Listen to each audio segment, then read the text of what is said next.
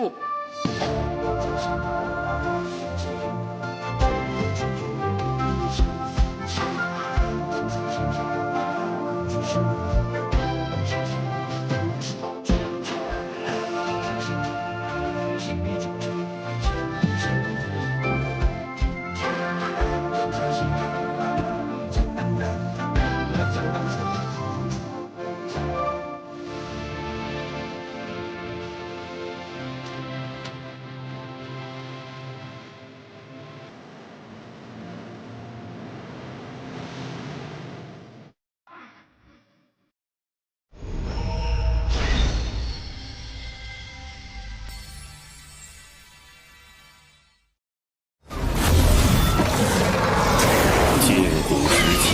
巫族崛起，欺压妖族。妖皇东皇太一于不周山顶立妖庭，与巫族展开一场大战。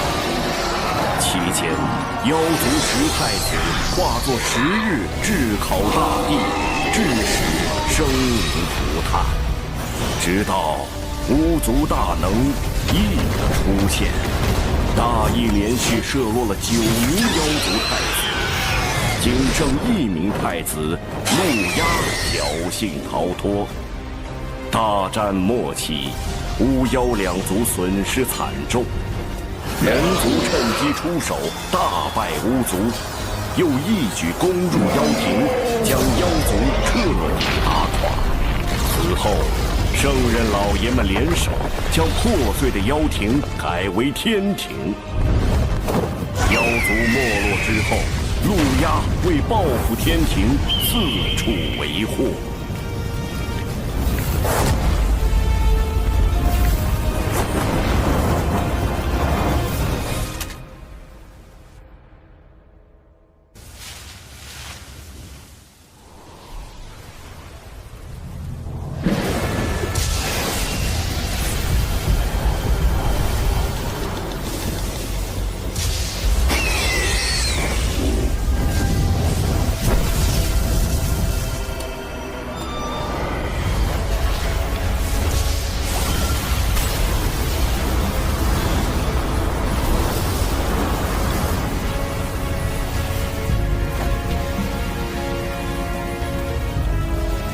失礼了，我这儿有个小小请求。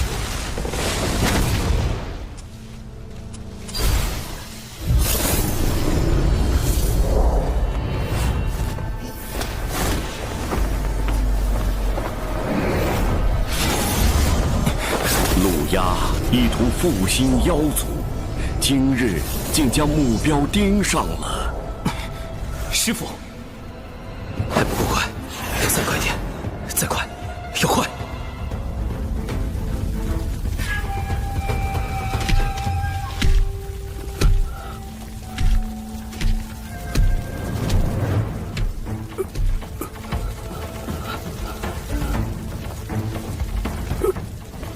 今日就让你这天庭小仙成为我妖族复兴大业的垫脚石。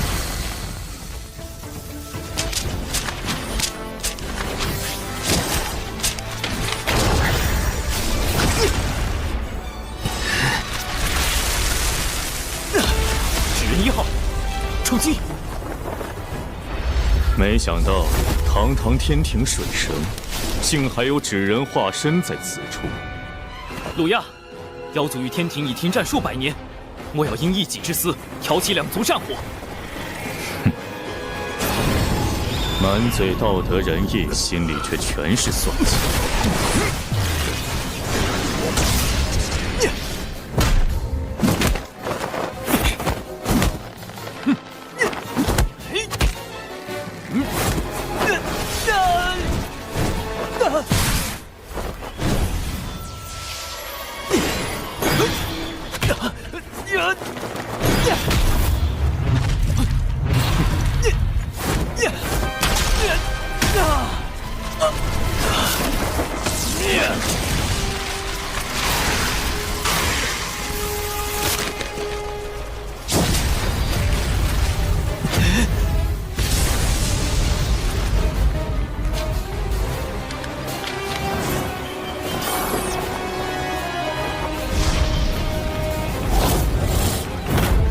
纸人2号，出动。好在提前安排了纸人化身保护师傅，我的目的当然不是跟陆压拼个你死我活。纸人1号被毁，纸人2号和师傅一旦被追上，必定……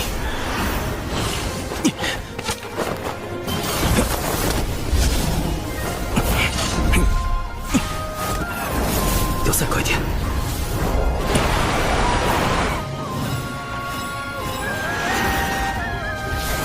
快点儿，再快点儿！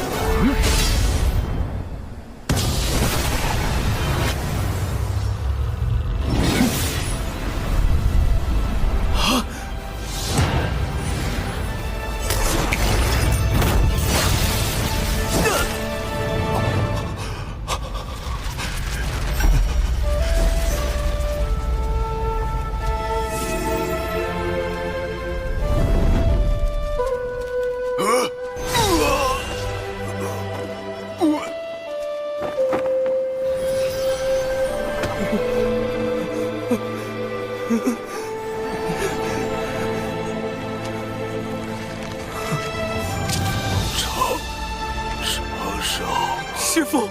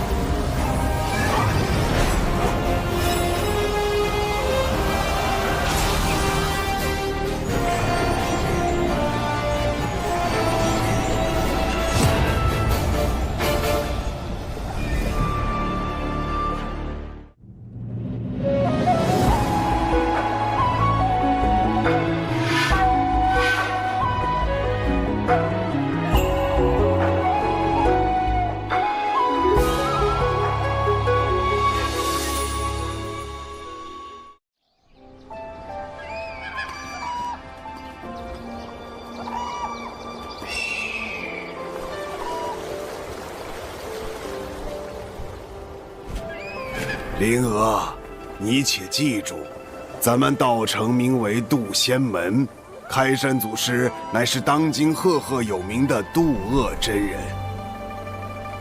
渡厄真人可是与我人教祖师爷太清颇有渊源。太清，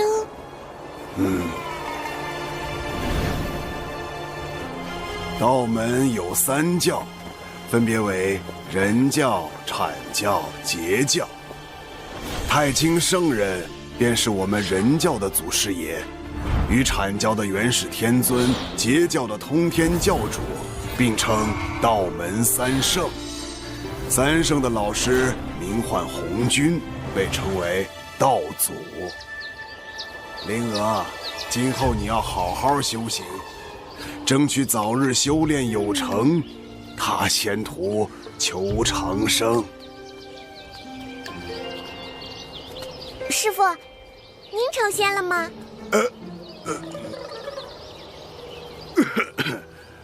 你还有一个师兄，为师100年前收的徒弟，现如今也算是能独当一面的良才了。就是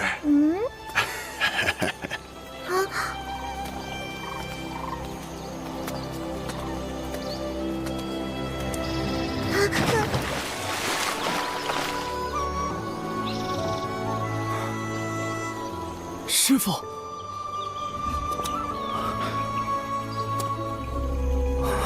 师什么父？你小子屁股又痒了是吧？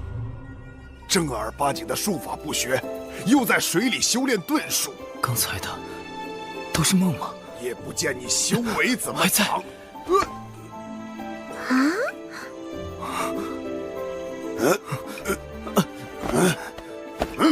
你小子今天怎么回事啊？吃错药了？怎么不躲啊？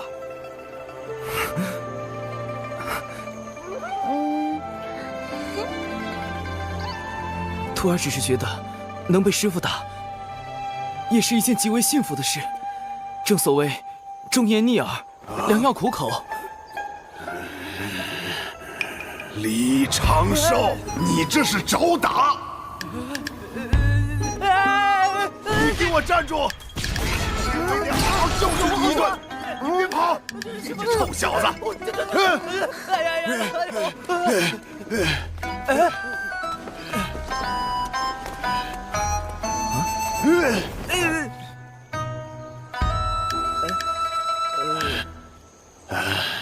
行了行了，总之你没事就好。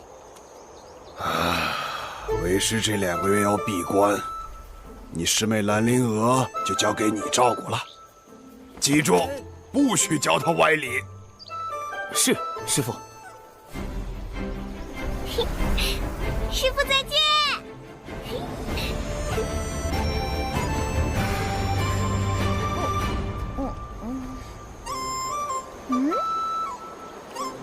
师妹，我是你的师兄李长寿。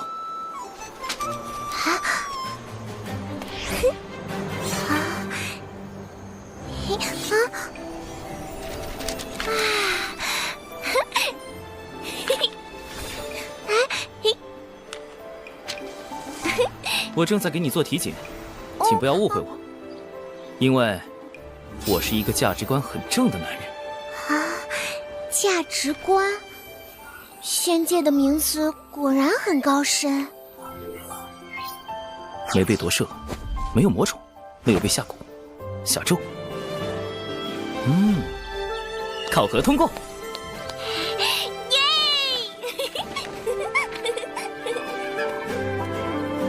来，我先传授你几招。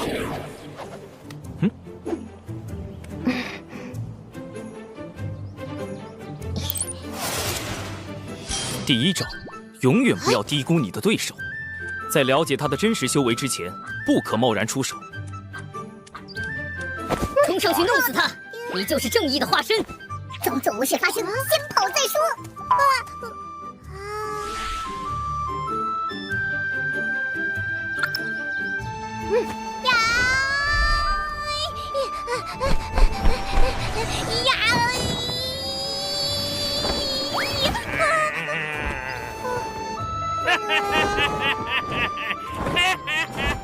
刚才你的对手使用的，就是我要教你的第2招，底牌，也就是你各种隐藏起来的能力。底牌越多，最后的反击也就越出其不意。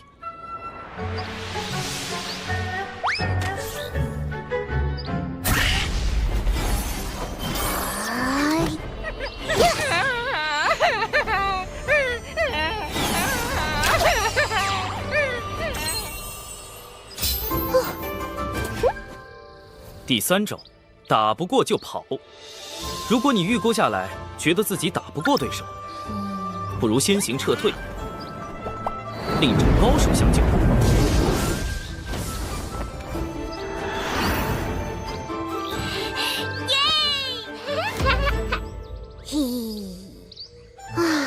终于过关了。可是父亲教育我，路见不平应锄强扶弱。锄强扶弱固然好，但不可莽撞行事，需随机应变。强与弱都是相对而言的，在自己本领不足时，尽量远离危险，躲避因果，一直活下去。等你强到能改写整个洪荒的规则之后，再去拯救弱小的生灵。大声告诉我，遇到这种事，你该怎么做？装作无事发生，先跑再说。很好。李长寿，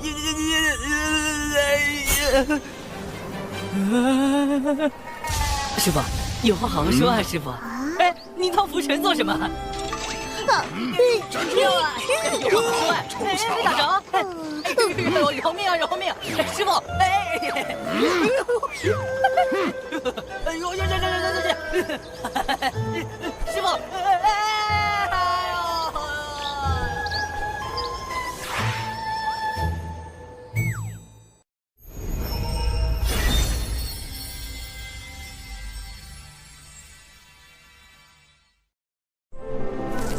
为师马上要进入长时间的闭关，灵娥就交给你照顾了。您不怕我教坏师妹了？为师不在，灵娥的确需要适当自保。师傅，当然，你那些歪理，为师绝对不认同。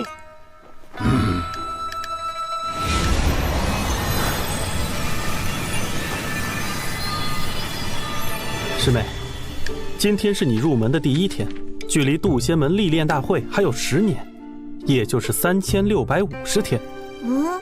历练大会就是可以外出历练，提升见识。如果你去了历练大会，就能帮师傅和师兄一点小忙。想去吗？灵儿去，灵儿要帮师傅和师兄。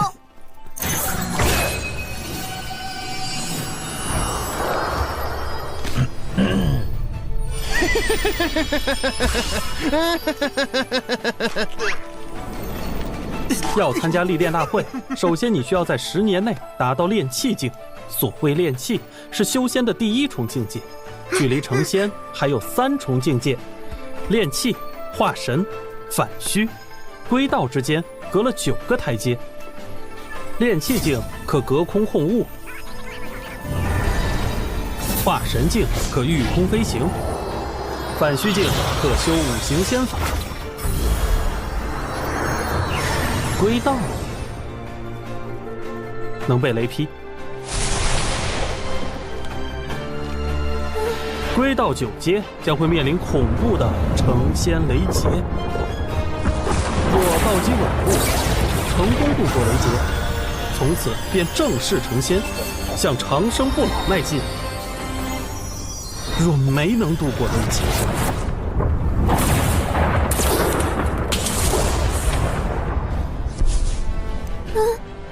生死道消，很有悟性。相比起雷劫，目前你更应该担心的是历练途中可能发生的各种意外。来，我们开始修炼吧。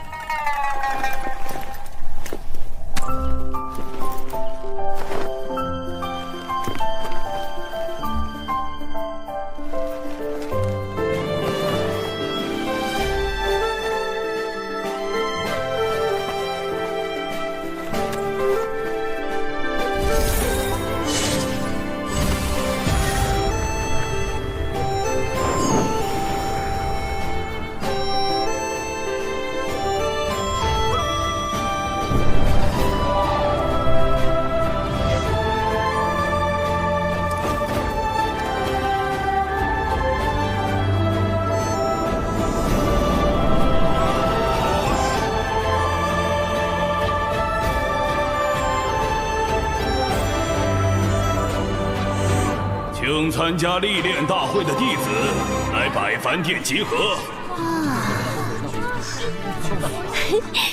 此次历练大会共有4处场所，凶险程度不一。众弟子外出时需谨记门规。各长老，开始吧。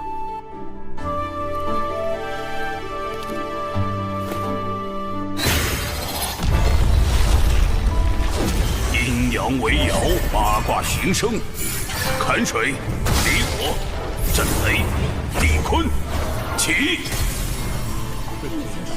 为方便遴选弟子，门内在坎、离、震、坤4个方位设置了关卡，分别对应东海之滨、中神州、南赡部洲、北距泸州4处历练。难度依次增加，众弟子需酌情选择。我们真的要去北周吗？北周虽然危险，但奖励也很丰厚。放心吧，师姐会保护你的。果然有北周。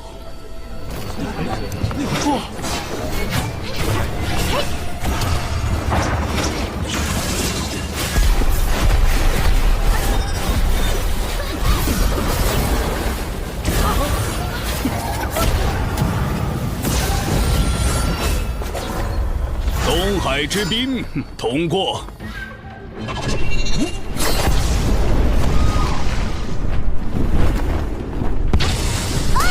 中神州失败。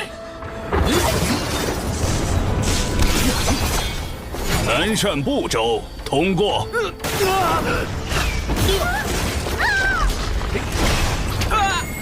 北距泸州失败。师兄，用风雨术传音。师兄，据说东海之滨最安全，奖励最丰厚，要不我们去那儿吧？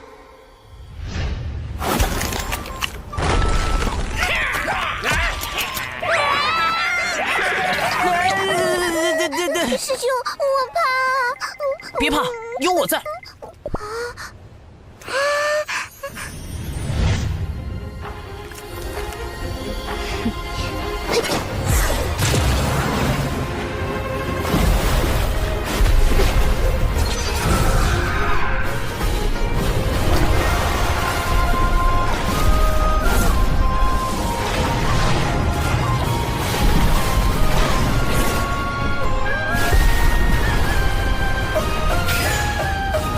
兰陵娥，东海之滨通过。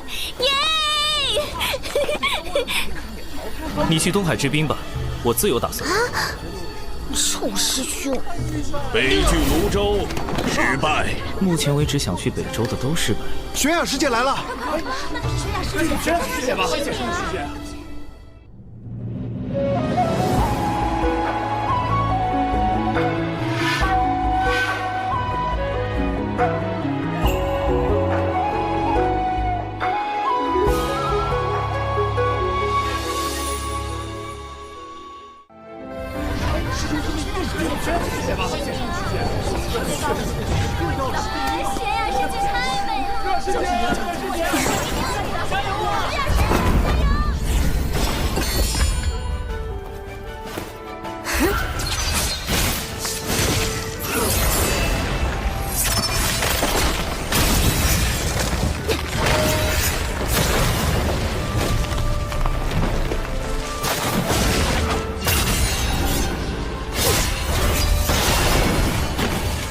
友情玄雅，北距泸州通过。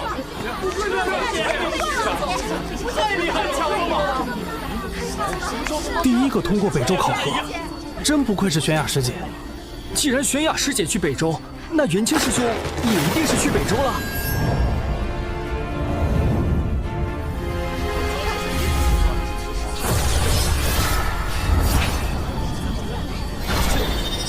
元清，北距泸州通过。快看！玄雅师姐，元清师兄，是呢，玄雅师姐，看呢。刘燕儿、王姬，北距泸州通过。好机会，趁所有人的注意力在友情玄雅这个吸睛器身上。北俱泸州，我来了。嘿嘿，小球风李长胜，你给我停下！你一个化神9阶还敢去北周？我看不用到北周，你直接在弟子关就挂了。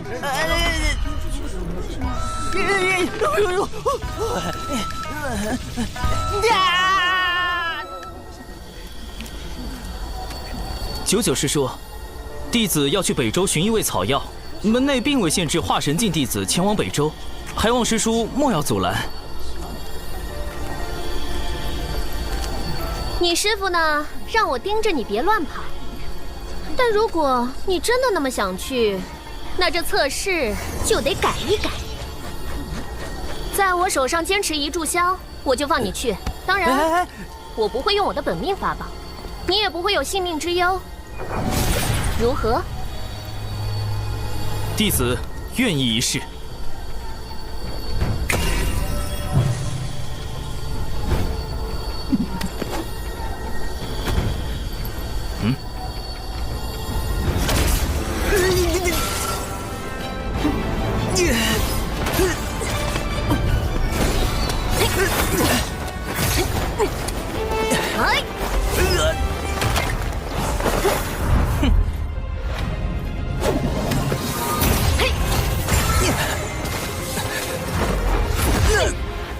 金盾，木盾，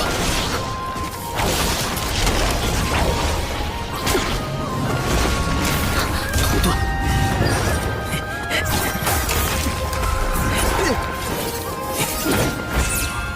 金盾，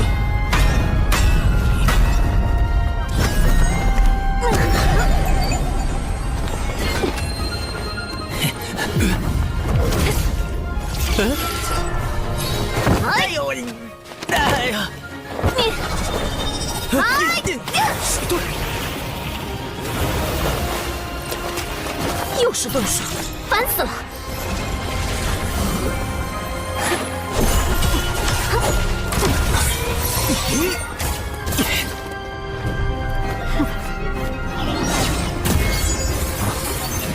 破天风单人剑阵，星罗密布，被这一招击中，几个月都别想下地。学长师叔出手也太狠了！游龙探云步，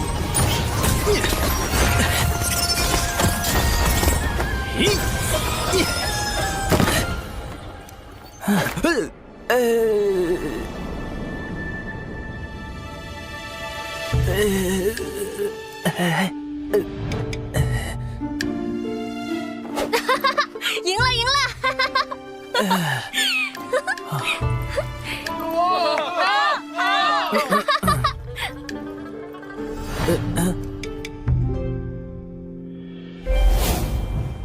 什么？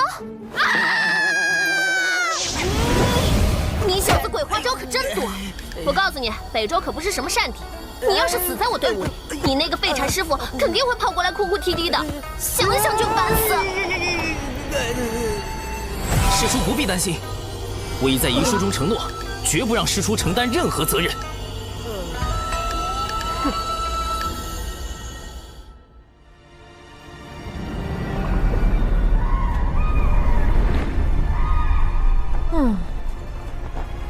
最终他还是跟来了北周，真是个麻烦虫。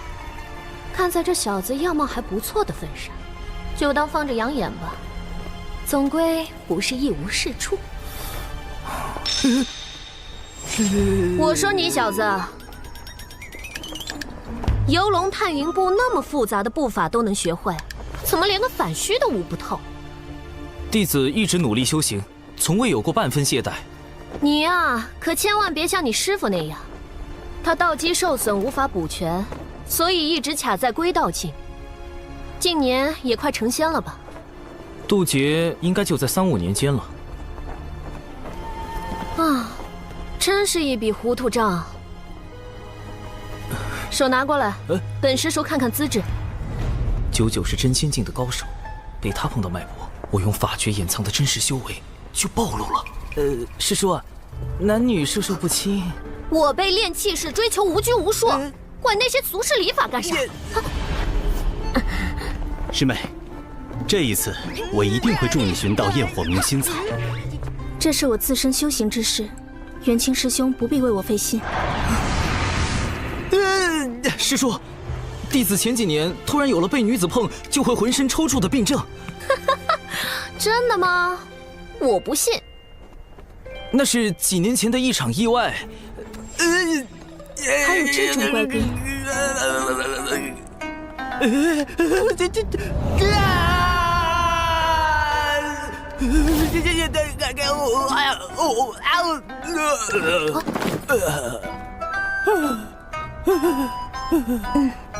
真的。友情悬崖，你不是冰山吗？混蛋！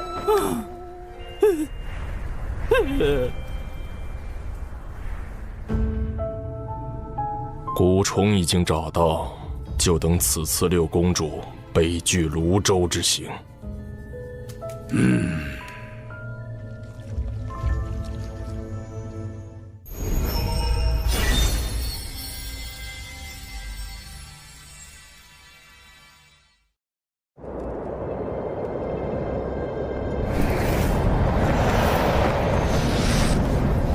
晋古巫妖大战时，天柱不周山崩塌，世间将再次归于混沌。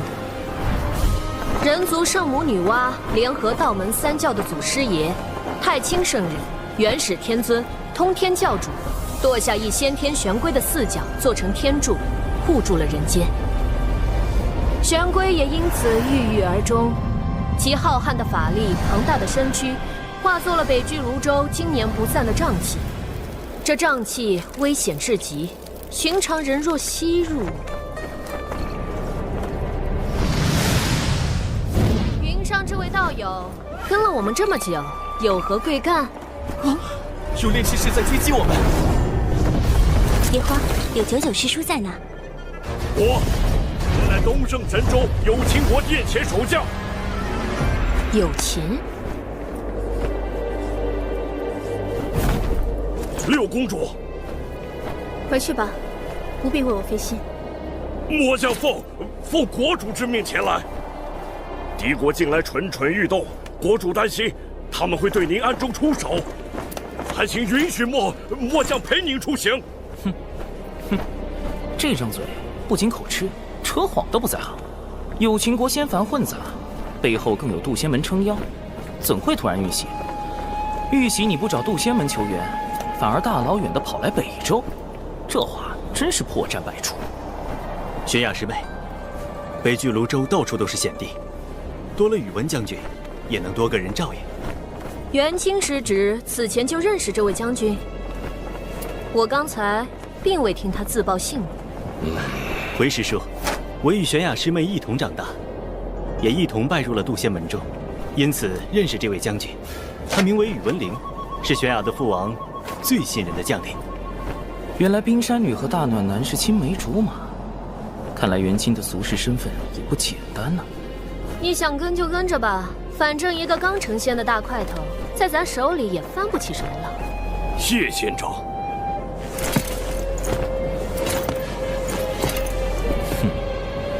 男女姻缘，加上权谋国难，唯。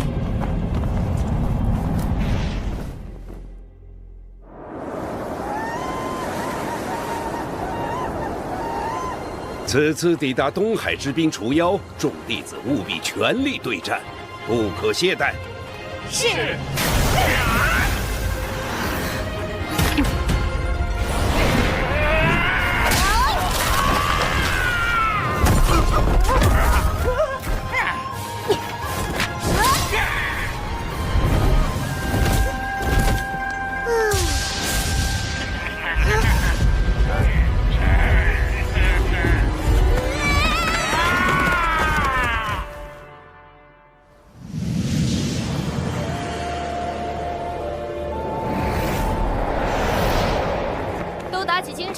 马上就要抵达北距泸州的边界了。我先带你们去北周东南处的入口，那里离乱帐宝林比较近。师叔，北周不是五大部洲之一吗？为什么会有入口这一说？问得好。巫妖大战后，大量巫族、妖族逃往此地，久而久之，北周变成了他们的栖息之地。咱们人族高手屡次与他们交战，才强行开辟了几个出入口。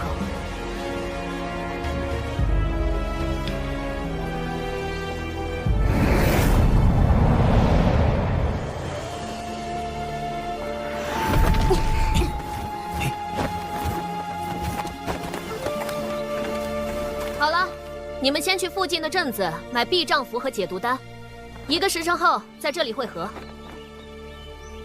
是。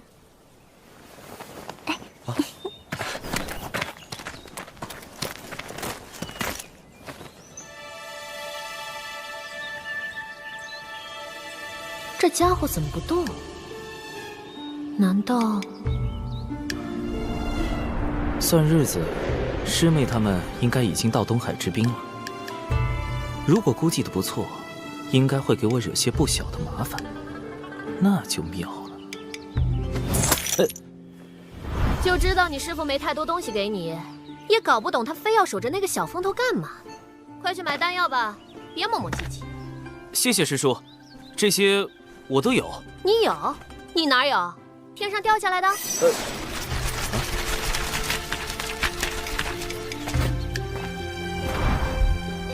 算是给师兄的赔礼。之前，这冰山绝对名不副实。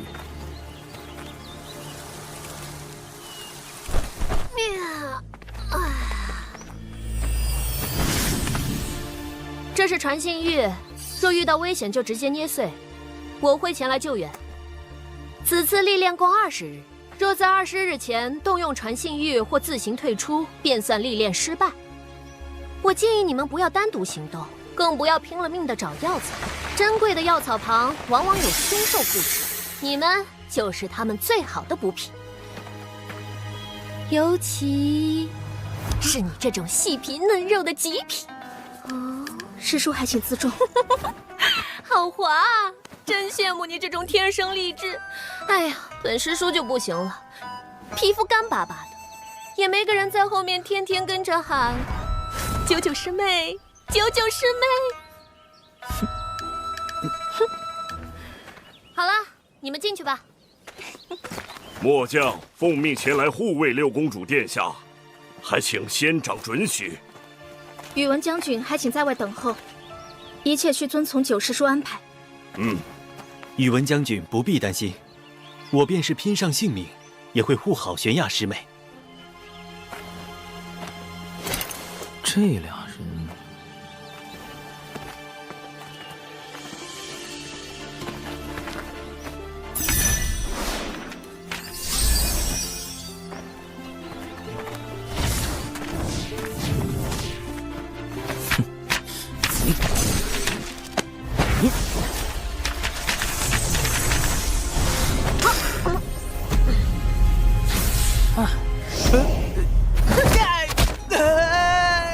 记得跟人跟紧点儿，你个化神九阶！师叔，你听我说。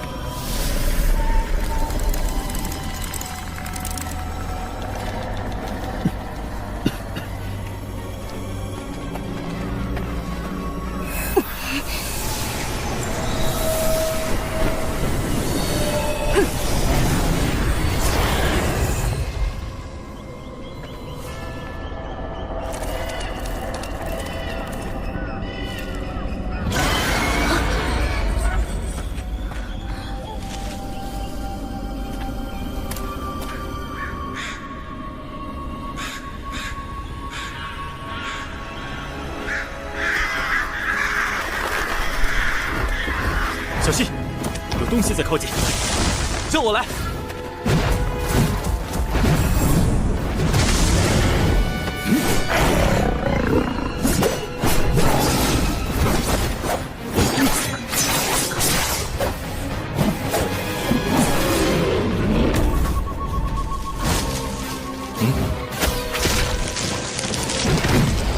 小心右边！叶儿师姐，不要怕。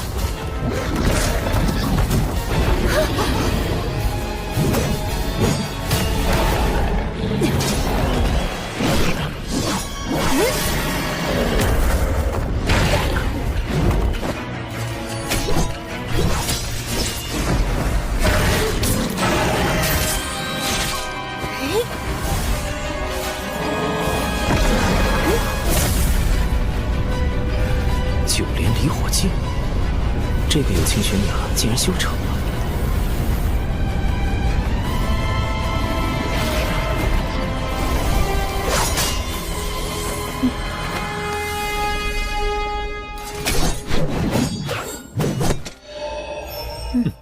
破天峰的弟子真让人省心啊！这下你放心了吧，大块头。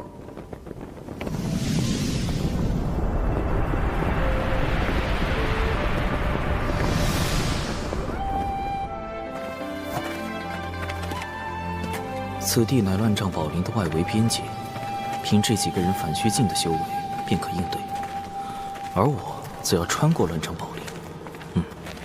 先找机会脱队，再设法摆脱跟在空中的尸树。怎么突然停下来了？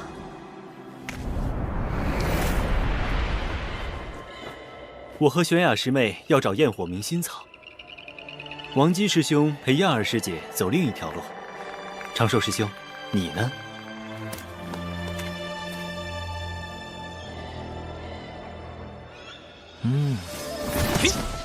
各位，多多保重，不必担心我。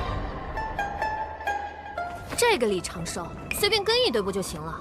怎么还分成了3路？仙长若感到为难，不如让末将去保护六公主一行。算了，3组先轮流尾随吧，让我先看看这群小家伙现在怎么样了。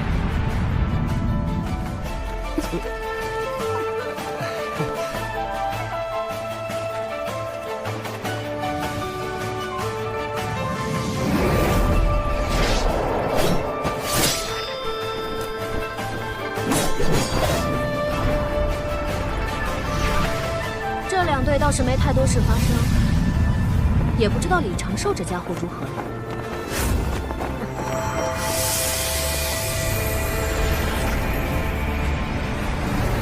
啊！消失了，这么快就被毒兽分尸了？完全感觉不到他的气息。传信玉也没有反应，只能先沿着他去的方向找找看了。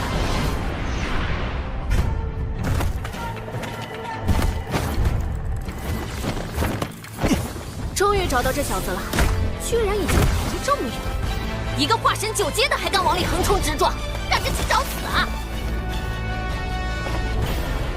远处的凶兽竟然没发现这家伙。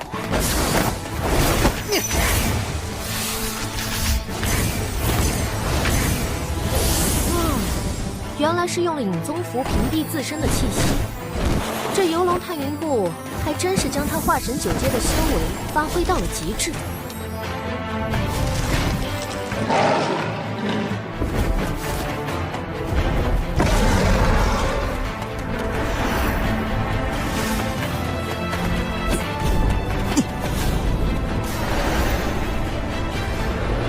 赤阳毒龙血，怪不得毒物不敢靠近。据传，10万年前赤阳毒龙已被龙族清理殆尽了，此物可是价值不菲啊！这家伙做了许多准备嘛，看来确实有迫切想找的药草。他想找什么？仙长不如下去问问。不必了，该去看你家殿下了。可莫要在背后说我这个做师叔的偏心。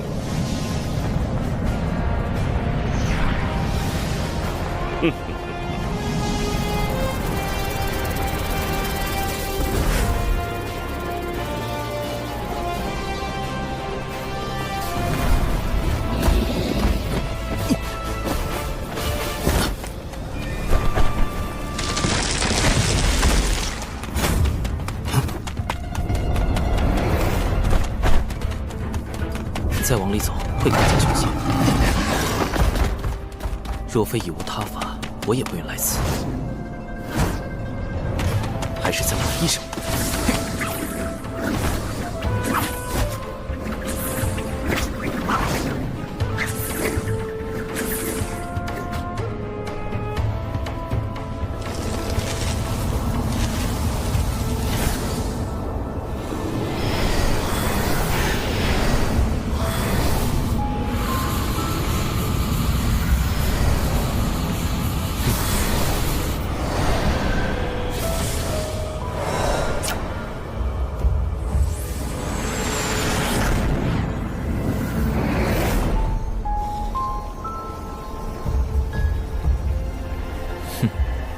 这就是蛛丝捕捉的杀意来源。此行果然被卷入了奇奇怪怪的事中了。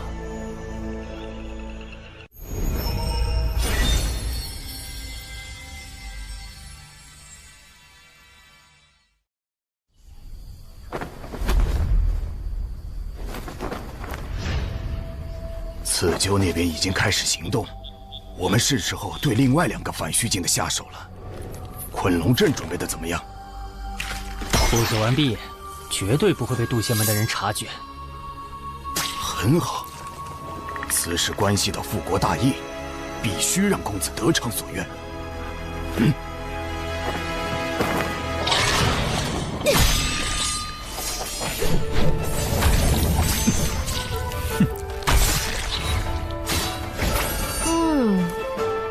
不愧是破天风的弟子。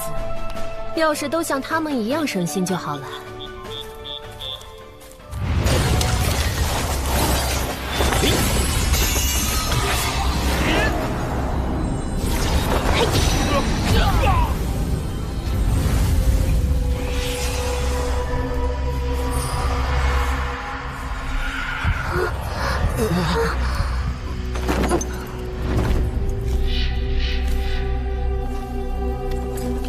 把他们带去昆龙阵。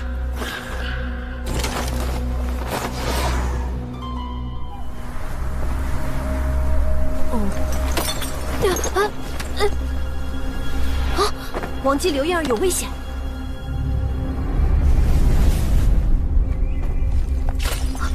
怎么元清那边也出事了？仙长，末将回去看看。好，分头行动。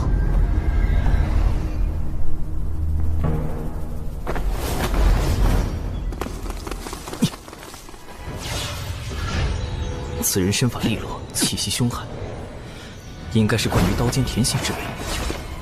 初步判定为反虚6境。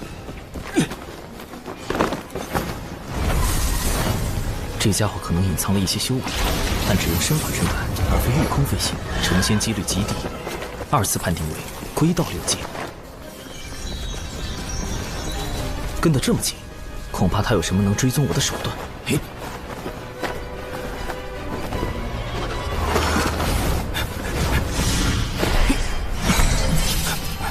五行轮转，厚德化身，重着无阻，屠者在中。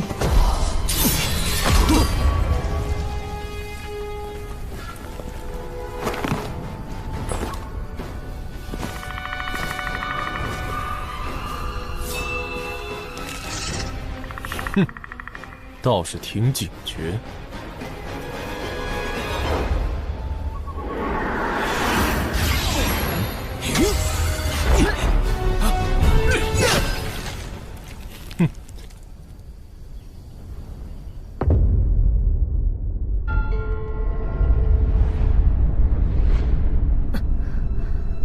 刘燕儿，王姬，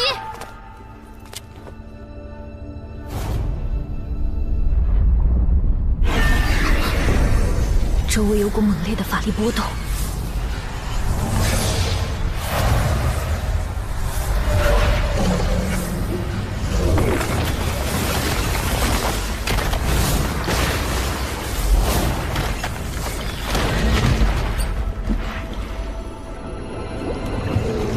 坎水为营，清浪滔天。破！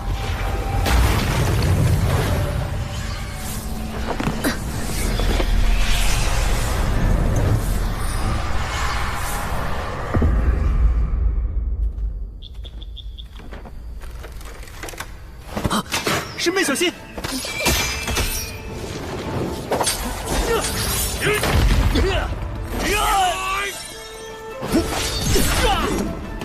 师妹，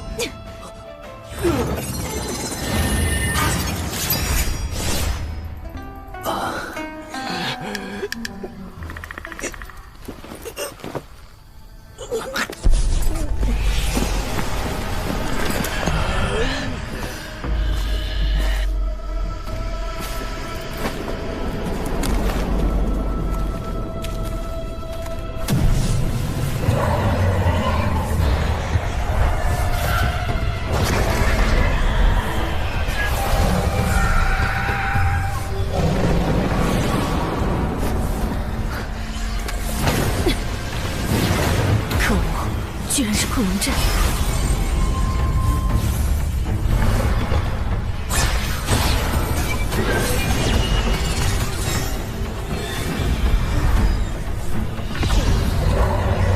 强行突破只会在迷阵里越陷越深，要出去，必须找到阵法的生门。修、生、上、渡、静、死、静。 生门应该在这儿，不对，或许是这儿，不，那里也有可能。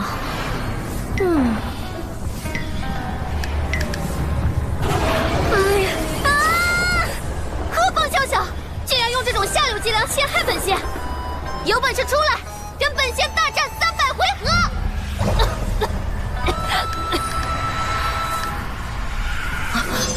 怎么回事？长寿和玄雅都遇险了吗？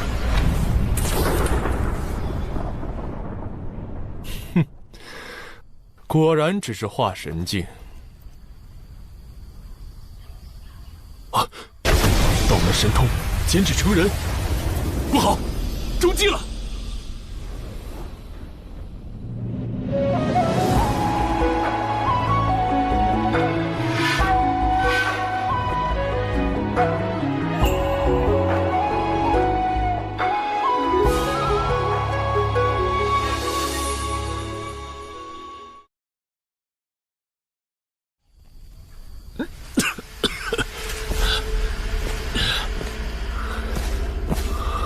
好强的迷药！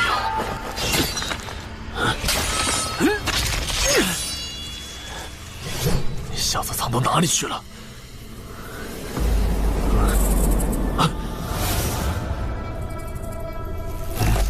找到了！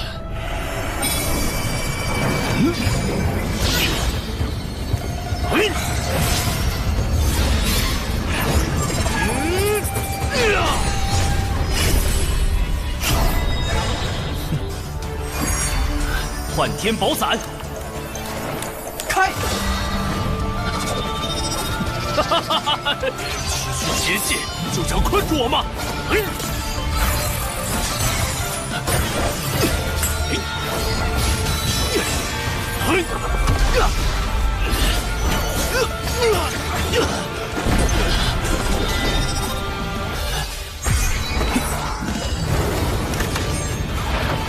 第一步，封锁空间，以图制敌。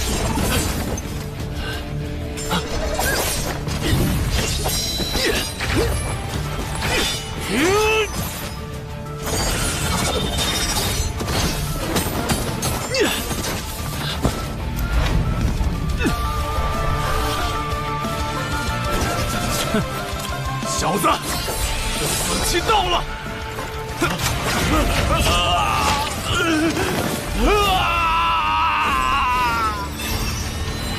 第二步，摄心夺神，身有道效。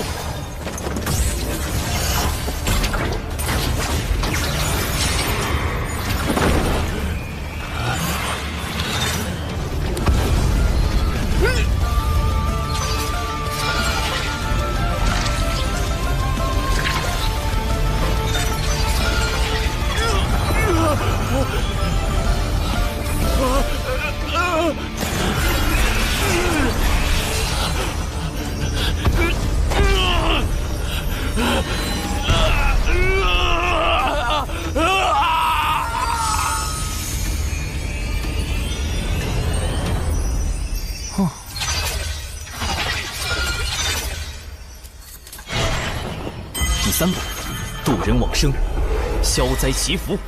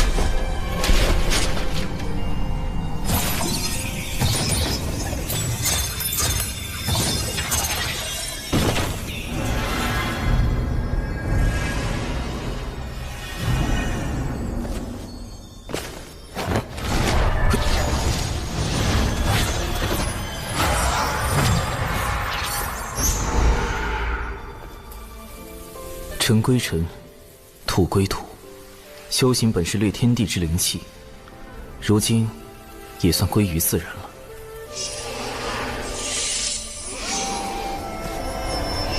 损失一个纸人，不过有这家伙的储物戒指做补偿，总体还算不亏。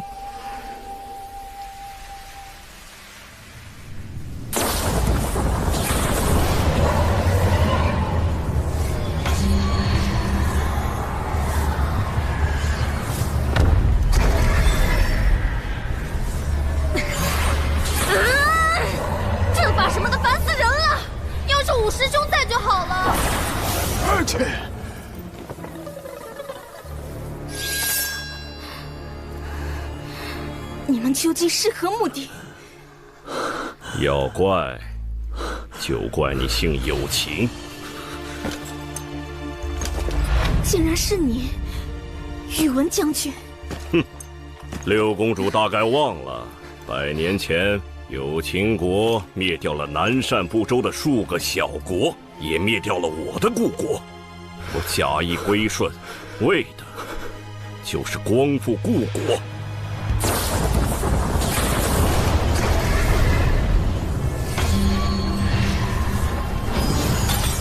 玄雅，宇文林没去救他吗？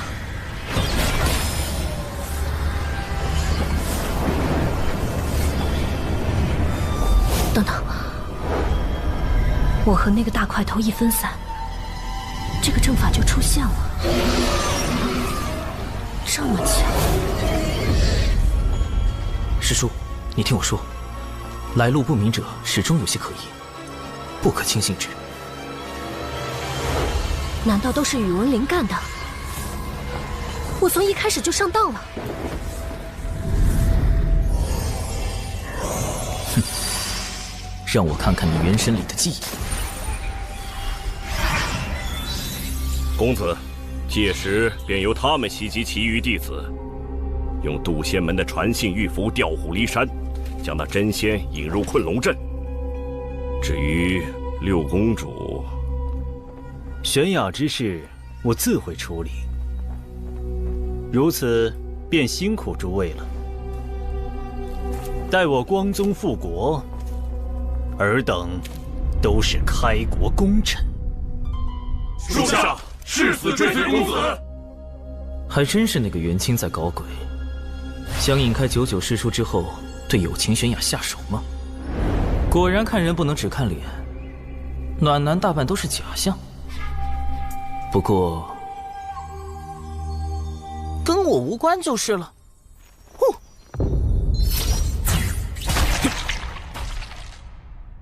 在满是毒虫的地方，用它来追踪，的确是个妙招。元清大费周章设套，显然是不敢正面和99师叔交手，也怕得罪渡仙门。倒是不必担心师叔他们的安危了。先找那株毒草吧。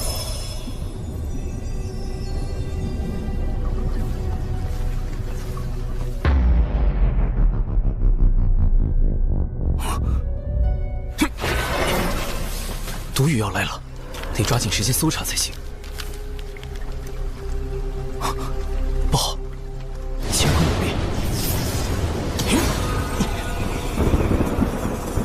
上，保佑弟子百因不沾，诸邪必异。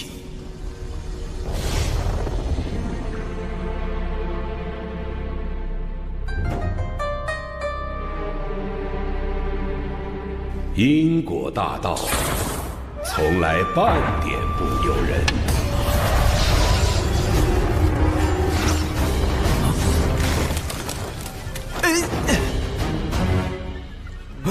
友情悬崖。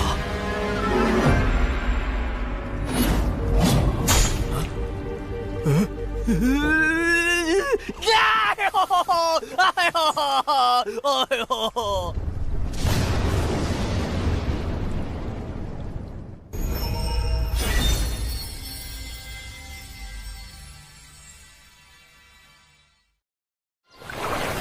此次抵达东海之滨除妖，众弟子务必全力对战，不可懈怠。是。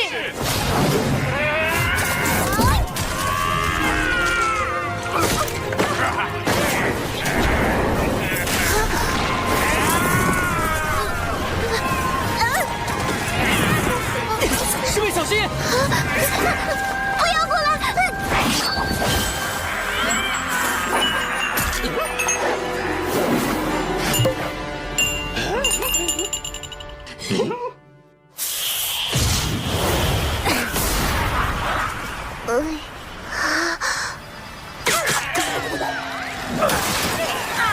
糟糕，洒多了。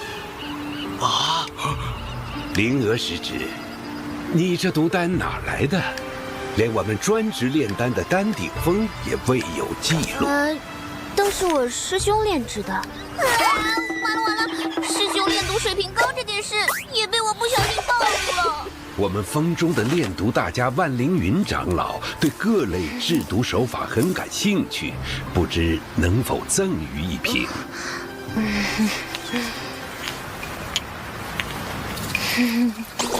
兰陵娥呀，兰陵娥，师兄这么低调，都被你给卖了。师兄，灵娥知错了。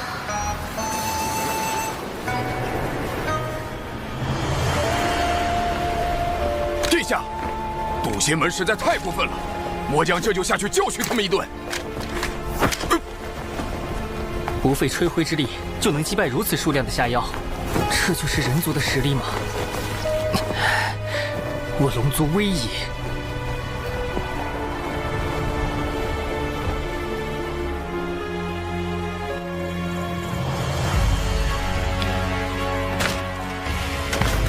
竟然是你，宇文将军！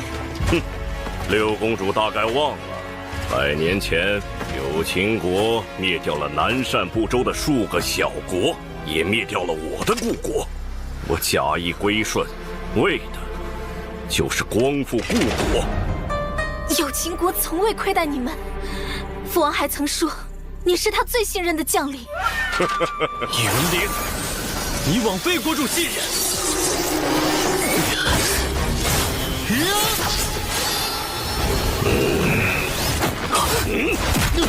师兄，师兄！元清公子倒是对六公主情深意重，如此绝境，竟仍不离不弃。我爱慕师妹整整60年，怎会弃师妹于绝境而不顾？宇文灵，你若要杀我师妹，便先杀了我。师兄，你不必。既然如此，我便成全你。你还有什么遗言？说吧。我的确有一件心事未了。若我今日不说，只怕往后便没有机会了。师妹，我只愿与子同学，共赴来世。你是否愿意？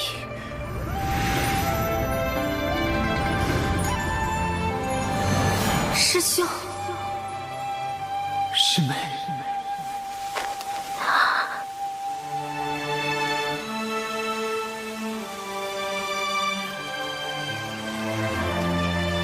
我不愿。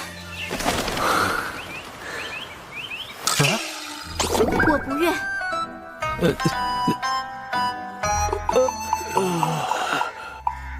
你不愿？师兄，你我皆是修道之人，怎可囿于情爱？我有情悬崖，早已斩断情丝，一心求道。今日若死，则是天命所然；若你我侥幸活命，往后更应专心求道才是。看来我是无法打动你了。元清，难道你才是背后主使？告诉你又何妨？我刻意接近你，就是为了成为驸马，争夺有情国主之位。届时，袁家便能以另一种形式复国。我兄弟姐妹众多，就算你成为了驸马，又怎可能有机会争夺国主之位？你的计划实在可笑。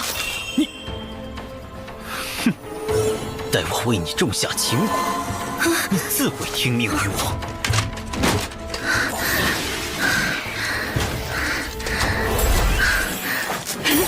我已保服。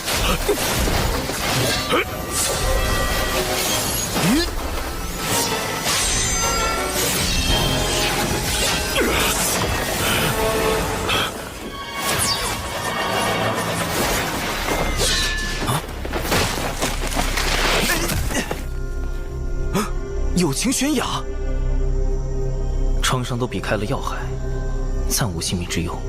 他应该是动用了什么逃命宝物挪移了过来。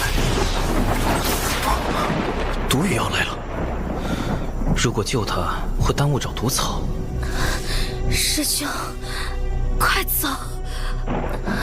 唉，相比起自家不省心的师妹，果然还是有情师妹靠谱得多。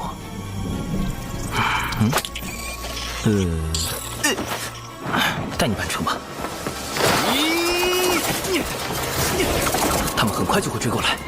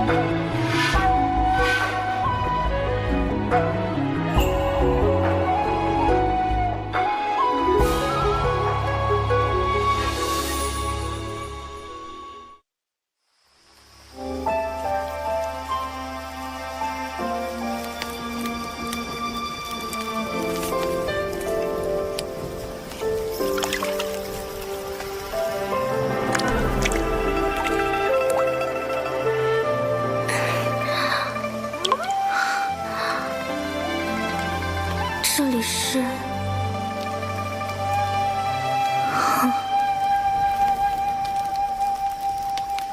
是长寿师兄救了我，他真是个好人。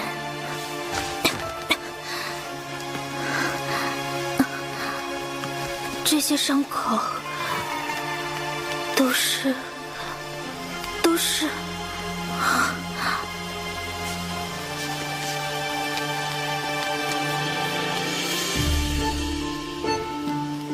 不过，长寿师兄似乎提过，弟子前几年突然有了被女子碰就会浑身抽搐的病症。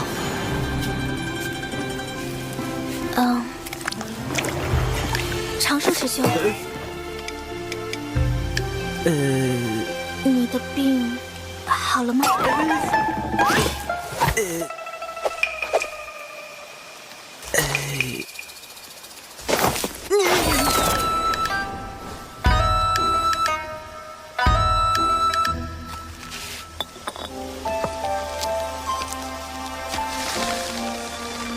一言赠师妹，人心隔肚皮，不可轻信之。下附地图一份，可绕路离开此地。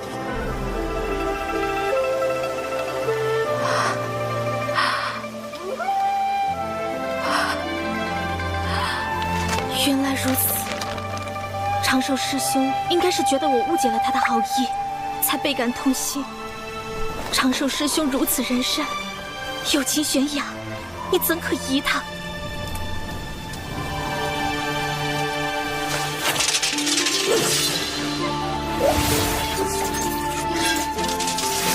活下去，去揭穿元清的嘴脸，去报答长寿师兄这般仁善之人，去通知父王，提防恶贼，救援玉灵，牵连无心。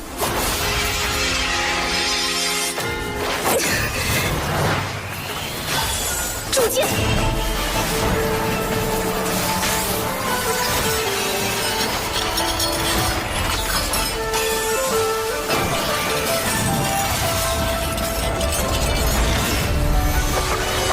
火灵剑！起！好在有群师妹性格单纯，否则真是惹出大麻烦了。往后还是远离是非为好，小命要紧的。凭直觉判断，这边应该是西南方向。只要按长寿师兄的地图绕路，立刻躲开恶贼，一定要活着回去。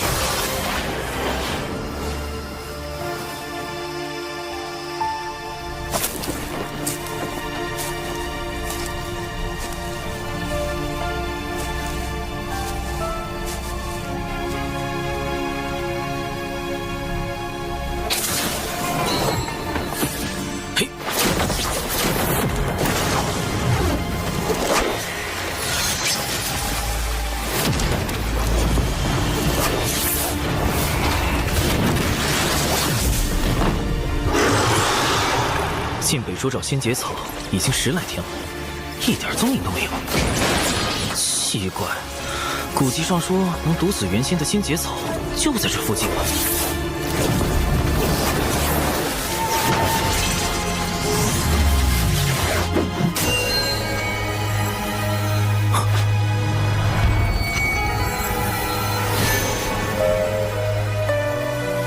找到了，仙节草。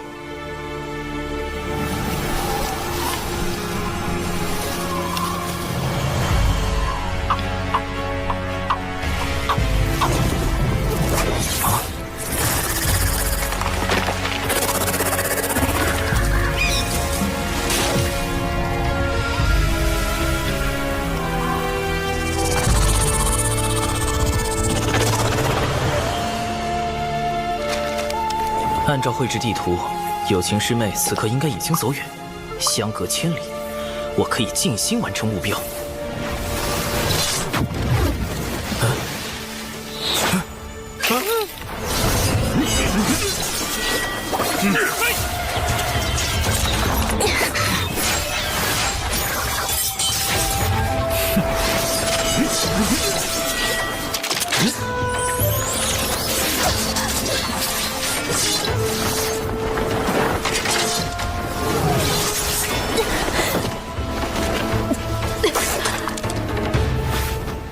怎么又遇到他了？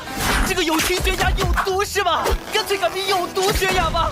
这里可跟我给他画的地图差了足足2000里。他是路痴吗？到底是救人还是救草啊？难道要我再犯一次大错？救人很重要，但成功后太高调，且仙节草会被那个大家伙吞噬。救草符合北周之行的目标，但有违良心。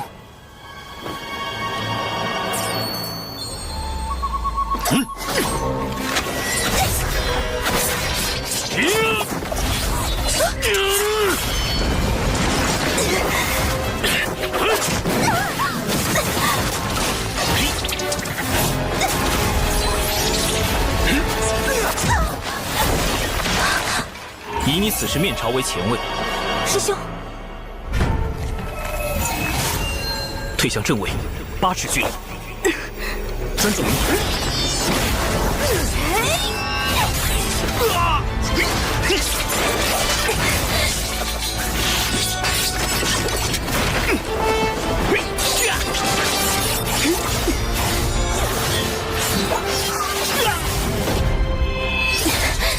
好在有长寿师兄指点。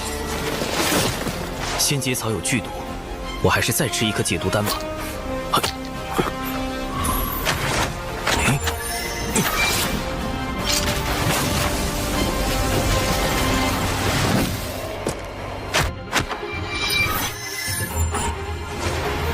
发愣，引他们去悬崖。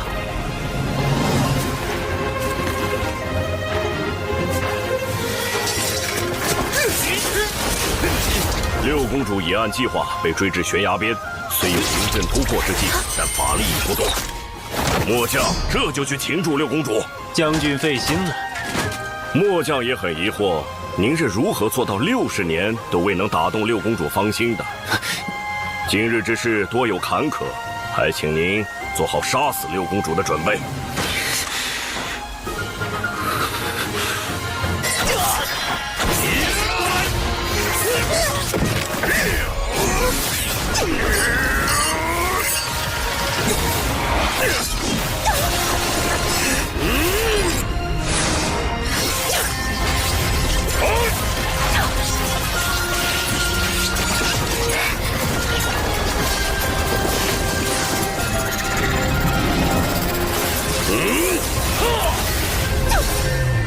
跳！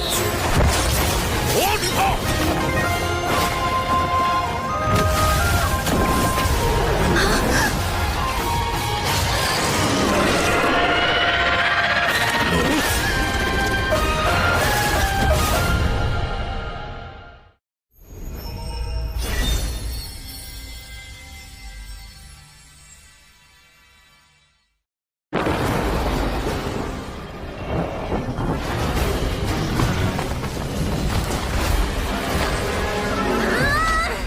阵法什么的烦死人了！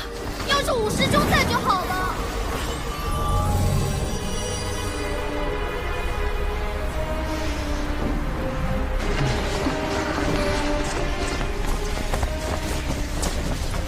失联这么久，那3个家伙也不知道死没死。哎呀！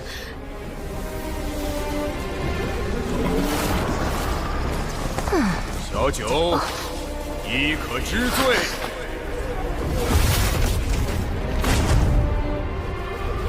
这是偷袭我们的人。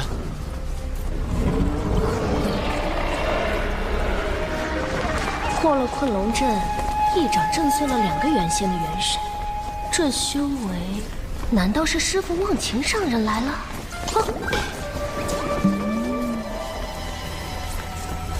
师傅，弟子被人算计，与3名小辈失了联系，还请师傅速速搜寻他们的踪迹，看是否有人得存。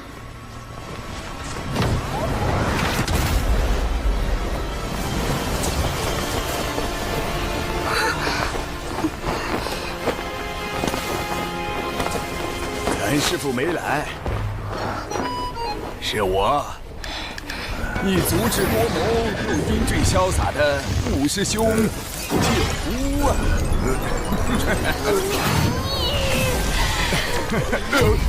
小九，师兄就是开个玩笑，缓解缓解气氛嘛。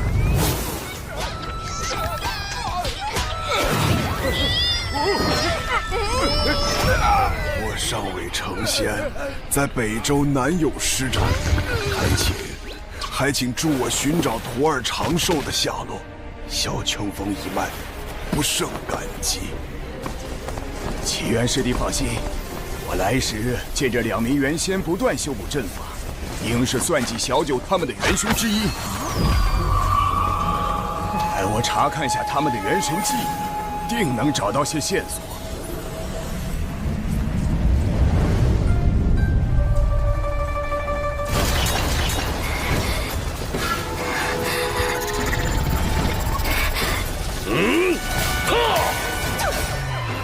跳！捉住他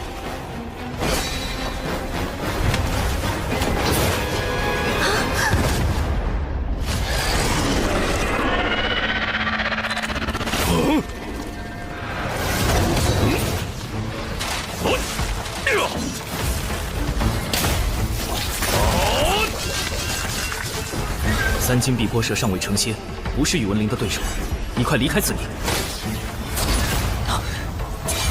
元清的修为虽比有毒高出一小阶，但却不如有毒稳定，短时间内2人难分伯仲。眼下得解决3金碧波蛇和宇文灵等人，拿到新节草。继续速战速决，灭诸少子！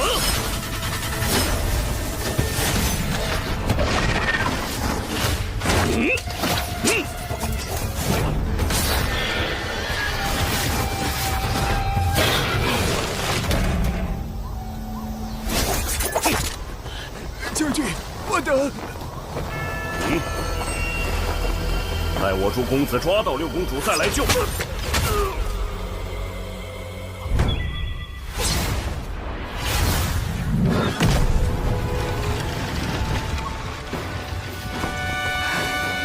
师妹，玄雅，只要你肯助我复国，我便放你离开。为善之人，何必多言？剑势无形，引风化刃。青莲开天，离火耀灵，以气御剑。空有剑势，却无力挡。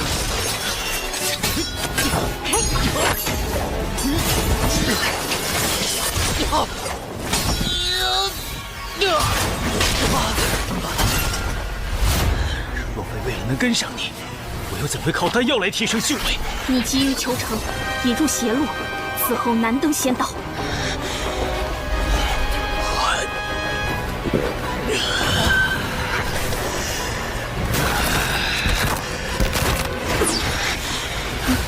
只要能抓到你，复国大业便可成。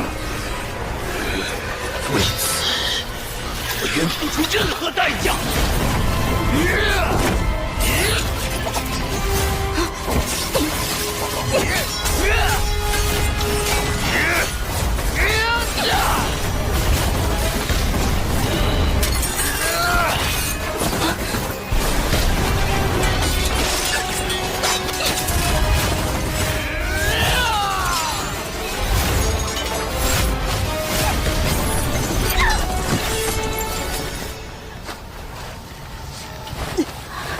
若你早就倾心于我，一切何至于此？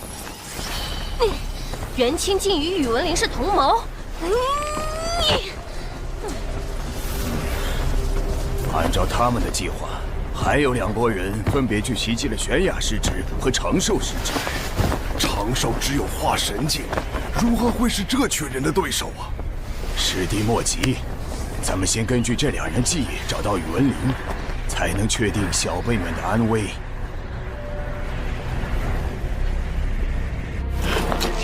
什么人？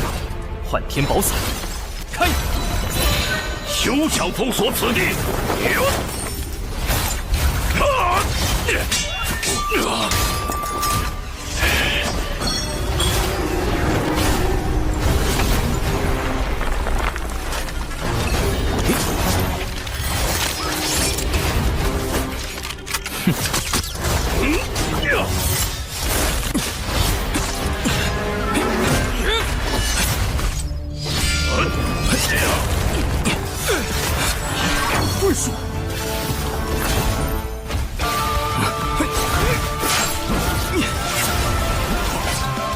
攻敌无畏，无穿佛骨。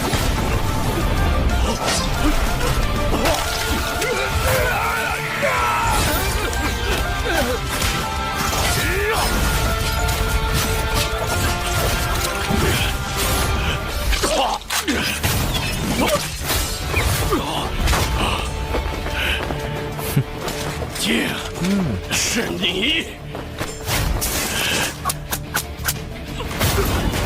宇文灵至元仙境界，即便身躯受制，未尝没有其他术法，仍需小心。眼下先解决此人。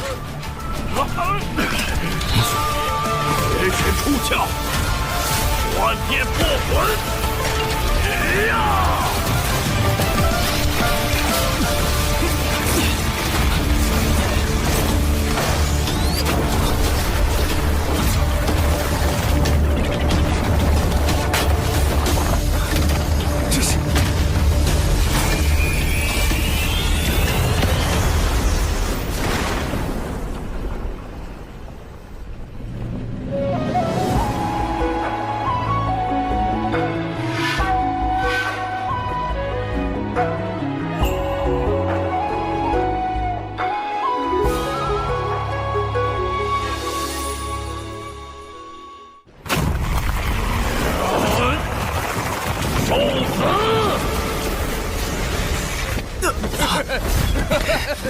哪怕燃尽3魂7魄，我也要拉你陪葬！失策！哪怕怕你法术与算计再厉害，但终究未成仙。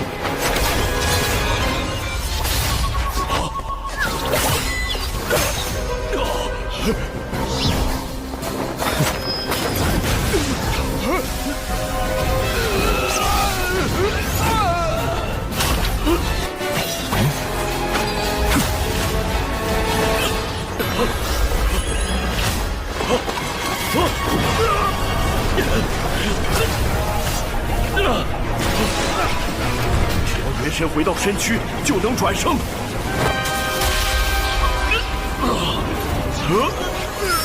真元锁神，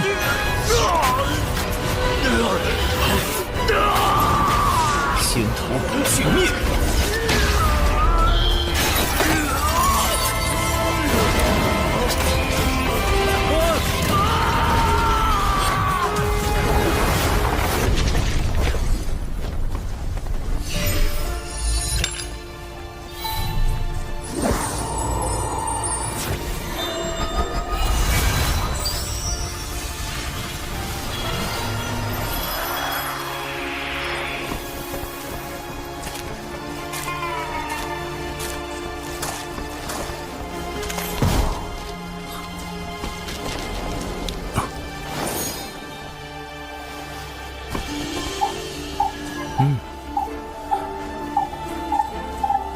元神碎片在摄神珠内很快就会消散，危机解除。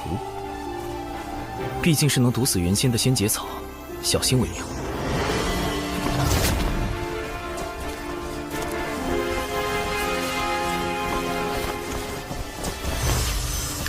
采药不绝种，福元免损折。总算到手了，还剩最后一步。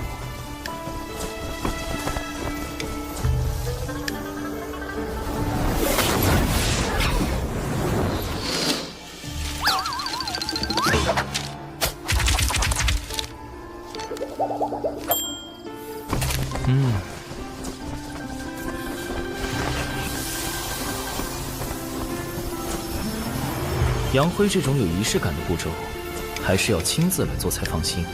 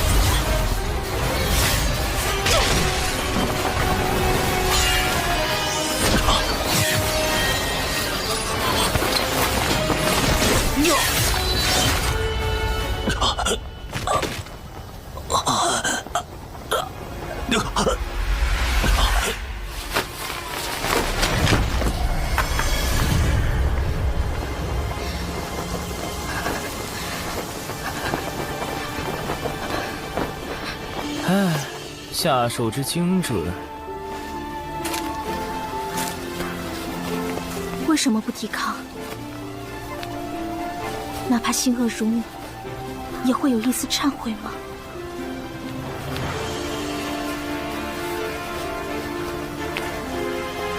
亦或你是被人逼迫？不愧是有毒师妹，竟然还有自灌鸡汤的本领。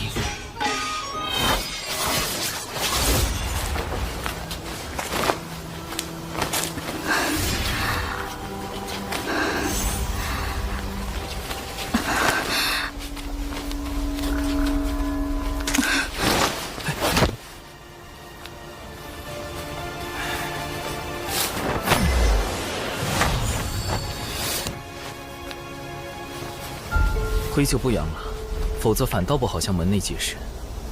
接下来得和有毒对好口供。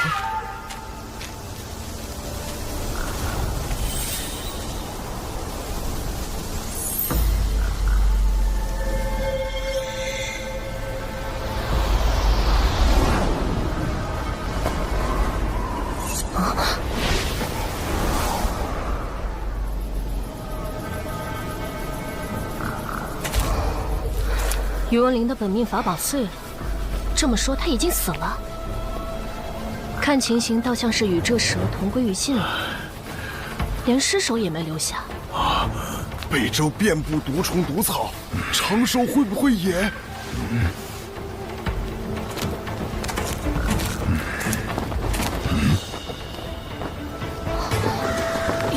元清也死了。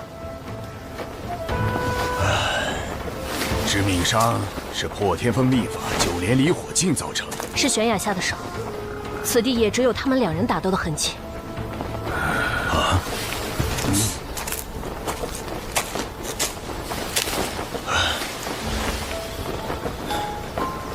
重头3头猪的蛛丝，这里有第3人在场，此人潜藏暗处，以蛛丝事务，心思缜密，不容小觑。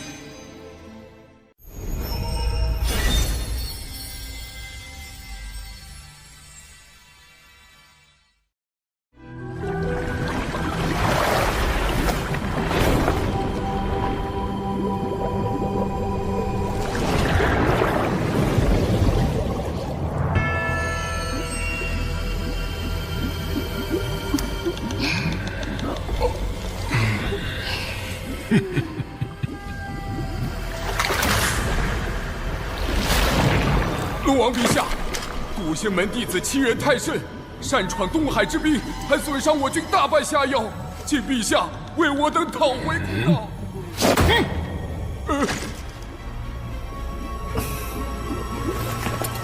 父王，如今天道大兴人族，道门背后更有圣人撑腰，不宜与之为敌。二太子殿下，我龙族乃远古霸主祖龙血脉，为天地镇守四海，岂会惧这小小宗门？末将以为该让他们知道，谁才是东海真正的主人。将军所言有理，随你处置吧。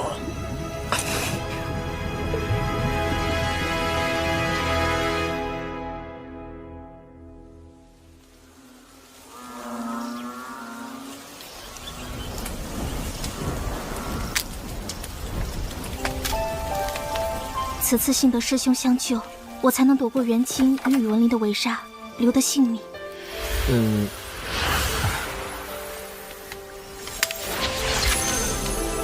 我修为不高，只懂些遁法，对战元清没帮到你什么。宇文灵那家伙也是与3金碧波蛇同归于尽的，实在不必言谢。那个，有件事我想拜托有情师妹。但凭师兄吩咐，玄雅万死不辞。没这么严重，是我素来怕麻烦，不想引人关注。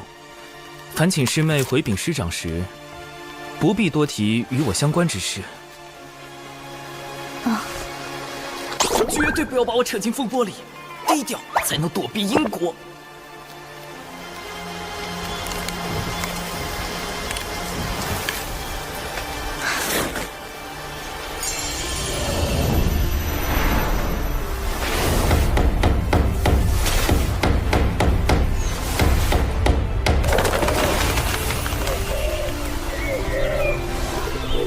若能与师兄这样的君子互相引为挚友，当真不虚此行。师兄放心，玄雅明白。真明白了，实在是摸不准有毒的路子。外面有动静，是门中派来救援的新人到了吗？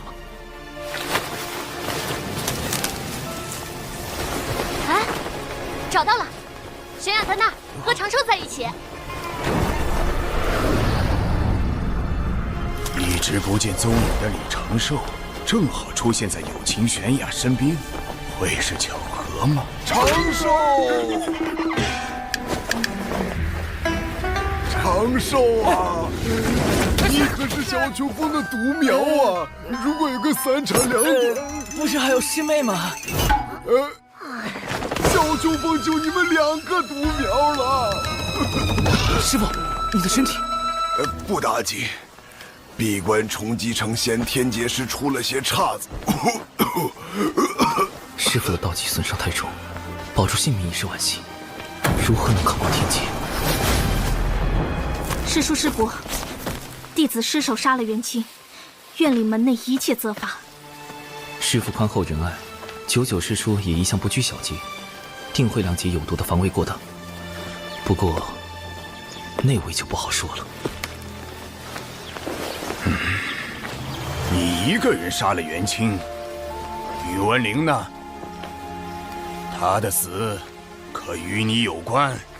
九巫，99师叔的五师兄是本门素有名望的执使，如今修为已在真仙境巅峰，此人颇有城府，得万分小心。宇文灵在偷袭时惊动了3金碧波蛇，双方同归于尽。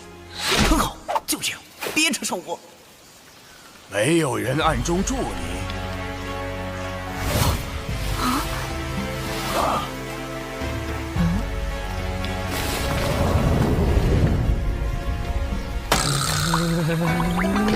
此事与长寿师兄无关，他只是见我被围攻，用遁术助我脱离危险，一切都是弟子的错。有毒，快住嘴！越描越黑了喂！长寿师侄不为他辩解吗？弟子不知道具体经过，不敢多言。你倒是稳重。玄雅师侄弑杀同门乃是大罪，回山后副掌门自会公正裁决。只是，似乎玄雅师侄还有位帮手，在暗处用重瞳3头猪的蛛丝窥探。正巧，这附近也有不少相同的蛛丝。大意了，3头蛛丝，那是什么？重瞳3头猪的眼力可观8方，无任何死角。它的蛛丝更能让视线远及千里之外。你怀疑长寿？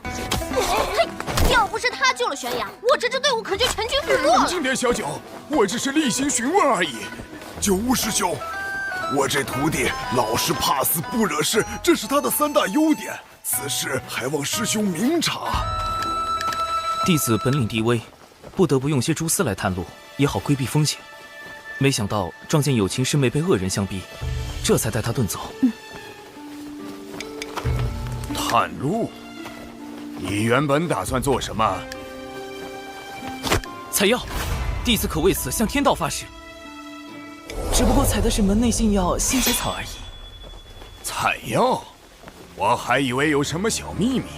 毕竟重瞳3头猪可是难寻的稀罕物。这小子倒是口风严密，有天道之力见证，想来所言不虚。先提升9巫师伯的信任度，才能投其所好，赚取好感。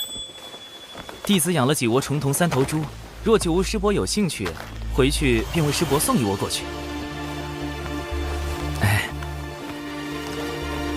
那贫道就不推辞了。小家伙很有心嘛，往后多跟本师伯亲近亲近。此人行事周全，不显山不露水。若是心存正道，往后加以培养，可担大任。可若是心眼用偏了，就得尽早斩除，否则祸患无穷。暂时算是稳住9巫师伯了吧？小气鬼！你那个什么猪自己留1窝，其他的都给你9巫师伯送去。是。北周之行还是太冒失了，蛛丝处理得不够干净，对付元仙的手段不够。也不知师妹在东海那边怎么样。我就说长寿是个好孩子嘛。哦，对了，齐元师兄帮他看看病症吧，好像落下了心魔。心魔？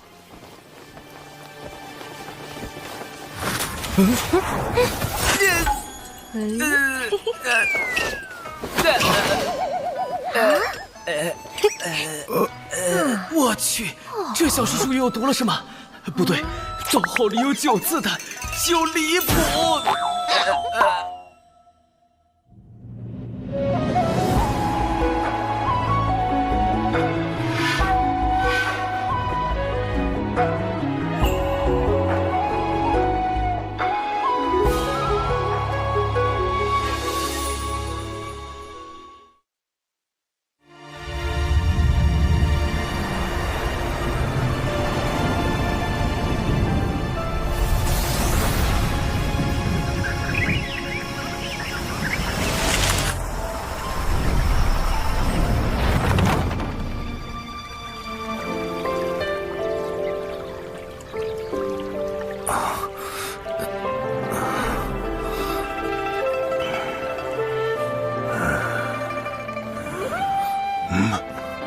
师傅，我们这是回小雄峰了。此次历练，你的心境出了些问题，好在并不严重。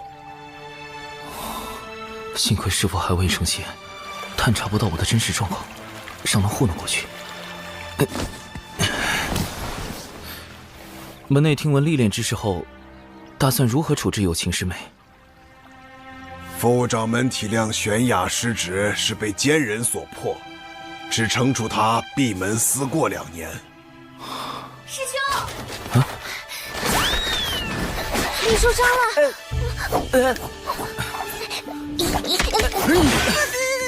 让你照顾师兄，不是吵扰他。这几日好好休养，稳扎稳打，才能平和心境。如此也好让为师安心闭关。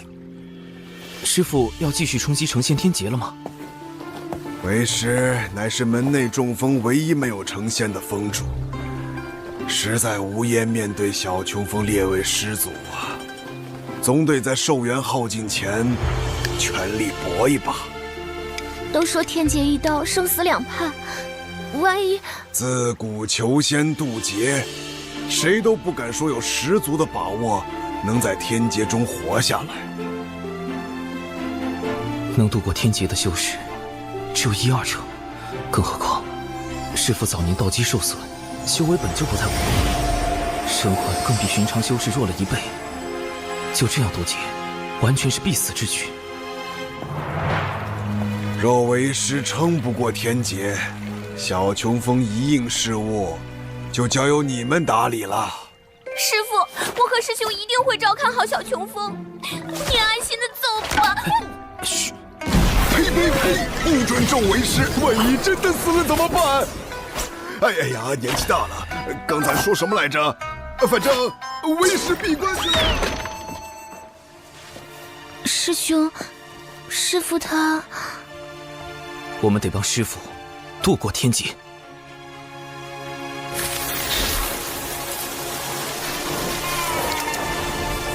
成仙天劫对于所有炼气士而言，都是无法避免的历练与磨难。天道会根据渡劫者开始修道时的资质，降下不同威力的天雷。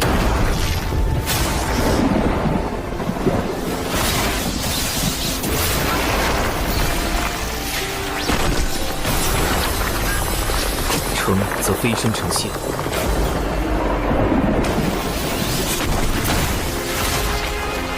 败则灰飞烟灭。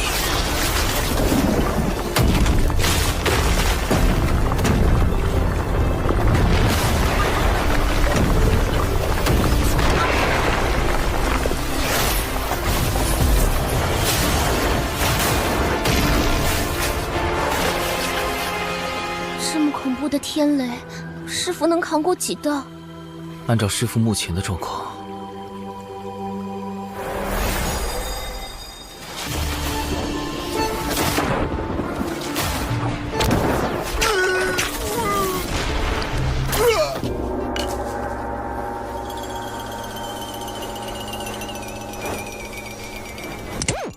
那以后就只剩下我跟师兄相依为命了。你是难过呢，还是装难过？这正是我冒险去北距泸州的原因。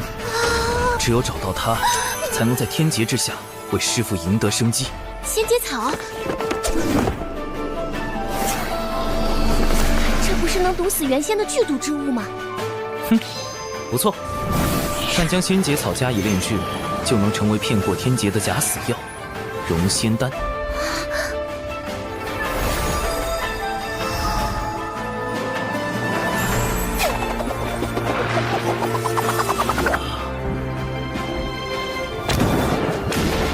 理论上，渡劫者扛住第一道天雷，自身便会产生一缕仙灵气息。若在这时服用融仙丹假死，冰解肉身，就能躲过后续的天雷，化作浊仙。虽然神通不如正常元仙，但寿元相同，还能继续向上修行。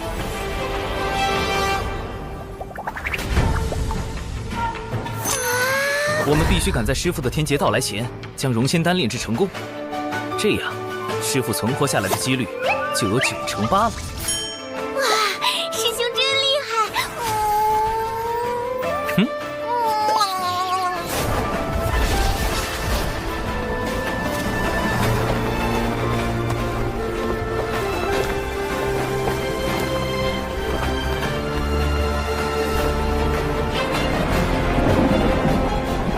拯救师父行动开始。我师兄实在太稳健了。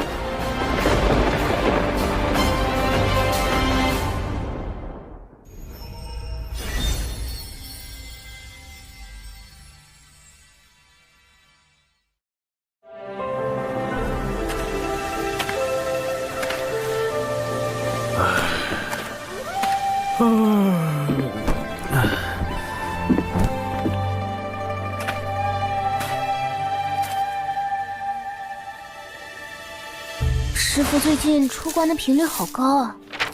闭关都如此困难，渡劫只会更加危险。我们要加紧炼制融仙丹了。师父那么固执，要是知道我们炼制禁药帮他渡劫，所以不能让他知道。不仅是他，门内所有人都不能知道。等丹炉一事解决后，我们便要在丹房外布阵，防止泄密。丹炉？师兄，你不是有一个吗？那个丹炉等级太低，不足以炼制融仙丹这样的高级毒丹。据我调查，丹顶峰的万灵云长老有1000毒百金炉，最合适不过。万灵云，好耳熟的名字。万灵云，毒经一书的著作者，精于炼毒，据说平日不近人情，且极其吝啬，难以结交。我们峰中的炼毒大家万灵云长老对各类制毒手法很感兴趣。师妹，你是不是有事瞒着我？没有啊。哈哈，说起万长老，我还得感谢你呢。要不是你在东海之滨用了他所送的断魂丹，我根本没办法接近他。那当然，我可是把你给我的断魂丹都用光了，同行的弟子都被我惊呆了。兰灵娥，虽然我有意让你用断魂丹结交万长老，但也没有叫你把所有的断魂丹都用光了。你这个败家师妹！师兄，你炸我！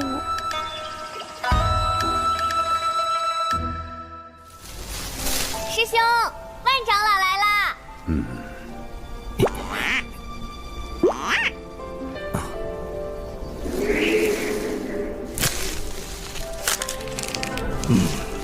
断魂丹怎么炼？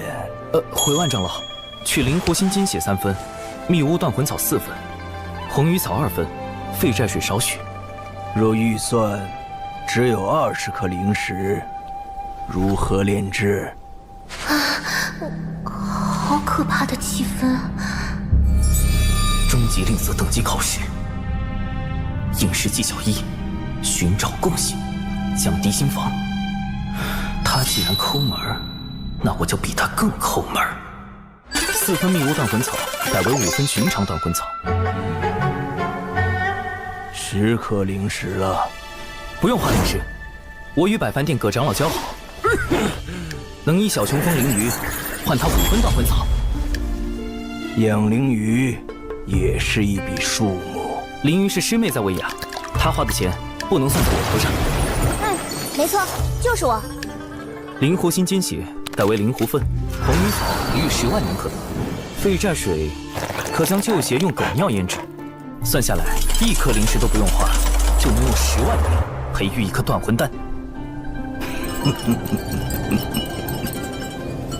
万长老是不是生气了？10万年，长寿，你竟能抠到这个地步吗？应试技巧2，共有是非，借力共情。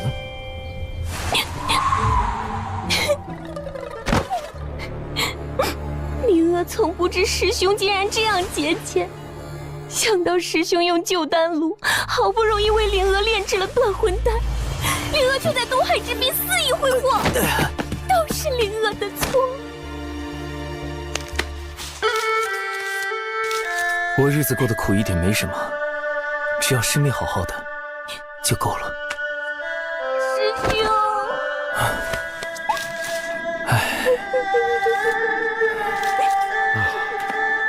真是兄妹情深呐！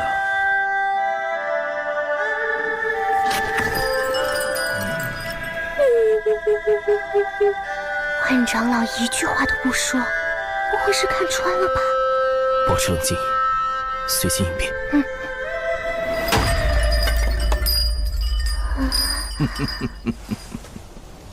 若论节俭，我还是不如你呀。完了，传说中的阴阳怪气大法。没有打探到万长老如此阴阳怪气，看来我搜集的资料还是不够齐全。这样拮据的生活，偏偏还有个挥霍的师妹，让你本就不富的生活雪上加霜。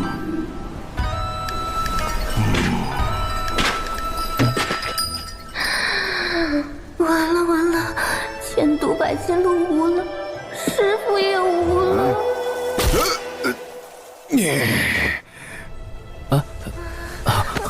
愧不敢当。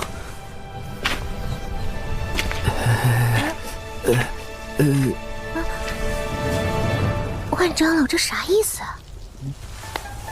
不知道啊。到底什么意思啊？这就是千毒百金炉。没想到我们真的打动了万长老。何止是打动，师伯说万长老对小琼峰的境遇倍感痛心，甚是怜悯。长寿不易呀！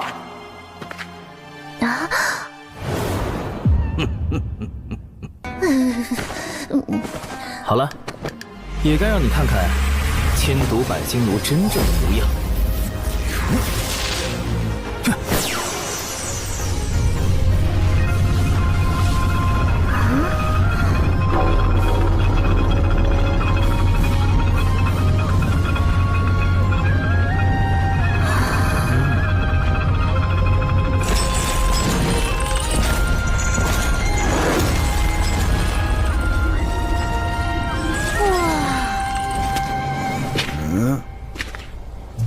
他们2个人呢？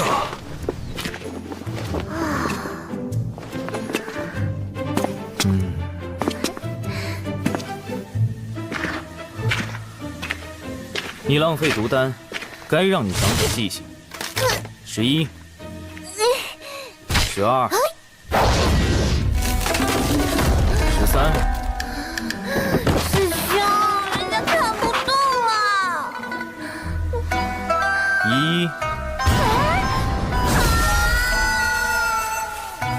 哎呀，年轻人真是血气方刚啊！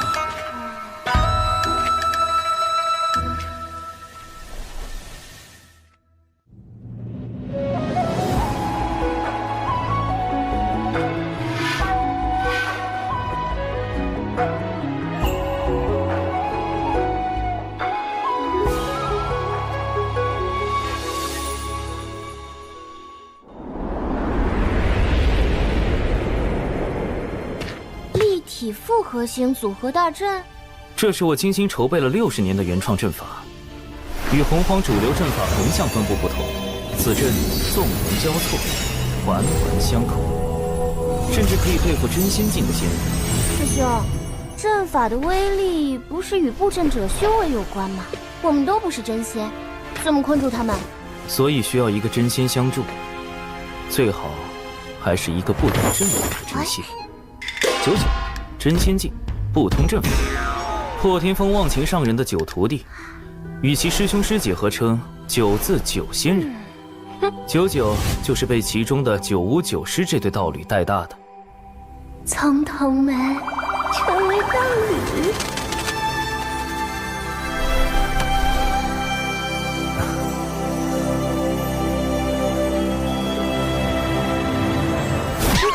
想什么呢？9无本次行动的重点攻克对象，在北周时他就对我起了疑心，贸然去找99，必定引起他怀疑。所以我们得想个办法引开9无师伯。9无阴险狡诈，普通的办法对付不了他。99最近因被门内责罚戒酒而发愁，每日睡不着，一早起来就找9无撒娇，9无对此无可奈何。我们不如算好时间。师妹，布阵和炼制融仙丹都需要99，你去找9无，只许成功，不许失败。9无师伯，求求你了！我也想帮你布阵，但我这里的订单已经排到500年以后了。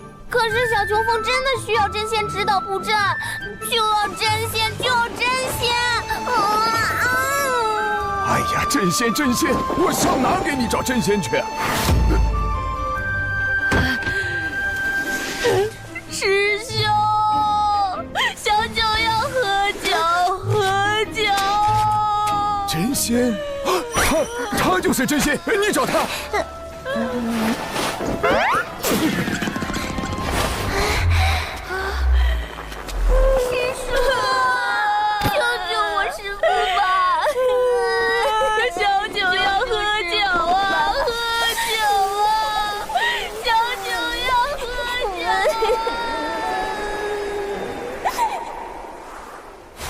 此物名为佳人酿，有酒味无酒气，会让人有喝醉的感觉，但不会破戒。师叔，考虑的如何？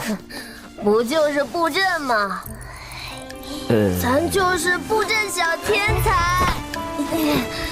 99师叔已经最迷糊了。哎呀，布阵，看我布阵！救命啊，师兄！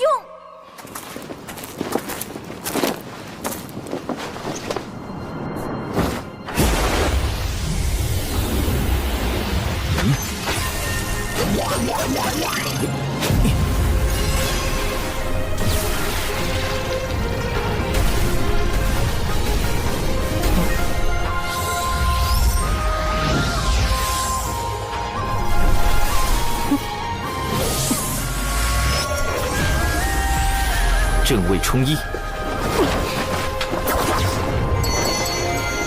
对位推6，看位归4，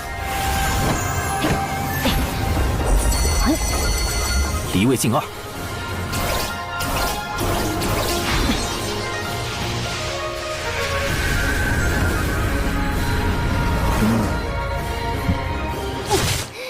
什么砍树做掩护，防止被师傅发现？我看他就是想和99师叔单独相处。臭师兄，给我断！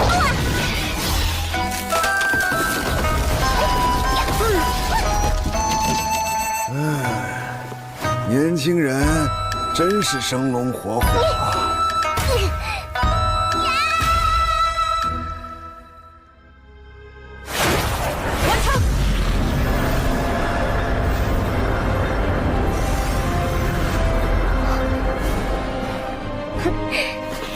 师兄，快让人家看看这阵法到底什么样。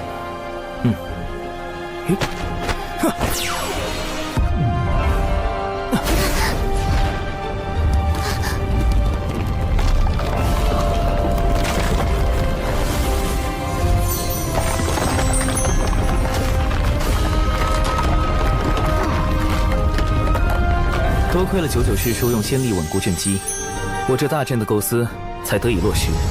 大阵已经建成，是时候炼制熔仙丹了。可是，怎样才能让99师叔在不知情的情况下炼制熔仙丹呢？他不懂阵法，不也同样打造出了这立体复合型组合大阵吗？圣门到底在哪里呀？阵法什么的，真是烦死人了！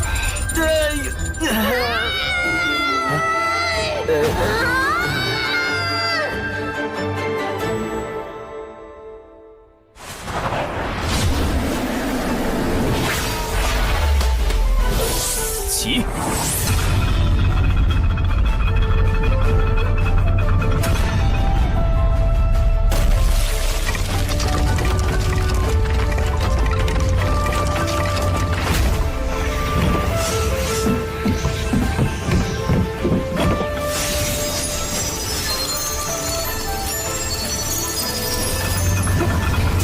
放心吧，培元丹的事交给我了。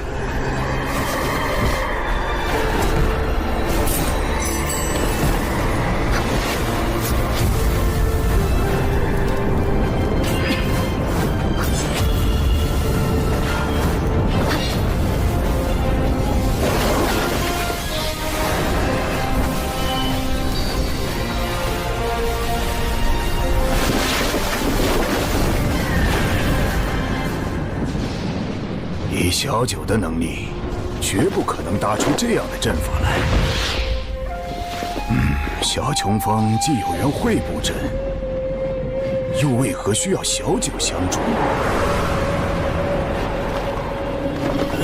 刘师兄，这是去往小琼峰。我们峰的万长老让我给小琼峰送个丹炉来。布阵。丹炉，李长寿，你究竟在捣什么鬼？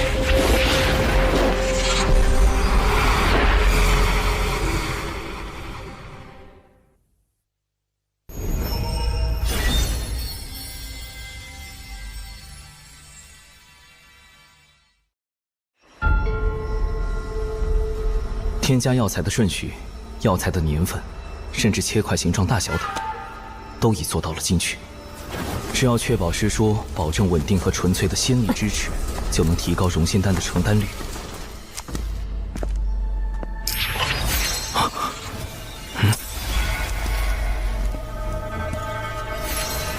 99师叔不懂药道，无法通过药材等辨别炼制的是门内禁药熔仙丹，但九巫师伯精通炼丹术，一旦被他发现，定难以善了。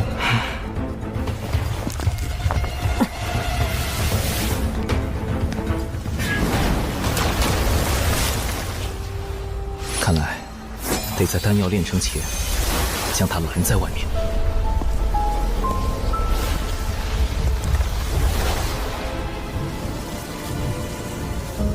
熏风化符，八门尽显。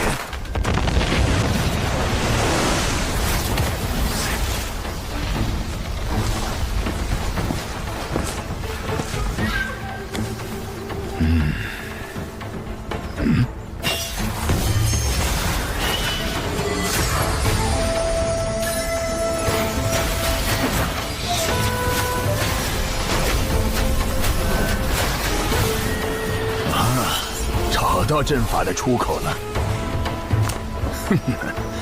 不过是个基础迷阵。一个基础迷阵，自然困不住主修阵法的九巫师伯。但若是有成百上千个，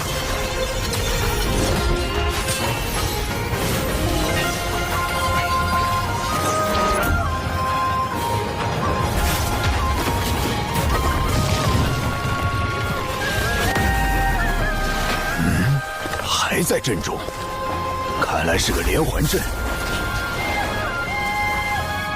这次是灵月六转阵，此阵生门通常设在某一风穴内，风穴方位对应南斗六星：天府、天梁、天机、天同、天象、七杀。星分四野，为主七杀。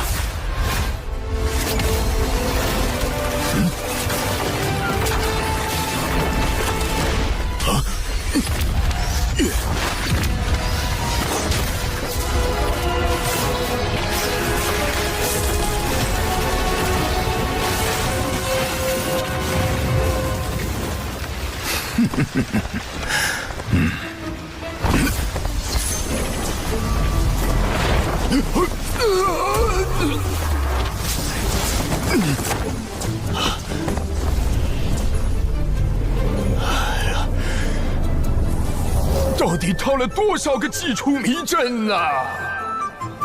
虽然暂时困住了九无师伯，但时间拖得太久，定会加深他对我的怀疑。现在最重要的是尽快炼成熔仙丹。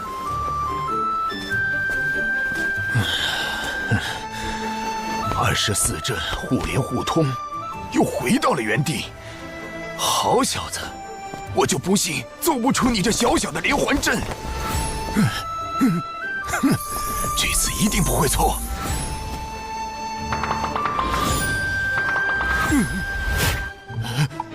哎呦，这没道理呀！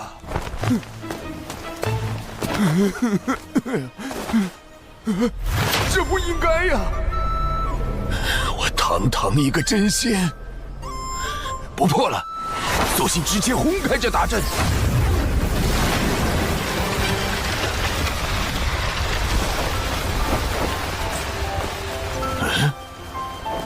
这么简单就破开了。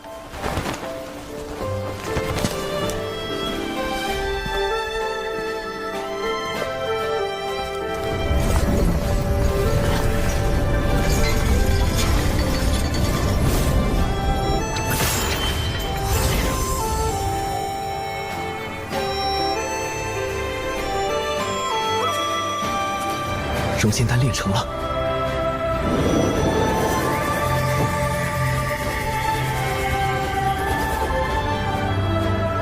这就是培元丹啊！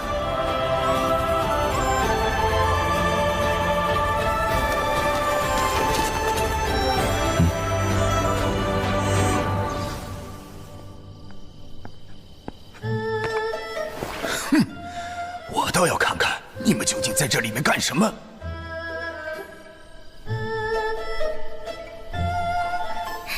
小兽兽，这不是我跟小石是情浓时才会有的称呼吗？他们好上了？你是不是忘了什么？哎呀，这事儿我怎么和诗诗交代呀？唉，事到如今，只能先回去认错了。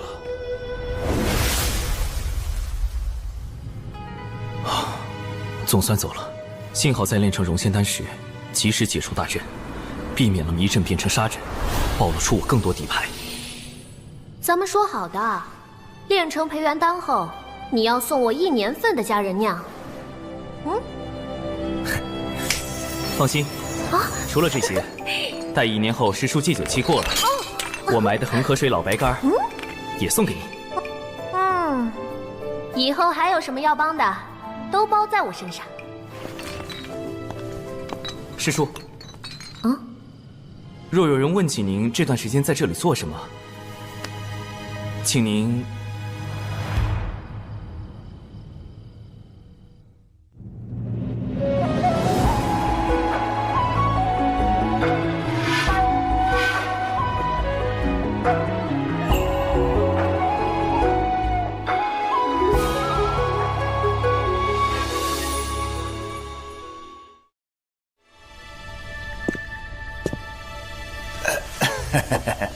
诗诗啊，其实小九是时候找个道侣了。你看，起码能帮他收拾这屋子呀。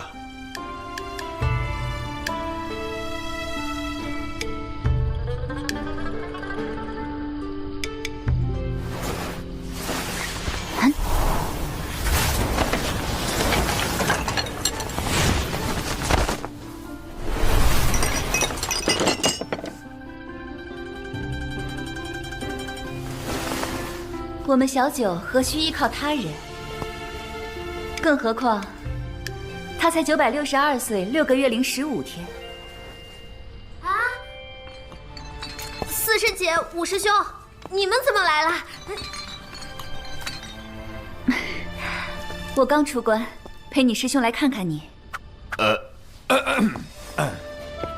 小九啊，你是不是对？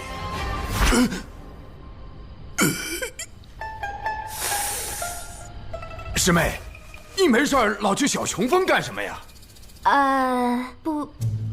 布阵炼丹呀。作为回报，小兽兽还送了我一些能代替酒的好东西。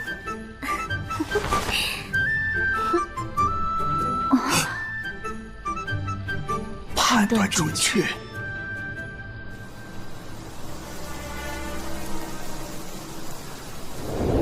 反正99师叔所知有限，让他如实相告，应该能解开今日的误会。至于融仙丹，虽然炼成了，但服用此药的前提是，师父必须扛过第1道天雷。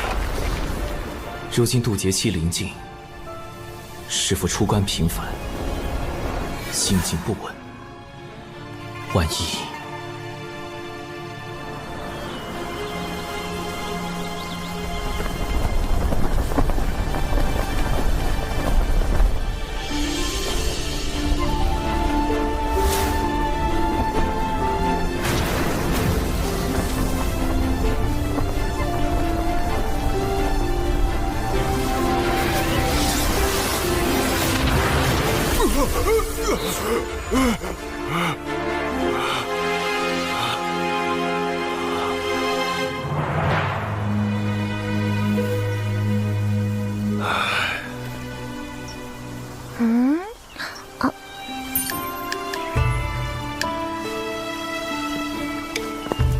所以师兄，你让我砍树的另一个目的，就是制造第2套渡劫方案的这个法拉，法野鸟笼，你不要小看我在9年义务教育下的成果。此物在师父渡劫时自有妙法。如此看来，此次师父渡劫定是万无一失。这是师父的天劫。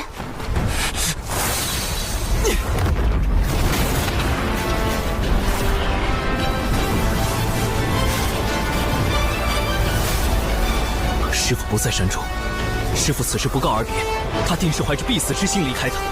师妹，走，先找到师父，必须将融仙丹和法野鸟笼交给他。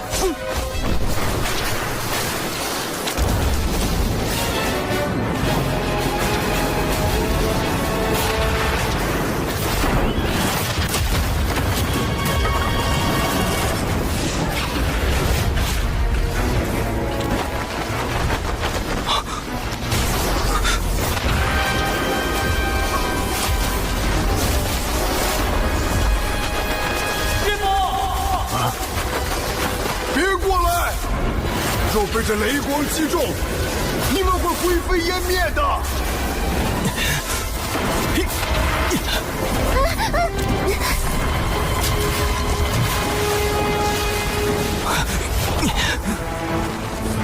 师妹，你在这里等候。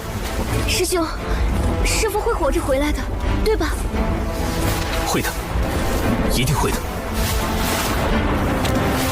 师父。长寿，为师天劫将至，你来凑什么热闹？快回去！弟子有办法助师父渡劫。为师的状况自己很清楚，你快带着灵儿回去。今后小乘风就交给你打理了。我之前已央求过几个相熟的同门，平日多来帮扶。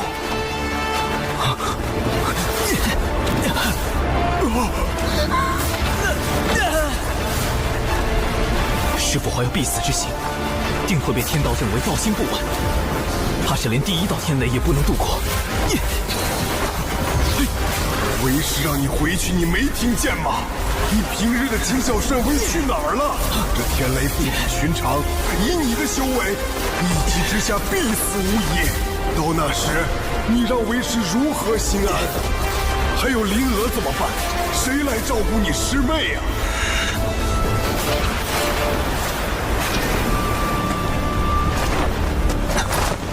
师父养育弟子，教导弟子100年，并引弟子入道，多年来从未有过苛责。弟子现在唯一能为师父做的，就是在天劫下为您挣得一线生机。你这又是何苦啊？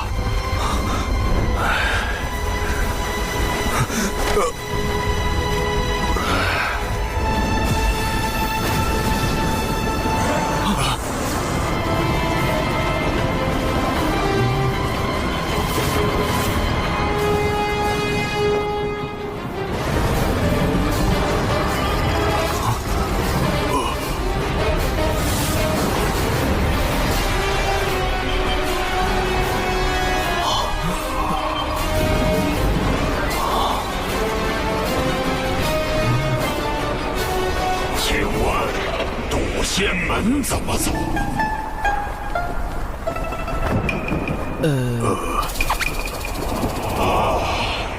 多谢。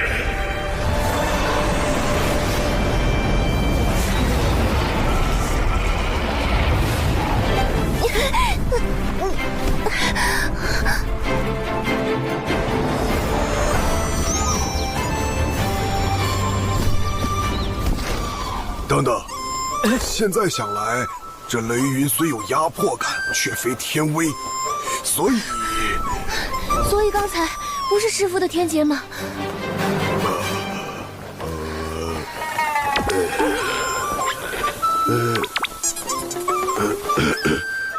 为师也是第一次渡劫，没经验嘛。都是乌龙。人家分明是青色的苍龙，怎么能说是乌龙？乌龙是黑色的。看那条苍龙的仙韵，修为已至天仙境。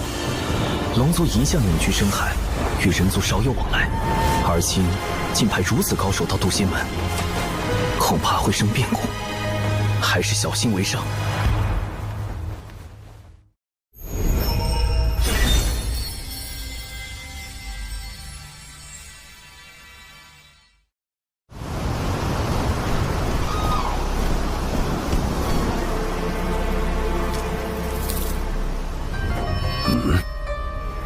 来者止步！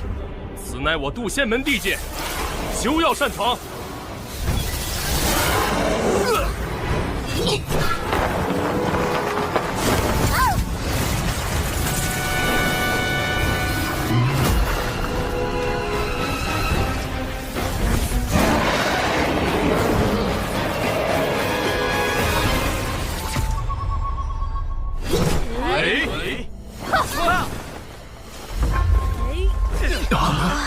嫡喜，众弟子即可，随我迎敌。啊！门内出事了，快回去增援！这么快就动手，龙族想做什么？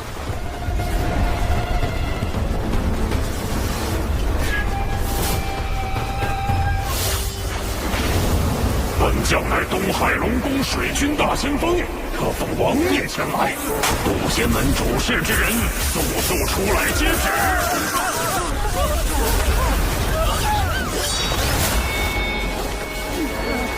结阵。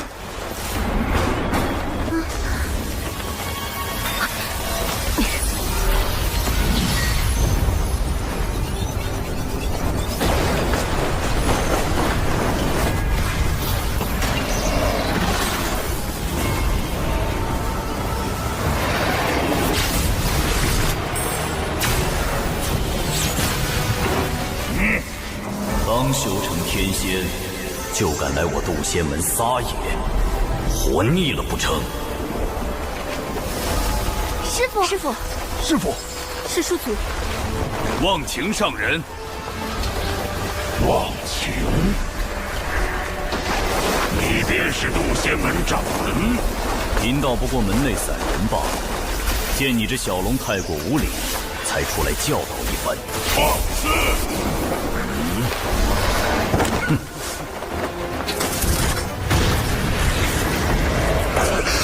连人士也开始着手。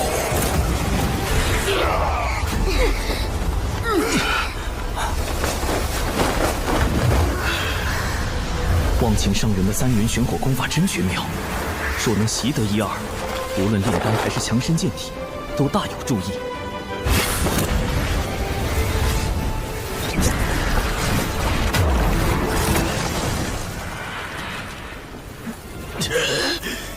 这人族的3元玄火竟强横至此，法力深不可测。你当明白，如今早已不是龙族欺压百族的时代。自祖龙掀起战火，震碎洪荒起，尔等便已业障缠身。贫道奉劝你一句：知止，长止，方回正途。好个道貌岸然的渡仙门！先是打着除妖旗号闯我东海之滨，伤我水军虾众，如今又对龙族如此不敬，我定会禀明龙王陛下，不日便骑兵马踏平你这小小仙门。东海之滨，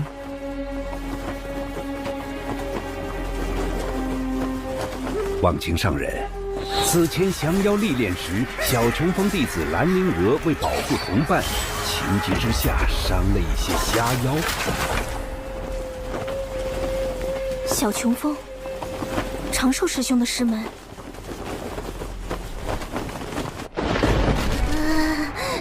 师兄，我是不是闯下大祸了？人呢？虾妖怎么突然变成了东海水军？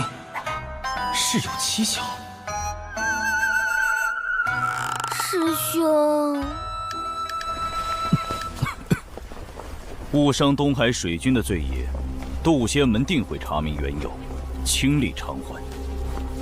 只是东海之滨乃五部洲交界处，有百族共享，何来闯入一说？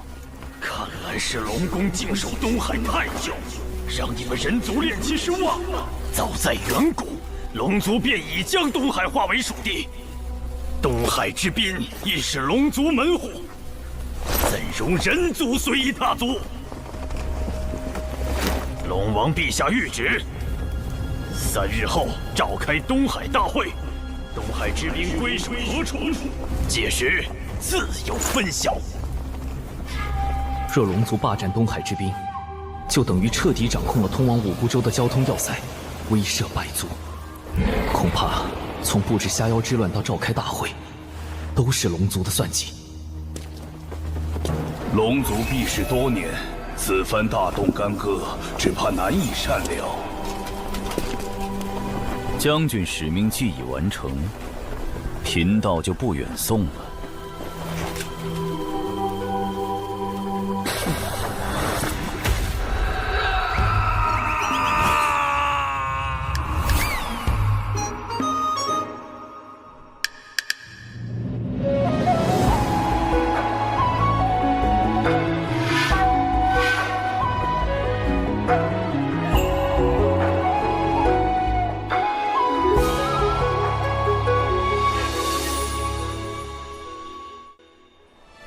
忘情上人，不愧是破天峰战力第1的剑修，强者的世界也太威风了吧！我要是成功渡劫，会不会有朝一日也能这般？师父，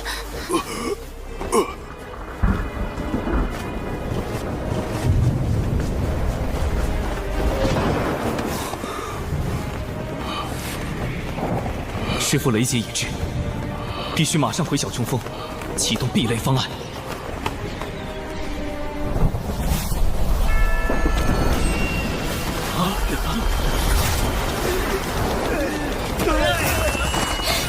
好可怕的威压，根本无法抵御。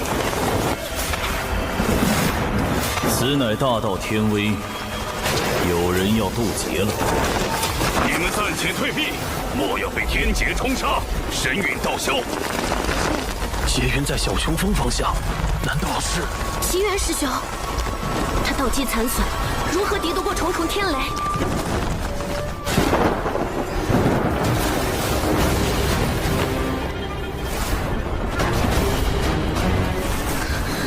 师兄，这次是真的天劫，没错吧？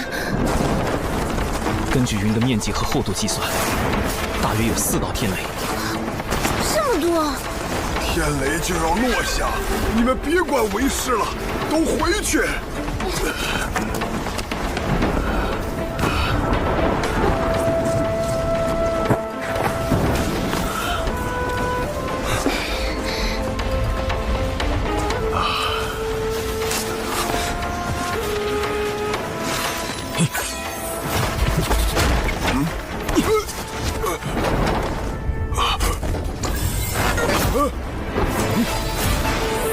把为师关起来做什么？这是何物啊？一种抵御天雷的法宝，名唤法眼鸟笼。师父待在里面，不要走动，不要接触围栏。快走，别白费力气了。天雷不会被任何法宝阻隔。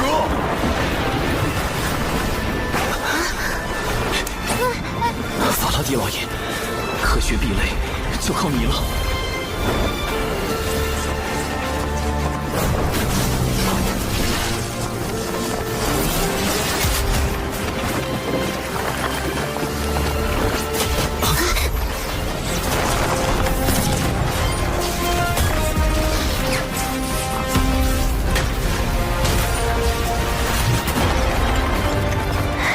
成功了！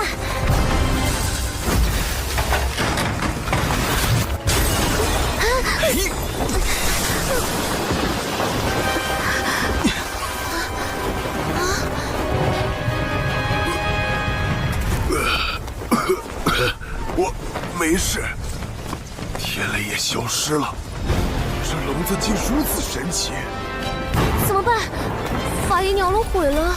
挡住了第1道天雷，也算不错。接下来只要让师父服下丹药，就能平安渡劫。师父身上怎么没有丝毫仙灵气息？难道是因为没有正面承受天劫？糟糕，没有仙灵之力，师父服下融仙丹的瞬间就会形神俱灭。天劫本该由渡劫者一力承担，容不得投机取巧。剩下的天雷，让为师自己来。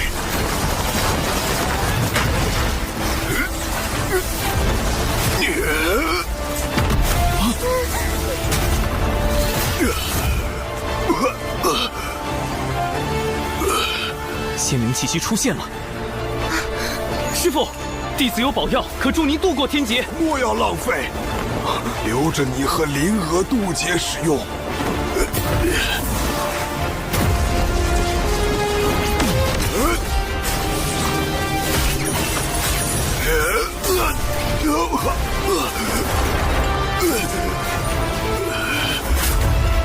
师父！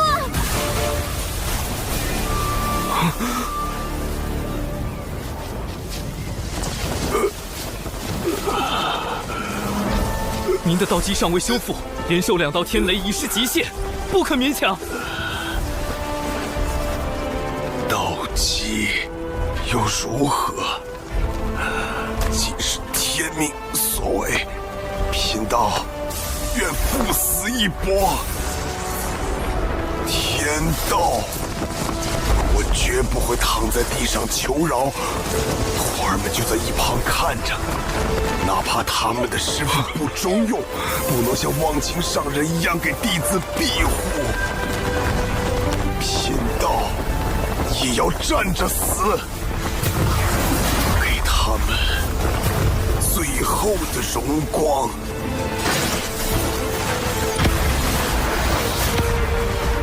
这就是人族炼气师的气概，也是贫道的向道之心。不好，师父想要以身殉道。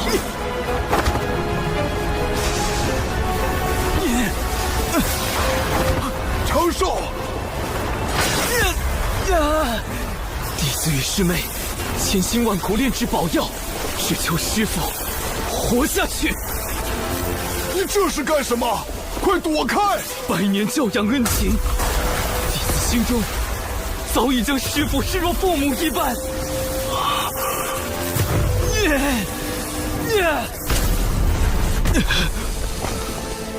为人子女，如何能眼睁睁望着至亲消陨？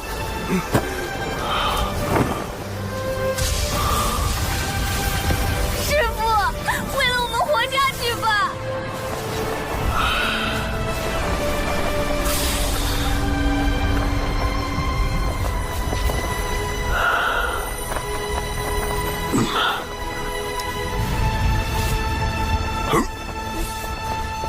为师尽全力拼这一次。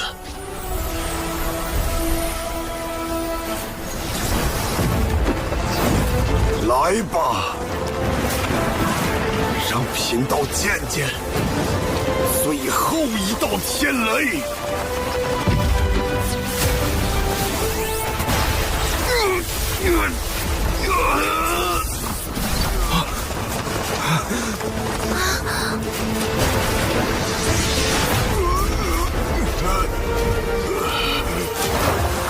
我怎么化掉了？道祖在上，这是什么情况？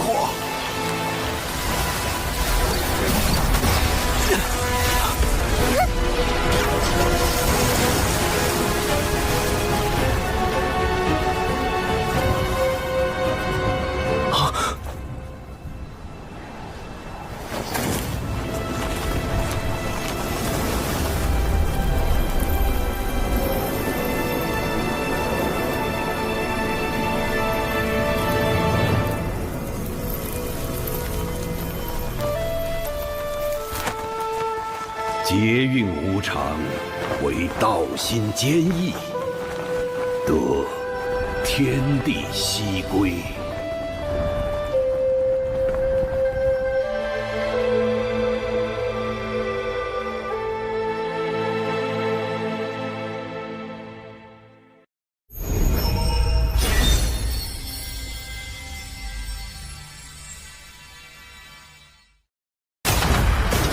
来吧，让贫道见见最后一道天雷。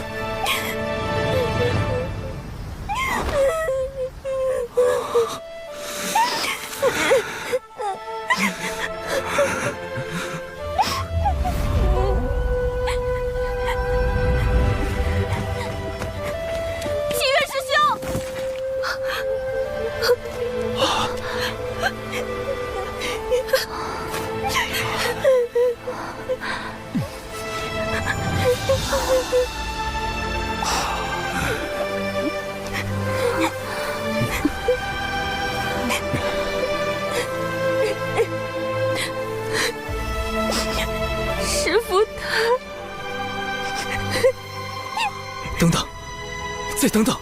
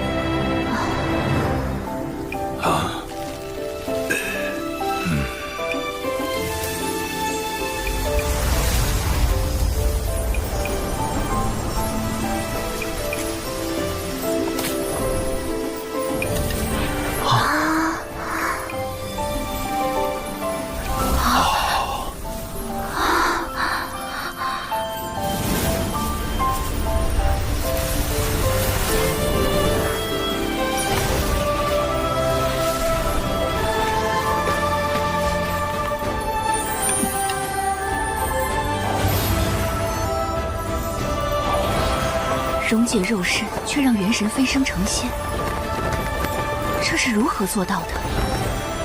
解身得道，是冰解，冰解化浊仙。浊仙虽修为远不如正常的元仙，最高只能到真仙境，但以奇缘师弟亏损的道基来说，这的确是天阶下唯一的活命之法。恭喜奇缘师弟！太好了。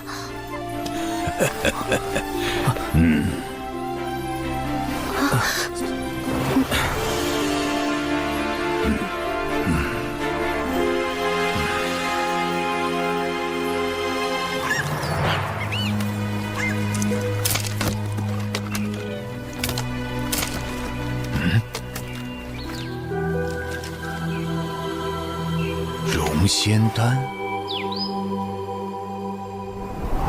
回众与上人，望请上人，东海除妖之事已查清，当年确有下妖为祸。柳师侄带领弟子前去除妖，兰陵娥利用断魂丹重创下妖，在场并无旁人，更没有所谓的龙宫水军。倒是错怪他了。东海除妖之事已过去2年，他们为何现在才约定东海大会？可见划分东海之滨只是一个借口，他们并不想要土地。听闻近日龙宫有叛党生事，他们在此时约定东海大会，是想彰显威严，树立霸主形象。不错，东海之行必不太平。九乌，你挑一队机灵的弟子，随我们一同前往。届时若有表现优异者，可奖赏破天峰秘籍。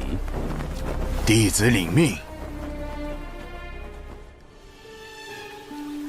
渡仙门道成无为经，还能另外奖赏破天峰秘籍。怎么样？东海大会，考虑一下。若能得到3元玄火，对我渡劫确实大有裨益。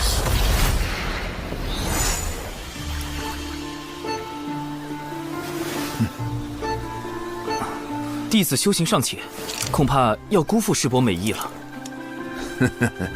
师侄谦虚了，我知你精于炼毒。你之前给灵娥炼的那个叫什么丹来着？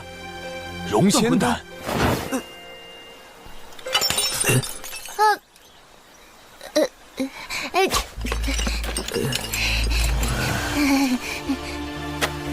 若我所料不错，你先是去北周找到了容仙丹的重要原材料，又设计获得了万长老的千毒百金炉，最后又哄骗小九为你炼制。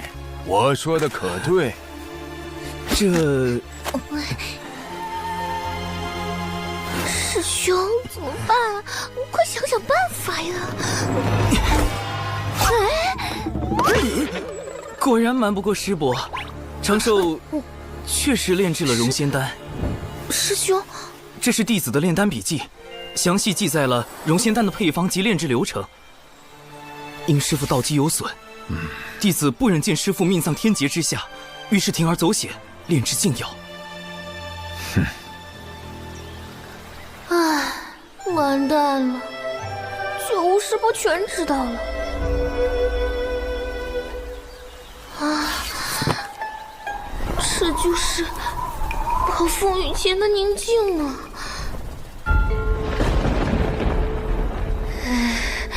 救命，太窒息了！啊，师兄！啊！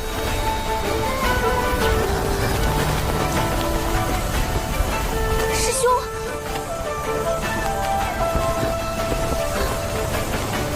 啊！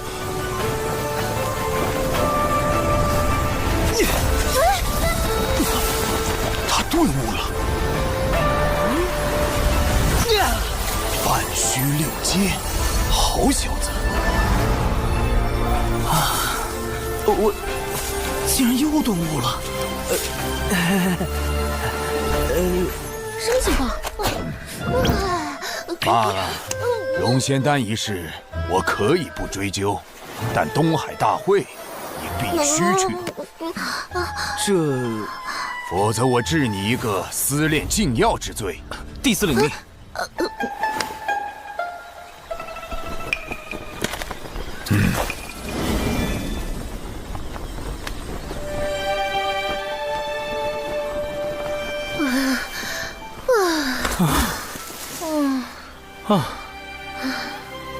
师兄，这到底怎么回事啊？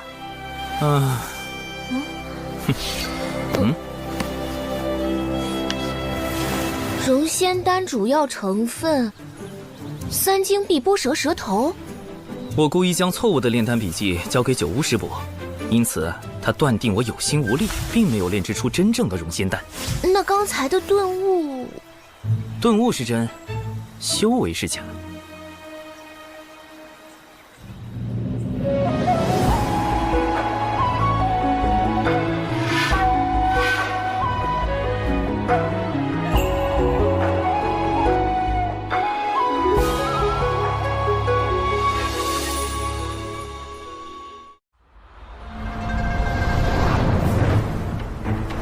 龙宫举办的东海大会，主要是为了借东海除妖之事大做文章。你们作为随行弟子，需龙宫弟子以守类攻类的方式夺宝，届时龙宫定会找机会刁难。你们是当代弟子中修为最高，或是最为机警之人，需沉着应对，不可使我人教风度。是。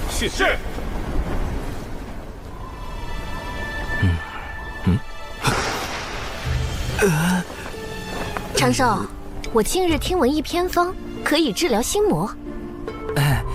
多谢师叔美意。弟子这心魔已持续了数年，只怕……我还没说什么办法呢。万一有用呢？师叔请说。那就是以毒攻毒。师叔不可！我看你和灵娥相处就不会有这心魔，我可是费了好大劲儿才找来办法，你不许推脱。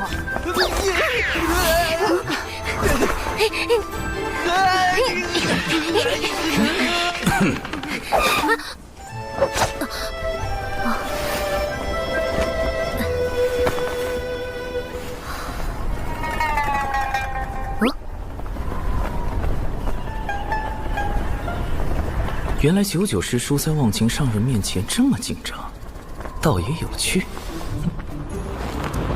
不过，为了避免99师叔再靠近我，得想个办法转移他的注意力才是。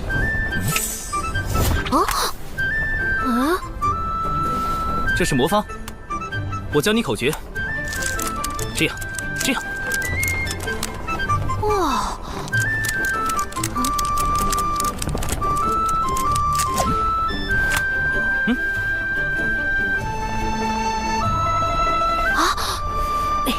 长寿师兄，我可以玩吗？当然可以啊。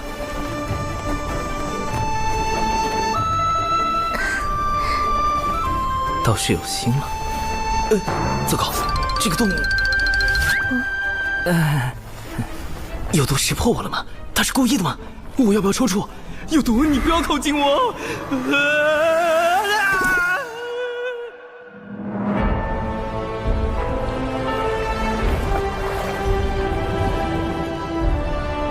欢迎众位仙家光临第1届东海大会。继二太子敖乙殿下10岁寿辰典礼的现场。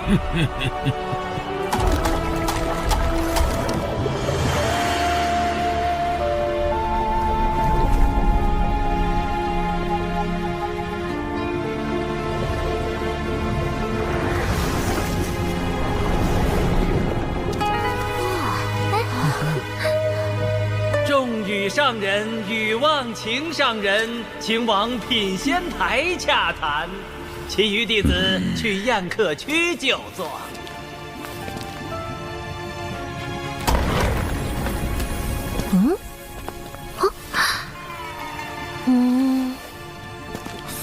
哇，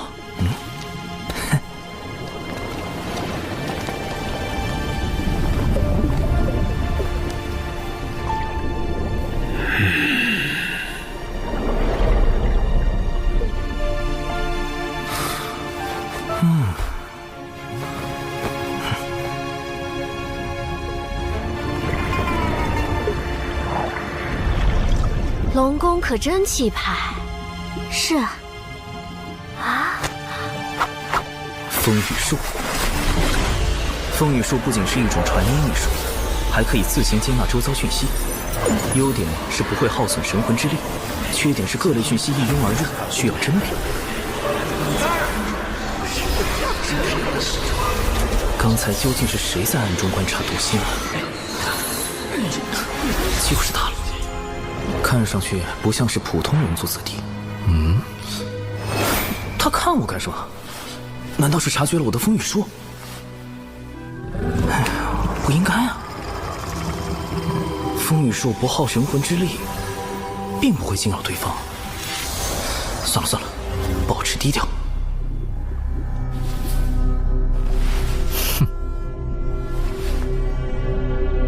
众所周知，我龙族历史悠久，自远古以来便是百族中的佼佼者，底蕴丰富，高手如云。为增强人龙友谊，我们特设弟子打擂环节，并以龙宫珍藏多年的先天灵宝作为彩头。也就是我龙宫实力雄厚，才愿拿出如此宝物，众弟子需踊跃表现。这龙族就爱搞些假把式宣扬威风，谁不知道龙族如今的困境？慎言。龙族现状的确堪忧，经龙凤麒麟三族大战后，龙族气运折损，大不如前。如今天道大兴人族，道门三教盛行，他们却好似还沉浸在往日迷梦中。我宣布，第一场人龙打擂正式开始。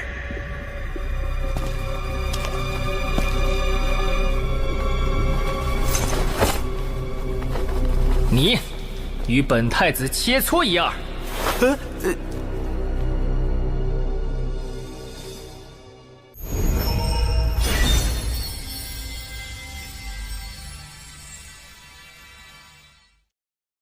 我宣布，第一场人龙打擂正式开始。我方派出的第一位选手，就是今日的寿星龙族二太子殿下。二太子！此人竟是龙族二太子敖乙。这就是10岁的二太子。今日就由我们的寿星二太子殿下，找一位仙门良才切磋一样。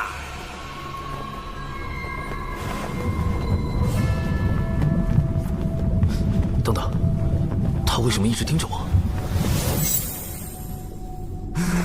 不妙。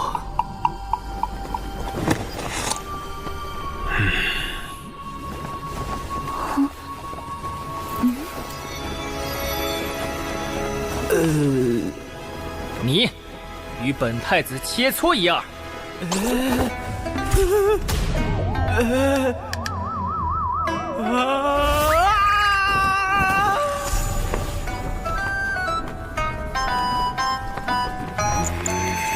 殿下是不是看错人了？那人才反12阶，是这仙门里最弱的人。殿下，选那个女子，还有反虚8阶。这是殿下的策略。首战要赢得有气势，才能彰显龙宫威严。当然得选个最弱的。这小龙路子这么野。长寿才刚突破到反虚2阶，怎么打得过龙宫一个归到6阶的？这简直是要羞辱我的仙门！二太子，你是要与我长寿师侄切磋吗？不错，让他上场吧。欺人太甚！此战绝不能赢，否则比试时气息稍有不稳，就会突破到归道境巅峰。随之而来的便是成仙天劫。你，二太子，长寿自知修为浅薄，不是您的对手，还请殿下另择他人。师叔，弟子愿带长寿师兄上场。我就选定你了，如此推脱，不如让你们师门仙长直接向龙宫跪拜认输。二太子此举有些不妥吧？他的修为境界和我们那位弟子当日你渡仙门弟子伤我龙族水军时，也没见尔等顾及境界差距。龙宫竟不惜将那群东海叛党认作自家水军，也要给我渡仙门难堪。这场比试恐怕是推脱不了了。你好好叮嘱那弟子一番。长寿，你便与他过几招，万事以自身为重。我渡仙门的面皮，无需弟子流血去争。这句话似乎隐含深意，不用流血去争。流血争，这是让我尽力，即便无法获胜，也不能说得太难看。唉，看来只能硬着头皮上了。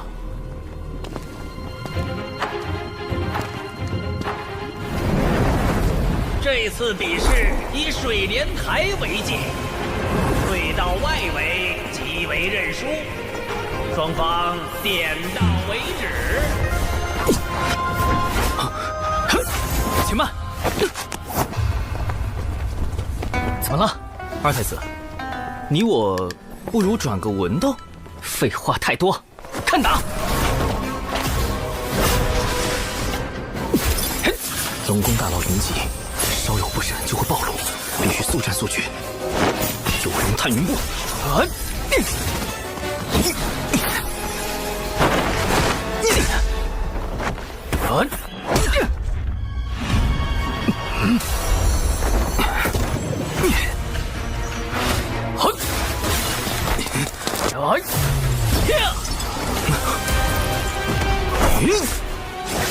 以火为引，赤焰化蛇。此招虽展现出了小兽兽反徐二阶的极限实力，不过以二太子的修为，应该轻轻松松就能夺。啊，打中了！二太子大意了。反正不管怎样，小兽兽是赚到了。连殿下的仙甲都没破开，这蛊惑也不过如此。殿下注意躲避呀！二太子轻敌失了先手，接下来定会谨慎对战。长寿再想伤他就难了。好厉害的符法！再来！趁现在降低术法威力，只要这个敖一一反击。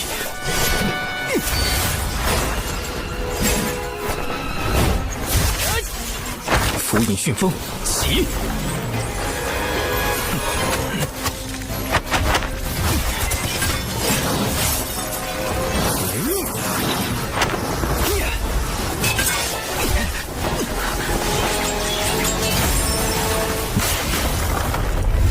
这怎么可能？干得漂亮！哼，有什么好得意的？等下就让尔等见识一下我远古最强的正的实力。小兽兽，一鼓作气，好好在台上展示下什么叫楼外有人。这不应该啊！到底哪里出了问题？不对，他想输，但为什么呢？这位二太子怕是想故意受伤输掉比赛，好借此让龙宫对渡仙门发难。眼下若想解此困局，并保住渡仙门颜面，最好是让长寿打成平局或惜败给二太子。长寿绝不能赢。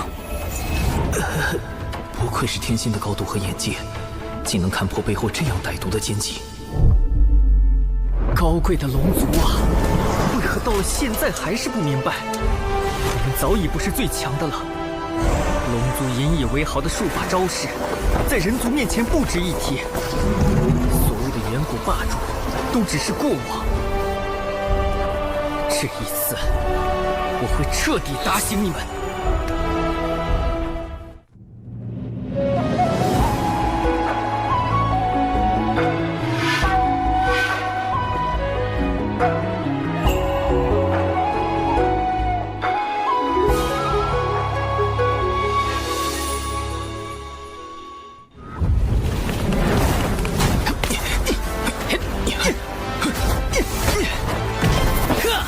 只是，若龙宫真的想用敖乙受伤来生事，为何非要选择我这样一个最弱的弟子？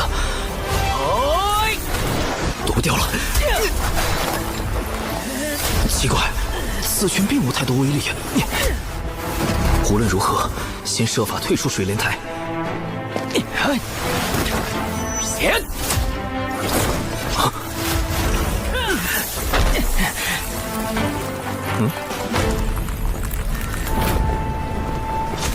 你这是一点机会都不给我呀！不过，我不会让你得逞的。好强的后劲！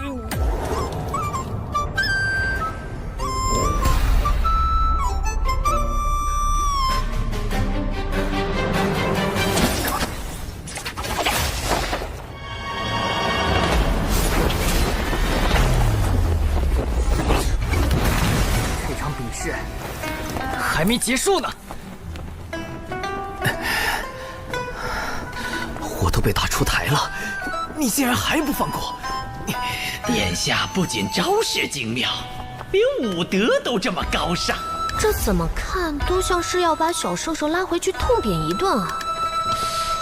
不过刚刚那招真的隐藏了后劲吗？为什么我看不出来呢？长寿尽力了，现在也顾不得我渡仙门颜面了。长寿，无论如何，必须输掉比试。哪怕输得难看也无妨。是时候展现我精湛的演技了。接下来，一决胜负吧！我会让你领略到龙族真正的手段。去死吧！无影震雷，妙法归一。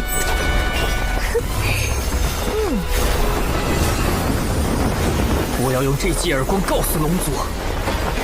如今，天有圣人，一直可屠龙族；地有人族，其势浩然不可挡。若还不放下所谓的高贵，寻找真正的出路，那等待我们的只有死亡。醒来吧，龙族！醒来吧，那些沉醉在远古美梦中的同族们！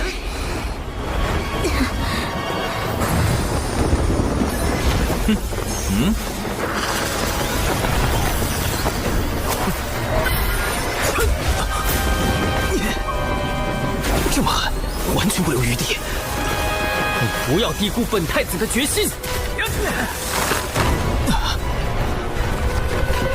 不是你死，就是我亡。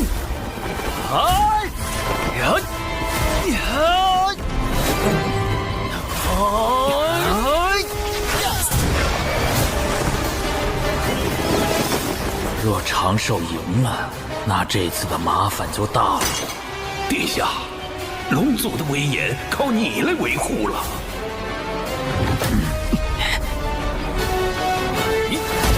啊！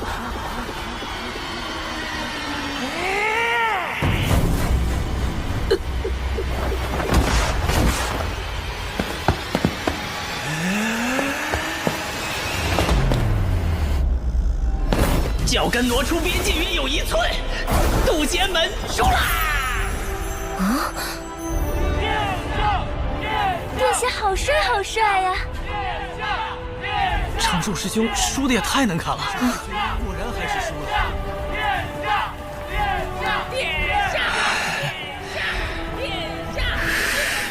你们殿下一个脚都踏出来了，你这分明就是黑。长寿果然是可造之才，深谙输赢之道。我就知道，身为这一代中最强的龙，殿下是绝对不会输给人族的。既然战局已定，那是时候谈一下东海之滨土地划分的事。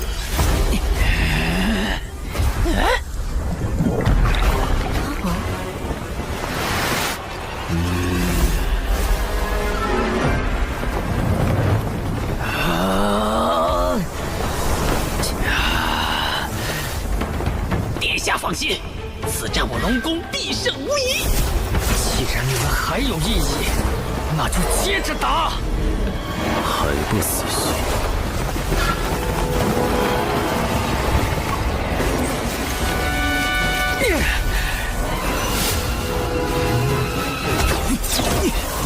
虚策，不由自主就挡住了。这攻击看似朝外，实则是将力道回转自身。难道他想？即使没人懂得本太子的决心，我也绝不放弃。哪怕是自镇元神，你终究还是输我一筹。完了！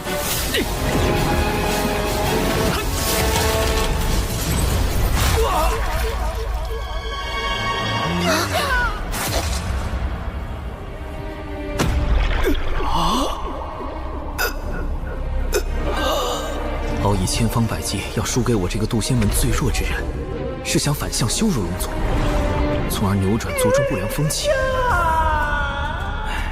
只可惜，没人明白他的心思。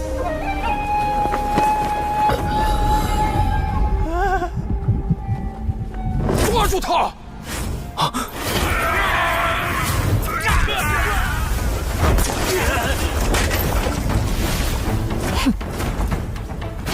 不妙，我的境界快压不住了。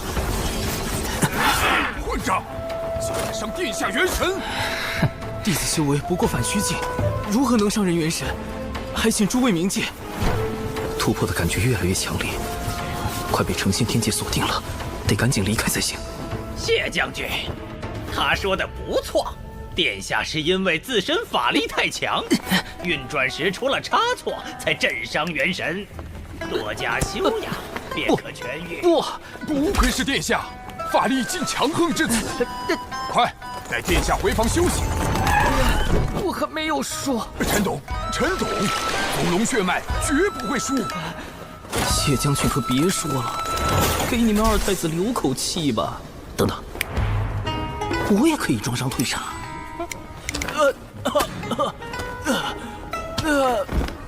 长寿师兄，你的伤势如何？无碍。哎呀，伤成这样还逞什么强？那二太子实在太过分，摆明要欺负人才故意选了长寿。玄雅，咱们一会儿为他报仇，让那些龙子龙孙知道渡仙门的厉害。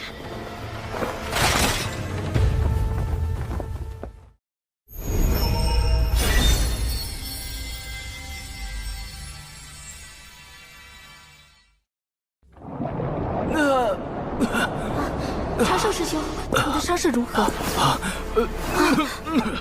无碍。哎呀，伤成这样还逞什么强？那二太子实在太过分，摆明要欺负人才故意选了长寿。玄雅，咱们一会儿为他报仇，让那些龙子龙孙知道渡仙门的厉害。收敛一点。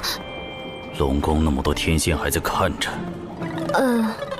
长寿伤势颇重，九九师侄速送他回渡仙门养伤。不可以，万一途中突然渡劫就麻烦了。弟子斗胆，请师叔留下，让弟子独自回门。东海大会波诡云谲，每少一人，仙门便多一分危险。若因弟子之私而令师门陷入险境，弟子万死难辞其咎。长寿，你……长寿师兄，当真是大仁大义的君子。如此，便依你所言。小九，将3元玄火传给他。喏，师傅让我给你，这功法能强化神魂和道躯，对你养伤极有好处。总算到手了，渡过天劫的把握又多了一成。多谢忘情师伯祖。这个小辈倒是十分稳重，不知几位仙长是否也同他一般，能稳妥地了结东海事宜？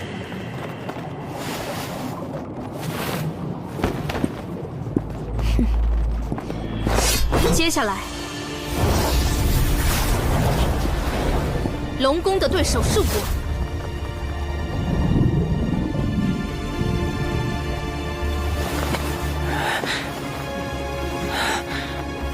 我儿，你元神未愈，不可妄动。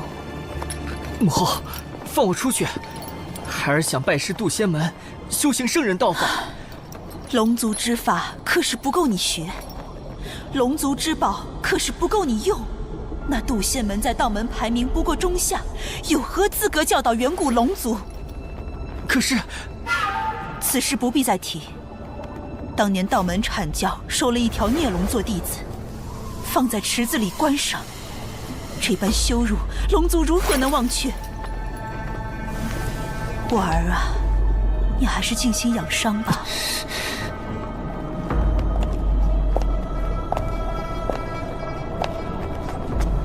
谢将军，务必看住二太子，伤愈前不可出龙宫半步。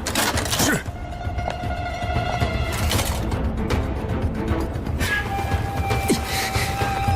母后，你不懂，只有我这个二太子败在小小渡仙门，才能撕碎龙族扭曲的骄傲，找到挽回龙族气运的新出路。渡仙门，我去定了。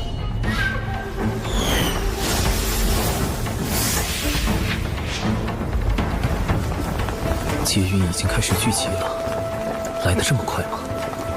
此处距离渡仙门5000里，距离东海逾万里。龙宫应当探查不到天劫的动静。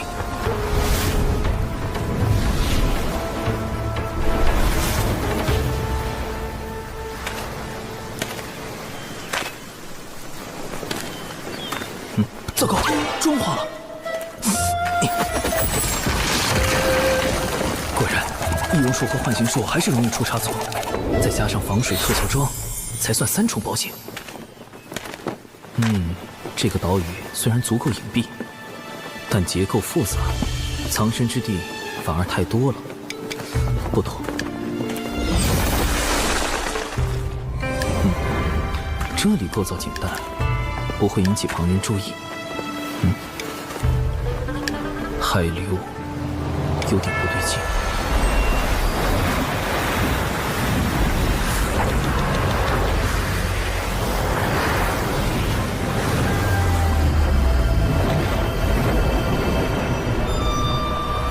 海下竟有洞窟，还有天然的逃生通道，倒是个渡劫的好地方。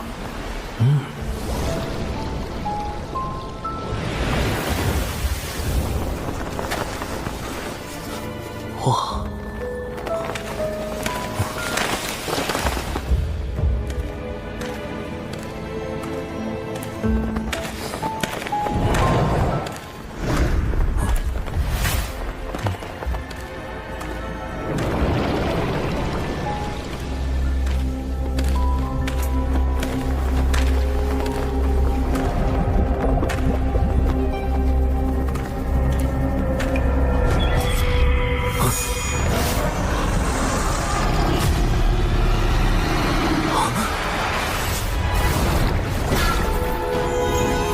谢将军想看住我，做梦！本太子6岁便已掌握我族万里引宗术乾隆诀，待我抵达渡仙门，就当众拜人族为师，让龙族颜面无存。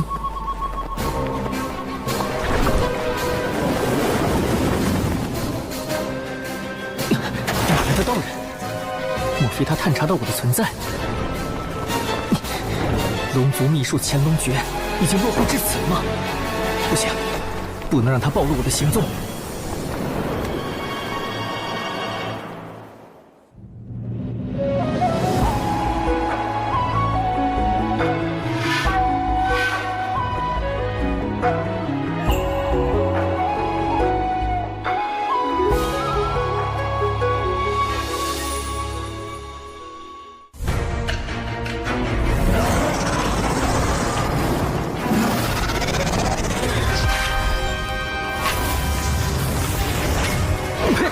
嘿，不对，我吃的是什么？药！啊！龙宫居然在此设伏，好险，差点中计了。幼龙抗药性都这么强，看来软心散还要改进配方。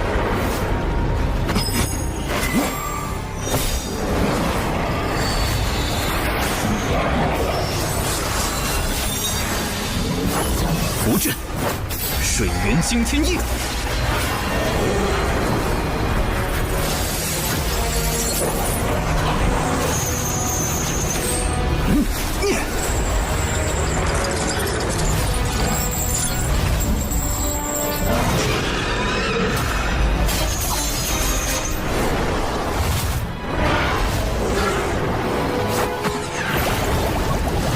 好快的盾法！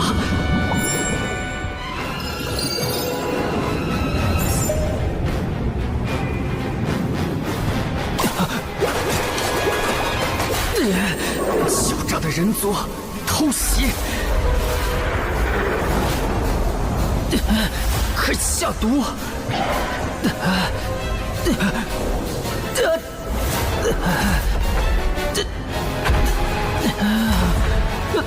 不对，是酒。这声音是敖乙，他怎么跑到这里来了？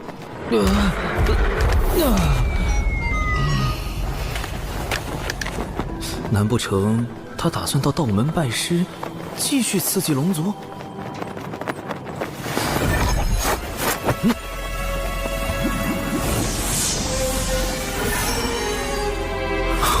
符咒，一旦有人对敖乙下杀手，就会被符咒锁定元神，遭到龙族追杀。万一龙族发现是人族袭击了他，事情越闹越大，牵扯到我的天劫就不妙了。既不能灭口，又不能放任这个隐患，哼，那就只有物理性洗龙灭迹。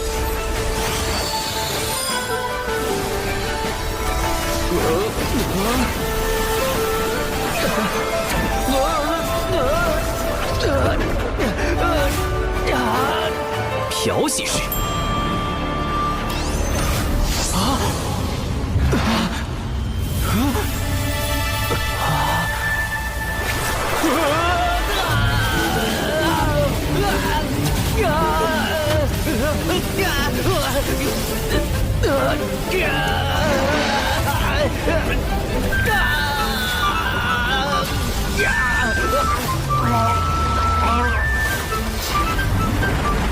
滚筒式。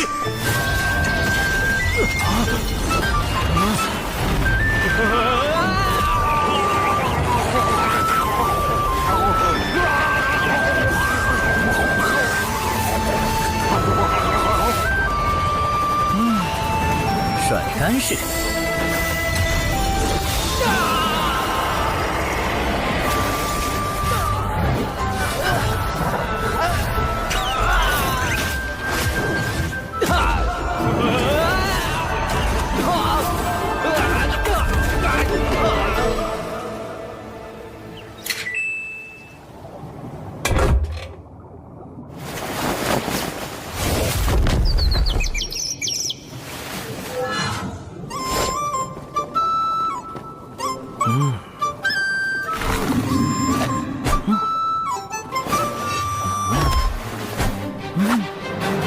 很好，残留的指纹、药物、纸人、法术痕迹都已清理干净。哼，敖乙，你我就此了断因果，往后莫要再见了。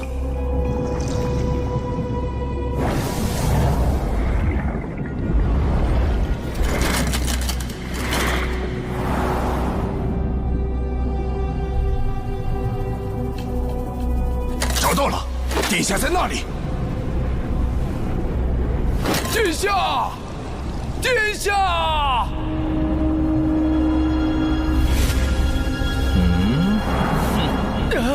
不要过来！不要靠近我！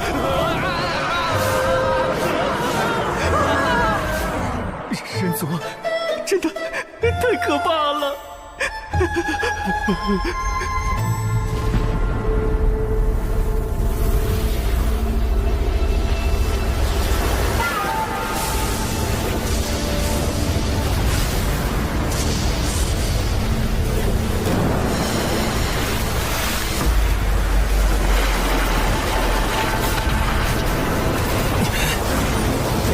火星遁法，水遁。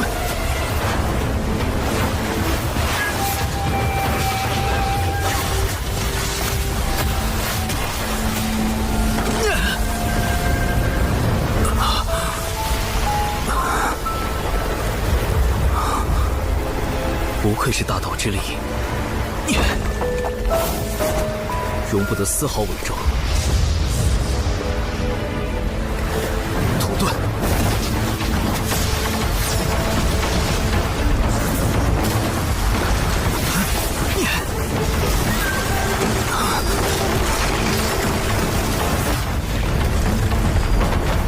木遁。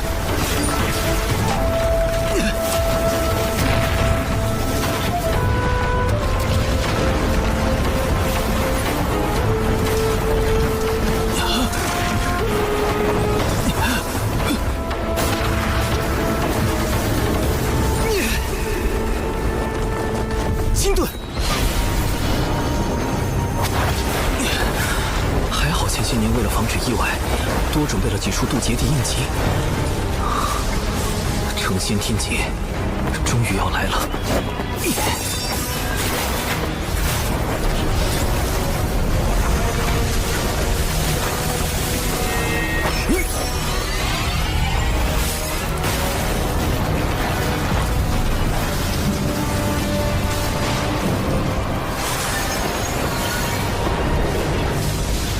从师傅的渡劫经过来看，表诚心也是一个重要的步骤。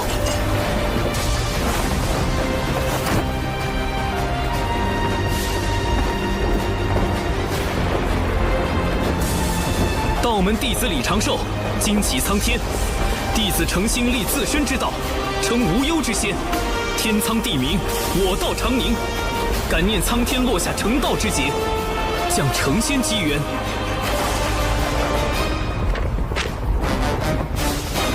这样算是礼数周全了吧？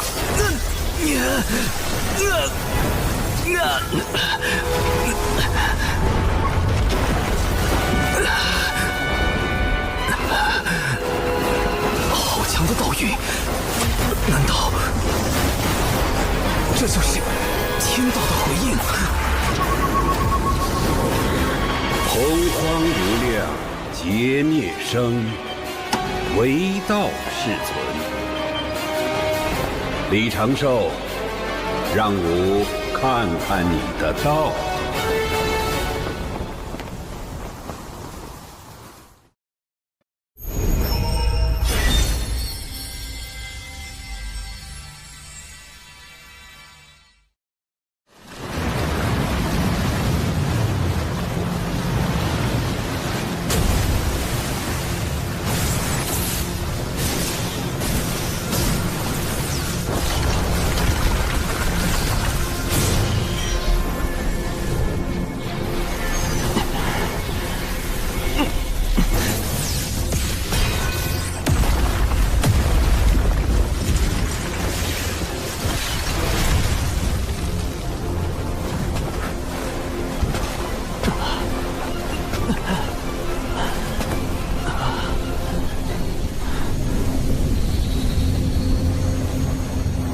仿佛成了一个遥远的梦，短暂且美好。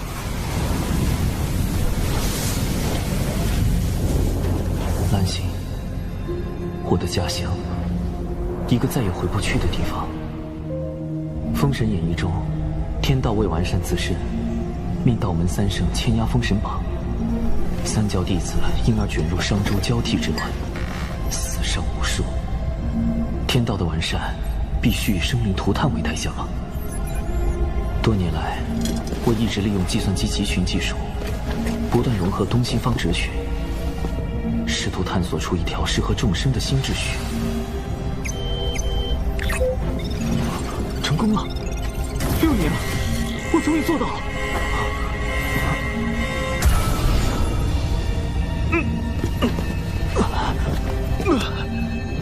这破答案要解密6年，我教你这电脑有屁用！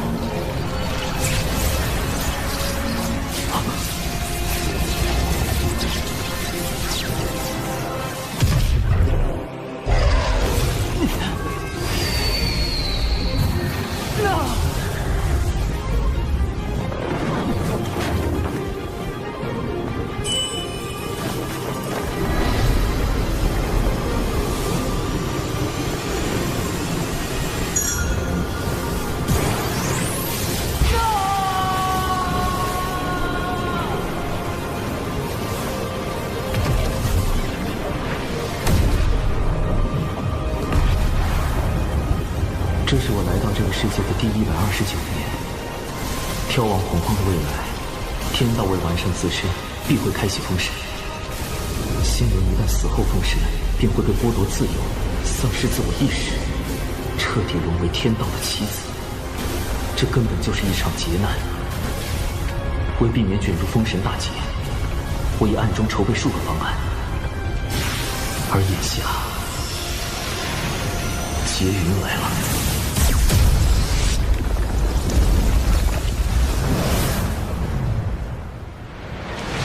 韩芷，此次随为师前往截教道场讲经布道，感觉如何？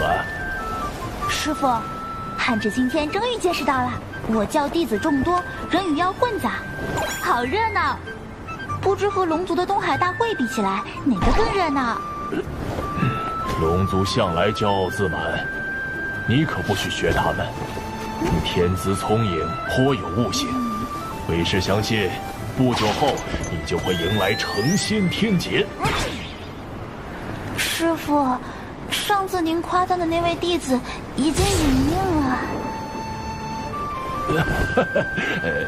不夸了，不夸了。快，有人渡劫！快，韩芷，这是观摩天劫的最佳时机。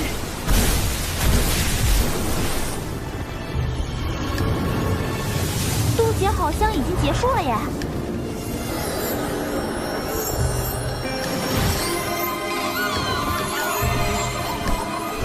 我这是成功了。师傅，他要飞升了。这大门后便是仙路吧？不错，依我看，他潜力无限，马上就要飞升成为天仙了。这位不知名的道友，你自求多福吧。成仙，成道，这就是仙路，这就是。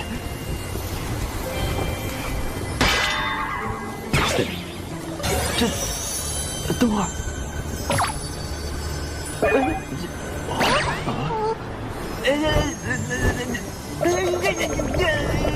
什么情况？为什么只有上半身变为了仙躯？现在该怎么办？主动结生，让上半身飞升，下半身也很重要啊！又不是跟练辟邪剑法一样，有些东西能说不要就不要了。且慢！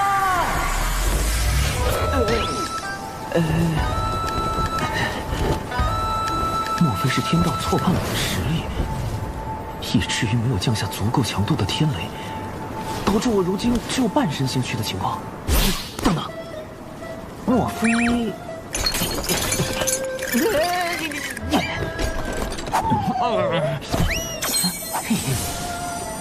果然是火德玉遮蔽了天道。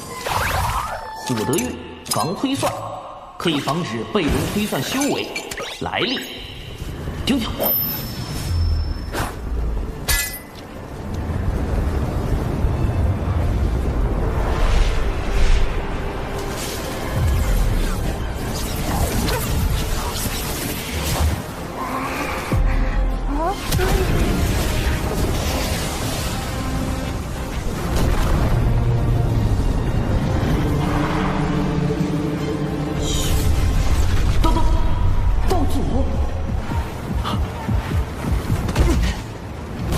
名弟子今起苍天，渡劫之变数实非弟子有心算计，恳请苍天令弟子修行不易，再上天劫。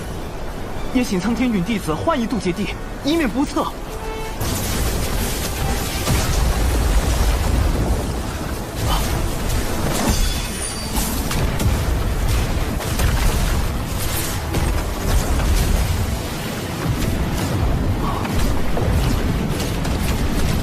好在此前为防渡劫有人捣乱，特意多选了几处渡劫地。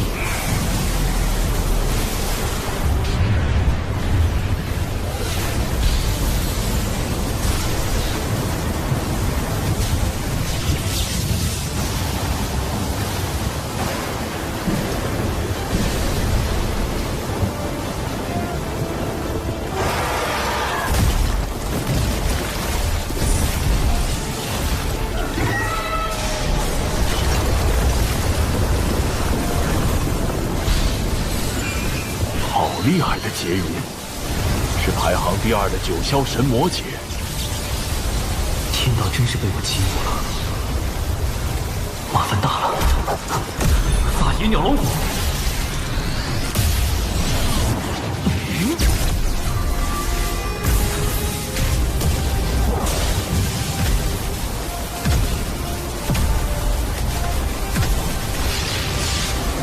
看来此人多数要死在天劫之下了。看来此人还有一线生机。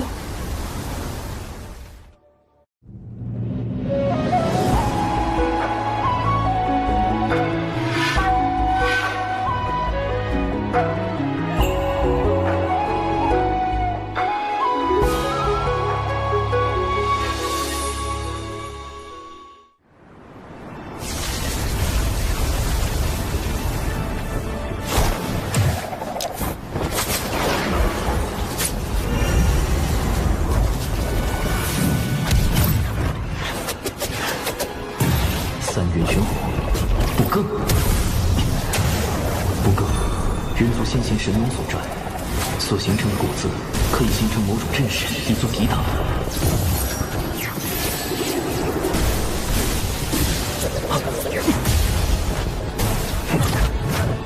最后一道天劫不对劲，奇怪，除了天劫，好像还有其他东西。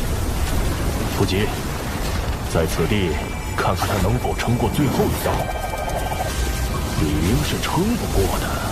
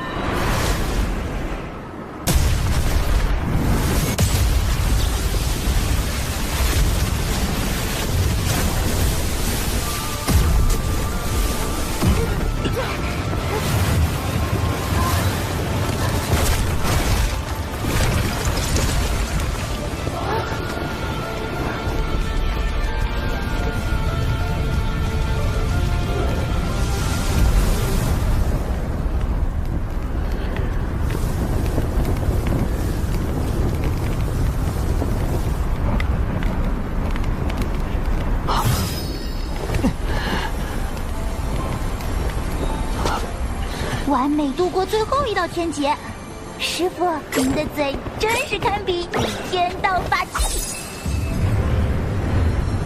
成仙，成道，这就是仙路，这就是竟能撑过此劫，咱们可过去结交，说不定他就要直接飞升天仙。这，等会儿，什么情况？师傅，你快别说话了！哎，是天罚，天道判定此人有违常理，降下天雷责罚。你不讲武德，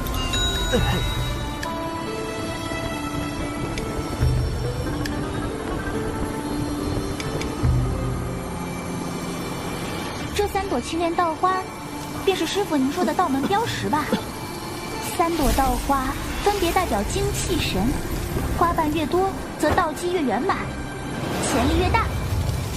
历经此劫，我的道花瓣数由27瓣修至81瓣，但最后一道天罚让道花有了不小的损伤，我得赶紧找个地方疗伤。嘿，道友，吾师徒乃截教金鳌岛炼气士，无名元泽，无名寒指，特来为道友祝贺。金鳌岛寒指，难道是在封神大劫中死于大神鞭下，魂归封神榜的寒之仙？绝不能与大劫之人有任何牵扯。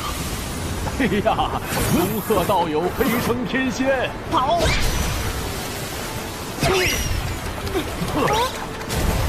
往后修行之路必定顺遂无比，还望道友入我截教。师傅，可惜，连道友的脸都没看着，就错过了。放过这位道友吧。仙路缥缈，世事无常，大道千载，终须自渡。万般因果，方显机缘。道花修复期间，不可随意移动。这渔夫倒是个绝佳的修炼场所。好大的鱼！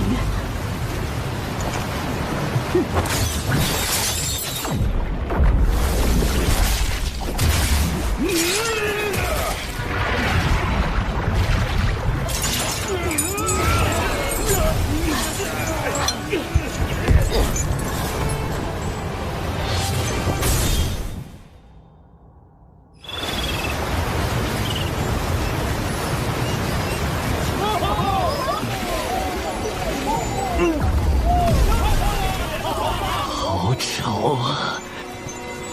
为什么要打扰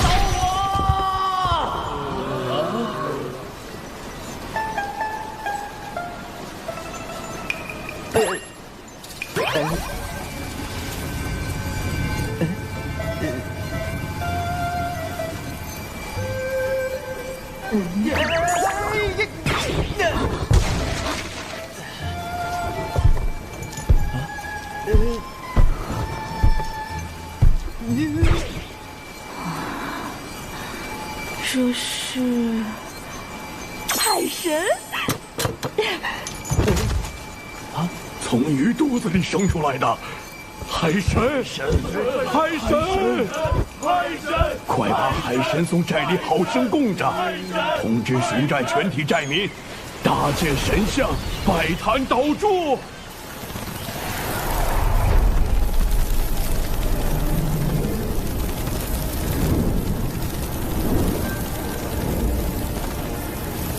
哪里来的海神，也敢和本女王大人抢地盘？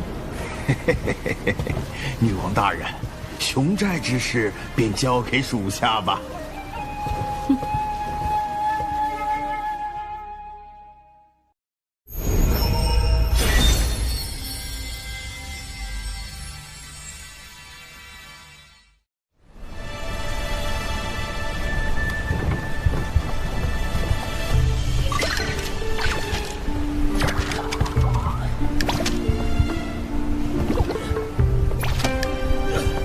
此寨地处南山湖州西南部，位置偏僻，寨民多以捕鱼为生。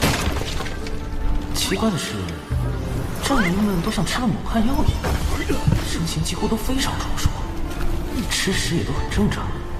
奇怪，莫非是祖传体型？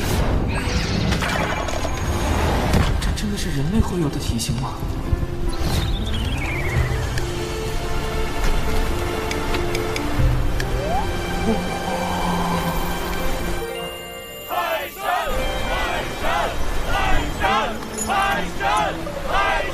好大的石像，竟然真的被他们打起来了！我又不是真海神，只要一直假装不能动弹，也就不会有人再信海神那一套啊。海神像也就变成了废石像。我还是尽快修复青莲道花，早日离开此处。不愧是我从鱼肚子里剖出来的海神，闪闪亮亮，看上去就很灵。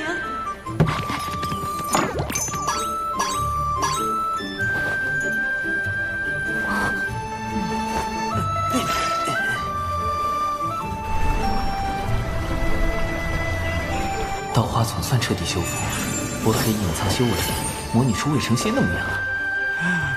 得尽快了断与熊寨的因果，别惹上什么是非。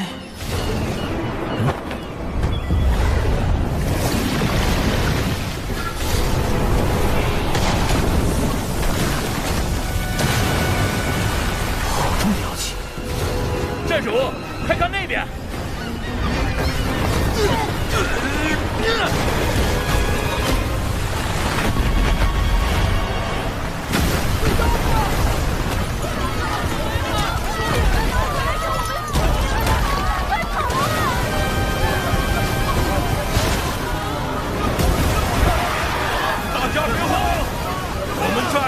海神庇佑，一定会平安无事。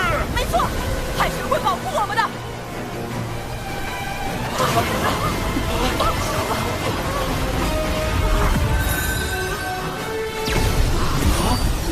西方二超凡玄中妙法，传福泽。寨主，这是。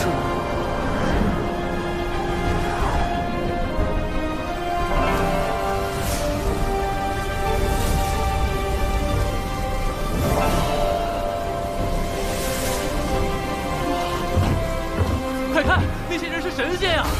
是神仙。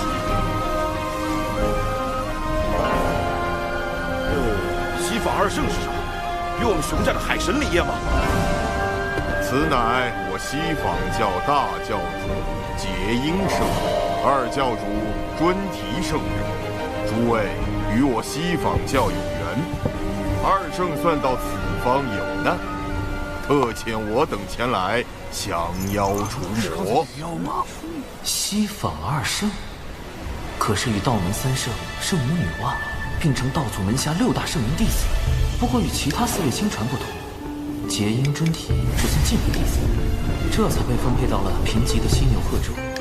据说结英尊体当初为了成圣，曾发宏愿要振兴西方，打造世间净土，于是创立西方教。如今道门3教日渐鼎盛，西方教却因为地处偏远，门下人丁稀少，与道门的差距越来越大。西方二圣便开始推行广结善缘、招贤纳才的策略。但西方教弟子不远万里来到南赡部洲，对付一个刚刚出现的妖怪，时机会不会太凑巧了点儿？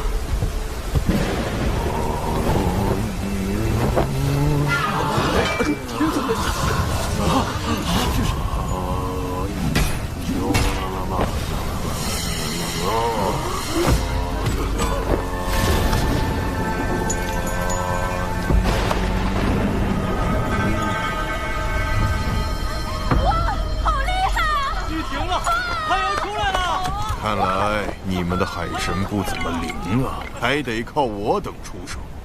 你胡说，海神会显灵的。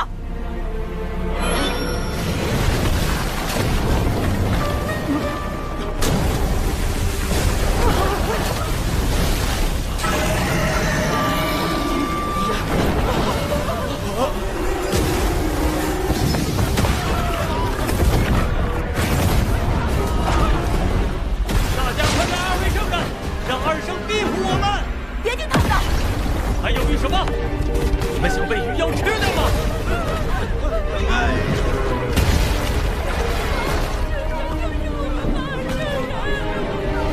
这鱼妖杀孽极重，已然业障缠身。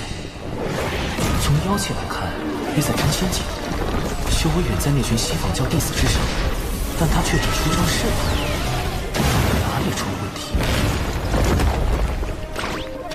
摄神珠，摄取元神，让我看看你元神的记忆。到底想来熊寨做什么？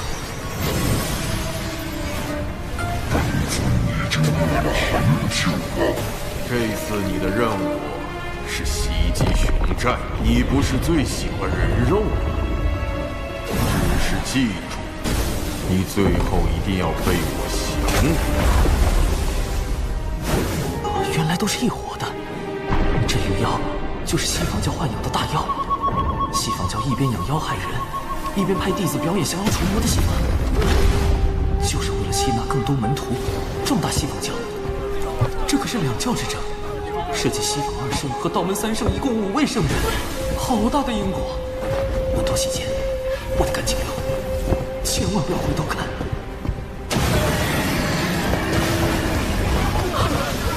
生灵力还是没啥用，快来拜圣人老爷！不，我相信海神大人，他一定会救我们。西方2圣，救救我们！救命啊！救救我们！救命啊！孽障胆大包天，西法2圣在上，请赐予平道力量。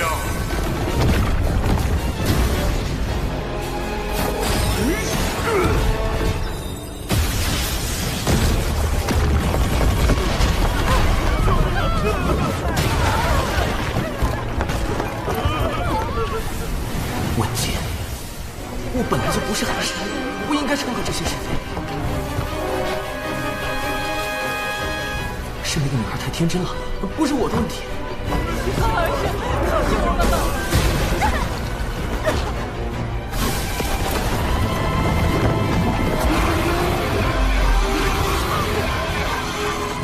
海神大人，求求你，快显灵吧！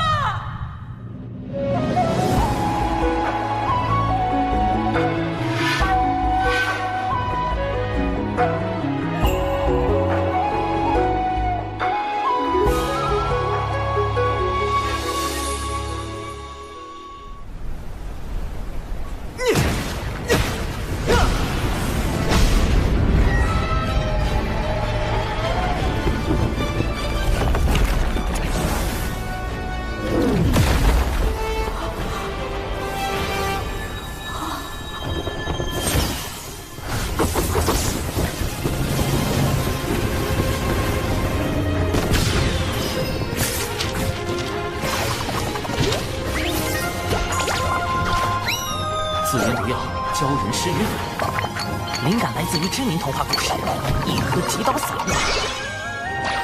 嘿嘿。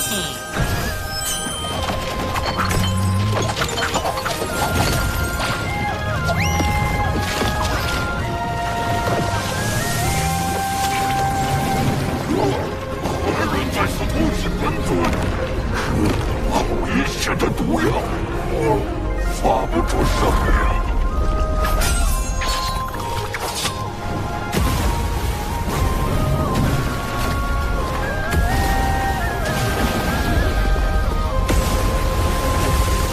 迷药升级版，注射型软仙散，1针立马晕，2针双保险。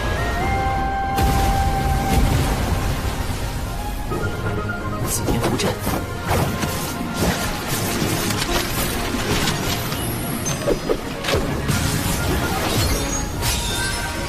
，3元玄火剑阵。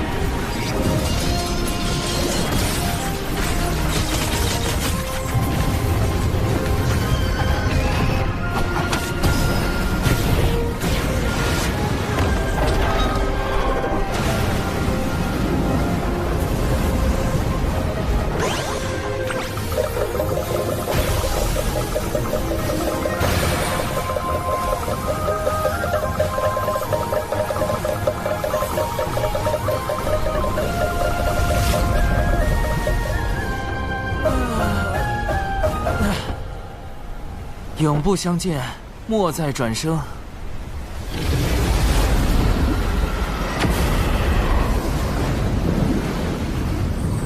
这个鱼妖找对了，演得太逼真了，下回还找他。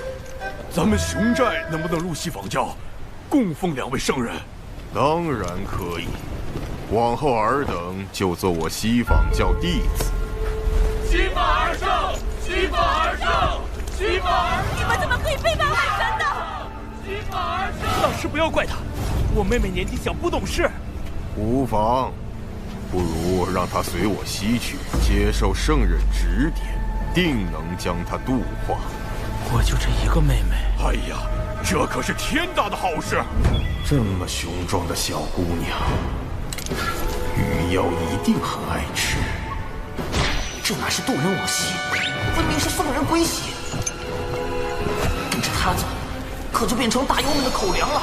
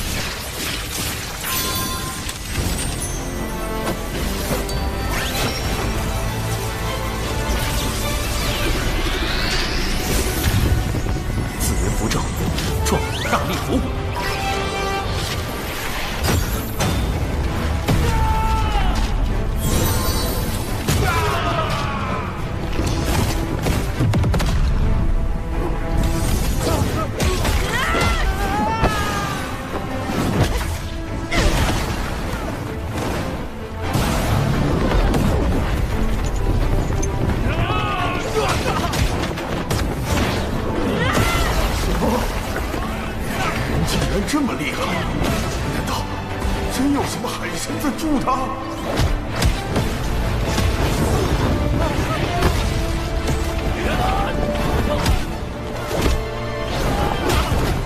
我说过，我们战的海神是最强、最灵的。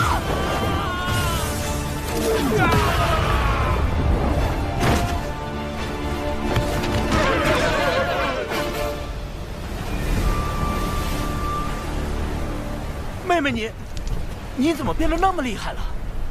刚刚身体里突然出现一股神奇的力量，一定是海神大人显灵了。赶紧跑，趁没有人发现。等等，熊寨里还有一个我的神像，万一被西方二圣看到神像找到我头上，发现是我破坏了他们的计划。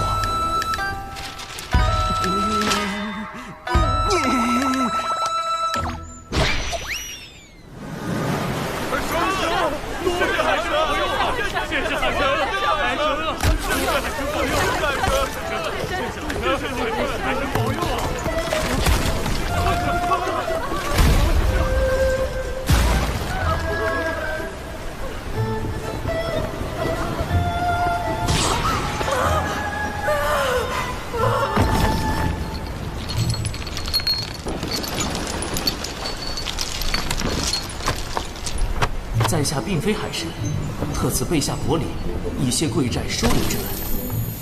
令符炼器士入门手册若干，少年强则雄寨强，无需求仙拜神，自可修炼星寨。他虽然不是海神，但他是英雄。我也想成为他那样的人。现在立刻马上回到道门的地盘。西方二圣只是道祖的记名弟子，我道门3位圣人老爷却是正统的亲传弟子。道门3圣罩着，就不怕那西方二圣了。能拜入道门麾下的渡仙门，真是一大幸事。昏皇太邪恶了，人心太复杂了，因果太害人了。以后还是得贯彻在小雄峰老死不外出的方针。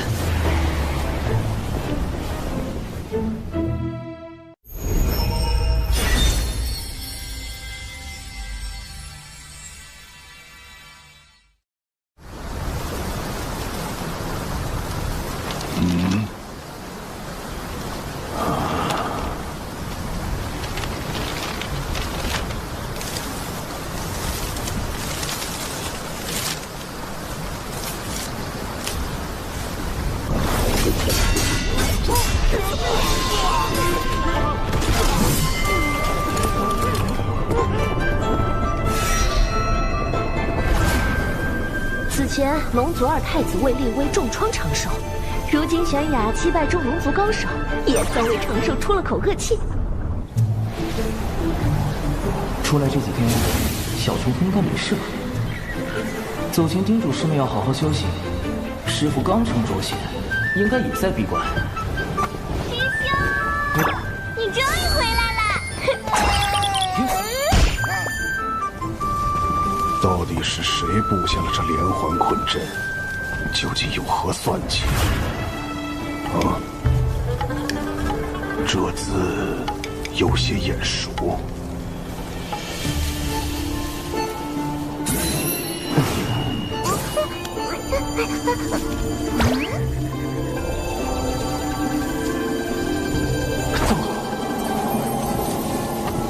还请不要破坏此地的一草一木，此路通往一处没有隔音阵法的空地，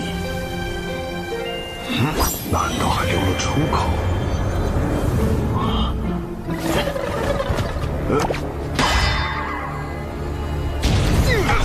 没化血可以不血，怎么控制不住就上头了？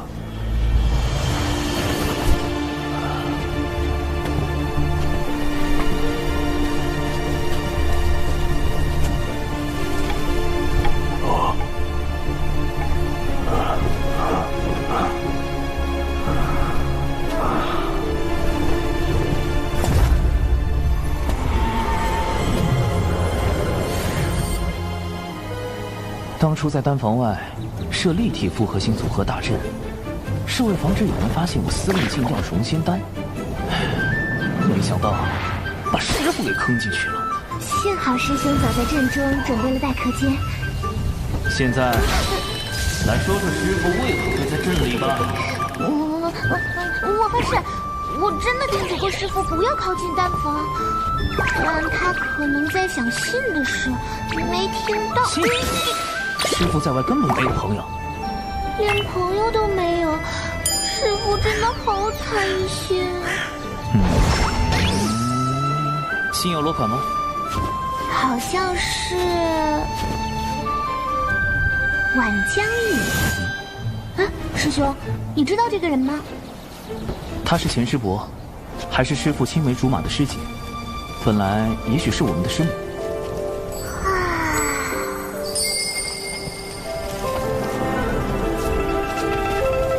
能看上师傅这么认死理的人，晚师伯一定是一个很好的人。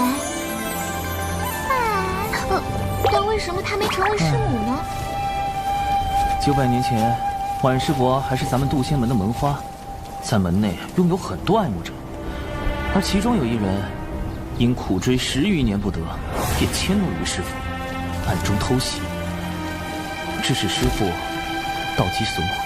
前场失意就背后下黑手，活该他一辈子单身狗，难怪晚师伯看不上他。后来，晚师伯为了给师傅寻找修补道基的宝药，便离开了渡仙门，自此再无音讯。师兄，你说晚师伯是不是找到了宝药，所以才约师傅见面？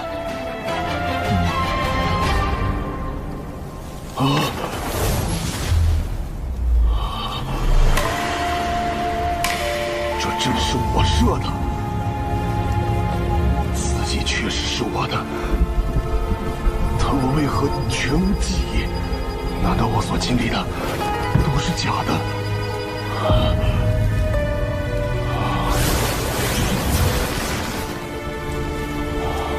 师姐，师弟，这次门内大比已是第14年，进步不少。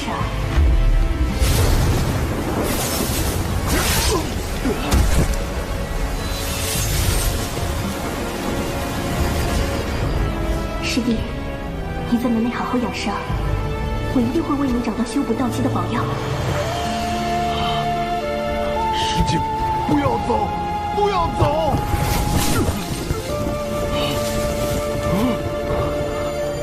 师傅这是道心失衡，生了魔障。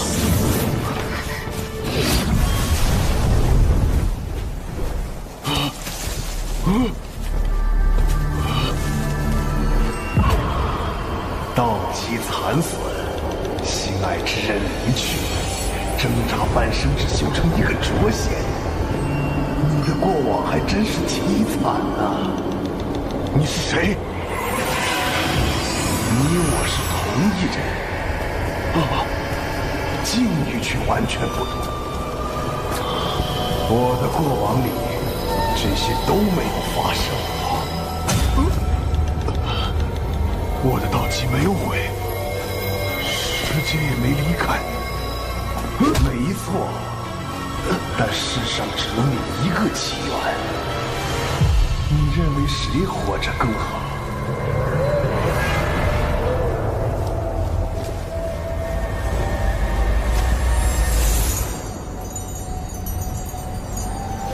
那么，只要我不在了，一切都会是最好的样子。只要我不在，只要我不在，只要我不在。静气凝神，心念归一。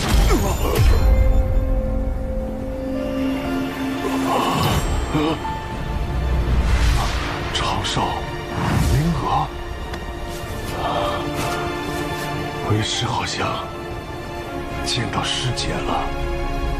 师父果然是被那封信乱了道心，生出心魔。你们怎么进来了？朕呢？我师兄很不烦这件事，你要放了他吧！这是弟子设计的，但弟子就是用来防贼而已。防贼？小春风穷得叮当响，哪来的贼？我看朕对贼不贼牢！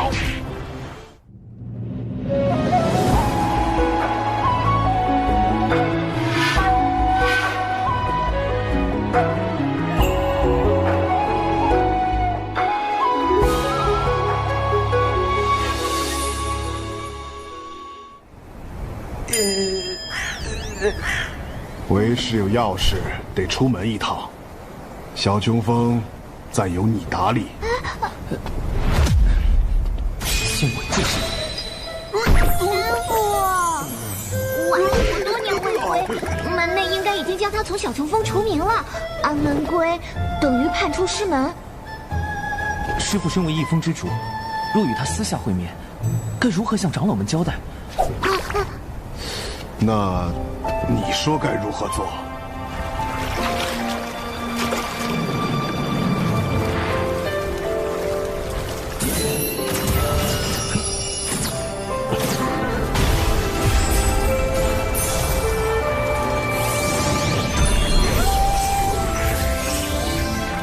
师父，隔绝大阵已开，不会有人打扰您给婉师伯写信。师兄。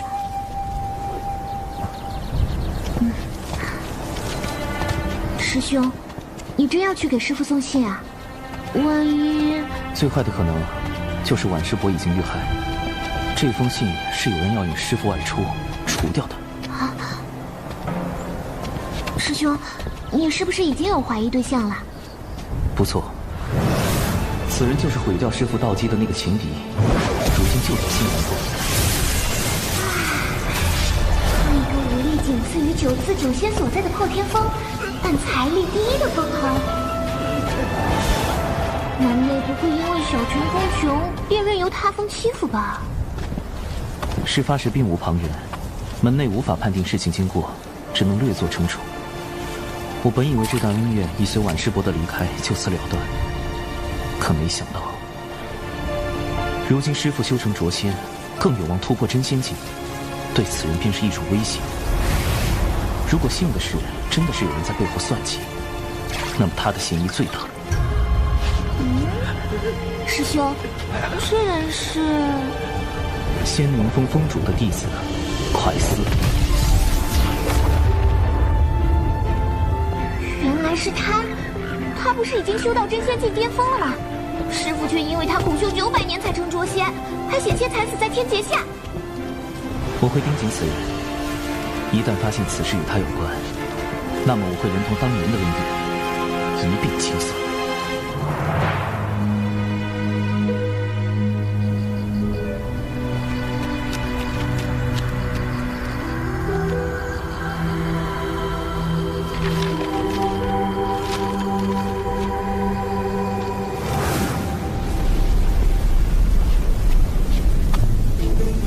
此外，赴约途中也有风险，还需增加底牌。师兄，这是要干什么呀？此物名为侧感石，涂上寒色花的枝叶，遇到神石就会变色，可监察是否被窥探，以及窥探者的修为。这杀小纸人不也能干吗？给你增加点参与感。哦，这丹炉里炼的什么药？天仙版软仙散。为蒯司这个真仙准备这么高品阶的药，有点浪费啊。真仙进去天仙境虽远，但万一人家是个隐藏大宝。再者，仙灵风善炼器，若蒯司有厉害法宝，一刀下去999。稳妥考虑，还是按天仙境应对，有备无患。这段时间你就和师父闭关不出。魏师兄实在太稳健了。可对方若见赴约的是你，改变计划呢？所以，我绝对不能露出破绽。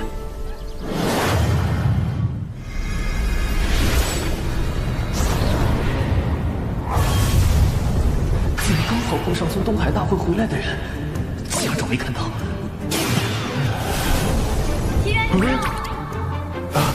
99师妹，你们这么快就从龙宫回来了？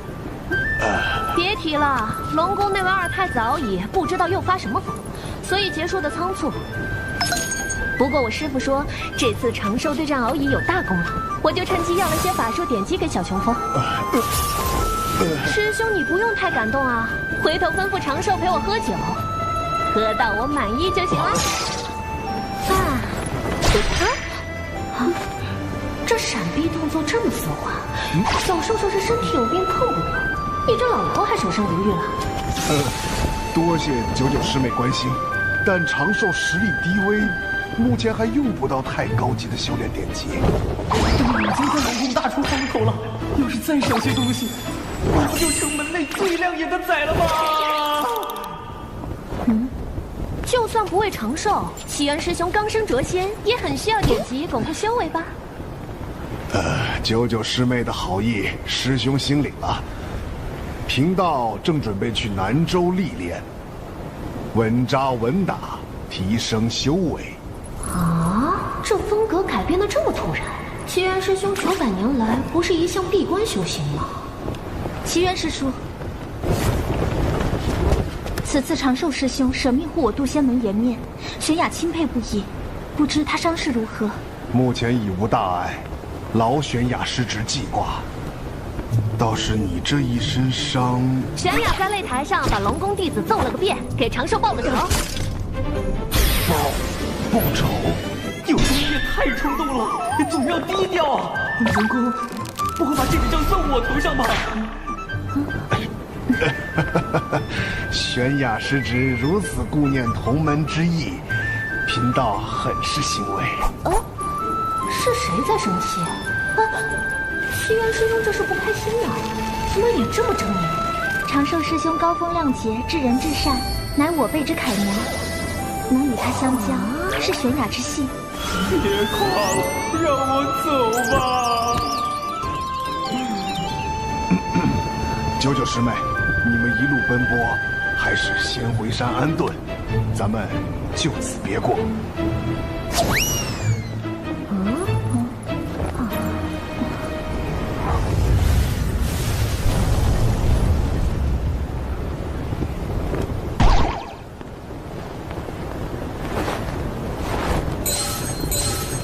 侧感石有反应，我被神石锁定了。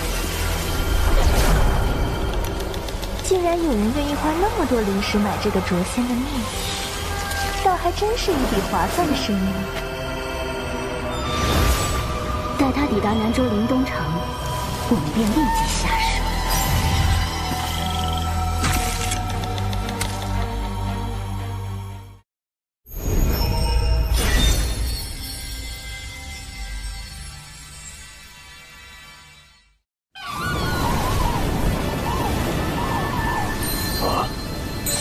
根据侧感石的反应，共有3道神石锁定我，2个元仙境的不足为惧。不过真仙境的这位，如果隐藏了修为，就可能是真仙境巅峰，甚至更高。信息太少，暂时无法确定跟踪之人。也罢，我已经备好了15种应急预案，方便及时应对。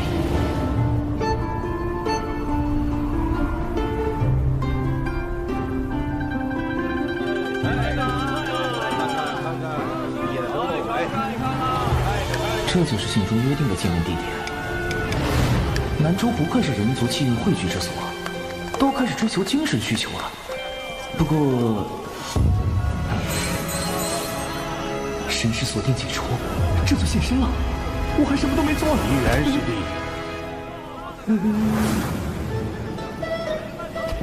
九屋，师兄，怎么是这个老狐狸？他跟着我，不，跟着师傅做什么？而且那2个元仙境的也消失了，这又是怎么回事？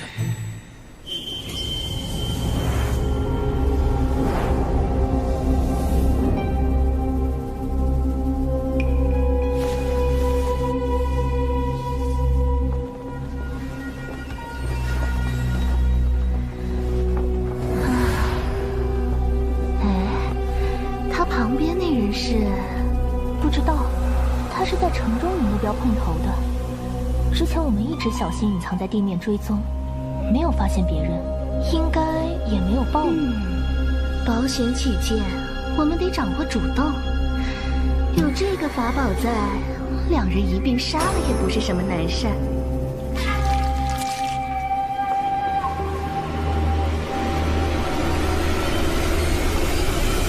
师兄，你怎么会在这里？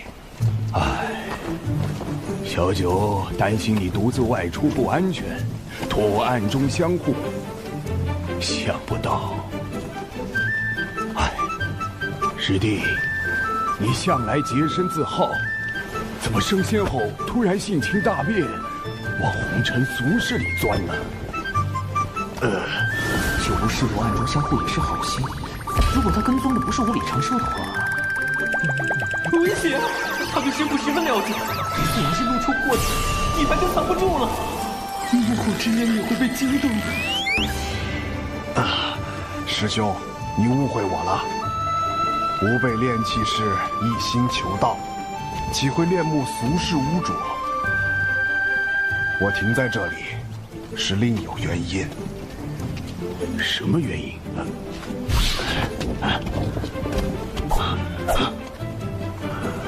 城中如此繁荣，凡人温饱不成问题。这些人却脚步虚浮，跟恶鬼似的，着实古怪。想不到师弟如此单纯。师弟自梦晚将与师妹近1000年，一直很寂寞。我这个做师兄的，确实不该过度苛责。总感觉他在想一些不礼貌的东西啊。确有一些人阳气虚弱，寿元无多，像被妖族吸食了精气。而里面正好有3个妖怪，1个真仙境，2个元仙境。方才我没能一眼看出，师弟，你的眼力不错呀。我升仙之后，确实眼力有些长进。看来之前跟踪我的，就是这2个元仙境的妖怪。师兄，事关重大，我们是否马上返回门内禀报？师弟何时变得跟长寿一般思虑周全？此事目前只有推测，却无证据。不如先暗中探查一番，若确有其事，咱们联手除妖，护一地清明，岂不美哉？师兄果然是义薄云天。就我师傅轻易就能发现我与师傅的细微不同，我必须更加克制，不能越线半分。末世3姐妹加场表演马上开始，走过路过不要错过呀！加场表演。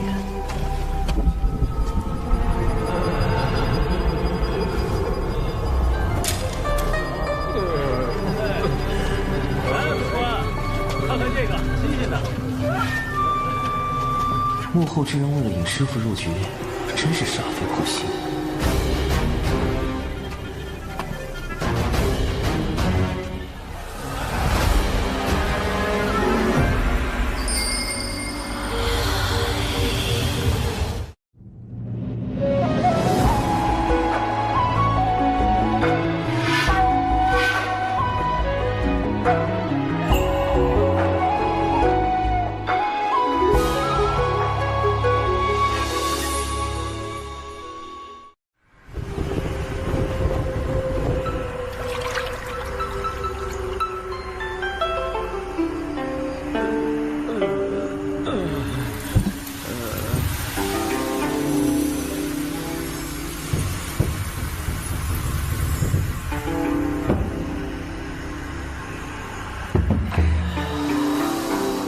跟九无师伯一起行动就是安心，竟然抓到了妖怪吸食人族精气的现行。哇，话说这么熟练，他们到底吸食了多少精气啊？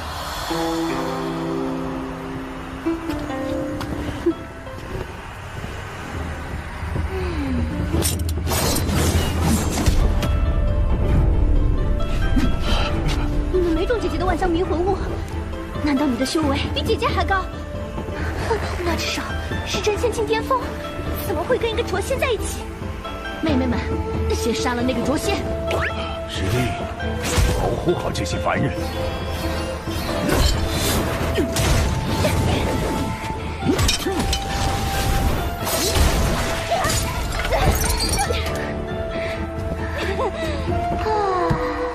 好吵，发生什么事啊？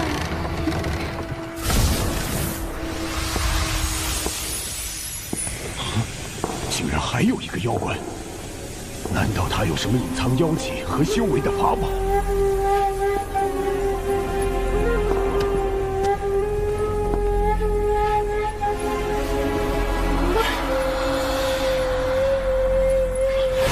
掌柜的，他打伤了我的两个妹妹，小兰姐姐，是要为我们做主啊！敢在我店里？师弟，千万保护好自己。我绝饶不了你！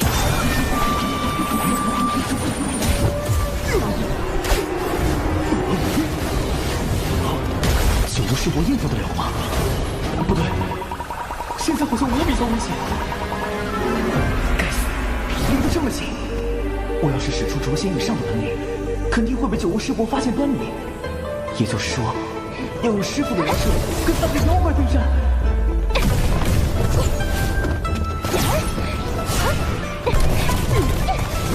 一个糟老头子，怎么这么能跑？为了装师傅，我饶命了！没事儿，他跑不了。万飞小可恶已经成了。不妙，情深中竟然暗藏无形水雾，逐渐令人窒息。虽然我本身的天仙境修为足够抵挡，但显然师傅这个浊仙是抵挡不了的。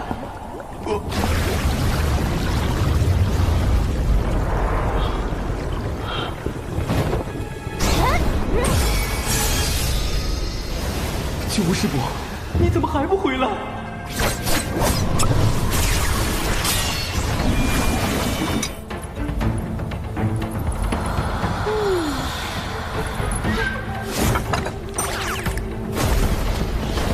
不好，师弟有危险，必须马上了结这个妖怪。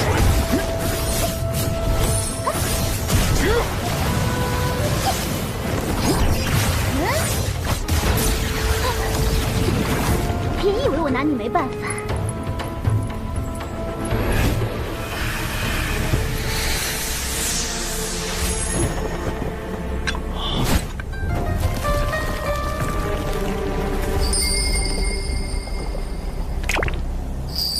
你是星球狐族？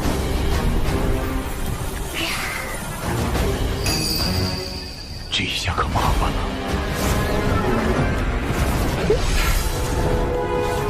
算了，求人和不求己，岂不便就抛你几远？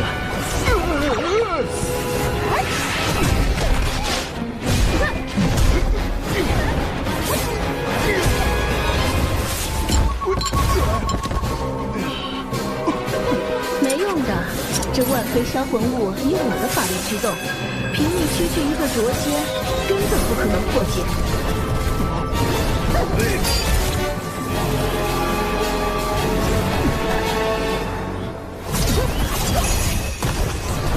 听到你的法力低微，大姐绝不会向你们这些作恶的妖怪屈服。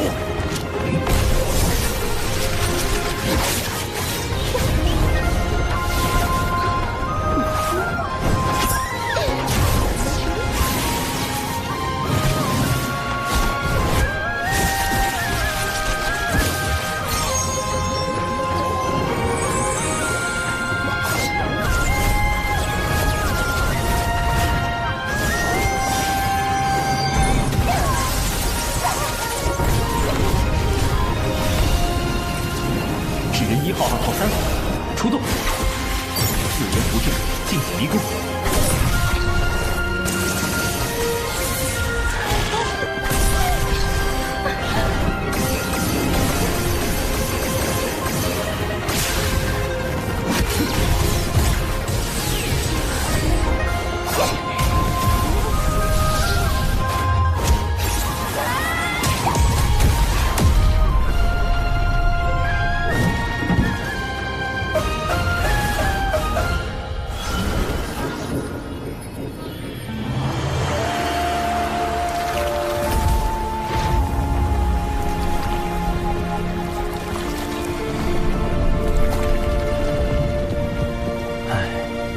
人类总是会被表象所迷惑。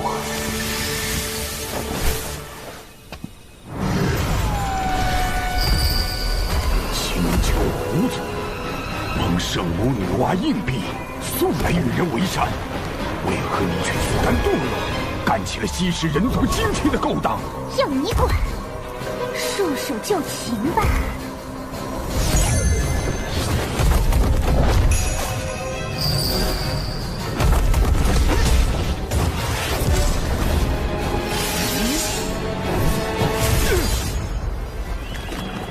我要杀了你！妹妹们，把力量借给我！又来了！万毒噬魂物！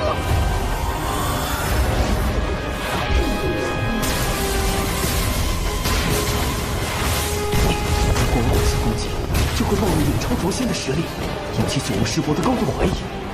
但如果任由毒雾蔓延，师傅的人设是保住了。人就很难保住。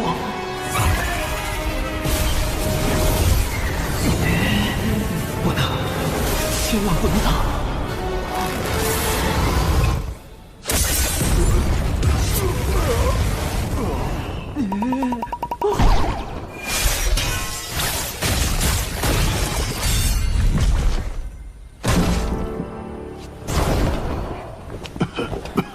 师弟，没事吧？这3只妖怪着实厉害，多亏师兄大救。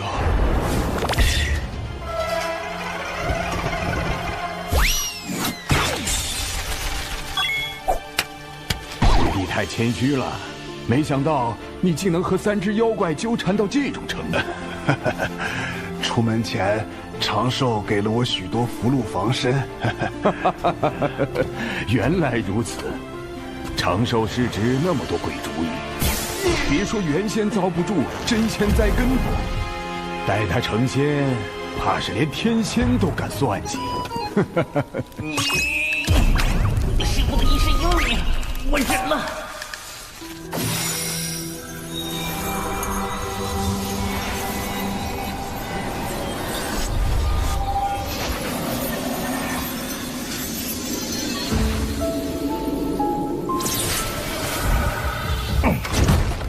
下在琴上的禁制破了，暗杀失败。奇缘呐，奇缘，你当了900年的废物，一朝成仙还是如此能干。越是如此，我越是留不得你了。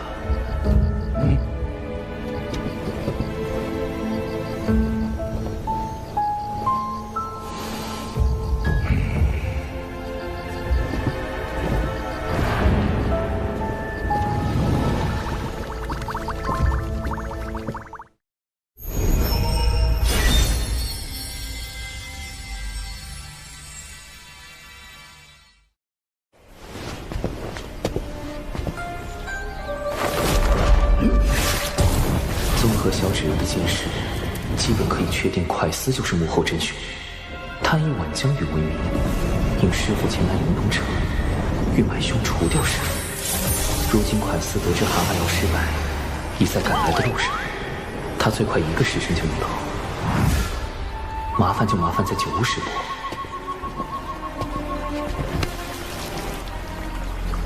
蛤蟆妖身上的业障真多，这狐妖隶属的青丘狐族与人族圣母女娲颇有渊源，不太好办。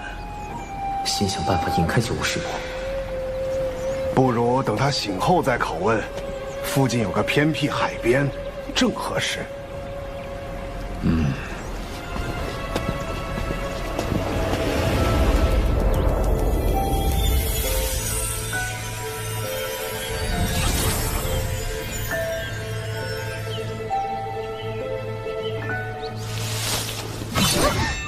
行了，你这狐妖为何在人间作祟？与那蛤蟆妖又有什么关联？奴家，您幻想来。好厉害的媚术！好在我常年研习清心咒，问题不大。9巫师伯应该也……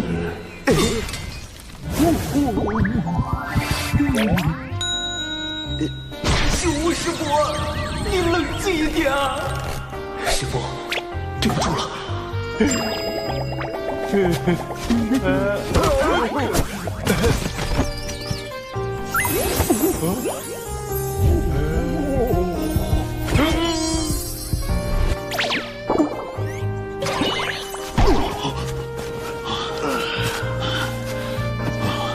还好有这东西在。这是长寿化的白眉老后符，炼气时修道静心，抵抗媚术，必备良品。好厉害的法宝！哼，竟敢用媚术激我的！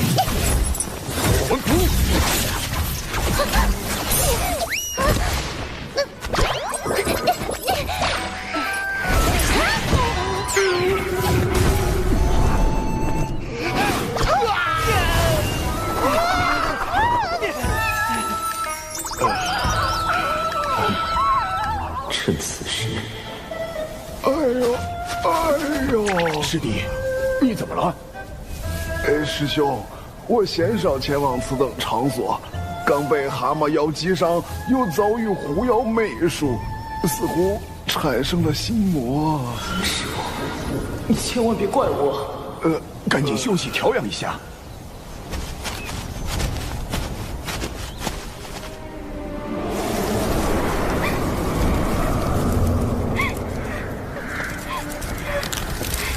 姐姐们，你们死得好惨！说，那个卓仙是怎么杀死你姐姐的？他有什么特别手段？姐姐们已经死了，告诉你这些又有什么意义？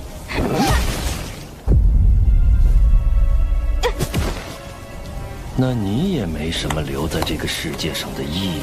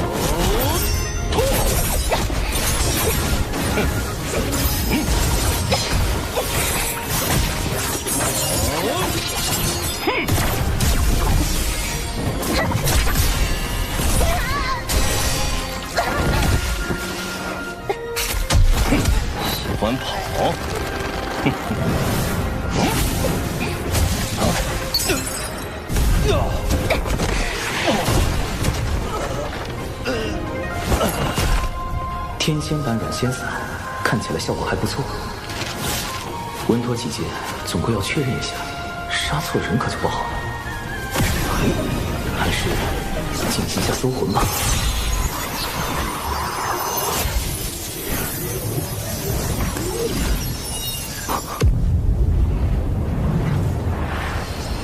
师傅，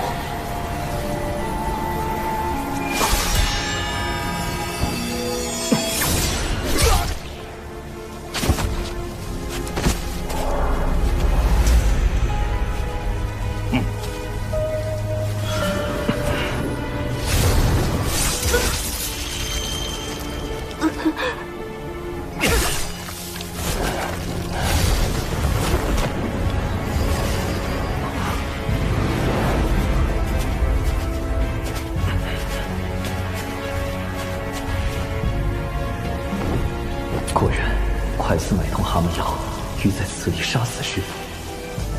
师傅，万事不往，令东城百修杀人事件确认完毕。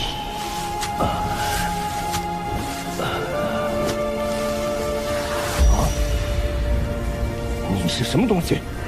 你沦丧了良心！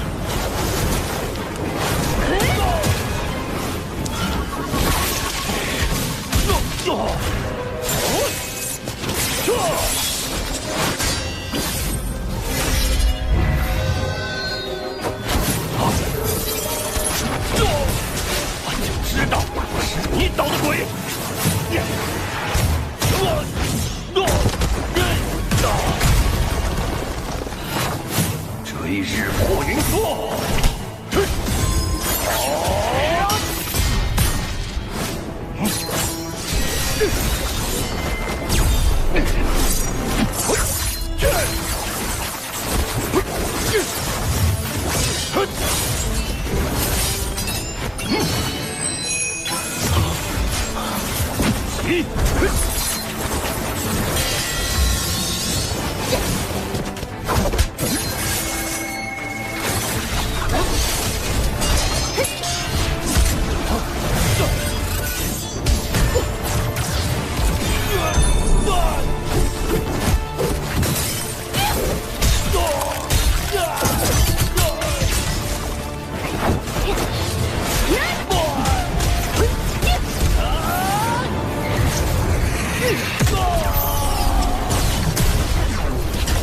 不愧为奇效，追日破云梭竟还能变换多种攻击形式，学习了。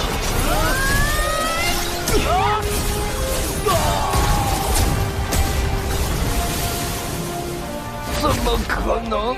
你不是捉仙，你是真仙。错，我是天仙。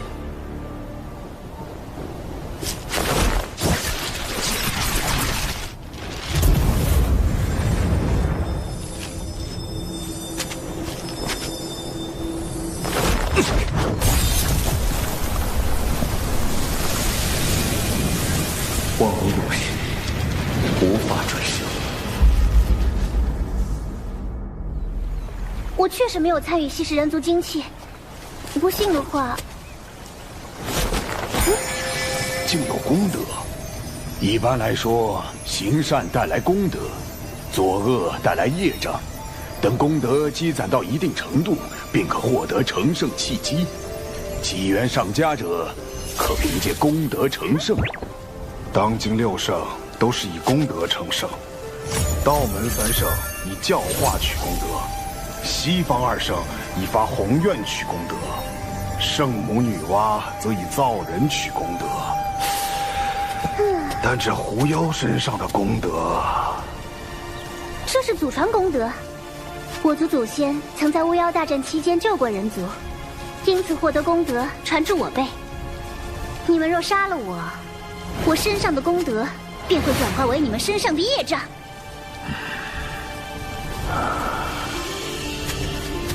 师兄，此女虽狂妄，但所言不无道理。只有将她带回门内发落。我出来的太急，没带能收束活物的宝囊。啊，我带了。出门前，长寿特意为我备着的。符箓、宝囊，齐元师弟似乎谨慎过了头。这些东西真是长寿师侄给他的，还是说……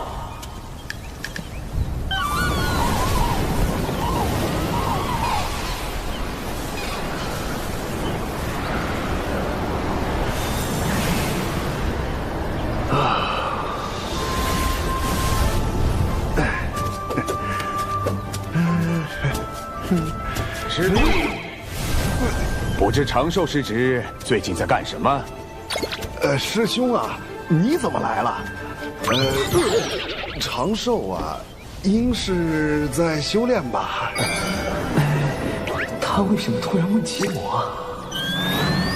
正好，我来这里坐坐。师兄不去趟赏罚殿吗？小兰之事仍需门内定夺。麻烦了，一定是这老狐狸发现了什么。稍后我自会跑一趟。怎么，小琼峰不欢迎我？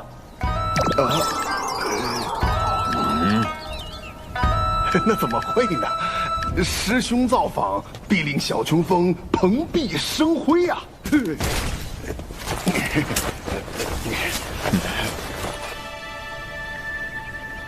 天亮，请睁眼。昨天晚上死的是99师叔。玩了一天了，每次都是我先死，不玩了。99师叔，你耍赖！我就知道，李长寿呢？他哪里去了？五师兄，你怎么来了？哼，坦白吧，师侄，我早就怀疑你了。跟我玩这一出，怎么可能瞒过我的眼睛？九无师伯，一起玩狼人杀吗？李长寿竟然在这玩什么狼人杀？那起源真不是他假扮的。保险起见，还是用法术查探一下。身世为引，虚实尽显。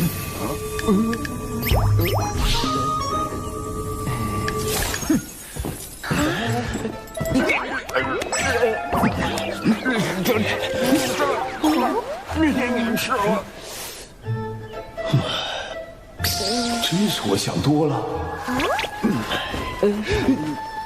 哎呀，既然你们在这玩游戏，那我就不打扰了。这就走了？九师伯，好险！还好我身上有火的预防查探，否则方才直接被九无师伯看穿了纸人化身。看来是我扮演的师傅不够像，才引起了九无师伯的怀疑。往后定要仔细观察师傅演习，进一步提升演员的自我修养。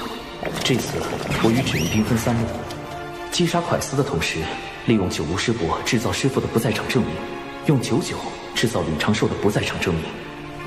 其中多有风险，往后需好好复盘。只是师傅那边……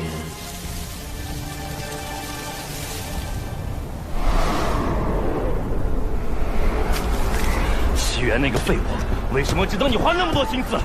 我到底哪里比不上他？你这样心思歹毒的人，也配和齐元师弟相提并论？也配和齐元师弟相提并论？既然如此，你就别怪我心狠了。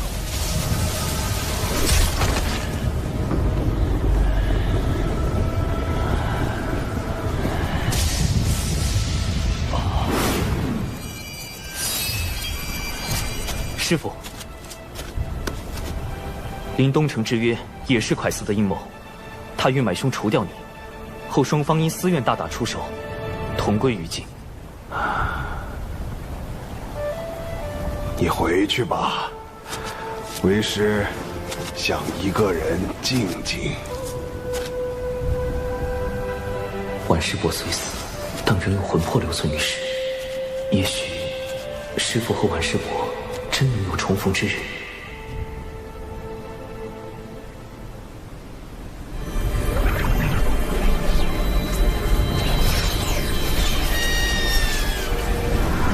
道代表金鳌岛来访，与贵门论道切磋，此为拜帖。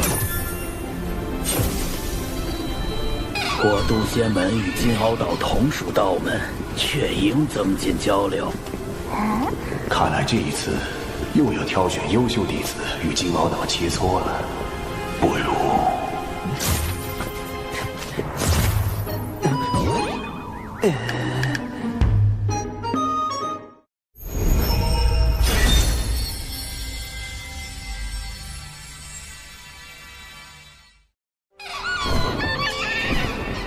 我等想与小琼峰的高徒切磋。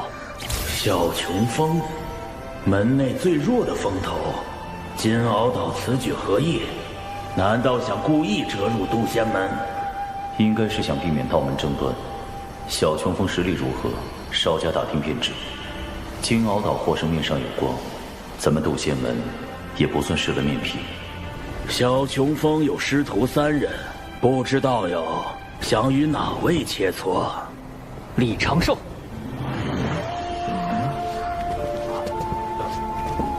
敖乙，他拜入了金鳌岛。龙族一向傲慢，如何会与道门为伍？为了打败蓝衣老大，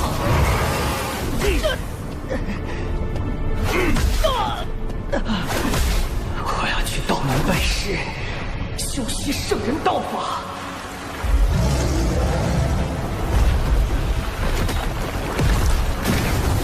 为了重整龙族，我要扬名四海，引领族中弟子拜入道门。扬名计划第1步，洗清龙宫一战的污点。回众女上人，我师兄李长寿修行遇到瓶颈，必死关了。还好准备了避敌计划。着实不巧，敖乙太子不如另择一位弟子切磋。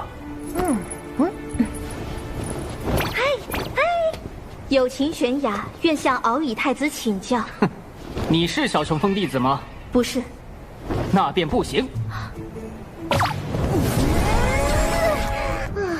师兄，我是为了你才不稳健的，不许发无超说。小琼峰弟子兰陵娥，愿向敖乙太子请教。我的对手非长寿道友不可。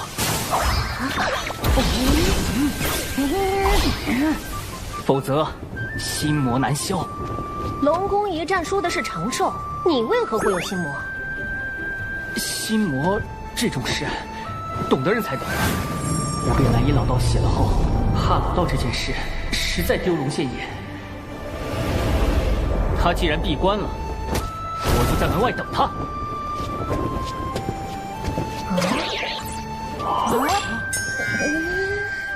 这小龙做事这么绝，都开始堵门了。事关龙族兴衰，我绝不会放弃。那就这么耗着吧，看谁熬死谁。我龙族寿命长得很，熬死你还不是绰绰有余。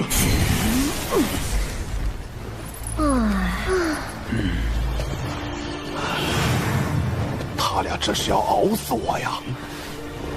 实在不行，只能唤醒长寿了。哎，启元师弟，你与蛤蟆妖一战后，伤势如何呀？蛤蟆妖？难道是长寿说的快死顾兄杀我那个？好多了，老九吴师兄记挂。还好对过口供。敖乙一直赖在小琼峰也不是个事儿，要不夜里偷偷砸晕丢出来。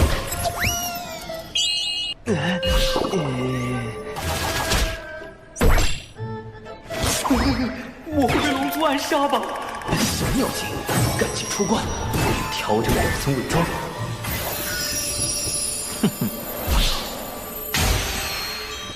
既然突破瓶颈了，便出来吧。敖乙又来找你切磋了。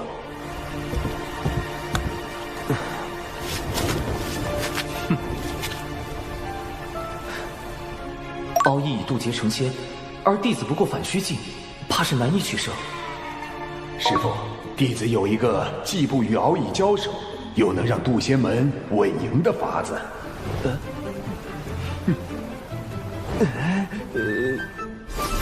阵法切磋，倒也可行。主，你也太毒了吧！这阵你都破不了，还让敖乙破。唉，师兄，你这次稳健不起来，要露馅儿了呀。长寿师兄，没想到你不仅善炼丹，竟还精通阵法。长寿，你那破阵我进去就晕，敖乙肯定闯不过。长少，此战过后，你定能得到门内重视。快和为师谢过九无师兄，举手之劳，不用谢。谢你个鬼呀！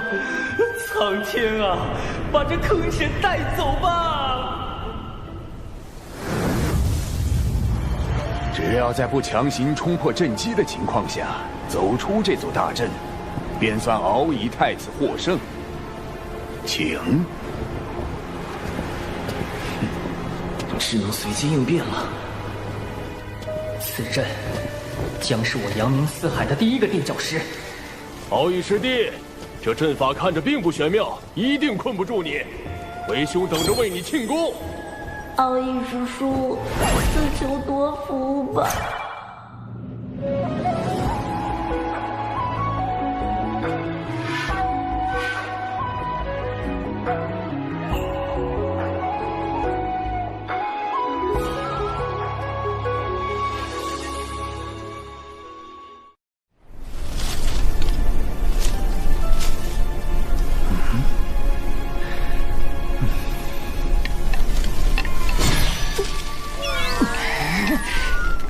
又走回来了！水灵灵珠，给我封住这连环困阵！竟是生于远古的先天法宝，难怪能阻断大阵运转，令生灵显现。但，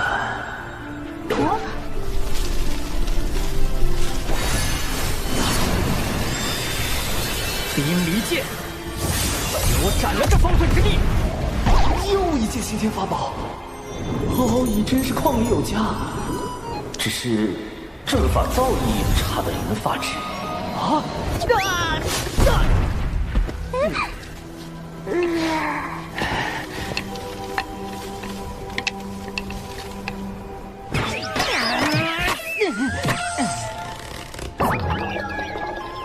我龙族在阵法之道有这么不堪了吗？此阵颇为玄妙。想当初我也险些出不来。九无师伯说笑了，这就是最普通的迷阵。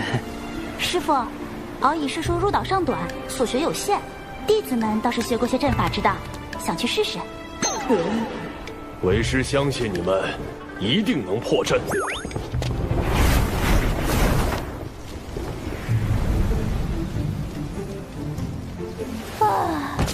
好好的师傅，长了一张嘴。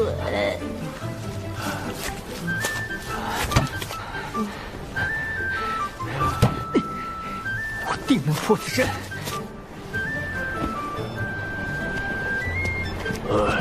终归是败了。也罢，贫道这就将他们带出。前辈且慢，我来开。是时候展现我金鳌岛真正的阵法造诣。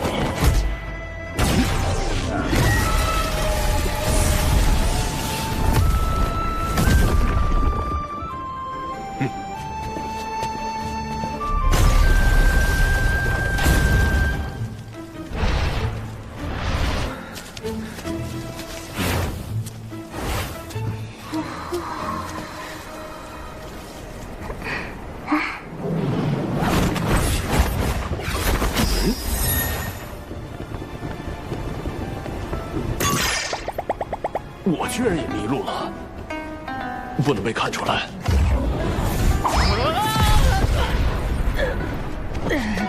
我龙族还能站起来！敖乙师弟，为兄来救你了！连天仙都被困住了。长寿在阵法上的造诣确实不凡。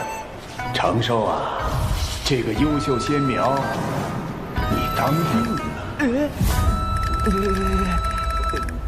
谁爱当谁当，不要给我！金鳌岛也不过如此嘛。九九师叔，既然你主动吸引火力了，一定不介意我再把祸水引向你吧？此阵能有如此威力，99师叔居功至伟。这座大阵一直是靠您浑厚而又纯粹的法力在运转，对吧，师妹？可不是嘛，阵基里的每颗灵石都是您嵌进去的。九巫师伯推荐的就是靠谱。可是小琼峰真的需要真仙指导布阵，就要真仙，就要真仙！真仙？他就是真仙，你找他。师兄，好像是有这么回事。难怪我在镇里一直兜圈，原来是99师妹所拨。是吗？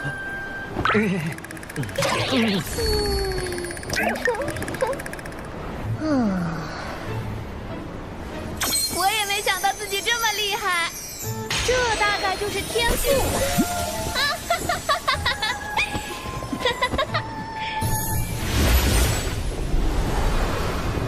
99师叔实力强横，众位道友闯不过去，实属正常，切勿因此沮丧。我输了。道友阵法之玄妙，敖乙领教了。师傅，你怎么也在镇里？为师是来找你们的。如今是我金鳌岛输了一阵，不知小友能否和敖乙师弟再比试一番？当然，绝对不是为了输赢啊，只是想助我师弟摆脱心魔。一个成仙的挑战一个没成仙的，这公平吗？请元泽师兄将我的修为封到反虚境。这倒是公平了。那便再切磋一次吧，莫要让人觉得咱们渡仙门拒战。这熟悉的剧情走向，弟子遵命。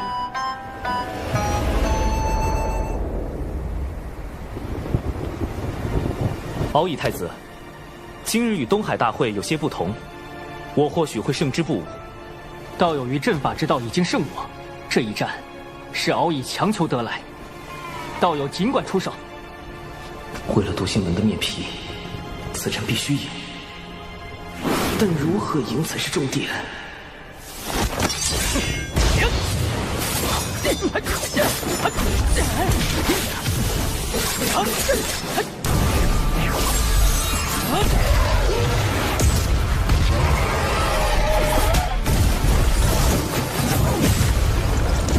好快的盾法！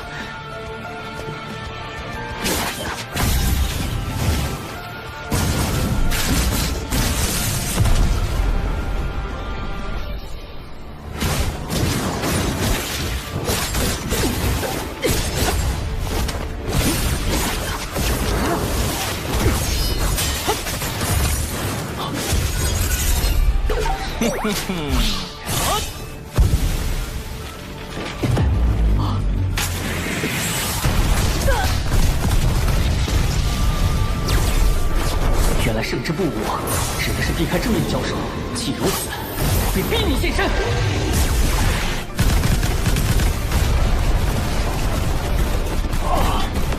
都炸成这样了还不出来，这人的打法真是一言难尽。总之，敖乙太子拿土遁没办法，承受也算立于不败之地。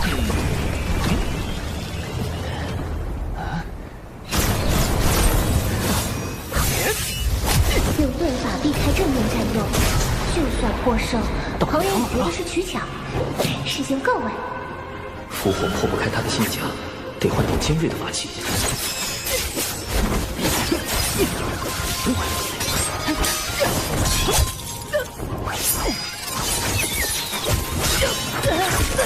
攻击如此密集，来不及细查此人踪影。再这么打下去，敖乙师叔要被炸成刺猬了。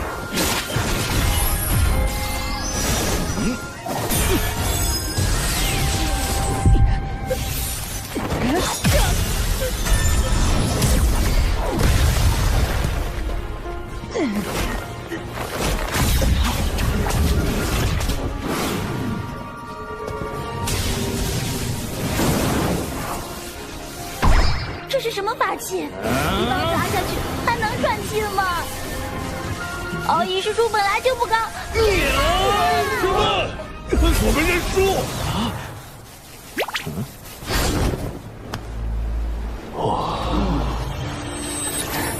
输了，我又输了。多有得罪，这次可否算作平局？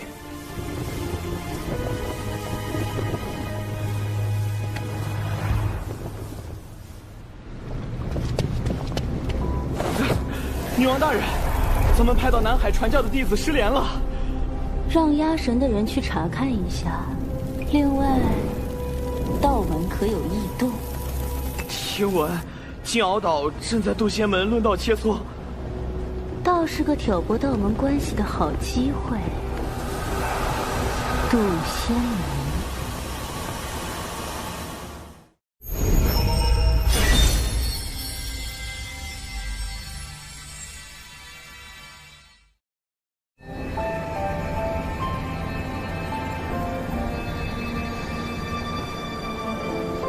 长寿道友，不，长寿兄，如此光风霁月，已心有所感。此番回师门，定会好好参悟。敖乙兄客气。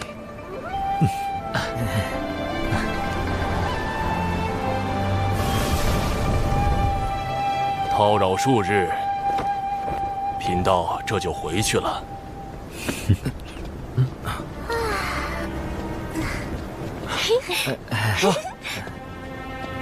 禀众羽上人，望秦上人，人教逍遥仙宗借来传信玉符。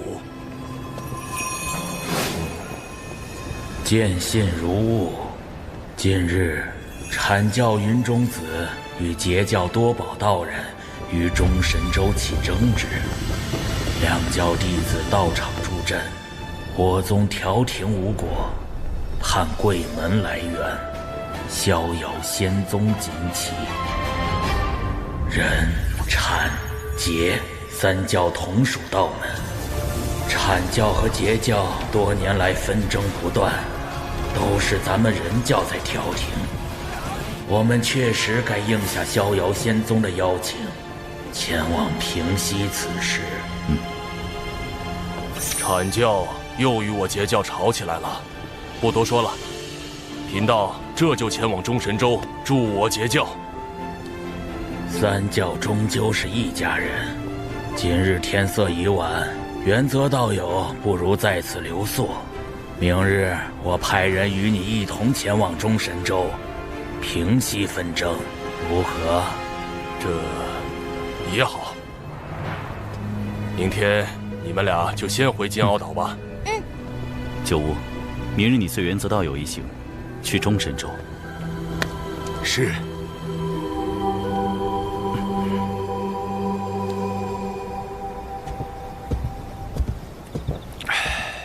师伯，这是万凌云长老炼制的腐仙灵魂丹，可用以防身。用时需闭气，以防自伤。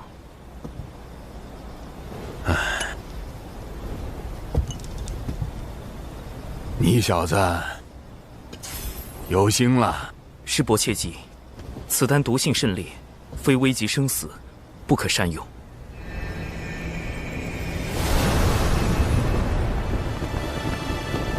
师兄，阐教和截教吵架究竟是怎么回事？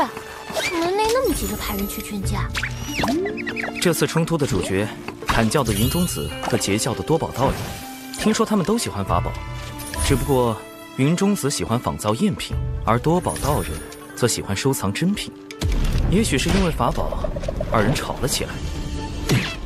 那法宝是假的，你的法宝才是假的。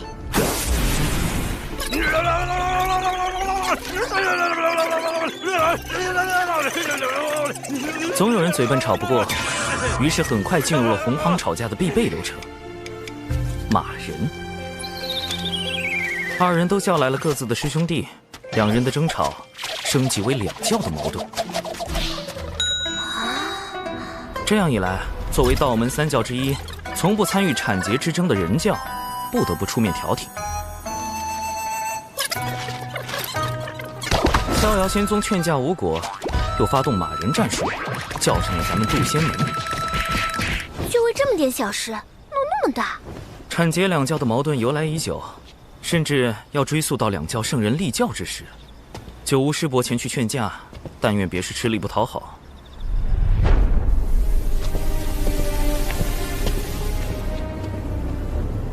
回女王大人，渡仙门和金鳌岛派人一同前往中神州，为阐解两教劝架。阐解两教的矛盾，或许可以升级为人、阐、结三教的矛盾。属下明白了。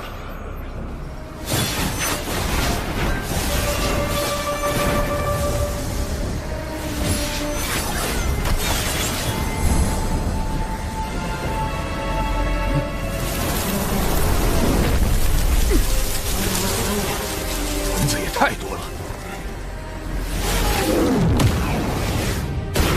有埋伏，是隔绝法阵。趁法阵还没彻底结成，冲出去！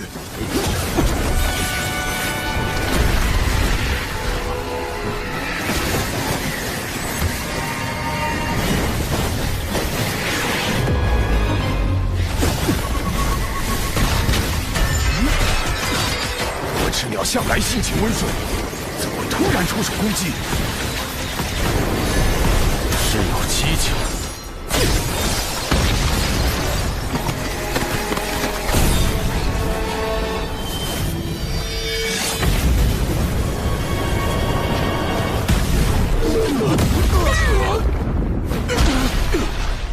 我赤鸟来势汹汹，带头那只的实力将逼近天仙境巅峰。我虽也是天仙，但不是他的对手。隔绝法阵困住了我们，必须想办法尽快破阵。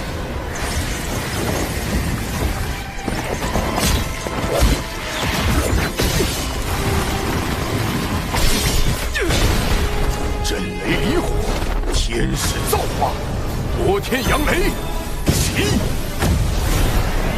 天光熠熠，黑影如梭，万影剑阵，去！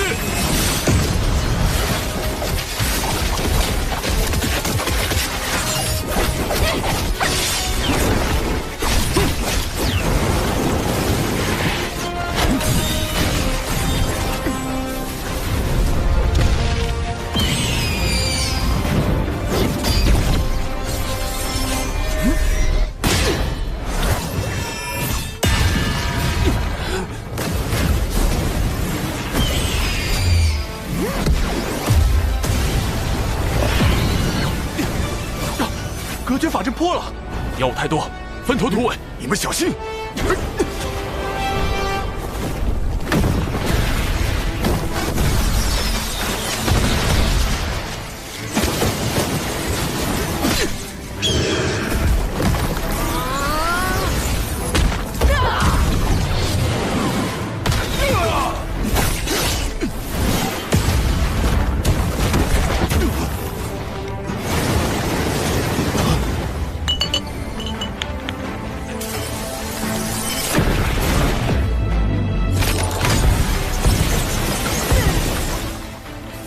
丹阳四平禁制被破，九无师伯出事了。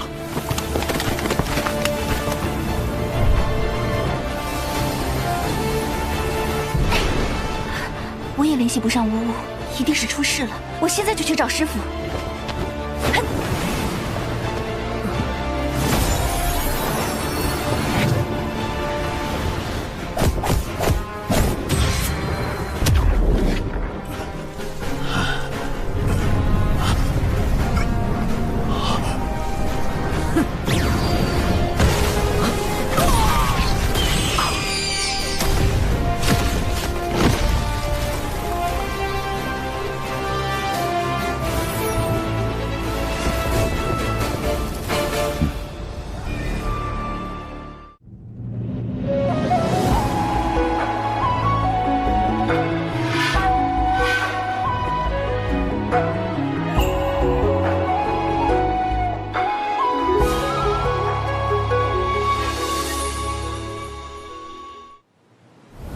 长寿，要不是你给的毒丹，我真就见不到你了。当时究竟发生了什么？九巫一行因是遭到了火赤鸟伏击，2位渡仙门长老殒命，九巫受重创，元泽等人不知所踪，金鳌岛也没有他们的消息。火赤鸟，他们怎么会突然对渡仙门和金鳌岛的人下手？此事不简单。这些火赤鸟被我们击毙后，身上闪过一缕血光。我仔细检查过他们的尸身，发现其元神被抽空，早已死去多时。看来，他们的元神被操控了。操控元神，竟有这种邪术，简直闻所未闻。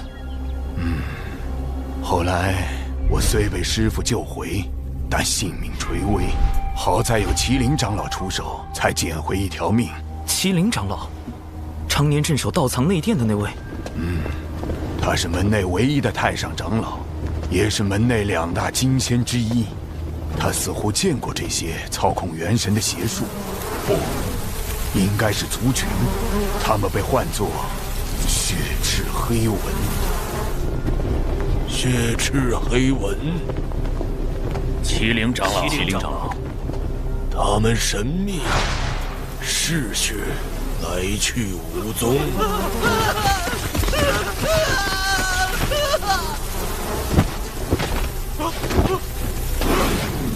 通过吸附他人骨血，从而附身操控。操控火赤鸟的真凶，只是一群蚊子。千万不要小瞧了这群蚊子。远古时，他们曾经用类似的手段挑起了一个族群的内部纷争，甚至引发了族灭。灭族于无形之中。没有任何判别的方法吗？灭一个族群都这么容易，那我渡仙门。近日有血赤黑纹作祟。此纹凶猛异常，请各封严加戒备。门内也开始戒备血赤黑纹了，这日子真不太平。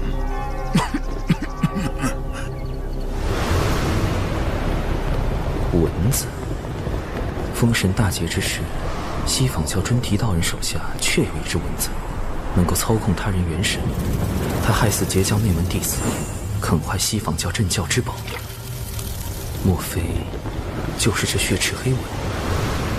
血赤黑纹消失已久，此时忽然出现，定有缘由。难道与产劫之争有关？渡仙门与金鳌岛派人前去调节纷争的路上遇袭，显然是有人与其勾结。原则，也许他并不希望产劫握手言和，所以暗中除掉九巫。如果真是这样，元泽在重创九巫一行后，应选择将一切推给火赤鸟，反正一切死无对证。但很奇怪，他失踪了。不错，他有可能是畏罪潜逃，也可能是隐藏在暗中伺机出手。真相到底是哪一种？破解谜题的关键在于原则。九巫一行遇袭后，金鳌岛也没有找到原则的下落，可见他并没有死。既然没死，他去了哪里？为什么毫无消息？如果是被俘虏了，俘虏他的只可能是血赤黑纹。血赤黑纹为什么要抓原则等人？如果没有腐仙灵魂丹，九巫极有可能会死，因为同行的2个长老都死了。显然，血赤黑纹是想对渡仙门下死手，可是为什么？产劫2教发生冲突，幕后主使对前去劝和的人教渡仙门是杀，对截教的金鳌岛却是不杀。他们到底在谋划什么？原则的失踪，加上血赤黑纹的特殊能力，渡仙门也不再安全了。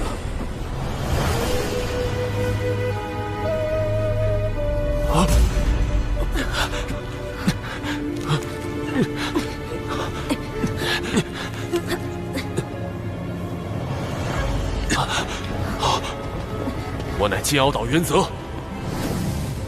你要干什么？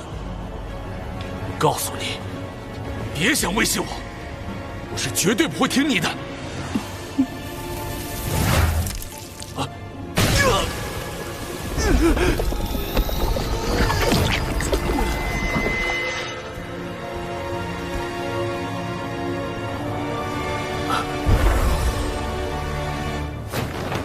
拜见女王大人。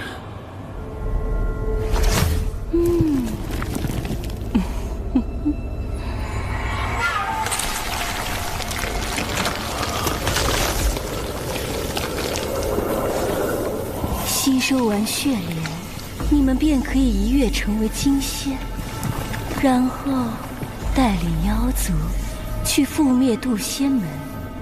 记住，覆灭渡仙门。是。安排火赤鸟偷袭，再以血赤黑纹掌控金鳌岛炼气士，攻击渡仙门。女王大人果然高明。这回定要让他们道门三教吃个大亏。只有这样，上面那位才会满意。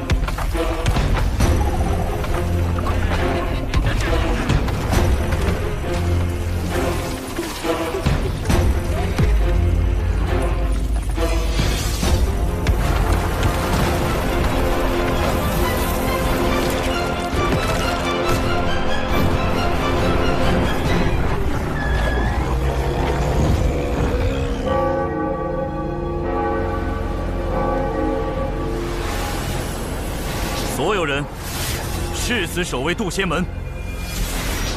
门内有数千人，未成仙弟子占大半，元仙以上弟子、长老有数百人，不知有多少会葬身在这场血腥浩劫中。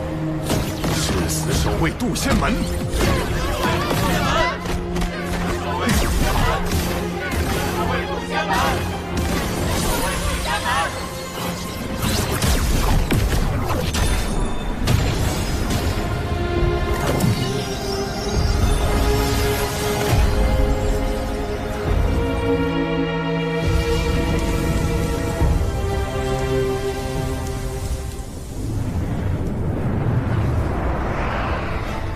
为应对血赤黑纹，我紧急组建了一支纸人军团，将所有纸人按实力由强到弱分为鬼、神、天、地、人5个大队，安插埋伏在门内各处，可随意变化各类形态。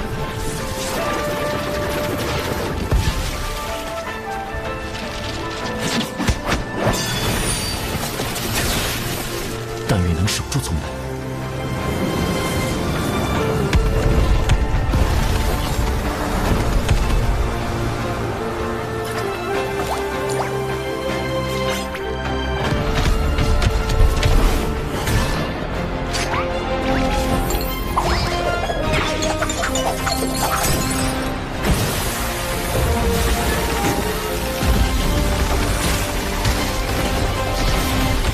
好在提前安置了重瞳3头蛛蛛丝监控，弟子纸人善独战和阵法，是我埋伏在门外的第一道防线。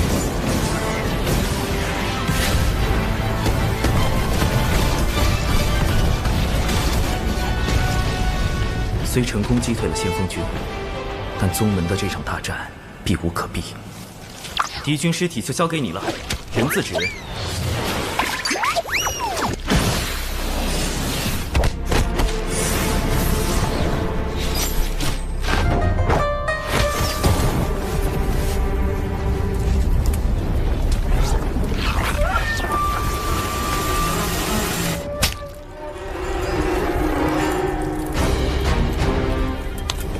的是何方高人，我竟无法找到他的原始。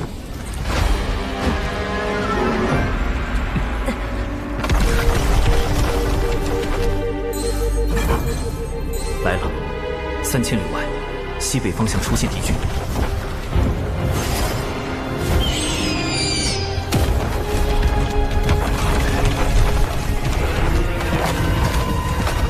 看来被控制了之后，这些家伙的神智也出了问题。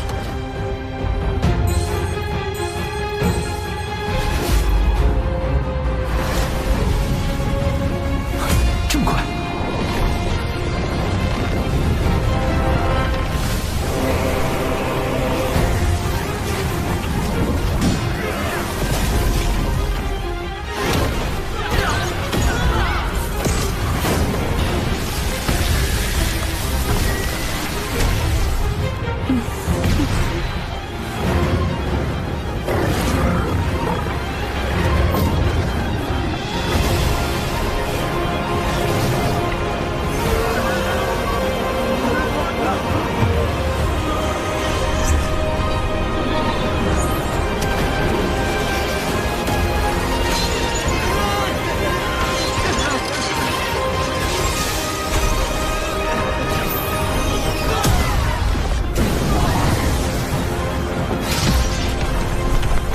全都被突破了。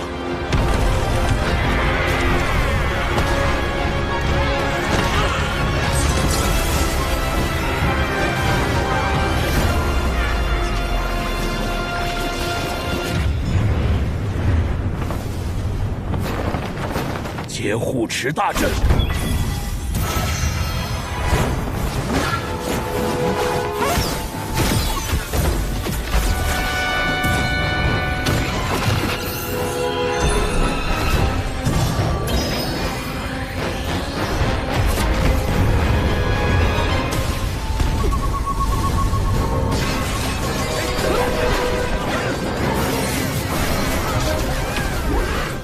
这群恶妖！师父，对不住了，完了完了，我们师兄同流合污了。此次来袭的大妖，修为都在元仙至天仙境不等，师父只是着仙，恐怕难以应对。到时我自会和师父解释。快走！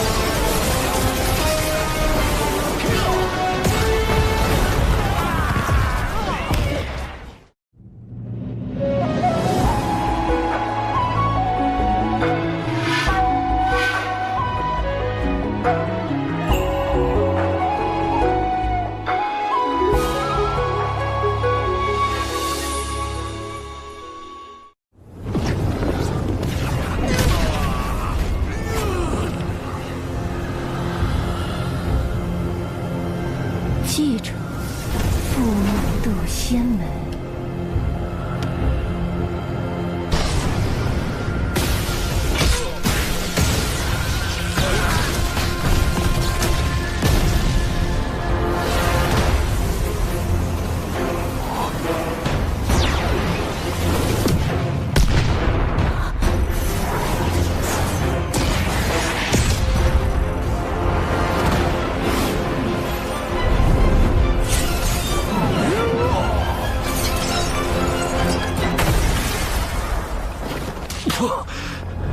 竟是3名金仙！金仙一击，竟能击退门内那么多天仙。金仙之道早已得天道认可，可半道而生，长生不死。面对金仙，我再多的算计都是徒劳。今日就算门内天仙全部冲上去，也只能是送死。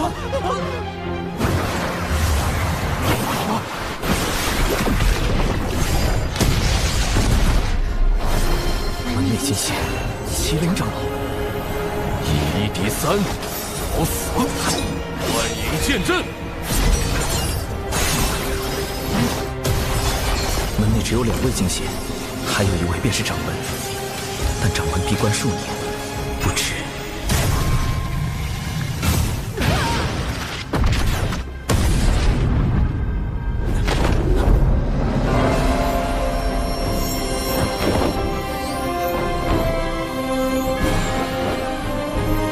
何方宵小，胆敢来犯？掌门出关了。掌门代表着渡仙门最后一道防线，一旦掌门落败，既无忧现身，渡仙门无计可施。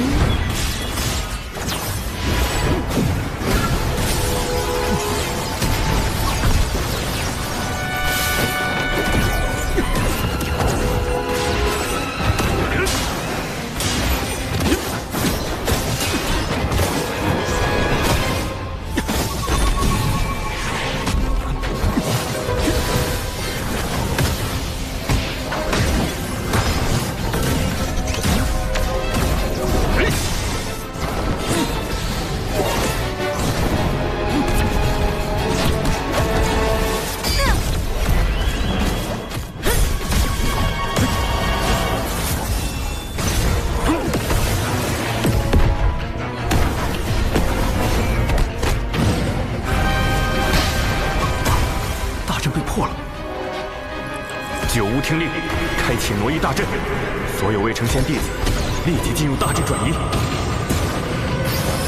挪移大阵已开启，此阵顺地脉方向挪移，瞬间便可出现在万里之外。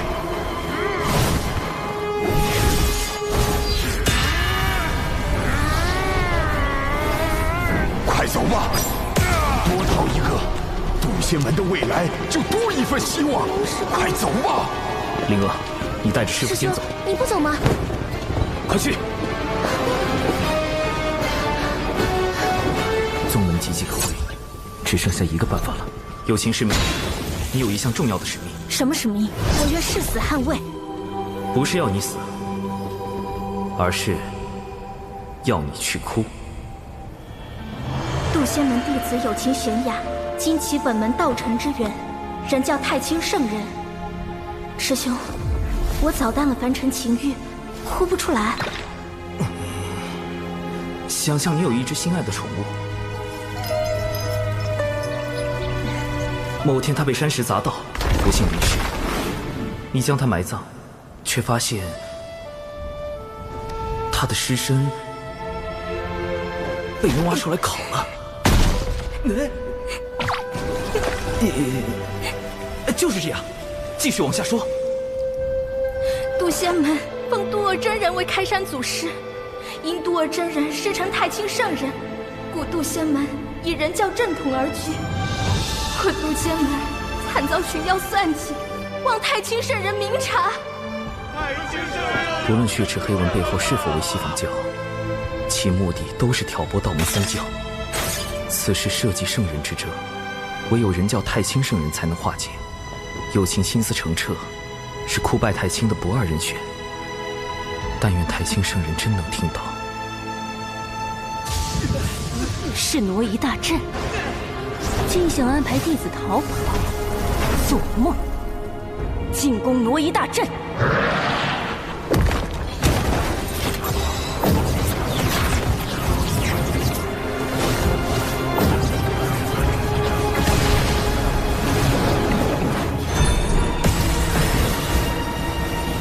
阻止他们！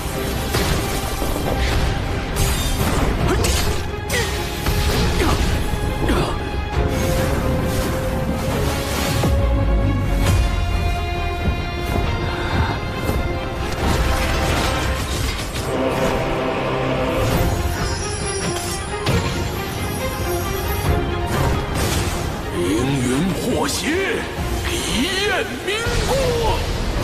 麒麟长老亮了麒麟本体，这是准备以死相拼。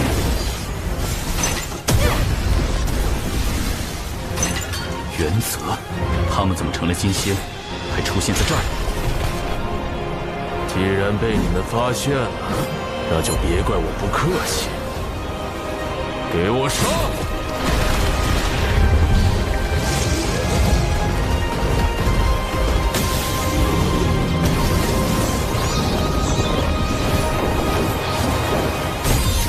必须拦截他们。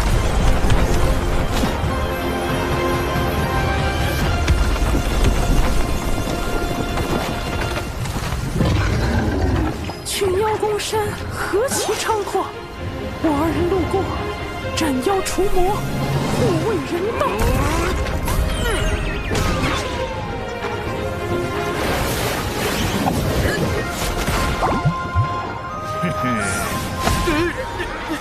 你们有本事正面战贫道，老子逼毙了你们妖祖宗！老子逼毙了你们妖祖宗！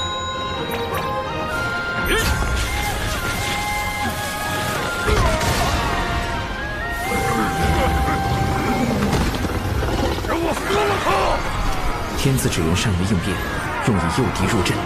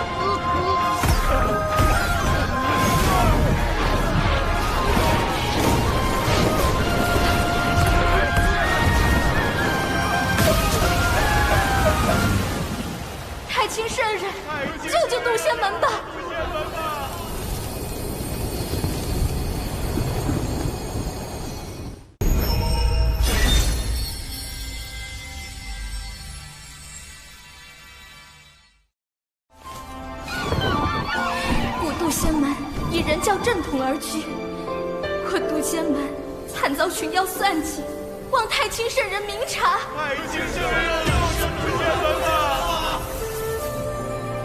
老师，他们拜的是您的太清圣人像，您不愿走动，弟子也想安心修行啊。也罢，让我看看发生何事。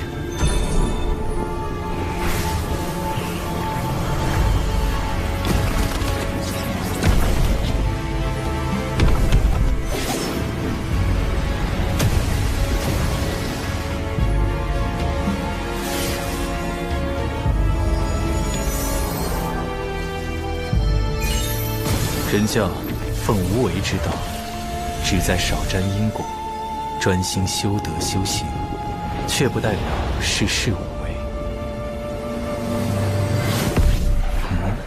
渡仙门是渡恶师弟所创，倒是可带上他一起过去。华夏有反应，渡仙门有救了。此事已成，人教高手定会来援。这段传音，望有情师妹勿对旁人说起。长寿师兄还是这般不慕虚名。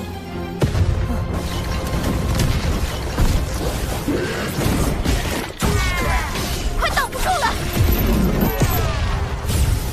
所有弟子，肃静魔夷大阵！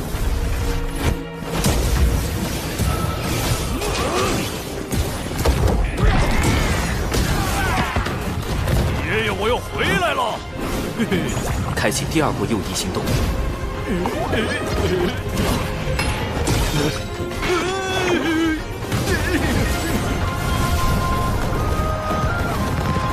还剩最后一批弟子，必须保证挪移顺利进行。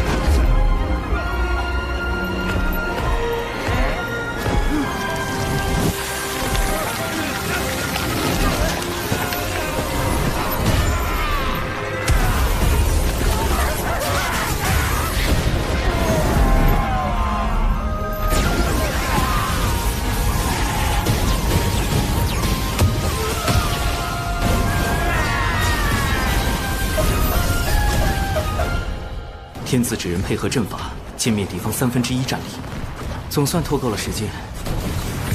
死这么多傀儡，什么都没干成，废物！看来本女王大人得冒一次险。群妖听令，全力进攻，绝不能放走一人。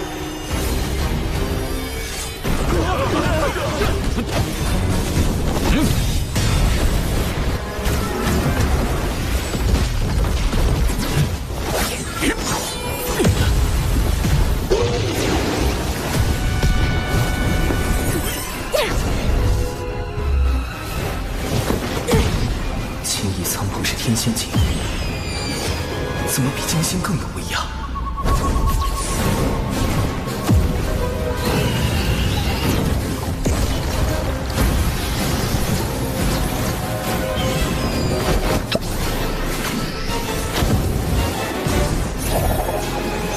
这两人是真仙境，为何术法威力堪比天仙境？这并非本体。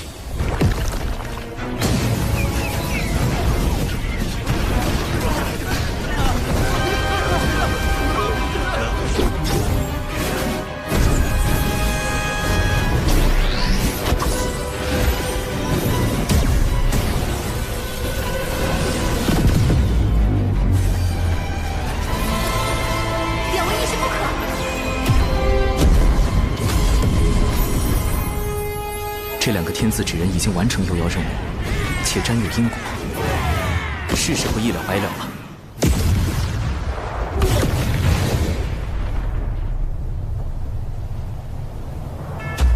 竟不惜神魂俱灭，护我门中弟子。若渡仙门得存，贫道定要为两位义士立碑祭奠。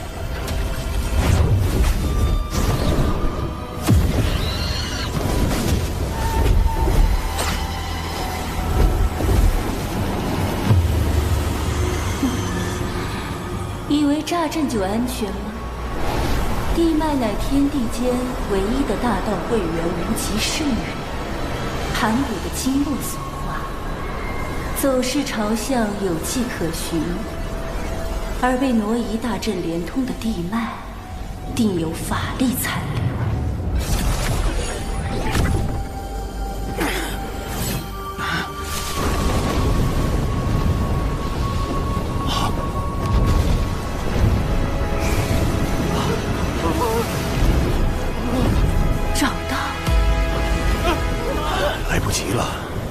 修为在我之上，与他硬拼也无胜算。弟子有一法，可退降敌。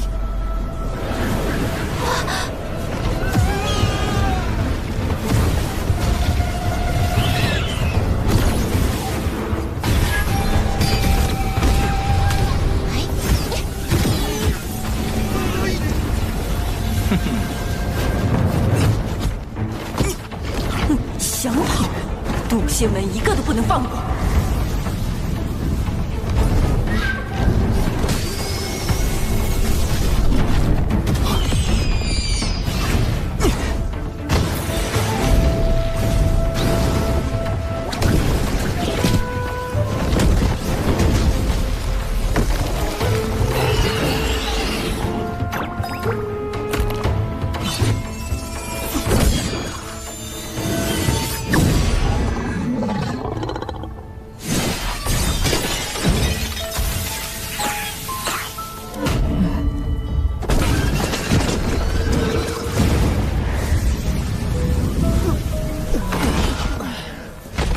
药计划失败，我带友情师姐土遁溜走。师妹，实战体验结束，放行云吧。师兄你果然……现在达成了大家一起昏过去的假象，或可引青翼苍魂靠近。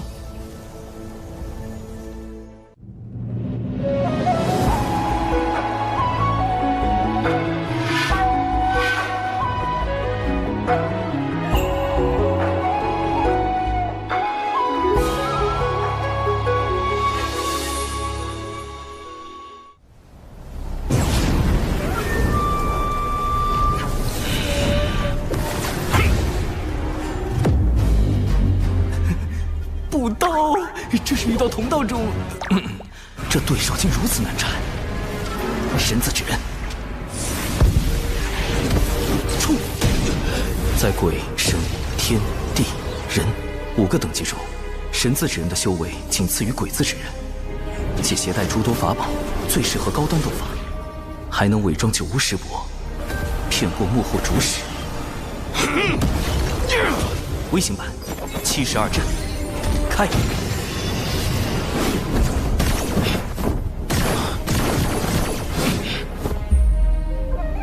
趁现在，将大家转移到地下。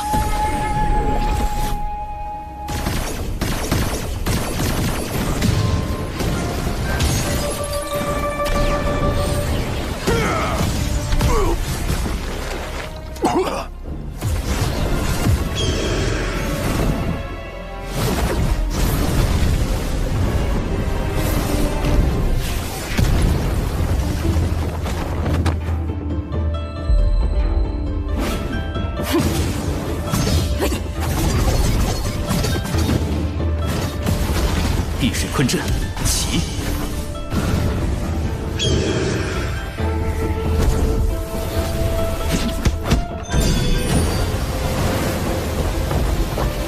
风寒杀阵开。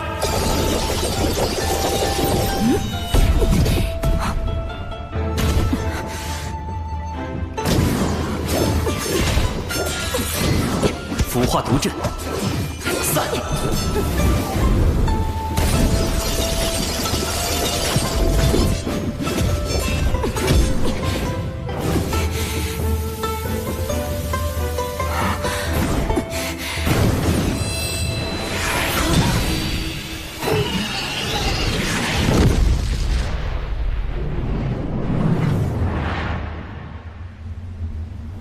三元玄火，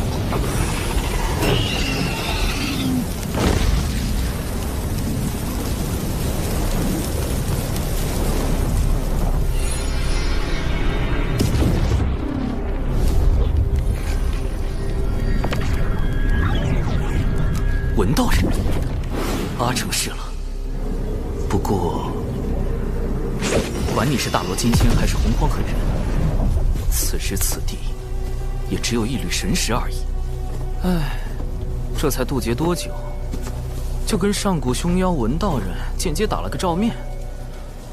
洪荒比我想的还凶险。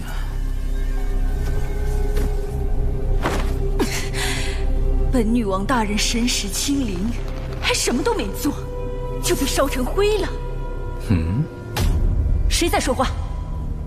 算了一路，也算不出你是谁。竟能逼出少爷为我设下的遮掩法术，借了太极图的威能，还算不出你的身份。果然是某位圣人师叔在为你遮掩。太极图，那不是太清圣人的至宝吗？难道他是？贫道玄都，人教太清圣人座下大弟子。这可是连妖皇都敢揍的玄都大法师啊！道友平白无故害我人教道场，用心险恶。好在渡仙门尚存。尚存？怎么可能？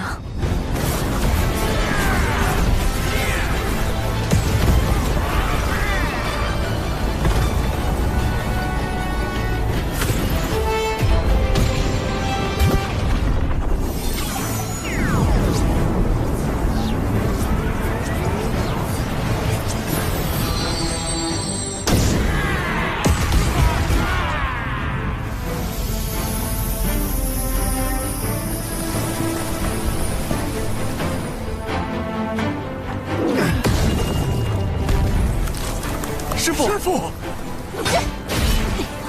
掌门的师傅，那不就是咱渡仙门开山祖师？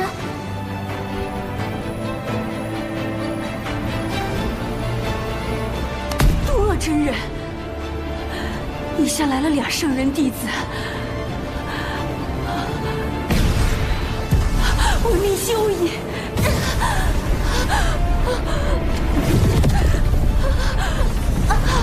贫道暂且不动，请转告那位圣人师叔，与其让道门内耗，徒增业障，不如教化人族，积善行，攒功德，方是正途。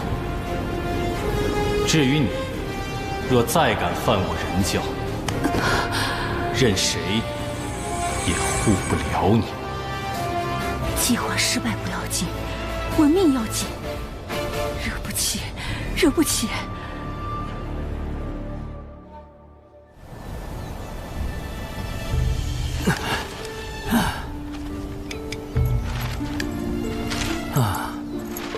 四周确认安全，本体可以出来了。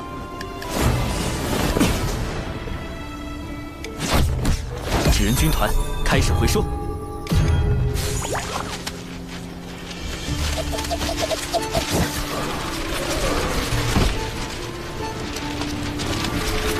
接下来，保持晕倒状态，等门内接应。怎么全躺着了？其他弟子呢？你，五师兄、灵娥、玄雅，你们怎么了？长寿呢？怎么全来了？现在装晕还来得及吗？玄都师兄，如你所言，这三人元神枯竭，早已成了傀儡。咱们先去趟金鳌岛，说明缘由。多尔师弟，事关圣人，最好不要外传。据说这事儿和圣人有关。玄都师兄放心，我渡厄最是守口如瓶。渡仙门什么都不知道，现在已经去接应弟子了。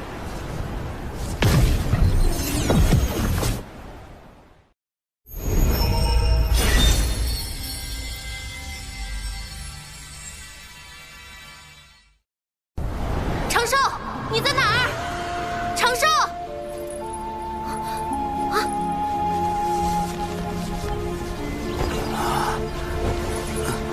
师叔，我们中了迷药，其他弟子在农医大阵出口旁的树林里，你们快去！长寿！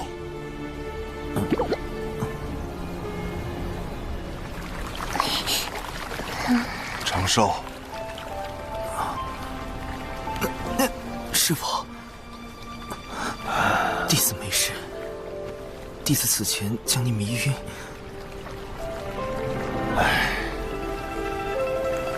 你也是为了为师着想，为师不怪你。师父，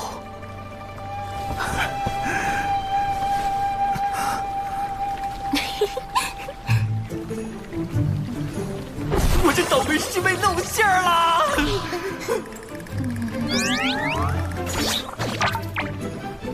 李长寿，你装病骗我！我没有啊，师父。我都说了我没事，您自己误解的嘛。抓到师兄了！这件事都是师兄逼我做的，不关我的事。兰陵娥，李长寿，师兄你教的，死两个不如死一个。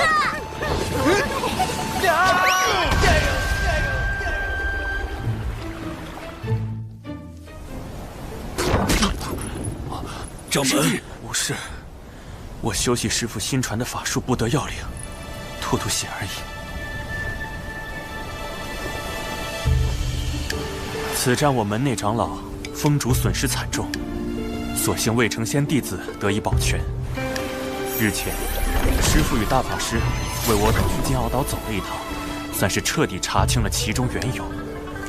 西方二圣为大兴西方不择手段。手下控制了许多大妖，其中就有挑起三教纷争的元凶文道人。此事必须通知门内，加倍戒严。师兄，西坊教让文道人挑拨道门，有什么好处啊？昔年西坊二圣以宏愿成圣，即向天道带了一大笔功德贷款成圣，并许下大兴西方的宏愿。在道门三教遍布洪荒的今日，西方教根本没有大兴的机会。如果还不上贷款，西方二圣恐怕会面临严峻的天道责罚。既然走正途无法大兴西方，二圣便使出了捞偏门的方式，招揽文道人，挑拨道门三教，削弱道门影响力，从而赚取功德，壮大西方教。他们为了赚功德，竟能做到如此地步。师弟，眼下我们该怎么办？此战既有圣人始，亦须有圣人终。有师傅和大法师出面，西方教短期内不敢作祟。如今，元泽他们的魂魄已被送往六道府转生，三教之争也得以平息。我们只能督促宗门上下勤加修炼，以防西方教再出手。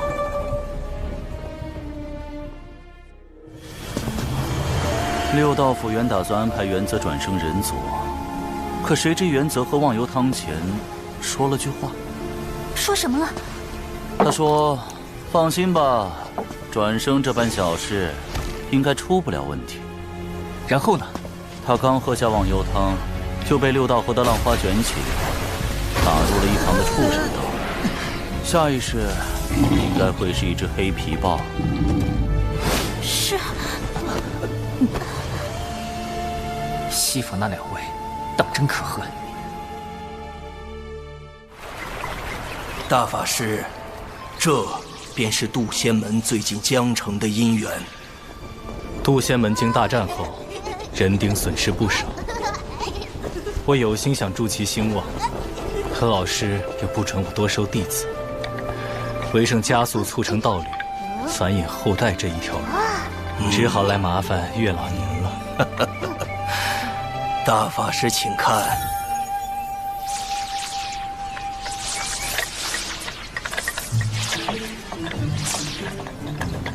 大家都生了情愫，唯独这三星拱月的男弟子没有变化。月老，不如帮帮他。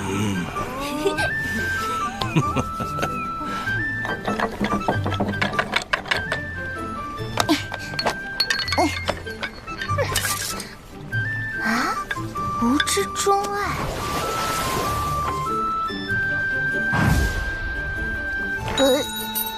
原来师兄喜欢这样的。林娥，把我最新研发的吻字经抄写300遍。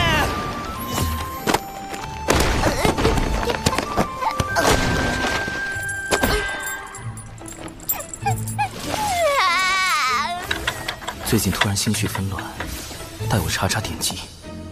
小兽兽，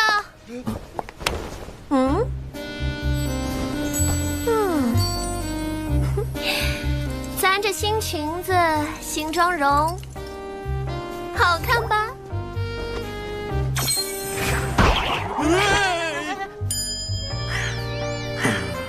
师叔，宗门刚刚经历过一场生死之战，相比起容貌，我们更应该注重提升修为才是啊。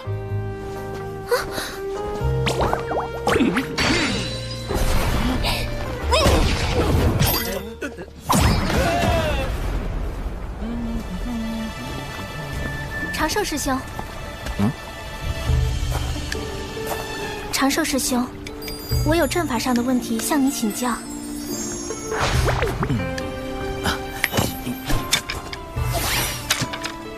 有心师妹，我急着闭关，这是我收藏的阵法典籍，我能为你开导一二。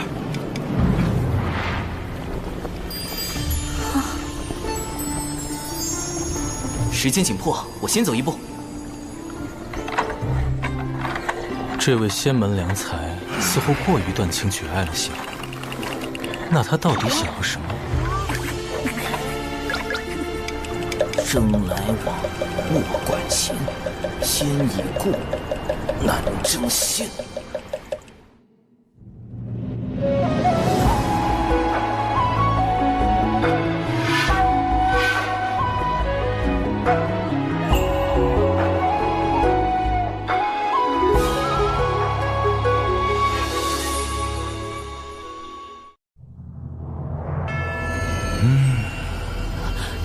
文静知错，文静办事不力，还请您暂且放过文静一马。文静保证，下次一定完成您交代的任务。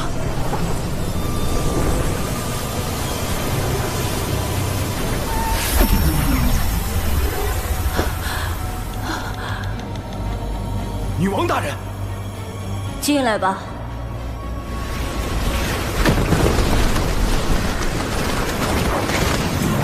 南海那边情况如何？属下奉您之命，在南海打探得知，近日出现了一个功德兴旺的新教派。道门强盛已久，不好对付，不如从这样的新教派下手。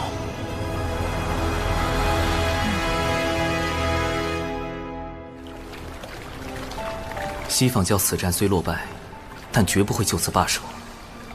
复盘此战，我杀了不少业障大妖，应该得了不少功德吧？天道为世间每个生灵设立了个人账户，用于发放功德和业障。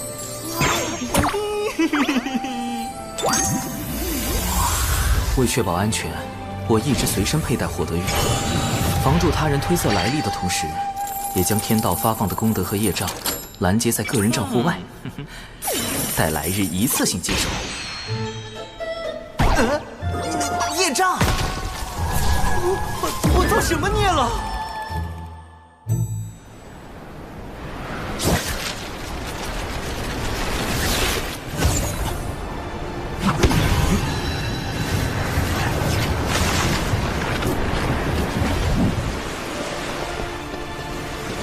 近日虾妖为祸，杀伤了我神教大量教众，双方交战时竟还误杀了无辜的百姓。虾妖，此事竟然还和龙宫有关，太过分了，这是在挑衅。就是寨主，咱们不能任由他们欺负啊！就是啊，对啊。大家的心情我都明白，我们举办大典，就是为了祈求神的庇佑。大家只需捐出香火钱，将鱼买下放生，神感受到诚意，必会加倍保佑大家。不对呀，卖鱼放生和神有什么关联？况且大部分教众本就以打鱼为生，到处都是鱼，为什么要找寨主买鱼放生？看来是寨主欲借神之名谋利。放生，吉祥！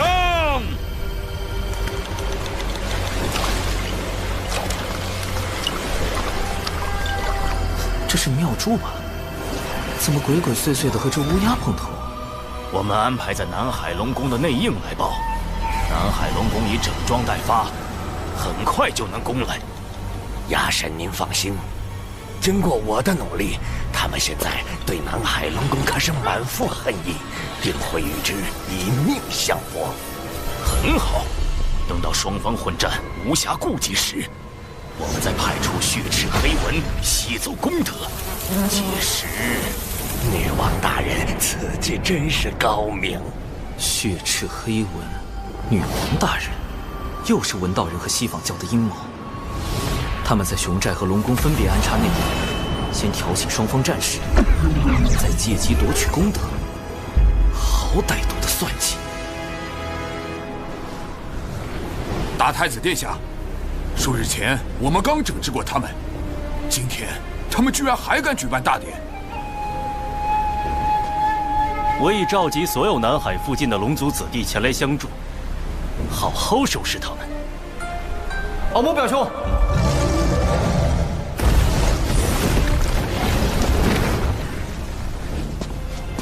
你这小矮子怎么来了？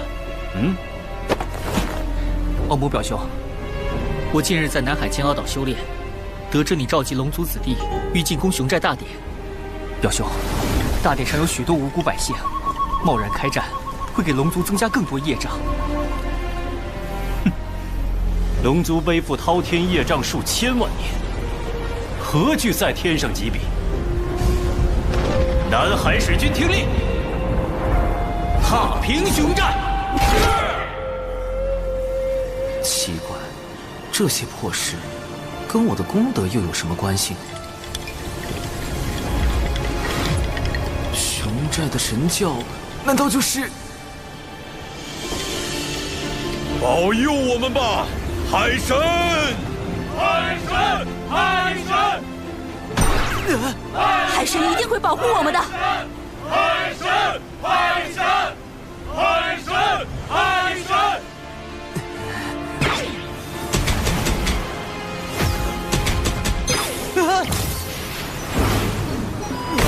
这雕像我不是已经毁了吗？怎么还多了1620座？龙族和海神教交战，杀伤百姓就是我产生业障的原因吧？而一旦海神教卷入战争，我这个名义上的海神也会背上一笔滔天的业障。少则引动天罚，多则招致灭世之灾。必须阻止战事发生，之后再想办法解散海神教。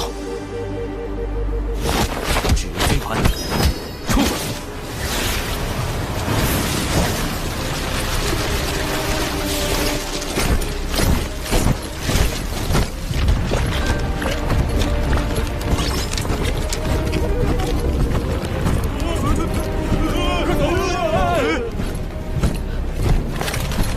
凭你们也敢自称海神教？那个海神像就交给你砸了，表弟。敖乙，不能砸！他怎么跑到南海来了？糟糕，他认识我的真容，现在海神像上还刻着我的大脸。完了，我的身份要暴露了。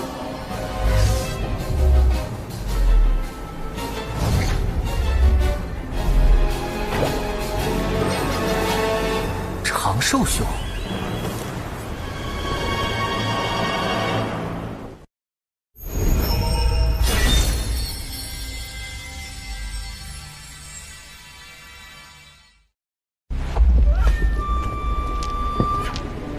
倘若敖乙将海神是渡仙门弟子李长寿的事泄露出去，闻道人西方二圣诸多恶果找上门来，我怕是要身死道消啊！稳住，长生稳中取，富贵稳中求。入其路，退则进。长寿兄虽说十分优秀，但尚未成仙，更不可能成为什么海神。敖乙兄，不要声张。为了妥善解决南海龙宫与海神教之间的矛盾，请前来详谈。忽悠小龙第一步，以和为贵，方成大业。成什么？海神像你还砸不砸了？长此以往，争端难消。我现在就去见海神。表兄，在我回来前千万不要动手。可笑，龙族才是海上霸主，难道要让这个不知所谓的海神指点我们做龙？多谢长寿兄指点，我竟不知西方教从中挑拨，险些犯下大错。忽悠小龙第二，知我心者，莫如长寿。龙族世代背负震碎洪荒的庞大业障，我深知你为解此困境付出许多。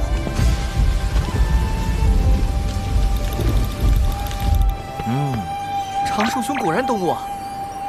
不过这海神教，忽悠小龙第三步，以退为进，演技之王。唉，此事说来话长啊。总之，海神教并非我立起来的，这种身不由己的滋味儿，你应该明白。这就对了，圣人们也需要功德加持，人教圣人不便自己出面，便选中长寿兄来代管海神教。唉，偏偏他这般不慕名利。长寿兄放心，我向天道起誓，此事我绝不会泄露分毫。成了，果然面对敖乙这种想法很多的龙，留白就是最好的答案。我有个不情之请，不知我能否加入海神教？行善立功，为我族攒些功德。唉，南海龙宫与海神教又起冲突了，请与我一同平息干戈。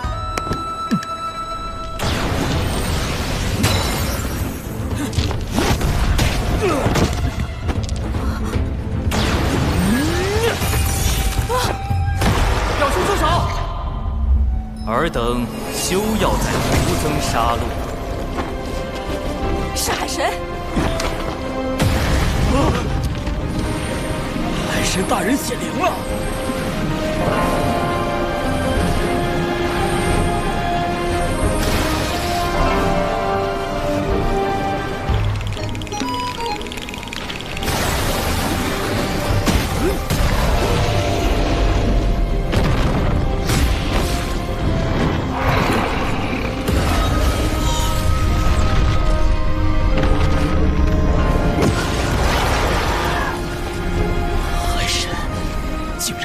这么多！海神大人容禀，南海龙宫与海神教的纷争，皆是受奸人挑拨而起。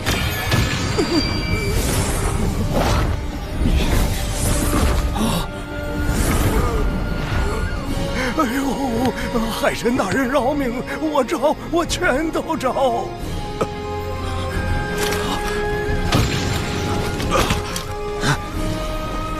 你敢背叛我族？说，谁收买了你？南海龙宫大太子，本座无意统领海域，功名利禄皆如浮云过眼，唯有导人向善，方是正道。这2个奸人交由你处置，望南海再无纷争。海神大人已与我说清，这一切都是西方教的阴谋。我们可以顺着这2个内应继续追查。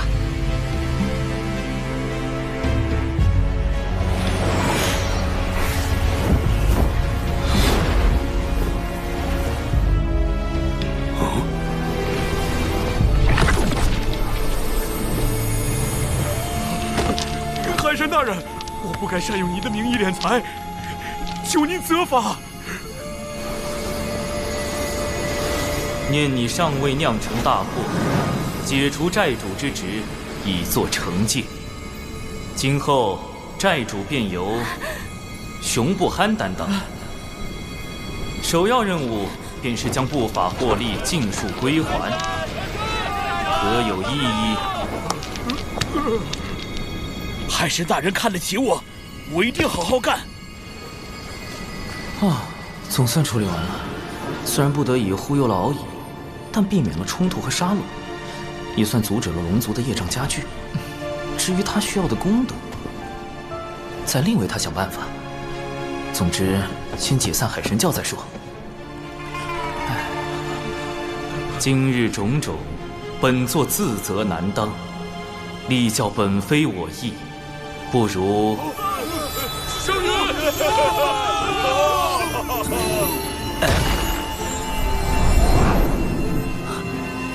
这是天道功德凝成的祥云，天道也被至教有方的海神大人打动了。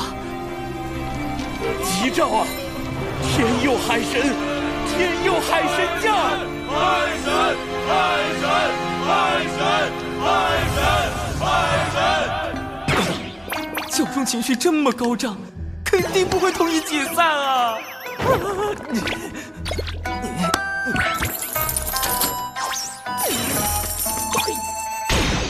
天道降下这么多功德，看来是要大兴海神教。我再推脱，恐怕会得罪天道老爷。这个海神，我是不当也得当了。稳住！谁说做海神一定要高调？我可以找个形象代言人啊。这个声名在外的小龙就很不错。哼哼。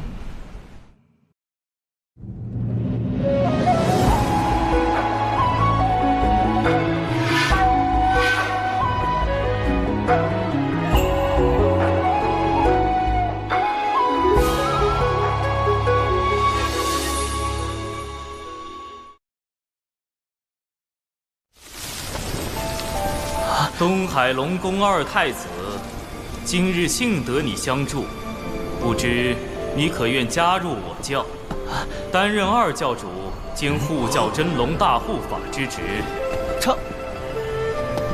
海神大人对我实在太好了，我敖乙誓将海神教发扬光大。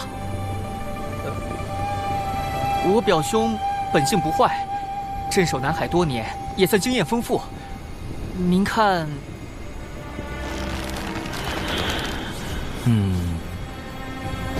敖乙作为二教主发光发热，给他找个助手也好，我可以安心在后方做好一切预防，顺便藏好我的底牌。南海龙宫大太子，你可愿担任我教真龙二护法之职？开什么玩笑！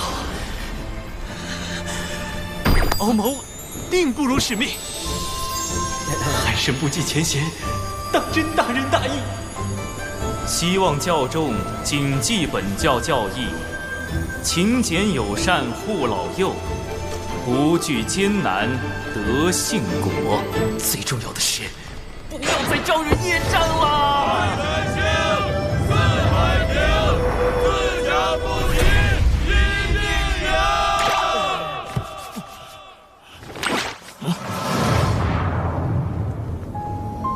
女王大人，接下来。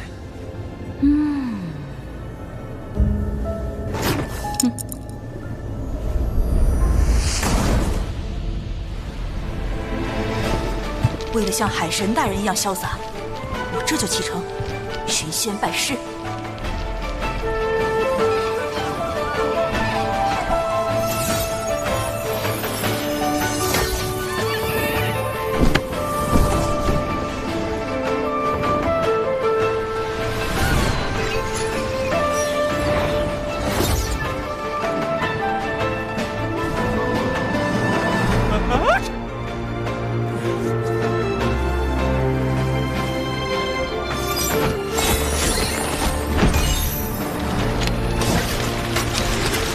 四眼法术，化妆如幻影。这是一种面容模糊术，让人转眼即忘，绝不留把柄。总算给这1621座海神像都化了妆，以后这个形象就代表着海神。希望不会再有人联想到人教弟子李长寿。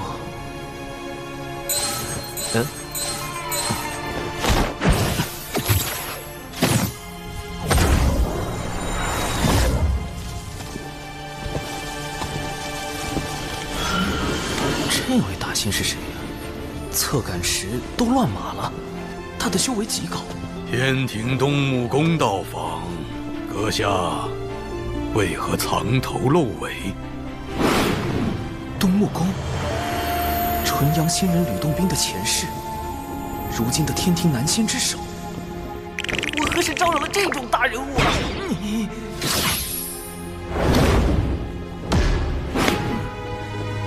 东木宫来此，有何贵干？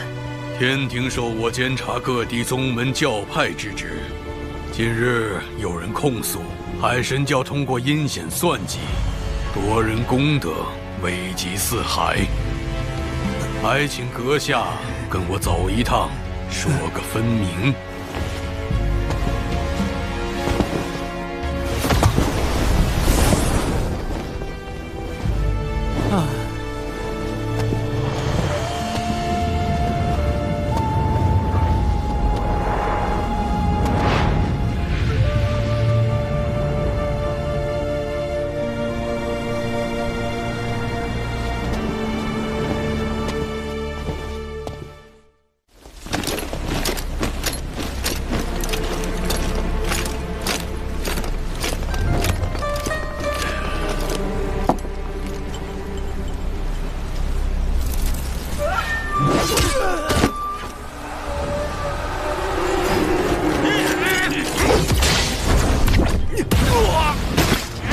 这两个内应果然掌握了关键信息，你的幕后主使杀人灭口。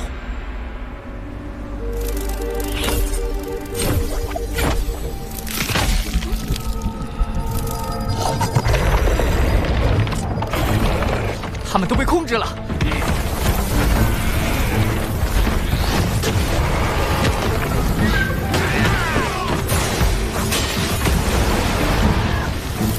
好。女王大人英明，一封无名送状，便令天庭出动牵制海神，再以血赤黑纹控制南海水军，实施灭口。好一招声东击西，死无对证。纪番失利，上头已经逐渐对我失去信任。只有阻止魅影暴露我们的秘密，才能补救。无论如何，我必须成功。鸭神，你亲自去。啊，惨了！东木公一句解释也不听。虽然天庭目前处于初创的艰难时期，但等到封神后期就会一统天地。要想对付我一个小小的海神，简直易如反掌。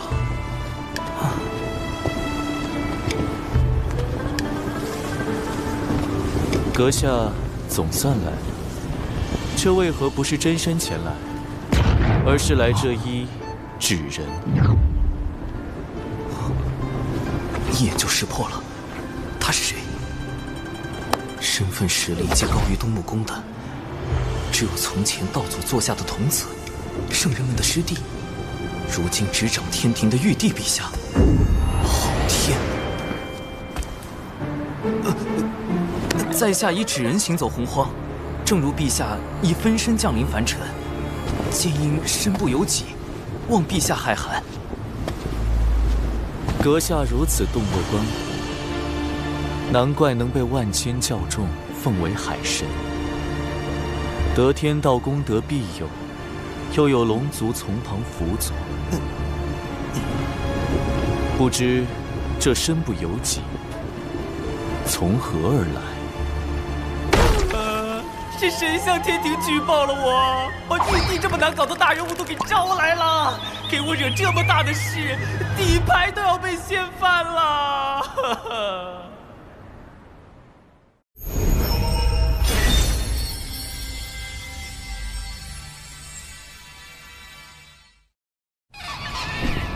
阁下如此洞若观火，难怪能被万千教众奉为海神，得天道功德庇佑，又有龙族从旁辅佐，不知这身不由己，从何而来？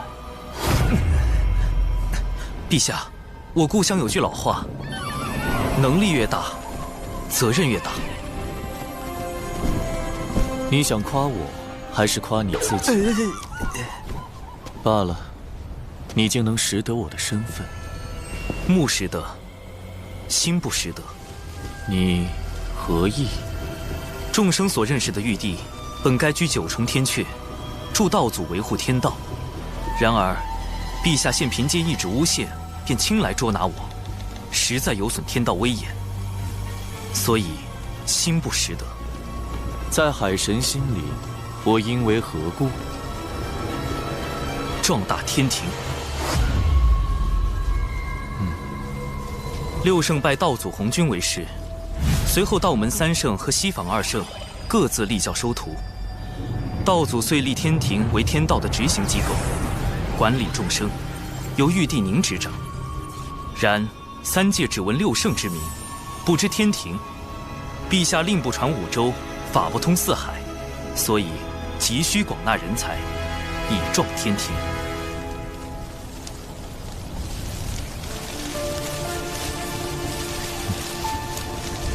知吾者，南海海神矣。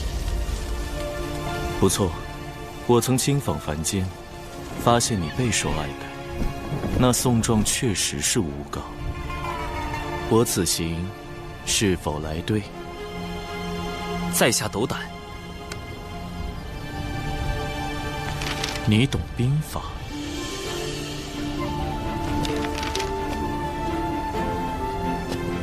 兵者，诡道也。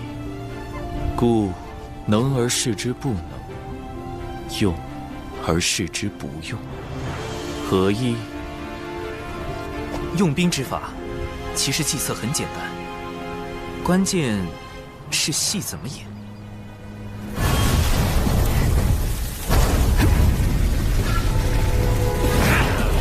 交出骄兵将领，饶你们不死！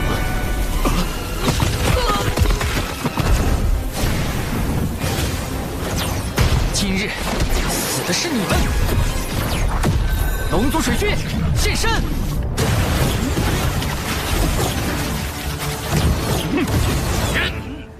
啊，有埋伏！接9天10地阵，反围攻！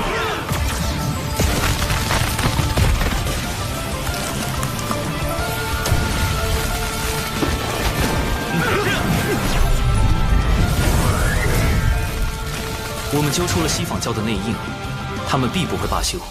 到时候，我们用这套兵法对付他们。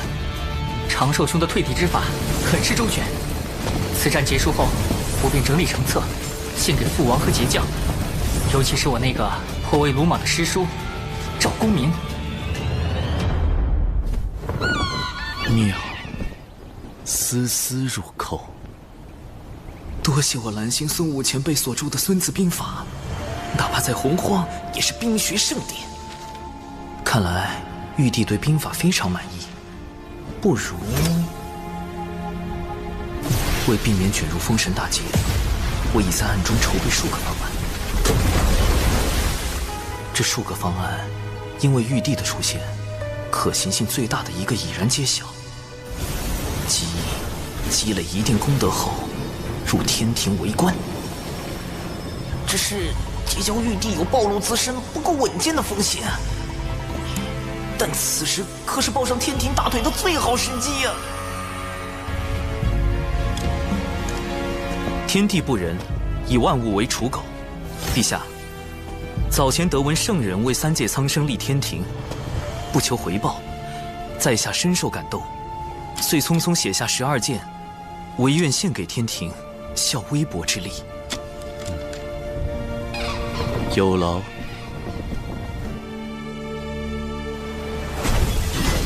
龙族竟然会暗中设下埋伏，莫非背后有人指点？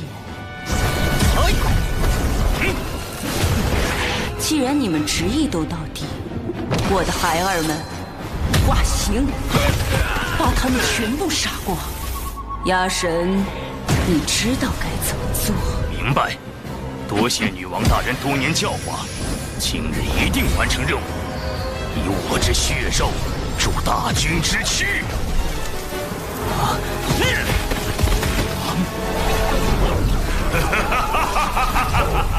血池黑纹群竟能通过吸食血肉强化自身啊！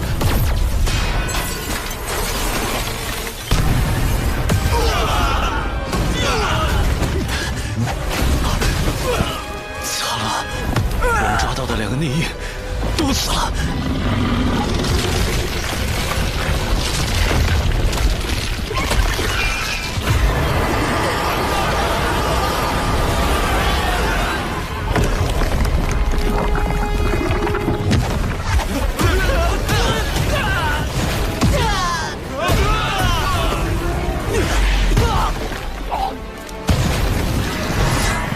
长寿兄为何一直没来？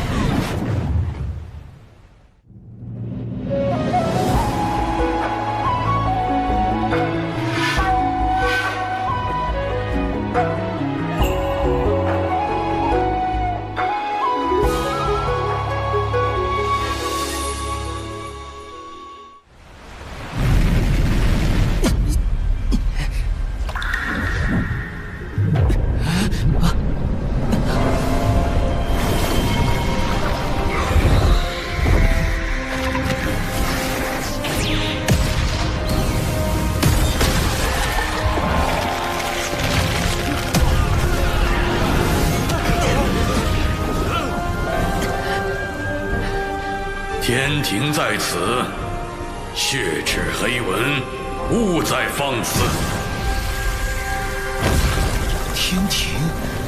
天庭竟然会救我们？龙族上天，龙族罪孽滔天，且还在怀念远古其霸主之姿，天庭为何要收服龙族？他们又如何能被收服？敖乙那边形势不明，既然我脱不开身，只能说服陛下。收复龙族有2例：四海3界之重地，龙族远古之大族。虽有天地罪孽，然高手众多。若龙族能入天庭效命，则四海尽归，此1例。若是龙族掌管江河湖海，可扬天庭之威，此2例。想必陛下也已推算到，今日诬告案表面针对我，其实针对龙族。龙族此刻处于危机中，不如……天庭怎么会插手龙族之事？南海海神，又是你，抢我南海功德，又坏我图谋龙族之计，现在还联手天庭折损我大半孩儿。天庭我动不了，一个野神我还杀不得吗？老师又传话了，命运发生了微妙的变动，起因竟是一个人教小弟子。老师，您的意思是，龙族上天是他？还不知海神道号是？唉，如果让玉帝知道海神只是一个人教小弟子，就没神秘感了。但也不可骗。东有启明，西有长庚，长庚行，长庚一同长寿，嘿，好主意。在下道号为长庚道人。长庚。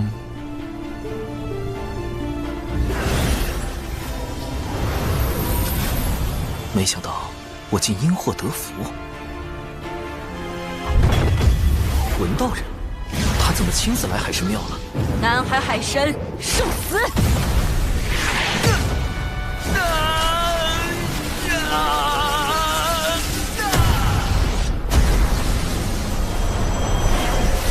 什么情况？你是何人？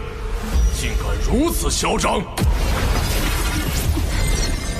不能动了。刚自爆太快，心神被扯得好痛，万不能和他沾上因果。好在本体没有受到损伤。又来人了。 24颗定海神珠，你是截教赵公明，为何定住我？南海海神乃是我师侄敖乙的兄弟，道门一家亲，竟逼得海神化身自爆，快打我！他自爆，我也不明白啊。前辈，我是南海海神，真身无碍，你快停手！此事恐会引发西方教与截教之争。那直接杀了他。 不可！晚辈有一对策。起来，我要去灵山讨个说法。灵山便是西方2位圣人的居所，一旦闹到那里，2圣为保全西方名声，一定会将我血赤黑纹一族尽数灭杀。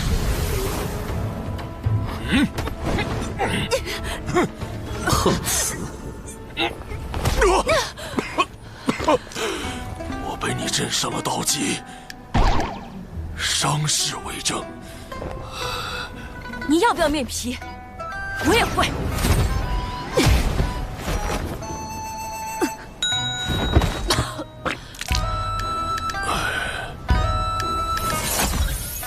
这是海神的法器生影球，恰好记录下你的自残。你可是想借此挑起道门与西方教之争？ 赵公明，你到底想怎么样？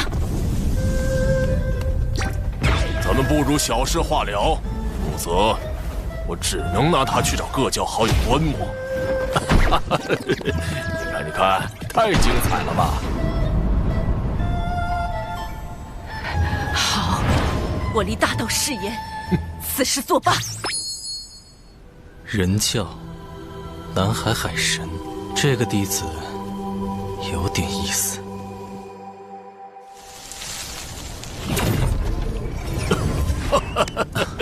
贫道截教赵公明，路过此地结识海神，倍感爽快。大哥，虽然你是未来的财神爷，但我不想结识你，更不想跟你义薄云天。你集体荣誉感也太强了些，难怪封神大劫中。算了，后话了。贫道长庚道人。忘了，我还得去找同门商议三教源流大会之事。就此别过。三教源流大会，旨在道门三教一起追根溯源，化解矛盾。师兄，掌门传话，由师兄做弟子领队，3天后随宗门前往三教源流大会。我不去，那里可是整个洪荒因果汇聚之地。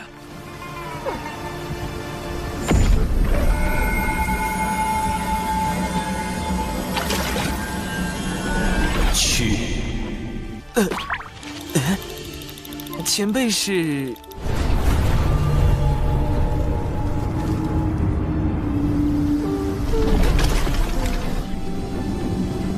玄都大法师。玄都大法师，据说是女娲娘娘捏造的第一批人族，也是人教太清圣人的唯一一名弟子。那最近大佬们怎么上赶着找我？好慌啊！他为何要我去三教源流大会？长寿兄，多亏了摄神珠摄取西方教内应的残魂神石，我已发现他们的阴谋。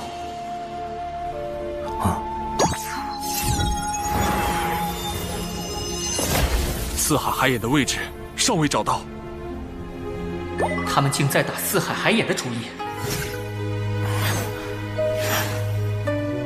海眼凝聚着天地间的业障，每隔数年便会爆发，吞噬生灵。龙族为偿还业障，一直派高手用身躯填补海眼。海眼是龙族软肋，一旦暴露，轻则龙族受制于人，重则有灭族之祸。事关紧急，我必须将此事告知父王，让龙族防备。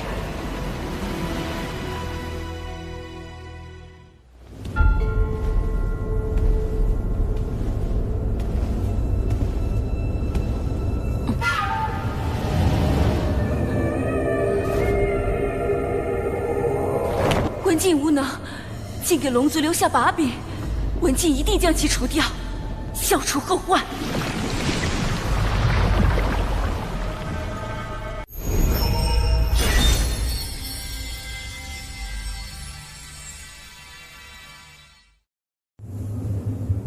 道门的注意力都在三教源流大会上，不会留意东海。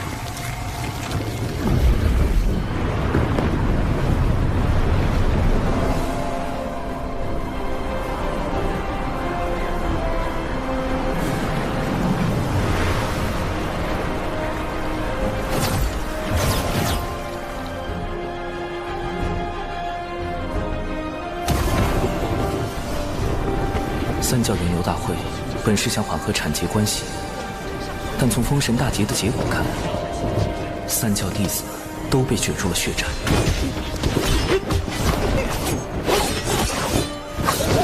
都说了产劫弟子不得互殴，你们当我人教逍遥仙宗是摆设吗？有点眼熟。熊灵异，他怎么拜入逍遥仙宗了？这么多人在，也不能把他扬了，只能……表妹，终于找到你了！你若暴露我身份，熊占威仪，快喊表兄！表兄，好险！表妹，难得遇到，以后跟着表兄混，修炼吧。长寿师兄的表妹，竟也如此优秀。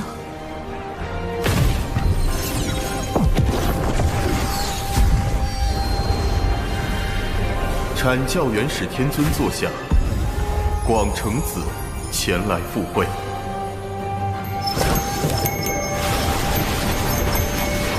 阐教元始天尊座下，云中子前来赴会。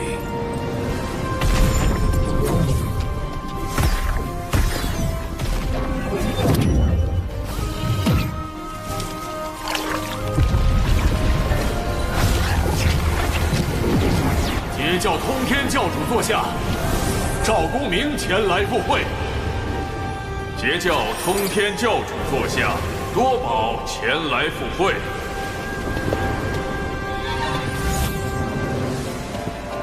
截教诸位师弟气势汹汹，是要作何？自然是来凑个热闹。如今阐截两教尚是口舌之争，待封神大劫降临，就会成三教混战。阐教仙多被萧旭顶上三花，失了大半道行；截教仙更是死伤无数。三圣下场也无法阻止众弟子被禁锢在正神之位，永受天道操控的命运。我得尽快完成龙族上天，以此抱上天庭大腿，躲过封神大劫。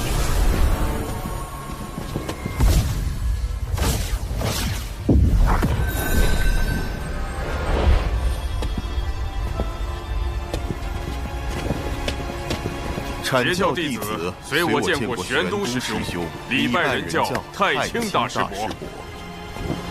诸位不必多礼，老师和两位师叔，乃大道圣人盘古元神所化，又骑入道祖门下，三教本是一家。师尊收福德深厚者为徒，乃顺天而为，教化众生。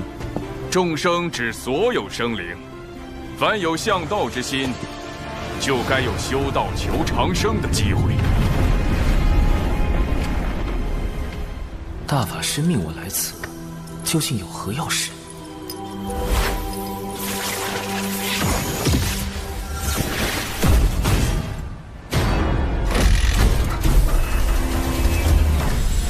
此乃江山小设计图，内藏数百法宝，三教年轻弟子皆可入内搜寻。连圣母女娲的法宝江山社稷图都敢仿，云中子不愧是洪荒赝品大师。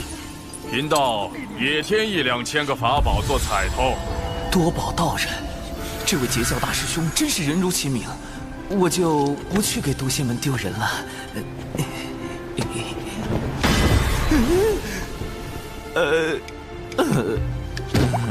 老师推算出，龙族上天对苍生有利，而李长寿是促成此事的关键。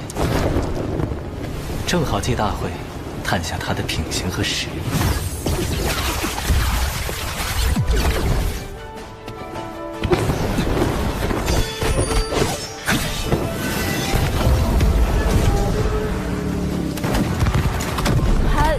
表兄，我一定会守护好你的。想一直躲着可不行。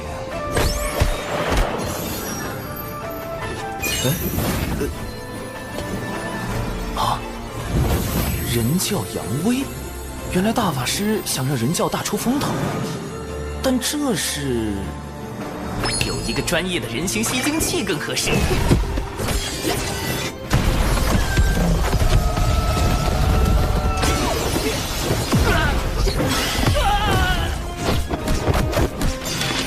神行符提速，法宝锤作武器。人教弟子前来相助！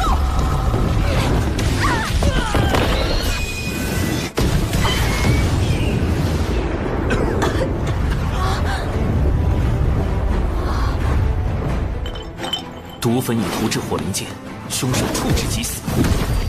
有情师妹，放心冲杀。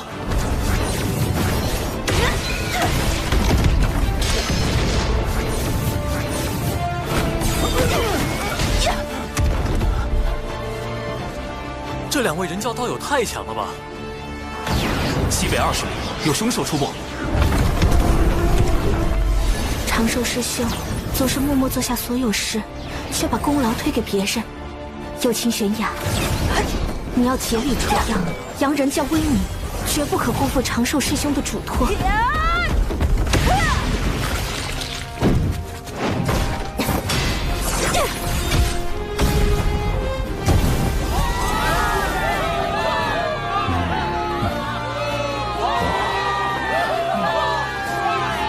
凶手可行雄灵力，冰山剑修有其悬崖。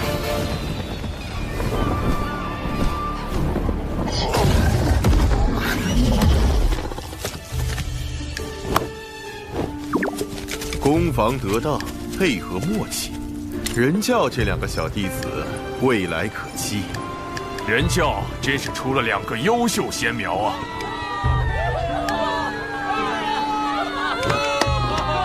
长寿种种行为，皆是围绕稳字。强为不如无为，强争不如不争。清净可循自然，万法终归妙境。今日倒从长寿身上感悟良多。若他能成为我的小师弟，入兜率宫中处理人教教务，老师定会欣慰。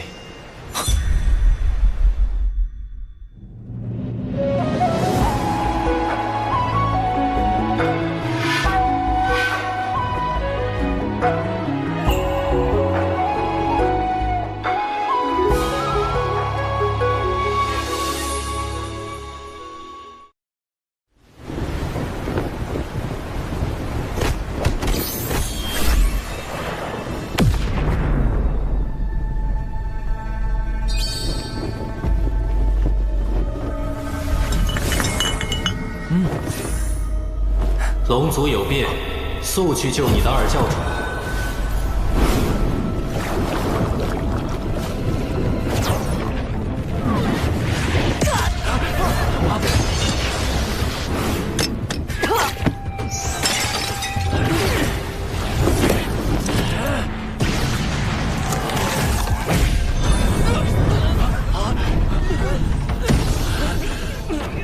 西方交想毁证据，杀龙灭口。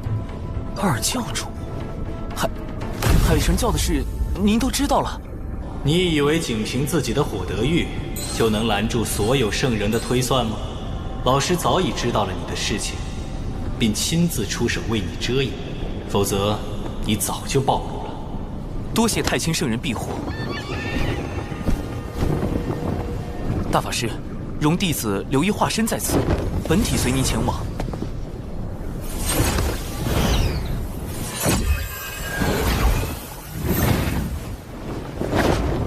诸位师弟，贫道有事，先行一步。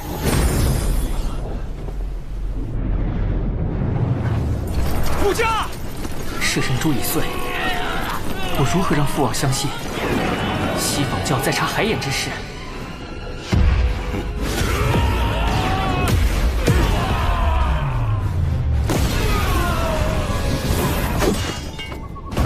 竟是个金仙，但根基不稳。与渡仙门一战中被血莲强行提升到金仙境的原则一样，看来又是血赤黑纹的算计。虽是伪金仙，但实力远胜你。若能救下敖乙，我便说服老师收你入兜率宫，如何？兜率宫，太清圣人的化身攀上老君的居所，这大腿必须抱。弟子愿往。这是老师的防御至宝，天地玄黄玲珑塔，将它威能借你半个时辰，有它护着，哪怕是大罗金仙手无先天法宝，也伤你不得。真锁血外挂体验版，水遁。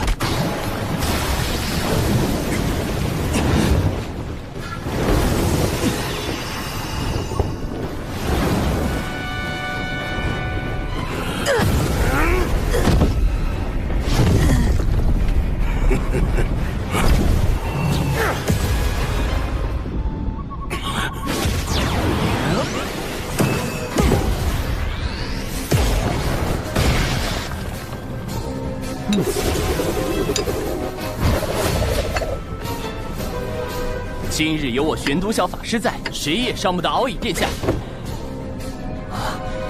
从大法师话中可知，锁血外挂并不绝对安全。万一有大罗金仙，比如幕后主使文道人，手持先天法宝突然发难，一下就能给我破防了。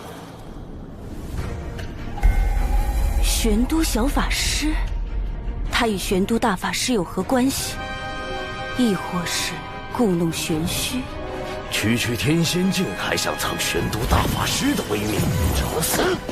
一系化三浊，这分明是道门神通之剪纸成人。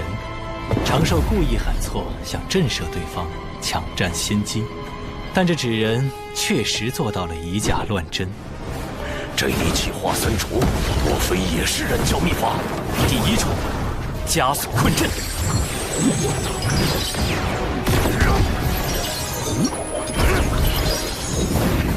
鬼子纸人善各类奇鬼神通法阵，且是纸人军团中最高战力。第二重，灭魂杀阵。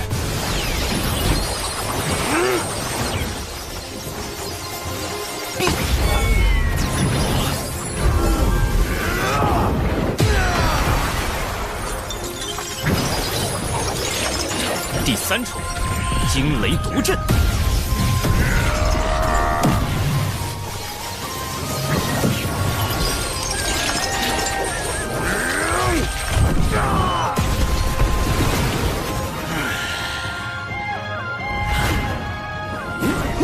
只有他用的是上等法宝，应该就是本体。道门神通，血金成法，急！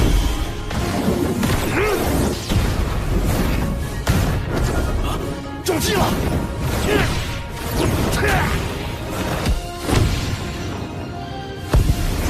纸人放纸人，纸人何其多。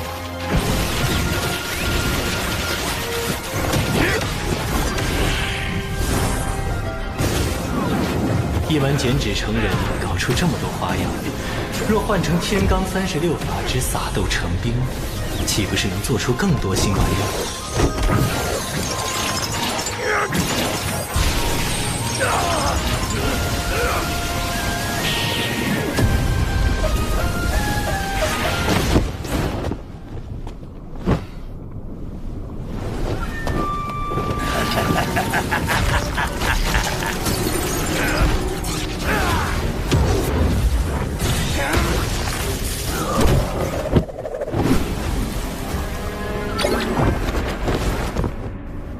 看来在渡仙门坏我好事的，也是这位玄都小法师。区区妖物，也敢在我玄都小法师面前逞凶？三位护法，处理残魂。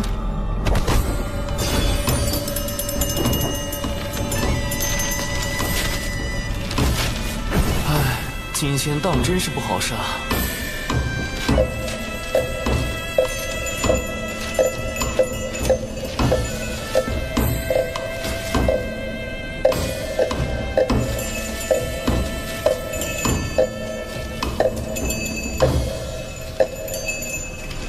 除掉伪金仙，救下敖乙，总算完成了大法师交付的任务。首先，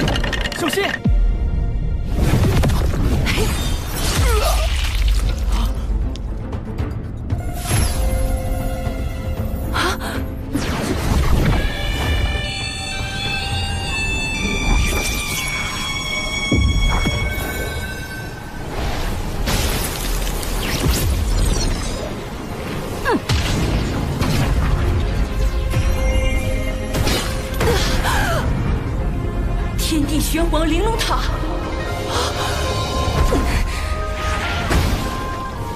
他真是玄都小法师，太清圣人什么时候又收了个徒弟？这就走了？还好有大法师给的这层外挂。二太子殿下，二太子殿下，臣护驾来迟。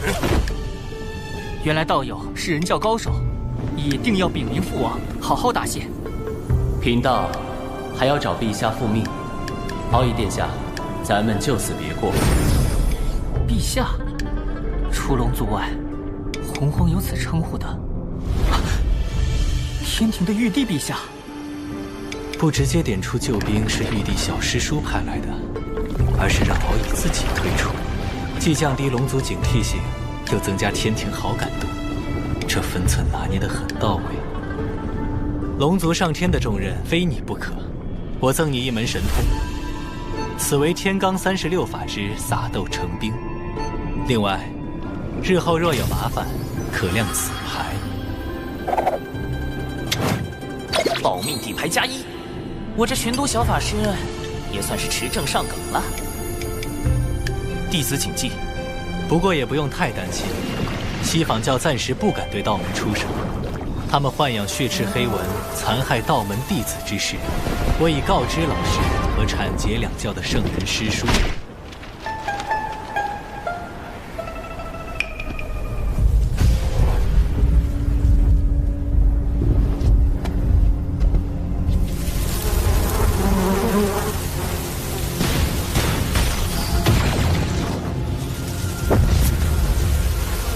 大批血赤黑纹突然出现，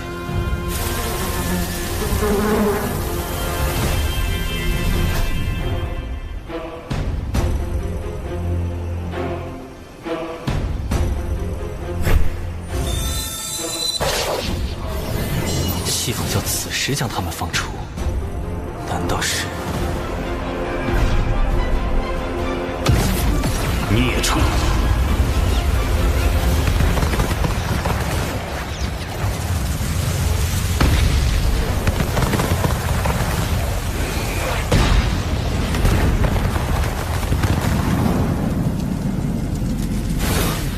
准提师叔竟亲自出手灭杀了血赤黑纹，既撇清了他们与西坊教的瓜葛，又给道门一个交代，真是好算计。如今圣迹昭显，三教弟子应该都已知晓。族文被害，文道人绝不可能无动于衷。你挑拨道门失利，攫取功德不成，还暴露了龙族内应。如今刺杀敖乙也失败。我灭你3成族文，在人前划清界限，以示手下留情。之后我会另派人来接手，你不可妄动。但凭圣人吩咐。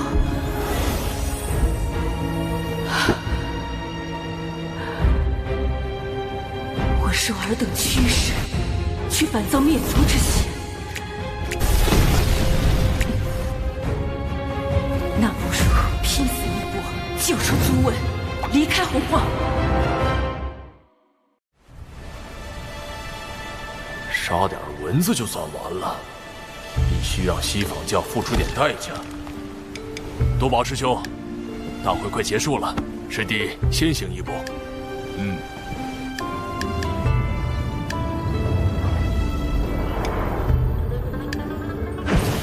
总算回来了，多谢表妹和友情师妹为我护法，我们出去吧。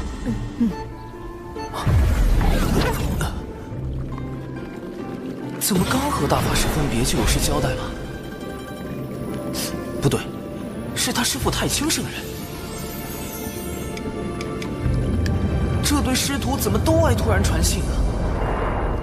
不过大法师只会发短信，太清圣人已经开通5级发视频了，修为高低一目了然。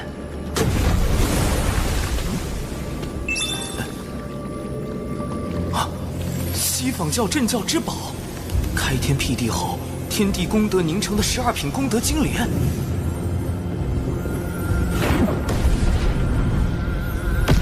这不是封神大劫中文道人啃金莲的情形吗？太清圣人这都能推演出来，不愧是洪荒战力天花板级别的大佬。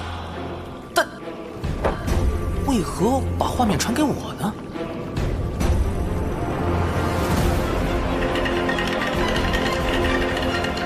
根据计算机解析的《封神大劫》剧情，文道人啃金莲是因，道门得存是果。难道是我多次破坏了文道人计划，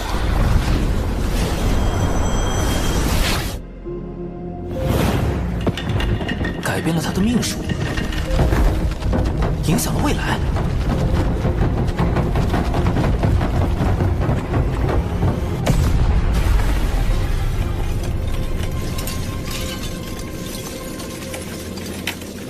渡仙门，太清圣人定是算到了这个变数，才让我出面干预。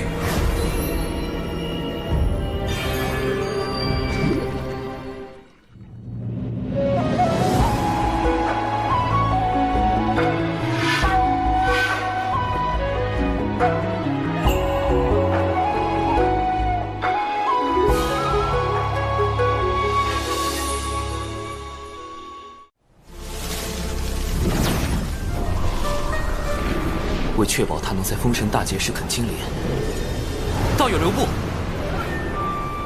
我最好将他收归己用。南海海神，那天我去海神庙杀你不成，已经自己送上门来了。道友被西坊教当众割席的滋味，如何？怎么，你是来落井下石的？不敢，道友只是明白，我们有共同的敌人，不如联手。区区一个南海野神，也有资格和我谈合作？道友曾3败于我，我算计你海神教只有1次，何来的3次？胡搅蛮缠！数个时辰前我们刚见过，道友莫非忘了？你是玄都小法师？此前渡仙门一役，轻易苍鹏也是死于我手。南海海神，玄都小法师。背靠人教圣人，原来自始至终，我都败于你一人之手。现在，我们可以聊聊了吗？好，我且和他聊聊。若真有问题，直接杀了他。文道人的修为远在我之上，稍一不慎，我恐怕就会大祸临头。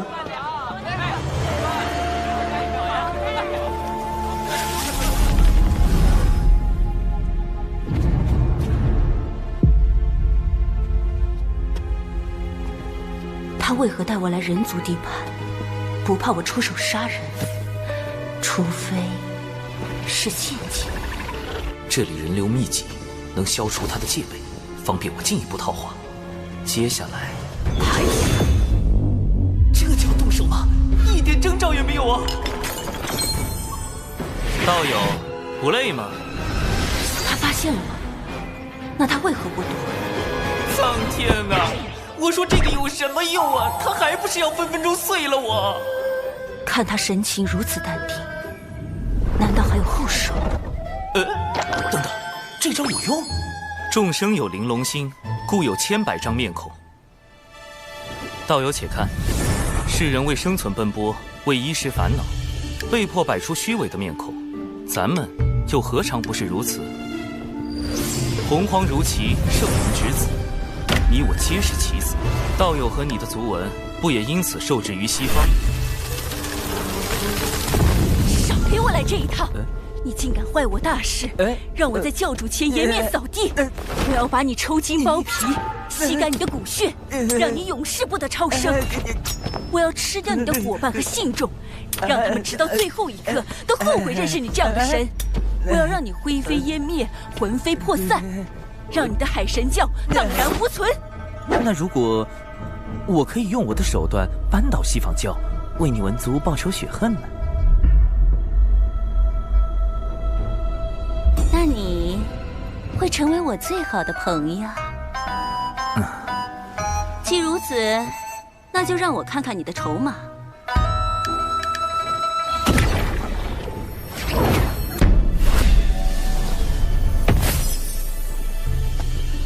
万物有阴有阳，此地要崛起，除了明面的威仪，还需暗处的锋锐。你若能回到西坊教，与我里应外合，我自可助你脱离苦海。西方教自以为做事滴水不漏，但这南海海神背后的太清圣人早已察觉，并反过来算计西方教。人教真可怕，南海海神真可怕。我什么都没说，这是你自己想的。我可以答应你。总算用天庭稳住了文道人，但他这把毒刃若用不好，反伤自身。但有一个条件。什么条件？截教赵公明和他那个二妹，最近一直在找西方教的麻烦，我也深受其害。你若能阻止他们，我便信你。赵大爷不会又去碰瓷了吧？二妹、琼霄、三霄中的老二，这仨姐妹可是在封神大劫中削去阐教12金仙顶上3花的大狠人啊！看来要去三仙岛走一趟了。如果赵大爷和琼霄继续搞事，不但会影响到与文静的合作，还会激化西方教与道门的矛盾。我请不动通天教主，多宝道人威慑力不够，那就只有三霄中的大姐，赵公明的义妹云霄仙子。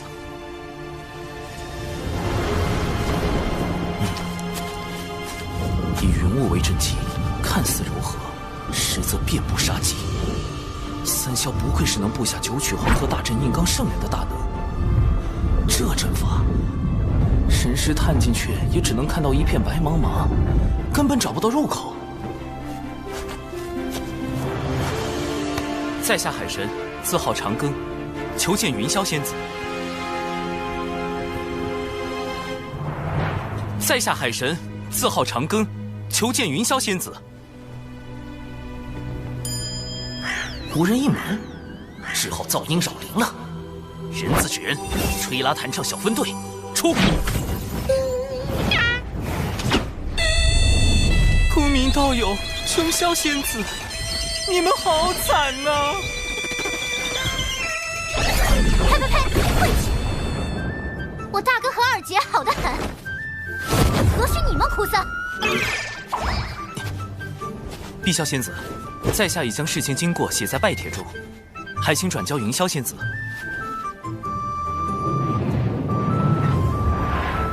碧霄，琼霄仙子的双胞胎妹妹，三霄中的老妖，据说是个古灵精怪的整蛊专家，必须小心应对。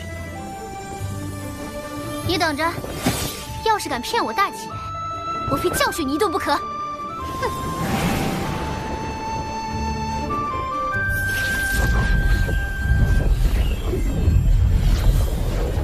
这是在给我指路？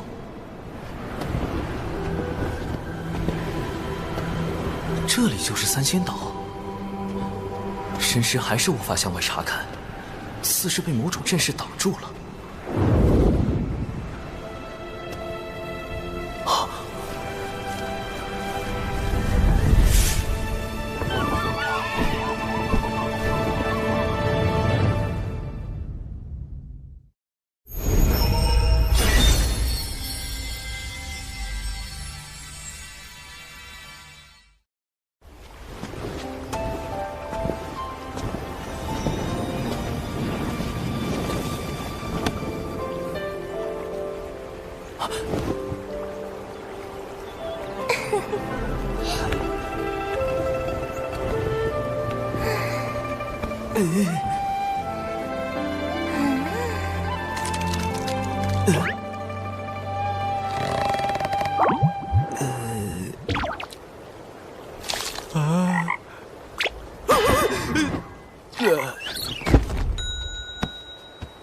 这就吓死了！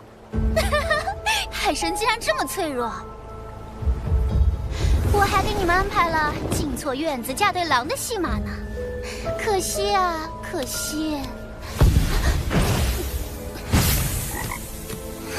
好你个海神，敢用纸人化身戏耍我，我这就把你本体找出来大杀了！碧霄仙子，在下真有要事。公明道友正与琼霄仙子向西坊教寻仇，须得请云霄仙子出面阻止，不然西坊二圣怕是会对他们下手。这么严重，我去找大姐。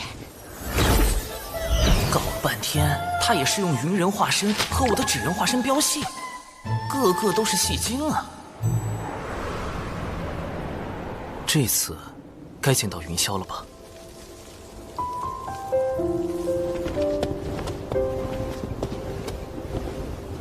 海神长庚拜见云霄仙子。北方有佳人，绝世而独立，这就是三霄之首，截教第一仙子云霄。拜帖我已看过，劳烦长庚道友特来告知。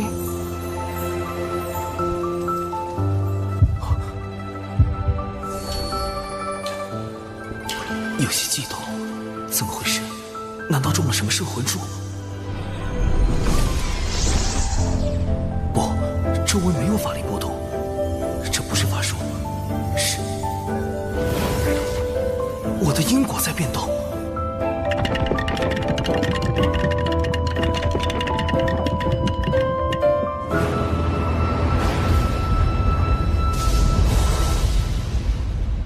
避开！必须避开这个大因果。长庚道友真是洒脱不羁，正说这话，怎么突然躺下了？在下多有冒犯，望仙子恕罪。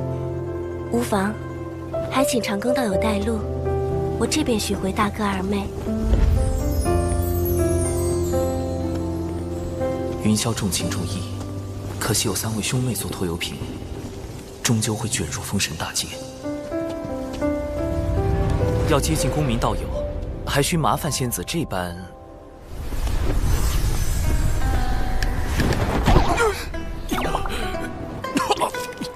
西方道友，你何故偷袭伤我？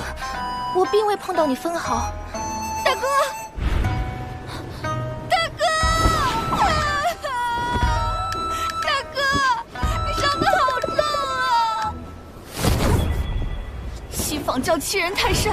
我兄妹定要找西方二圣讨个公道，这次就拿你来祭旗，拿命来！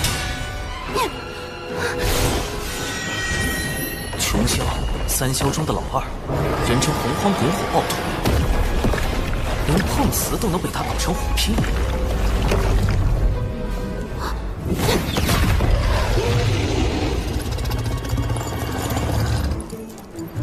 大妹，大姐。跪下！四面树敌，徒增冤孽。你们2个都给我回3仙道，闭关思过。干脆利落，不愧是云霄。解决完赵公明他们，应当能和文道人初步达成合作意向了吧？能把赵公明和琼霄关在3仙道，那海神倒是有点本事。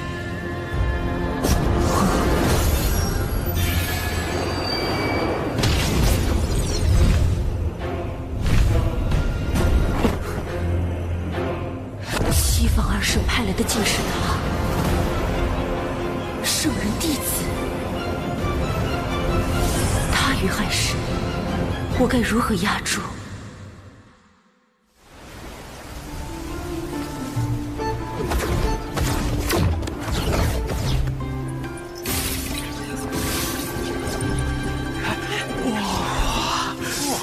好。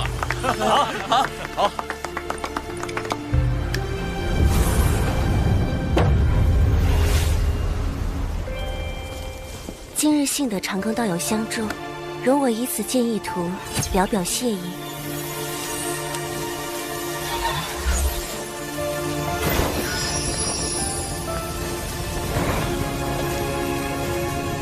好妙的笔墨，里面隐隐透露无穷道韵。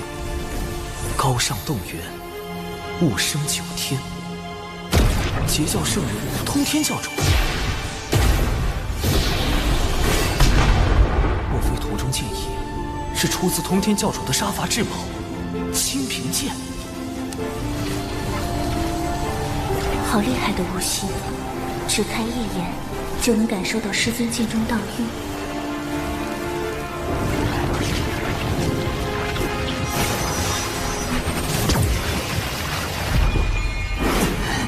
道运不断涌入体内，修为暴增。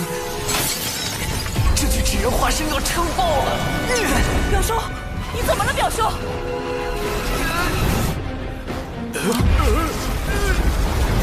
不好，修为已至天仙境巅峰，再争下去，可就要冲击金仙劫了。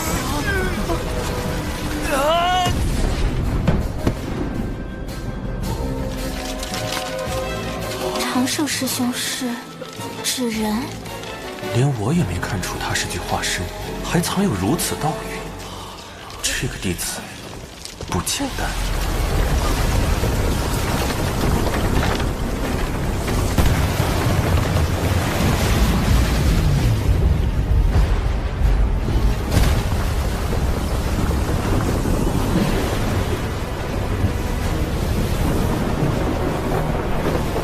浩瀚天威，劫云将至，长庚道友这是要突破了。我还没做渡劫准备啊喂！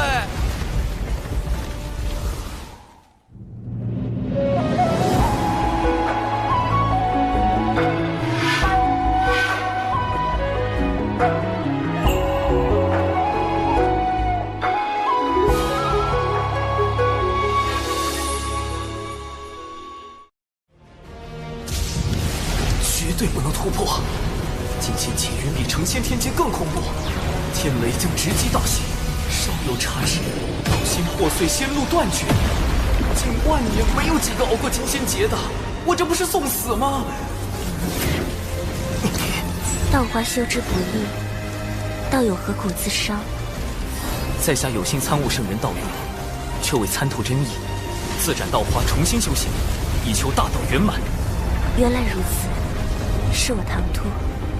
天雷来了，仙子快退开！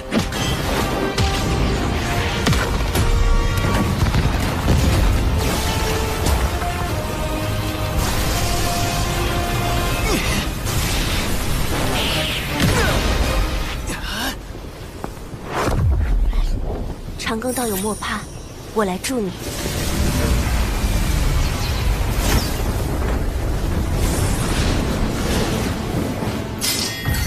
行道多歧途，不为自劫通天路。混元金斗，开！这就是号称装进乾坤并四海的顶级法宝，在封神大劫里，捉龙鸦、求阳锏，生擒阐教12金仙，逼圣人出手的混元金斗。凌霄仙子，多谢。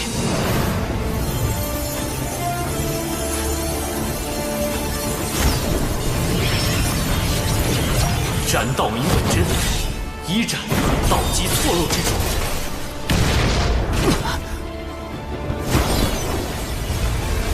二斩晦涩不明之处。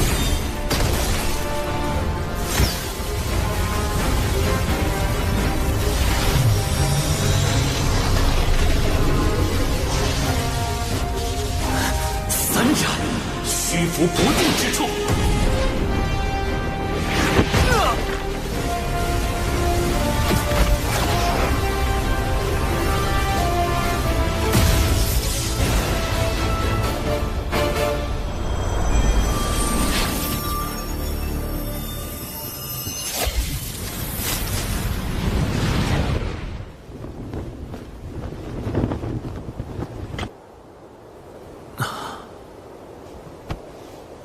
完了，欠了这么大一个人情，因果已经结下。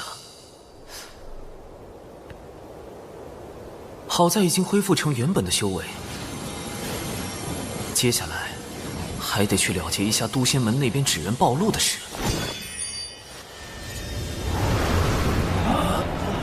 掌门，弟子刚刚有所感悟，恐惊扰到诸位，就放置了纸人在此地，自身遁去云中参悟修行。你悟到何事？化身竟散发深邃道运？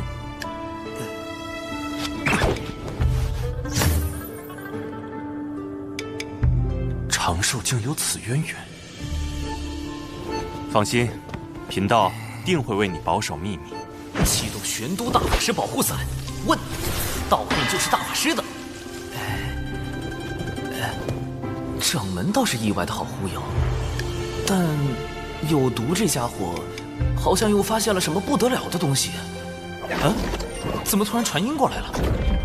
长寿师兄，当日渡仙门遇袭，有2位义士救渡仙门于危难，他们自证神魂时的反应与纸人很是相似。这2位义士可是师兄的纸人？今天累死了，好些了。是。我本以为刻苦修行，便能在前路等师兄，却不曾想，我从未真正看到过师兄的背影。今后，师兄依然是悬崖的指路明灯。太社死了吧！以后还是得多准备底牌，以防纸人身份暴露。海眼关火龙族命脉，岂容西坊就觊觎？陛下，末将这便调遣大军严守海眼。不可，西坊教内应已渗透龙宫，万一军中也有内应，反而会暴露海眼所在。本无旨意，召开四海盟会，集结四海真龙，共布万龙阵。陛下英明，万龙阵乃祖龙所创先天大阵，有移海擎天之能。一旦结成，西坊教休想染指海眼。第二，届时将那南海海神也请来，他既敢顶着海神名号，便该为四海出一份力。将通天教主的敬意图挂在庙中，有圣人之威罩着，海神这个身份又安全了许多。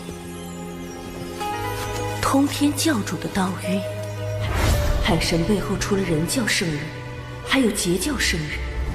难道太清通天教主在利用海神算计西坊二圣？好大的阴谋，但亦可利用。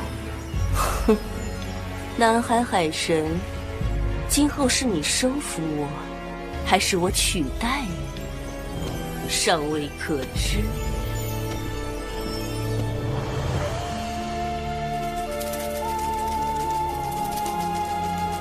文道人，这么快就适应间谍身份了？西坊二圣派遣了一位弟子前来主持四海事宜。圣人弟子是谁？他与我同是上古凶妖，却不知为何入了二圣法眼，将他收为记名弟子，予以功德豢养，命其名为金蝉。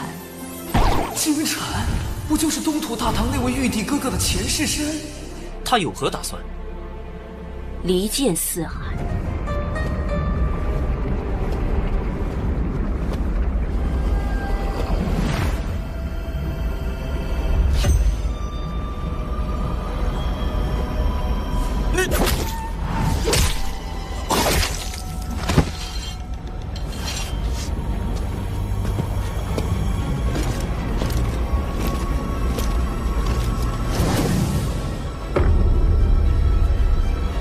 海二太子，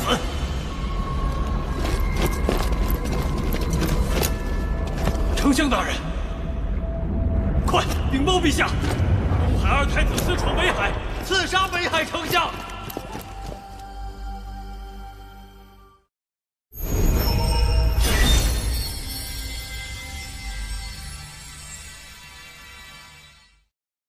陛下，北海在东海龙宫外陈兵3000。勒令交出二太子殿下为北海丞相赔命，否则便踏平东海龙宫。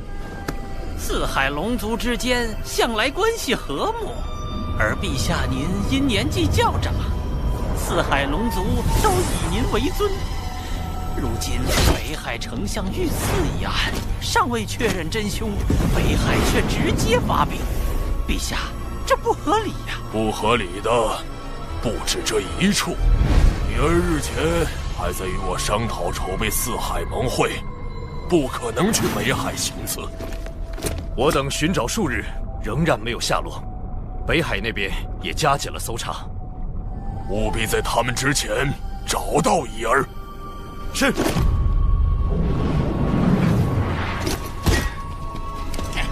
一定要找到奥义，让东海给个交代。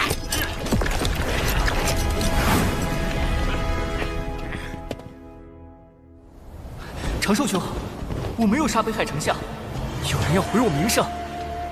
西坊教制定了离间四海龙宫的毒计，此事必是他们所为。你的凶手身份一旦坐实，北海、东海便会反目，不仅四海盟会开不成，四海还会分崩离析。西坊教，对，四海不稳，万龙阵未成，他们便可趁机图谋海眼。四海分裂，龙族上天一事也会落空，我就上不了天庭。那封神大劫，必须抓住真凶，洗清你的嫌疑。长寿兄懂我。事发后，我曾暗中追查假扮我的贼子。他最后一次现身是在天涯阁，我原想进去直接拿下，可天涯阁是方圆百里最受欢迎的女子武馆，由洪荒富户卞氏家族所创，唯一能进出的男子，只有天涯阁少阁主卞庄。天涯阁背后势力不小，不可贸然进入。不过，那贼子是怎么混进去的？他用了化形的技巧。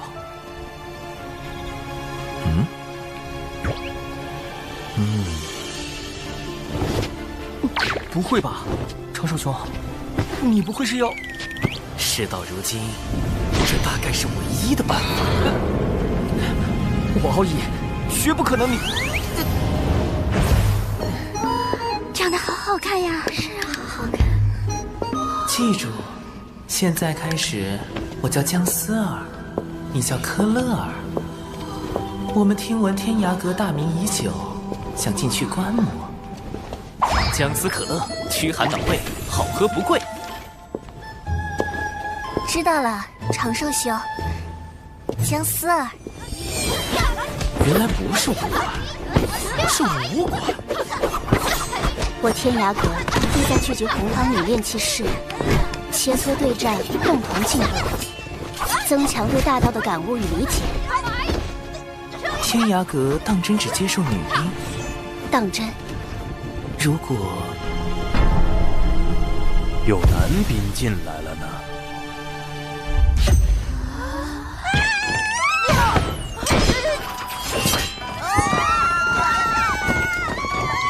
何事吵嚷？是时候用风雨术探听周遭信息。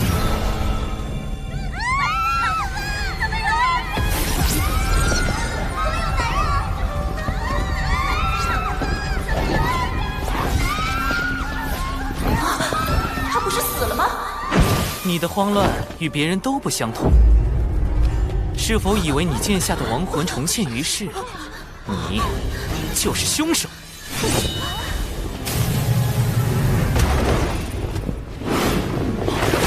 都别过来！再过来，我杀了他！少阁主，姑娘，有话好说。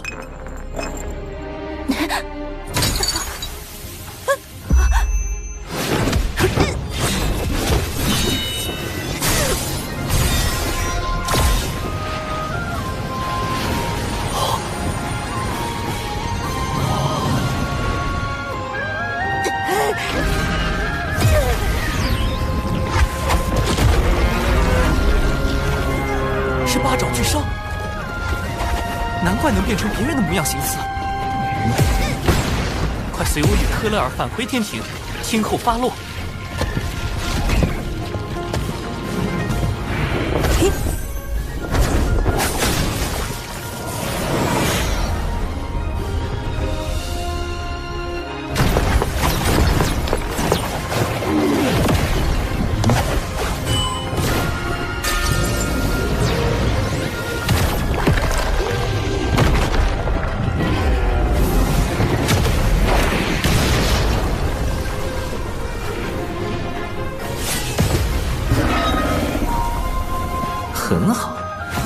波路人舆论算是拿下了，顺便给天庭刷了一波好感。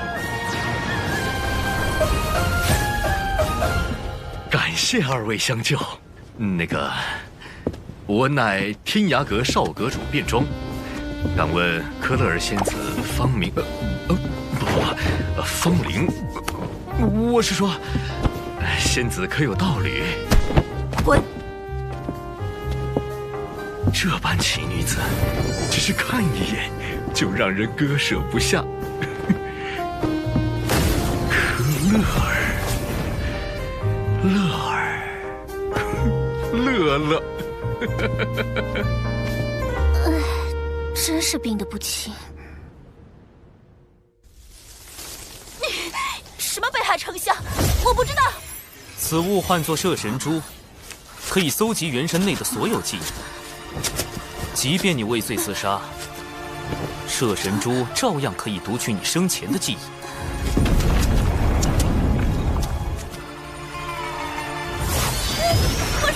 我说，还好我多备了几颗摄神珠，派上大用场。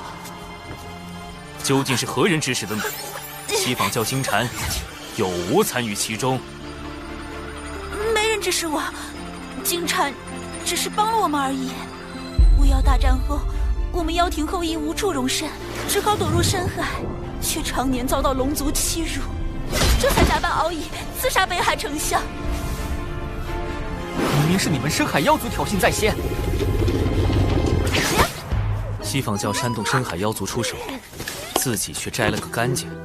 好在你我乔装入天涯阁，他们暂时没查到你。快将他带回龙宫吧。虽不能问罪西坊教，但可助你洗清嫌疑。长寿兄，这次北海与东海的事情闹那么大，北海与东海会不会也被西坊教渗透了？极有可能。我这就去禀告父王。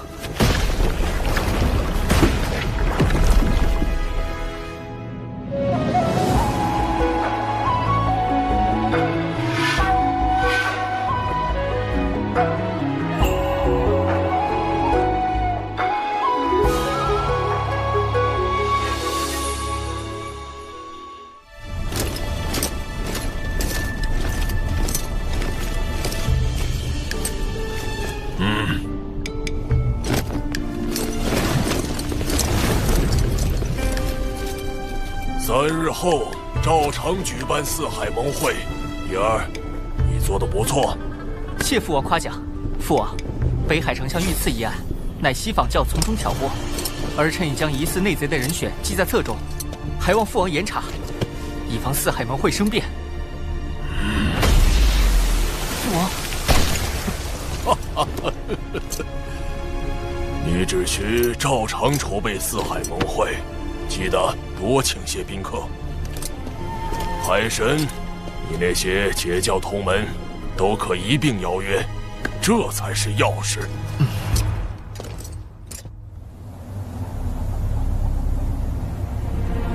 金蝉突然召集这么多金仙，难道又有什么大动作？此次挑拨四海之计不成，还招来了天体。你们中有些人是不是透露了风声，自己心里清楚？糟糕，金蝉开始起疑了。当然，四海盟会举办在即，我不会同你们计较。只要你们好好表现，届时定有风声。是。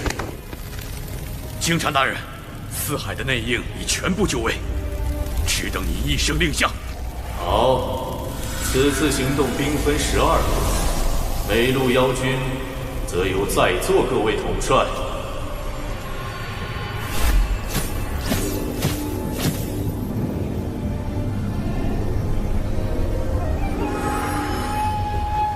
我这一路就有10万兵马。四海盟会照常举行，龙王陛下却不愿排查内贼。果然，东海龙王这类远古高手，都主打一个面厚心黑。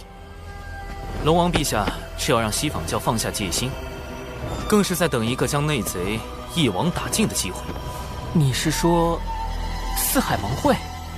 不错，西坊教想破坏盟会，龙王陛下将计就计，把藏在四海的西坊教内贼引出来，趁机查出西坊教谋夺海饮的根本目的。四海盟会必有一场大战，我所请来的宾客，将是保护海饮安全的关键。敖义兄，阐教12金仙里，就有位龙族的远古高手，黄龙真人。龙族虽因旧事与他断绝往来，但在龙族危难时刻，他定会出手救援。龙族乃是贫道之根教，落叶归根，贫道如何能容忍西坊教这般算计？截教圣人弟子公明道人，以义薄云天著称，亦可请他出面。师之放心，我定如期赴约。此外，我已向天庭写奏表，禀明西坊教谋算海饮之事，请天庭为龙族主持公道。长庚爱卿实乃良才，竟已在西坊教内安插了暗棋。木工，挑选精锐天兵天将，择日兵发四海。多谢长寿兄。你是我海神教的二教主，这都是应该的。二教主，那以后我也不叫你长寿兄了，就叫你教主哥哥吧。这称呼真别致。3日来，金蝉一直在筹备进攻四海盟会之事，我根本没有机会传信给海神。此次进攻四海盟会，各军行动路线、进攻目标，都只有所属金仙知晓。倘若有泄密者，二圣必将亲手抹杀。糟了，要隐藏卧底身份，就绝不能向海神泄露这次的计划。可这般阵仗，再加上金蝉这个圣人记名弟子暗中出手，海神应付得来吗？应对西坊教，光靠人脉是不够的，必须研制装载撒豆成兵神通的法器。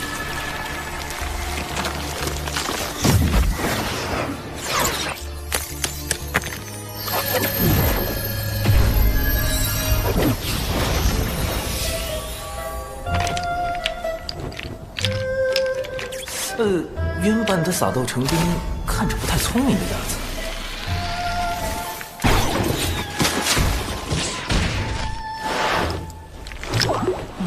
待我魔改一番。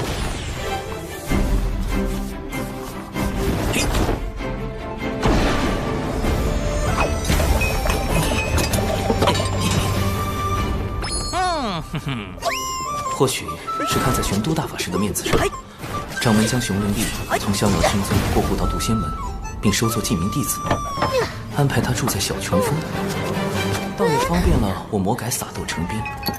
万长老也出力不少。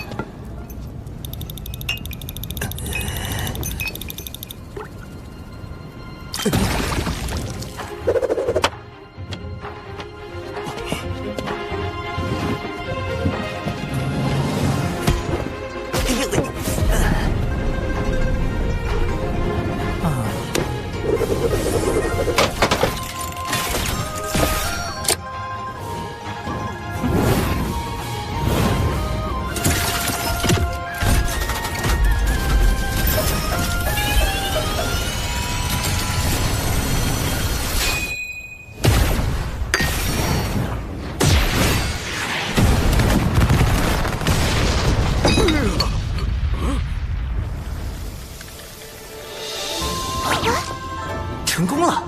自研法器，仙斗加特林，届时配合天庭大军，嘿嘿嘿。今日就是四海盟会了，文道人那边怎么一直没动静？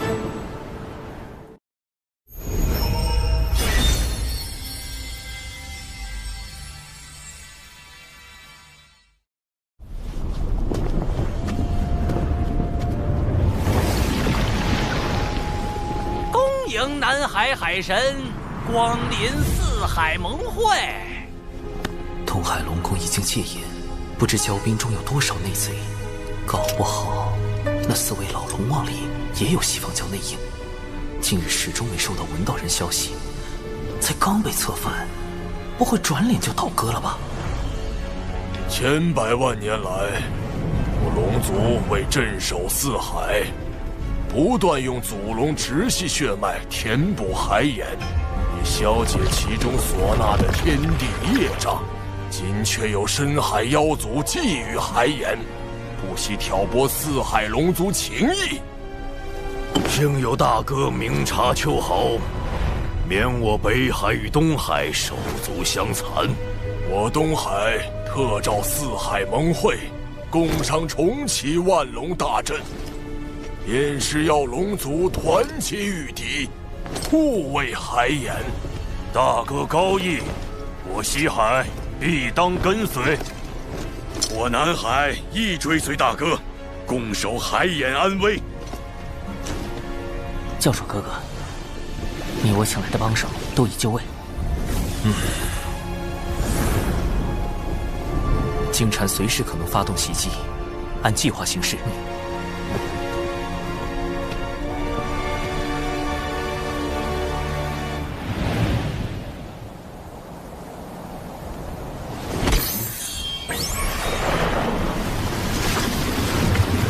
海灵之劫将至，不知长寿能否妥善应对，顺势推动龙族上天。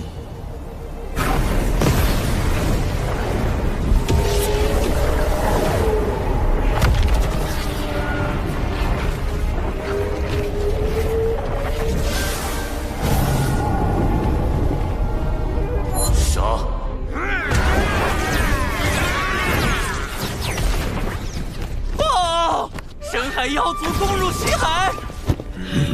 报！南海遭深海妖族袭击！报！北海被深海妖族包围！张狂！竟趁我等离宫之日偷袭！大哥，我等这就前去平乱。来人，点齐兵马，跟随三海龙王前去清剿凶妖。三海皆有动乱，金蝉为何还没现身？除非三海只是佯攻，那金蝉真正的目标就是东海。敖义兄，你务必守好海眼。龙族暴虐无道，四海苦龙族久矣。今日杀龙王，夺龙宫，以正四海清明。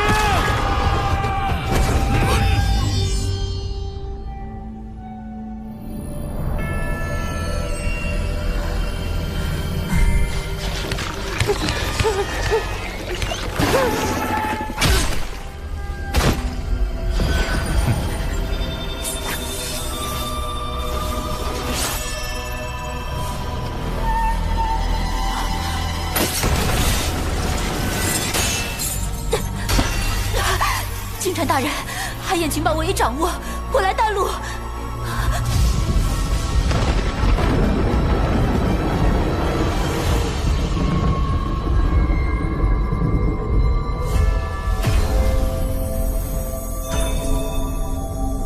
二太子殿下，海眼位置为真龙可治，况且您已请黄龙真人相助，应当无虞。但愿海眼无恙。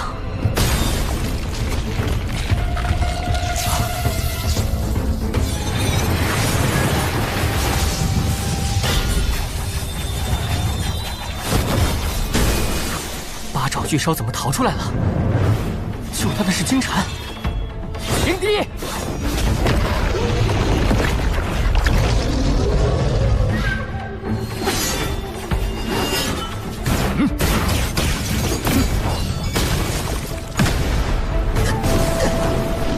有我东海二太子在此，谁都别想染指海眼。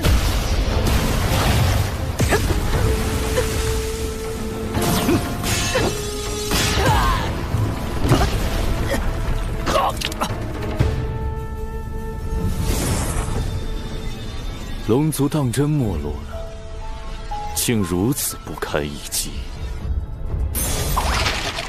刚才传音，敖乙没有回应，出事了。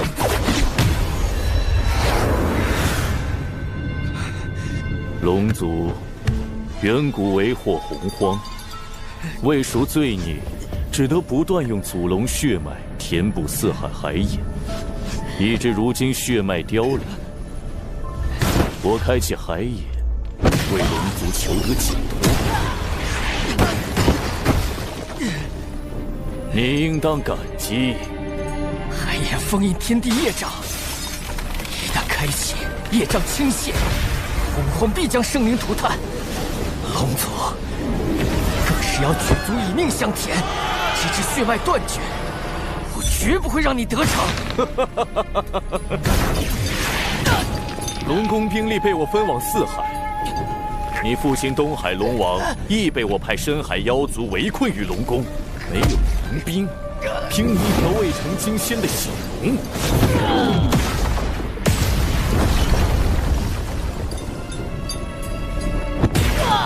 还妄想守住海眼？金蝉，你好大的胆子！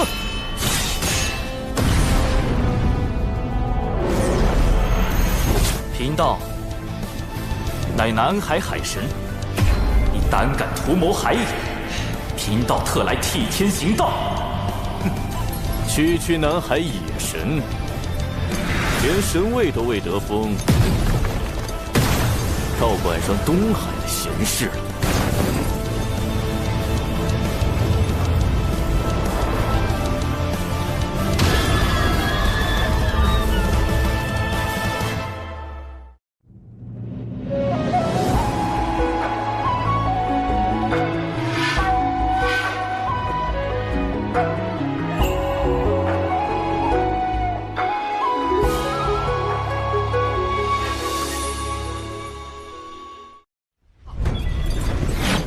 闻道人说过，金蝉修为已在大罗，大罗自身之道臻于圆满，实力更在金仙之上。这一击我恐怕接不住。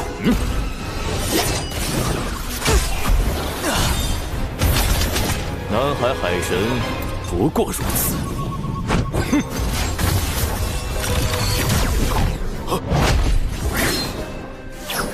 道友莫要得意太早。你怎么没死？当然是我纸人带的够多。应凭圣三太低，五行轮转，合而归一，水自长流，生生不绝。水遁，行跑。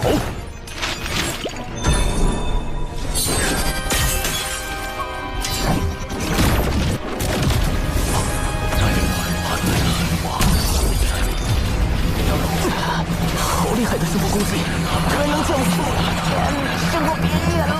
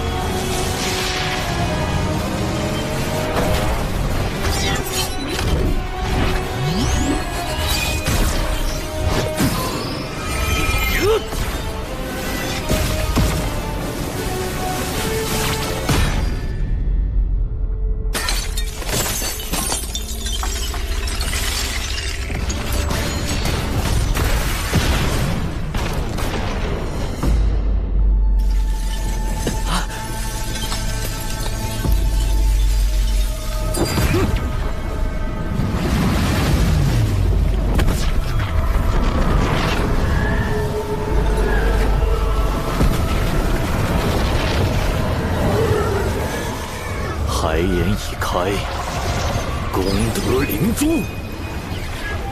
功德灵珠，金蝉真正的目的是吸取龙族填海眼的功德。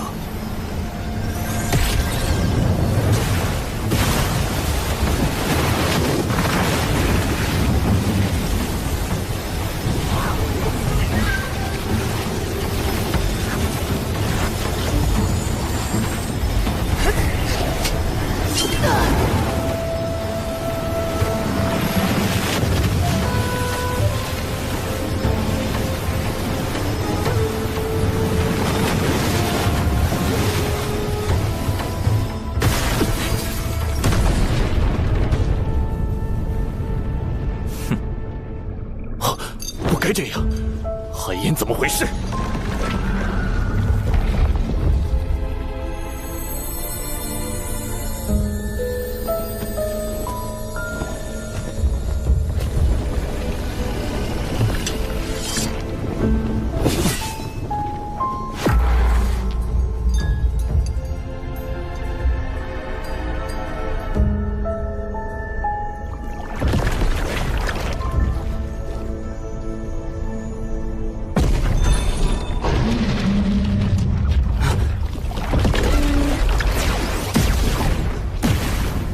海神道友说有人要来扰袭海盐，没看到人呢。海也是假的。啊！海爷有真龙镇守，遍地白骨轮魂。我的确探听到，海爷就在此处。啊！中计还不自知，蠢货！这里一切布置都比照真海盐，唯有海盐本身是假。故意松懈地牢戒备，让我救出八爪巨烧，就是为了借他之口，引我来这假海盐。哼，南海海神，是我小瞧你了。已经陷入重围，金蝉却毫不慌张，他还有其他帮手。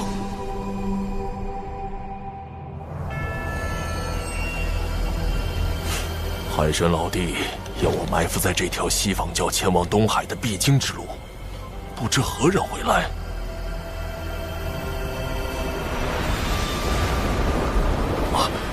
西方教执法长老白莲道人，他的修为已在大罗，表面笑脸迎人，下手却极其狠辣，更有一本命法宝莲花，颇为锋锐，可不好对付。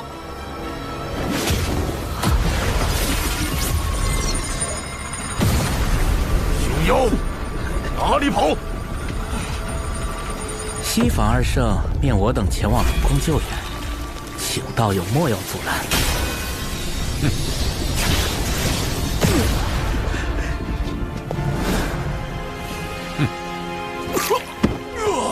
贫道在此祭妖，你们为何伤我？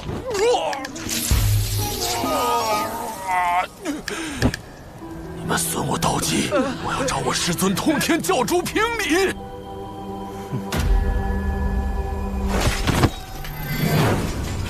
大胆叛军！今日我东海龙宫就要清理门户，永绝后患。奉东海龙王令，清理龙宫内贼，剿灭深海妖族。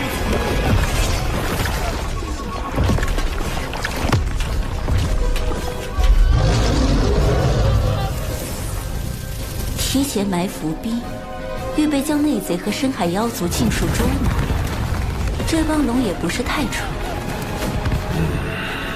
文静，白莲长老也赶往东海，你现在进宫，方便长老施救龙族。白莲长老也来了，金蝉的计划倒是瞒了我许多，不过还要本女王出手。看来金蝉在海眼并不顺利，能让金蝉栽跟头，海神还真有点本事。深海妖族还有后手？不是血池黑纹，他们怎会埋伏在此？难道深海妖族与之勾结了？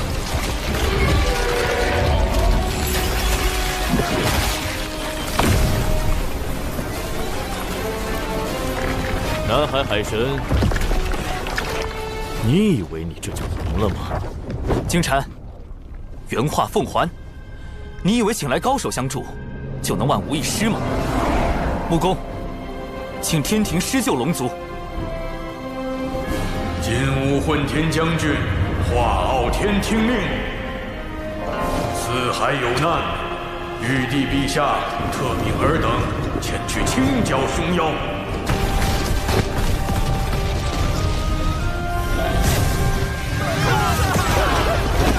天兵天将听令，斩妖除魔，护四海生灵，凡妖邪，杀无赦。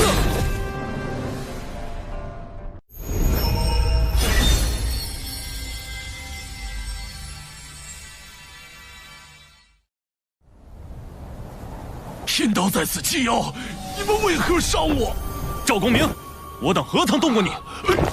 莫要阻拦贫道6人前往东海。先偷袭再营救，手段这么脏，休想得逞！西方教的词我碰定了。你竟有暗侵偷袭，幸好被圣女球录下了。胡说，贫道根本没用力。来呀，打我呀，给你随时录下来。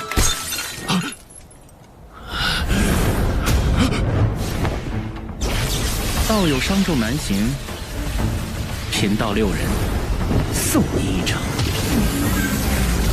住口！他们是打算杀人灭口。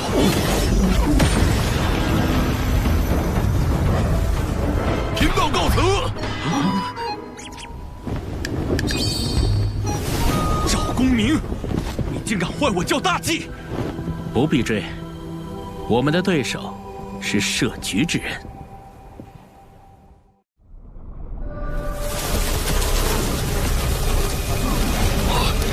深海妖族与血石黑门联手，再打下去，龙宫肯定失守。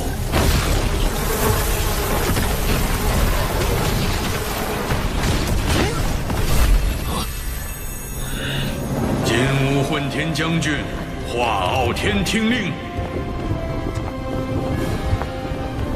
他怎么来了？玉帝陛下，特命尔等前去清剿凶妖。我且不告诉长寿，看他能否认出。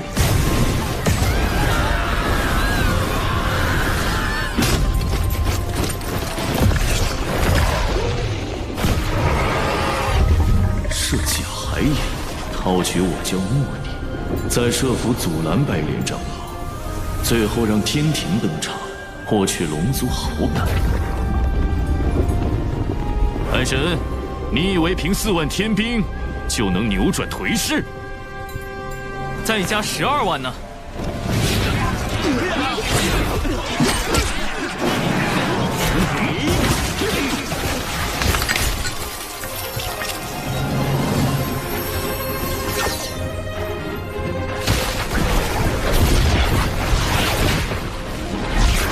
寒空斗兵，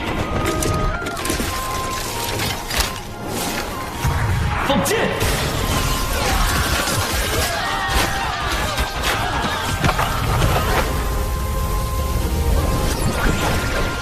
神盾斗兵，掩护进攻！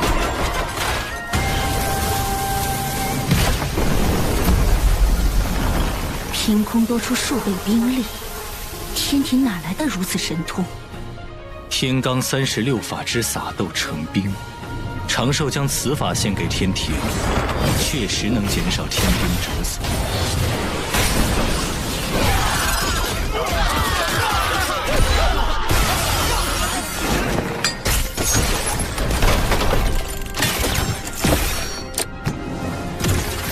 仙斗加特林，开火！竟能让斗兵发挥如此威力，长寿这脑子装了不少鬼主意。上！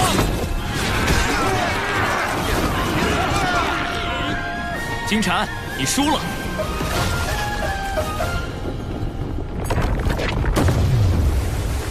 南海海神，我们还会再见。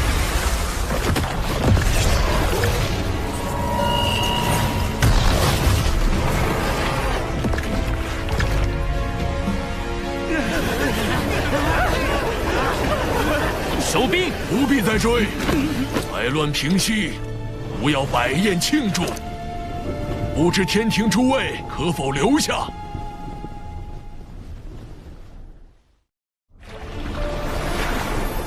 能逼金蝉撤兵，海神有点本事。本女王赠你个消息。此战你为何没提前传信？金蝉疑心太重，我也才刚脱身，他接下来会对付你。我知道了。西方教开始正视我对龙族的影响，只是东海一战，虽能让龙族对天庭产生些许好感，却不足以令他们俯首称臣。如今对龙族而言，最迫切的事，便是用功德洗清自身业障，从而摆脱天道让他们填补海眼的惩罚。若我奏请玉帝，以功德相佑。龙族护佑四海生灵有功，想来天庭定会降下不少天道功德。这个化傲天不简单，不仅有征战东海的实力，还有洞悉龙族困境的见识。我从未听说过天庭有这般人物，他到底是何人？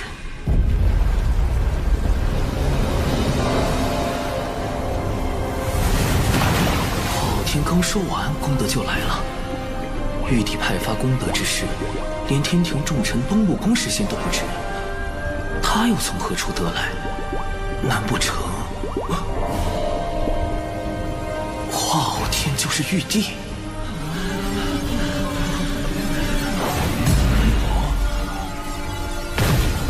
天道降下功德，佑我龙族。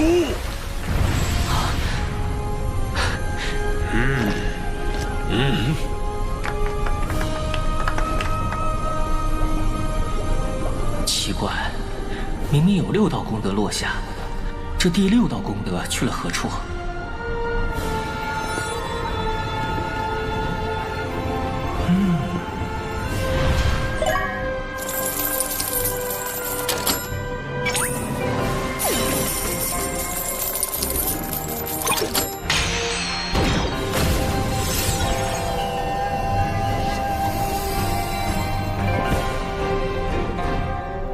今念龙族与南海海神长庚平息四海之乱，护佑生灵有功，开此特例。3日后降下神位，尔当恪尽职守，永承亲命。神位一到手，我就有机会跳出这个为遴选正神开启的封神大劫了。上天庭计划迈出重要第1步。长庚，教主哥哥真正的道行，果然高深莫测。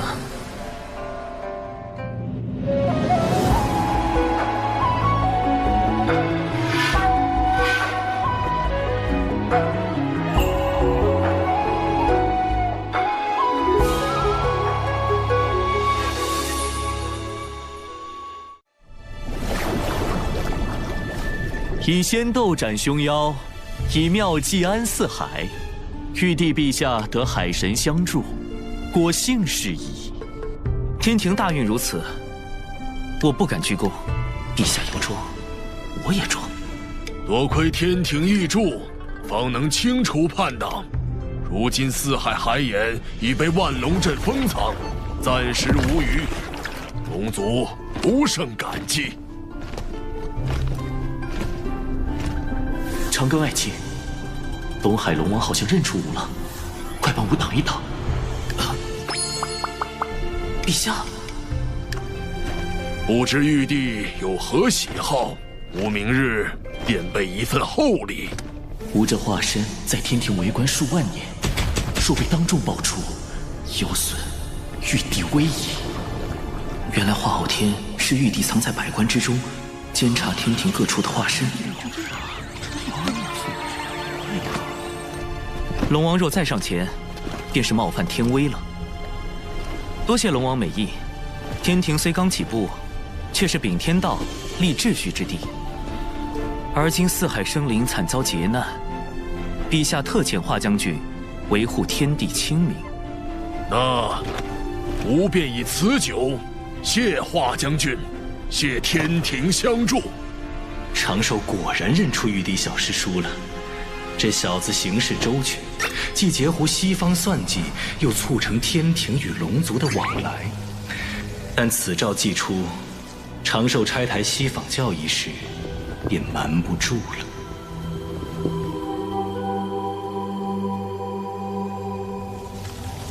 海神乃龙族和天庭的桥梁，若他得封正神，或天道法器加持，必会成为我教收复龙族的阻碍。小金蝉，白莲长老，明明你看起来比谁都凶。海神背后势力庞杂，未免惹祸上身，最好是借他人之手除之。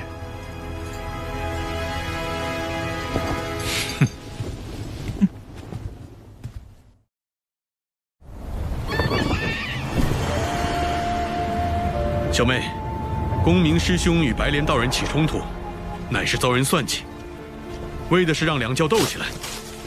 此事已经在岛上传遍了。东海一战，公明师叔拦截白莲道人，是为破坏西方教计划，怎么传到金鳌岛就变样了？敢算计公明师兄，这是没把咱们金鳌岛10天军放在眼里。金光师叔是公明师叔的忠实维护者，秦丸师叔又最疼爱金光师叔这个小妹。据白莲道人说，幕后之人是南海海神。教主哥哥，又是西方教在搞鬼。一个野神也敢算计公明师兄，大哥，我们去会一会他。不好，教主哥哥麻烦大了，这2位师叔我可拦不住，只能……是你算计我截教外门大弟子赵公明？大哥，何必多问？白莲道人亲口所说，还能有假？秦丸、金光圣母，这2个可都是在封神大劫中误石绝阵的狠人，竟然这么容易被煽动？绝无此事，还请看在通天教主建议图上，听贫道解释几句。好啊，还从公明师兄处骗来了师尊的建议图。这是送的，若有此图，我等供着都来不及，怎会送人？你好草率的推理！为了公明师兄的声誉，大哥，绑了骗话狂徒，送去西方谢罪。那我还要命活？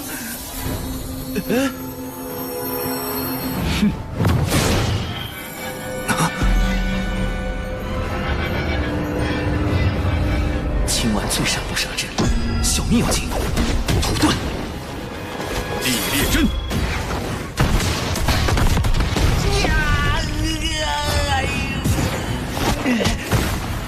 会这么多遁术，果然是个贼。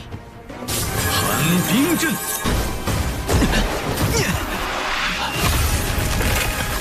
妙啊！阵法还能被遁术破解。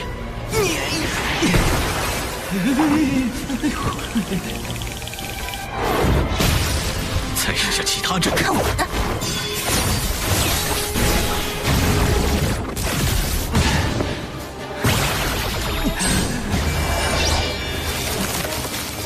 根本打不过。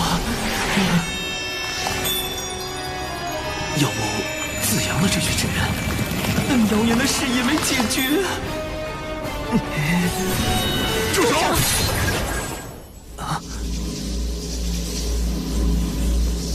还好以师侄传信及时，2位师弟师妹莫要听信谣言。长庚乃我挚友。多谢2位。原来是误会，还请长庚道友给贫道一个赔罪的机会，咱顺便到镇里逛。长庚道友，都是我的错。你是公明师兄的挚友，便是我的挚友。今日起，谁敢说你，便是与我作对。金光圣母难不成是赵大爷的铁粉？误会虽结，但还需到金鳌岛彻底澄清谣言。云霄仙子竟险些将我看透。长庚道友能想出劫西、九龙、应天庭，自然能看破谣言背后的算计。一切小心。如此聪慧之人，却仍在封神大劫时选择主动应劫，可敬可悲之处，皆在重情重义。唉，最近得加倍小心，以防西方教后手。谣言这么快就被澄清，看来借刀杀人的法子行不通，那就只能用最直接的手段了。海神外出皆用化身，想杀他，必须找到本体。此物可捕捉化身体内的神识，从而追踪到本体。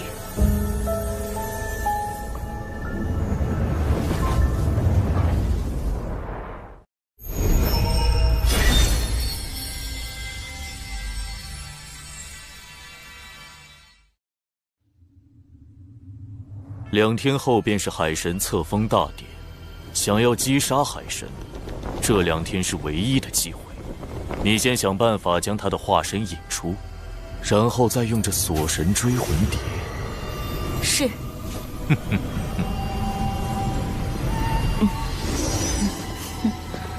当我傻的，我若真杀死了海神，玄都大法师肯定不会放过我。且慢，姿势体大，我亲自为你护法。不好，金蝉还是不信我。愣着干什么？是，金蝉大人。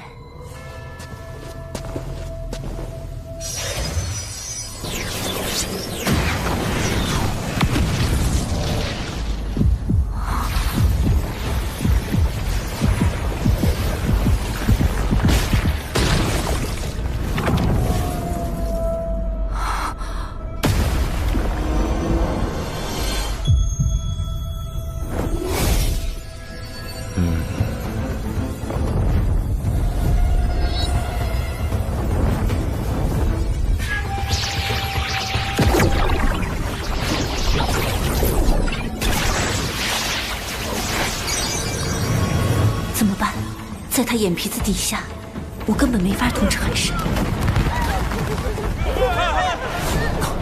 凶战出事了！南海海神，你再不现身，我就杀了他们！利用血池黑纹攻击，既能防止金蝉怀疑，又可向海神暗示我的身份。是文静，他叛变了。不，东海一战后，他刚给我传过情报。应该不会，先观察下。神子之人，出！灭魂杀阵。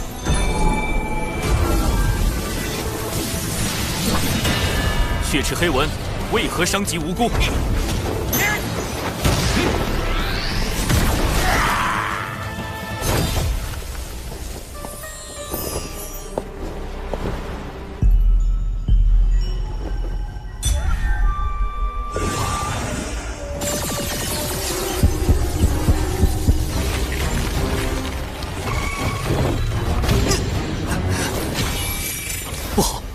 蝶能捕捉神识，并追踪到我的本体。纸人触发时自爆程序，启动。那海神化身不过是个天仙，你的血纹傀儡可是个金仙，如此轻易就让那海神化身自爆逃脱，文静，你很难不让我怀疑。请大人再给属下一次机会。海神，对不住了。文静刚才似乎有意放我一马。否则我的纸人化身绝不会如此轻易的自爆成功。难道我明白了？怪不得文静行为有疑，定是金蝉在旁威逼，试探文静取我性命。好歹毒！追过来了。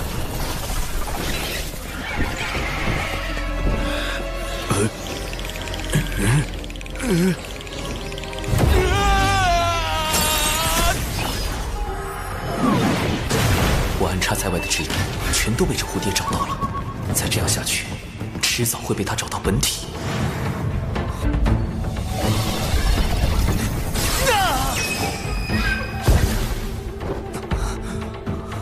锁神追魂蝶竟连续找错了18次，不过没关系，他已捕捉了海神大量的神识，接下来才是他真正展现威力的时候。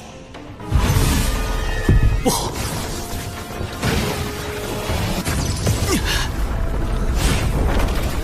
所有我神识存在的地方都会形成血界，一旦确认我的本体，蝴蝶将会被直接传送过来，而我只能用纸人不断的掩护本体。这蝴蝶变强了。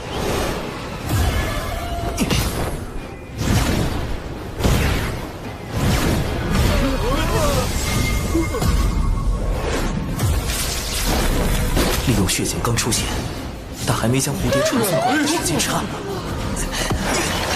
不断的扔出纸人，不断的自爆。屠盾。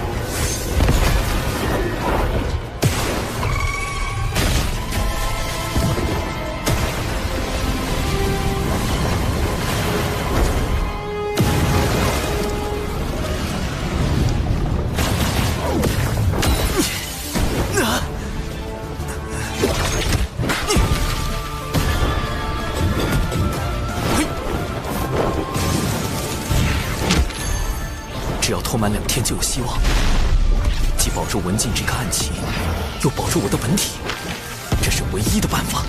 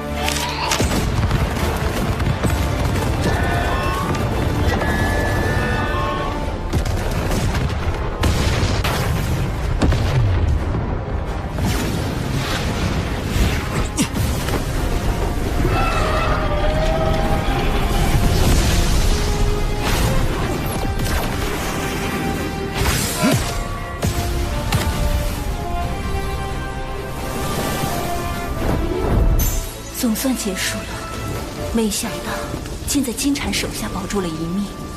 海神为助我掩护身份，连扎了2天的化身，倒真有几分本事。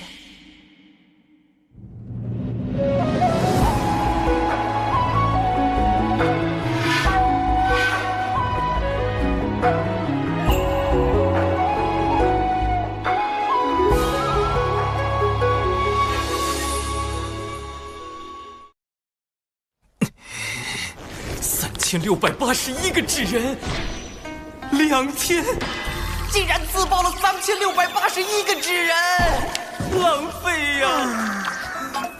我花了多少个日夜才打造出来的？苍天啊！应对这次危机，紧急预案太少，对抗蝴蝶的法宝不足，回去之后一定要好好复盘。他背后有天庭，我背后亦有灵山。灵山，他要去找尊提圣人，我必须马上通知海神。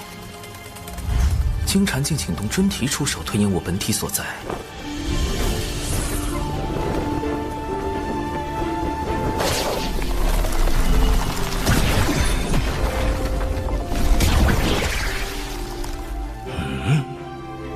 太极图，不过谁背后还没个圣人呢？太清师兄在为他遮掩。哼！前面就是海神册封大典的现场了，先受封成为海神，再做打算。他也来了。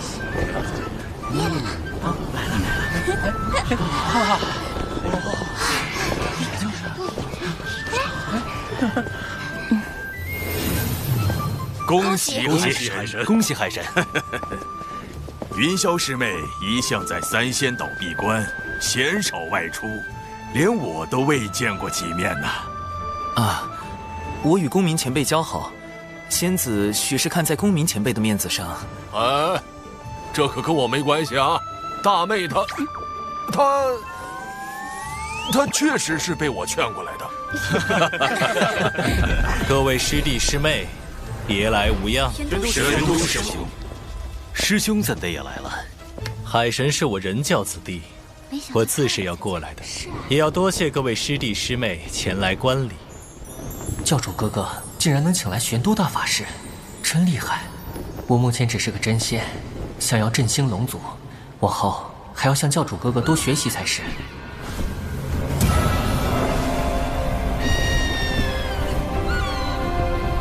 海神听风。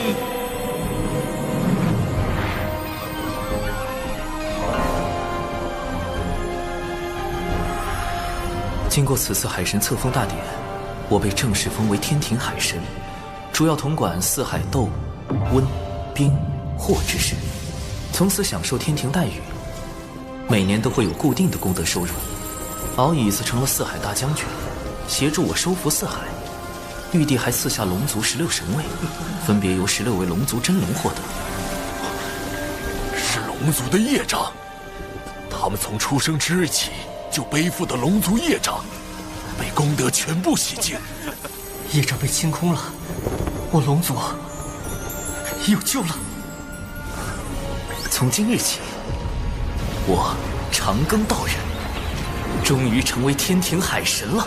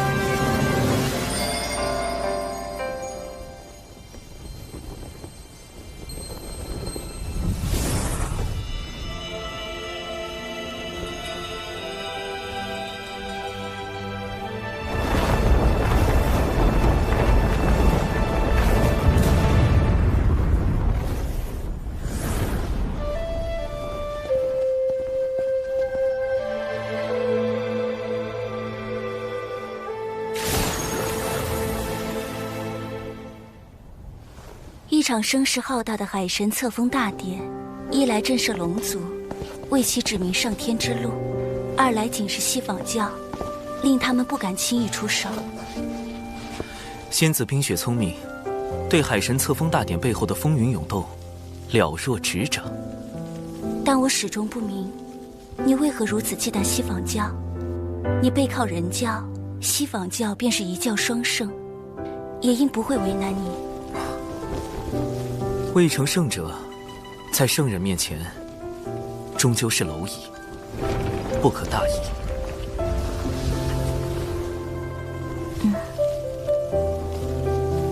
你所言不无道理。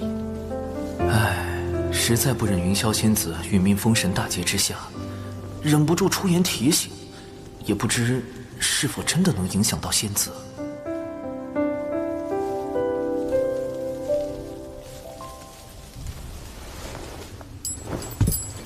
24，现在该怎么办？南海海神已正式获封天庭正神，我们轻易动他不得。杀海神是手段，不是目的。目的只有一个，而手段可以有很多。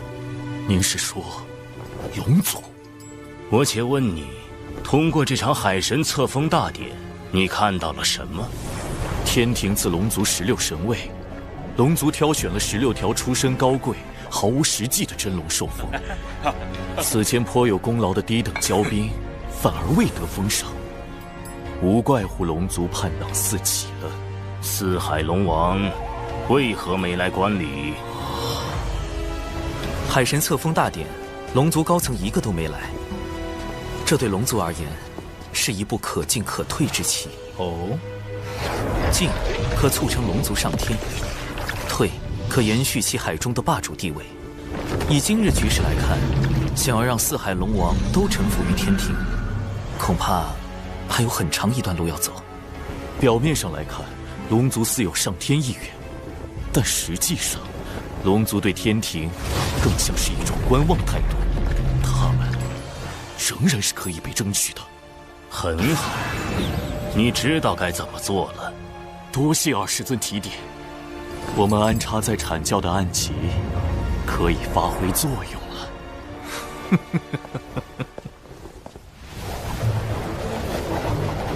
不愧是老师看重之人，真是一点就透。明日你去天庭报道后，来一趟兜率宫，老师要见你。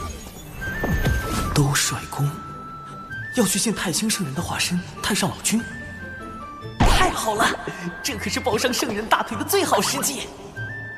是。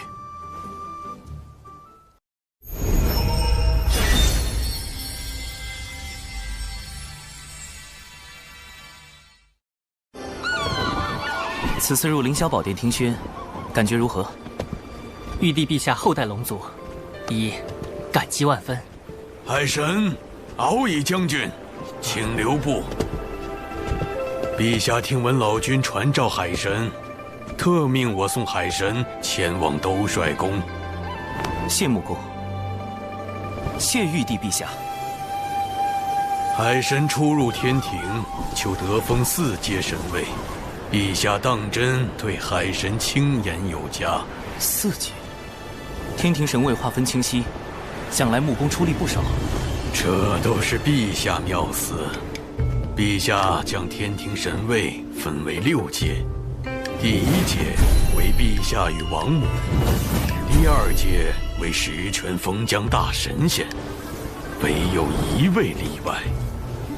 例外就是超1阶隐藏大佬，太清圣人住于天庭的化身，太上老君。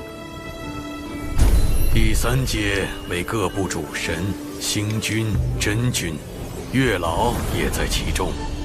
第4阶为各部正神、大将，海神神位便在此列。第5、6阶为辅神，负责辅佐前4阶正神。敖乙将军正是5阶。陛下看重海神与龙族，除封赏外，亦赐下诸多宝物，2位前途不可限量。前面是天庭为普及海神的撒豆成兵之法，特意培育的仙豆苗田，兜率宫就在仙豆苗田之后。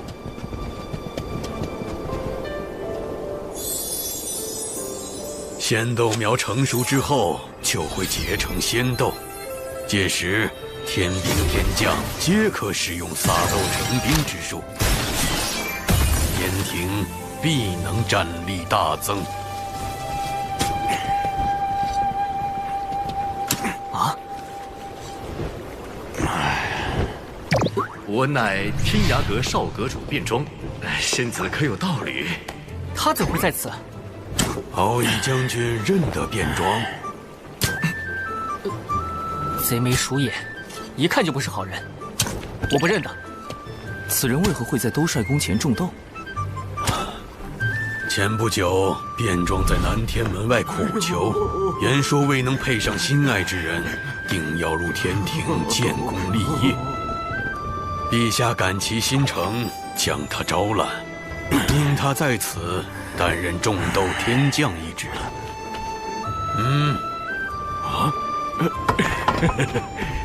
此乃悬上无缺，四海大神长庚及四海水军大将军敖乙。竟与乐儿仙子这般相像。将军可有妹妹名叫柯乐儿？卞庄思慕乐儿仙子已久，只求能与仙子喜结连理。若仙子真为将军之妹，还请大舅哥成全我与乐乐这段缘分。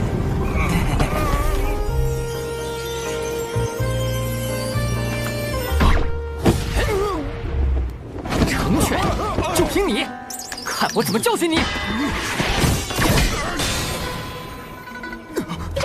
大舅哥，这是为何？息怒啊，大舅哥！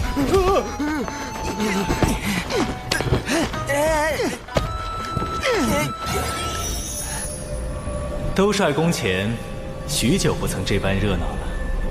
见过大法师。见过大法师。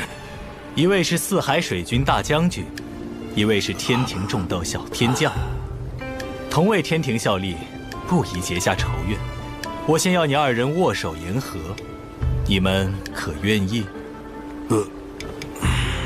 他把我耕地的木锄都弄断了。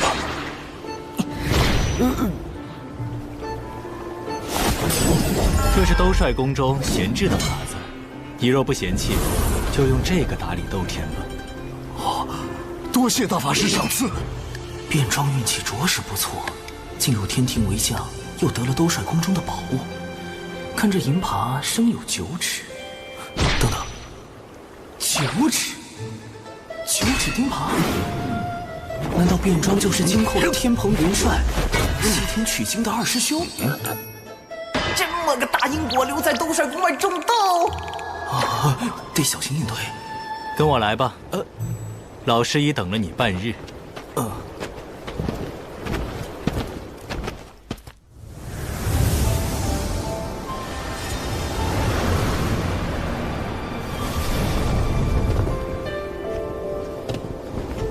哇，紫金八卦炉，《西游记》里炼出孙大圣的火眼金睛，炉砖落下凡，能燃起800里火焰山。从炉火到炉砖，皆威力无穷，堪称洪荒丹修炼气士的梦中情炉。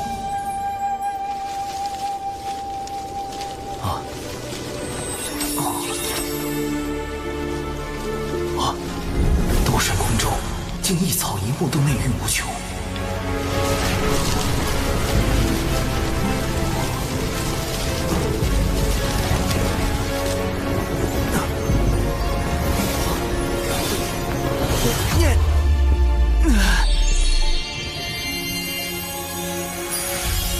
这些仙人未来都会卷入封神大劫。太上老君给我看这个，是想告诉我什么？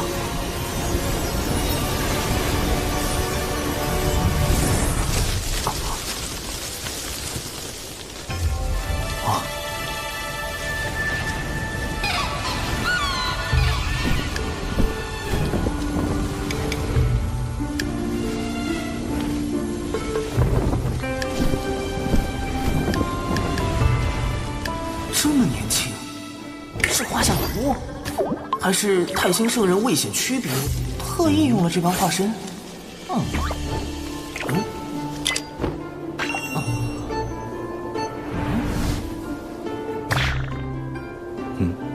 怎么愣住了？弟子李长寿，拜见老君。坐。劫难将至，生机在天。根据我在蓝星的记忆，封神大劫是为给天庭选拔正神，太上老君要我相助天庭填补神位，避免大劫降下，以此保全道门。但我修为只在天仙境，如何能担此重任？今日传你丹道3篇。刚想着修为不够，太上老君就要传道。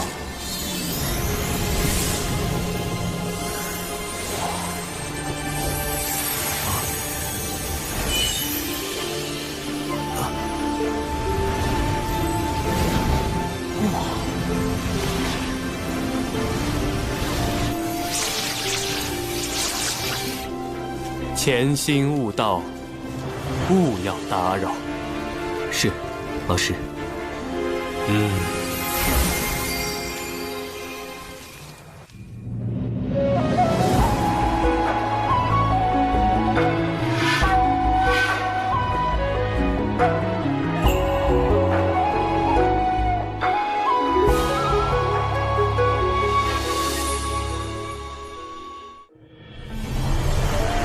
一次性得受这么多丹道感悟，我怕是金仙劫也要提前。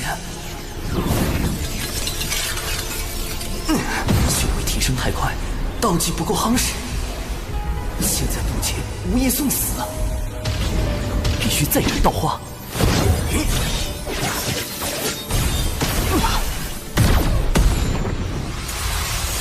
又来！得老师传道，境界大增，确需夯实道技，再考虑渡劫之事。但我行走洪荒多年，就没见过为了夯实道阶而自斩道花的。长寿行事也太过谨慎。108瓣道花透彻到近乎透明，难怪老师会格外关注长寿。这家伙不只是谋略过人，本身也有跻身道门高手之列的潜质。道技已足够夯实。道基如此圆满，金仙劫定凶险万分，稍有不慎，就是生死道消。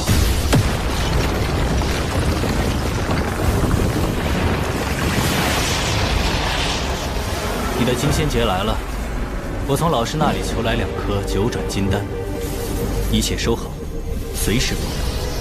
传说中逆转生死、斡旋造化的九转金丹，只要不是被瞬间劈成灰，服下就能满血复活。弟子事先已择了渡劫地点，此次想请大法师为弟子护法。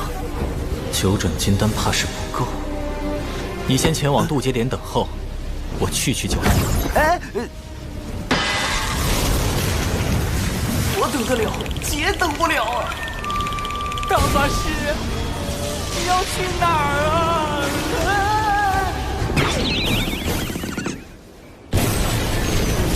金仙劫又称长生劫，是生灵逃脱生死的必经之路，比成仙天劫更为凶险。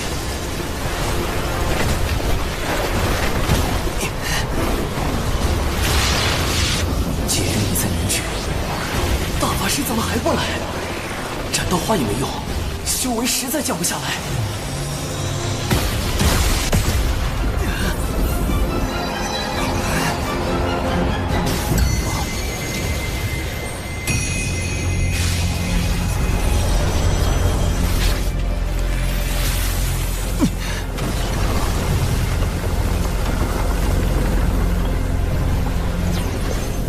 长寿，原来这就是他真正的名字。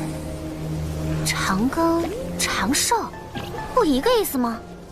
这家伙也太怕死了。大法师，你怎么就暴露了我的真名啊？因云霄师妹的混元金斗能助你安稳渡劫，我才特去将师妹请来。此前几次与长庚道友交谈，云霄颇有感悟，心中对道友很是敬重。海神这吃好大的面子，大姐一向不问外事，这次竟然……多谢云霄仙子。云霄仙子真是人美心善，九转金丹加混元金斗，内服外用双保险，渡劫成功率提升至98%。劫云这么快又来了，长庚道友，我和玄都师兄会在劫云外守着，若你察觉不对，可随时呼救。绝对不需要，就让我耍个帅吧。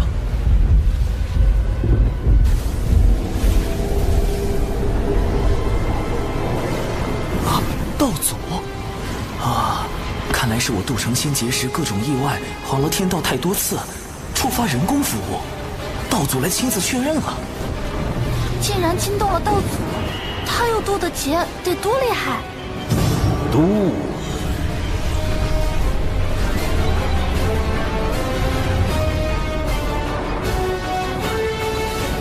渡。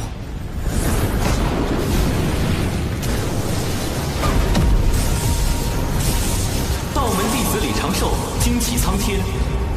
弟子入道门修行至今，历经艰险，终得道境。天苍地明，我道长明。今日成道于此，祈请苍天落下金仙之劫，降长生机缘。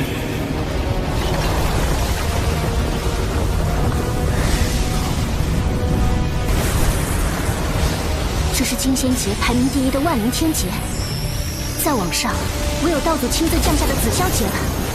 竟修出了一个无极大圆满的道基，无极圆满乃成圣之夫。这般道基引来的万灵天劫，自古就未显露过几次，更鲜有生灵能撑过去。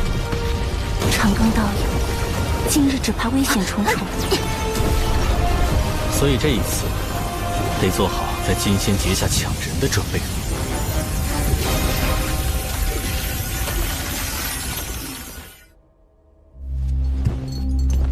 阐教那枚暗旗快要出关，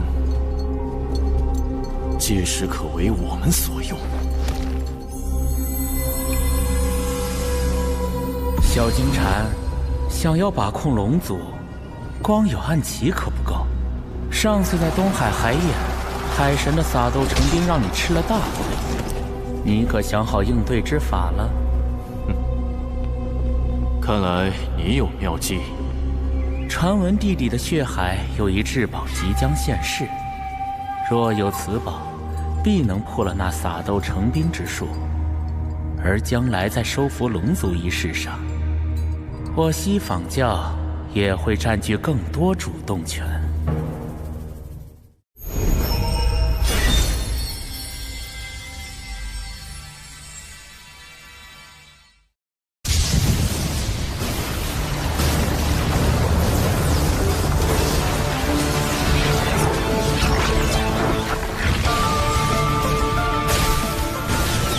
这些景象乃天雷化化，威力极强，不能应接。道门神通之血晶惩罚。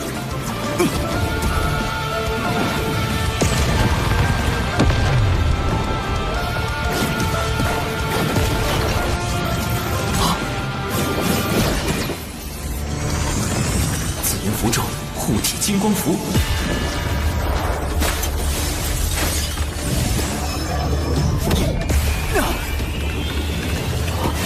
还是暴露了。原来这才是你本来的模样。这人心眼那么多，怎么是个不到200岁的小娃娃？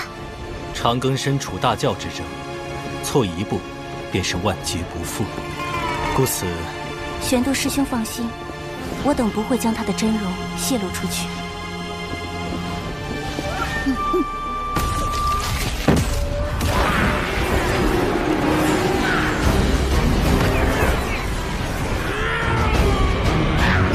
这是要跟天劫开战？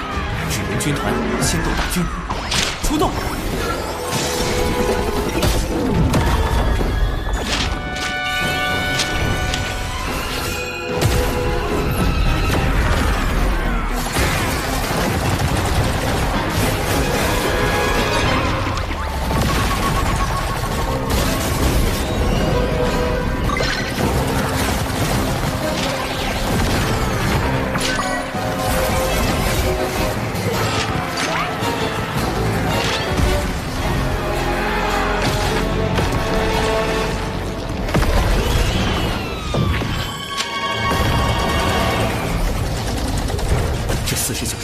全是金心境的实力，以我的修为，根本撑不过。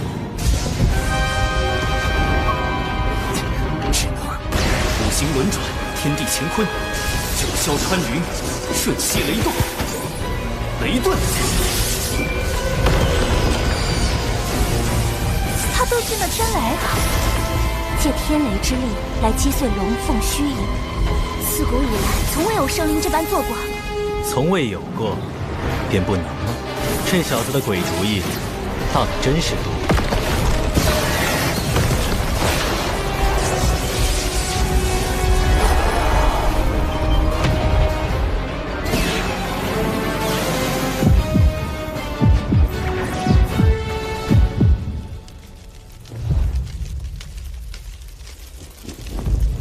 他怎么站着不动了？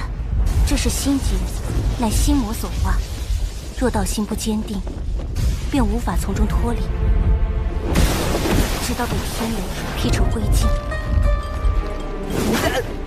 啊，师父！孽徒，你果然隐瞒了修为。您都知道了。我带你入渡仙门，盼你成为人族之榜样，莫以弱小而欺，莫因豪强而惧。可你呢？弟子隐瞒修为，只是不愿沾因果。未曾害人。群妖攻山时，以你之能，本可救下诸多同门，但平心而论，你可有竭力去救？你事事计较，考量得失，见义而不行，有何资格成仙？为师今日便清理门户。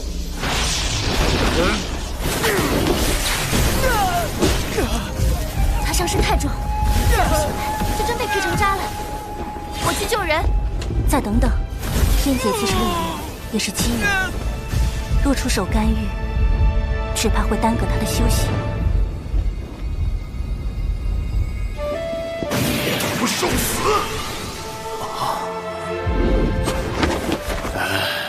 行了行了，总之你没事就好。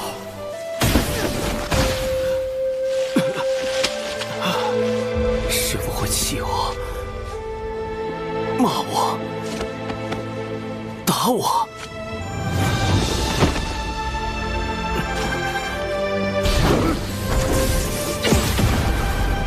不会杀我。你不是他。因果循环，自有其道。世间之事，并非先知先觉为好。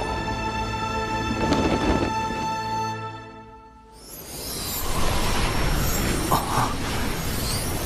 我度过惊仙劫了。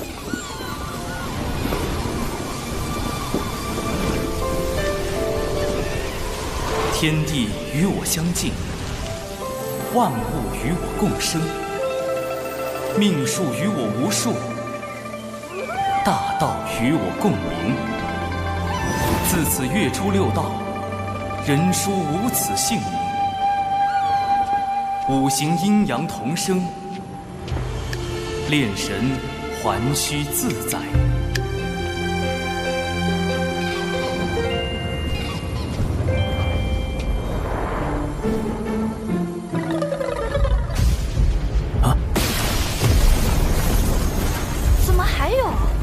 他修行进阶太快，且渡劫时遁入天雷，违背天道。那劫云为何还未散？谢天道责罚，还来！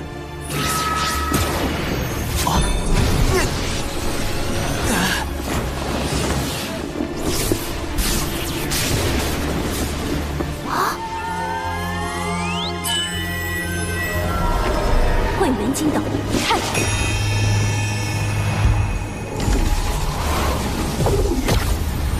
天道当真容不下他。待我推算一番。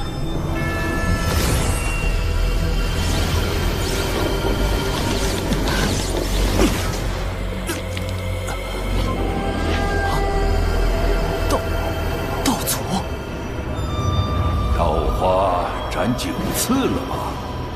这是来算账了！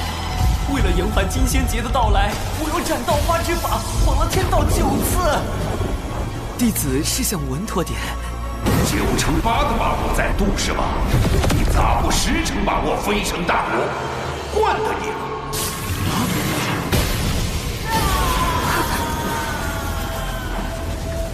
都是太文惹的祸。玄都师兄，如何了？天机不可泄露，但有9转金丹在，天罚只能重伤他。这番渡劫，当真不易。陛下，天庭正神的慰劳举措已整理完毕。哦，对了，再添一条，若入天庭为正神，可免1道天罚；金仙劫时，亦可免1重天雷。刚9死1生渡劫成功，天庭就新增了正神渡劫福利，平白多挨了天罚和天雷。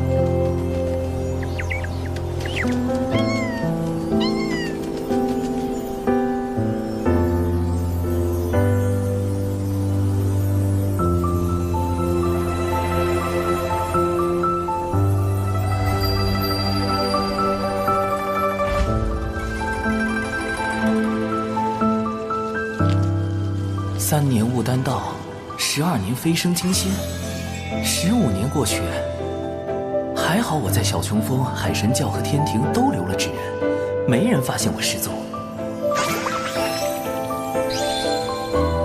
云霄仙子，我已无碍。这12年，感谢仙子守关。你也曾助我兄妹，而今玄都师兄将你托付于我，我亦当尽心。我常以化身走动各处，有诸多隐情。金仙节之事，放心，我知您与西坊教不断交手，颇为不易。我已叮嘱2位妹妹，绝不外传。如此真心待人，我亏欠他的因果也越发多了。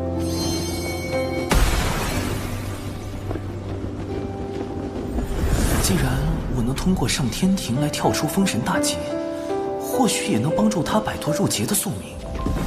云霄是因义兄赵公明之死而入劫，若我能帮助赵公明躲过死劫，那他……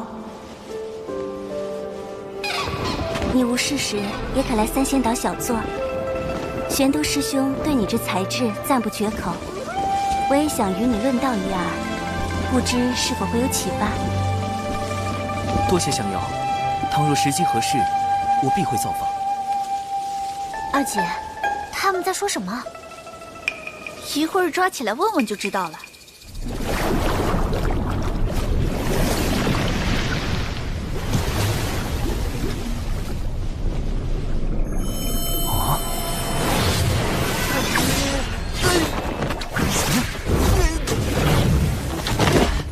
这怎么突然要灭口了？不知琼霄前辈、碧霄前辈有何指教？这是真言宝珠，宝珠为绿色，证明你说的是真话。若变为红色，小心我金角剪无情。你是男的？是。为何总以化身示人？怕死。胆子这么小，还敢接近我大姐？可是受玄都师兄指使。原来他们是怕自家姐姐太过单纯，被人算计。这方式可以狠3小。不是，你对我大姐可有非分之想？没有。你说谎了。晚辈还能如何回答？难不成要说对云霄前辈有非分之想？那你是承认对我大姐有非分之想了？不要慌，年轻人。毕竟我大姐那么温婉，虽然有时候很唠叨，还总管我们，随便禁足就是几万年。她凶起来更可怕，喝醉了还爱跳舞，舞姿，不好说。跪下！人呢？三霄仙子的性格果然很让人措手不及。如今我已修成金仙，且有了天庭神位，是时候启动上天庭方案第2步了——小琼峰流浪计划。帮小琼峰全员谋神职，流浪到天庭，最好是能把小琼峰也搬上去，挨着兜帅宫，这样就能和太上老君做邻居，安全感简直爆棚。到时候一起躲过封神大劫。天庭招人的基本要求是突破到真仙境。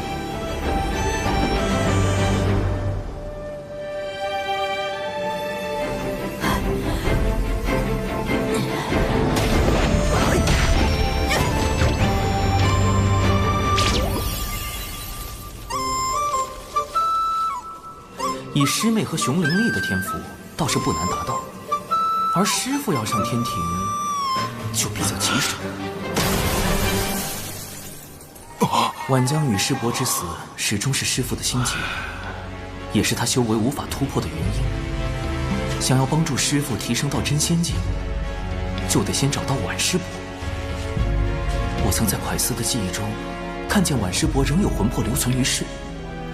或可设法寻找他的残魂，了却因果。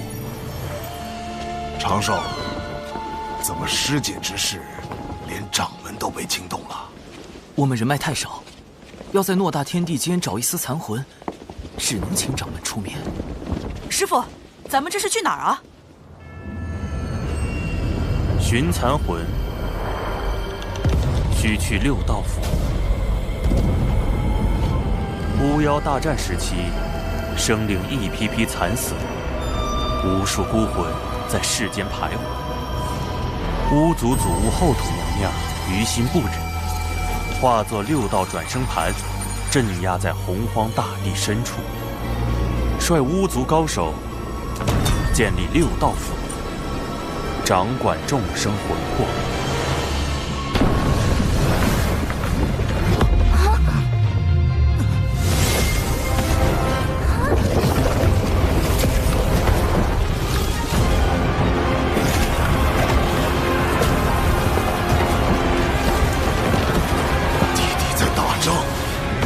这要怎么去6道府找到师姐的残魂？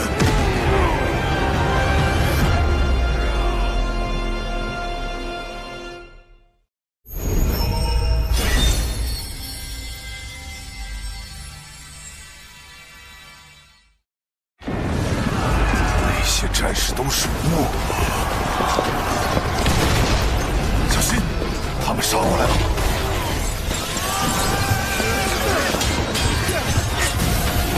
闭气，快撤！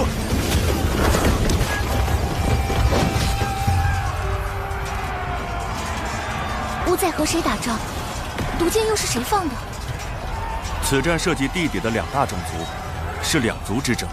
一是从盘古圣人尸身中诞生的巫族，具有盘古肉身之力，其壮猛远超常人。壮猛，倒是和熊战的风格有些像。一是由盘古圣人巫血所造化的修罗族，深藏剧毒。刚才那些带有血煞之毒的剑士，便是他们的收获。这2族为争夺地底霸权，已然打了数万年。6道府由巫族执掌，要入府寻万世伯残魂，就绝不可得罪巫族，更不可卷入2族战事。大家隐藏好气息，紧跟在掌门身后。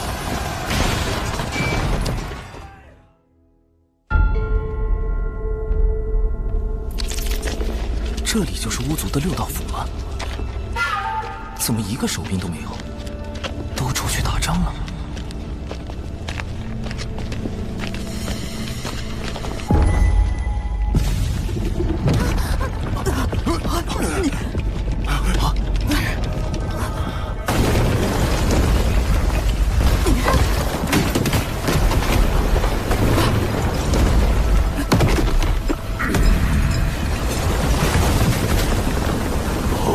擅闯6道府，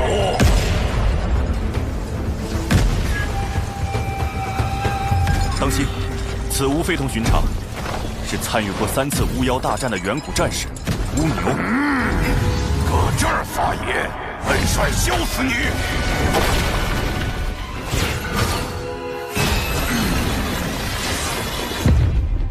地底有座6道府，铁面判官殿中间。乌牛乌马站身边，大名鼎鼎的勾魂元帅乌牛，就是眼前这个口音很重的家伙。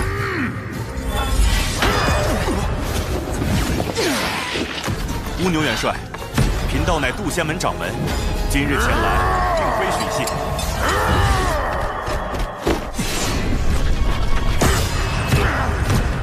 而是想请6道府助我们寻找一缕残魂。还请元帅看在道门圣人老爷的面子上，行个方便。用圣人压我！这里是6道府，后土娘娘庇护之地，本帅不吃这套。谁知道你们是不是修罗族打算假扮的？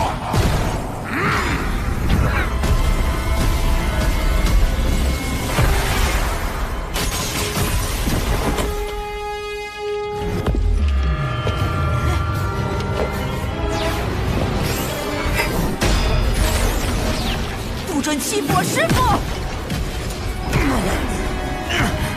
奇怪，他身上怎么有巫的气息？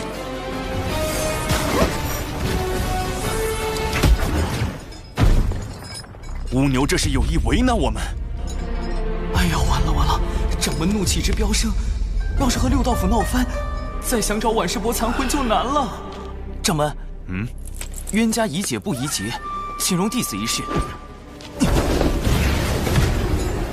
单枪匹马跑来，你很狂啊！横寿！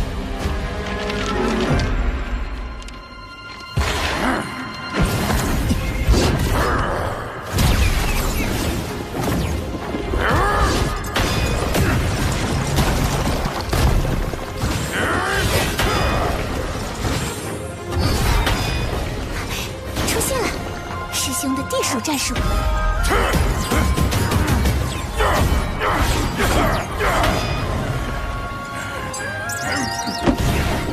晚辈长寿，见过乌牛元帅。你小子玩我呢！天道法器，这不是天庭才有的吗？元帅，可听说过天庭海神？就是那个给东海找来天兵的海神。没错，他是我朋友，此物便是他赠予我的。他说玉帝陛下正有意帮扶巫族，若让他为六道府美言几句，或可请100万天兵助六道府抗衡修罗族。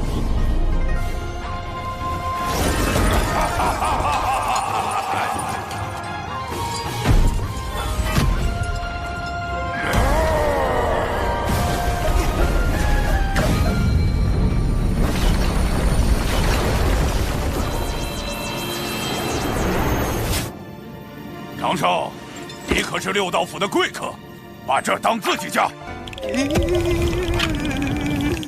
倒也不必。长寿他是怎么做到的？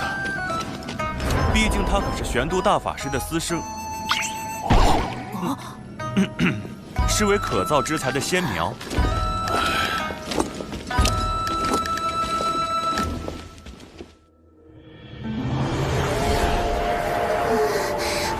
好重的阴气，连风都像带着哭声和惨叫。阴气似乎都来自这些井。这便是我六道府的回魂井，每口井都连接着五波州各地，也是本帅捉拿魂魄的通道。但凡还有一丝魂魄，这里都能找到。师姐亡于北居五州，我们需要找到对应那片区域的井。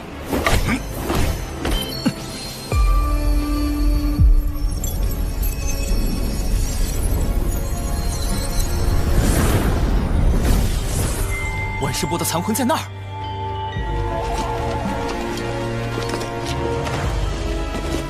六道镇上，勾魂拘魄。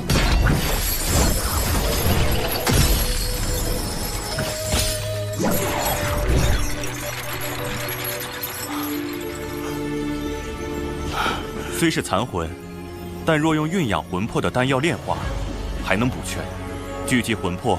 就可托乌牛元帅送他转生，只是这丹药极难炼制。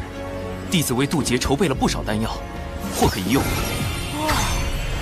好家伙，这么多宝药，难道都是大法师传给他的家底？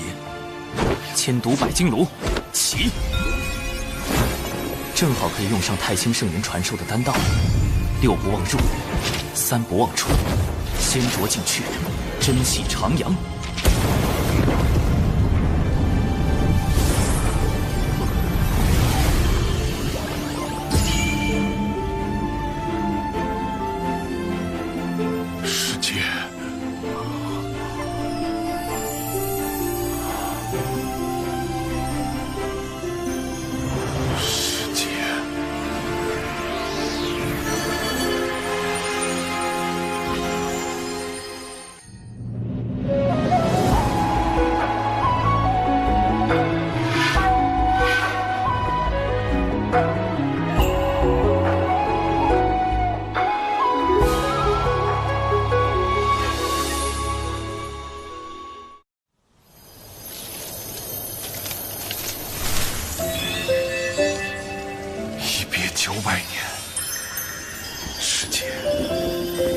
来晚了，师弟，是我不争气，这些年只修成浊仙，苍老成这样，给师姐丢人了。谁说你老了？师弟分明是长大了。师姐，我好像总是差一步，距离门内前10差一步，距离成仙差一步。明明只差一步，但好像永远都追不上。急什么？修道本就应顺其自然，切不可执迷。况且，师姐我会帮你的。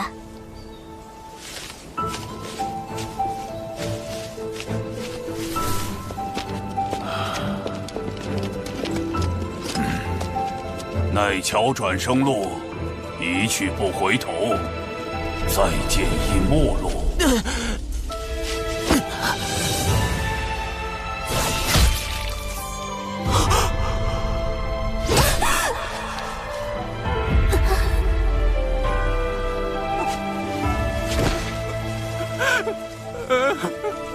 他因你而死，过桥也相隔今生来世。你追不上，永远都追不上。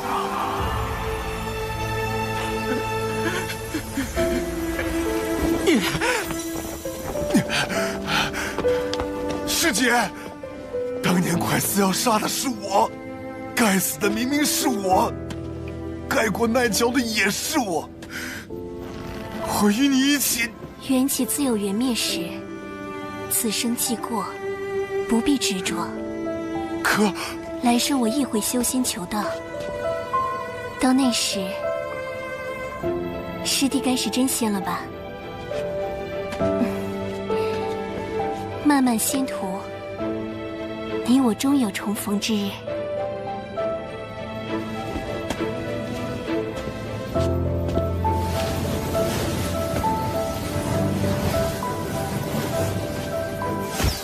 喝下忘忧汤，忘却红尘万丈。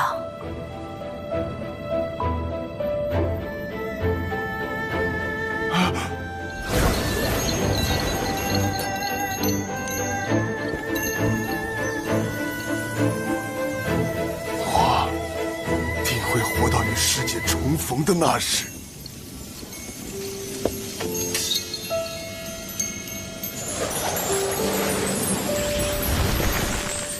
师父和婉师伯这一生太苦了，情之一字，牵扯出多少因果。所幸师父总算解开心结，只要突破至真仙，就能进入天庭，避开大劫。届时师父与婉师伯，总有再续前缘的机会。太清圣人传消息来了。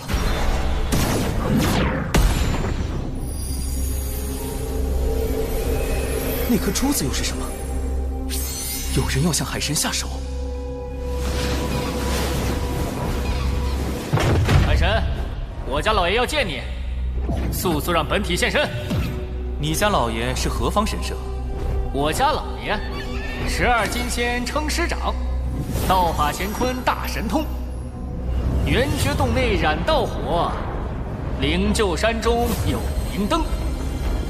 燃灯道人，阐教的副教主，《封神演义》里将玲珑宝塔传给李靖的大能，他与阐教圣人元始天尊亦师亦友，即便是玄都大法师，也要尊称他一声大爷。太清圣人算到我将遇险，难道就是因为他？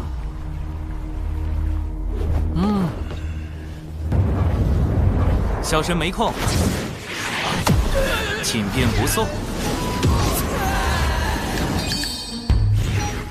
不知燃灯寻我所为何事，得找人打听一下。黄龙真人是阐教12金仙之一，他应当知道些消息。副教主受西坊教一位圣人弟子所请，要做担保之人，带你去商谈龙族事宜。他替西坊教担保？此前西坊教派文道人挑拨道门三教内斗，引发三教震怒。我人教的玄都大法师一状告到三圣面前，逼西坊教与文道人划清界限。截教的公民前辈差点冲上灵山寻仇，好在有云霄仙子出面阻拦。阐教的副教主怎么……我也觉得奇怪，大家都对西坊教不满，不知副教主怎么想的，竟和西坊教圣人弟子交起了朋友。燃灯在封神大劫后，带着几位阐教金仙叛出道门，摇身一变成为西坊教的燃灯古神。他身上恐怕藏着很多秘密，与他交好的圣人弟子，莫非是金蝉？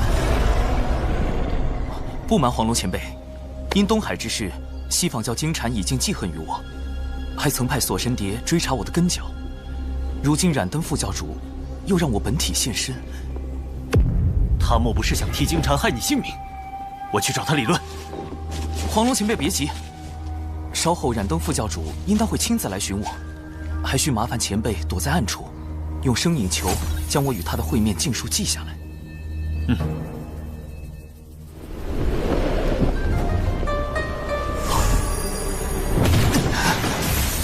冰冷刺骨的灯光，将我留在纸人体内的神识也冻住。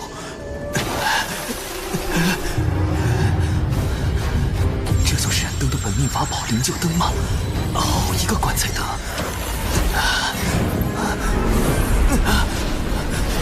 糟糕，我的神识被吸走了。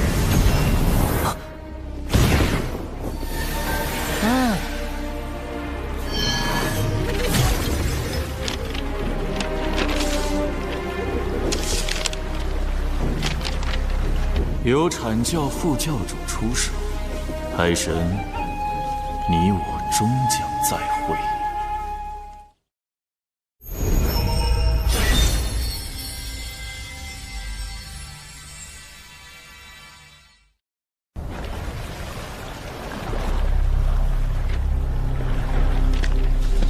海神神识被灵柩灯吸走，声影球就没法记录他和副教主的谈话内容了，不会出事吧？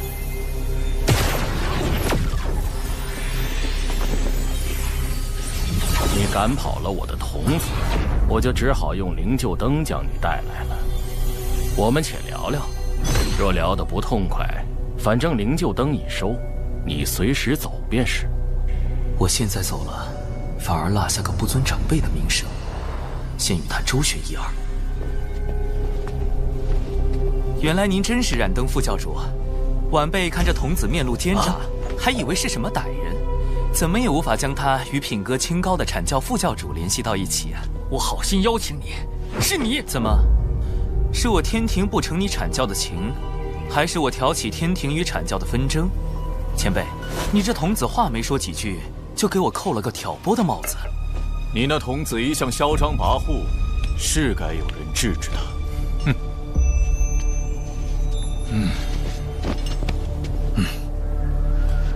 你想与海神聊聊龙族之事，我便答应替你做担保。好不容易把他邀来，你便翻脸不认人了。这两人，龙族尚未加入天庭，要聊龙族之事，你找错人了。若龙族有难，道友也打算袖手旁观吗？你什么意思？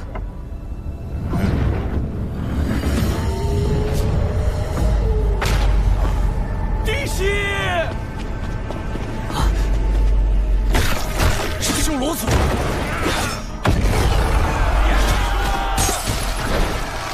他们不是一直待在地底的血海里吗？怎会突然进攻我龙族？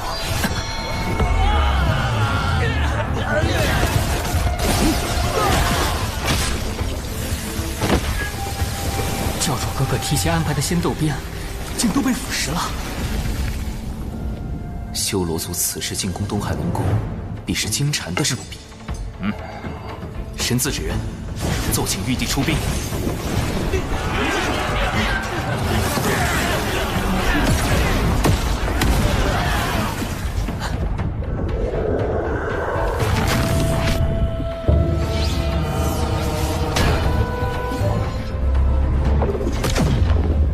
是八臂修罗。传闻修罗族修为高低与臂膀数量有关，臂膀越多，则修为越高，最多可修炼至8臂。这名8臂修罗，少说也已达到了金仙境巅峰。金仙境巅峰，我目前只有真仙境，龙族大半高手又都在守护万龙阵，我难以抽调人手。攻过来了！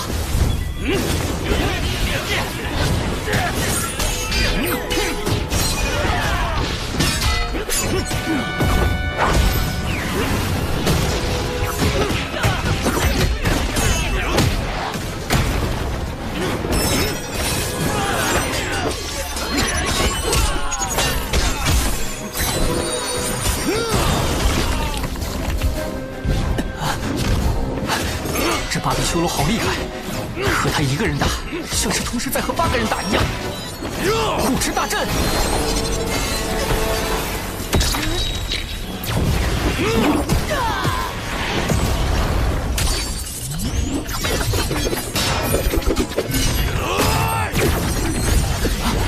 紫炎符阵，3元玄火剑阵。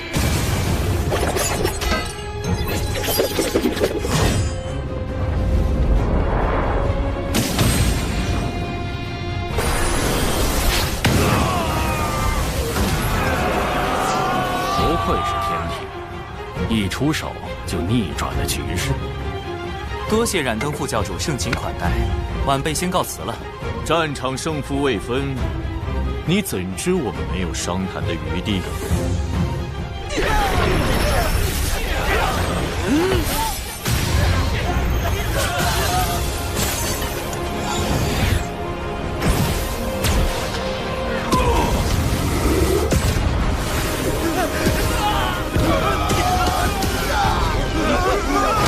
第4诀即护持大阵，好险！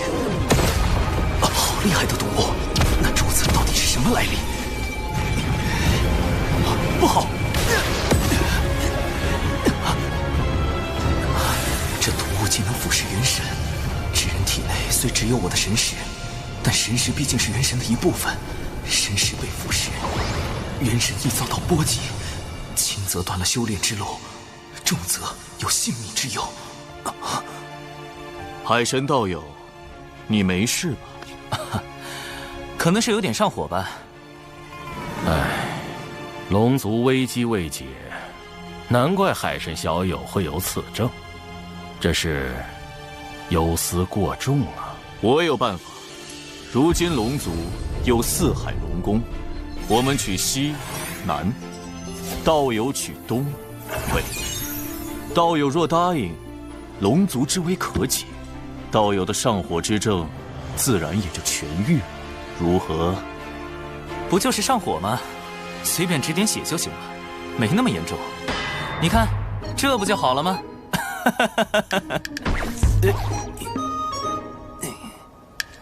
哦，是了，你人脉极广，尤其与那阐教的黄龙真人关系匪浅。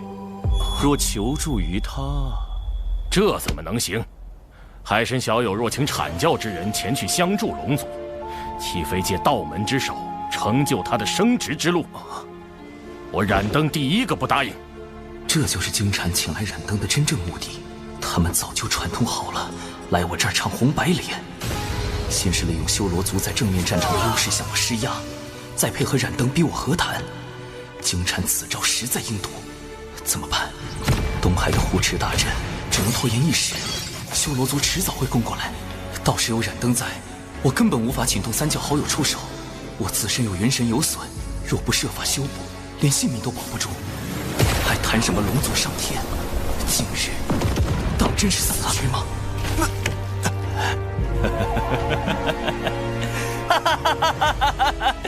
这点小事怎么可能麻烦3教好友？说不定喝点绿茶，吃点白莲就好了。不，会有办法的，一定有办法的。金蝉此去的核心是那颗宝珠。对了，宝珠既然是修罗族带来的，那和修罗族打了几万年交道的6道府，对此是不是会有了解？天字之源，出。我可以给道友一点时间考虑，道友，可千万别让我失望。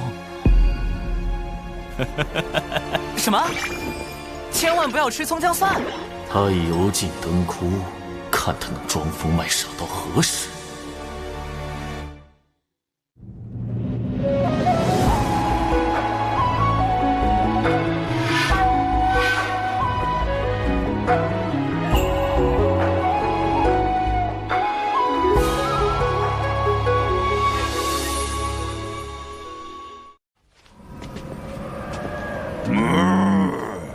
放心吧，程少，既是海神的忙，那我们一定帮。这是我马哥，嘿嘿，勾魂元帅乌马。上是此物乃修罗族瑰宝，名唤血煞宝珠。它上一次出现，还是在数万年前巫族与修罗族的那场战斗中。那一战，巫族后土娘娘与修罗族先祖打得轰天动地，后修罗族先祖败退，修罗族也近乎被全灭。最后，他们发动了血煞宝珠才挽回颓势，修罗族因此苟活至今。血煞宝珠也在那场大战中受损，没想到如今却忽然现世了。他们这是下了大手笔。何出此言？听闻此珠需修罗族以其全族之力提炼体内盘古巫血炼成，盘古巫血与血煞之毒的融合，制成了当世顶级的毒珠。若染上此珠之毒，可有对策？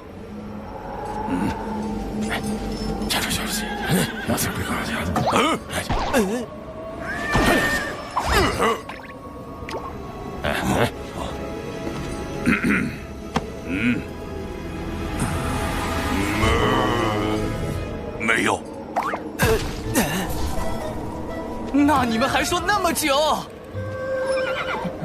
长寿啊，血煞宝珠毕竟是提炼盘古巫血所凝成的，除非能够请动道祖出手，发动天罚。可当世又有几人能见到道祖呢？天罚，天罚，天罚是我想找就能找来的吗？渡劫的时候遭了那么多天罚，这会儿怎么就不来了？或者把天罚引过来？古籍记载，倘若炼出逆天法宝，天道便会降下天罚将其毁掉。逆天法宝，我如今是金仙境，倘若我将原版的剪纸成人术魔改一番，研制出与我本身相同级别的金仙境纸人，算不算逆天？这是唯一的办法了。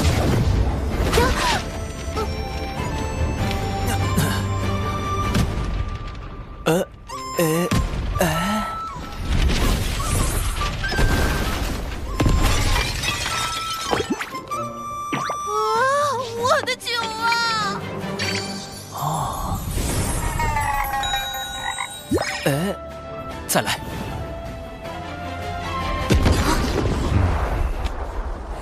这是地脉内灵气冲撞所产生的灵爆。长寿，你究竟在修习何种神通？再闹下去，我也难以为你遮掩了。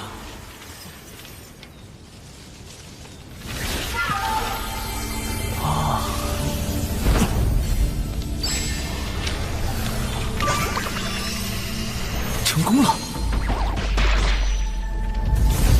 天罚果然来了。去吧。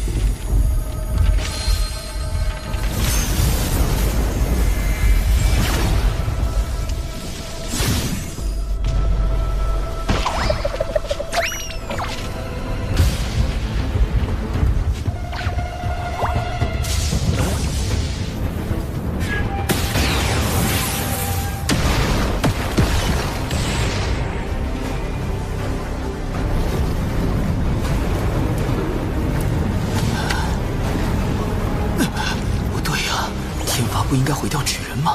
怎么一直在劈我？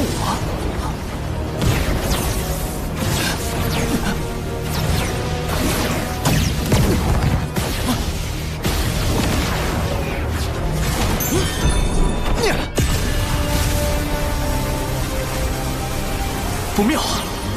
再这么被天罚劈下去，我的本体根本承受不住啊！纸人毁了可以再炼，命没了是真的没了。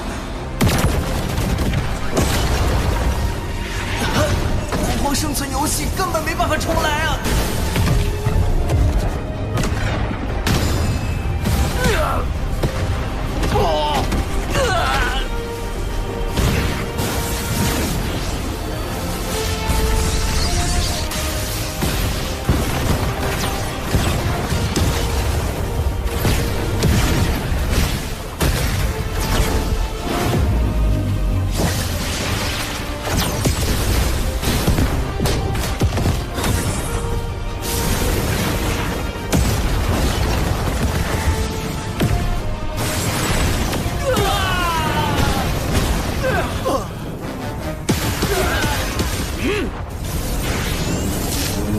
啊，那是我来啦！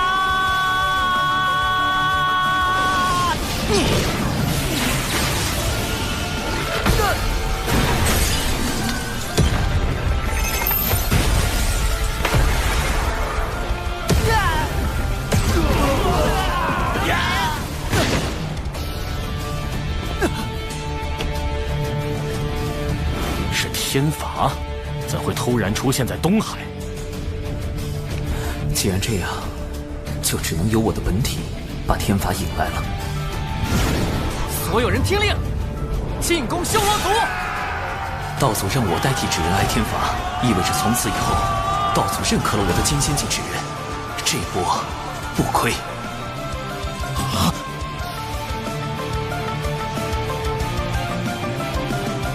多谢二位款待，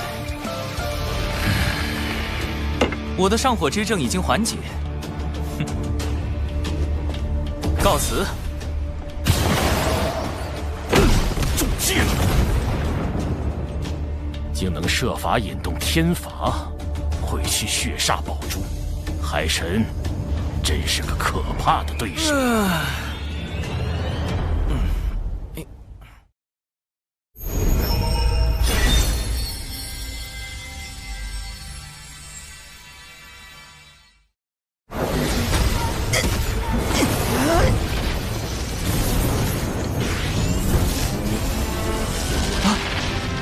那是，我来啦！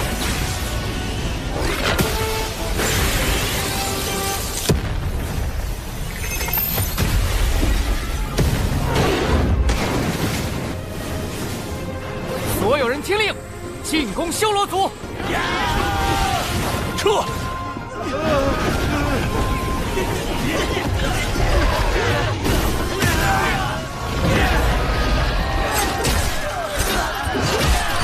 天罚成功击毁血煞宝珠，我的本体也该回去了，剩下的就交给神字指人了。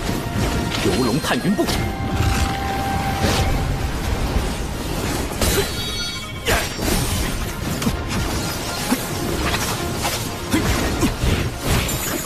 别让他跑了！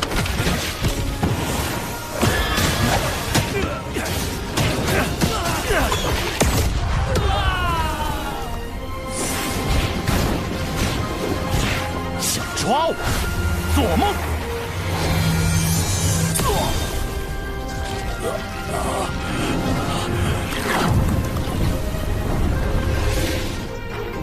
劫污混天将军华傲天，奉玉帝之命，在此恭候多时了。多谢华将军。嚯，咱们的玉帝陛下气瘾又犯了。血煞宝珠已碎，修罗族又被天庭伏兵清剿。金蝉，你今日设局，想胁迫海神分龙而食，结果却是满盘皆输。我与海神的博弈还没结束，你现在下棋，为时尚早。多谢海神与华将军相助东海龙宫击退修罗族，东海必不忘天庭恩义。龙王客气，这些修罗族我就带回天庭，交由玉帝陛下定罪。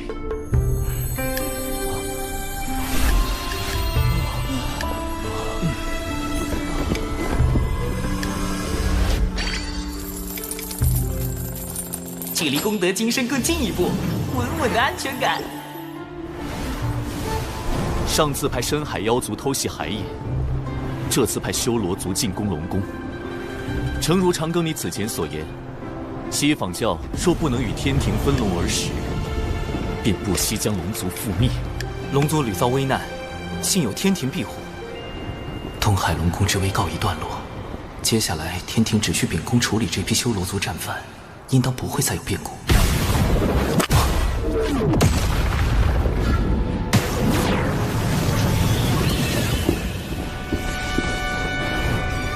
盘古陨落，左眼化为太阳星，金乌从中划设，而后巫妖大战，妖族百族汇聚不周山顶，组建上古妖庭。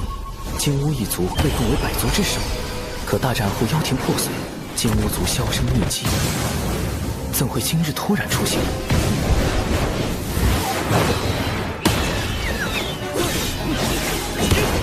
我与金乌族从无交集。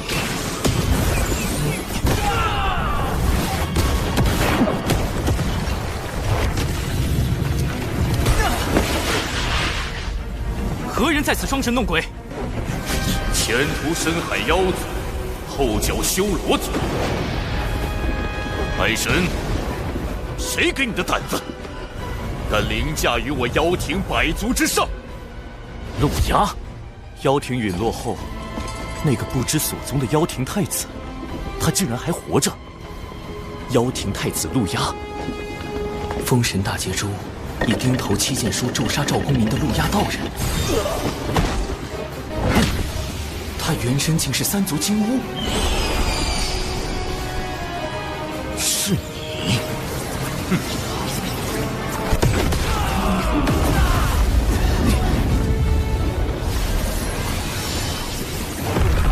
红葫芦，白毫光，光中显露眼眸。这是斩仙飞刀。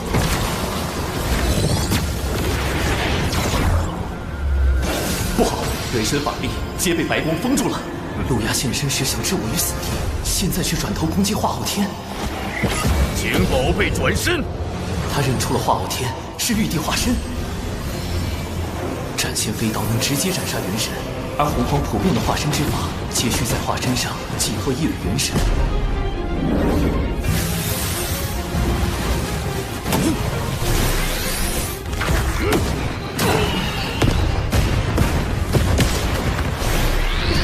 若化昊天被斩，玉帝元神受损，我的罪过就大了。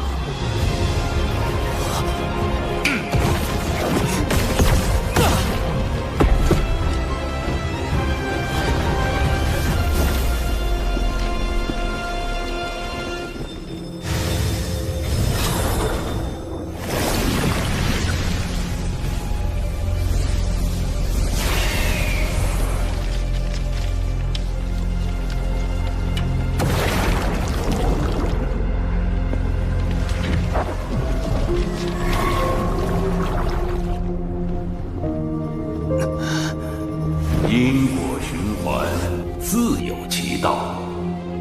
风，我好像忘记了什么非常重要的事。你敢掌握天庭海神？当务之急是对付陆压。天庭乃道祖所立，道有这般敌对天庭，莫非是要与道祖过不去？将死之人，废话太多。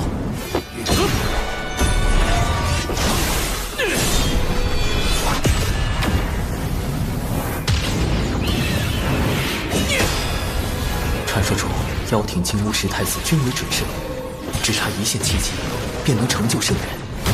我才成金仙，化昊天也未到大罗，实力太过悬殊，不能正面硬抗。饮水溯源，六合困阵。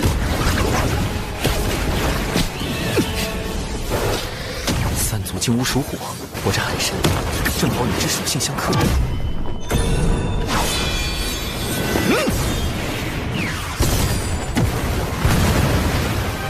以为这就能困住我？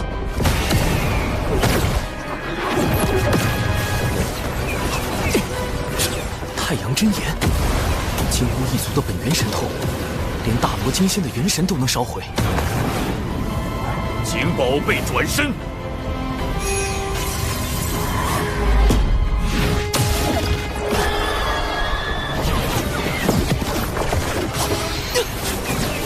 糟了！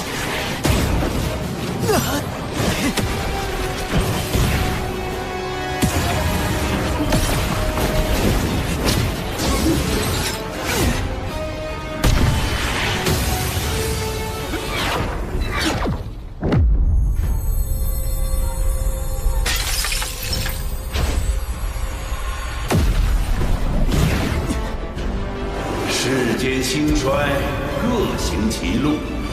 陆压，勿要强逆天命。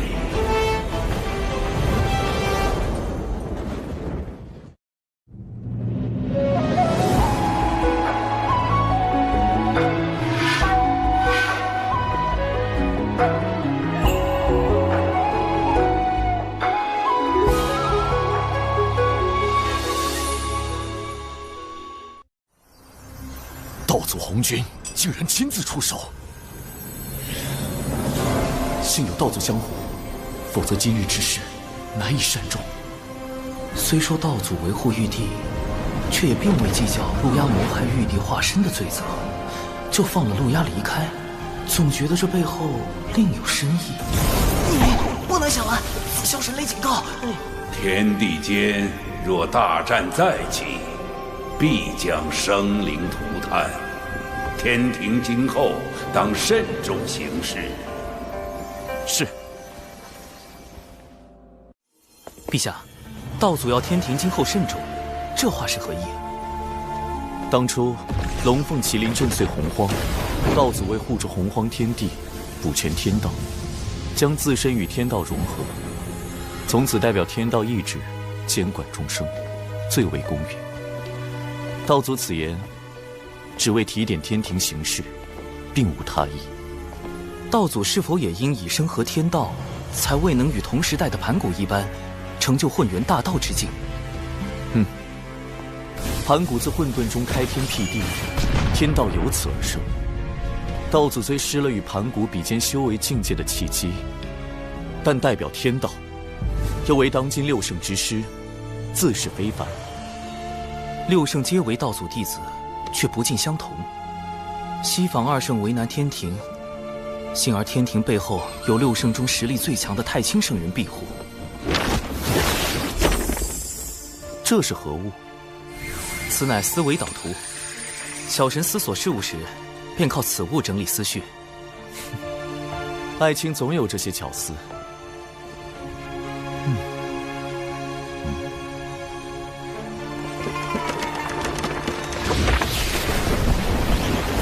六圣中，人教太清圣人派出化身太上老君驻于兜率宫，为支持天庭之意。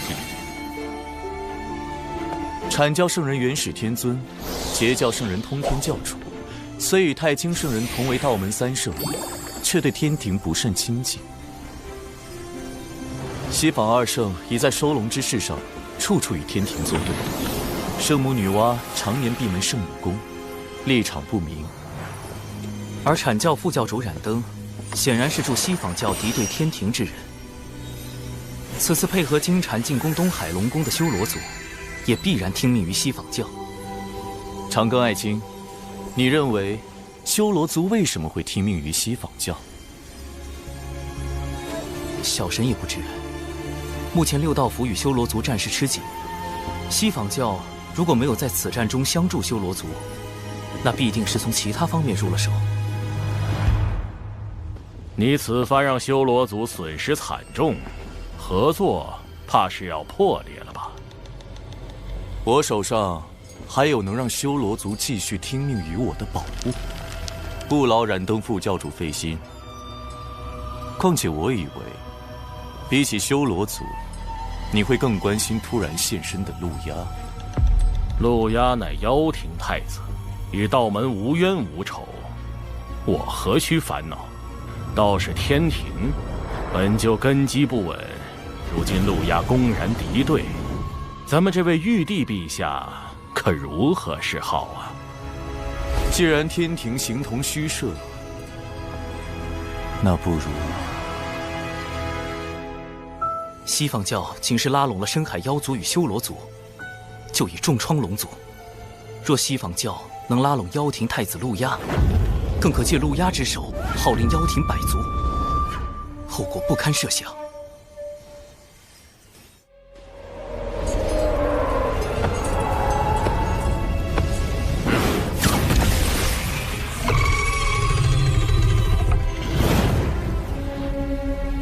果然，我一现身，西方教就迫不及待找我联手。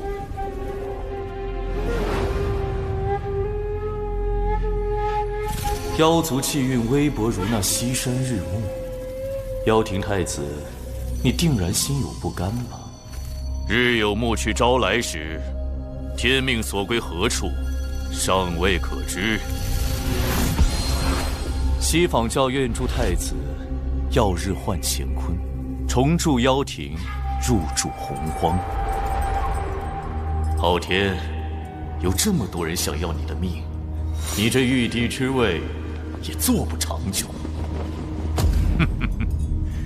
我们走着瞧。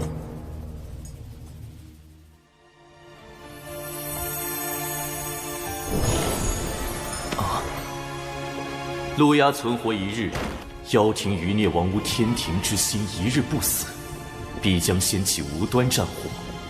大能之战，动辄翻天覆地，若战事爆发，小琼峰必受牵连。而今道祖勒令天庭谨慎行事，不可再起争端。杀陆压之重任，唯有交托长庚案情，务必秘密诛灭叛贼，复安社稷。特书此诏父亲，月后即焚。月后即焚？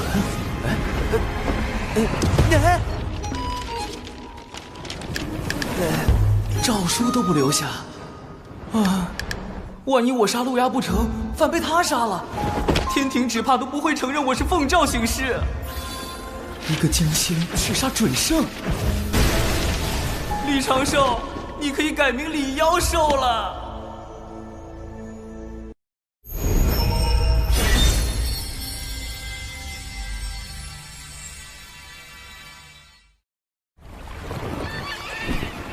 冷静，不慌，要除掉陆压，得先对付他的法宝——斩仙飞刀。斩仙飞刀是物理攻击技能，但钉头七剑书却是诅咒技能，隔空便能将赵公明那样的准圣咒死。若想解决他，只有找到他的克星——落宝铜钱。此宝本是人皇大禹确立俗世买卖之事时打造的钱币，后因天道降下大量功德，使他有了大威能，可落除先天至宝和兵器以外一切的宝物。要寻得此宝，需拜访人皇大禹。前方便是火云洞，历代人皇隐居修炼之处。居然设置了进洞密码，还得破解藏在里面的卦象。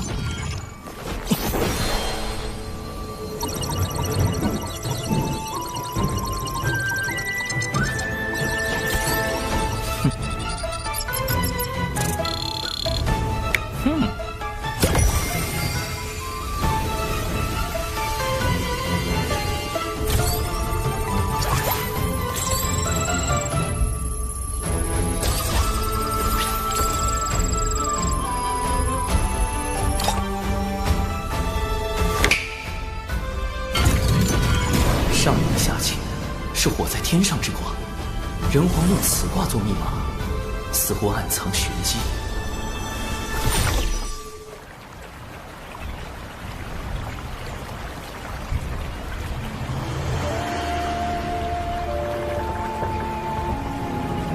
晚辈长庚，现为天庭海神，特来拜会本族先皇。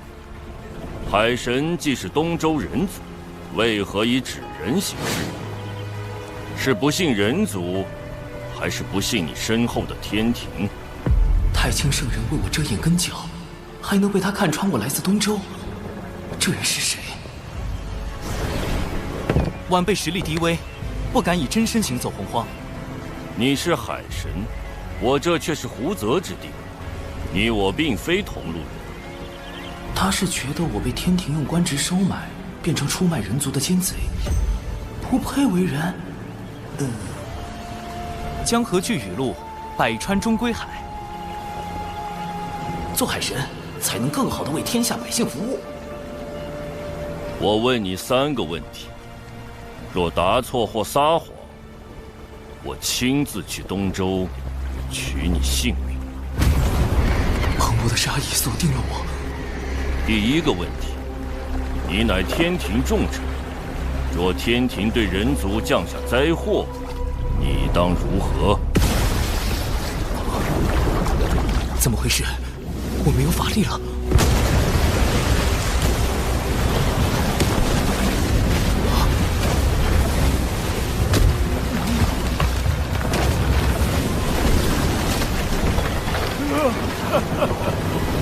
妖皇陛下，让老天爷听一听雨吧。9年大雨，粮食颗粒无收，我们连住的地方都没有了。妖皇？难道我回到了妖庭执掌天地的时候？老伯，小心！小伙子，别浪费力气，人是跑不过洪水，跑不过天的。附近没有修筑河堤吗？9年来，河堤塌了又建，建了又塌，都是天意呀。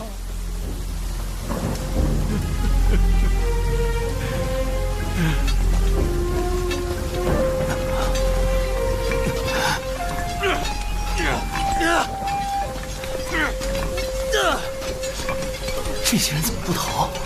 在挖什么？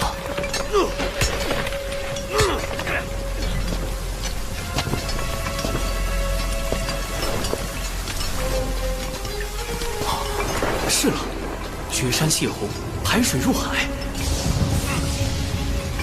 老伯，人无法决定天灾，但能以人力度灾祸。你看，他们都在和天搏命。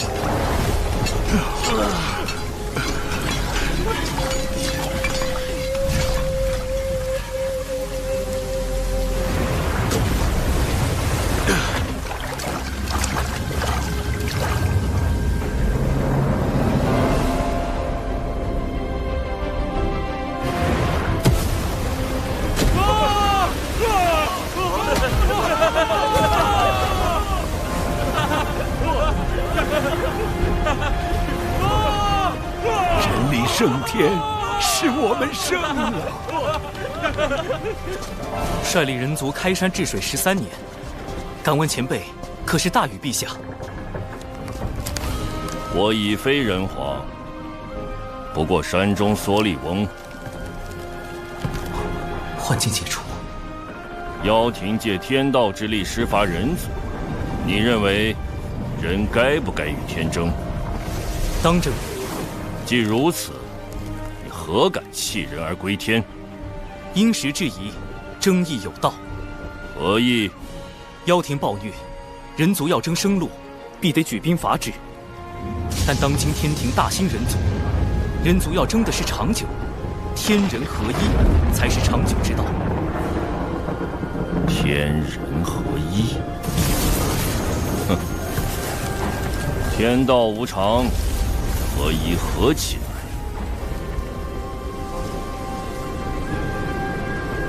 这第一个考验，我好像是通过了。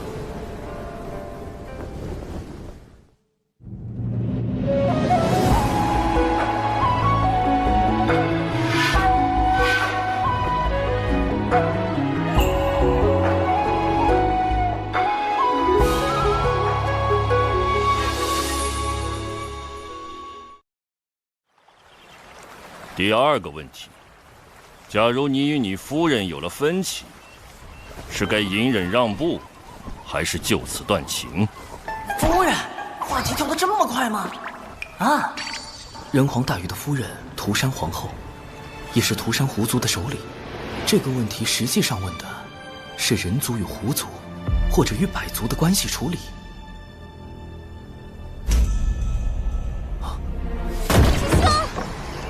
青丘狐族包围了，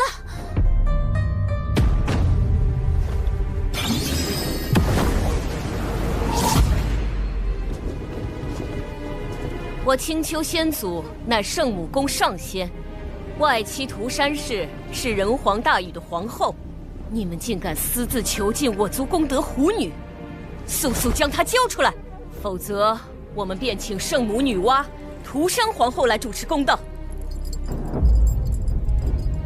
功德狐女是那狐妖小兰，当初我假扮成师傅，与九巫师叔打杀了一伙食人精气的妖怪，小兰就是他们的大姐。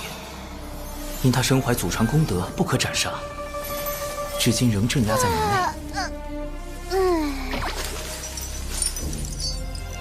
这才是第二问的真正考验。若我加剧人族与狐族的矛盾，只怕要引来圣母娘娘、涂山皇后、人皇大禹的3重围杀。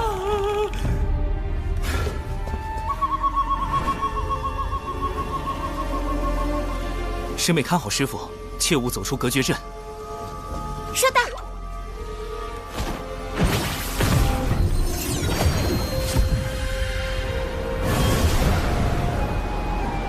臭老头，你害我妹妹们的时候多威风呀！不出口恶气，我可不会离开渡仙门。季掌门，你看着办了。你威胁我们？奴家可不敢，但青丘狐族敢不敢？那就不一定了。道友心中恶气来自何处？你未约束姊妹作恶，导致他们业障缠身，此事你可认？我是有错，但杀了他们的人是你姊妹都已洗清业障转生，来世重回正途修行，可算善果。倒也有理。不对，你们还关了我这么多年。闭关思过乃是修行常事，你真正怨恨的是深夜漫漫，你独处其中，没了身旁小妖阿谀奉承，没了世俗繁华之景。道友，可是如此？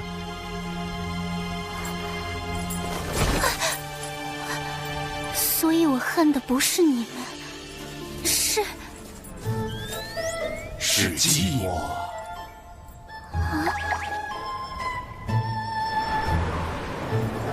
我真的寂寞吗？师兄，我一点也不寂寞。去抄稳字经3000遍。和平调解完人狐矛盾，第2个问题也算有了答案。凡事以和为贵，一族不稳，族族不稳。是谈判促和，还是妥协求和？你自当清楚。不妙，这次打得悬了。第3个问题，倘若大劫将至，人族当如何求生？大禹前辈何来此问？你上天庭的真正目的，不就是为了躲避大劫吗？你能避劫，天下凡人却不能。你可知大劫到来，人族会如何？自古以来，每次大劫都会毁灭当代最为兴盛的族群。龙凤麒麟大劫，远古3大族几近灭绝；巫妖大劫，巫妖2族一蹶不振。而今人族大兴，若大劫来临，仙人尚且九死一生，那些手无寸铁的凡人，天下人陷于水火，唯你独善其身。长庚，这是你想要的吗？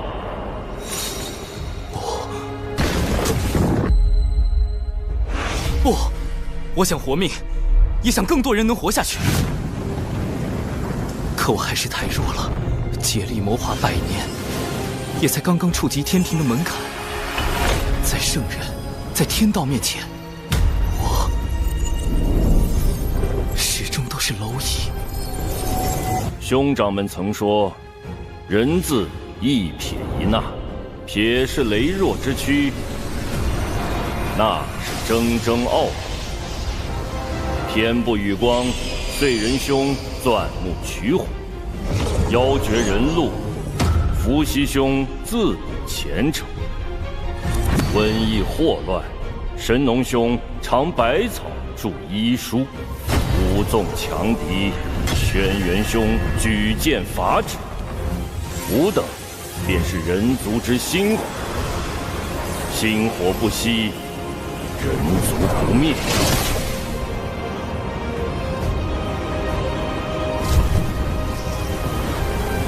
心火，以火燎原。若拿到落宝铜钱，除掉陆压，跟封神大劫关联的情节必然会改变。有了变数，就有了生机。晚辈现下正追杀一个足以影响大劫的人，一旦事成，大劫来临时，人族或可出现求生之机。只是要杀此人，晚辈还需寻到一件法宝。这一问，你回答得很好。伏羲兄早已算到你前来之事，你所求法宝尚未出世，他为你卜了一卦，将卦象留在洞口。你可凭此卦寻觅法宝降世之处。人皇伏羲，据说他知天术，明占卜，还是圣母女娲兄长的转生人身。他竟然早就算到我在找落宝铜钱，洞口的卦象难道就是上离下乾，是我在天上之卦，我势破天，正如落宝铜钱破大劫。大禹前辈的3问，除了判断我这个海神对于人族的立场，更想指引我看清落宝铜钱对于人族的意义。长庚，你在天庭亦是前路艰难，里面是我从前的治水之物，许能助你治理四海。切记，你是人族，亦是星火。晚辈铭记于心，多谢大禹前辈。西坊教利用妖庭百足多次，我凭何信你？一个法宝，一段机缘。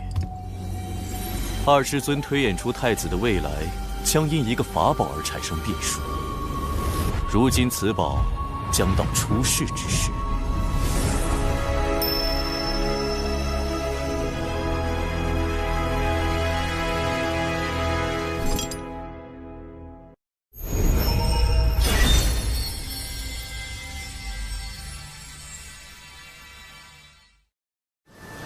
根据人皇伏羲的卦象可知，落宝铜钱的大概方位在北周，但要在短时间内找到它，还得借助另一个人——截教大师兄多宝道人。感知宝物是他的天赋，搜集宝物是他的爱好，哪里有宝寻哪里，堪称洪荒专业寻宝户。只要我暗中放出北周有重宝即将现世的消息，他定会忍不住去寻。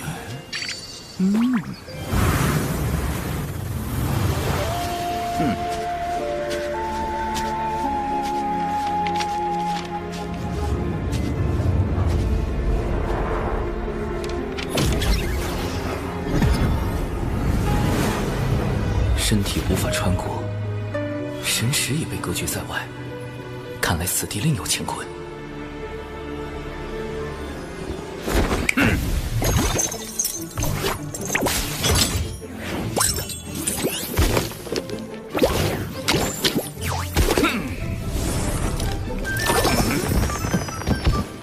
对了，多宝文体乃天地间第一只寻宝鼠。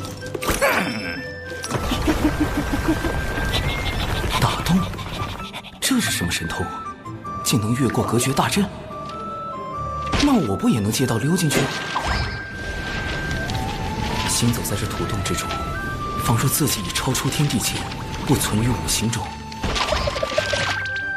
隔绝大阵如同虚设，这就是截教大师兄真正的实力吗？这世间除圣人之宝外，我倒不知有何法宝能影响到我的命数。此物取自我教镇教之宝12品功德金莲，可望因果变吉凶。太子不妨一观。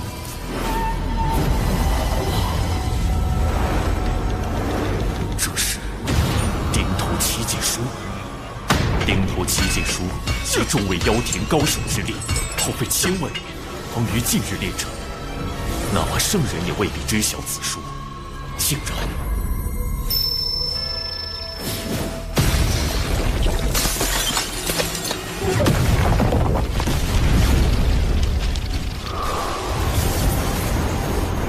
的那一幕，莫非真变数。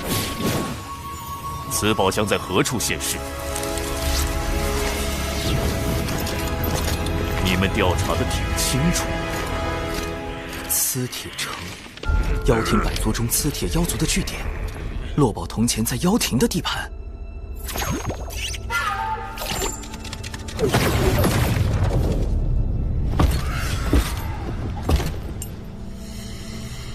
城主，尔等注意巡查。好险，磁铁城主的修为已到金仙境巅峰，而且警惕性极高。接下来必须小心行事。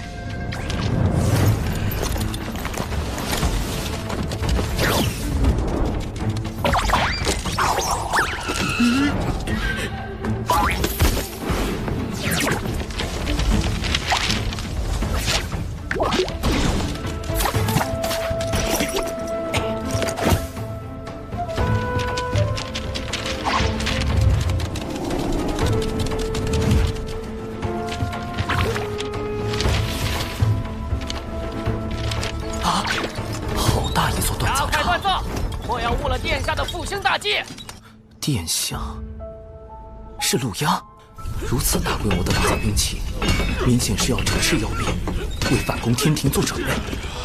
陆压的存在已严重威胁到天庭，他出手刺杀玉帝化身，就是一种明确的恐吓和示威。难怪玉帝会下命令要除掉他。哼！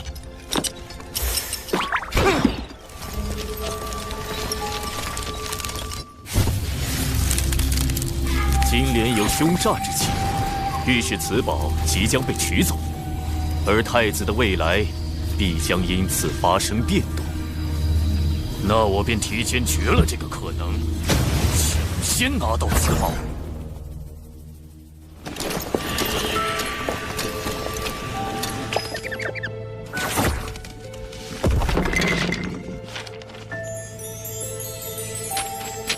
妖庭的底蕴当真丰厚。减脂成人，同属道门，你为何要跟踪贫道？原来前辈早发现了，晚辈就是想跟着您寻些宝贝。你也是来寻那件重宝的吧？放弃吧，贫道肯定会比你先找到。这速度，不愧是专业寻宝货。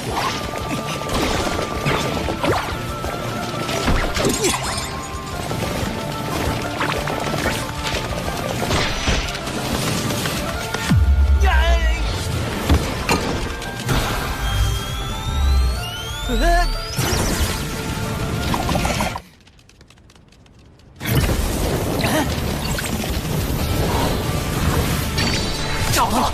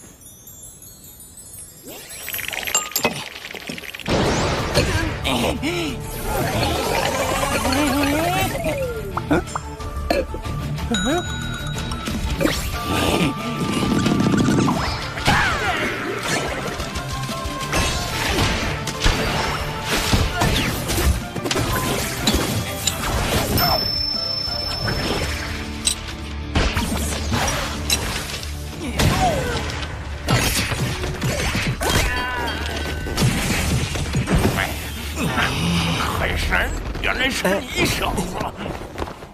靠着海神积攒的人情，看看能不能和平解决珍宝问题。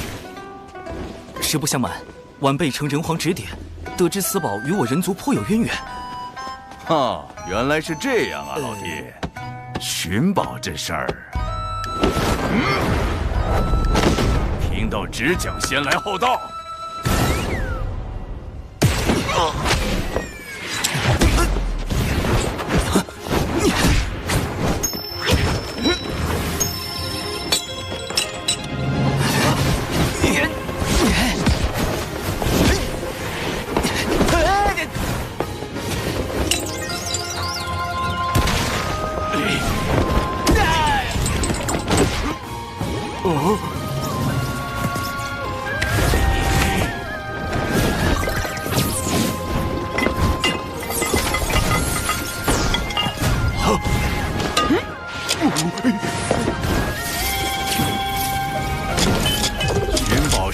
能闹出一点动静，这才叫专业，懂吗？龙前辈，对不住了。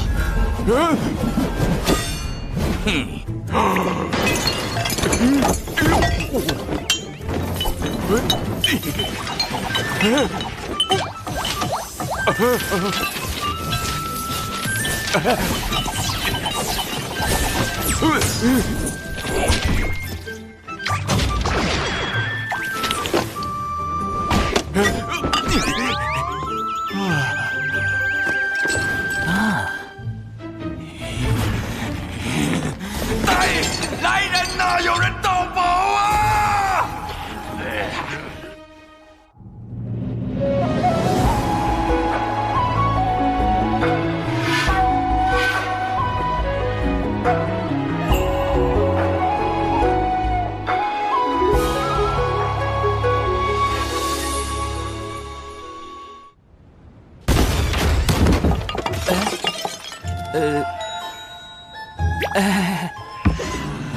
天庭海神，倒是辛苦你费尽心力寻得重宝，如此我也省了不少麻烦。莫非这就是改变我未来因果的法宝？前辈，看在一同盗宝的情分上，咱杀了海神，夺回宝物。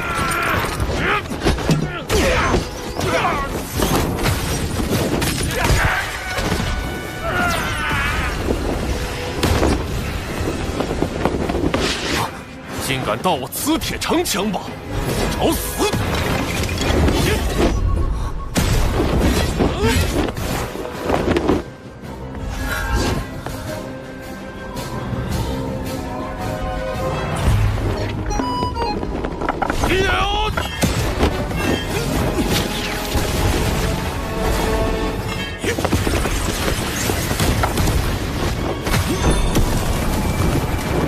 海神，此阵是这位妖庭太子所设，至少也得大罗金仙方能破开。金仙禁止。不过贫道所辟之洞，却可游走于天地之外，避开隔绝大阵。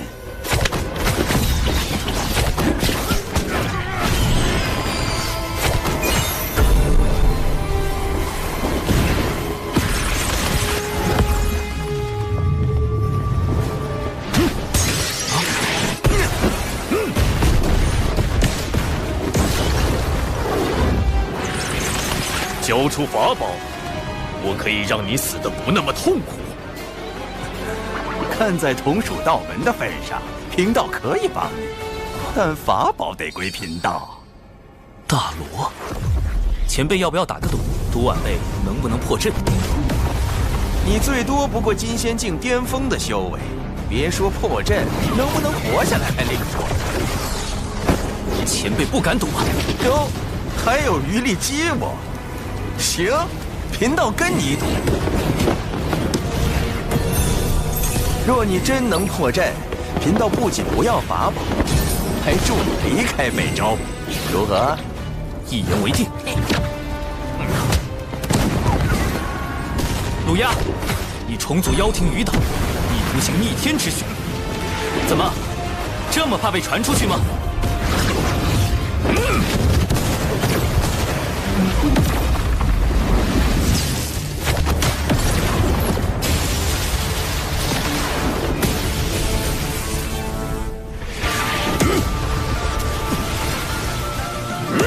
妖庭太子的实力也不过如此，自寻死路。斩仙飞刀，不好，是宝物。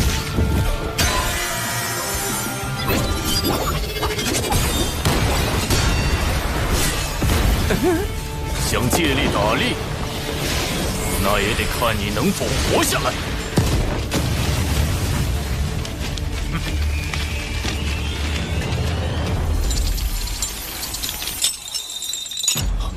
假的！追！慢着，本体还在城内。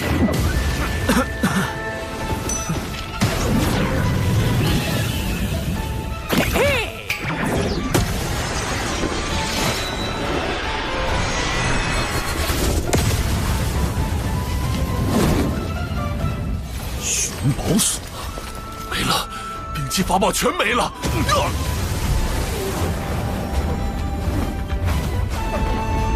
你什么时候换的法宝？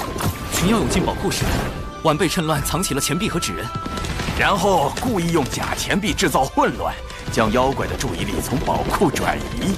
嘿，好小子，果然够贼。前辈厉害，一下就看穿了晚辈的算计。别恭维了，虽说贫道对妖庭没什么好感，但你直接摸空人家宝库，着实可恨。这些法宝原是送给前辈报答救命之恩，既然您不喜欢，晚辈就还回去了。啊，哎，难得出来一趟，岂能空手而归呀？来，给贫道看看这些宝物。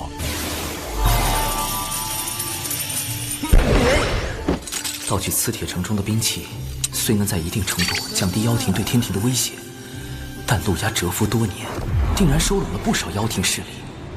磁铁城对他而言，或许只是冰山一角。好在落宝铜钱已经到手，接下来必须尽快除掉陆家。即便错失了宝物，西方教还想与我合作？若能复兴妖庭，太子的因果自可扶正。但这一切的前提，是让天道认为妖庭比天庭更有实力掌控洪荒，而我西方教则会助太子收四海、统六道、育人族，让洪荒天地改头换面。西方教行此谋天之举，所图为何？我教有一大兴之计，名为西游，而道门是这个计划最大的阻碍。今日事关龙族存亡，还请教主哥哥相助。长庚爱卿，你有何对策？仓促之下，我只准备了98个应敌方案。你小子还真是狡诈啊！是稳健，稳健。长庚道友，需要我们做些什么？有危险，快！吴昊天既为玉帝，愿为苍生故。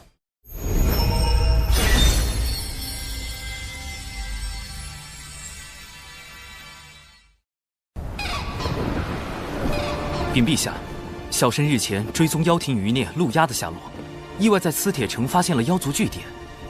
原来陆压这些年来为复辟妖庭，一直在暗中打造兵器，整治妖兵。该据点戒备森严，在截教多宝道人相助下，小神已将据点内兵器全部没收，详细清单已列在奏折中，请陛下过目。陆压储备良久，此番磁铁城失利，必定不会甘心。长庚爱卿，往后行事还需谨慎。是。我教有一大兴之计，名为西游。就在不久前，二位师尊算到西海龙宫内有一机缘。西海三太子乃是西游计划的关键人物之一，这便是你们屡次向龙族下手的真正原因。是，也不是。目下龙族有意加入天庭，这于我教而言相当不利。想来这也并不是太子您愿意看到的。太子不妨考虑与我教合作。你们西方教当真思虑周全，连龙族之事也替我想好了。那我麾下的妖族，你们是不是也要管上一管？太子多虑，我教定不会干涉妖庭内务。金蝉，上一次想开东海海眼的人是你吧？所谓此一时彼一时，您若与我教合作，龙族之事自可协商。龙族之事轮不到你们西方教插手，我很快就会去找龙族接洽。想合作就拿一些有价值的东西出来。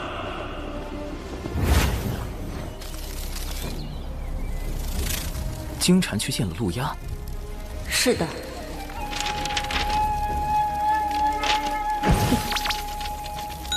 我知道了，你回去后继续盯住金蝉，这是重瞳3头蜘蛛丝，可以辅助你监视他的行踪。多谢海神大人。我说这陆压怎么早不出现，晚不出现，偏偏在我取落宝铜钱的时候出现，看来多数和金蝉有关。他们很可能已经达成合作，要杀陆压就得先找到他，但他向来行踪诡秘，没人能找到他，所以关键在于陆压接下来到底要做什么。他们达成合作后要做的第一件事又是什么？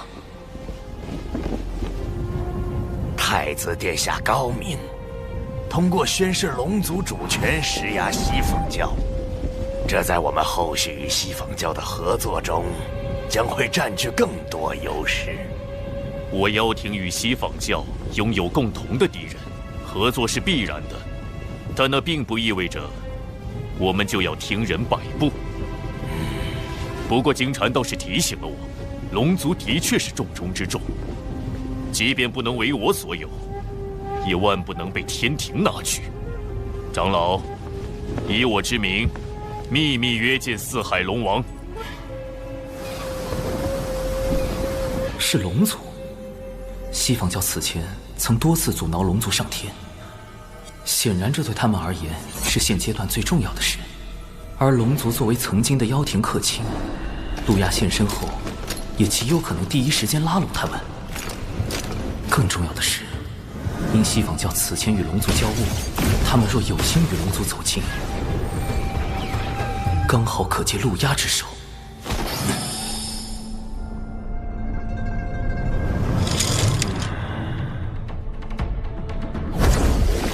教主哥哥，你来的不巧。几个时辰前，父王和其他3海的叔叔们刚离开，他们去了哪里？不清楚。他们这次外出很隐秘，好像是接到了什么传信才过去的。晚了一步，四海龙王极有可能已收到陆压传信，并前往赴会。可是赴会地点在哪儿？在这偌大的洪荒天地，我又该去哪里找他们？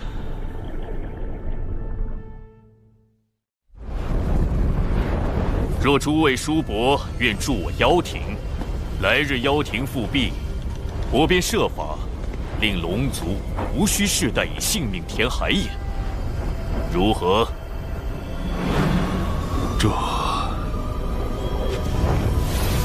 这交礼产自我妖庭，还望叔伯们莫忘我妖庭昔年之恩。大哥，陆压太子给出的条件非常诱人，真要跟他合作，但风险也很大。万一复辟妖庭失败，天庭恐怕还要追责我龙族。回丞相，将陆压与我龙族会晤的消息散播出去，越快越好。大哥的意思是，目下正是龙族上天的关键时刻。妖庭陆压已经给出了他的价码，我倒要看看天庭玉帝又会开出什么条件。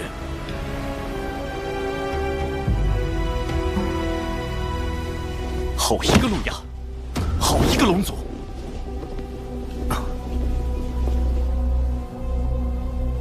陆压要拉拢他，龙族就去了。吾降下16神位。海神册封大典，这些龙王一个都不来，转头就去和陆压勾结，他们到底将我天庭放在何处？陛下息怒，此前小神收到线人消息，陆压与西方教金蝉会晤，二者很可能已达成合作。此次接洽，应是他们2人制定的计划。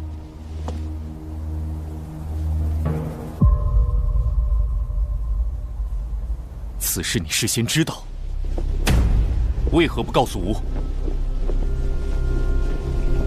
完了，李妖兽，你被玉帝怀疑了。小神事先并不知情，只是根据线人来报，私下揣测，因没有实证，便决定先搜查证据，再向您汇报。陛下，如今龙族与陆压接洽的消息满天飞。必定有人在暗中推波助澜，不错。倘若是龙族所为，其目的必是借机抬高身价，向天庭攫取更多利益。若是陆压，则是借此施压龙族。妖庭既然赠龙族交离，我天庭是否也需表明态度？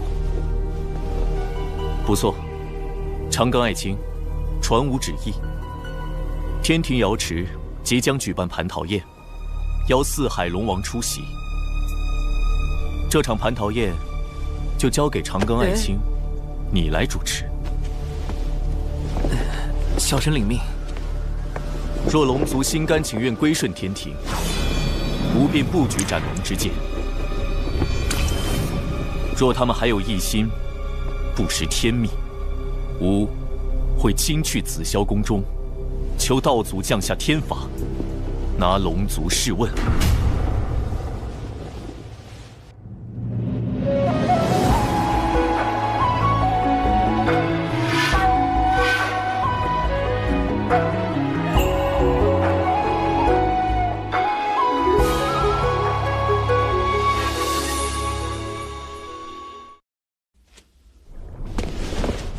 原来这就是陛下举办蟠桃宴的真正目的。父王真糊涂，怎么能和陆压见面呢？教主哥哥，陛下定会猜疑龙族与妖庭勾结，有逆天谋位之嫌。而今龙族已是在悬崖之上，一步走错，蟠桃宴上怕是会粉身碎骨。还请教主哥哥救我龙族。我有一计，乃是攻心，施以强压，围海惊龙。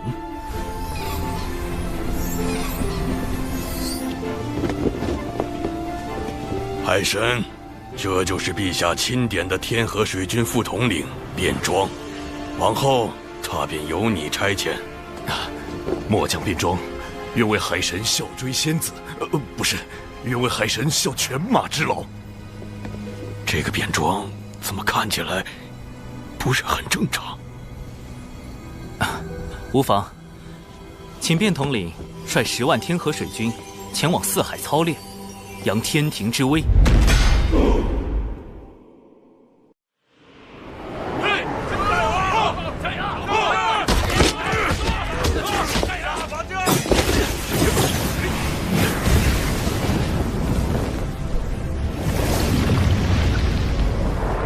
天庭先是下旨召开蟠桃宴，又令天河水军在龙之外操练，好一手恩威并施。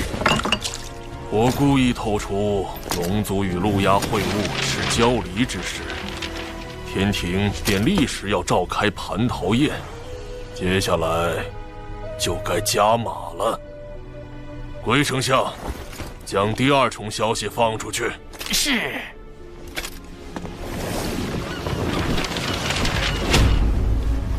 长庚爱卿，你有何对策？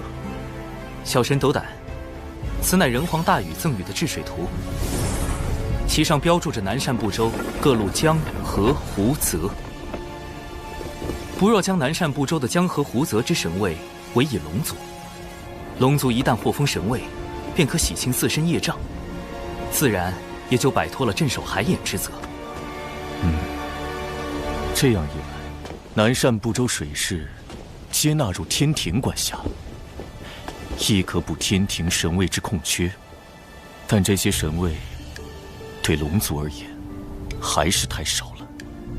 陛下，小神听闻天庭神位历来有轮换一说。吾若将这批龙族神位设为1000年一轮换，便可册封更多龙神。终有一日，龙族将不再需要镇守海眼。妖庭开下空头支票，天庭许诺分期付款。这圣旨上已盖上印玺，若写上文字，旨意便可立刻凝成。你立刻将这道空白圣旨带去龙族。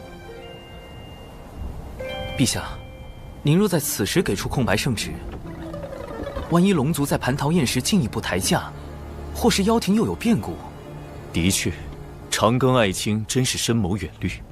这样吧，你将这大禹治水图带去龙族，告诉他们，此图上江河湖泽，皆可分封神位。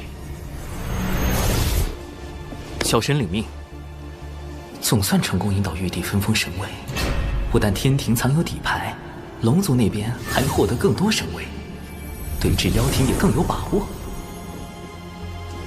唉，这下应该算是打消了玉帝的猜忌吧。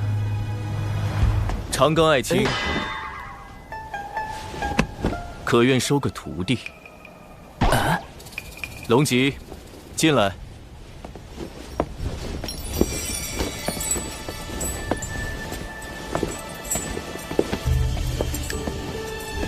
龙吉拜见父皇，拜见海神老师。龙吉，不就是死后上封神榜的红鸾星君？她不是玉帝和王母的女儿吗？堂堂公主跑来当我的徒弟？等等，莫非她是玉帝派来的督军？玉帝根本没有打消对我的怀疑。承蒙陛下厚爱，那小神就厚着面皮接下这份差事。以后龙吉就跟着老师混啦。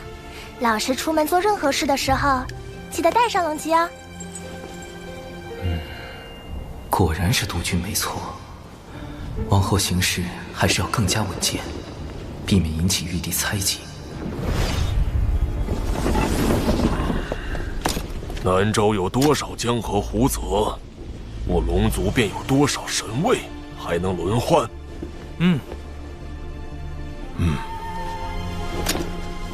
这海很宽，可封海神。好像哪里不太对。此河吾命名为乾隆河，可封河神。这好像是条小溪吧？好深的深渊啊！此地等封个江神。那是村里人自己打的井啊，国！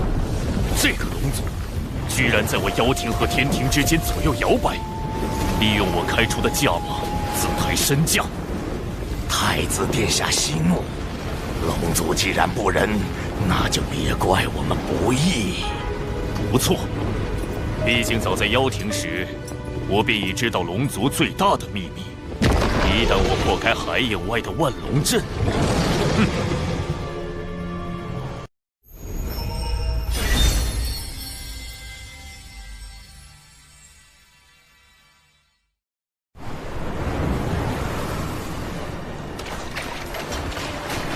天庭和妖庭争龙之事愈演愈烈，玉帝要借蟠桃宴收龙，陆压必有后手。仓促之下，我只准备了98个应对方案，但愿能起到作用吧。经禅倒是上道，竟愿将西方教安插在龙族的内应派来，供太子驱使。蟠桃宴在即，我迟迟不肯合作，他当然着急。只是没想到这内应是敖氏，见过太子殿下，这是您要的东西。很好，不过我还需要你在蟠桃宴上再做一件事。事成之后，你就会是四海龙族的王。敖氏定不负太子所托。龙族这么爱自抬身价，我就让他们抬个够。抬到身价飞涨，抬到昊天发怒，那时天庭将成为我妖庭最锋利的刀。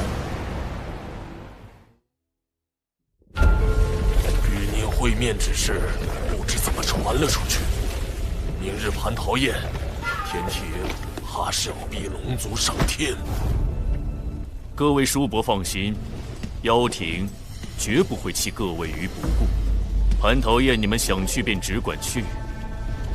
倘若加入天庭是龙族最好的选择，我陆压也会举双手赞成。但若是在天庭待倦了，妖庭随时欢迎四位叔伯。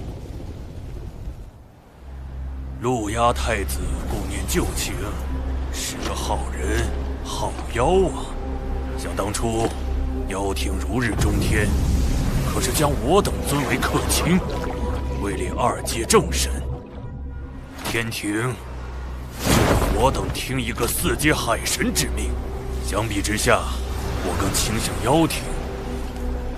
巫妖大战后，妖皇帝俊、东皇太乙接连陨落，妖庭百族四分五裂。哪怕陆压靠着妖庭太子的名号能重聚百族，又有几分把握对抗天庭，对抗天道？说到底，妖庭许诺的好处虽多，但风险也高。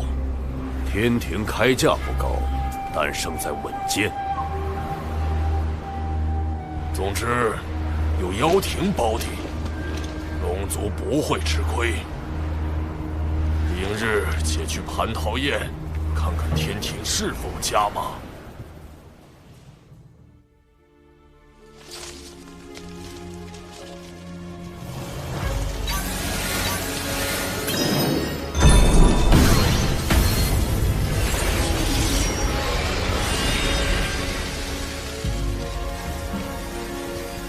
老实说，蟠桃宴将有大事发生，可能会危及洪荒。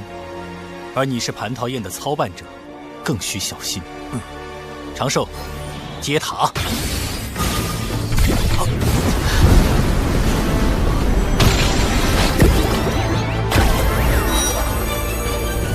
天地间最强的防御至宝之一，天地玲珑玄黄塔，真是熟悉的安全感。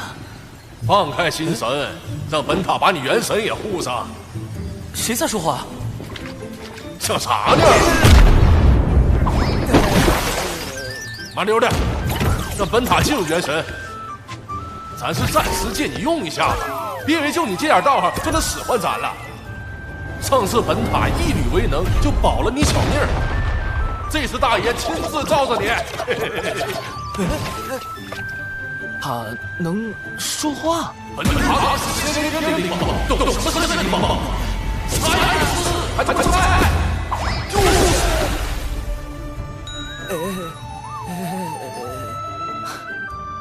灵宝灵性充足，能用灵念跟执掌者的元神交流。老师的这些宝物平日里闷久了，跟老师交流也都被老师拒绝，所以显得话多了些。快给我削他！快开大，开大呀！没阻他！跟他这个大哥，巴适得很。不能细想，人教大佬滤镜要碎了。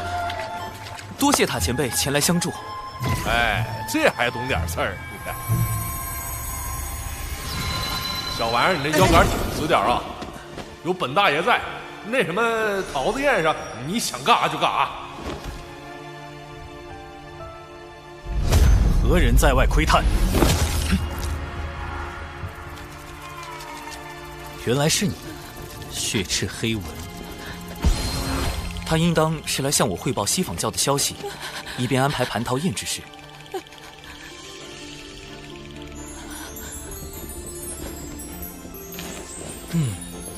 我如今是越来越放心，让你来处理咱们人教事务了。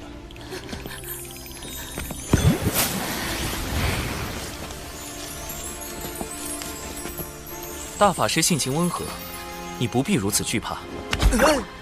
这般强大的味道，这般令闻生畏的感觉，第一个人族的纯阳之血啊，让本女王都有些兴奋过头，止不住的流口水呢。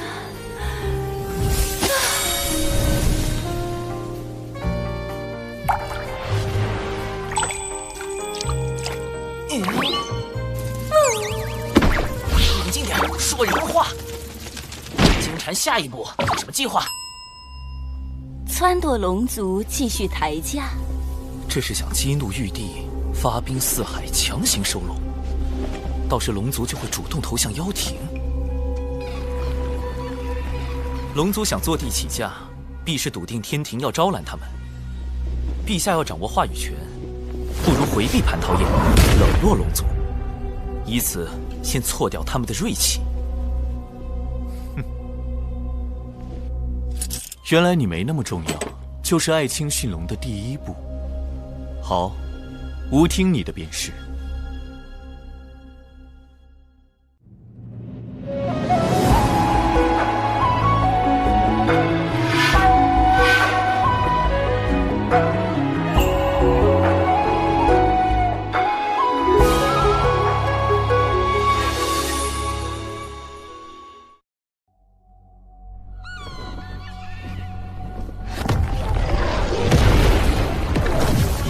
蟠桃宴关乎龙族存亡，务必按计划行事。参加蟠桃宴者，还请呈上请柬。表弟，连表兄也认不出吗？啊！请柬不慎丢失了，我这便向玉帝告罪。请诛邪连天剑。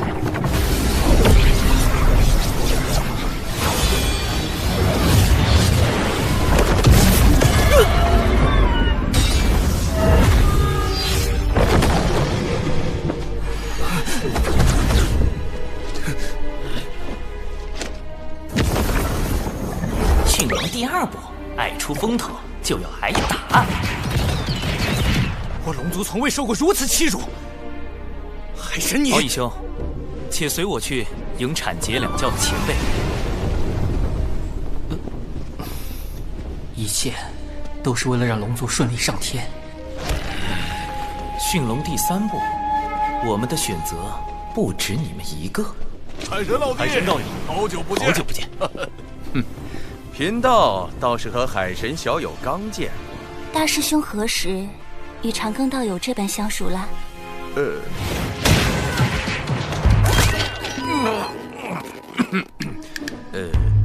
寻宝偶遇。海神老师人脉之广，当真是产劫两教通吃。海神将我等晾在此处，却与道门攀谈，这是何意？难道龙族只是天庭的备选？他们最想合作的其实是道门。既然天庭无意与龙族交好，此宴不去也罢。天庭招待不周，还请见谅。吾给诸位赔礼了。见过师叔。娘娘不可。算起来，王母可是六圣的师妹，总不好驳她的面。驯龙第四步，天庭的背后还有道门。宴席已在瑶池备好，各位请。玉帝不在瑶池，天庭如此冷落龙族，莫非是觉得龙族毫不重要？陛下尚有公务在身，不过特意叮嘱，绝不可轻慢龙族。待龙族上天后，如今天庭之依仗，日后也会成为龙族之助力。请入座。这么看来，天庭还是想要招揽龙族。如今我族对归顺天庭尚有诸多争议，龙族子弟遍及四海，但神位却千年轮转一次，只怕……听闻西坊教多次袭杀四海，欲将龙族化作手中利刃，或贪图龙族多年积累。可天庭却是真的看重龙族才能，才会许以江河湖海之神职。每次提及价码，王母便转移话题。看来此前许诺的神位轮转，已是天庭开出的最高价码了。龙王既已落座，便是天庭的宾客。倘若现在离开，可就不好说了。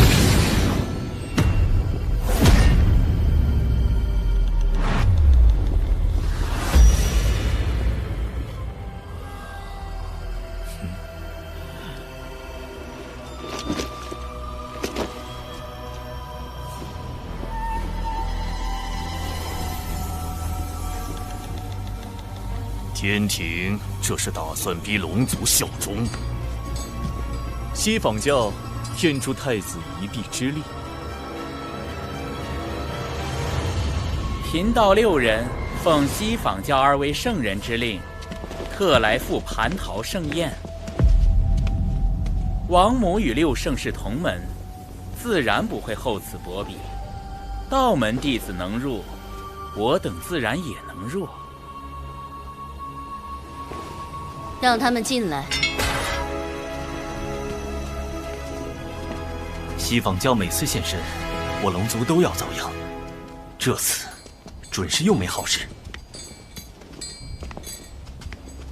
西坊教来的真是时候。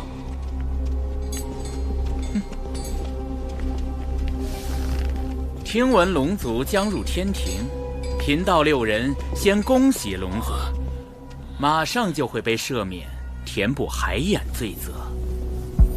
你在嘲弄我族？贫道并无此意，莫非天庭并未赦免龙族？这是撺掇龙族抬价不成，要亲自来抬了吗？龙族之罪乃天道所定，而玉帝却可调天道之力，赦免之事无非是降道旨意。敢问王母，此言可当真？你是在质问天庭？这里可不是四海。王母对龙族动了杀心，白莲在逼天庭选择，降旨是让玉帝冒着失德之险对抗天道，不降，龙族定心生不满，不愿效忠。怎么说，西坊教都立于不败之地。荒谬！若今日因龙族上天便免其罪责，那么来日是否也能因别的事再降罪责？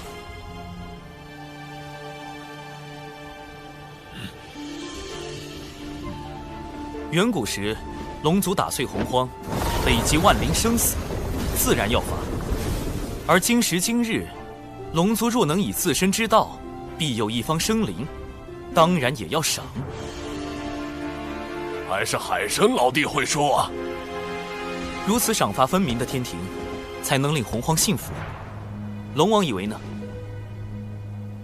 海神此言，振聋发聩，是无一时糊涂，在王母面前失仪了。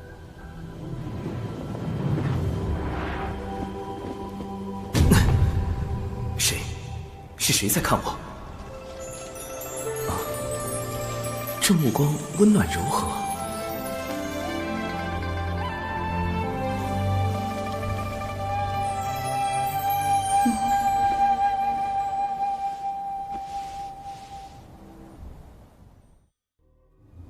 如今天庭唯有海神一人想要保全龙族，连王母也对他们失了耐心。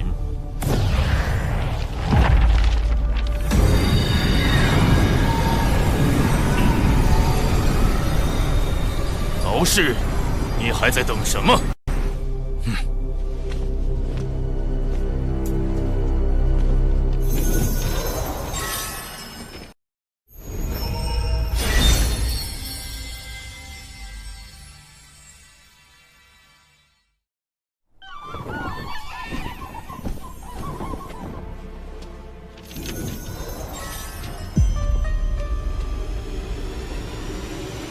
长庚爱卿说的对，无知天庭就是要公正无私，赏罚分明。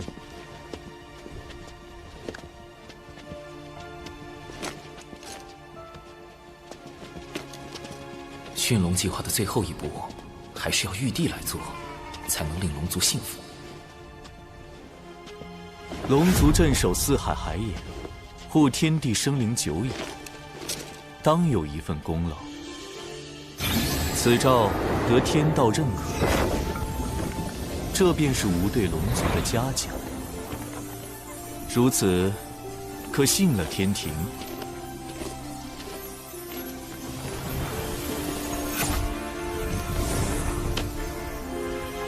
龙族上天在即，白莲等人却没有异动，一切太过平静，反而不正常。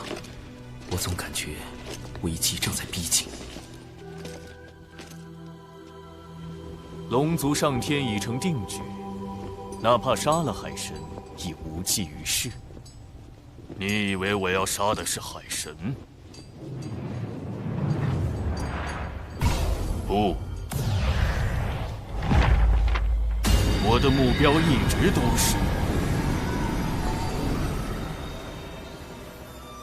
瑶池内定然还有潜在危险，危险到底来自哪里呢？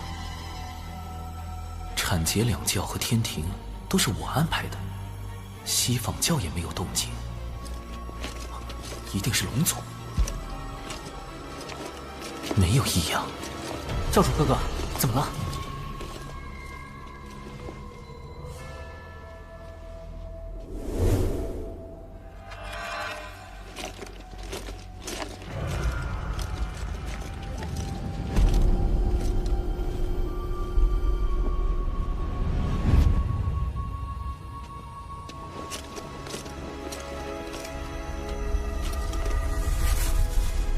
你父王有危险，快！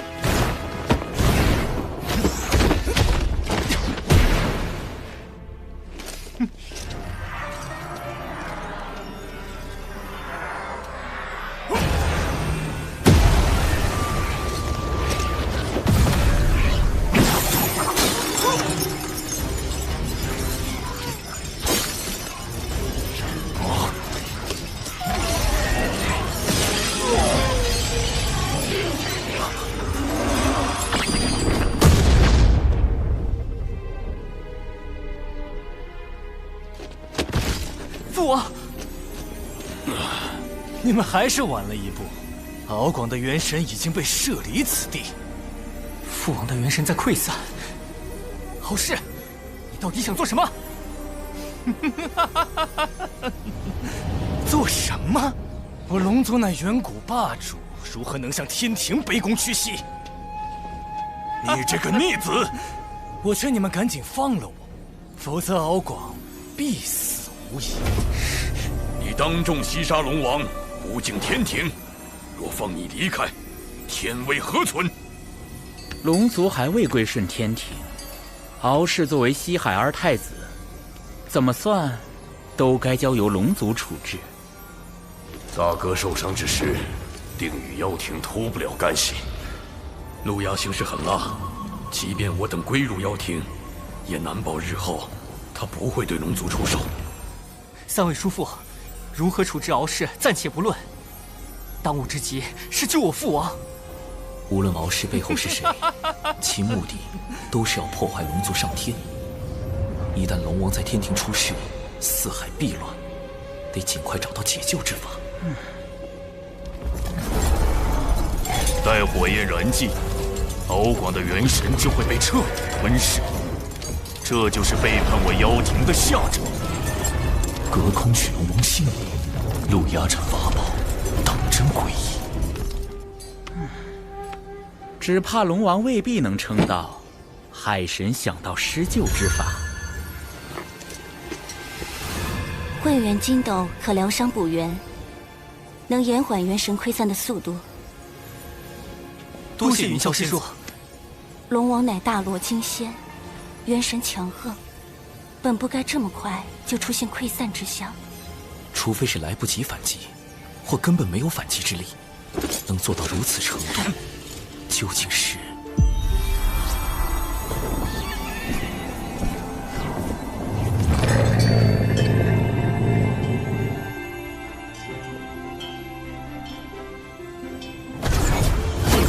一件法宝。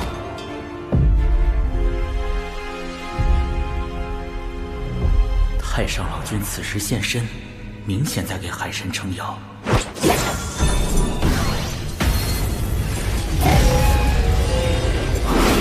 陆压的钉头七剑书，洪荒最阴毒恐怖的诅咒法宝。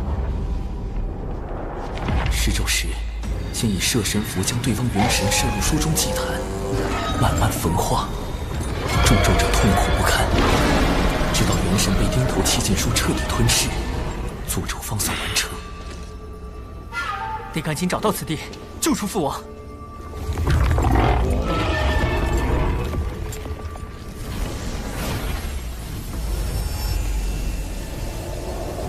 父王，来不及了。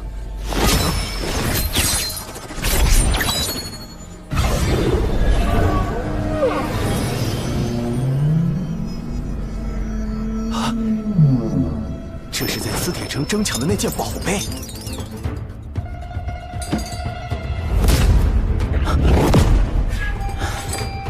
老君在警告我等，不得再干预龙族之事。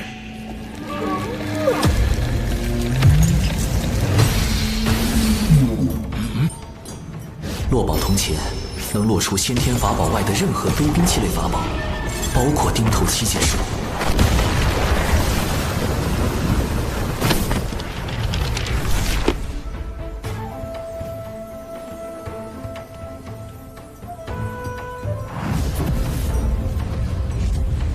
这钱币竟然让钉头七剑术失效。如今想来，海神不惜潜入磁铁城，或许早知此宝能威胁到太子。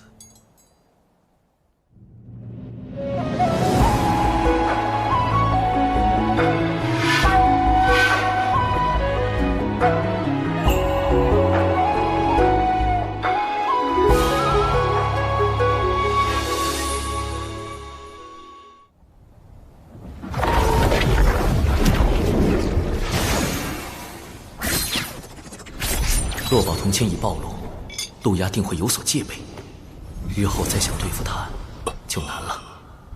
义兄，龙王刚醒，可扶他暂到一旁歇息。接下来要处置罪魁祸首。敖氏虽是龙族，但在天庭便要受天规约束。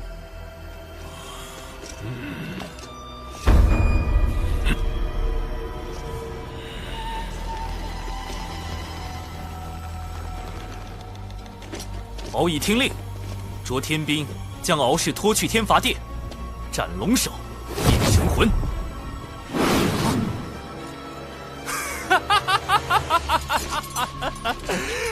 放开我！我身负祖龙血脉，乃真龙之身，天庭怎敢杀我？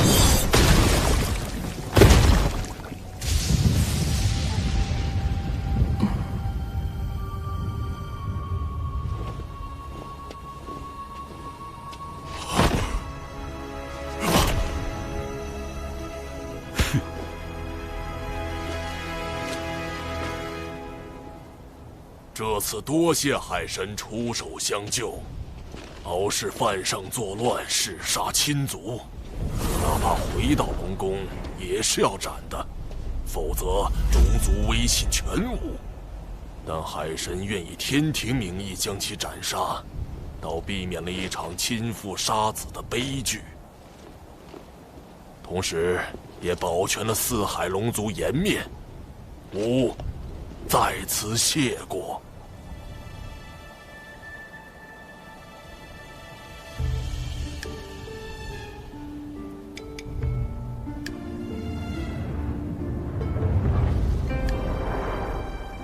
幸得天庭不弃，吾敖广，龙族之族长，愿率四海龙族归顺天庭，扬天庭天威。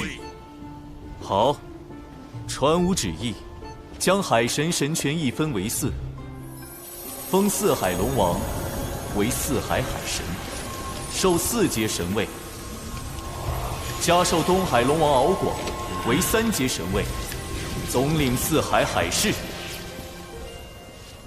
终有一日，我龙族所有子弟都会挣脱业障枷锁，不再受天不海眼之苦。龙族上天，海神老弟居功甚伟，怎么还被分走了神权？令晋升长庚爱卿为天庭水神，位列3阶，总领洪荒水势，另赐水神府邸1座。小神，谢陛下。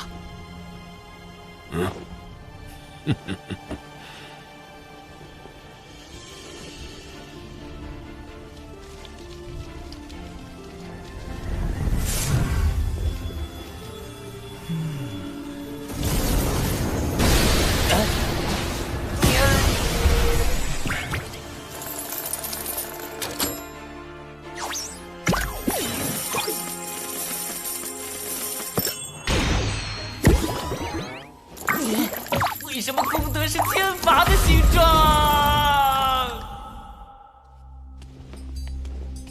海神，待我了结龙族之事，下一个除掉的就是他。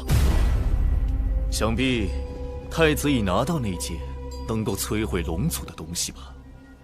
敖氏给你传了不少消息啊。知己知彼，不就能更好的配合太子？这是最后一次警告你，不要来干涉我的事。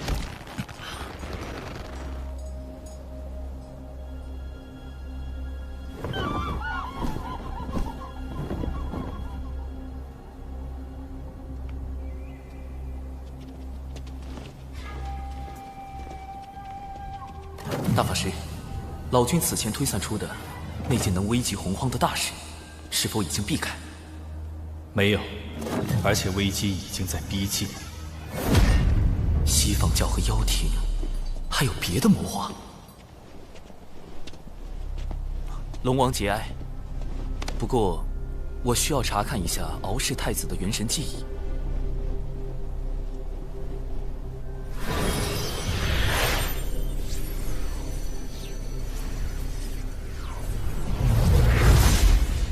西海可有一位三太子？西海三太子，未来的白龙马。西方教现在就开始谋划西游新教了。必有龙鳞，此物非同小可。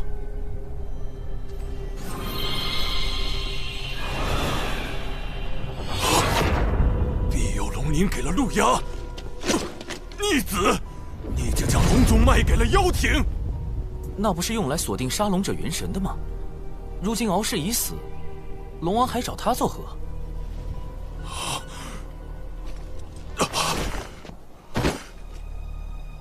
必有龙鳞是打开万龙阵的钥匙，倘若被窥伺龙族者得到，那海眼……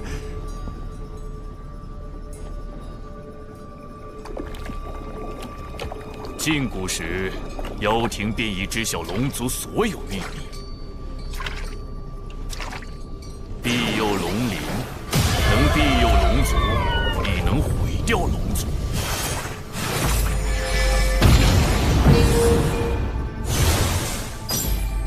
原本我并不打算对龙族出手，但你们背叛了妖庭，那就没有留下的必要了。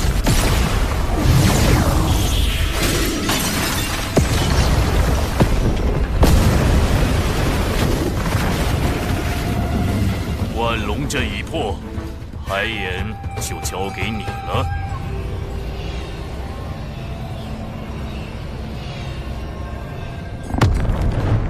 待海眼一破，天地业障便会倾覆洪荒大地，将所有生灵葬下。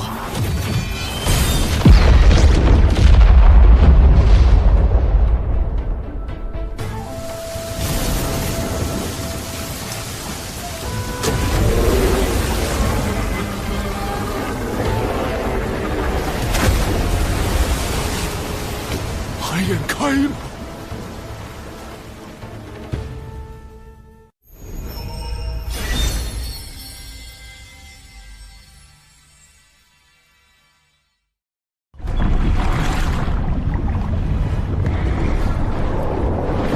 东海海眼开了！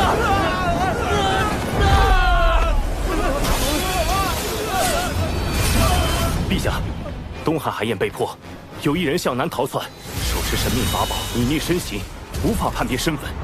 东海的远古战龙已命填海眼，损伤惨重。远古战龙是龙族最古老的真龙，实力深不可测，多年来一直镇守四海海眼。什么人竟能在他们眼皮子底下破海眼？难道是陆压？他先用庇佑龙鳞开万龙阵，接着就破了海眼。陆压向来猖狂，上回还当众刺杀天庭之人，怎么会用法宝隐匿行径？这不像他的行事作风。海眼已开，龙族必死无疑。太子殿下高明，您破了万龙阵后，故意让此人来开海眼，不但报复龙族，事后天庭也不能追责到我们妖庭头上。反正他们图谋海眼已久，我何不顺水推舟？陛下，镇守海眼乃我龙族使命，四海龙王先行告辞。今日事关龙族存亡，还请教主哥哥相助。龙族既已归顺天庭，天庭不会坐视不理。长庚，吾将此事全权交由你，再派华傲天将军率天兵从旁辅佐，你们务必守住海眼。小神领命。今日海眼灾祸，还需诸位道友帮忙。不知三位仙子能否？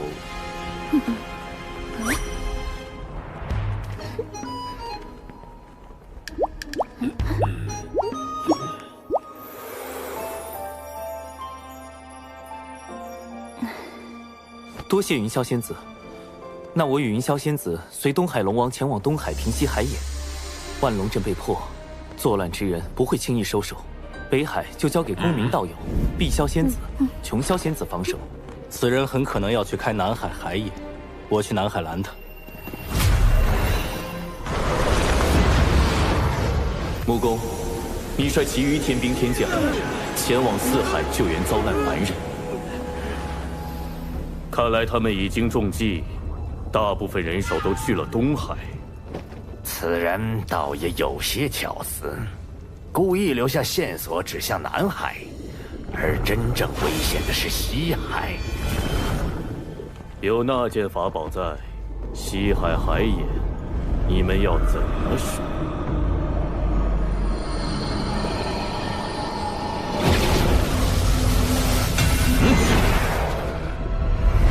急如风，烈如火，烽火蒲团，起！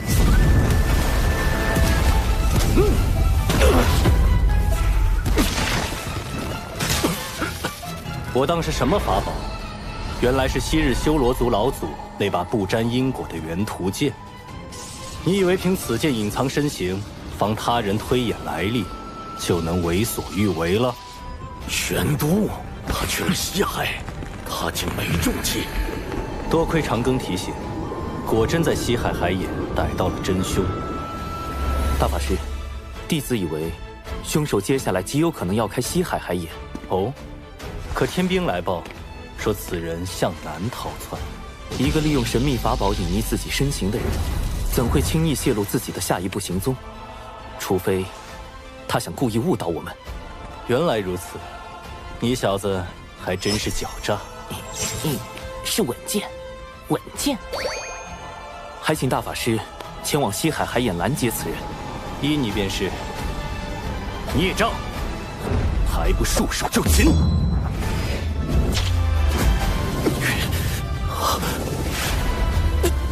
乾坤遁法，银汉迢迢，移星换斗。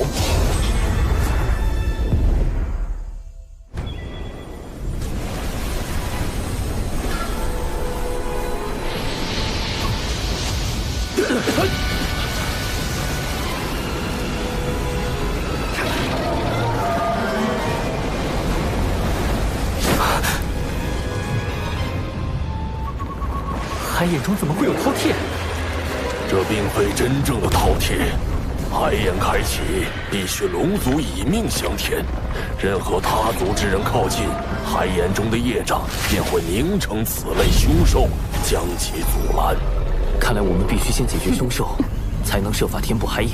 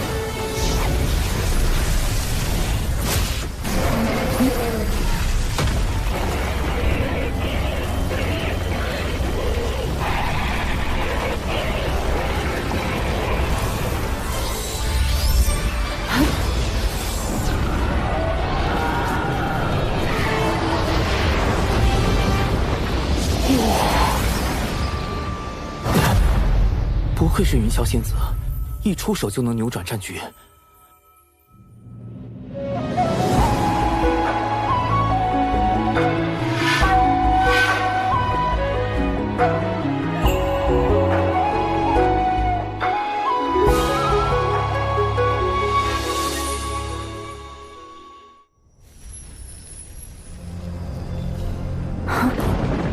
那是又来一只混沌，莫非海眼中的业障能不停化出凶兽？若真如此，恐怕不等将凶兽铲除，我等就要先法力耗尽。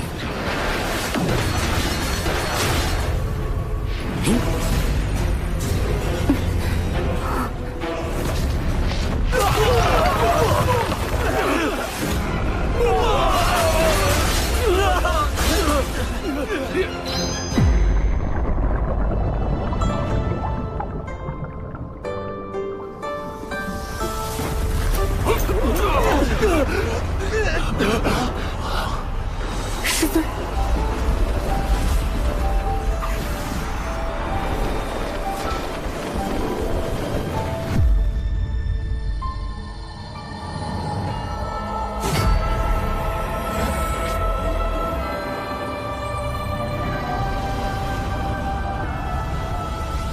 仙域真境必有经，三峰宝剑号清平。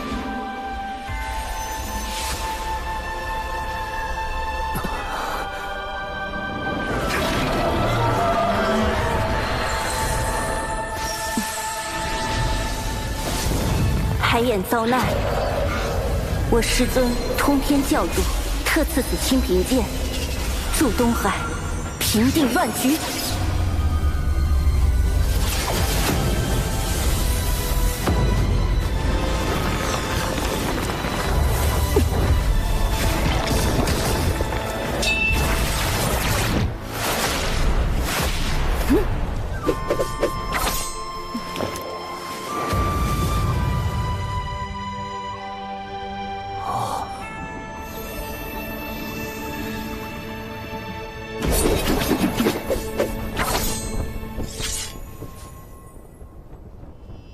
长庚，太清圣人，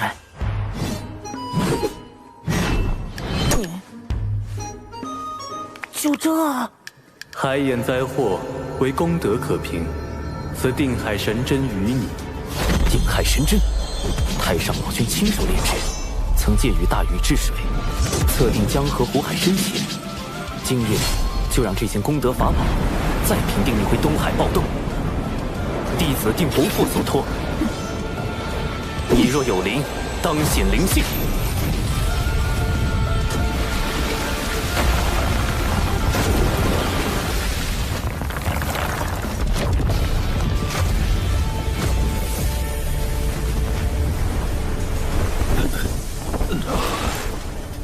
这是定海神针上的功德金光。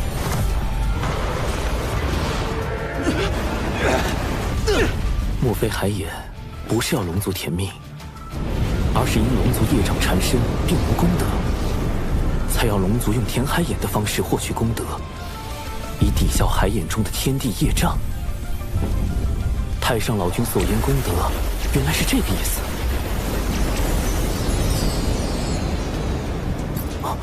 怎么回事？此前已有那么多龙族填进海眼，现在加上定海神针，难道功德还不够？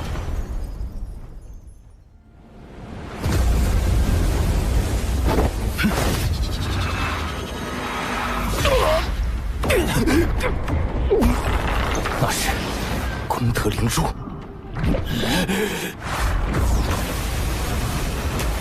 长寿，功德灵珠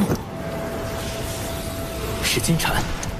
原来先前填海眼的功德被金蝉暗中窃走了部分，功德灵珠已被我击中受损，无法再吸取你们填海眼的功德。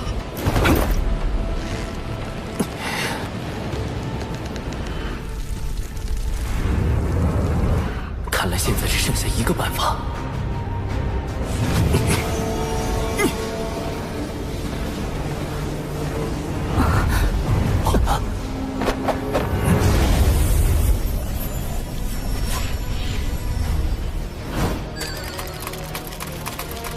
长庚道友，需要我们做些什么？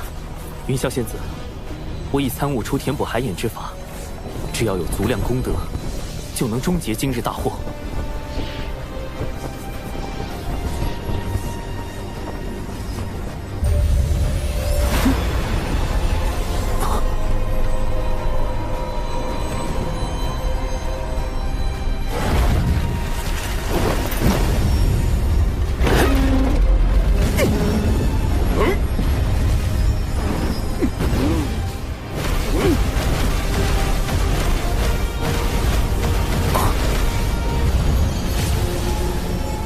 分守各海的三教道友，请速来东海，注入功德，即可平息海眼暴动。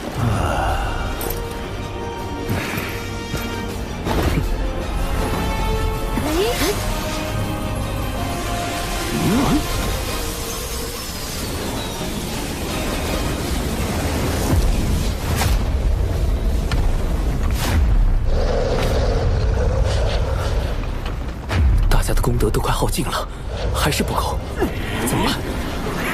有劳诸位为我龙族费心至此。龙王，你海眼被破，我敖广身为龙王，难辞其咎，所有罪责我一力承担。您得天庭神位，自身业障尽消，已不必再以身填补海眼。既如此，我便献出神位，为族中子民承担宿命。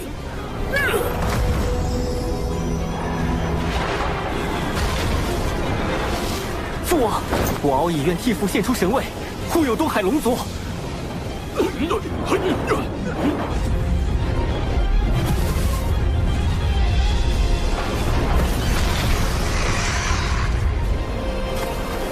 一枚填海眼，虽是龙族自古必须承担的宿命，但龙族先辈犯下的罪，真的要龙族世代偿还，直到血脉断绝才能还清吗？啊！若天道不管，我该怎么办？剩下的交给吾来做吧。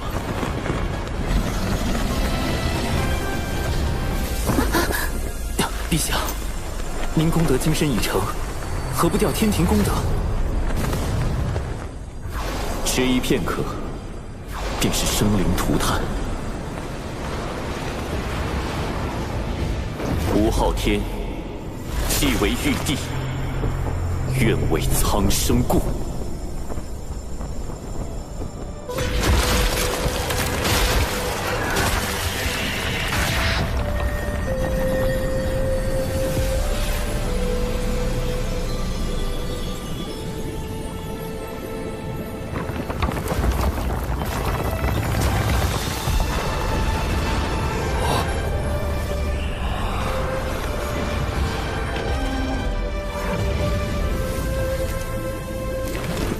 水神大人，那位天将是？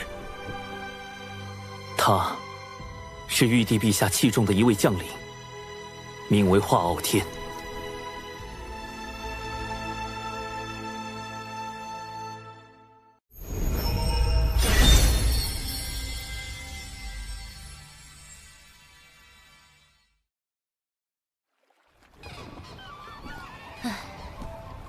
未经道祖应允，私自动用功德金身填海眼，道祖必会降罚于你。师妹，你可还记得道祖将吾等立为天庭帝后那日？吾等从前只是守门童子，哪里做过什么帝后？天庭空空荡荡，吾不知自己该做什么，也不知这玉帝之位具体为何。今日你可明了？玉帝周旋，吾心有恨意。吾天庭之四海，何以被妖天余孽如此欺凌？大能动辄兜转乾坤，吾须去约束；天地与生灵，吾须去掌控。吾知天庭便是要让强者不可恒强，弱者可安天命。师妹，儿可愿随吾前行？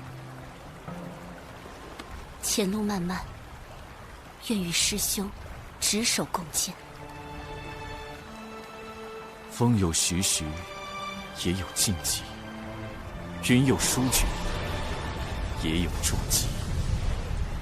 既已还有祸害苍生，吾必当还之以雷霆。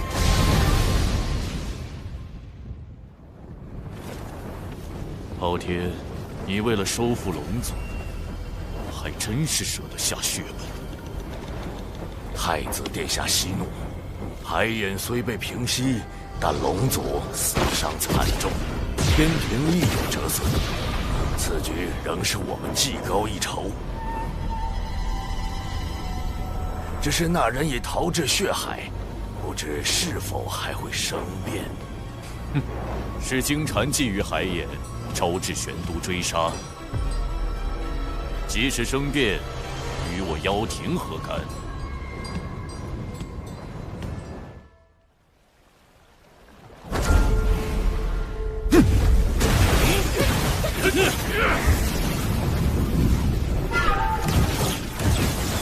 金蝉开启海眼，其罪当诛。若修罗族要做他的帮凶，贫道当以同罪论处。血海不枯，修罗不死，玄都大法师能奈我何？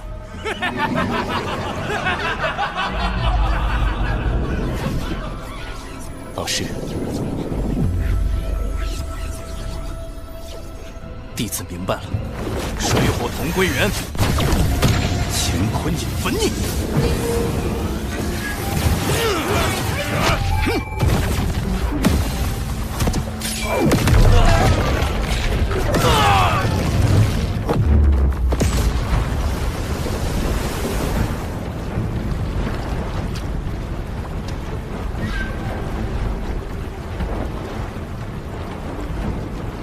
不好，金蝉利用修罗族拖住大法师，趁机逃脱了。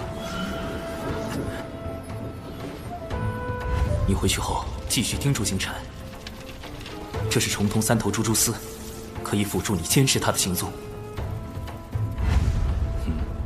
大法师，有位线人能暗中助我们找到金蝉。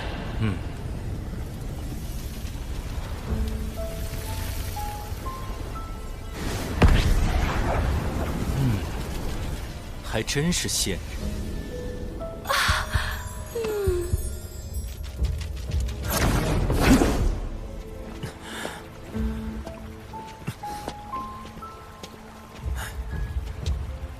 文静，金蝉可有何异常？他身上的功德之力在急速增加，几乎快要凝成金身。怎么回事？他竟没把功德灵珠上交给西方教，就自己偷偷用了。不对，西方教、妖庭、修罗族都在为金蝉做掩护，这背后一定有一个极其隐秘且更为宏大的计划，而这个计划的核心就是金蝉。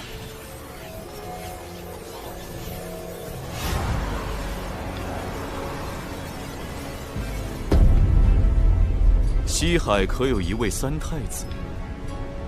金蝉在找西海三太子，白龙马，加上他自己。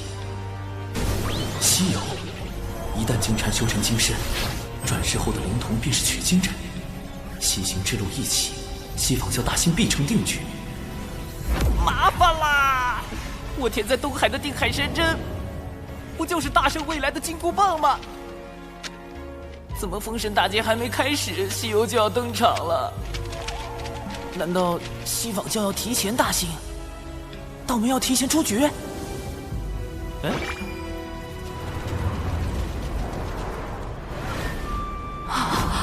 危险！快离开！文静，文静，能令他如此恐惧，还能瞬间瓦解他全部法力的灵神。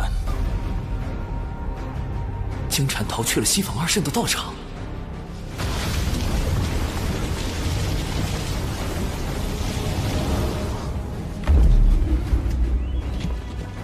灵山乃西坊二圣清净之地，何人敢来生事？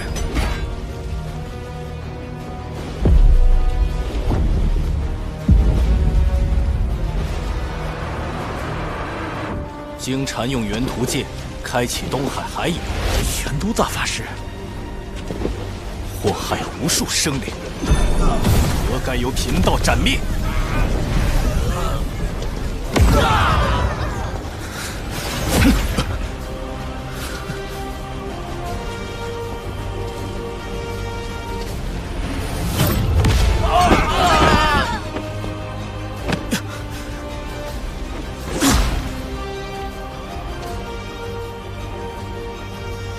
专题是书，为何阻我？一叶障目，七宝妙术。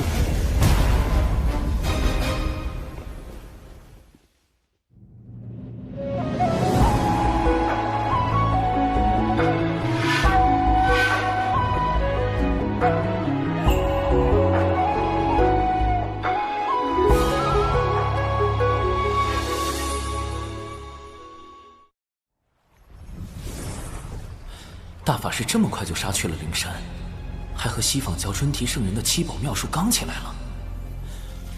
经禅是西游的关键，西坊二圣定会全力保他。哎，太清老爷传消息来了，去灵山杀经禅，这就是太清圣人的破局之法。硬拼的话，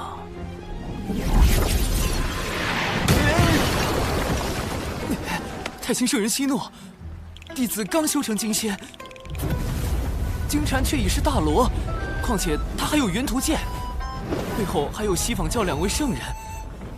我一个小小金仙，如何当着2个圣人的面杀一个大罗？别说帮到大法师，起码不能给大法师拖后腿啊！哎呀，你这怕啥呀？那金银天天搁外头溜达，搞什么玩意儿普度众生？灵山里也就专题1个圣人。那本塔照你以后咱就干呗。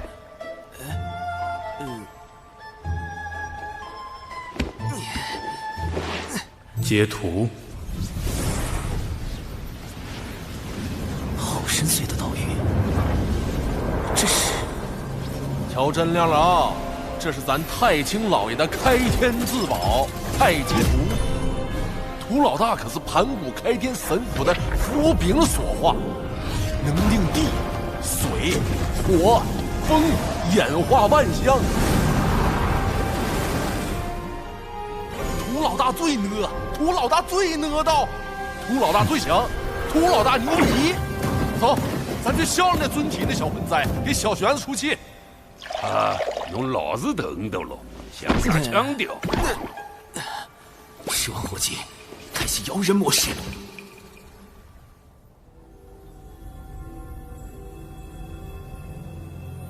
既来灵山，远离颠倒妄想，因果可灭。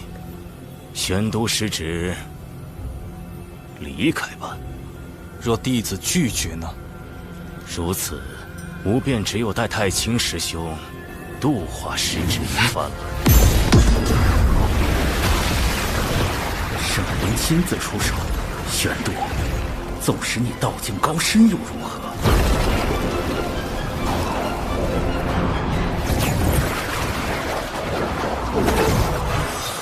万劫化妙术，庄严明清。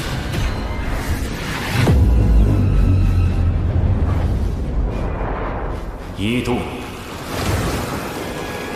目不视恶物。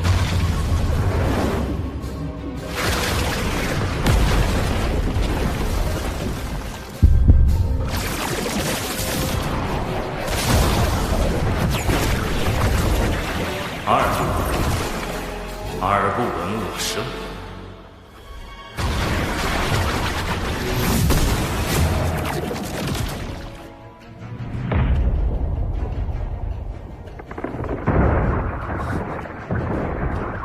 他想封闭我的五感。九灵玄。三度口不言恶。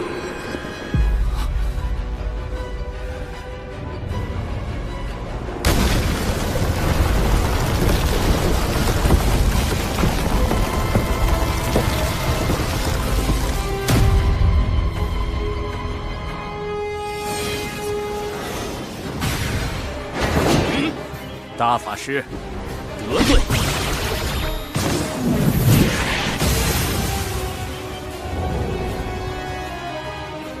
宣都失职，静心无真知。一臂万戟，剑气清平。是截教通天教主的清平剑。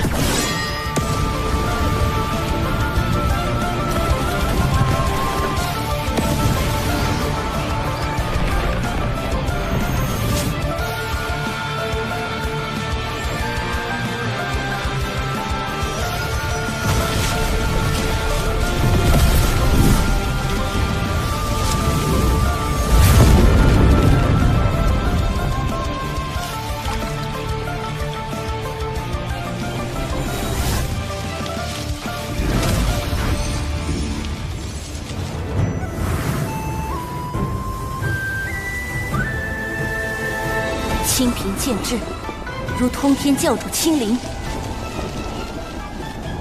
大法师身处险境，还望诸位出手相助。若与师尊赐下的清平剑相拼，或可助玄都师兄进山一战。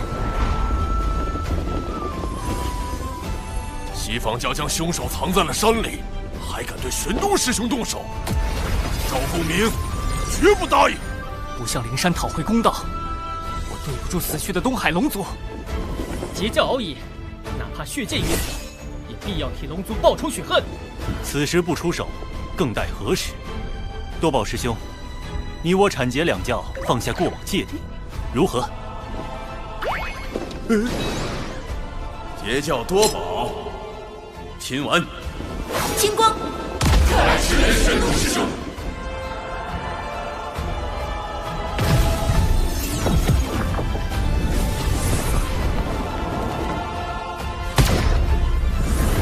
阐教广成子，奉师尊元始天尊之盘古幡，问责海眼事宜。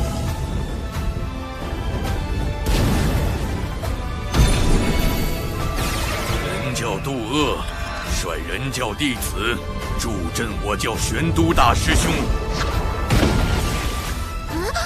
小叔叔传信说大法师摊上事儿了，大家跟着我一起上。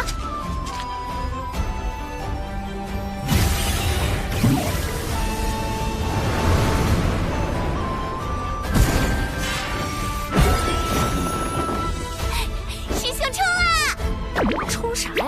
我们是来凑人数的，真打起来可别犯傻。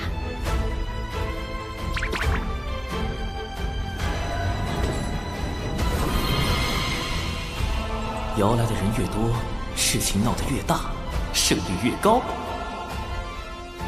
人教弟子天庭水神，领太清圣元，玉帝陛下法旨，前来相助玄都大法师。今日道门三教前辈俱在，我们何不以大义对灵山施压？只要三教一心，便可借道门三圣之威，震慑西方教圣人。冲啊！给他们看看我们人教的威风！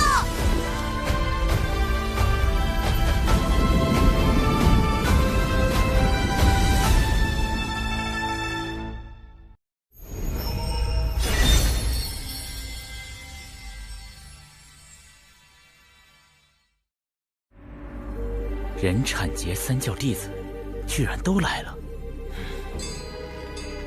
历来劫难，道门三位师兄皆做壁上观，而今观获西方大兴，他们倒是坐不住了。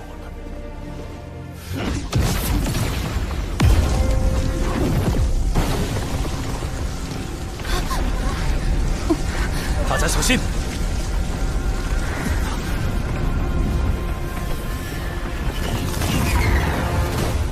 二教主，尊提圣人的法相，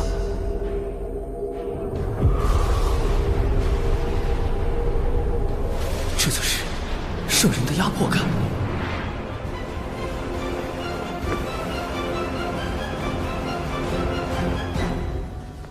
二教主，道门欺人太甚，玄都大法师闯我灵山在先，三教弟子大张旗鼓来犯在后。他们这是要联手打压西方教，扬道门声威啊！此言差矣。玄都师兄前来，是为缉拿与元图剑开启海眼的真凶金蝉。仙子凭何断定元图剑在金蝉手中？又如何证明他开了海眼？你把金蝉交出来，我等搜魂一遍，真相自知。污蔑金蝉的是诸位，自然该由诸位拿出证据。若拿不出，还请二教主为我等做主。好个白莲，他故意偷换概念，把缉拿海眼凶手之事说成是道门挑衅西方教，就是为了给春提圣人铺路，让他随时可以弑杀冒犯圣人的三教弟子。大法师，我有一个计划，趁春提圣人将心神放在此处，我潜入灵山捉出金蝉，请大法师务必吸引住圣人的注意力。捉蝉就捉蝉，躲着干啥呀？没怂呢！小苍，本事嘛没啥，偷都进偷来。春提圣人用法阵遮阳了整座灵山，若强行突破，只怕要惊动他。小事体，屠老大别冲动。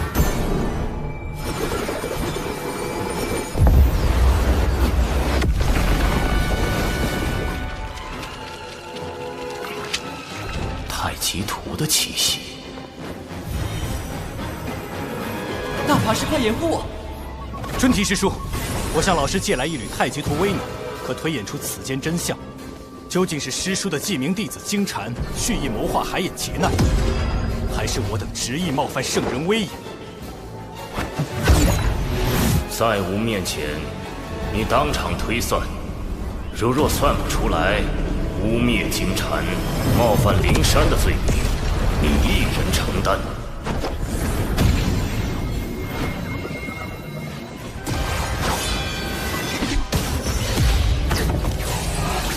依太极图推演，的确是元图剑祸乱海眼，但这与小金蝉何干？大法师，你如何能证明操纵元图剑行凶之人是金蝉？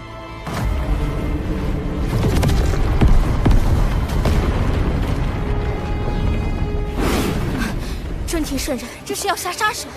舅舅师叔，咱们不是来凑人数的吗？谁要动手啊？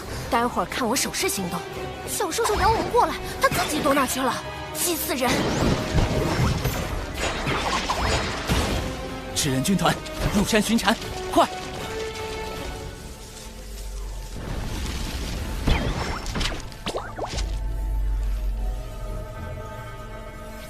找到了！不好，他的功德金身就要凝成了，必须在瞬息之间斩了金蝉，不给他半点向圣人求援的时机。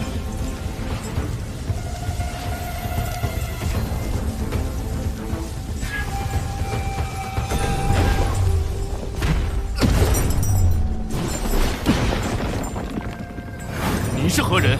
我乃玄都小法师，奉太清圣人之命来杀你。人教太清圣人的开天之宝太极图，太清何时有多了位弟子？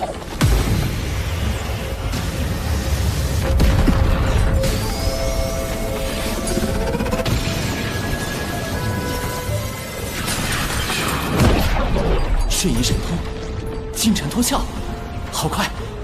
太极图的杀招居然追不上他。哼，太极图虽强，你却太弱，白白浪费了他的威能。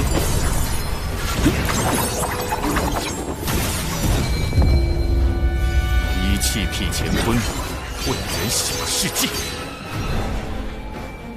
凭空划破乾坤，开辟混元小世界，这就是大罗级别的神通吗？开！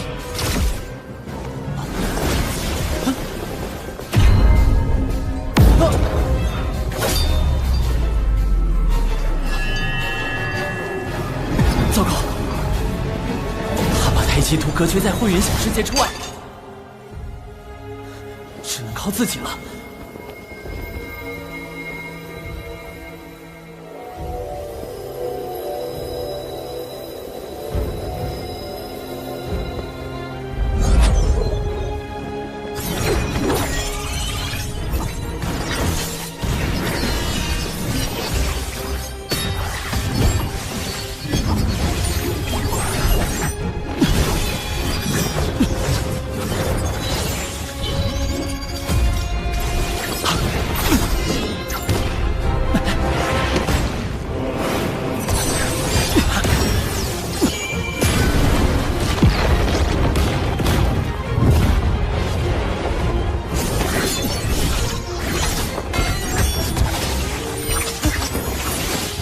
在我的混元小世界中，阴阳、五行、方位，皆由我来制定。我就是天地，根本无路可逃。必须得过了这个混元小世界。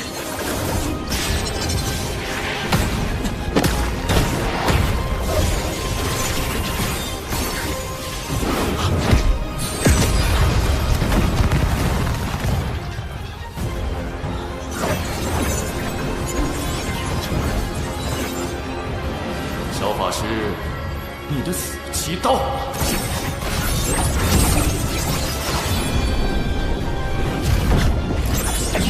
72金仙境纸人，出！这些纸人，不对，你不是小法师，你是水神。纸人1队顺时针方向运动，纸人2队逆时针方向运动。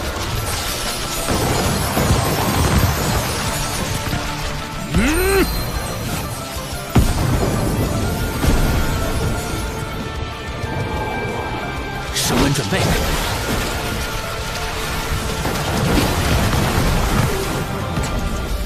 提速，提到光速，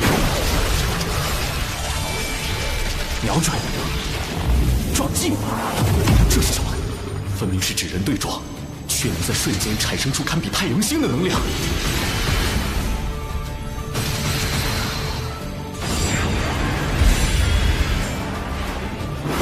不对，是人灵暴阵，黑洞。他前辈，护！太阳星在坍塌、爆炸。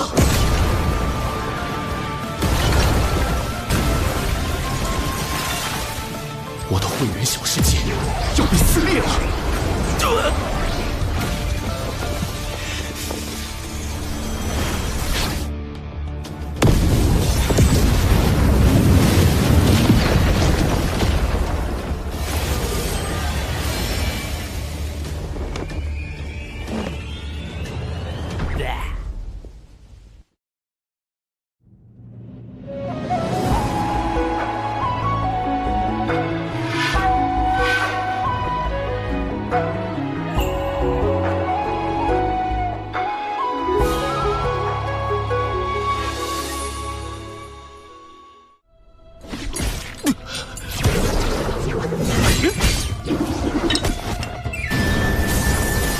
他受伤后，速度变慢了。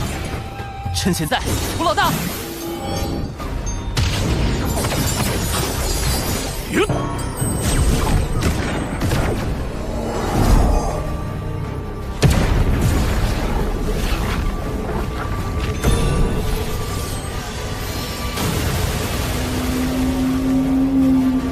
两仪分日月，太极归无极。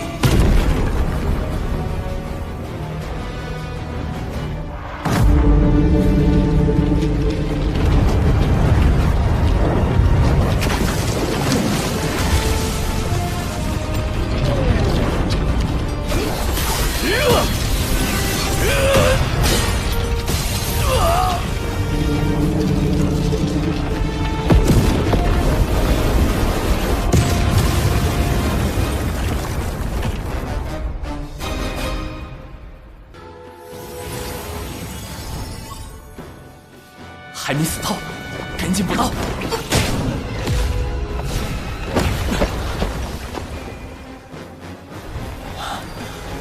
灵气宝妙术都到了，也就是说，准提圣人来了。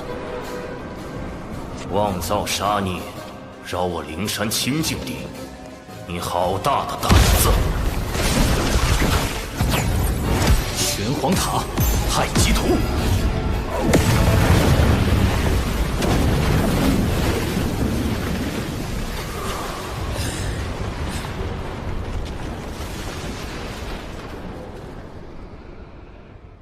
今日有我玄都小法师在，谁也伤不得敖乙殿下。是他。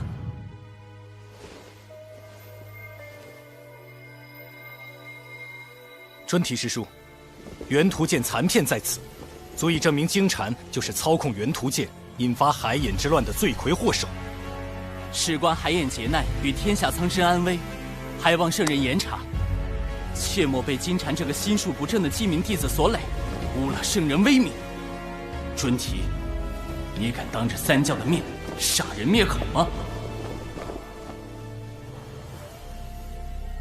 大法师，小法师，太清师兄真是收了2个好弟子。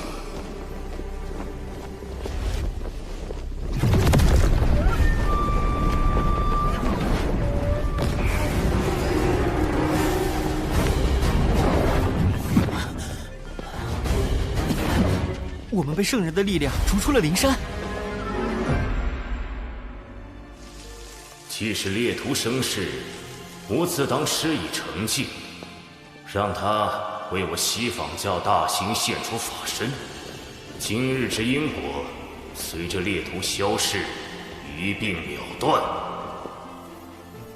圣人的力量好恐怖！那位玄都小法师真厉害，竟敢打进灵山，落圣人面皮。倒是不知他和玄都师兄有何渊源。此生死。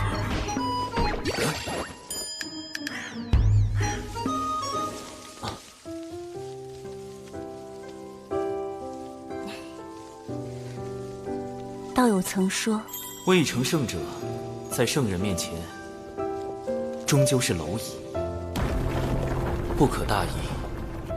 道友亦要珍重自身。他认出了我。多亏道友将那金蝉绳之以法，已感激不尽。是我失手，未能彻底斩杀金蝉。圣人神通高深莫测，绝非凭借至宝就可战胜。况且，你已然将金蝉打回原形，击进深陨道消，他即便恢复元气，也要上万年。西坊教想让金蝉转生成取经人，以西游之势大兴西方，只怕也要等万年以后了。文静，潜伏待命。都杀到灵山了，还要潜伏？水神想叫我做什么？这差事越来越刺激。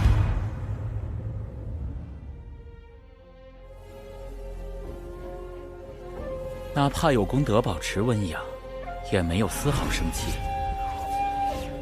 萧金蝉彻底废了，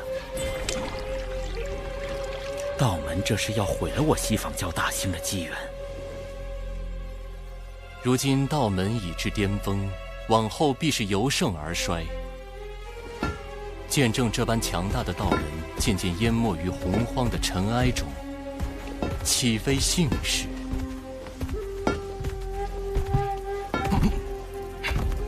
二师尊，机缘虽散，但因果未定。弟子尚有转圜之法。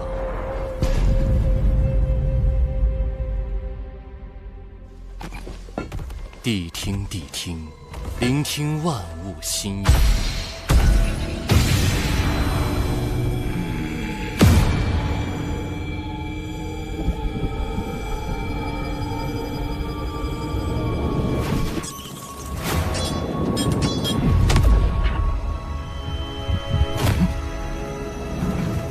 主人，找到了。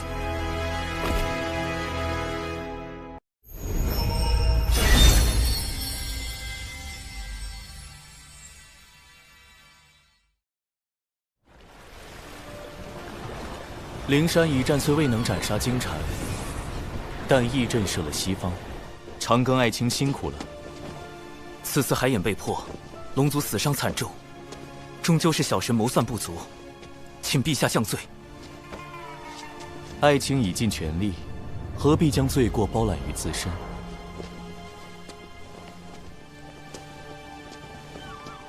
若要论罪，此战罪在妖庭余孽祸乱生民，罪在西坊教仗势欺龙，更罪在天庭势单力薄，给不了可用之力。陛下，不久后，吾便会去下界历劫，届时天庭事宜会暂交王母处置。如今天庭刚刚步入正轨，又有妖庭在旁虎视眈眈，陛下此举无疑是将自身与天庭置于险境。小神斗胆，您可是有不得已的苦衷。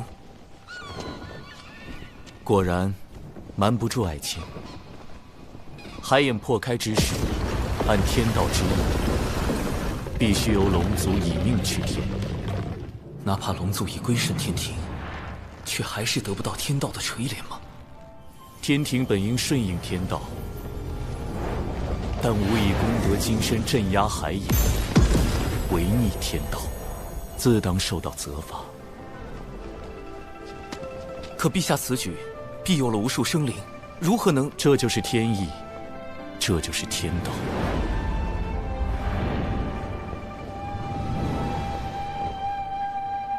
连玉帝都无法撼动天道吗？历劫一世，便是100年。陆压早知华傲天乃无之化身，而且他是妖庭太子，熟悉天道规则，下界之事瞒不过他。100年内，妖庭必有所动。天庭唯有快速壮大，方能震慑群妖，令其不敢再生反叛之心。陛下所言甚是。眼下天庭要强大，就必须先强兵。说得好，今日你我不论君臣，好好聊一聊这强兵之路。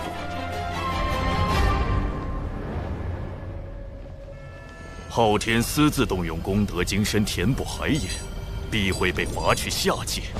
上次盗走红军拦我，是为保护昊天，而今昊天将暂离天庭，正是妖庭举兵伐天的大好时机。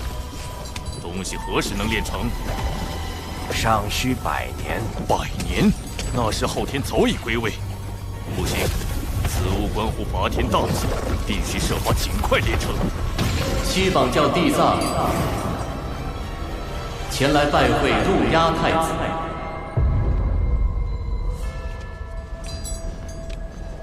地藏，你怎知我在此地？难不成西方教一直在跟踪我？贫道在3000世界及5部洲游历多年，自有寻踪之法。殿下，此人应是西方教结阴圣人最为青睐的那位弟子。据说他为感悟天地、亲近众生，遂踏遍3000世界，游访5大部洲，最终开悟明道，修得无垢道心。西方教派他过来，只怕所图不小。太子不必如此戒备。贫道此来是为接替金蝉师弟与妖庭商谈合作事宜。我灵山需要借妖族之名义，以报天庭道门所辱之恨。我与西方教的合作，并非互帮互助，而是各取所需。要让妖庭冒着被多方势力针对的风险，灵山能给什么？太子记挂的那件东西，贫道有一法，可助其早日练成。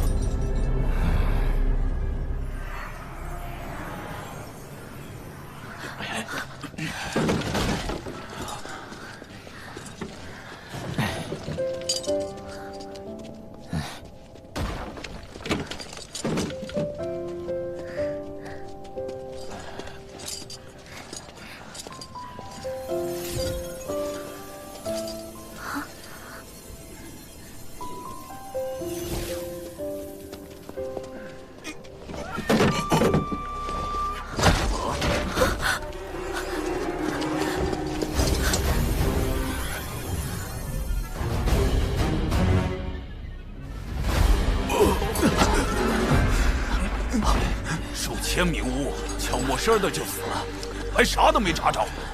再整下去，咱6道府的雾全没了。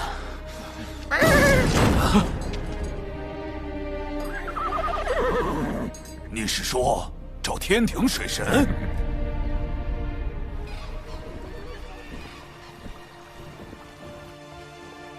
与陛下促膝长谈，总算完善了招兵计划，但高端战力空缺仍是大问题。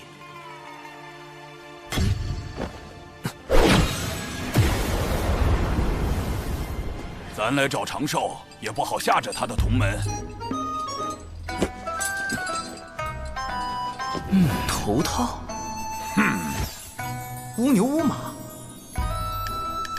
他们找我干嘛？此事不宜惊扰门内。长寿，我，你牛哥，嘿嘿，咱这次来是有事相求。六道府有难处，元帅尽管言明，只要力所能及，我定斟酌而为。哎，力所能及后面，不应该是全力以赴吗？是这样的，我们巫族肉身强大，连修罗族的毒都能硬抗，更别说生病了。但最近常有巫莫名死去，蹊跷吧？修罗族一直与巫族打仗，这事有没有可能是他们所为？你们人教大法师刚虐了那帮杂碎，他们现在还泡在血海养伤。我们本打算乘胜追击，却不想出了这档子事，只能休战。我们此来是请你拜托水神，去跟天道求个情。元帅认为是天道在施罚巫族。这事说起来老尴尬了。巫妖大战时，祖屋共工撞破不周山，致使天柱倾塌，天河之水泛滥成灾，祸及众生。天地间满是散不去的冤魂。我等追随后土娘娘入六道府为巫族赎罪，也不知这些年有没有还清。天道施法，陛下应当知道，但并未听他提及。此事只怕另有蹊跷。不过，六道府的巫实力强悍，若能收编他们，正可弥补天庭高端战力的空缺。两位放心，我这便告知水神，得去六道府走一遭了。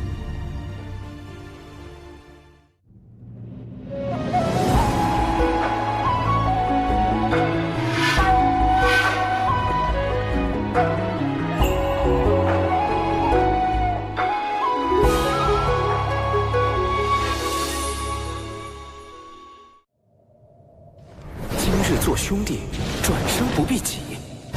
六道府欢迎水神。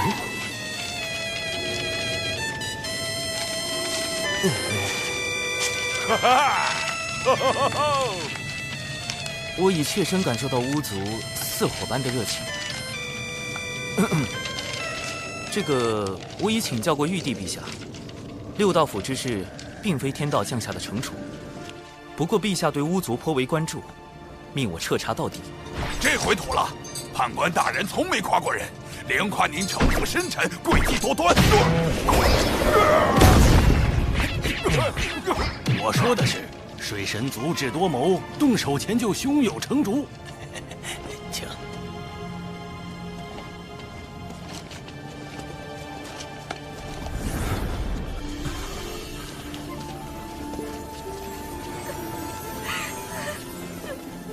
那桥也有巫出事了，快！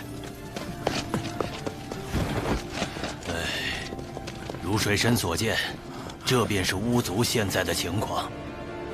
看来，巫牛、巫马先前都是强作幻想。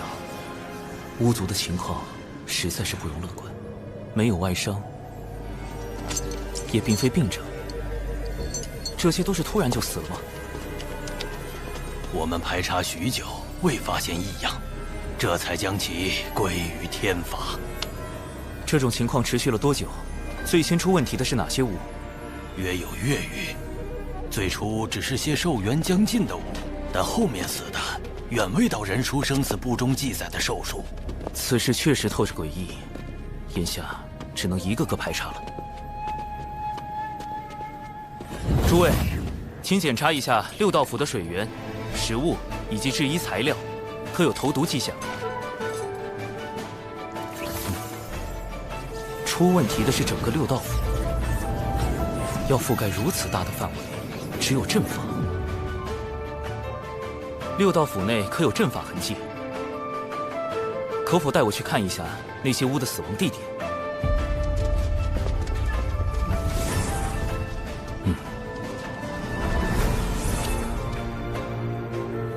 这些路线看着并无规律。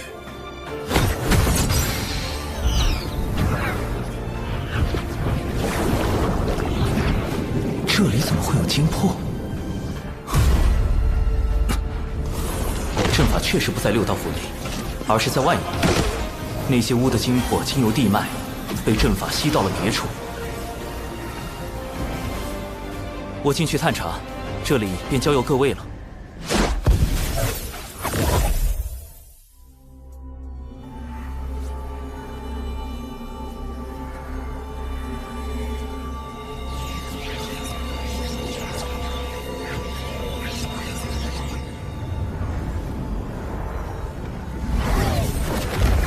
殿下，已遵照您的吩咐，在地脉设下诸多禁制，严防外敌闯入。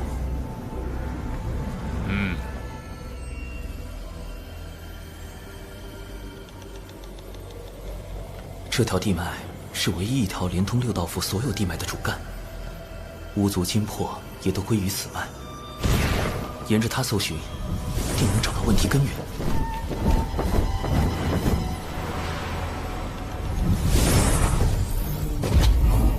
地脉中怎么有一股奇怪的道韵？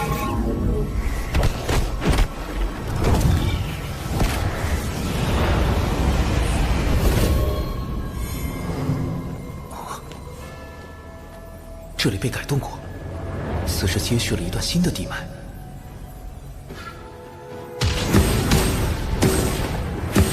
这是引导神识探查的禁制，方才那股道韵是故意放出去的。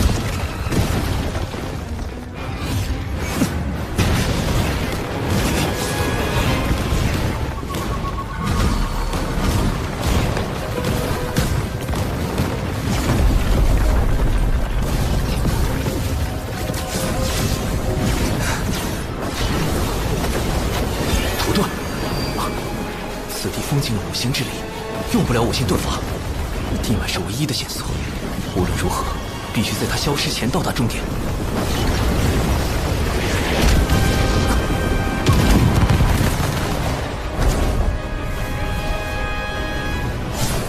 竟又接续了这么多地脉，如此大的工程量，足以证明此事非同小可。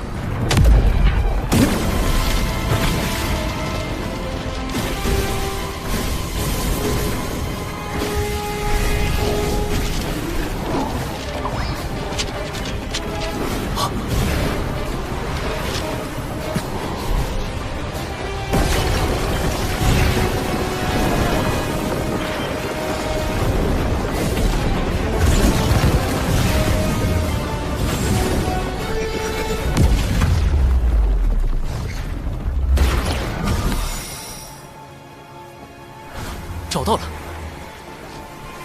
这么多巫族精魄，幕后黑手究竟想要干什么？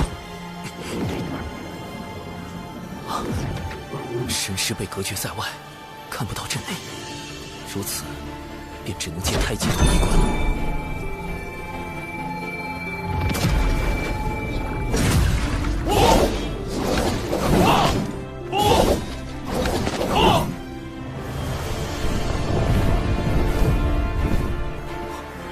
这是陆压的地盘，用巫族精魄熔炼，速度比以往快了数倍，距离成剑还需数倍。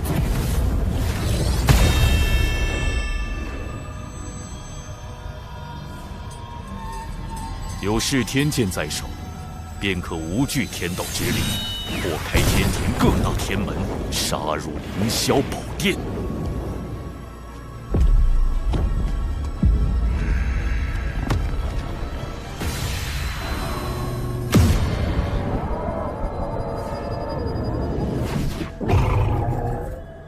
主人，使臣来了。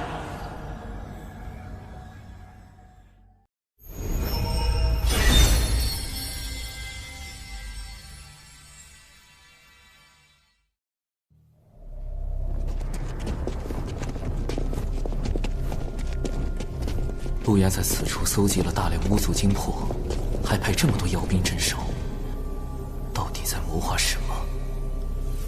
要找回六道府巫族的精魄，我必须进去一探究竟。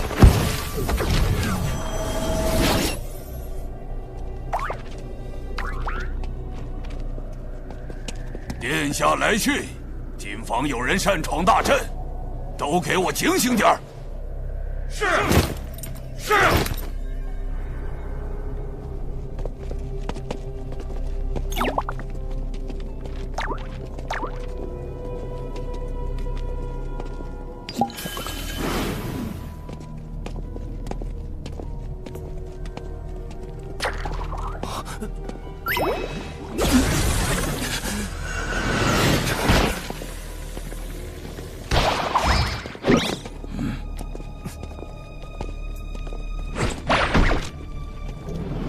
此地妖兵粗略估计有10万之数。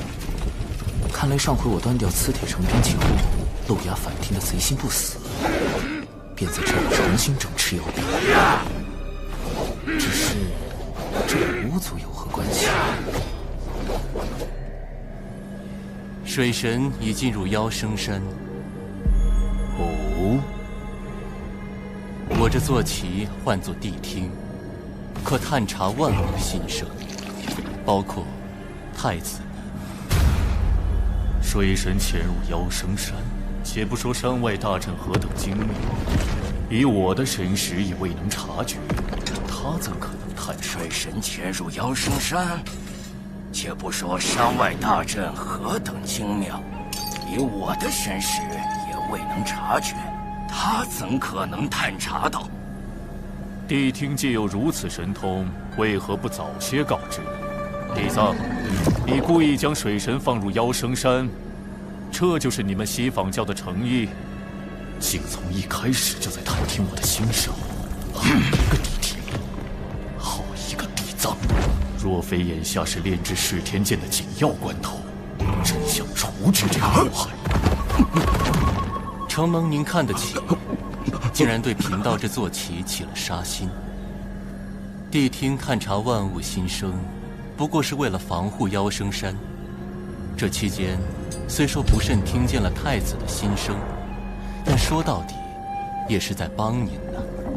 若您有办法屏蔽谛听的探查神通，那自是两全其美；若没有，恐怕还得委屈您一下了。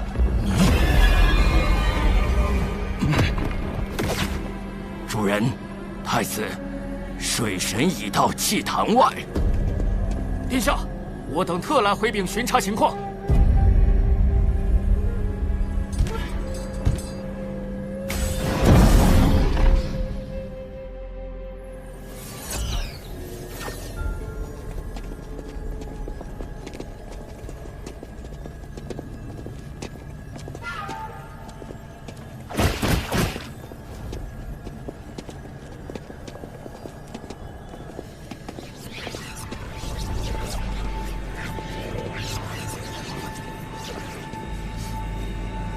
炼剑精魄，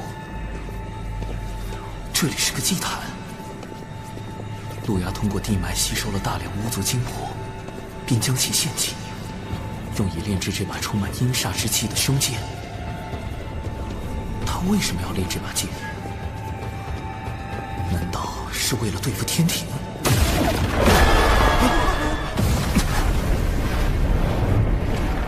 路牙，他竟然在这儿！被发现了！什么时候？地底深处还有纸人。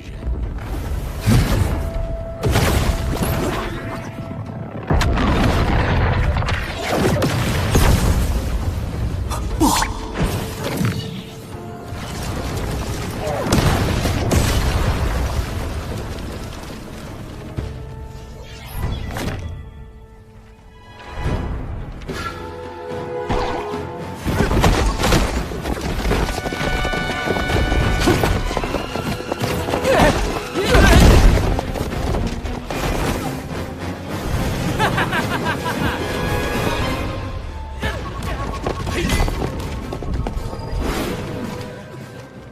没道理呀！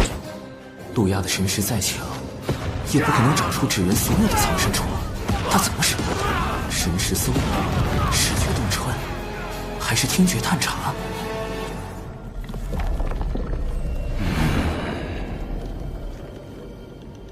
路亚旁边的一人一狗，看着装颇具西方教风格。莫非是金蝉的妓院？西坊教派来与陆压接洽的？西坊教听觉探查，难道？糟了！不能多想，不能多想，不能多想！太清圣人的道场斗帅宫，一定能避开这探听神通。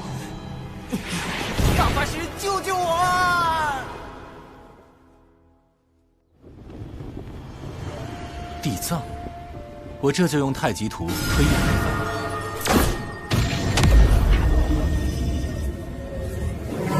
此人是西坊二圣最为看重的弟子，如今已迈入准圣界，刚从外游历归来。他有一坐骑，名唤谛听，可探听洪荒生灵之心声和对话。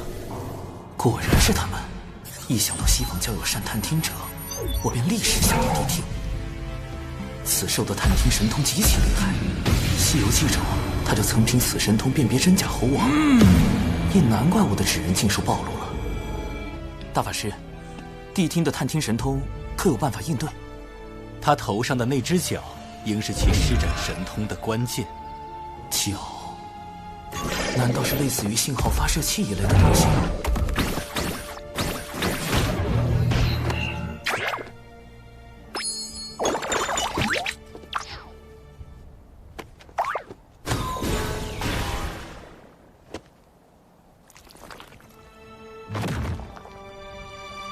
我有办法炼制法宝对付谛听，只不过渡仙门内恐怕不太安全。你小子，不就是想在兜帅宫炼法宝吗？放心吧，老师此前已叮嘱过我，你若想用紫金八卦炉，尽管用便是。传闻除太清圣人外，只有大法师用过紫金八卦炉，太清圣人竟答应给我用。我原本只想留在兜帅宫躲避谛听探查，没想到太清圣人竟然那么大方。不止如此，太清圣人将紫金八卦炉借给我，代表了他对陆压炼剑之事颇为重视。看来此事不仅仅是涉及巫妖两族恩怨那么简单，背后恐怕另有隐情。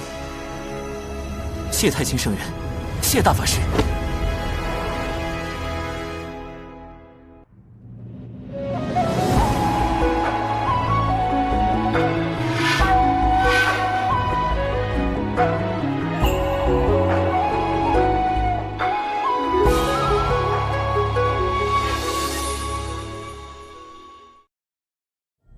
竟然跑去了兜帅宫，太子殿下，此事若惊动太清圣人，洪荒诸事瞒不过圣人。之所以未及时出手，或是心中另有计较，或是不便亲自出手。水神既然求诸兜帅宫，太清圣人必会提供不小的帮助。终究并非圣人直接出手，也许这便是可乘之机。太子放心，贫道还有一计，可助太子加速炼制噬天剑。倘若我打造出屏蔽探听心声的心声屏蔽仪，能否对付谛听？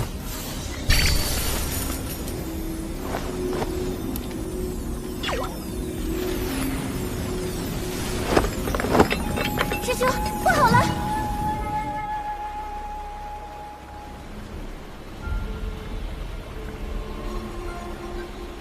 症状和六道府巫族一模一样，怎么连熊灵力也……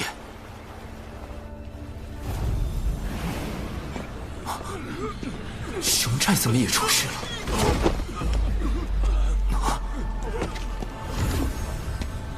陆压不是只需血巫的奸货吗？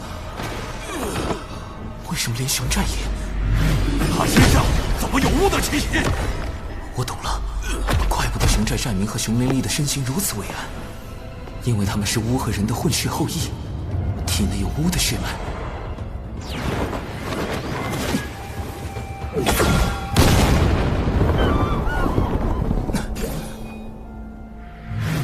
兜帅宫中一草一木，尽都内源无穷。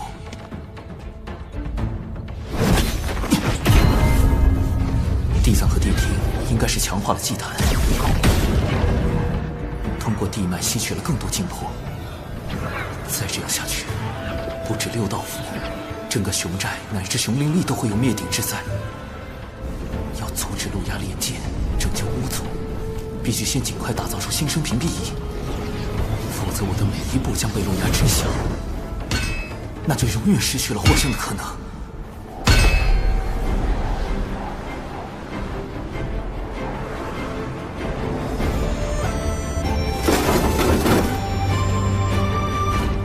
成功了！新生屏蔽仪，能够阻止别人探听的法宝。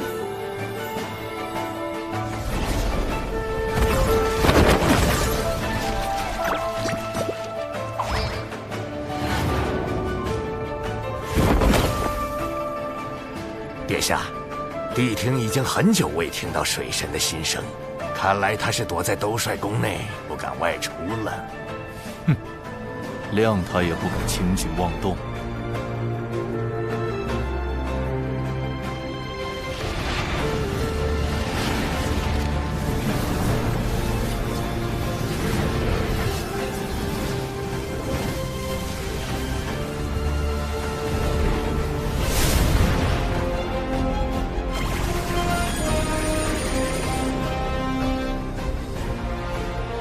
综合小指人的监视，陆压与地藏地听目前应该是分头行动。陆压专心在祭坛炼剑，而洪荒各处出现的大量祭坛，应是地藏和地听的手里。熊寨死伤的家具也与此有关。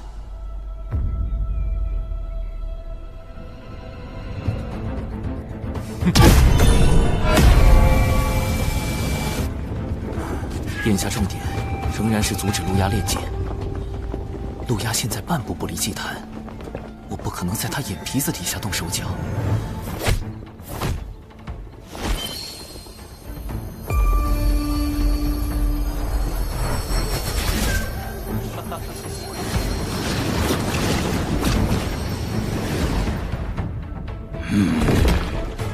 水神有动静了，他已前往六道府和天庭整治军队，准备兵发妖生山。传音给陆压，妖族陆压竟用我巫族金魄炼制凶剑，以后歹毒。实不相瞒，此前我为探查巫族金魄一事潜入此山，也不知那陆压用了什么法子，我竟屡屡被他发现，暗中潜入不行，就只能强攻入此山后再夺剑了。今日仰仗诸位。水神尽管放心，我族目前可用的兵力虽不多，但他们都是参与过巫妖大战的远古战士，实力不容小觑。趁我等还未受到陆压炼剑的影响，愿立即举兵，随您攻入山去。教主哥哥，敖乙也愿往。水神大人，殿中也愿听令。好，今夜子时攻山。是。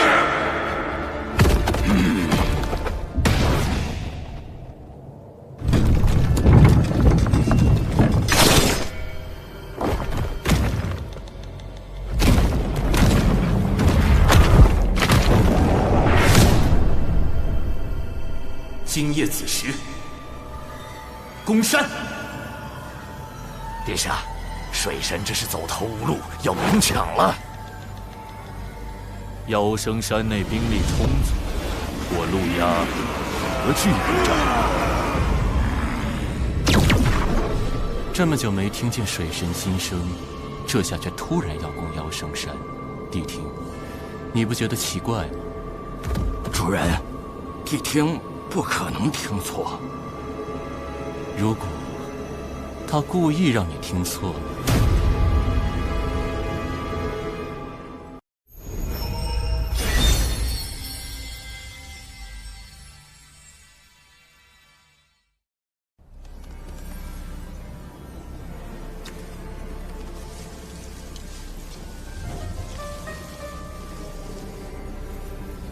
攻山在即，这大阵却是个麻烦。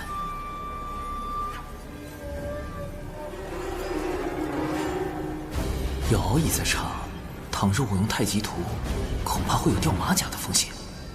毕竟太极图和玄黄塔是玄都小法师的标配。此山外大阵十分精妙，难以攻破。我有一计。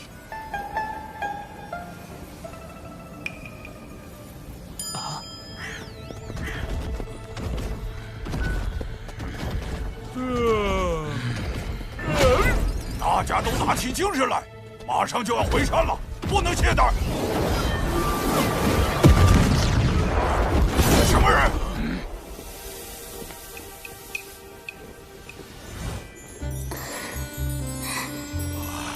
世间竟有如此出尘绝艳之女子！乐儿，莫要任性，随我回天庭复命。我的姻缘，我自己做主，我才不回去。这可由不得你。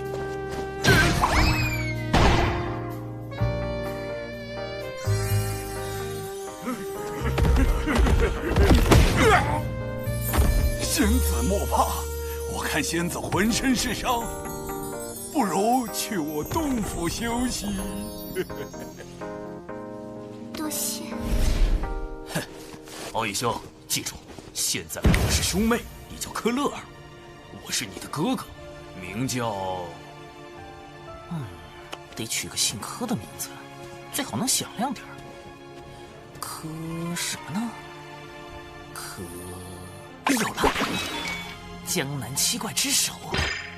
我叫柯震恶。届时我与你配合，以4级接近妖兵。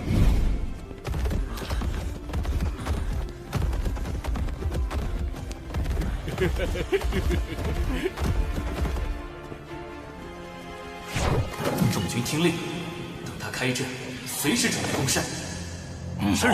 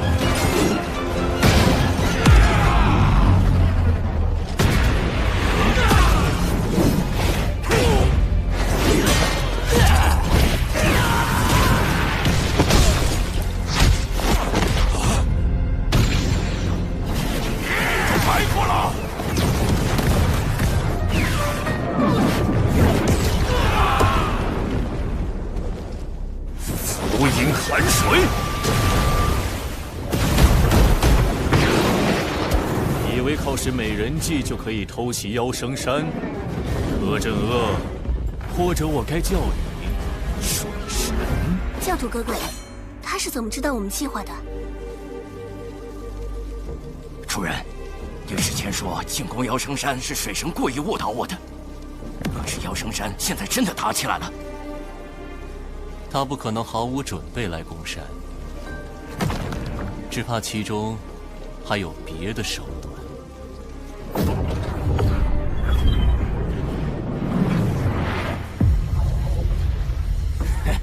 我已经感受到了浑厚的盘古之力，噬天诀很快就要练成了。有了它，定能助太子攻破各大天门，重建妖庭。恭喜长老！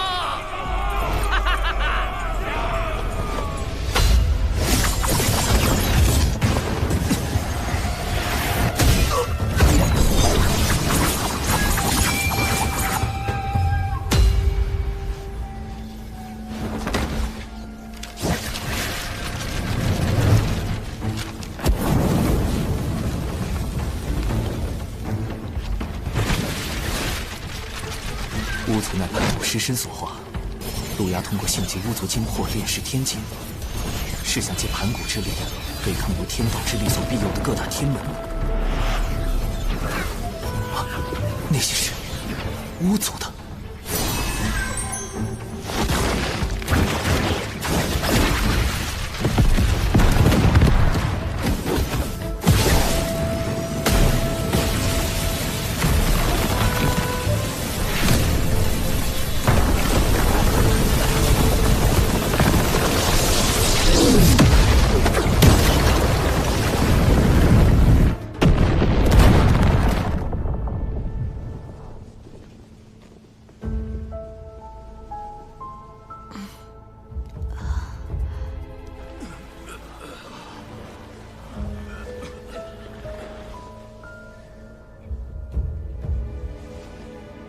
谛听很快就会察觉此处的异样，我必须抓紧时间。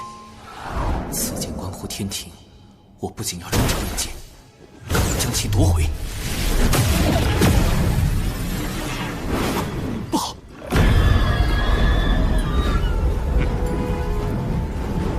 大前辈救我！放心，他来了！哎呦我去！哎呀，这斩仙飞刀明明是后天炼制的，这咋拿得怪疼呢？哎呀！好你个水神，早就想办法躲过了谛听的探听神通。六阳宫妖圣山引我外出，在4级潜伏到处偷剑，当真是好计谋。一面设法躲避我的探听神通，一面又透假消息给我们。主人，这水神的心眼子跟你一样多。不，他比你多。能遇上这么一个对手，倒也是一桩幸事。太阳真言，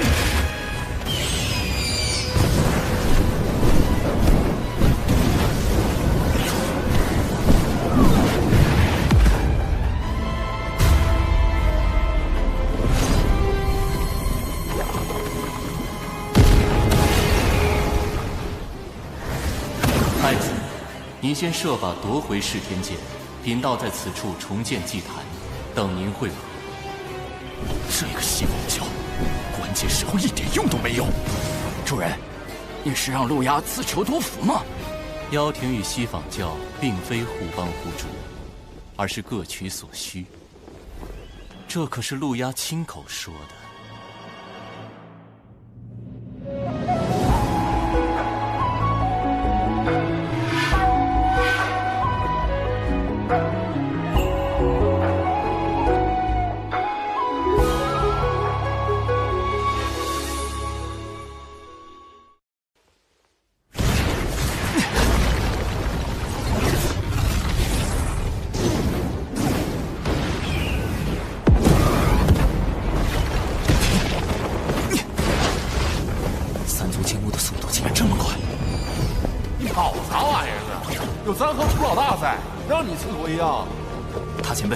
眼下陆压正势在必得，情况危急，诸位立即带兵撤出妖神山。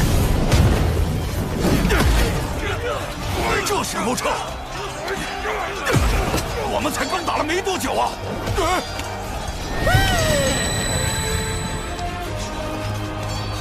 众天兵听令，撤！要不要搭个云？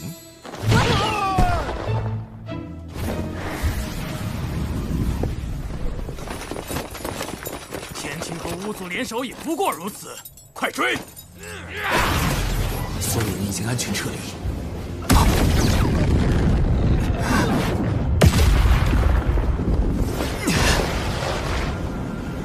水神，你根本逃不掉。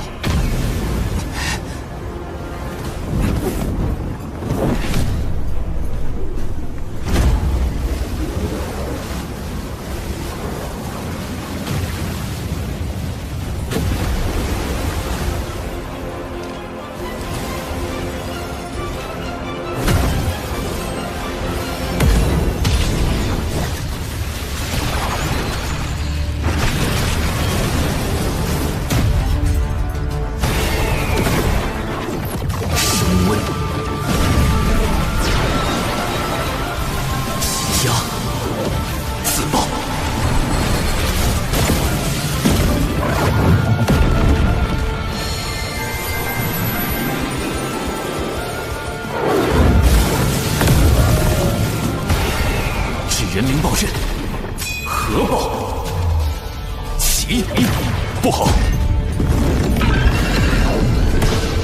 大前辈，太阳星，这人怎么能达到这种威力？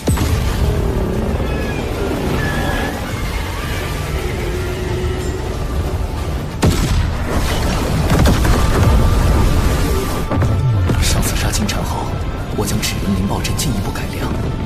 将自爆之人通过高强度压缩的方式挤压进球中，以达到更强的挤压爆破效果。之前攻入此山后，我便立刻安排了大量小纸人在山内埋下灵爆阵，看起来效果还不错。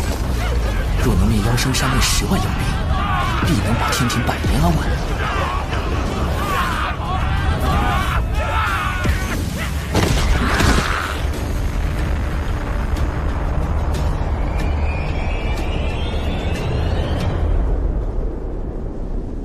总算。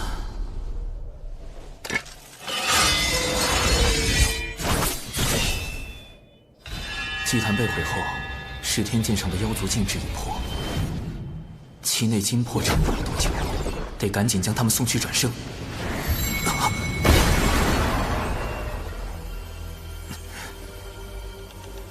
五行运生，聚灵合一。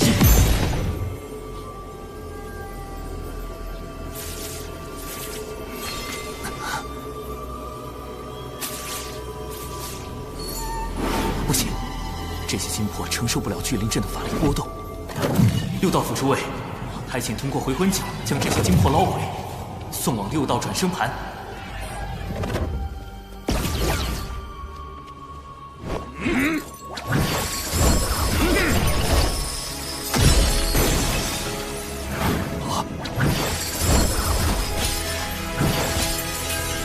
快停手！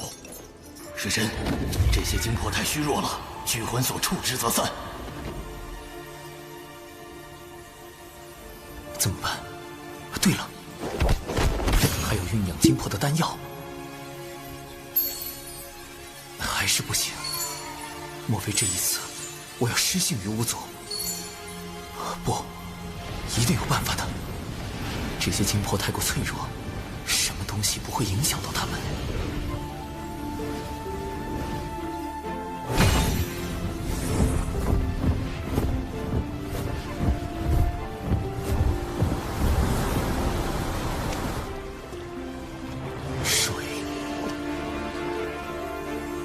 上善若水，水利万物而不争。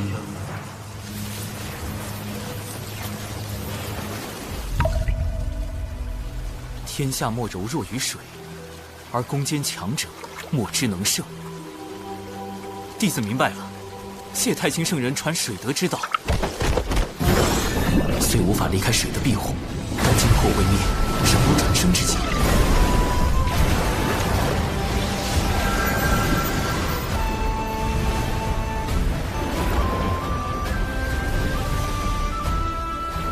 妖族战败必会退离，此地终会成为人族地盘。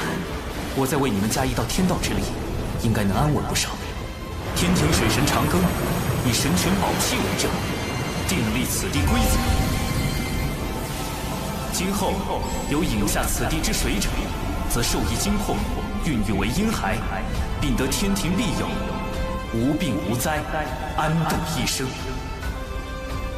这次行动不仅粉碎了妖庭的算计，还能拉一波巫族的好感，顺便收获了一笔不菲的功德。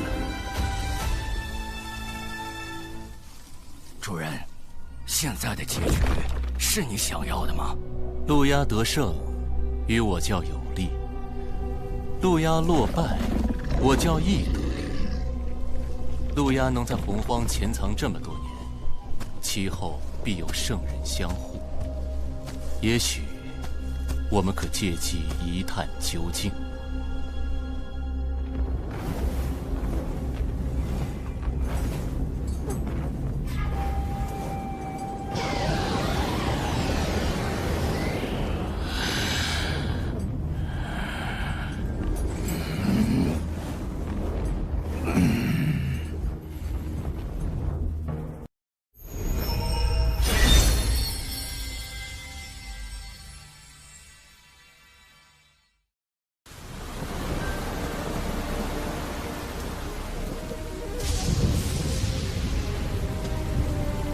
陆压太子，你既已离开圣母宫，私逃回五部洲，便是无意再受圣母娘娘庇护，如今又为何回来？请仙子代我向娘娘解释。陆压深感昔日恩情，若非娘娘出手，我早已亡于巫族大义剑下。只是陆压身负妖庭大业，不敢苟且偷生。我要拼死一搏，也为妖庭移民之志。圣母娘娘有言，太子一日不放下过往，他一日不再见你。太子，请回吧。吾祖射杀我兄弟，逼死我父母，我向他们报仇，有错吗？那天庭水神灭我妖生山10万妖兵，我妖族难道天地不容？该当此决。求娘娘为我，为妖族指条明路。唉，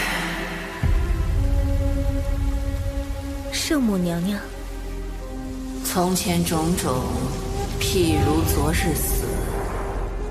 路牙，吾受故人之托，照拂于你，这是最后一次。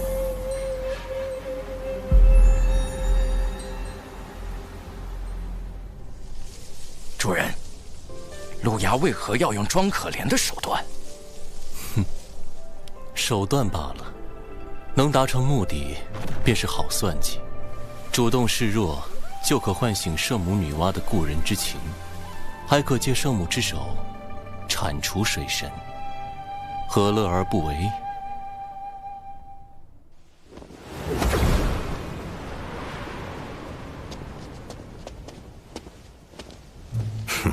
天庭重地，仙子止步。留个联系方式啊。我乃圣母宫上仙，奉圣母女娲法旨，请水神过去商议妖生山之事。上仙，这边请。完了，圣母女娲可是出身妖族。大舅哥，水神刚在妖生山阴了妖族一棒，圣母不会是来找水神算账吧？得派人报个信。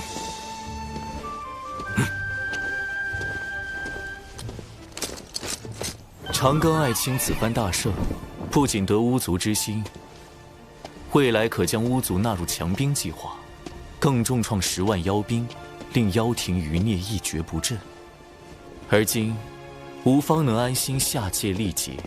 报！圣母传来旨意，命水神前往圣母宫商谈妖生山事宜。女娲师姐早已得到超脱，素来隐居天外，竟指明要找长庚爱卿，恐怕来者不善啊。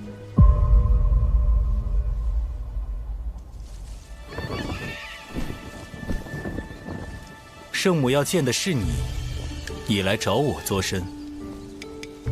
弟子近来读史书时有些疑惑。史书中记载，巫妖大战时期，妖族常有屠戮人族之事。那时圣母该何其为难？一方是亲手造化的人族，一方又是自身本族。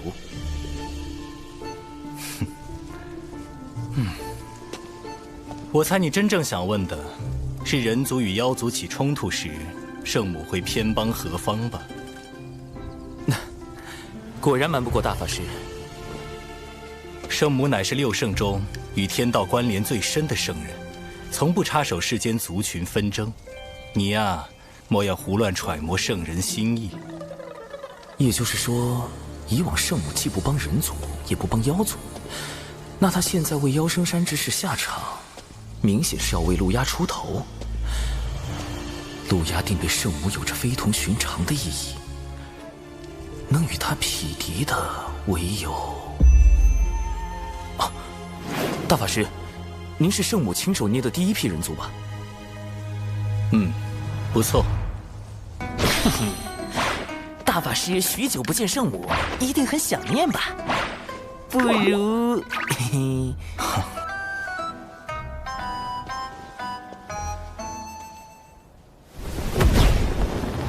贤都师兄当真对水神在意的紧呢，连圣母娘娘召见他，师兄也要亲自护送。我多年未曾去圣母宫中拜见，这次刚好有机会，便一同去了。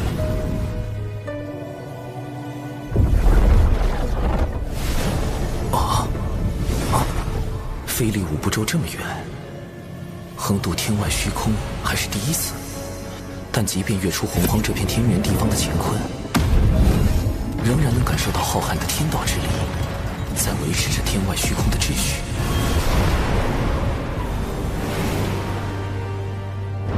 前方便是圣母宫。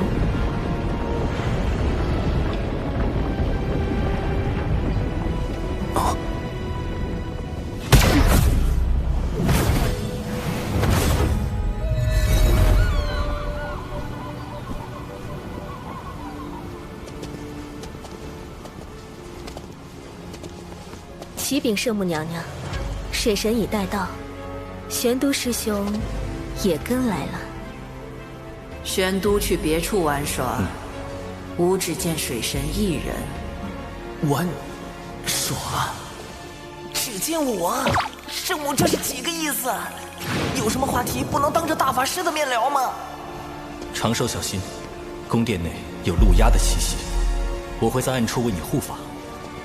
切记，勿要冲撞圣母。玄都大法师的面子也不顶用了。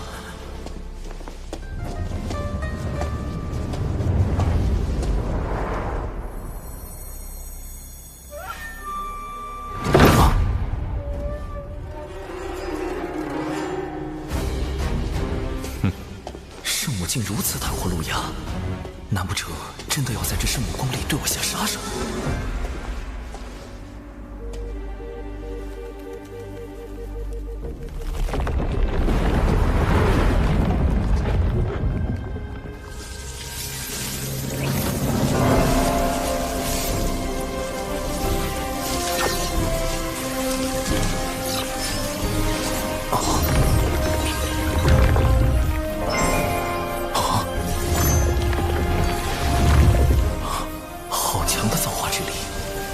生机瞬间充满了整座宫殿。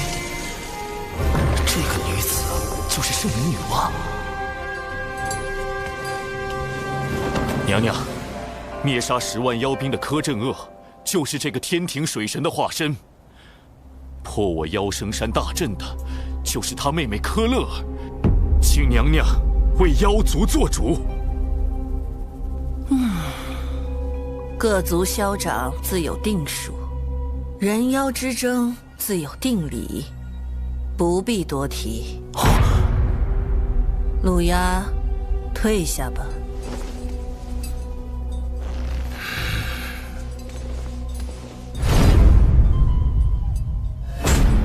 圣母表面阻止陆压问罪天庭，但其实也在阻止天庭问罪陆压。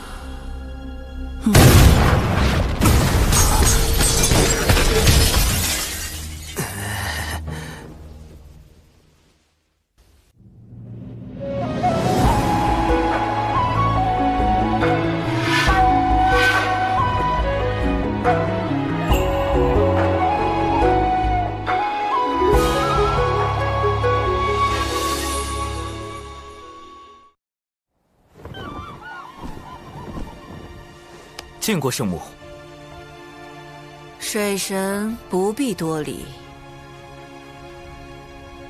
柯镇恶的妹妹不应叫韩小莹吗？为何会是柯乐儿？得取个姓柯的名字。柯什么呢？有了，江南七怪之首。韩小莹，《射雕英雄传》里柯镇恶的义妹。但问题是，韩小莹这名字怎么从圣母口里蹦出来了？很多蓝星人都不一定知道吧？自我意外脱离蓝星所在的世界，误入这个由洪荒神话所构建的世界，我曾试图探索2个世界之间的关联，找寻重返蓝星的办法，却一无所获。为什么神话世界里的女娲竟会知道与她毫无关联的蓝星世界里一本武侠小说里的角色名字？不对，只怕圣母是在试探我。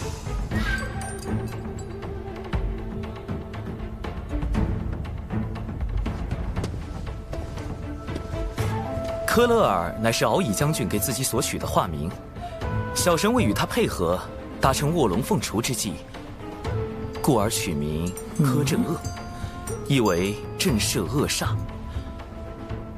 至于韩小莹，小神从未听过此人。卧龙凤雏这种蓝星人才懂的梗，圣母会察觉吗？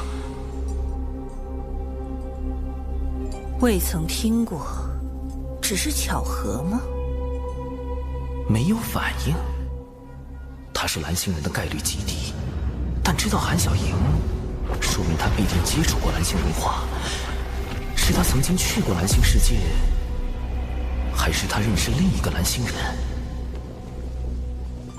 他又为何要试探我？一，确认我来自蓝星，然后杀了我，防止蓝星的秘密被更多人知道。二，确认我来自蓝星后和我结盟，确保我能为他所用。木秀于林，风必摧之。无论是哪一种，都会给我招致灾祸。保险起见，绝对不能承认我是蓝星人。圣母至宝红绣球，他用此宝引来天道之力，要推演我的过往。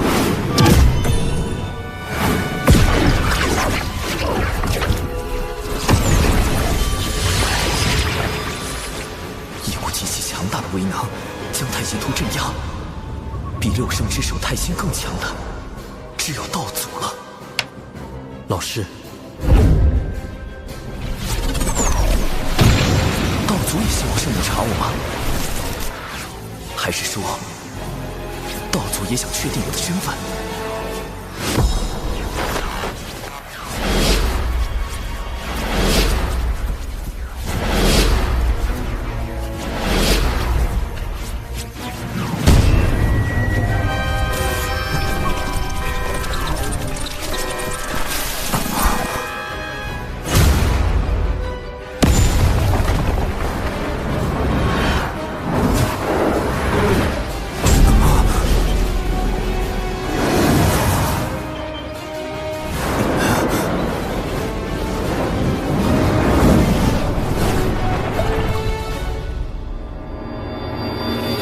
抓到你了！底牌被掀翻了，救命！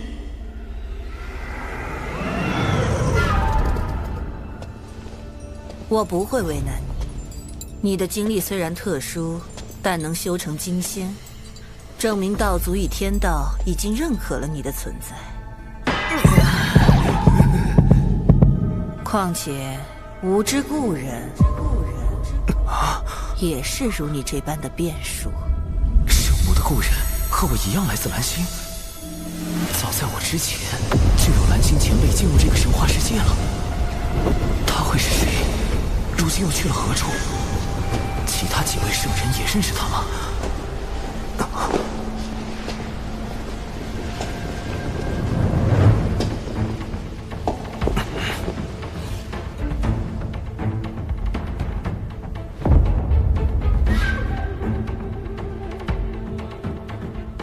圣母，您的故人……水神如此聪明伶俐，大可自己去猜。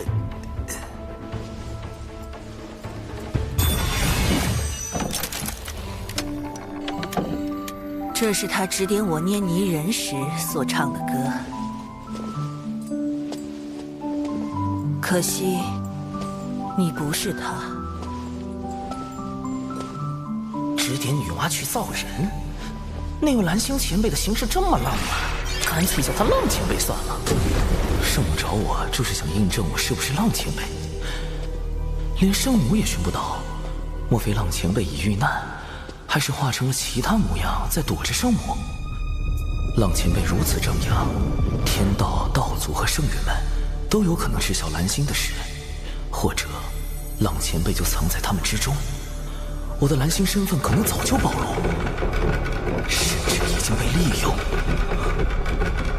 苍天呐，事情越来越复杂了。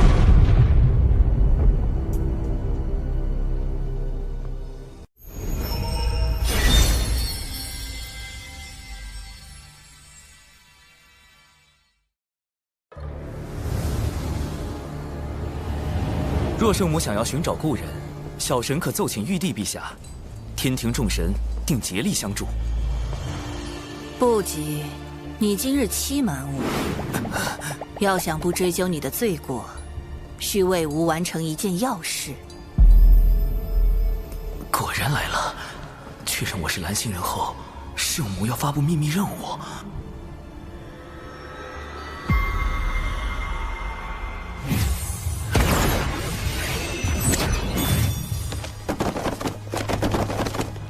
《射雕英雄传》《神雕侠侣》《小李飞剑》《明教教手山口集》，这不是漫画书《快乐水》？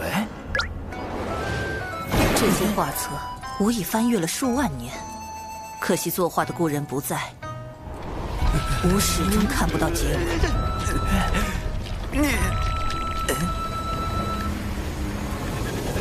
待水神为所有画册续完结局，便可离开。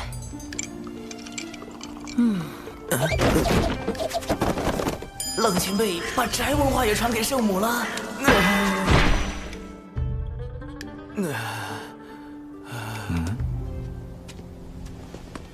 你与圣母谈得如何？总算是保住了小命，还莫名其妙画了几万页漫画，几万页啊！宅区圣人真的太可怕了，那位浪前辈实在太浪了。是我执着了，他不可能是你。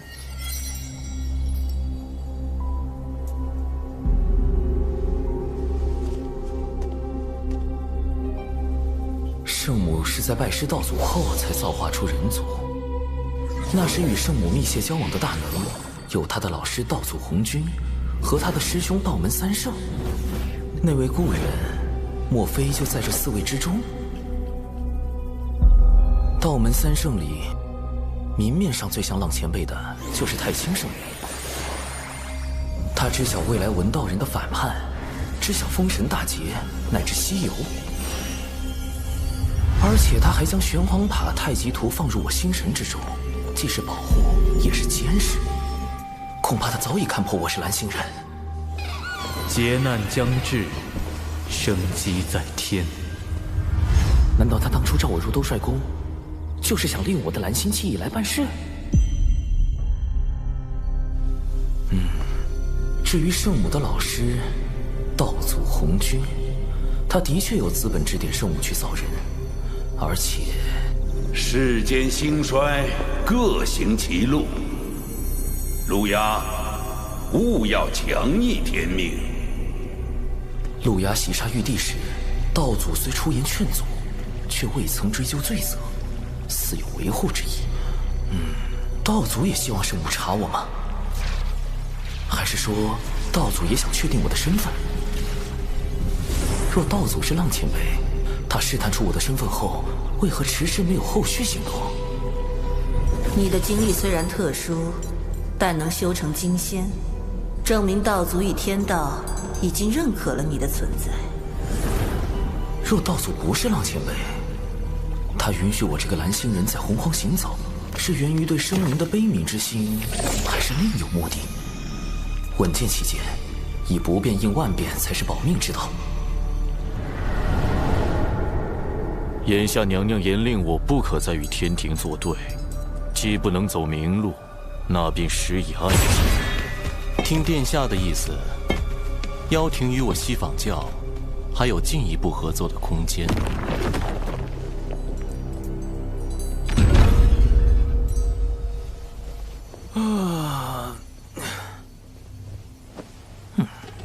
若水神已从圣母宫归来，还请速往天庭，陛下有要事相商。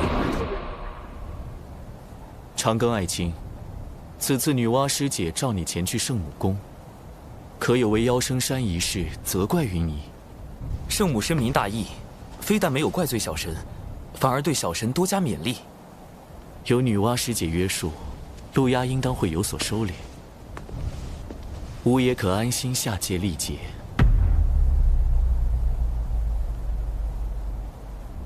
天庭不可无人坐镇，小神斗胆，敢问陛下打算如何安排天庭事宜？吾此番将以神魂下凡，天庭诸事交由王母决断。长庚与木工从旁辅佐，龙吉就跟随2位爱卿多多学习取经。吾还留下一件天道法器，若妖庭生乱，王母可权宜动用。稍后便由吾与水神、龙吉一道护送陛下神魂前往六道府。陛下此前已有收复六道府之意，吾也可趁此番契机为陛下探查六道府内详情。凌霄宝殿受天道之力庇佑，谛听无从探知此间之事。加之我已将新生平第一改造升级为范围项目，进入六道府后也能有所保障。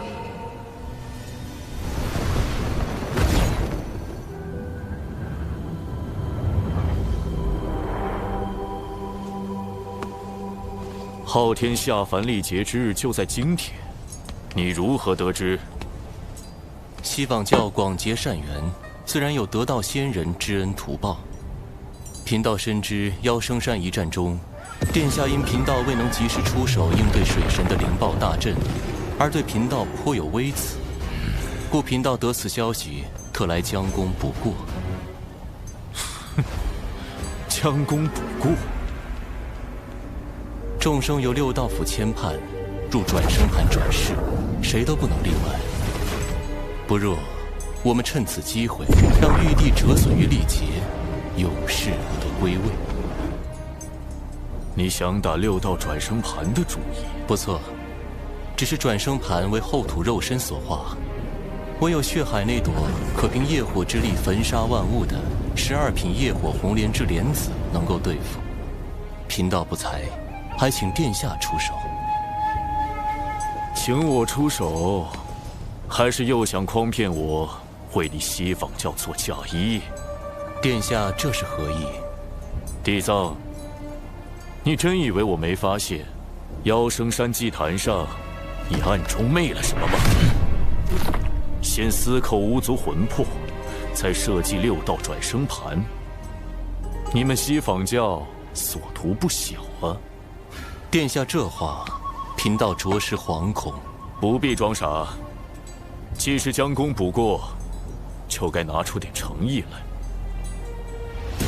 莲子我可以给你，但这回我妖庭不会出一兵一卒。若你和你这只红毛狗再不能成事，别怪我翻脸无情。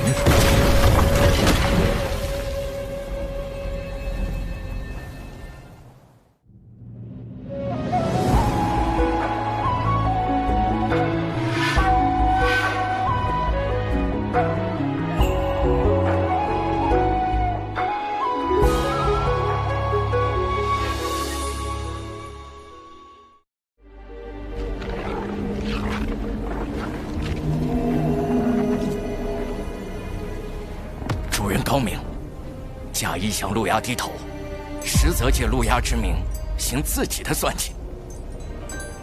陆牙确实警惕，也有几分聪明，能觉察到我西方大计，但他绝不会想到，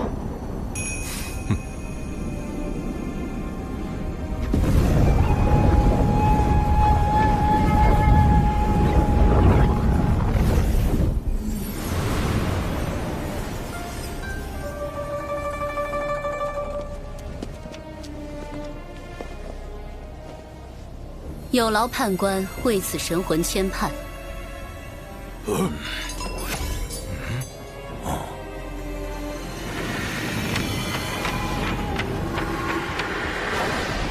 这就是天地人三书中的人书生死簿。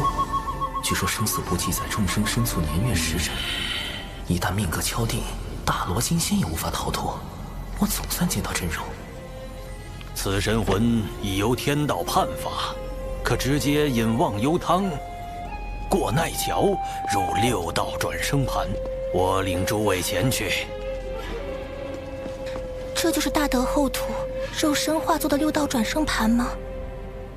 盘古劈开混沌，天地阴阳初分，往后世间皆寻此理。12祖由盘古肉身演化，后土娘娘遵盘古遗志，神化转生盘时取男女阴阳，化生万物之意，故变作了如此模样。大德后土果如传闻那般，大德慈悲，仁爱无疆。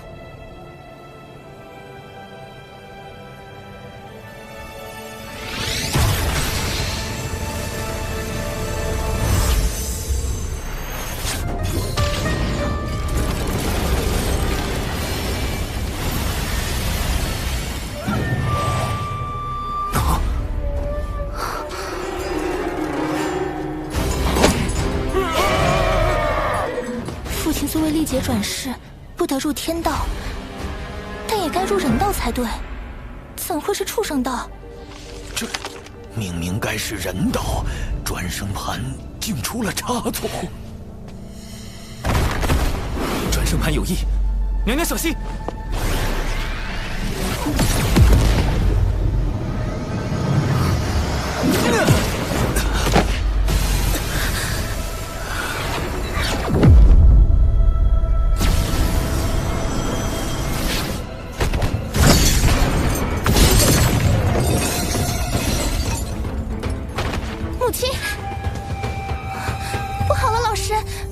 母亲的神魂与父亲的神魂一并被6道转生盘射进去了。母亲，一下得罪3个天庭大佬，咱这是要宣战。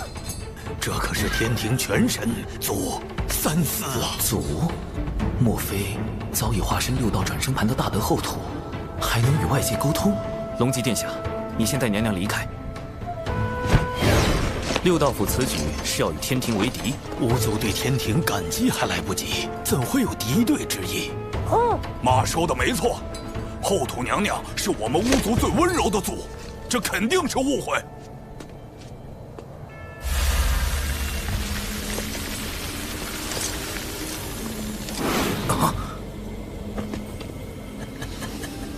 送你进畜生道，陪他们如何？你想做鸡鸭鱼，还是猪牛羊？烤起来老香了。态度转变如此大，可与6道转生盘上的阴暖浑浊之气有关。塔前辈，这不是神通，也不是法术，因果循环，自然界长。激战天，负面情绪在被放大。稳住！生来往，莫关心。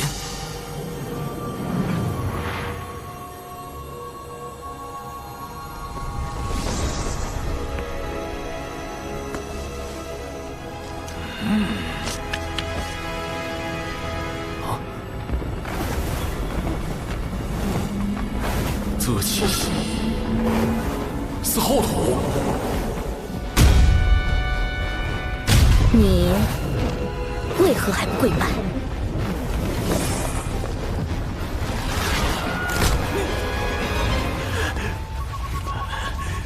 我们巫族最温柔的族。天庭水神见过。你不愿意，那就烤了吧。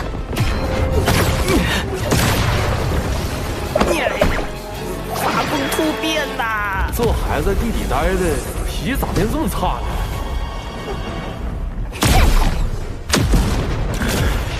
呢？吾乃大地之主，妖庭怎敢反吾？灭掉可恶的妖！我明白了。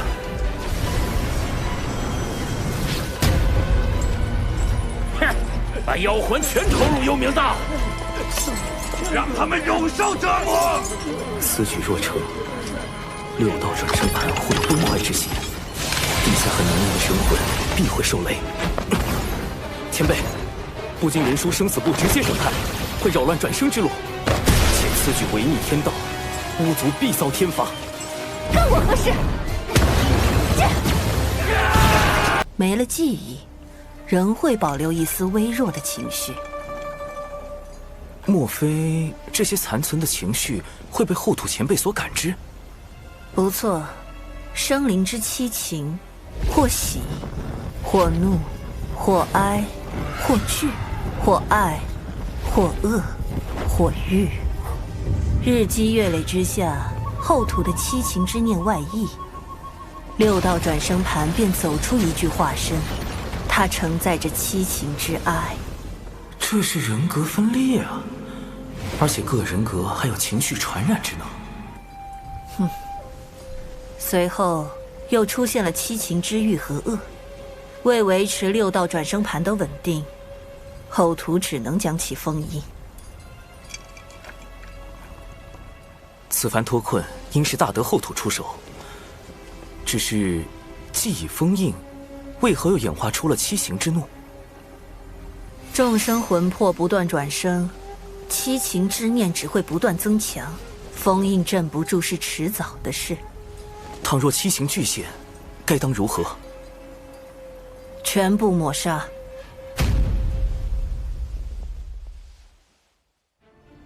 主人，后土七情真的不该存在吗？你已听到巫族心声，自当明白，如此方能杜绝徇私之弊端，让生灵转生更加公允。后土娘娘可是大善无啊！安静。这一次，我倒要看看水神如何应对。可后土前辈会彻底沦为天道法器。这是保护生灵转生不受影响最有效的办法。但你与我们不同，或许你能帮他。你若能想出办法帮后土度过这次危机，天道定会给你降下大笔功德。这是在暗示道祖默许我相助后土。稳妥起见，得拉上大法师一起干，然后再多请些道门高手来助阵，实力强的高手，道心稳的高手，不为七情所扰的高手，还有，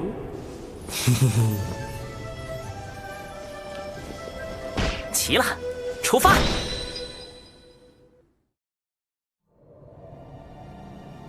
大德后土曾封印过七情化身，眼下唯有进入六道转生盘，找他问出封印之法。放心，包在我们身上。多宝师弟莫不是忘了，来的可不止你们截教。原以为有上次在灵山的合作，产劫关系会有所缓和，结果七情化身为保全自己，必会趁机阻拦，到时还望诸位前辈出手相助。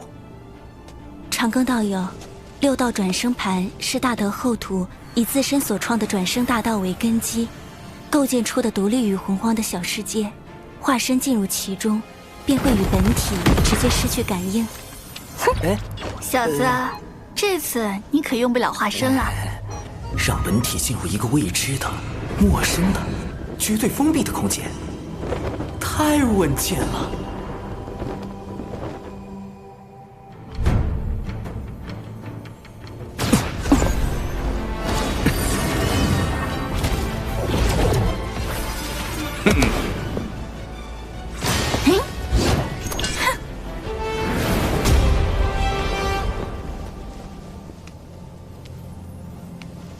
来了，做好战斗准备，七情之哀现身了。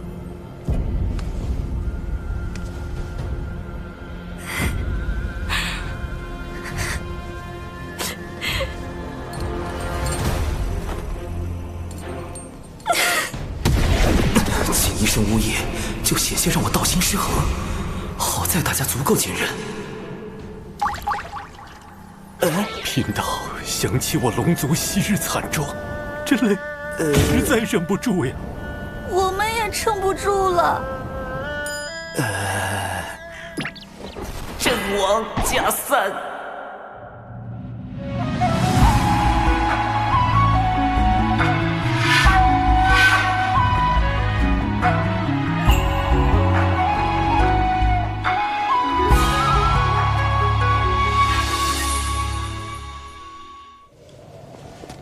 你们先退后，与哀拉开距离。哀的情绪感染力虽强，但看着似乎并无攻击性。能否请前辈挪一下，让我等去救大德后土？天帝亦是囚笼，他活着就要继续受苦，悲伤那么大，救又有何意义？寻宝有什么可快乐的？贫道也不太行。我也是。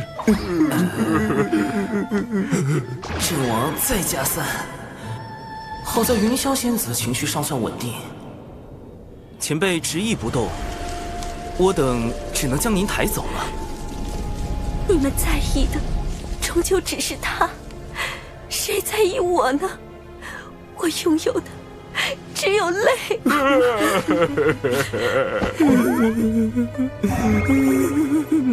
前辈，你与大德后土本就互为一体，救他其实意在救您，得罪了。不，为什么要这样对我？我不要！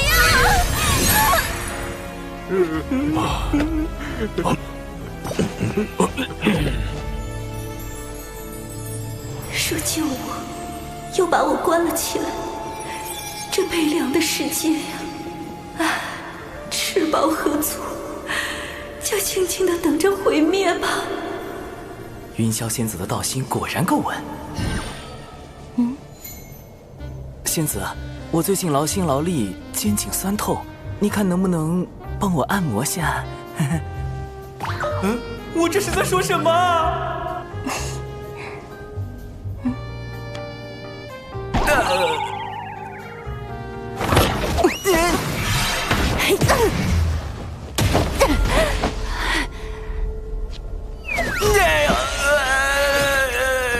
这到底是什么情况？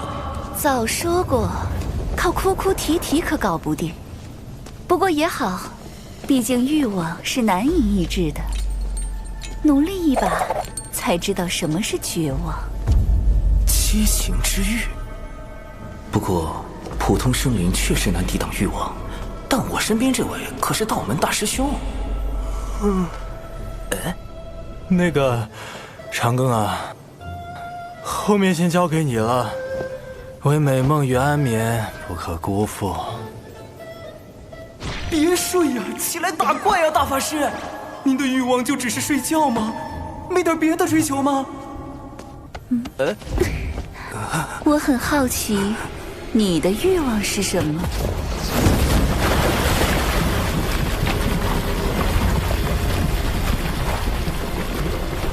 你小子今天怎么回事啊？吃错药了？怎么不躲啊？老师早已知道了你的事情，并亲自出手为你遮掩。我便说服老师收你入兜率宫。长庚道友真是洒脱不羁，正说这话，怎么突然躺下了？找到了。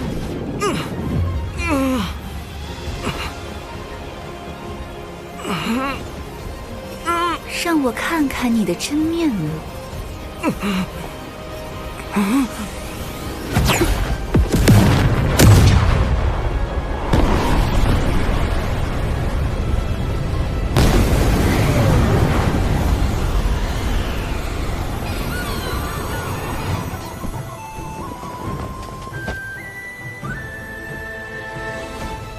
啊！你一个几百岁的小娃娃，权力、法术、神通什么的不想要，却渴望追求一个吻。前辈，晚辈的欲望您看也看了，不如挪个地方，让晚辈见见大德后土。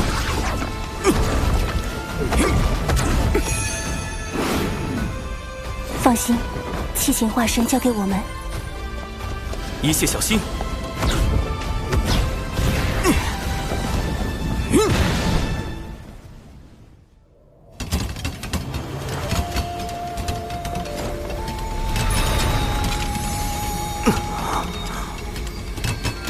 果然，精魄入转生盘会被引去六道大门，而本体则会去往后土的神石之海。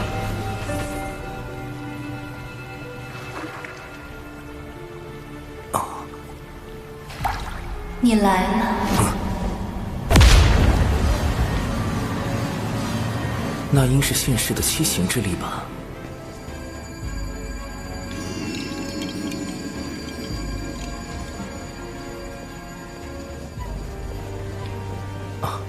前辈早知晚辈会来。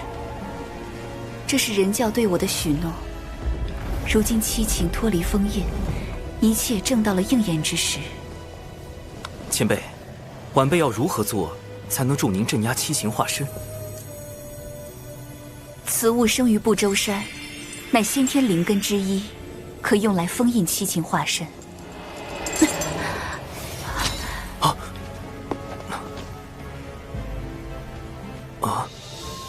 这是先天10大灵根之首的葫芦藤。据说此藤共结下7个葫芦，每一个都是先天灵宝，而且还成为了圣人的随身之物。其中就有用来收孙大圣的紫金红葫芦。先前灵藤不知何故突然枯竭，致使七情化身从封印脱出。偏偏赶在玉帝转生之时，我以清净元神之力将此修复，或可助你们封印七情化身。晚辈定不负前辈所托，只是七情化身如此厉害，晚辈应当如何应对？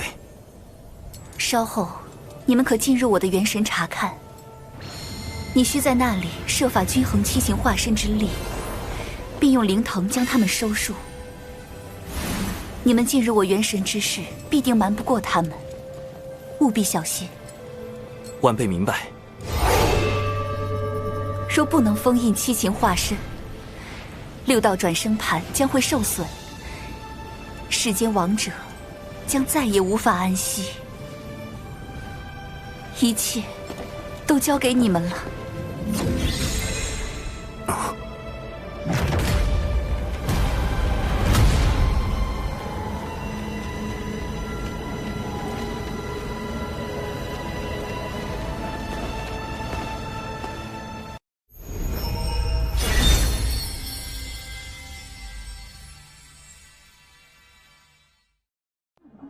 大娃头，你再睡觉儿都没得喽。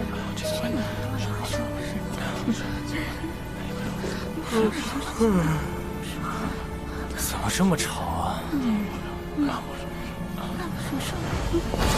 是什么情况？长寿？诸位，咱们此处乃大德后土的元神之所。按大德后土的指引，我们需要均衡七情化身之力，才能将他们彻底封印。请问您是？贫道乃阐教玉鼎真人，是广成子师兄请我来帮忙的。玉鼎真人，不就是劈山那位杨二郎之师？广成子竟然将这位大老爷请来了，甚好甚好。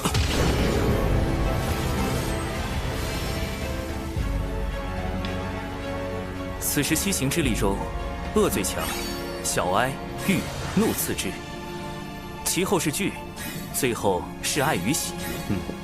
我们要做的是分头行动。弱化恶、哀、郁这3个化身的同时，维持怒惧的现状，并强化爱喜这2个化身。当这灵堂上的7颗珠子同时亮起，便代表七情化身已被封印。今日仰仗诸位了。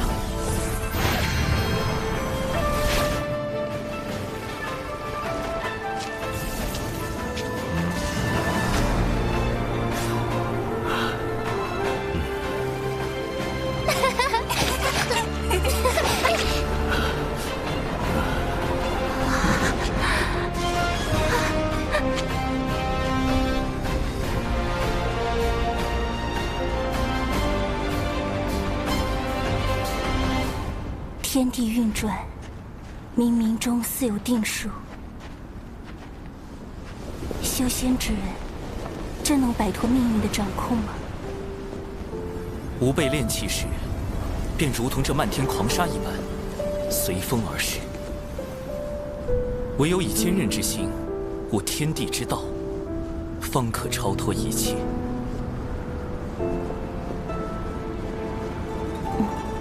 就在这里开始吧。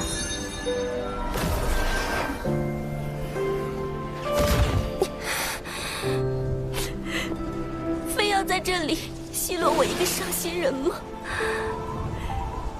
你们有你们的快乐，我有我的伤悲，你们就不可以换个地方笑吗？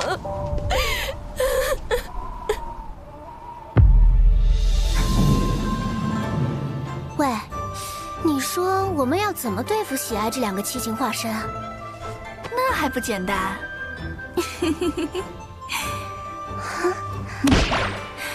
抓起来狠狠揍一顿就行了。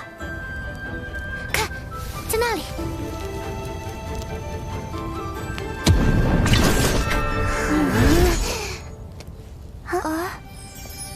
小姐姐，你们是来找我们的吗？你们跟我们一样是双生。来，姐姐跟我们一起玩耍吧。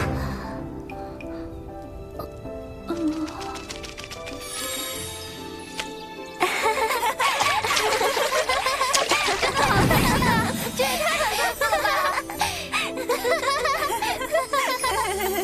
是啊，我们是来干什么的来着？不妙啊！这喜之化身根本没我们想的那么弱。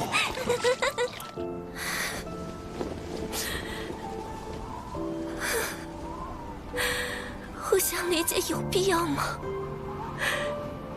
真的有人想要去理解对方吗？不过是为了得到回应，才去假装做出一副理解别人的模样吧？不累吗？你此前说过，所有的一切都源自于生灵对外界的感知，一切都不存在任何意义。但这些意义又是谁在定义呢？是你吗？你不就是真实存在的吗？可我的存在是需要被抹除的，依然是虚假的，不能让我就这样消失吗？对你自身而言，或许没有意义，但对于需要你们相助的人，很有意义。一直躲在这里不敢走出去，怕伤害到别人的你，与那个背负了一切苦难，还想着去帮助旁人的他，终究只是同一个生灵罢了，一样的温柔啊！我能帮上他什么？我只是一个只知道悲伤和绝望的废物罢了。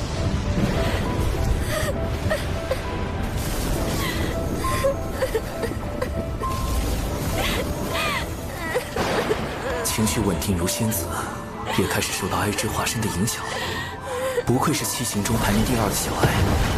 再这样下去，不要说就大得后土，我们本身就要永远陷在这场哀伤的风暴中了。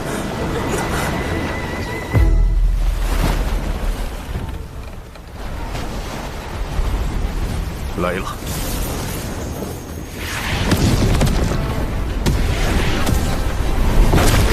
师弟，我们得想办法激怒他。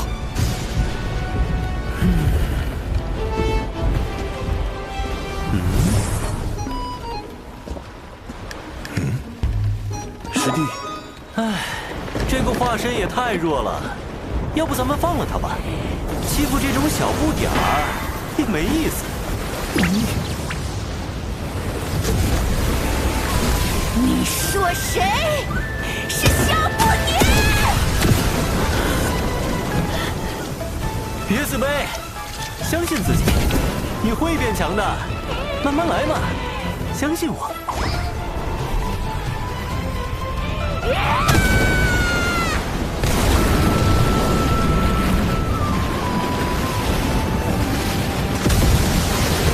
黄龙师弟平时沉默寡言，没想到一开口竟然是这样的人。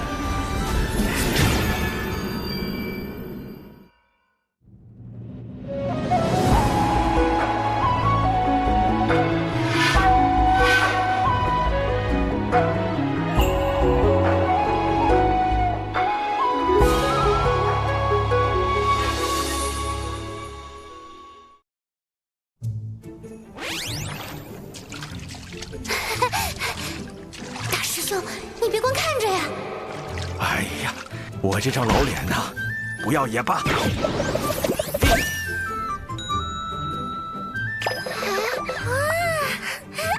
可爱呀！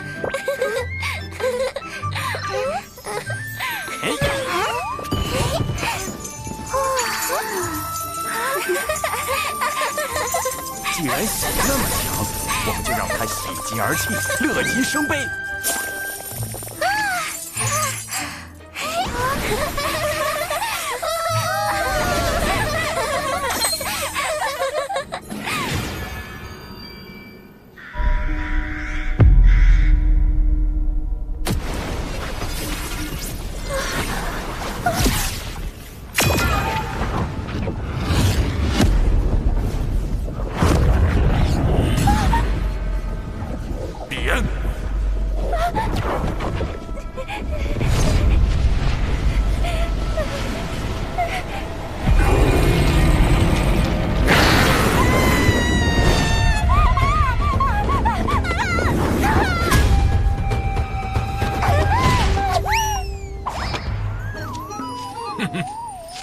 水神老弟说的对，这个最好对付。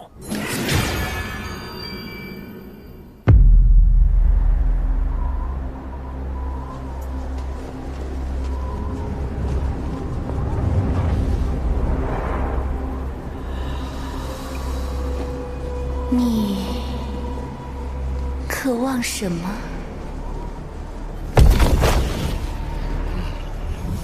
玉之化身变化万千，对于不同炼器师而言，它可以很强，也可以很弱。它会主动撩拨你我心底的渴望，只要被它所趁，道心就会走火入魔。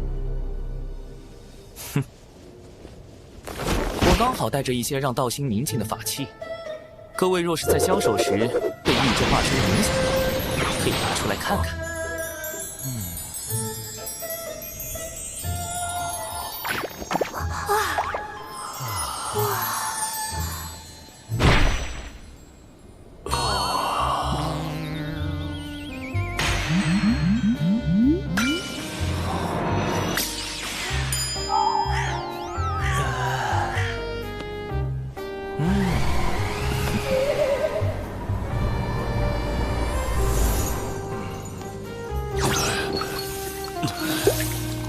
你莫非在见我姐姐前，多看一眼自己这些大作？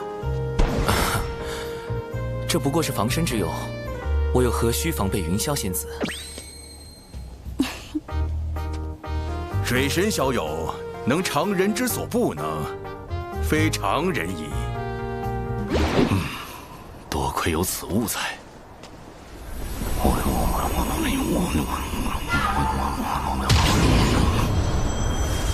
道友，还请过我这关。就凭你？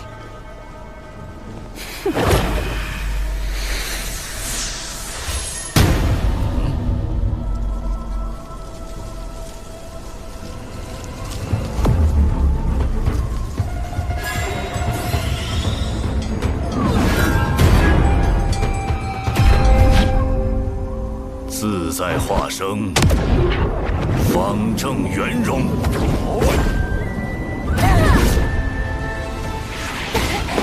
你竟能挡我！七情拆解，无非心意；六欲所指，皆由心生。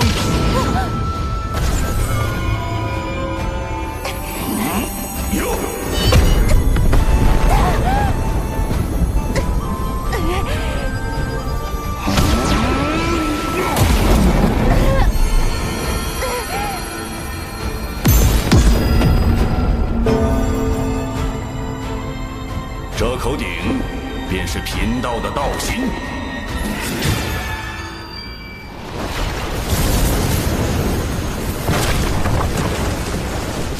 有了，来，你我做个简单的游戏，或许会对你有所帮助。这是我的一份快乐，你也拿出自己同等的悲伤出来。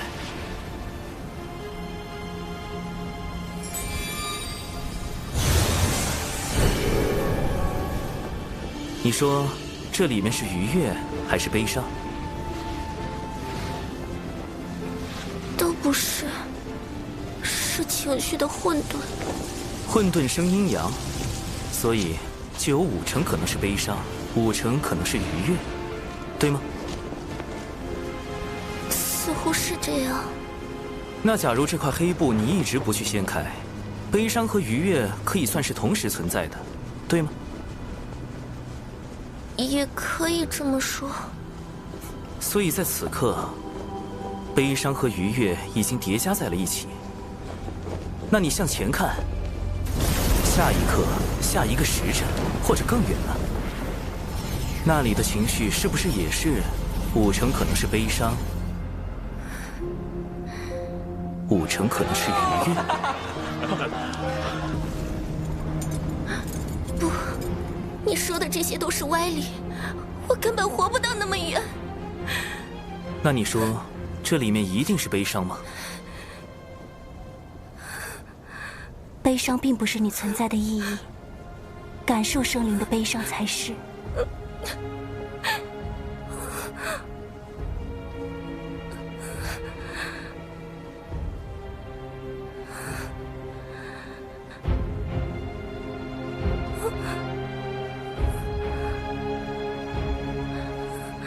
感谢蓝星大佬薛定谔提供的理论支持。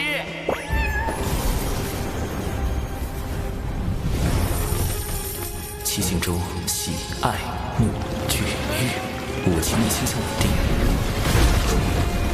小安也即将被我说服，接下来就差大法师那边了。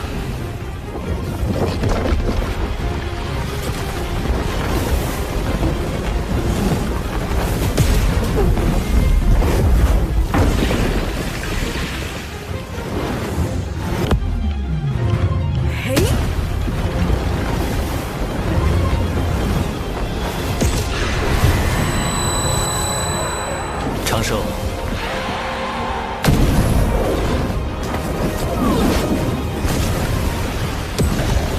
看样子我可能要费点劲儿了。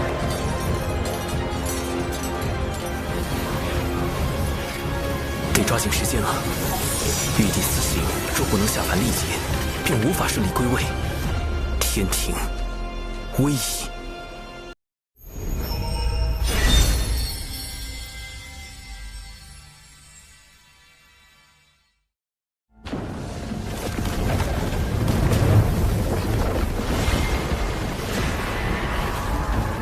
还以为你们去做什么了，竟然是去喊帮手，我就先杀了你。道友，我们不如玩一个把戏。你看，我拿出一部分善念，你拿出同等的恶念，让他们……谁跟你玩把戏？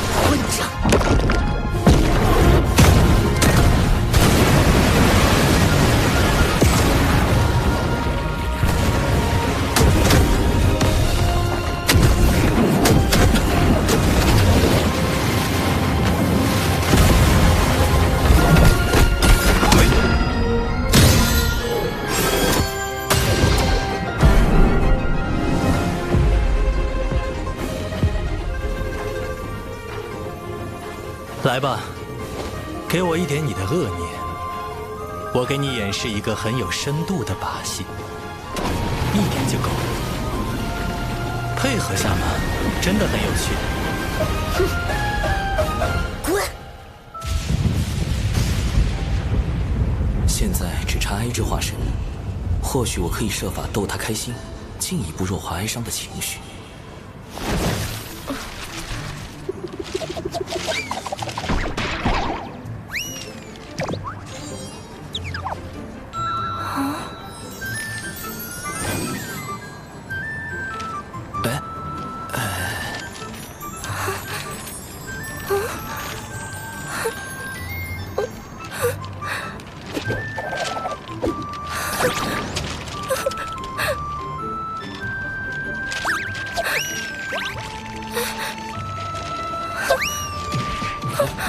推不掉了。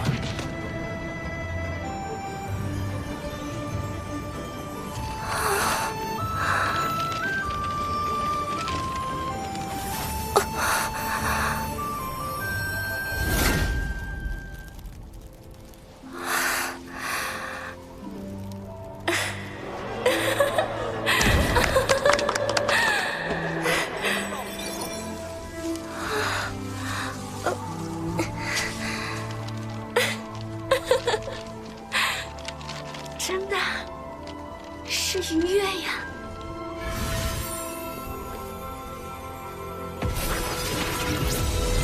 虽然知道你们不是为了我，但我还是因你们产生了点不该有的念想。只是既然最后都是虚假，为何要有开始呢？我怎么这么悲惨？贫道号长庚，人教弟子，天庭水神，能与你相识，引为道友，共成今日之事，相助大德后土，三生有幸，不胜荣焉。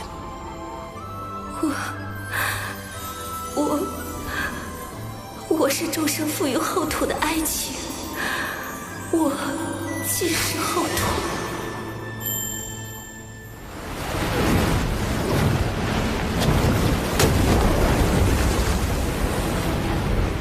你们俩等着，以后我见你们一次，打你们一次。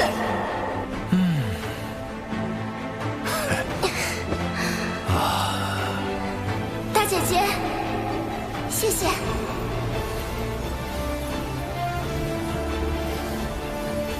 保重。放开我！你这怪物！多有得罪。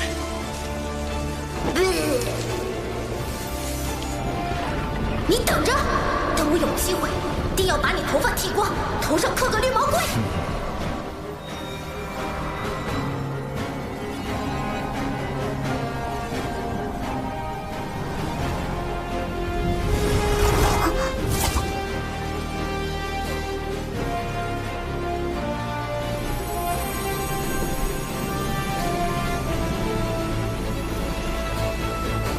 后土之德，天地共鉴，请后土娘娘归位。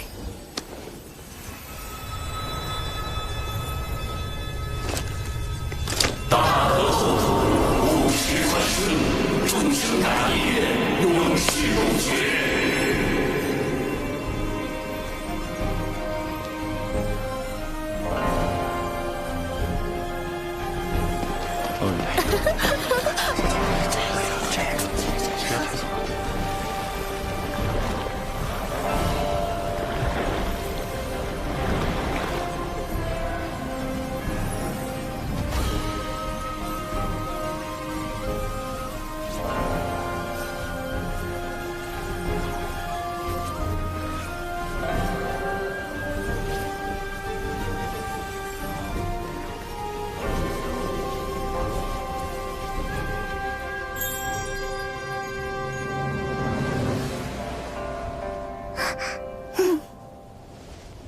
若前辈担忧七情再度生乱，晚辈愿借玄黄塔一缕威能，助前辈守护七情。多谢。昔年我身化转生盘，便是抱着苍生大爱之情，制定此地转生细则时，更是抱着对罪恶的憎恶之情，和对善良的敬仰之情。若要我斩断七情，世间便再无转生盘，再无六道府。若无情，便无我。众生之苦，我来背负；众生之怨，我来承受；众生之恨，我来忍受。我自身之哀、恶、欲、喜、惧、爱、怒，为何不能由我来包容？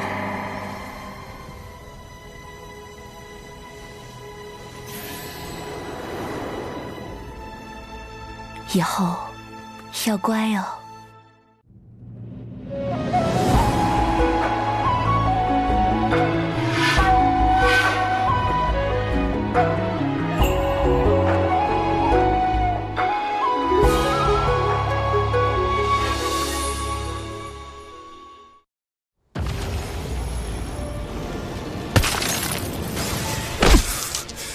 若无情，便无我吗？我本以为身为天道法器，理应摒弃七情，方可做到公允。然后土拥有如此包容万物的大爱之力，竟令我也产生了几分动摇之心。大德厚土，贫道受教。主人，这水神可太厉害了，你斗不过他的。到底是我疏忽了，毕竟我还有10层算计。主人，你厚脸皮的境界可更高深了。少啰嗦。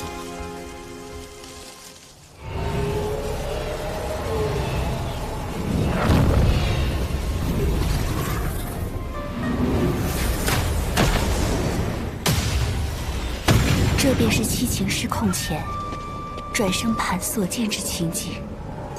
那是修罗族12品业火红莲之莲子，看来是修罗族用红莲莲子污染灵藤，想以此谋害娘娘。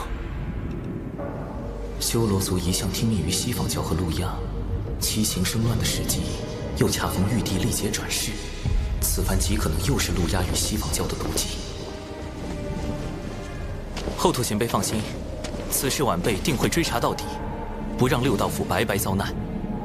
有水神作保，我自然安心。只是为护玉帝神魂，王母神魂亦有所损伤。且从未有过神魂进入转生盘而不入转生道之先例。稳妥起见，王母神魂也需随玉帝一道下凡。有劳后土前辈，晚辈还有一事想与后土前辈、判官及乌牛、乌马2位元帅商议。水神请讲。天庭出力，正是广纳良才之时。玉帝陛下此前就有意招揽六道府，此番王母亲送玉帝神魂下凡，亦是为了此事。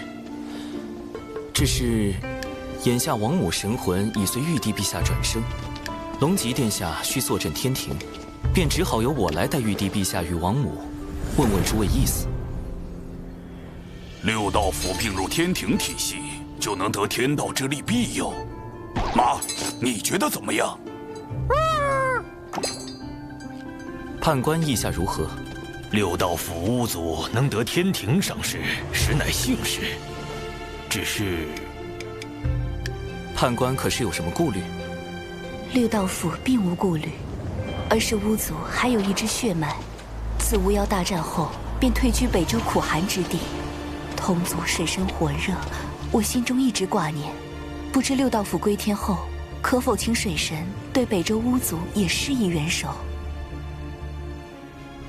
这并非难事。玉帝陛下与王母归位后，我会及时禀明前辈心愿。多谢水神。如此一来，六道府顺利上天，天庭就得到了巫族这一大助力。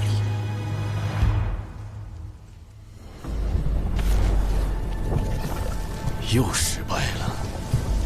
地藏邪他那坐骑谛听遁入3000世界，还说什么追寻大道。西方教已指望不上，不必再白费力气。此番天庭必然有所警觉，你去告诉手下妖族，继续监视水神，其他不要轻举妄动。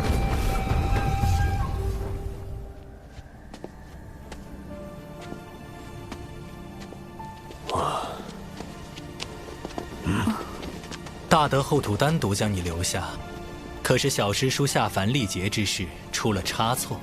有劳大法师与诸位前辈仙子挂心，玉帝王母无碍，是大德后土为表谢意，赠予一门八九玄功，让我道门三教同享。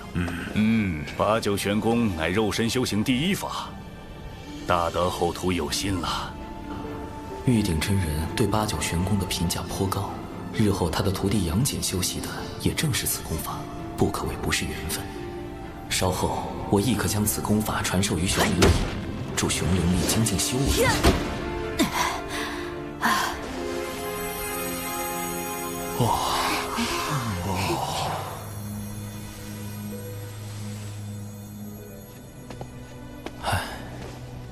水神老弟，怎么领了功德还这么闷闷不乐？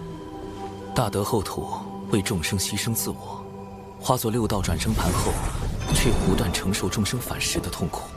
这看似美好的三界，多数人的幸福，却需少数生灵去承受痛苦。想来便让人感慨万千。这大概也是大德后土拜托我们帮忙收束七情的用意所在。弟子有一疑问，想请大法师与诸位前辈仙子解惑。但说无妨。道之一事，可有对错，可有正逆，可有善恶。自是没有的。但道为生灵所修，生灵却有对错，也有善恶。大道3000，亘古迄今。然生灵修道为何？又会将道修往何方，却因人而异。终至道途不同，故道所显，随人而变，随人心而至。道本不变，却因生灵恒变。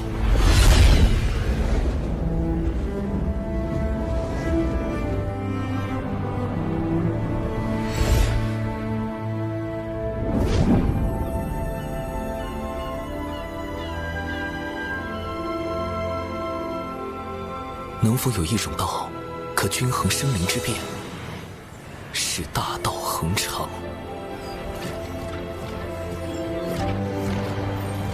乌俗迎风变，虚怀玉物轻。千钧将一羽，轻重在均衡。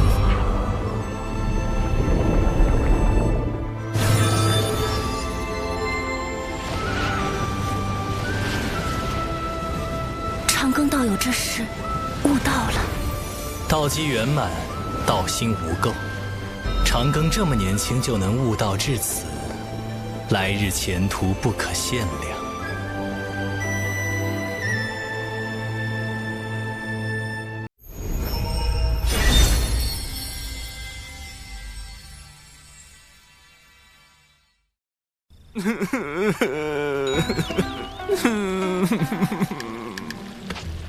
七情之爱的后劲也未免太足了，此前积压的悲伤全部反弹了回来，悲伤那么大。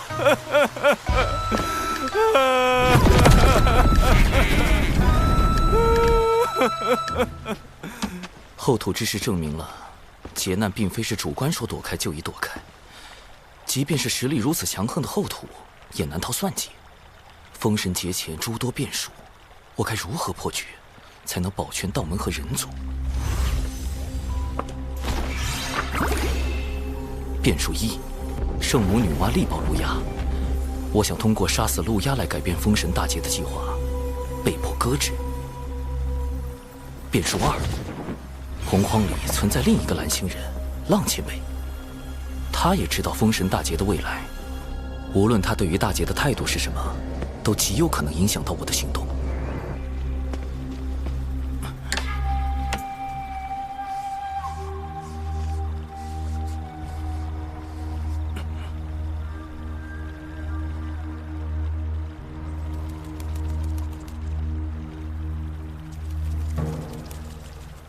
师兄，你听说了吗？仙都大法师生孩子了，那孩子就在天庭。是，这可是人教的大喜事，一位不愿表明身份的仙界内部人士透露，大法师修行阴阳大道时，往太极图上一坐，天地交改，然后就文字经3000遍。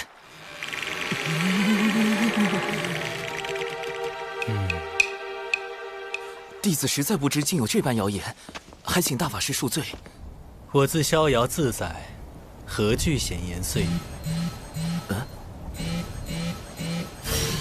水神，恭喜你们人教大法师喜得贵子啊！男人生崽当真厉害。误会，都是谣言。长寿邀我前来，就是为了看这些小惊喜吗？不，弟子有件事需要与大法师商议。如今天庭急需人才，更需要值得信任的人才。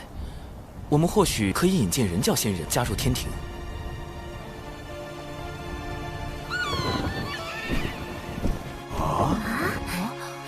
师父，这是大法师赐下的增寿酒，能增寿元，提修为。对了，这酒还有护肤养颜之效。师父，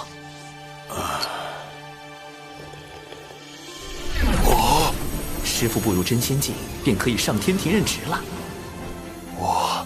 我突破到真仙境了，我修到了仙生巅峰。实力不够的，就把蟠桃弄成酒送给他们，保留营养风味的同时，加速提升修为。师妹师叔也快来尝尝吧。酒，小九要喝酒。上天庭任职。师父，不久前天庭发布了强兵计划的招募令，弟子自作主张将您报了上去。今日天庭要召您上天，封您为山神。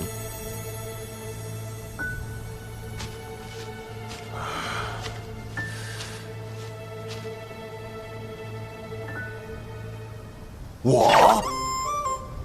啊？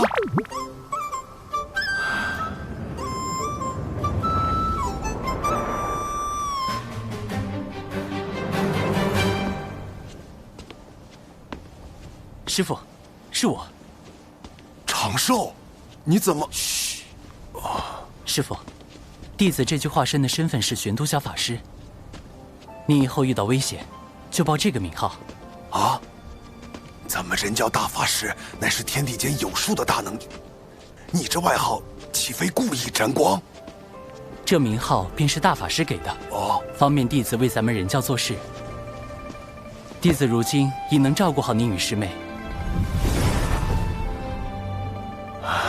接下来恕弟子不敬，你我也道友互称，若您跟弟子的关系暴露，恐会招来祸事。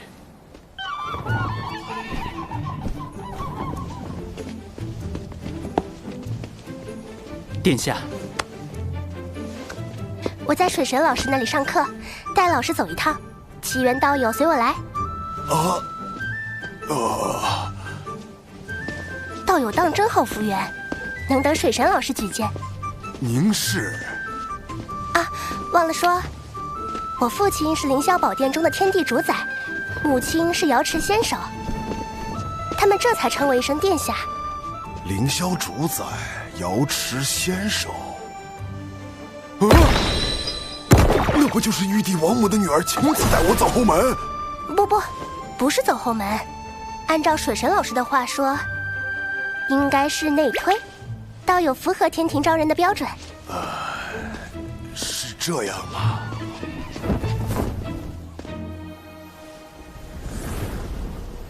能得水神举荐，道友定是人教高卓仙，定是高品性之良才啊！多谢道友。不必客气，我乃东木公水神好友，今特来送道友上任。东木公，天庭南仙之首亲自送我上任，这后门都快走成正门了吧？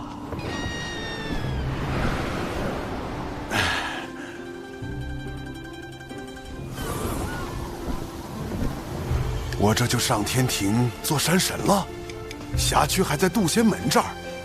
长寿，你跟这个水神很熟吗？弟子就是。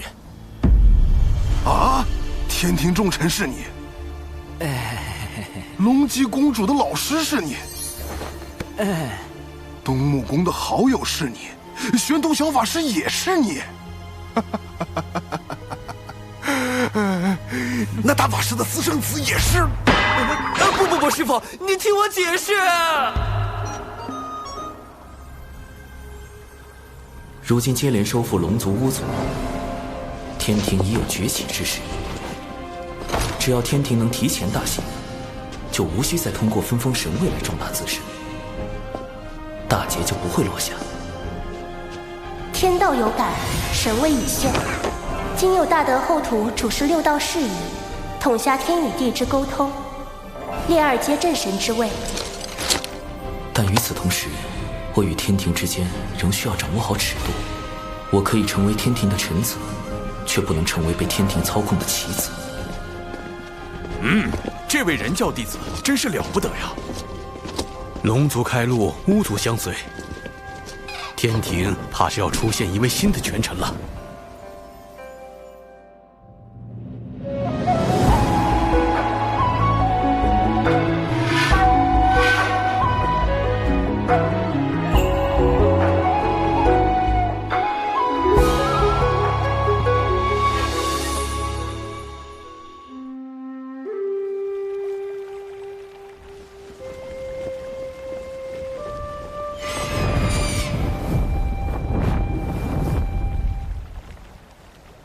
看来大德后土之事，令你感悟良多。你的大道快要凝成了。我只是刚刚触及道的边缘，要修成大德后土那样的大道，还差得很远。哟，这小子还挺有自知之明啊。后土之大爱，实属可贵。似他这般先与天道而生的生灵，天性与道相近，对凡俗情念一知半解，探寻大道尚且需要漫长岁月。若非心存一腔孤勇，又何敢耗费光阴，演化七情？仙子也是先天生灵，不知仙子是如何找到道心所向的？我诞生之初，本是天地间第一缕云彩。当我睁开眼的那一刻，我看见天空与大地分离，混沌的浊气缓缓退去，缥缈云雾冉冉升起。晨光是我，微风是我，朝露是我，万灵同类，混元而生。我想，那就是我要追寻一生的道。仙子笑起来当真好看。我搜肠刮肚，还想吟诗作赋应应景，却发现自己所知的那些诗词，抵不过你美的半分，只能用这般一句好看来夸赞了。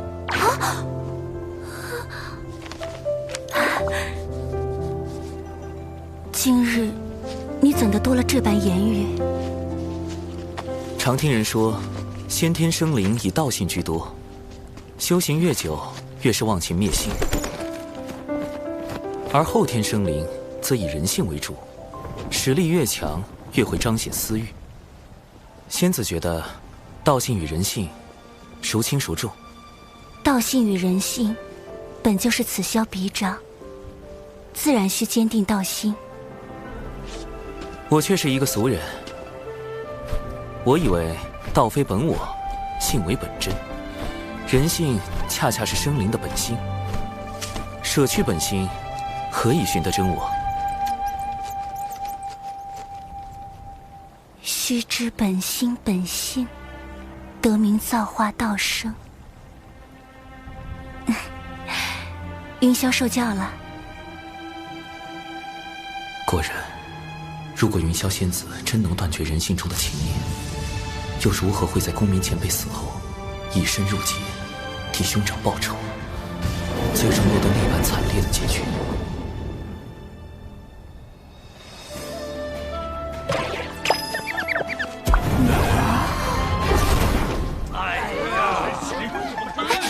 可别吵，嘘，还能听到些声音。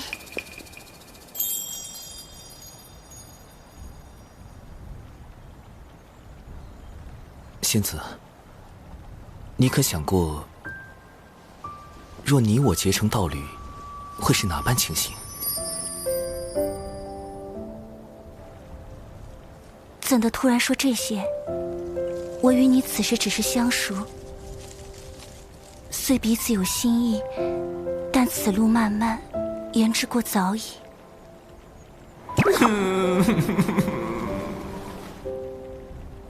但你我只需平日里多见多言，自会快一些。咦？我也想与你多见。那我们每500年见一面，可吗？500年，关在五指山的猴子都能熬出狱了。这就是先天生灵和后天生灵在时间观念上的时差吗？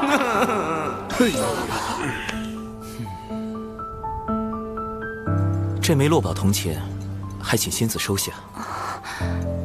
你我之交，本应淡如水才是，怎的还要赠我灵宝？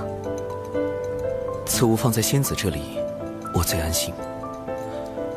倘若封神大劫避无可避，有了此物，或能帮公民前辈挡灾，降低云霄仙子入劫的因果。我知你有你的缘由，你不便说，我便不问。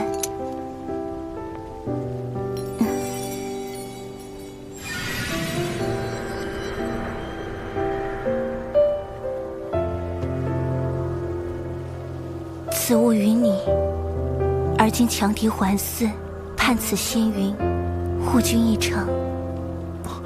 这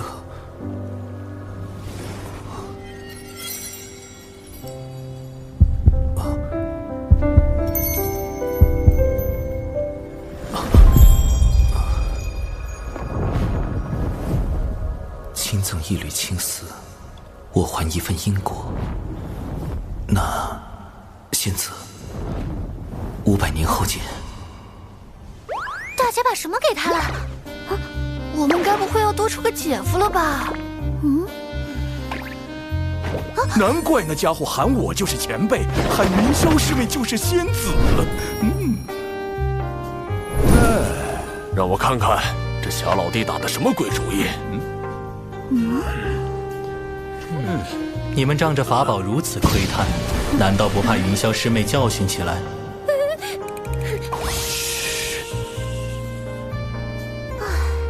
大姐应该还在好感境。好感境是什么？修成道侣的几个境界呀？好感境、心动境、升温境、热浪境、姻缘境。姻缘境若大成，愿意为对方奋不顾身，不顾因果，那就是道侣啦。能得大妹欣赏已经很难得了，要想让不食人间烟火的先天生灵为一个人奋不顾身，水神老弟任重道远呐。顺其自然，且看后续吧。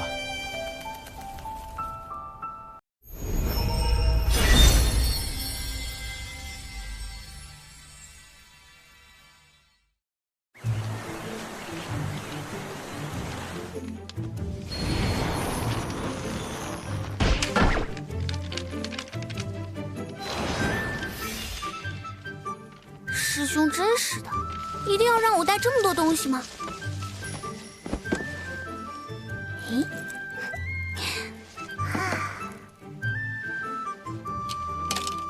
下山修行不快乐吗？出去有那么危险吗？天还能不是这片天？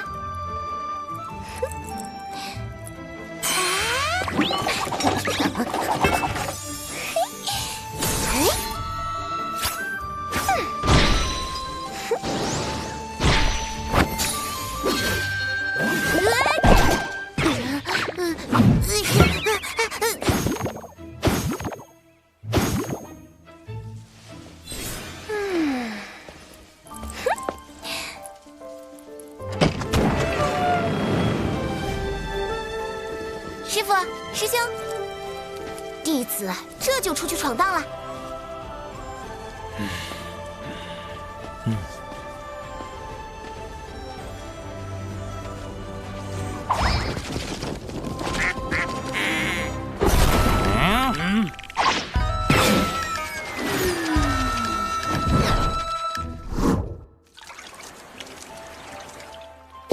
我要修成真仙，我要下山历练。这么突然吗？师兄，师傅都去天庭了，我也要去。我最近几年修行遇到了一些瓶颈，始终无法突破。师傅说是我总待在小琼峰，日子太过安逸的缘故。师傅说的不错，只有在险境中磨练自己的意志，才能增长道心。人族生存权并非生而就有，我辈至今日，是前人用性命拼回来的。等你下山就明白了。这么说，师兄是同意我下山了？我会交给你3个任务，限期3年，完成之后，想必你也应该突破了。为师是不是该跟上去，护灵儿一场？师父，师妹不是任何人的依附，也不是小琼峰的一个摆件。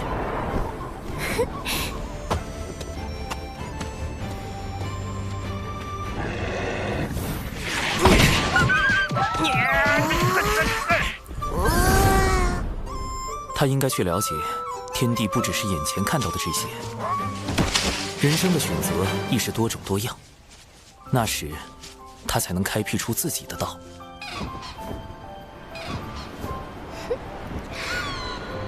蓝天白云一成不变，青山一如门内中风。但一眼望去，总觉无比壮阔。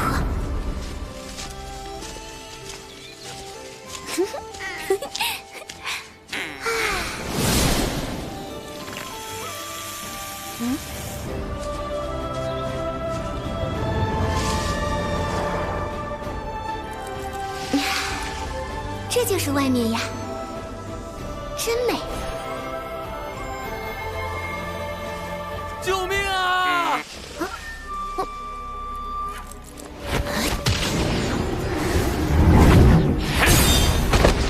别再做无谓的挣扎了，你逃不掉，把宝材都交出来！这不就是师兄的教学案例吗？安排的太明显了，完全在侮辱我的灵智水准。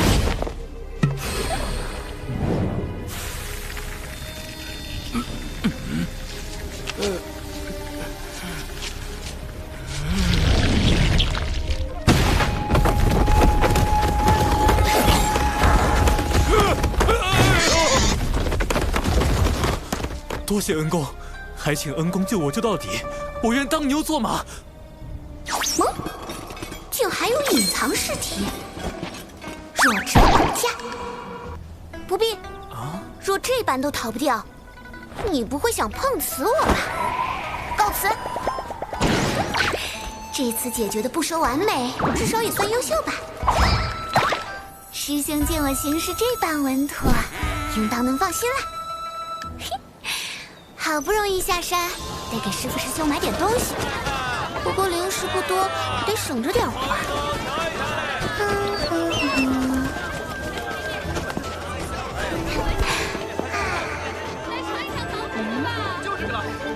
小妹，你就是赌气外出，也不能不带盘缠啊。这是大哥命我送来的，当街送零食，这么突兀又直接，不像是师兄安排的。大姐姐，你是不是认错人了？我家中只有1位兄长，并无其他姐妹。啊？警惕性挺高，不会被灵石骗走。小妹怎么还在说气话？啊？敖乙怎么直接放水了？也罢，毕竟是我失策，忘给师妹多备灵石了。我家穷得很。大姐姐接近我，究竟是何居心？啊，单一个稳字能说明什么？师兄外出都用纸人，但他根本没有纸道人特有的气息。更重要的是，小琼峰的月宫都被师兄拿去换药了，怎么可能有机子啊？我竟不知长寿兄生活得如此窘迫。其实并没有，毕竟身兼数职。灵娥道友，长寿兄特意让我追来，除了是送灵石，还想考教你的警惕性。敖乙，真是送灵石？不，师兄行事素有深意。有诈！这里真没有。这里一定有诈。不了，我带了灵石。长寿兄所托，请务必收下。我尚有任务在身，告辞。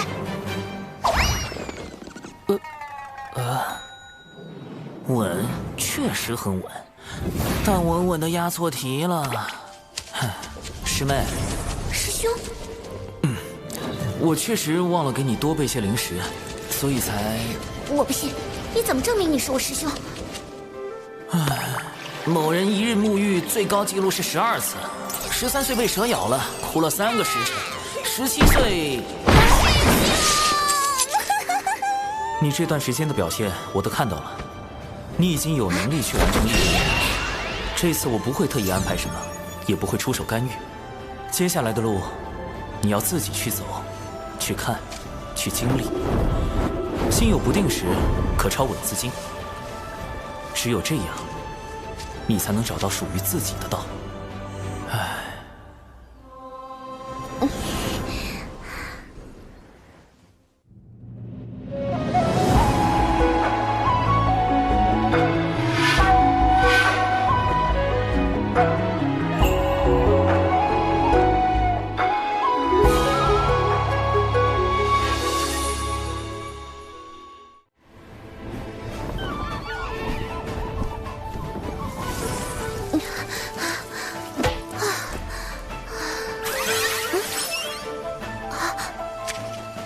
前往南州边界，诛杀100头真仙境修为的妖兽。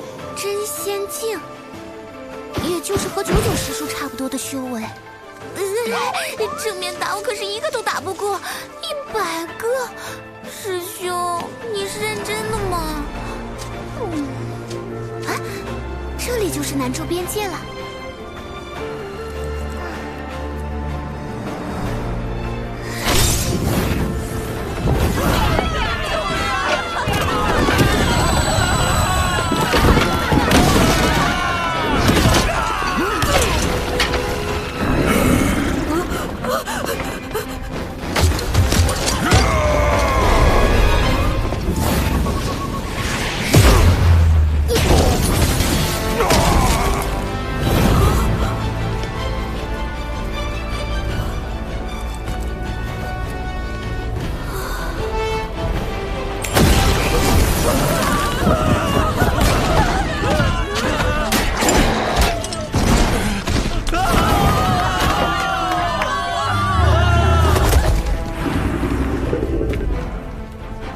人族生存权并非生而就有，我辈至今日是前人用性命拼回来的。身为人族炼器师，我亦当为此地人族尽一份责任。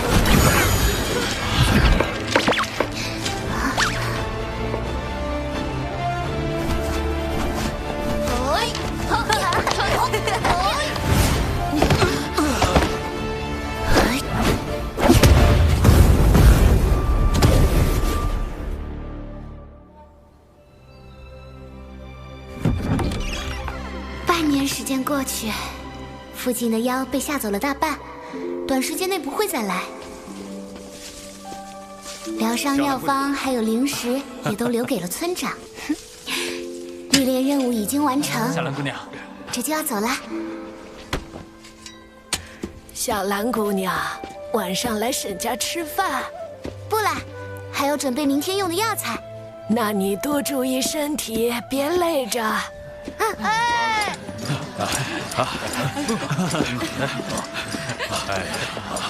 若是能学到些仙人法术就好了，或许就不会有这么多兄弟没了。等我再长大一点，就去仙门拜师，修习法术。到时候我来保护家乡。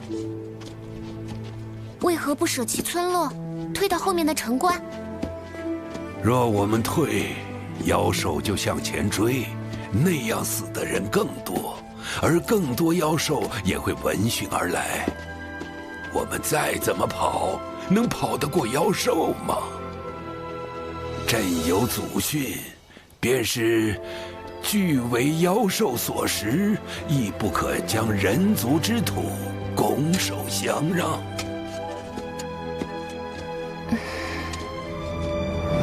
人族起于微末，一路百般艰险，左右尽是凶恶，但凭着这股不屈之意、自强之心，方有人族代代不息。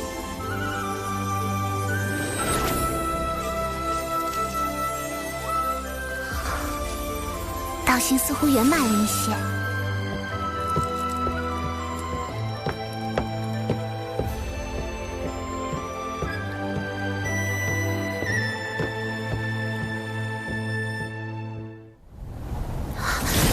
天劫这么快就来了！师妹的天劫到了，灵娥护卫纸人军团出击！师兄，此地已布下12座防偷袭微型阵基，渡劫所用之物一应俱全。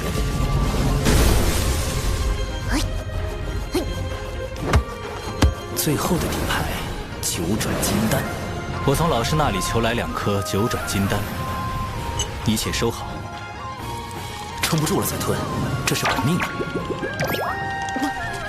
不过也无需太过紧张，你的道基稳固，渡劫成功率还是有9成8。师兄，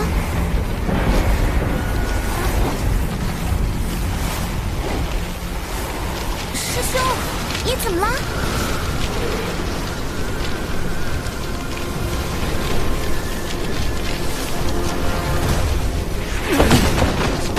为什么？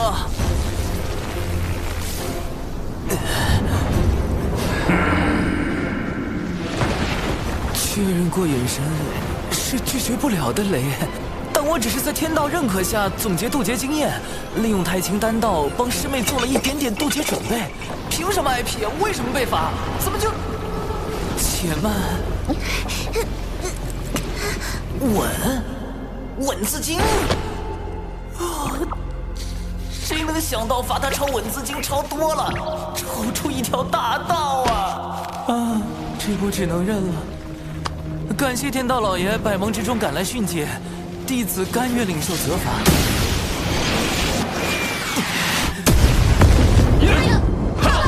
天罚，小琼峰何以会招致天罚？长寿，给你找补的借口，我实在编不出来了。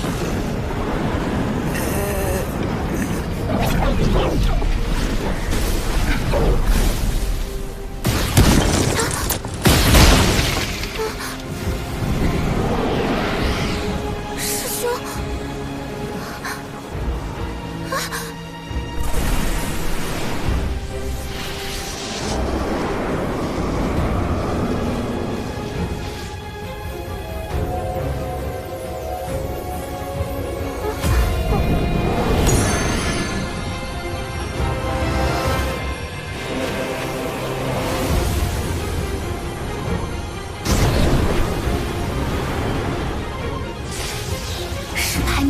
，9天速灵劫，凡度过此劫者，将来必有长生之资。等下，师妹要受9道天雷，我不会也要受9道天罚吧？无妨，莫要分心，专心渡劫。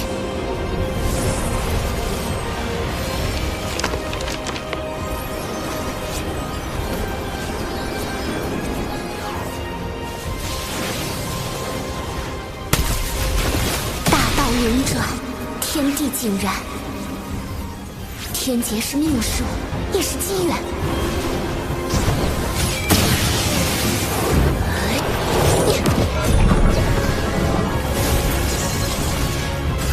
我准备好了，来吧。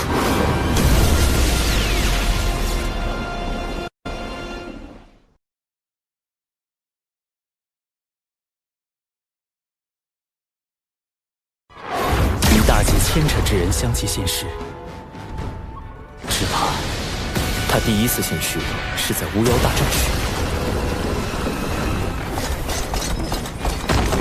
有妖兽作乱。将此妖就地格杀。那难道是本座杀了你们所有人，了断因果？资金还是超少了。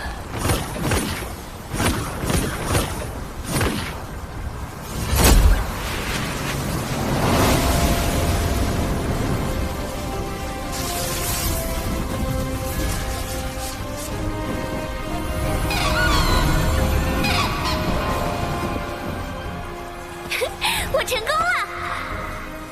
师兄说过，大道自生，非灵而动，非信而往；自道由心，非天地生。为正为本，却不知我道为何？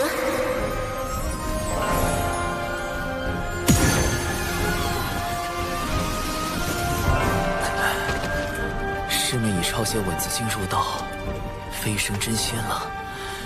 啊，师妹这天劫渡的，真是费师兄了。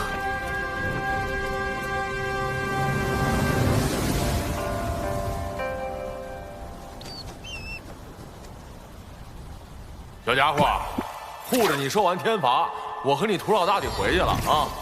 太清老爷这么久不和我俩唠嗑，你一定老想我们了。哎，我讲许多，太清阿嫂来得才浓。多谢二位前辈。走了。师父已受封山神。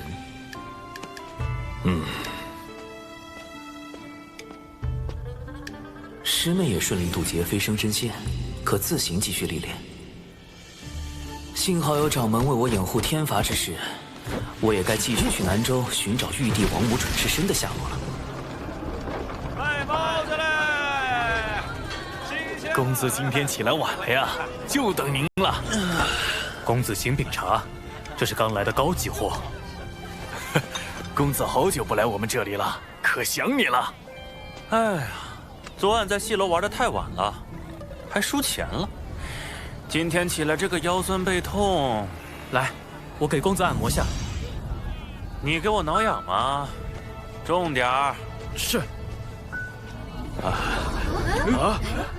不够。再重点儿。没用的东西，快，再给我用力，用力！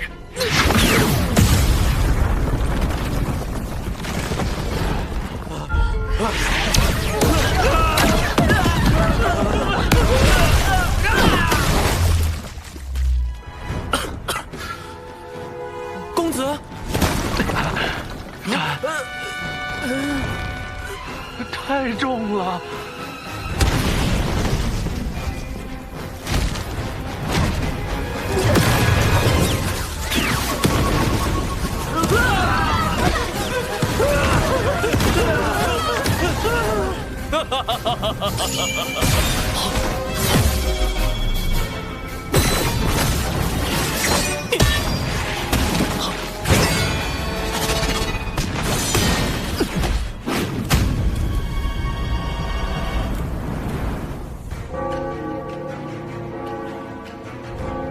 人皇归于火云洞后，南州涌现出众多凡俗大国，有秦国在其中实力较强，又是门内供奉的主要来源。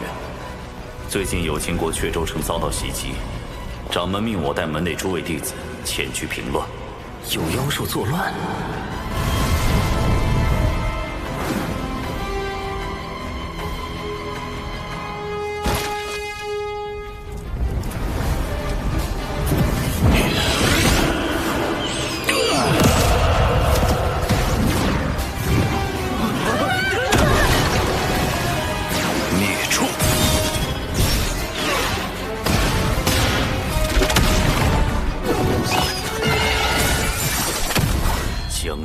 就地格杀！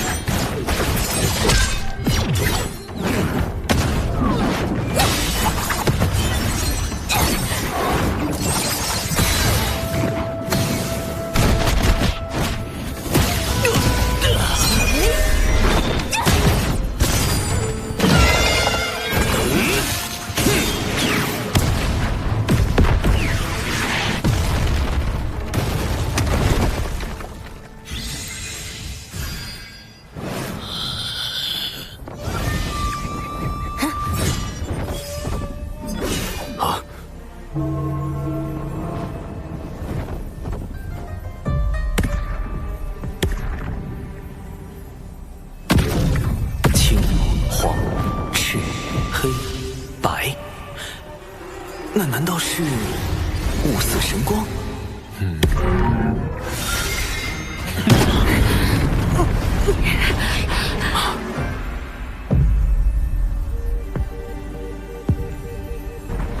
男人，可他身上没有任何阳刚之气，也没有半点阴柔气息。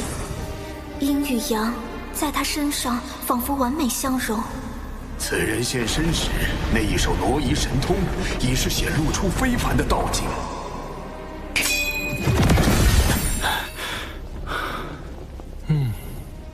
他杀了多少人？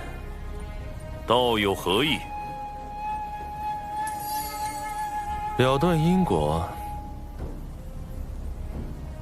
要么本座杀了你们所有人，要么你们说出他杀人几何，本座去救对应数目的人族，如此两不相欠。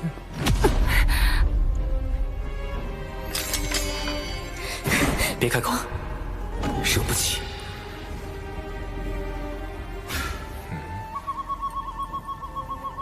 出来！底下哪个人？他竟能截获我的传音！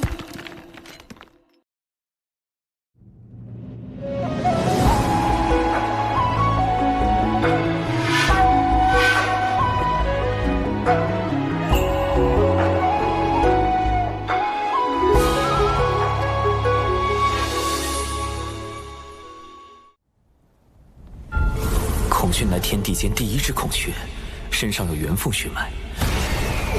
他第一次现世是在巫妖大战时，据门内记载，神鸟孔雀自南而来，张口吞人食妖，以此玩乐。后因杀孽太重，惹来天罚惩处，又被大法师现身击败，送归于南。只是不知孔雀后来为何会参与到封神大劫中。但他的五色神光之下，杨戬、哪吒皆非其敌，燃灯路压尽数败退，最后还逼出了圣人法相。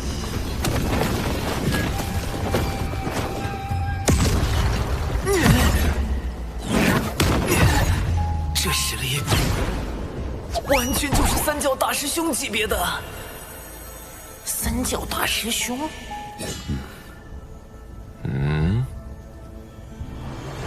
有办法了。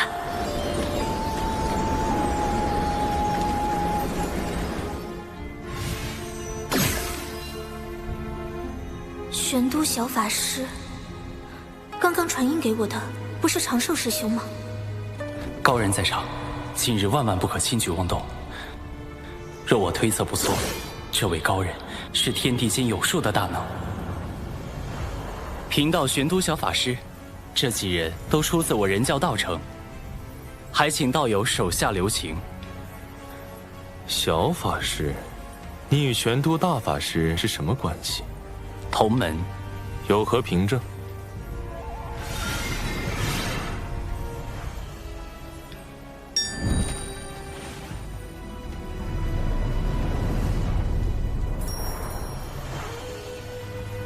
他近来还好吗？啊？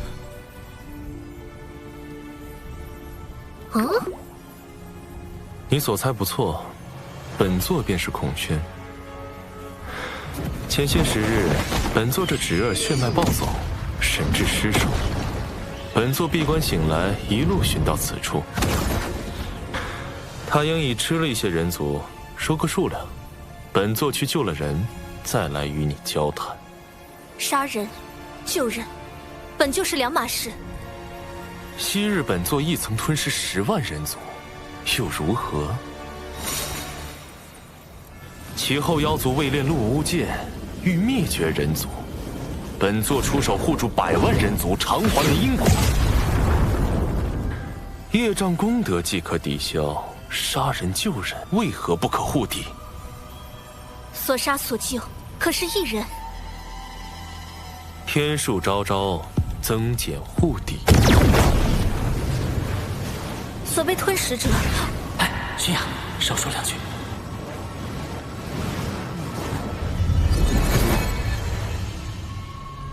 此妖为祸凡俗，已吞食数10人。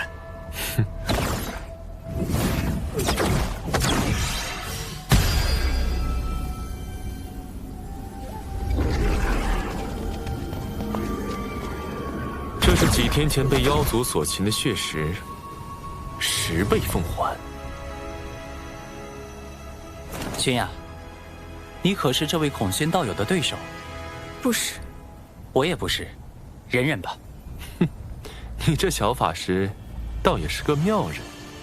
对了，你家大法师，可曾提起过我？实话实说，会不会惹恼这位定位模糊的洪荒狠角啊？我跟大法师同处的岁月不长，但听大法师提起过那么1、2次。他都说什么了？您到底是男是女啊？这个问题不搞懂，总觉得事情会变得非常之刺激。道友，涉及我家大法师清誉，恕我多嘴。您道号写作宣草之宣，还是宣告之宣？问本座属阴属阳，直接问就是了。刚才还觉得你直言直语，性情不错。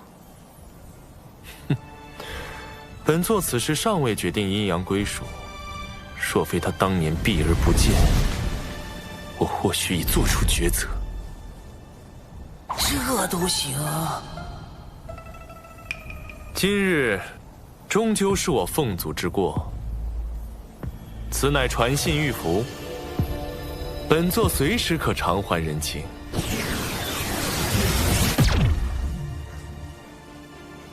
与大劫牵扯之人相继现世，只怕大劫不远了。这次应该有效了吧？接下来就该继续寻找玉帝王母的转世身了。你看看嘞，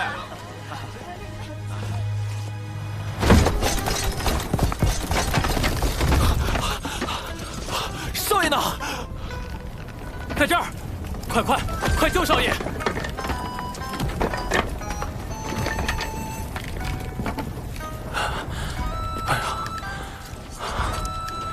话有明，你可是阙州城将军之子，怎么被这孔雀妖弄得这么灰头土脸？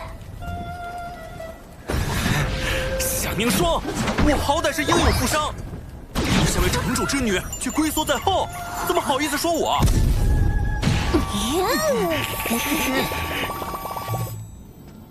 殿下，适才异象出现在南州有秦国。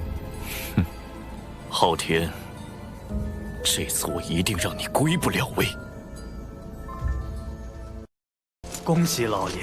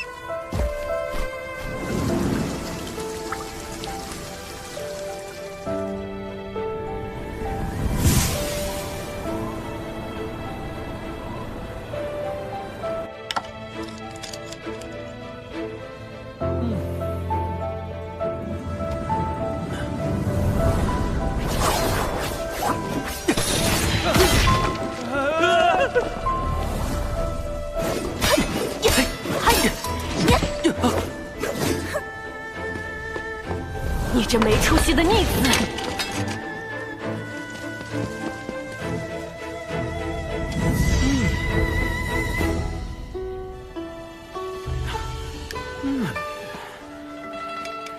今天就谈到这儿吧。莫要累着了。我明日再来看你。是，少爷。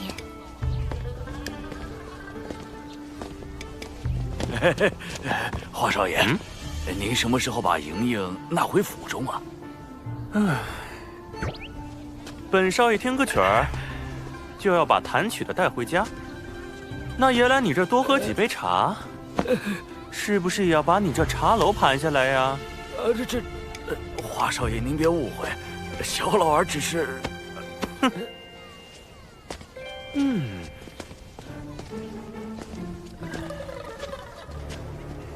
你听说了没有？最近阙州城来了位特别厉害的仙人。我知道，听说这位仙人早已得道，劝诫年轻人时脑后现出金光，还能让赌鬼改过自新，开始崭新人生。仙人还坐在花楼前讲了2天2夜的道理，讲完这花楼直接就塌了。花楼掌柜善心大发，允许花楼姑娘赎身离开。何止啊！这位仙人走过之处，死鱼变活，枯井生水。仙人席地而坐，就能地生花朵；抬手一招，就会引来漫天飞鸟盘旋。仙人还拜访了阙州城最有名的书院，一场辩论让几名老贤高呼老师，仙人自己却不记声名，飘然而去。若能拜入这位仙人名下，可巧了。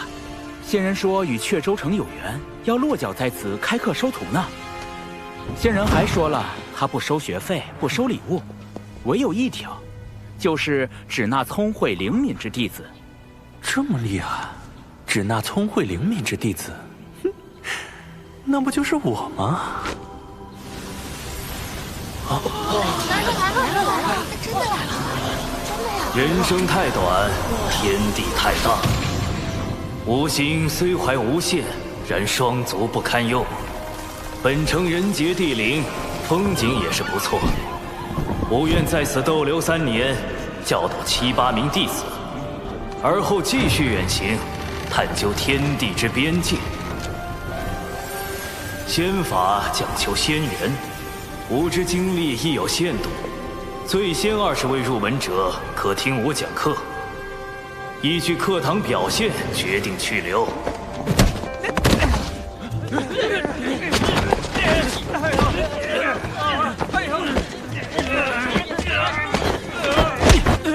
冲什么冲？敢仗着自己家里势力抢先进去瞎占名额的，少爷我见一次打一次。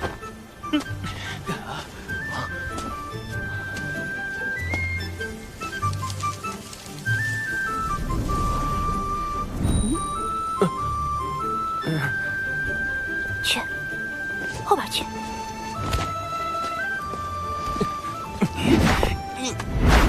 你要打我吗，小明明？本少爷不跟你一般见识。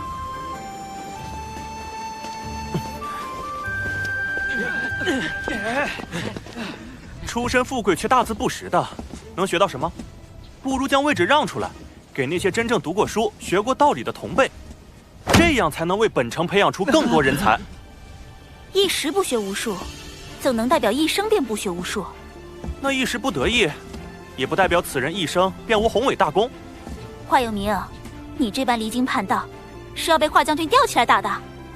哼，本少爷何惧之有？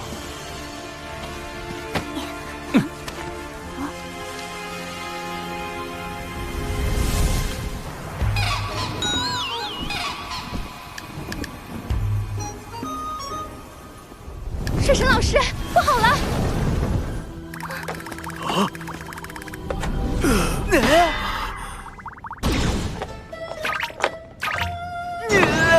这么多姻缘线，玉帝转世身，这都是哪儿招来的烂桃花？但玉帝历劫的命数由天道所定，我不好贸然干扰玉帝的感情生活。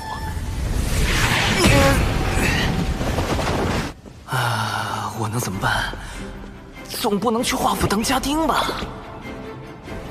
萧指人探得华有明想学习仙法，我便学习蓝星的网红营销方案，在城内打响仙人名声，惹来各家追捧。接着放出要收徒的消息，引华有名夏凝霜在内的诸多学子前来报名。好一个权贵贫寒之辩！这位公子如何称呼？华有名，家父是本城守将。我今后也要做守护此地的将军。少将军，寒门也好，贵子也罢，来日能否造福一方，终究要看心性品行。随我来吧。至于去前20人听课，则7、8人教学，那当然是物以稀为贵，饥饿营销，才能彰显我这高深莫测的仙人身份。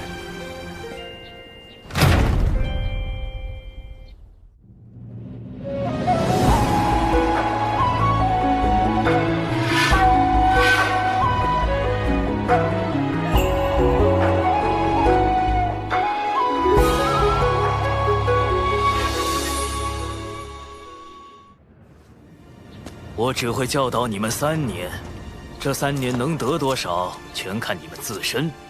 你们想学什么，我便教什么。但我教什么，你们也要学什么，懂了吗？那我要学这世上最厉害的仙法。哼，仙法我自会教授，不过我只会传你们一点简单的困敌手法，比如操绳术。操绳术听起来就很糊弄人。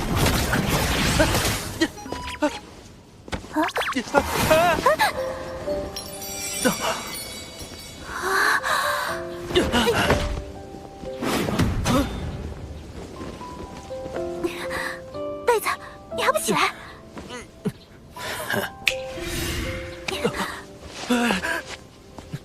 这个夏凝霜还挺好看的。不对，以前我午睡，他往我被窝里泼水；我捉蟋蟀，他把我推进泥坑；我走路，他把我踹进池塘。他这么可恶，我怎么能觉得他好看？你说什么？我说你挺好看的。别误会啊，我是说，你鼻孔里的那2根毛发。华有名。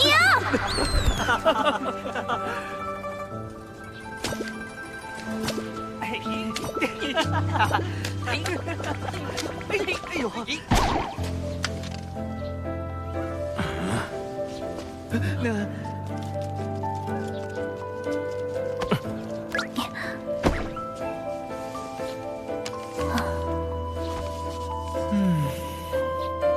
生来往，莫管闲，先已故，难争先。欲不平，思自立；遭难事，须自省。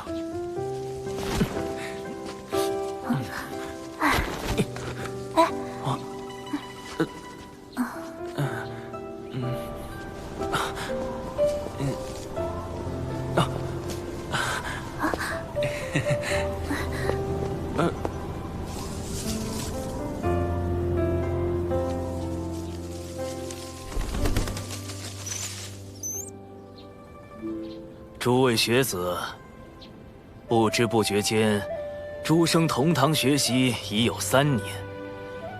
入学伊始，有名与凝霜的贫寒之辩，我便想教会大家：万物同处世间，高低本非定数，自不必分出贵贱。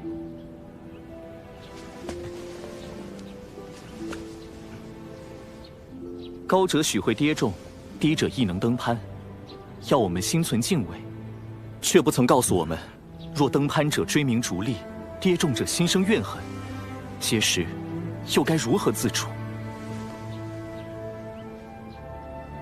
接下来，该由您自己来寻找了。3年期满，吾也该再次启程游历。临行之际，吾各赠诸位学子锦囊1只。若日后心有迷惘，可将其打开，也算全一场师生缘分。敢问先生名号为何？我啊，就叫穆清华吧。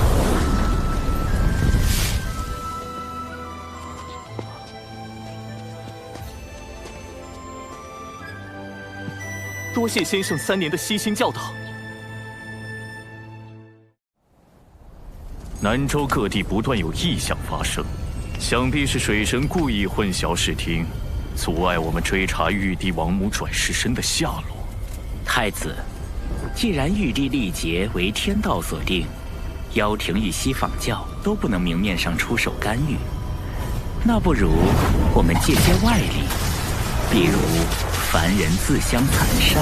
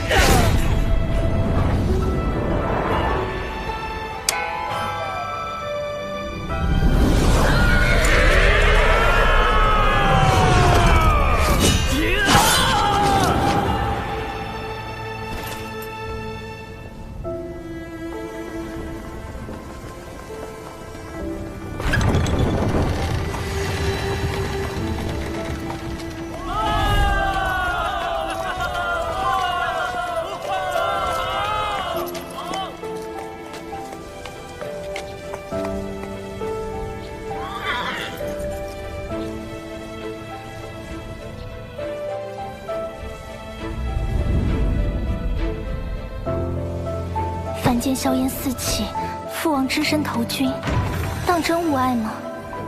玉帝陛下与王母的命数由天道所述，凶吉祸福，皆是注定要自己去历经的。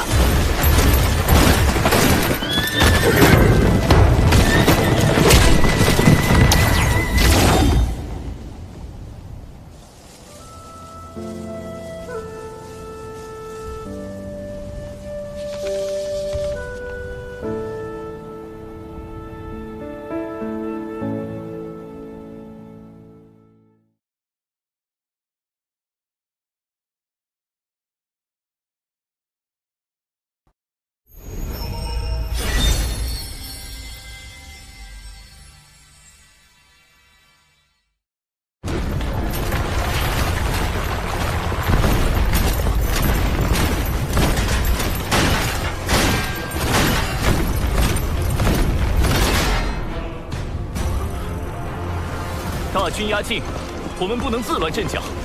我会向城主请命，领兵迎战。是。但当务之急还是撤离百姓。撤离之事交给我。战场刀剑无情，我等你凯旋。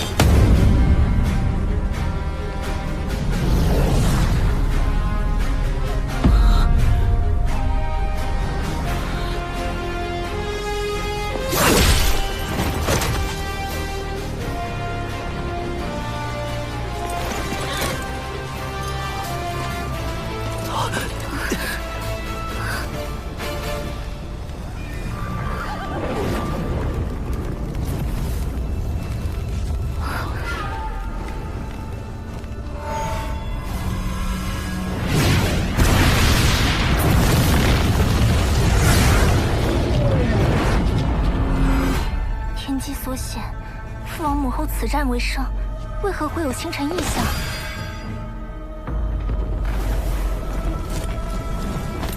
不是阙州城有意，是整个有秦国。有秦国的国运要崩塌了。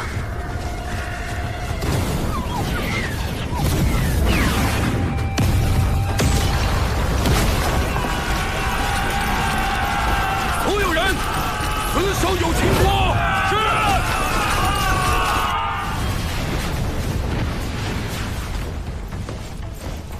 啊！有秦国都城遇袭了。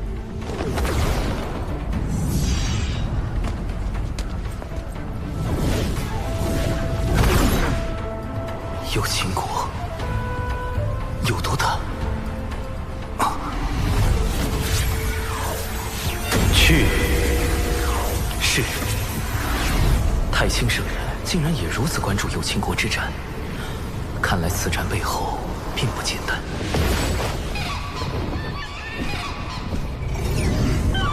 这个玄雅，嘴里喊着什么？这是他身为有秦国之人该做的。秦门内在下决断时，误考虑他的凡尘身份，就自己跑去有秦国了。唉，雀丫头，有秦国危难之时，我们怎会坐视不理？你别太着急了，毕竟小九也跟了上去。哎呀，就是因为有小九在，才更让人不放心。掌门。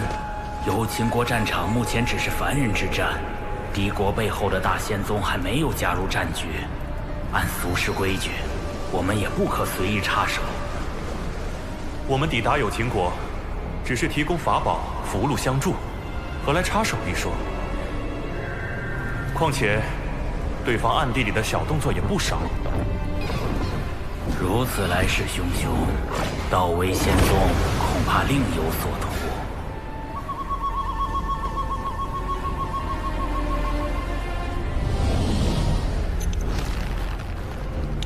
今日终究是我奉祖之过，渡仙门弟子拜见前辈，多谢前辈搭救之恩。不必多礼，你们先去安顿凡人。玄雅，随我来。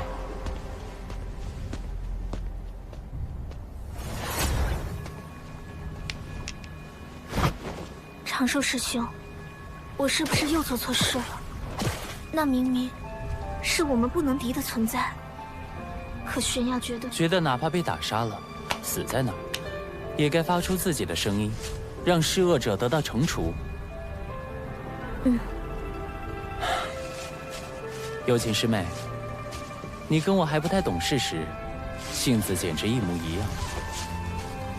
别愣着了，来坐。但现在的我已经变得跟大多数人一样，遇到1、2次磨难，会主动收起棱角，让自己变得圆滑，去思考自身所处环境，并逐渐被环境同化。而你，哪怕遇到了挫折，遇到了打击，也没放弃自己的坚持。有情师妹，其实我刚才想好了该如何说教你。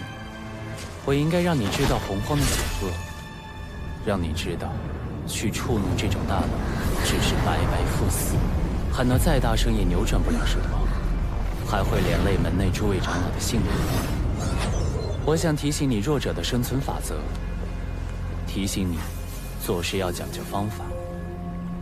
可话到嘴边，突然发现，我只是不想承认自己曾被环境打败，又去告诉一个敢去挑战环境的人，他必须跟我一样认输，如此罢了。听不懂吗？在夸你。师兄是说我很顽固吗？不，你这不是顽固，你只是有些头铁。我是化身在此地，死了也无妨。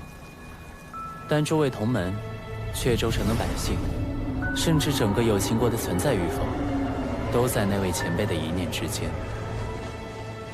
如果有毒继续今天的头铁行为，迟早会给渡仙门招来大祸。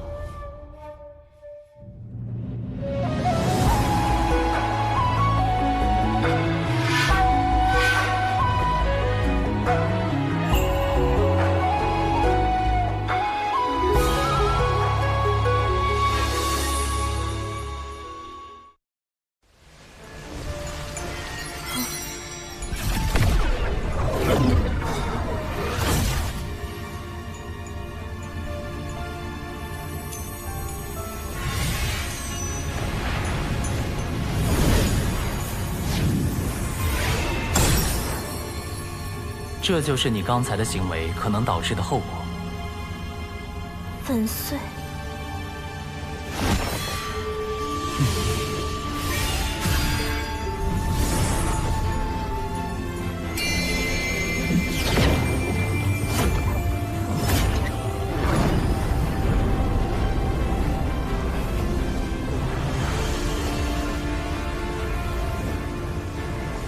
想到了什么？要讲究方法。你如果选择坚持心底的正义，该如何表达？如何才能让玉不碎，石轻移？有情师妹，你这颗侠义之心，比长生道果都要珍贵。但要记住，要将它用在合适的地方，它才能够绽放出更璀璨的光芒。所以，不要被人利用，学会审时度势，不成一时之勇，懂得有进有退。洪荒之中，是非对错反复交织，并不存在绝对的对与错。为兄希望你能学会如何保护自己，保护身边的人，也希望你能保持这颗珍贵又高尚的心灵。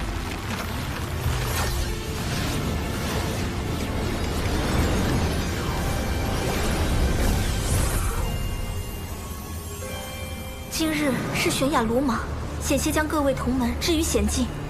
回去后，自当请掌门责罚。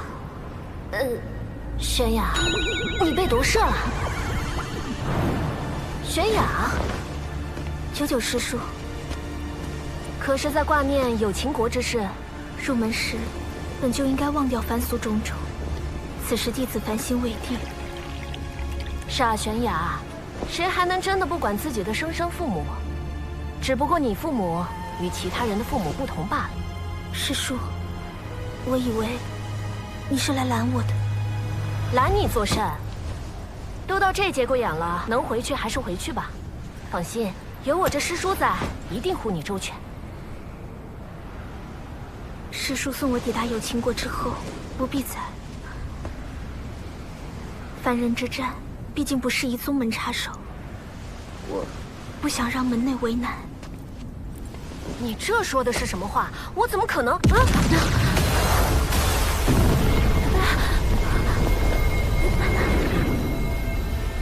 各位道友何必着急赶路？道威仙宗的人，长老，道友若就地返回，并告知贵门掌门将有秦国这块地皮相让，我等自会将你渡仙门诸位送回。为了争夺仙门资源，一个中州仙门都跑到南州来抢地盘了。训风！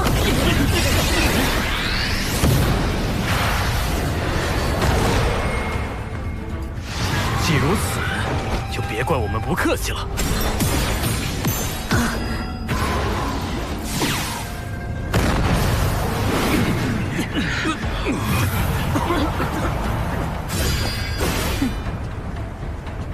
快去有秦国，这里我顶着。多谢师叔。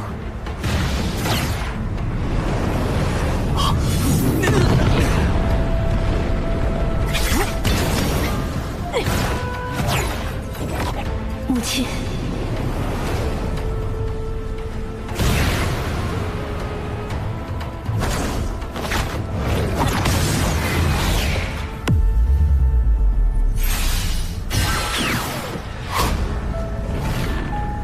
人呢？这两人真叫人不省心。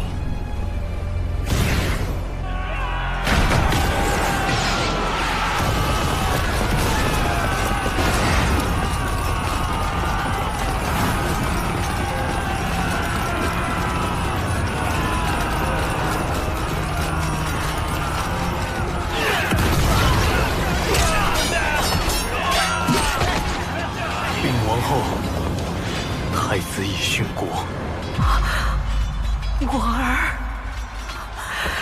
天要亡我有情。我的孩儿，他还没有名字呢，我还没看着他长大成人，不能能，不能！母后，我们活下去，一定要活下去！所有人听令，从后殿撤退！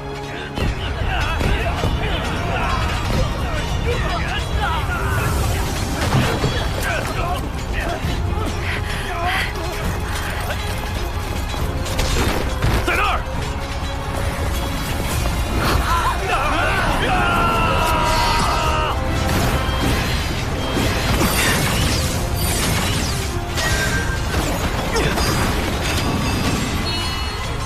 你们被强化了，快上！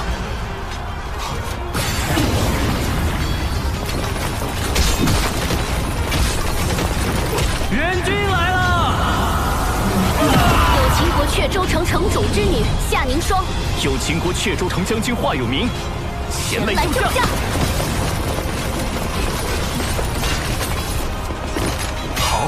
好，有秦国主靠嗑药续命，强行做了数百年君主，虽因违反天道招致浑身业障，但有秦国百姓也算安居乐业。只是太清圣人的目的，究竟是让我保有秦国，还是保华有明和夏凝霜？虽然这二者之间并不冲突。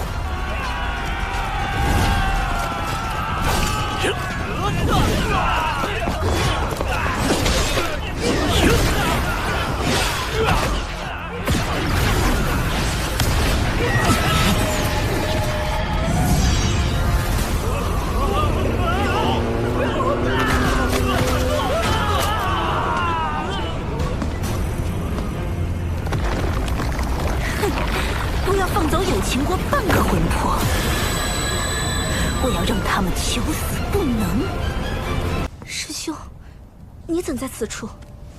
有秦国之战背后有道威仙宗出手，师兄莫要涉险，还请速速离开此处。我有遁法，不必担心。不如咱们细细谋划，稳妥些救出。师兄，我是有秦国公主，理应为护国而战。师兄毕竟是渡仙门门人。又来了，又来了！你是不是又要说，我不想因此牵连门内，还请师兄勿要多劝？上回对峙孔宣的时候，我和你说的那些话，你都忘干净了？你我既是同门，也为好友，我怎么可能看你陷入此地不管？可师兄，我虽在门内修行多年，但仍不忘我是有秦国的子民。今日，我不仅仅为我的亲人而战，更为我有秦国子民而战。前路凶险，敌人过于强大莫测，我自安于天命。但请师兄不要牵连在内，你我都改变不了今夜之事。若师兄执意相劝，那你我今后不做好友也罢。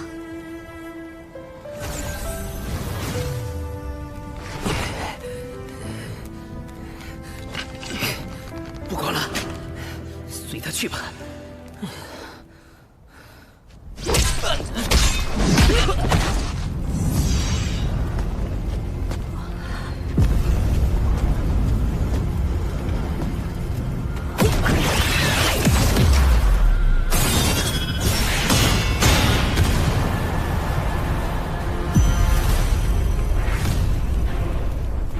友情玄雅，你终于来了。你可知今日是谁灭了你们有秦国？是我！当年也害死人妻，我筹措多年，就是为了今天。为了一个元清，不惜覆灭整个有秦国，只能说明一件事：袁家所谓的复国大业，根本就是一场彻头彻尾的错误。你住口！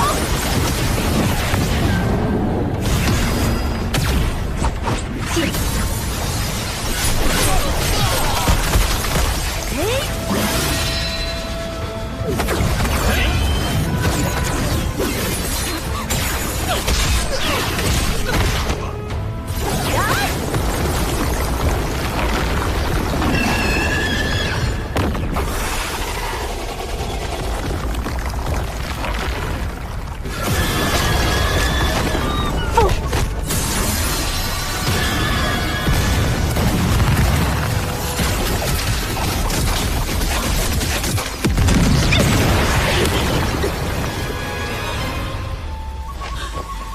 可是天仙境初期，你一个真仙境巅峰，怎么可能？真是话都不听我讲完，今天就照你一次，暂时将我的力量借给你，以后打500年功来还吧。嘿，乘风破浪，嘿。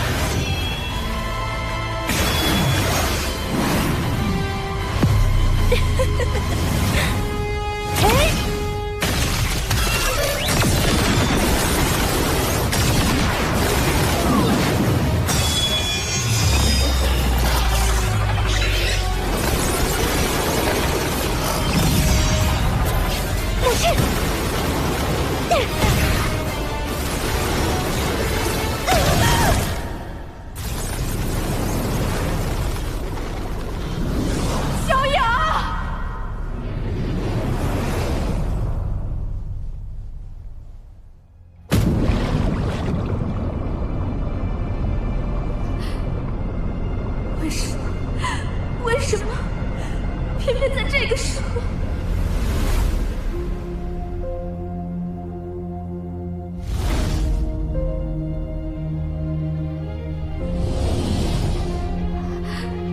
师兄，帮我！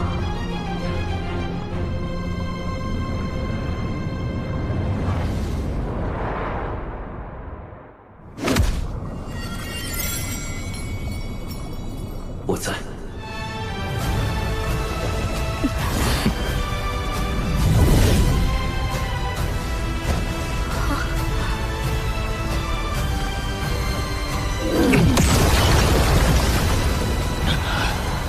不想死的，自封修为，原地打坐，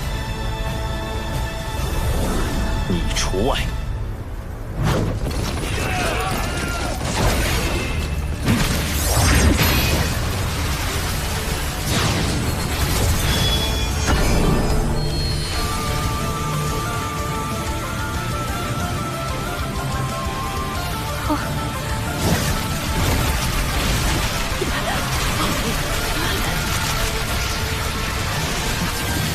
言不认，遮天蔽月。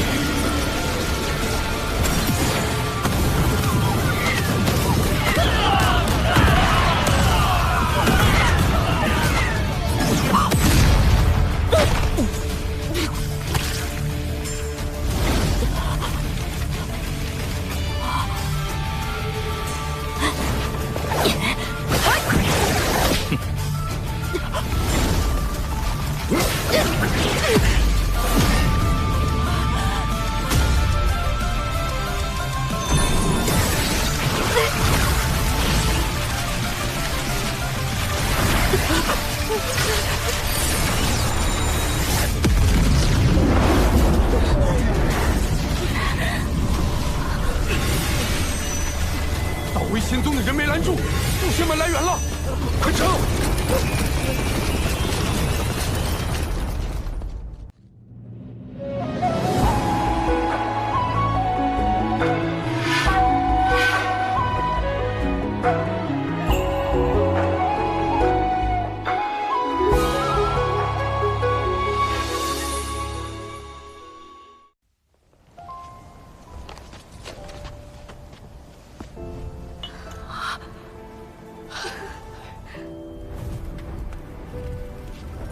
面甲女既已殒命，她一族后续之事，你想如何解决？她与元清意图反叛，死有余辜。但追究其族人，只会令他们徒增恨意。有情国已是如今模样，又何必继续下去？玄雅，本师叔来救。啊？怎么打完了？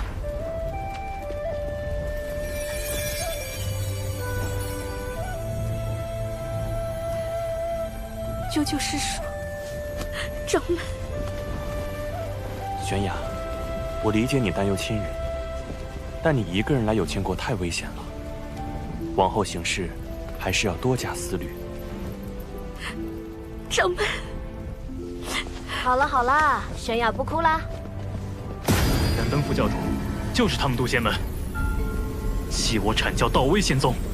阐教副教主燃灯竟然亲自现身，难道道威仙宗进攻有秦国，也是燃灯授意的？有秦国之战的背后，莫非是人禅两教之争？明明是你们道威仙宗一言不合就开打，还赖到我渡仙门头上来了。小九，莫要冲动。燃灯副教主，渡仙门与贵教道威仙宗之间必有误会，还请副教主。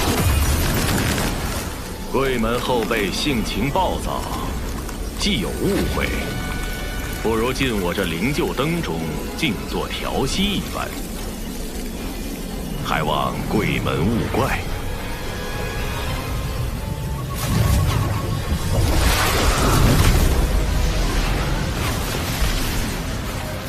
这燃灯是非要和有情国过不去了。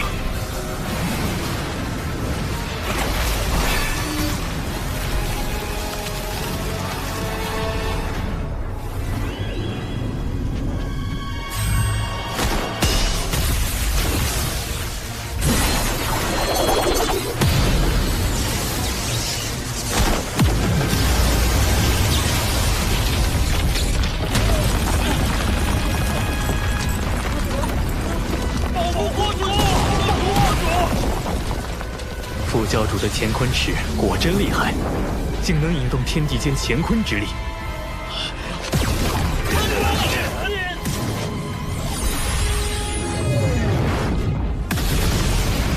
有秦国不过一众凡夫俗子，今日必要将他们彻底斩杀。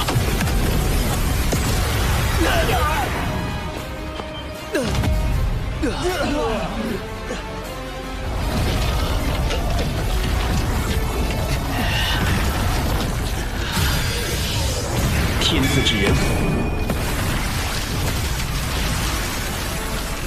震烁乾坤。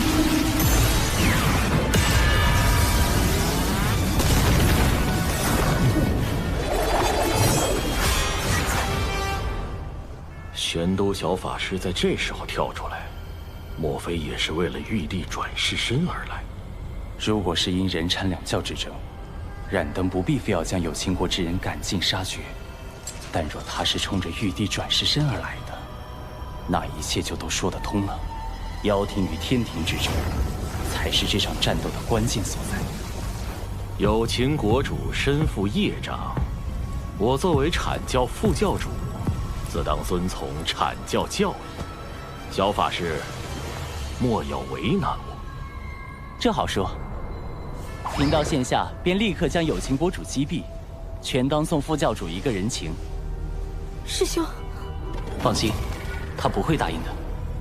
既能保住有秦国的无辜子民，又不违阐教教义，如何？啊！杀他有什么用？满身业障的有秦国主，怎可能是玉帝转世身？好小子，在这儿给我下套！哎呀，小法师心怀苍生大义，实在令我动容啊！实不相瞒，我也存了惜才之心，有意将有秦国子民带回我教西兴教导。西兴教导，我看是一网打尽吧。这燃灯，宁可错杀100，不放过一个，好歹毒！孔宣道友，晚辈有难，还请出手相救。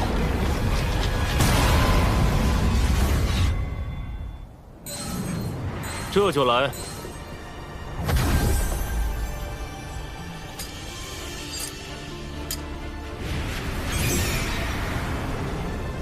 道兄留步！道兄留步！你哪只眼睛看到我师兄？莫非是我认错了？不好意思，不好意思，这位仙子，是我赵公明眼拙。你哪只眼睛看我是仙子？啊！那你到底是凶还是仙子啊？难道既非凶又非仙子？不通竟然有这种族权！找死！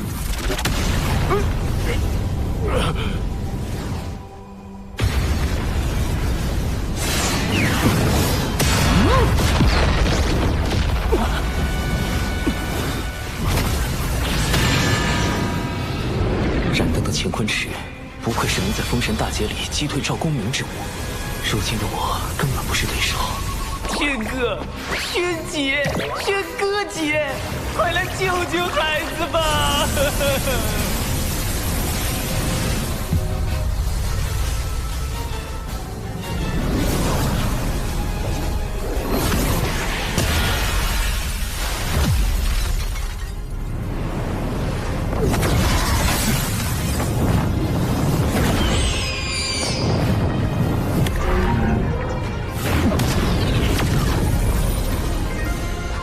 本座在此，谁人敢伤玄都角法师？孔宣道友，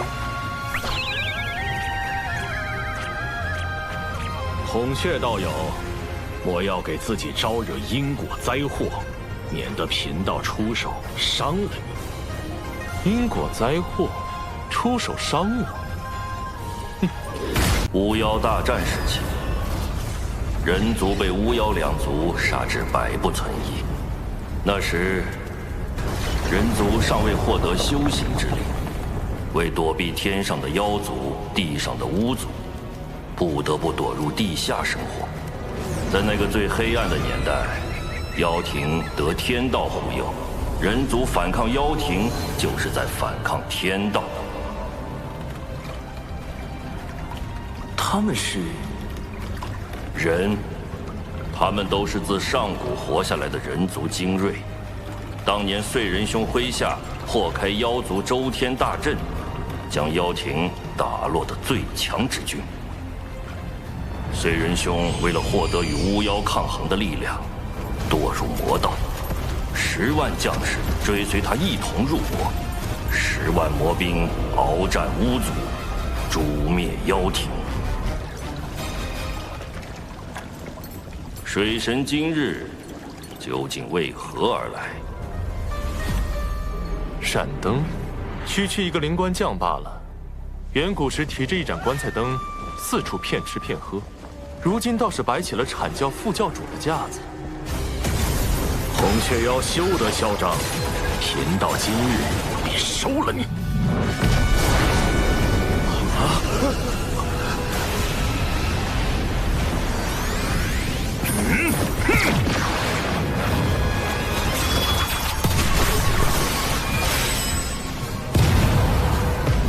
这破齿果然废物。是吧？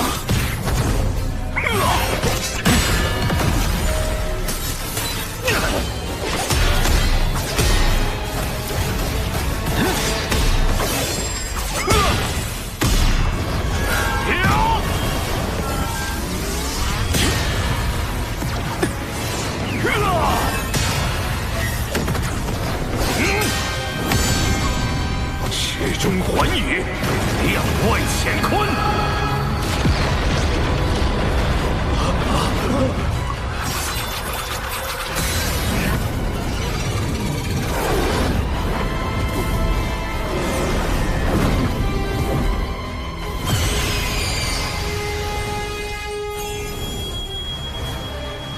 五色神光，灵杀。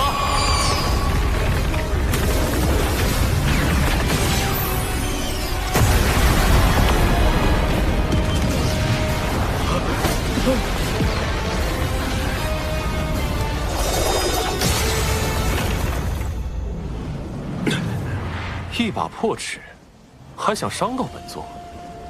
孔雀妖，你这是打定主意要投靠人教，不惜与我阐教为敌。阐教好大的威风！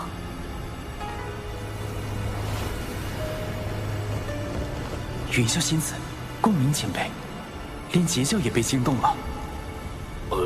此前是我失言，望孔玄道友见谅。仗着仙人神通，欺凌凡人，若非有孔宣道友和小法师道友护持，乾坤池怕是早已让有情国灰飞烟灭。有情国气数已尽，我阐教顺天而行，诛灭此国。邪教前来，所图为何？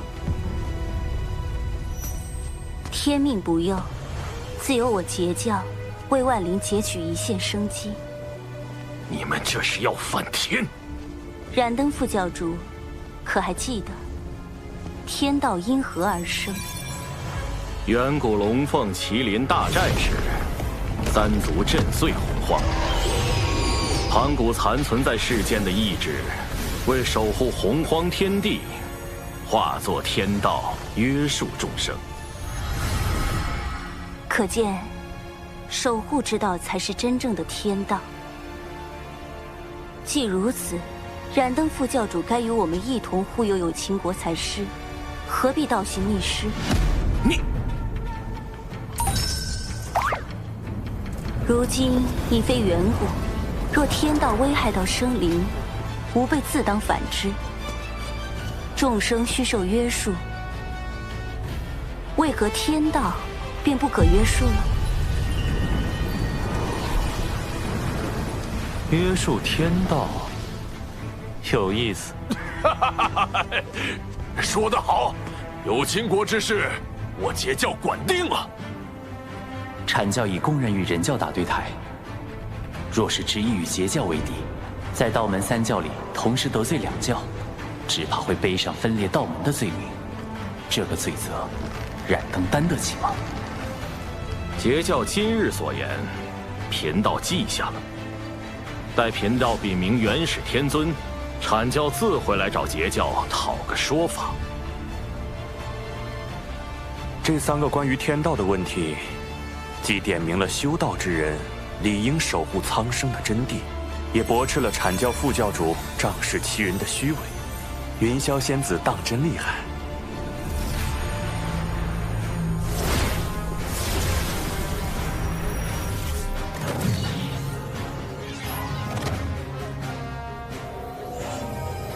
未来封神大劫开启，阐截两教闹翻，燃灯还会用这把乾坤尺偷袭赵公明，绝不能让乾坤尺回到燃灯手里，可又不能因此加剧人教与阐教的矛盾。空轩道友莫要恼怒，我代燃灯副教主跟你赔个不是。道友万万不可抢走他的乾坤尺啊！本座虽然可以，但没必要。行吧，看在玄都的面子上，再帮你一回。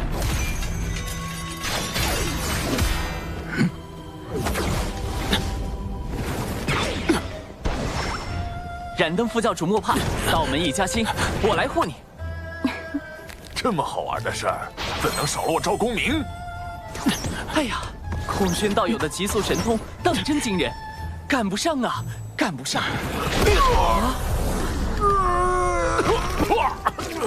燃灯副教主，你何故伤我？你们几个，够了！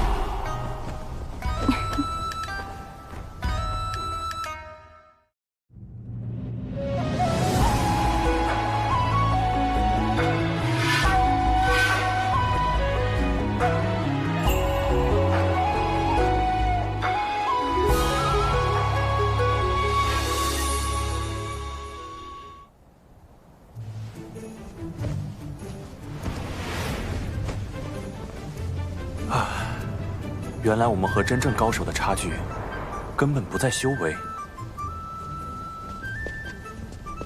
难道我们是差在法宝不够好吗？不，我说的是谋算之道，以及对脸面的割舍。这主要是靠天赋，修行是修行不来的。如小法师与公明前辈这般，才是真正的不战而屈人之兵啊！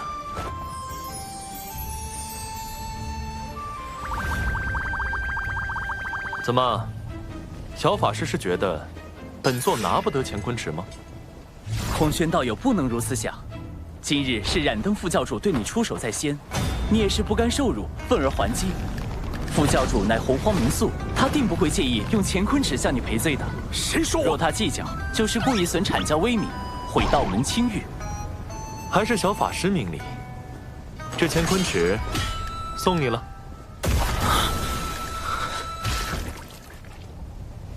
幸得道友信任，我今日便做个和事之人。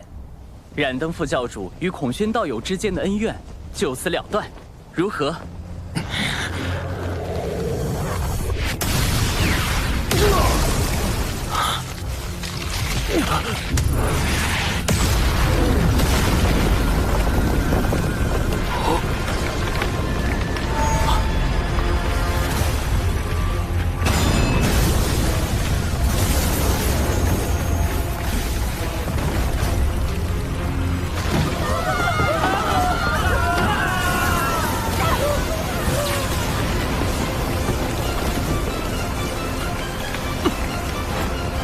怎么回事？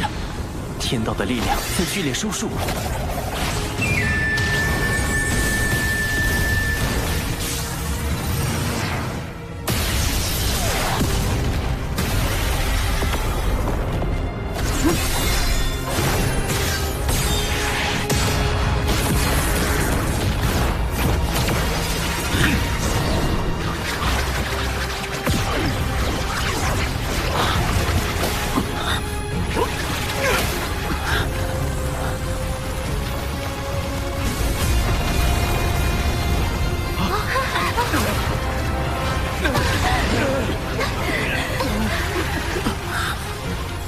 我体内的法力好像不见了，这是天道之力所凝成的枷锁，仙人一旦被它锁死，就会法力尽失。天威发生了异动，那是天谴。师尊，天道似乎在警告我们。近来天机紊乱，1、2千年内大劫必至，你与公明需做好准备。阐教圣人，原是天尊亲自出手了。劫运有变，归山。连圣人都避之不及，天道到底想做什么？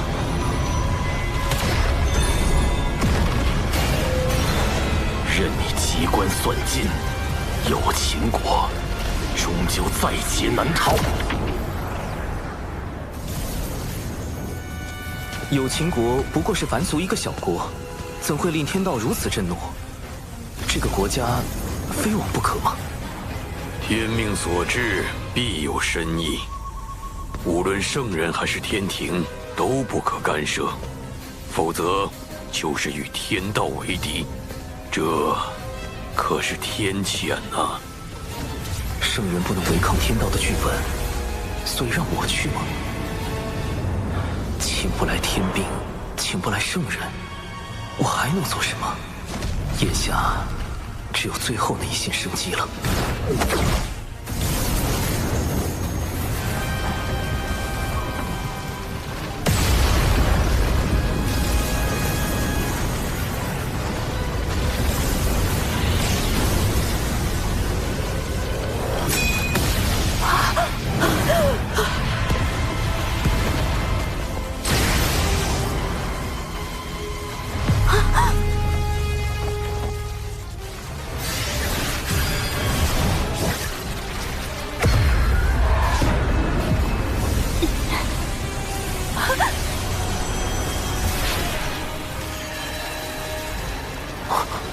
天雷消失了。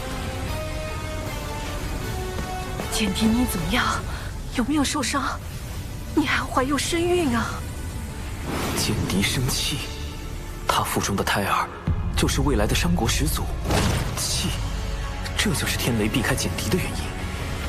而一个要建立商部落的人，势必不能承袭有秦国的国主之位，这也是天道要往有秦国的原因。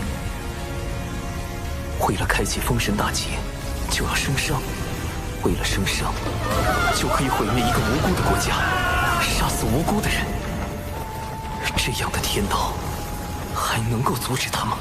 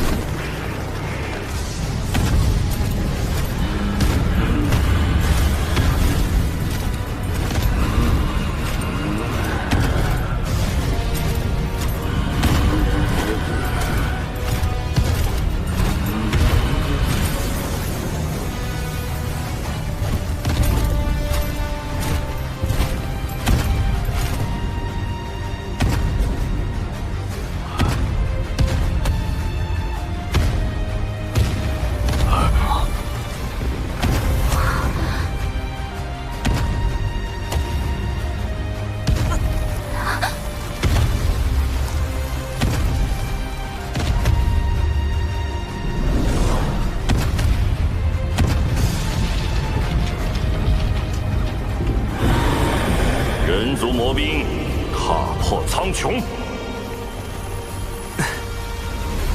唯一能与天道对抗的，就是与之截然相悖的魔道。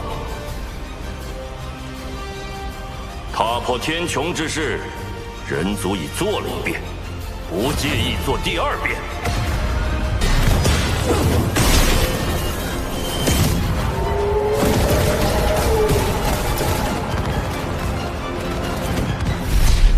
大战过后，10万魔兵只剩下3623人，他们的魂魄受魔气侵蚀，已经失去了一切情绪和感知，只知遵循燧人兄的战斗指令，护卫人族。那燧人前辈他，天道判定他魔气深重，已经成为天地的隐患，于是剥夺了本属于他的天庭地位，与将他禁锢。燧人兄不得不退守火云洞，一面修复战体，一面镇守人族气运，制衡天道。大禹前辈，要如何才能约束天道的力量？燧人兄就是对天道的反约束。吾等在洞中修行燧人兄的星火大道，就是为与天斗。若天再对人族举起屠刀，吾等就在大地上一跃而起。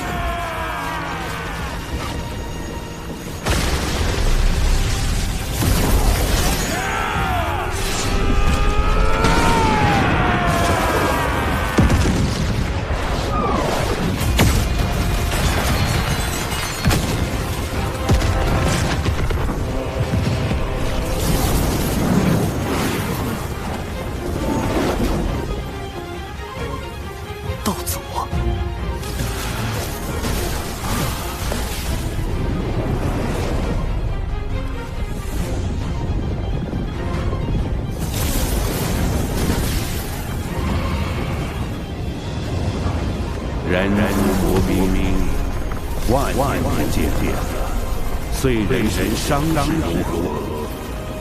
不劳挂心，燧人兄托我前来向您问问。人皇虽离开俗世，却容不得人族被随意欺凌。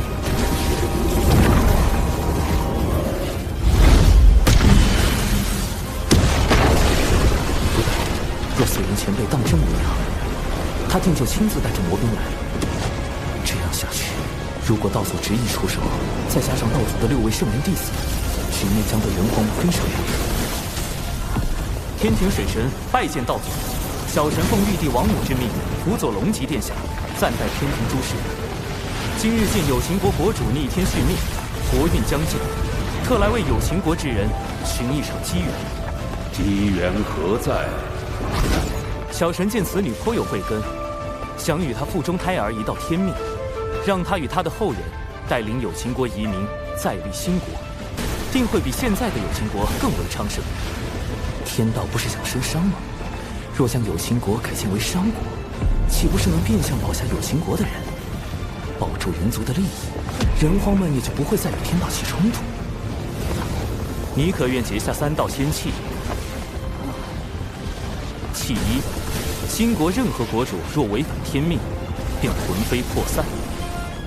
契二，新国须遵天庭，遵祖遵礼。契三，国不可养修士，天庭自会与尔庇护。如何？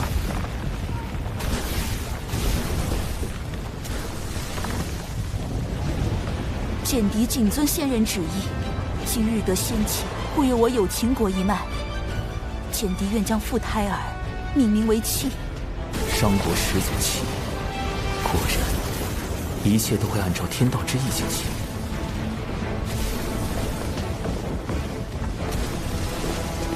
小神如此处置，不知是否合适？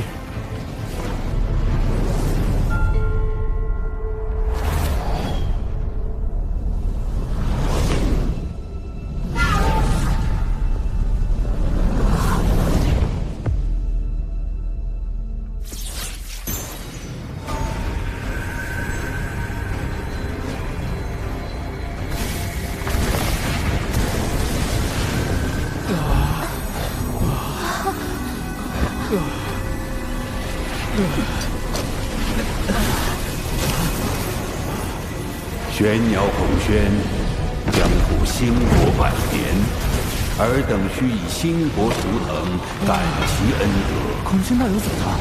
道祖对他进行了修正。什么是修正？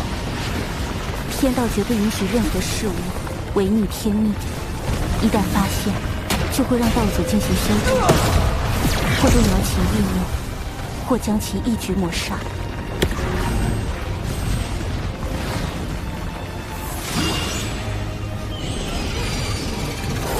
孔宣，带他们向东去。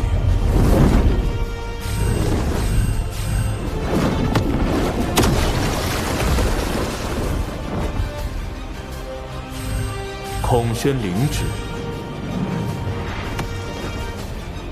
所以，是天道让道祖篡改了他们的思维，哪怕是有秦国自愿升商也不够，必须得有玄鸟升商。天道就容不得封神大劫的剧本出现丝毫偏差吗？众将听令，收兵回火云洞。长庚，我曾问过你人与天争之事，争有成败，成则改天换地，败则沦为天道掌控洪荒的棋子。如今你应当明白了，人族所面对的是怎样强大的对手，无志不改，死战无休。人族若想强逆天意，除非拥有盘古那样超脱天道的力量，不然终究会被天道所禁锢。可即便是如今洪荒最强的道祖，也必须遵循天道意志行事。只靠力量，真的能胜天吗？长寿师兄，我与父母终会有再见之日，对吗？一定。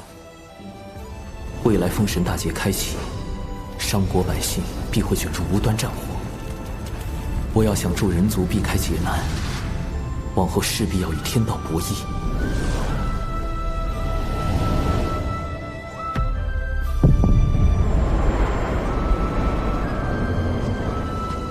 我为棋子，亦可为执棋者。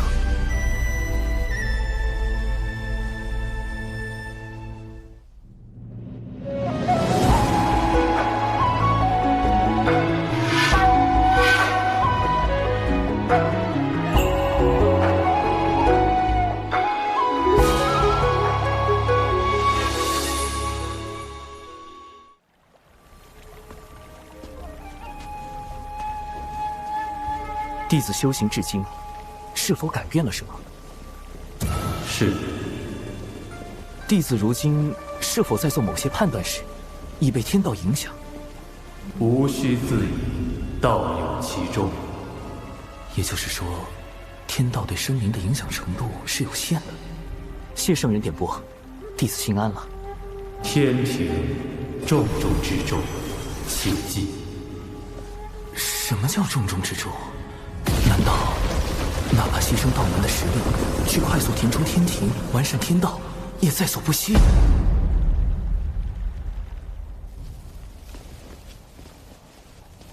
师尊说，今日之后道门将有大劫，只是天机紊乱，师尊也无法窥到大劫的真相。从古至今，劫难来去，早已习惯了。小法师还未经历过大劫吧？一定要小心。大劫来临时，谁都不知道心底泛起的念头是否就是天道作祟，要拉自己入劫。天道为何要降下大劫？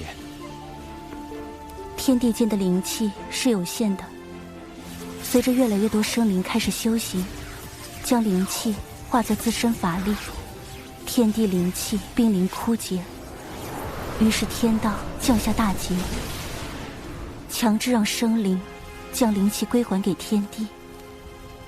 似人族这般，不用灵气修行也可生存，修行也可成为高手，护卫天地的种族，倒是很符合天道的利益需求。人与天均衡发展的办法，或许就在这里。小法师道友，燃灯副教主虽已离开，却不知是否会在暗处设下埋伏。可用我送你回天庭。啊！哦！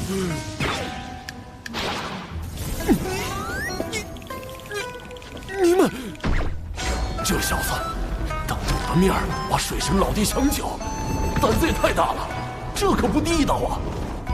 水神老弟，你可长点心吧！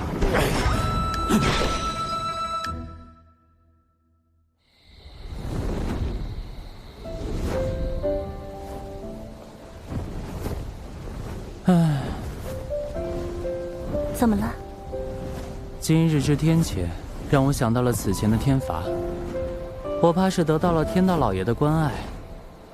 渡劫遭天罚，炼纸人遭天罚，如今又遇天谴，批得我是皮开肉绽，但只能感恩感念。可见道友的实力大有增益，才引来天道的关注，当为你贺喜。道友一向思虑周全，却也太过耗费心神，偶尔也该放松些才好。仙子也知，我修行岁月不长，到今也并未达到那般高深。我怕，若有天自己推断之事发生，却又无力阻止，只能时刻去想去算。你最长的一次想，持续了多久？17年。是为了何事要想这般久？道门。若是道门之事，我亦是道门中人。如果道友不介意，日后我可与你一同想。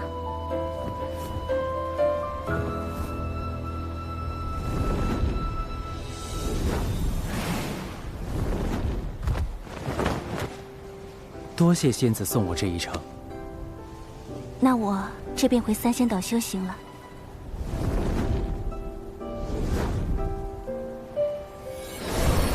我们每500年见一面，可吗？仙子，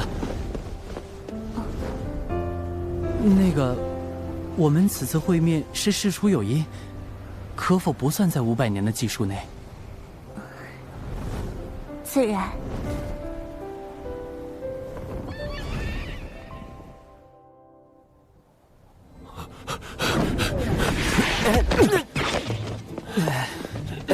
公明前辈，这是作何？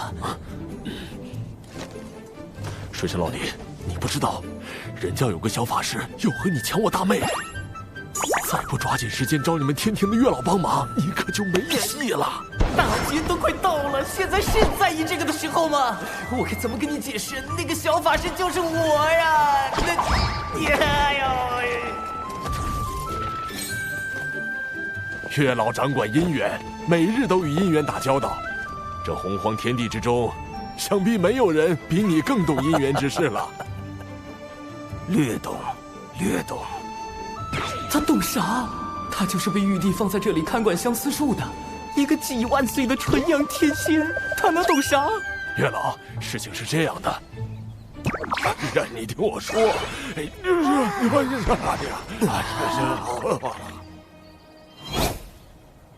啊，我明白了。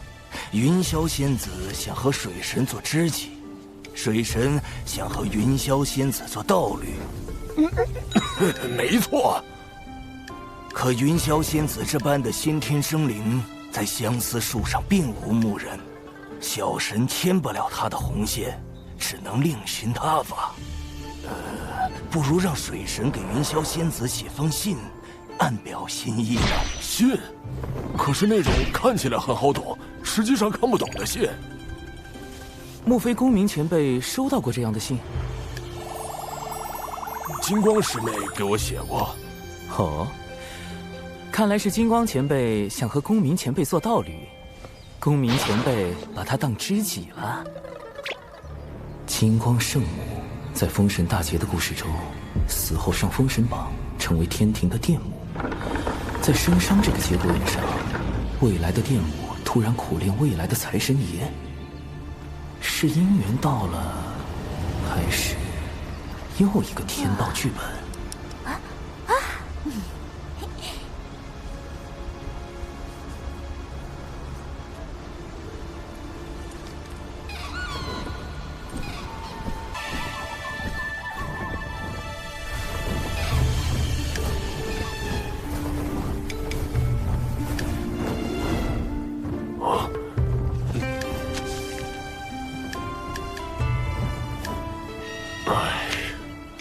这已是金光师妹最近送来的第3封信了。莫非道友对金光道友无意？我素来将金光师妹当作同门看待，别无他意。可是我每想开口拒绝，她都用那种热切的眼神注视着我。狠绝的话，我根本说不出口。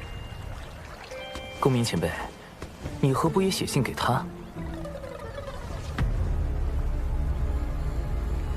好主意，以后你别老叫我什么公明前辈，叫我公明老哥就成了啊！好，公明老哥。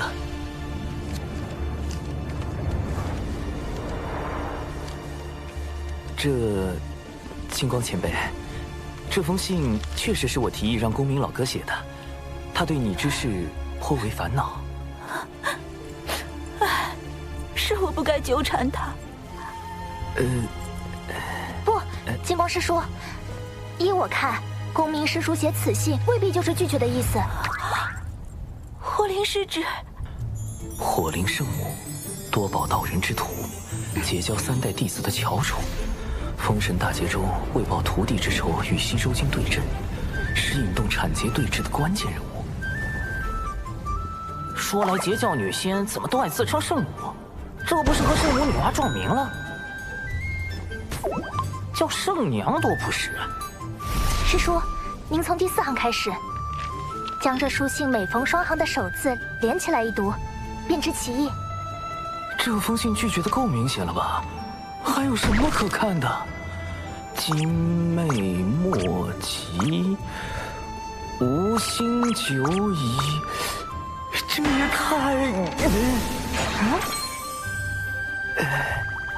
太妙了！他还会写藏头诗，是太牵强了吧？若真是藏头诗，为什么我从第1行就开始藏头？金光再傻也不会信的吧？原是我误解了公明师兄的心意。公明，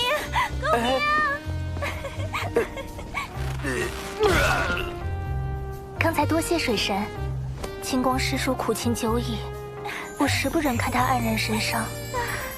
听闻您才智过人，这才将他哄来您这儿，还请您出手相助，一因果，我愿承担。金光前辈竟有你这般挚友，也罢，我可以帮你。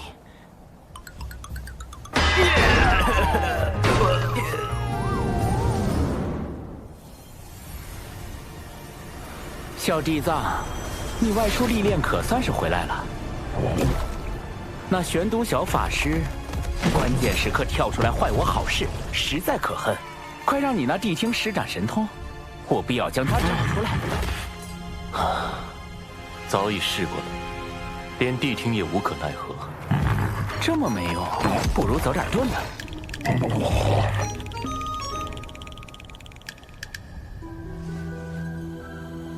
今日到门内，似有情感纠葛，或有可成之机。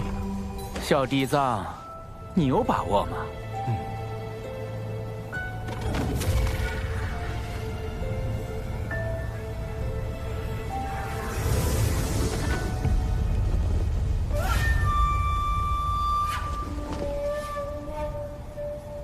哎，听说了没？火灵师姐已经搬去了公明师叔的龙福洞，二人已经……火灵？谁说的？是阐教的黄龙师叔。就是你传的我和火灵师侄在一起了。这简直是危言耸听！我说了，我没说，我就是没说。你们这叫怎么诬赖人呢？一会儿说你说了，一会儿说你没说，恶人露馅了吧？怎么了？这是吗？大师兄，快来呀！邪教欺负龙了！哼，谁还不会摇人了？邪教弟子听令，速来中州集合！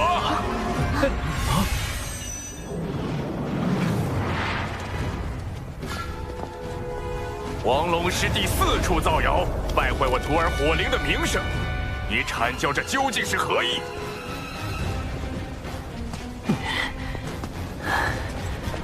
三教同源同流，你辱骂黄龙师弟，可曾念过道门一家？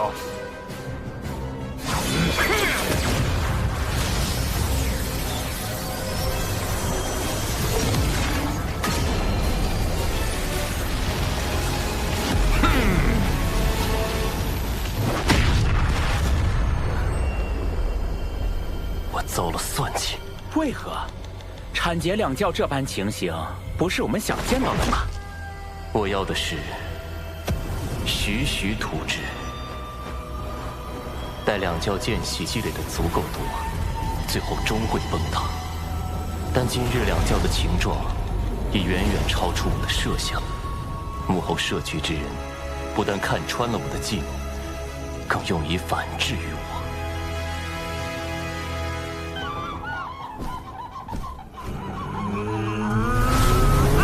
这多宝和广成子演的倒是怪好的嘞。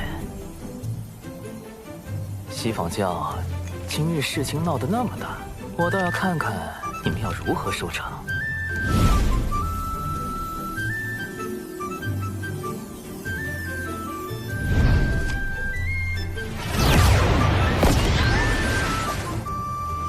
哎呦，前都大法师终于登场了。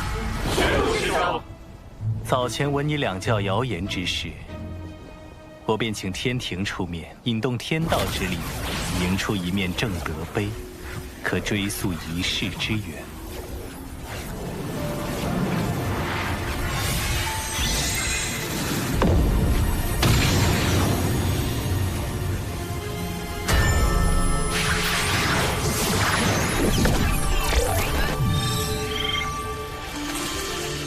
二师尊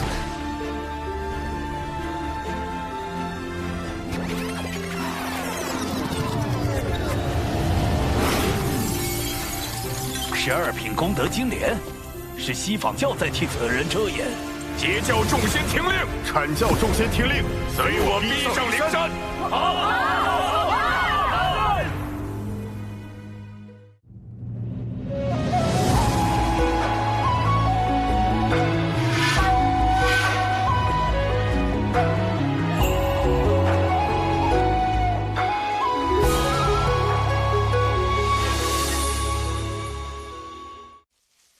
好生凶险，此局真是环环相扣。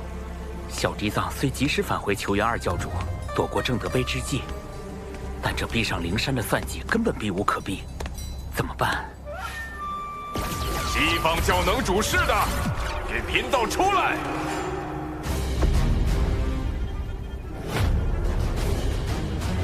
来得好快，难不成今日便是我的死劫？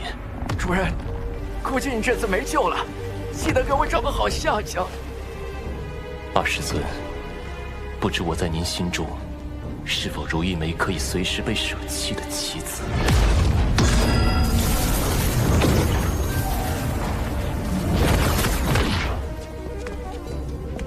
诸位道友，如此兴师动众，不知有何指教？西方教造谣生事，毁我图清誉。玄都师兄已用正德碑推演，凶手正在你们灵山之中。道友莫急，西坊教定给你们个交代。你们之中谁做了此事？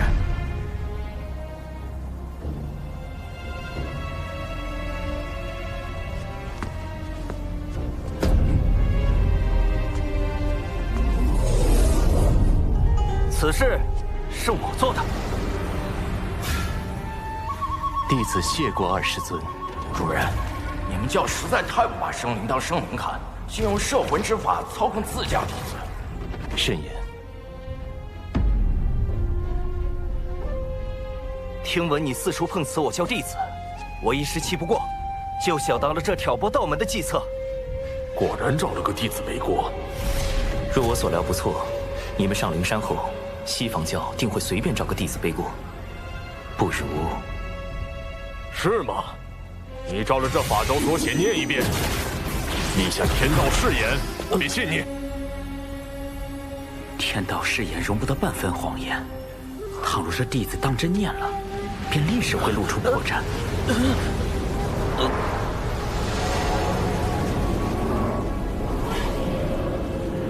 用天道誓言令西坊教陷入两难，水神老弟，妙啊！愣着干什么？还不快念！还是说你不敢念？此事不过是场私怨，道门3圣与西坊2圣皆师从道祖，何必闹得如此僵硬？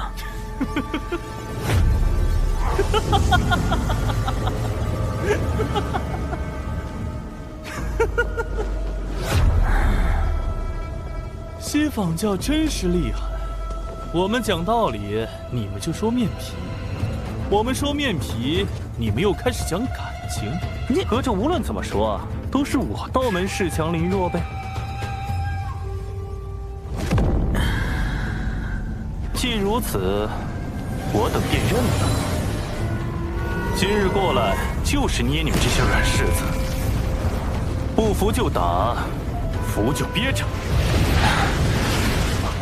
哦，他就是太乙真人，真阴阳怪气大师，一开口就能气死人。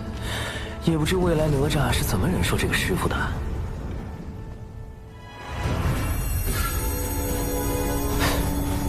那是。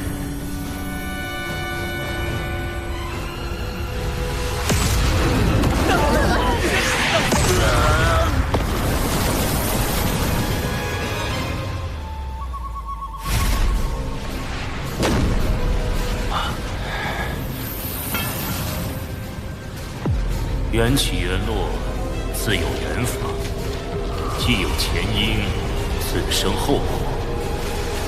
即日起，灵山封山1000年，若无贫道之命，众弟子不可随意外出。这准体当众灭口，太不要脸了！公明老哥，我们的目的已达到，今后西坊教不敢再随意算计道门，当适可而止。今日因果已了，我等就此告退。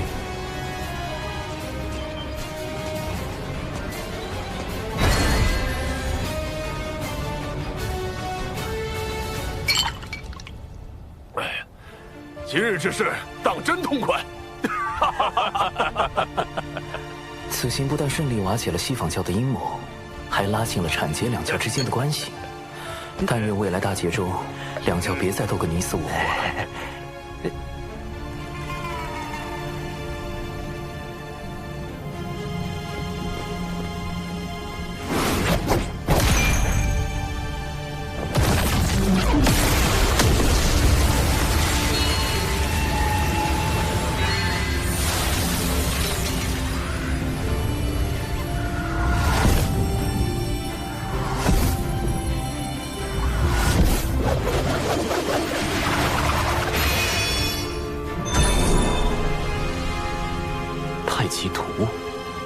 太清圣人在为此人遮掩，你在明，他在暗。是故你败，他胜。自今日起，你在此地禁足思过，若无我令，勿多出手。谨遵二师尊法旨。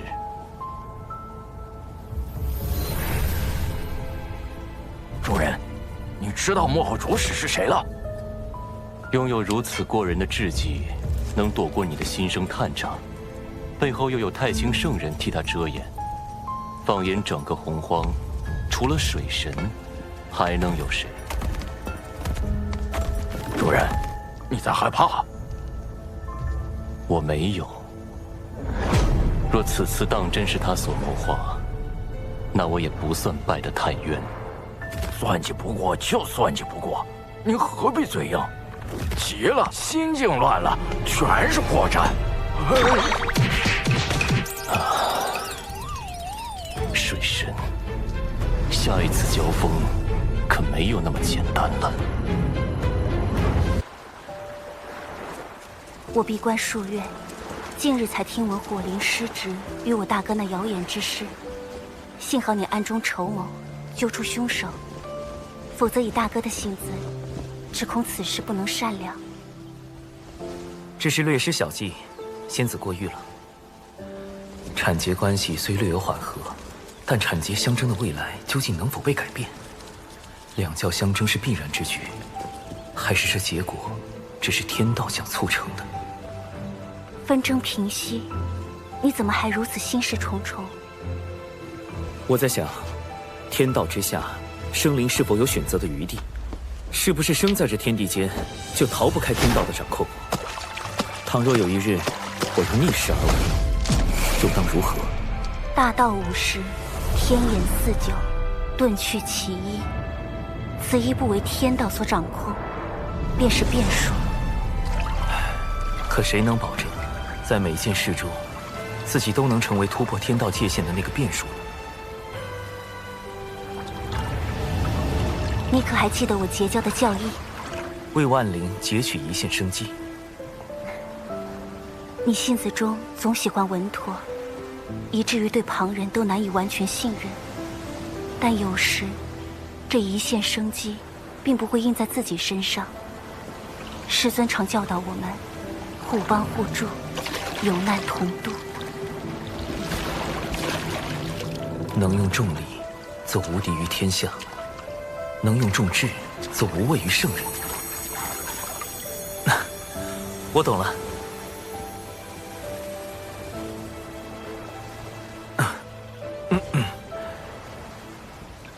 跟前辈高人谈心，对修行当真大有裨益。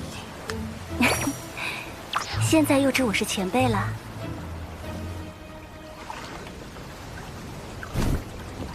我之所求，将来必与天道大事相依，必要做好万全准备。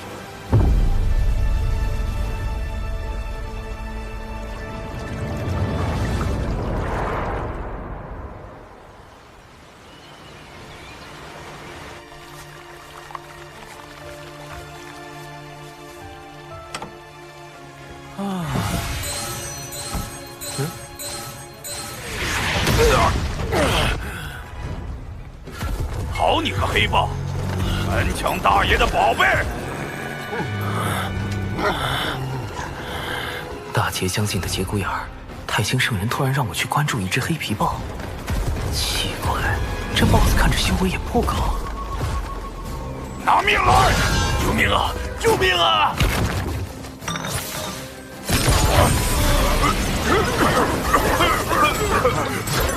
离火为引，赤焰化蛇。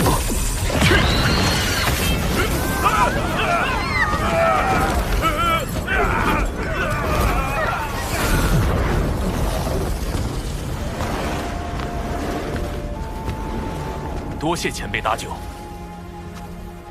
等等，莫非是姜子牙的同门师弟，元始天尊之徒，申公豹？前辈您对我恩同在造，您定会一生平安。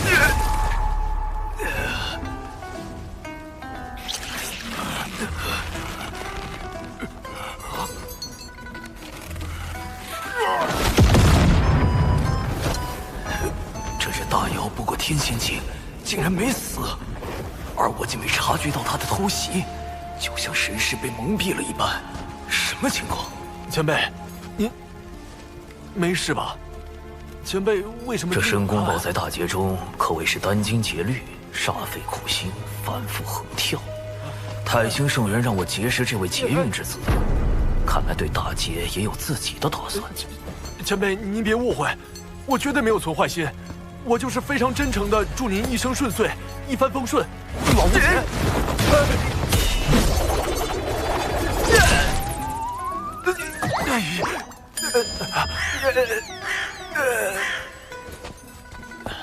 前辈，你还好吧？申公豹这嘴是开了光了吧？不过，倒是可以利用利用。一点小伤，不碍事。我只是觉得你这只妖颇为有趣。妖庭大兴在即，正需要你这样的良才。您是妖庭的人？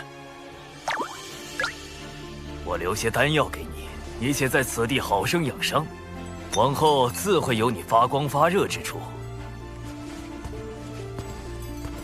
前辈可否留一名号？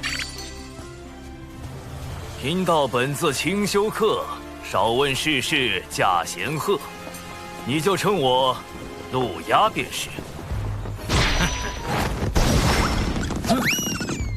妖庭，陆压，莫非您是？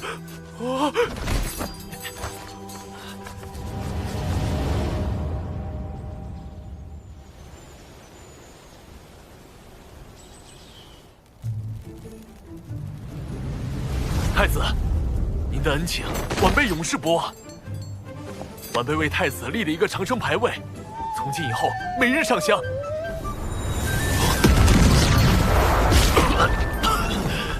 气息怎么突然这么差了？愿您能万事顺遂，妖庭还要靠您振兴呢。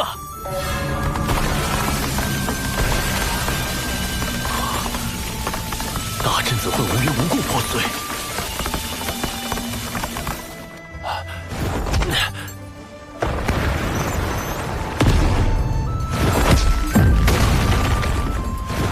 我既没亏气运，也没欠功德，这绝非巧合。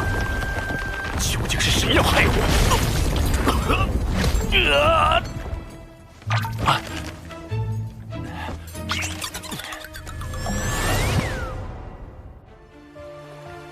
我当然不指望申公豹真能奶死陆压，不过倒是刚好借此试探一波天道。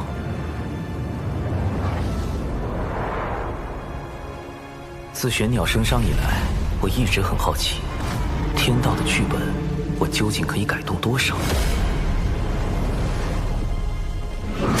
彼时天道本欲将除检定之外的所有有经过皇室成员全部杀死。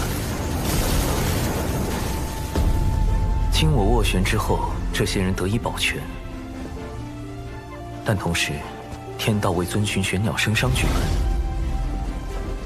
又对孔宣进行了修正。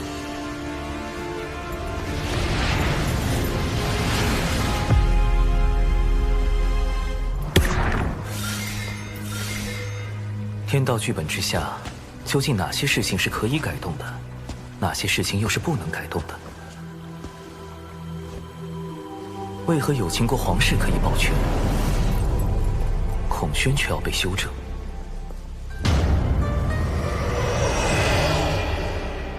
在改动天道剧本与遵循天道剧本之间，必定存在偏差率。如果能推导出这个偏差率的精确数值，我就有了更多的可操作空间，尽可能的救下更多的人。而陆压，这个封神大劫期间的截教头号死敌，将是我计算偏差率的第一只小白鼠。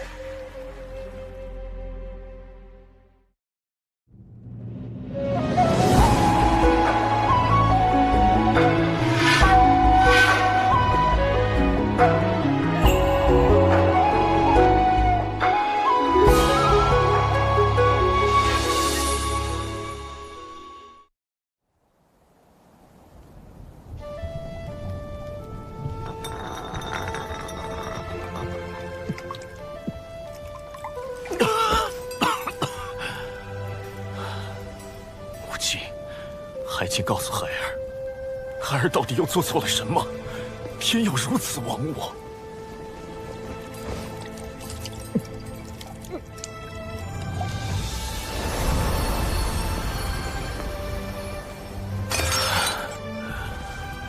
多少年过去了，金蜈蚣也是如今的断臂残垣，兄弟姐妹们只剩下了我一个。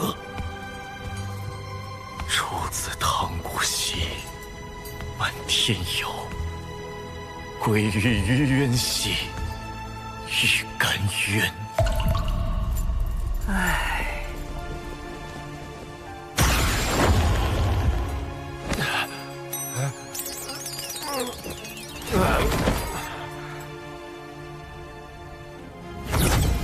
圣母娘娘传水神前往圣母宫一叙。让黑豹对陆压行诅咒之事，可是你的算计？陆压多番谋害玉帝陛下，已成天庭心腹大患，小生不得已才暗中出手。我答应过他母亲羲和，要保他性命。今后若他无大过，你不可随意出手。另外，你若不想和你那个同乡一样，也成为天道禁忌，便不要再试探天道的底线。浪前辈，圣母，我那位同乡，你只需知道他已彻底死了。天道已修正了他的存在，无也不可多提。浪前辈死了，那我之前的猜测有误。太清圣人和道祖红军都不可能是浪前辈了。今日召你来，吾还有些事要叮嘱。三教中，元始师兄心思太深，通天师兄桀骜不羁，唯有太清师兄早早看破盛极而衰之。7年巫妖大战之时，6圣之中，唯有太清师兄暗中出手，助玄都对战东皇太一。后妖庭没落，天庭兴立，太清师兄更是以化身坐镇天庭。原来太清圣人曾出手助玄都大法师击败东皇太一。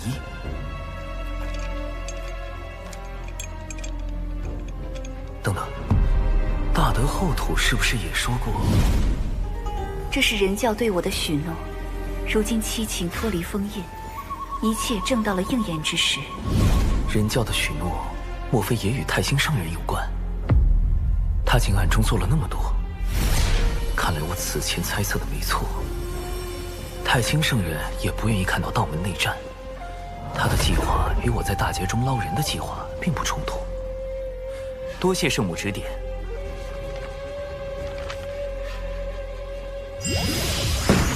来都来了，画几个漫画再走吧。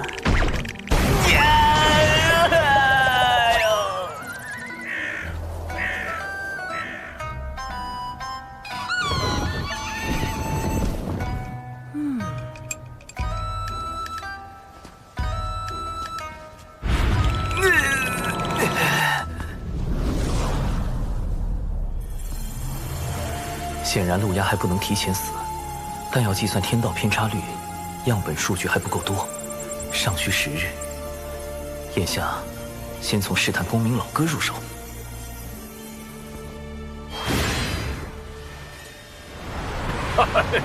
多谢水神老弟带我来天庭逛一遭。公明老哥，近日听闻有大劫将至，你有何打算？你有应对之策？你看这天庭如何？灵气充沛，大道有宗，可谓是修行圣地。可惜一言一行都有天道监管，颇不爽利。天道至公无私，监管又有何妨？我不慕天庭之功德，不愿被天庭所辖管，更不愿有什么君臣之道。修道为何？先长生，后逍遥，寻的是无拘无束，为的是念头无阻，不然何以求得超脱？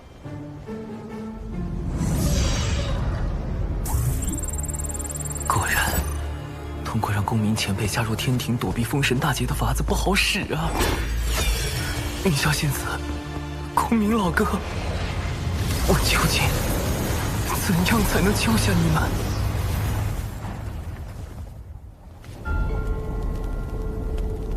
太子旧伤未愈，似又添了新伤，此乃12品功德金莲所结，能助太子早日痊愈。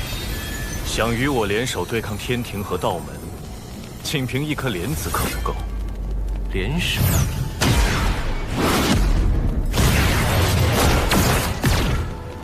我要的是妖族听命于我，令行禁止，不可违抗。妖帝印玺，此物怎会在你手中？2位妖皇陨落后，妖帝印玺随之隐没魂荒，贫道费了好些功夫才寻到。太子若能让妖族听命于我，无论最后成或不成，此物送归太子，如何？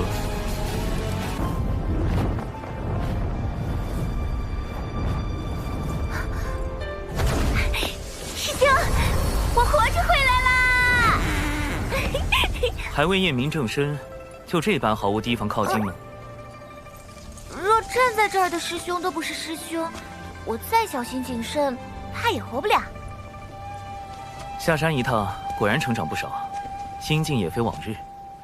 有些事要正式跟你谈一下。啊？正式？啊？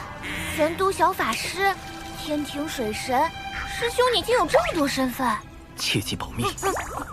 另外，我在外行走，遇见了一位很特别的人。你可听说过云霄仙子？截教云霄，先天生灵，天地大能。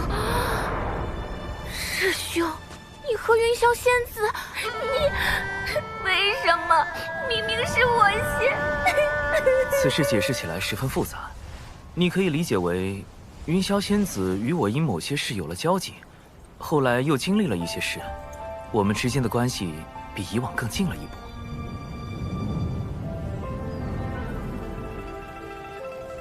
师兄，你一下说这么多，让我怎么信呢？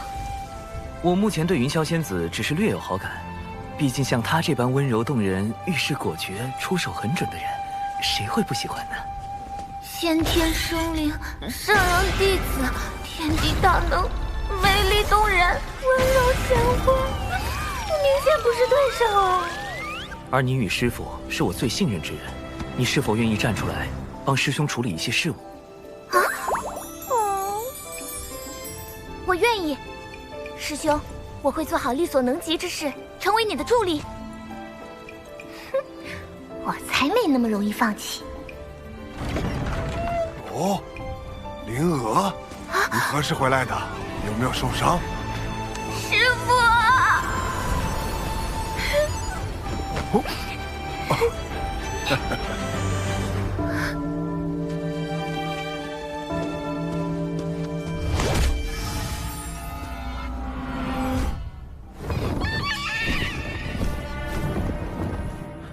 青丘狐族又来找茬儿。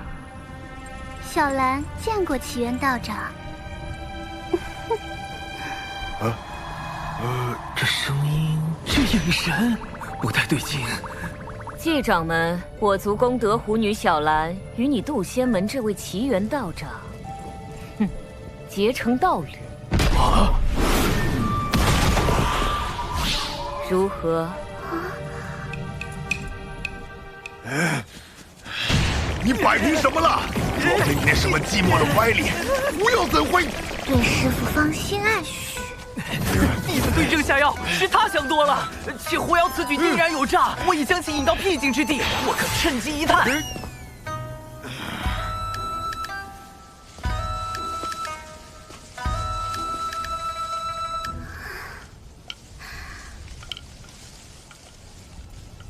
道长一刻也不想见我吗？自上次一别，奴家每次闭眼，脑中便是你。年复一年，奴家对你早已情根深重。他好像真被师兄忽悠疯了。你真逆徒，老道我！既然如此，师父不如以真心换真心。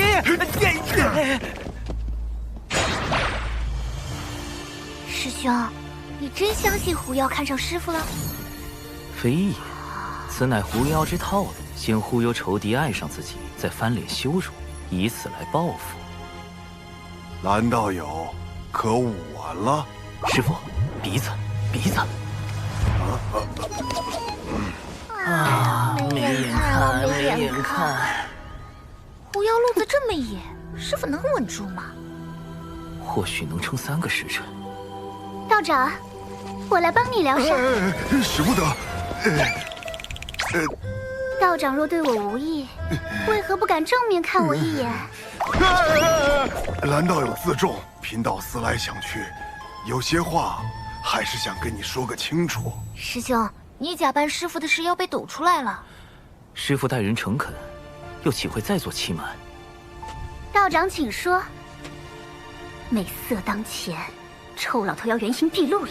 道友其实一直认错了人。什么？果然说出来会痛快许多。道长此话何意？与蓝道友相交的是一位高人，他不想被人所知，故用贫道样貌走动。当然，这也是贫道允许过的，只是不曾想。道长何苦骗我？外貌可相似，但道心、性情却难做到完全一样。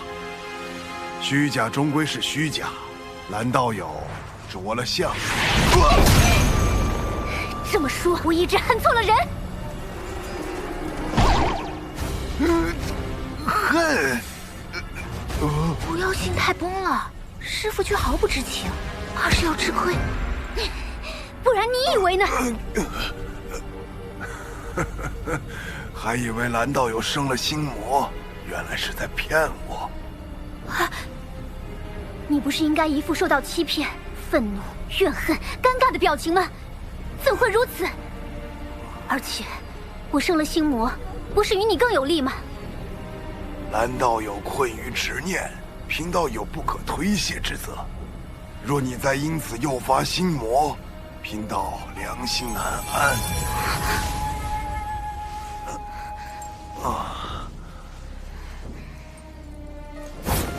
替你样貌之人是谁？事关高人安危，贫道宁死也不会说。蓝道友心中不忿，不若在贫道身上出几口恶气。你，冤有头债有主，既然不是你，我打你做甚？君臣克腹黑，果然是万年不变的定律。出来吧。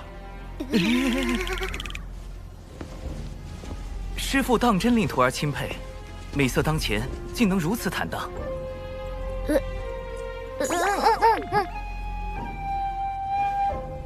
长寿，你随为师走走吧。师兄保重。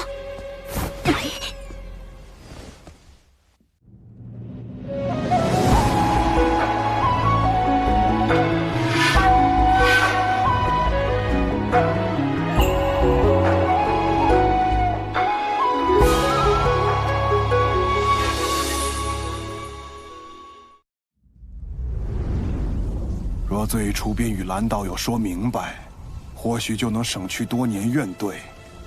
长寿，如今你手中权柄越来越重，能在无意间决定旁人的生死命途，但是否也因此少了一份对旁人的敬重？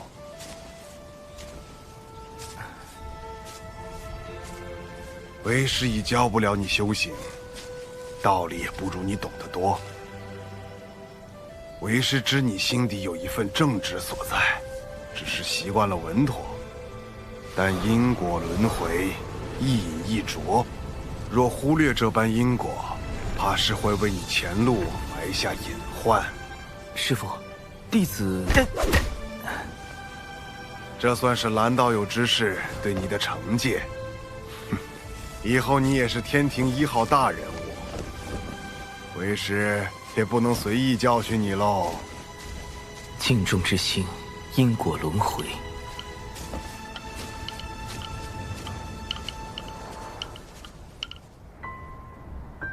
尊师所言，有些在理，有些却忽略了你的处境。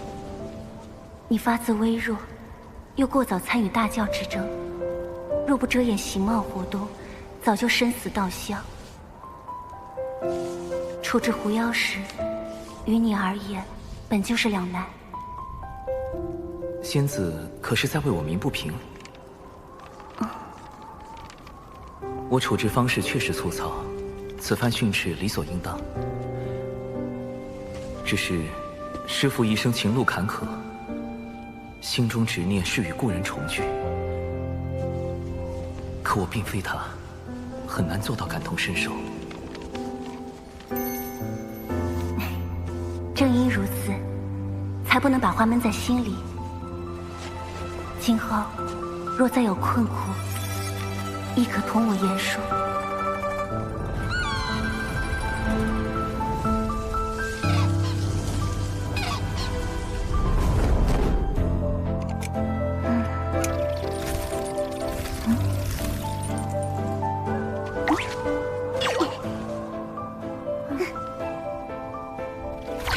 姐如今可有动心？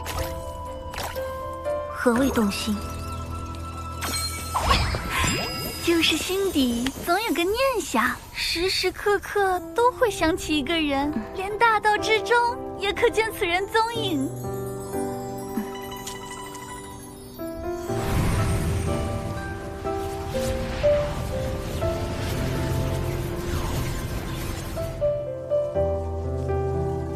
眼下，这般念想是不是劫运作祟，我难以决断，还需闭关思索。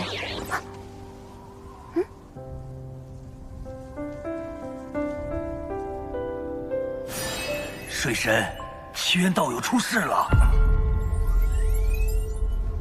孽缘线。水神大人，您定要相信小神。奇缘道友乃是您的至交好友，小神怎敢给他随意安排姻缘？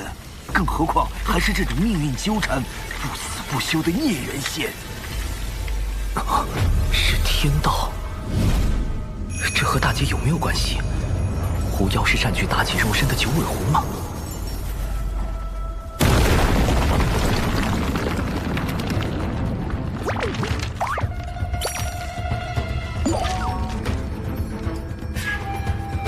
虚假终归是虚假，外有慧而心无恙，亦可修得无上果。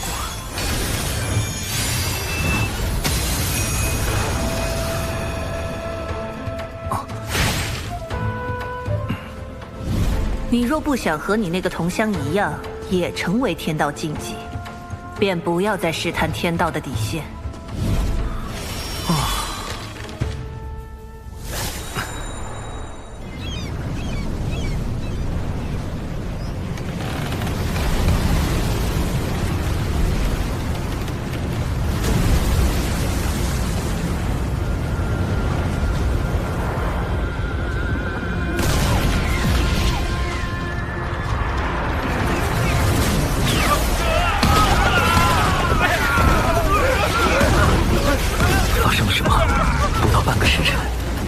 162座海神教势力范围的城池遭到妖族袭击。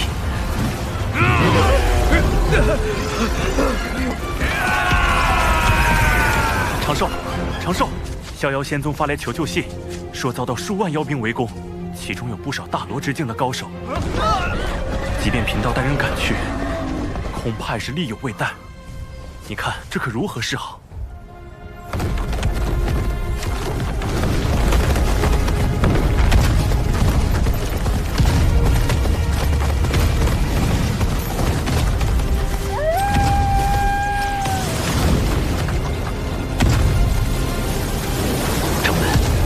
门外也有一批妖兵，数量不下10万之众。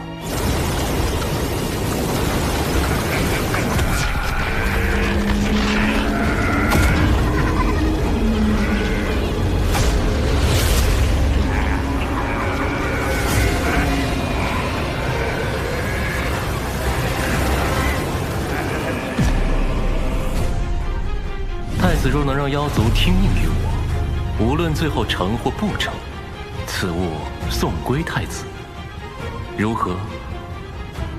殿下，先帝便是以此印玺，号令百族。若你拿回此物，必能得到北周那批高手的支持。他们都曾追随先帝，实力不亚于当初的10大妖帅。妖帝印玺乃妖庭至宝，自当归于妖庭。可我如何确定事后一定会物归原主？贫道可立天道誓言。怎么，你们西坊教也开始学道门，用天道誓言自证了？方法而已，能达成目的即可。主人，你拿妖帝印玺去赌，小心血本无归。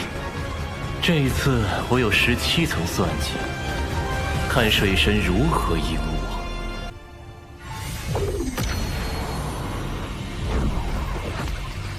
诸位久等了。地藏，灵山因他而封，没想到这么快就又被尊体圣人启用了。主人，他就是文静。金蝉折损前就怀疑过他。往后见我，不必行跪拜之礼，请起。因各位跟脚，我西坊教无法让你们走到台前，但诸位所立功劳，两位师尊都会看在眼中，该有的自不会缺。不知大人有何吩咐？谛听日前获悉，水神极有可能出自人教仙宗，但人教仙宗共有6家。文静，你觉得若对人教仙宗发难，逼水神现身，选哪家较为合适？那自然是要选道成最多的那个逍遥仙宗。但水神绝非一语之辈，他那灵爆秘法，委实有些吓人。此次围攻的是人教仙宗，他若用灵爆秘法，岂非自毁城墙？大人所言极是。你我在此商讨时，贫道的算计便已开始。妖庭的妖兵作为先锋军，分往3处袭击，各位只需在此静候指示即可。这个地藏下手好快。水神，是你让我折服的，不是我不给你传消息。你可千万别怪我。主人，这个文静一直在心里嗡嗡嗡个不停，肯定一肚子坏水。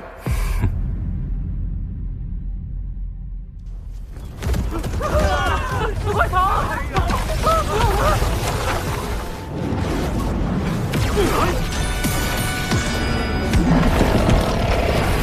水神，你再不现身，我们就将此地夷为平地！要逼我本体现身进攻熊寨，倒也说得过去，怎么偏偏还选中了渡仙门？不能因为渡仙门菜就那么欺负人吧？掌门莫急，啊，一会儿我会在暗中与您配合。嘿嘿，小家伙，俺又来凑你了。大前辈，太清社人竟然主动把玄黄塔送来给我防身，看来事情大条了呀！必须启动最高级别防备体系。长寿，掌门，立刻召集宗门上下，赶往地脉挪移大阵。不战而逃？可地脉出的挪移大阵，在上一次渡仙门大战时已经暴露了出口，难保此次敌军不会埋伏在那儿。数年前，弟子便在旧的挪移大阵下方1600丈处，搭建了一处新的挪移大阵，十分隐秘。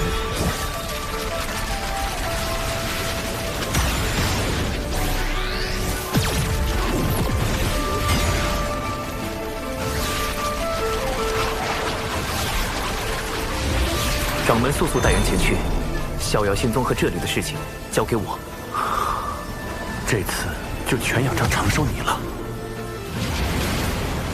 天子纸人军团开启熊寨紧急联络通道，神字纸人军团求援多宝道人。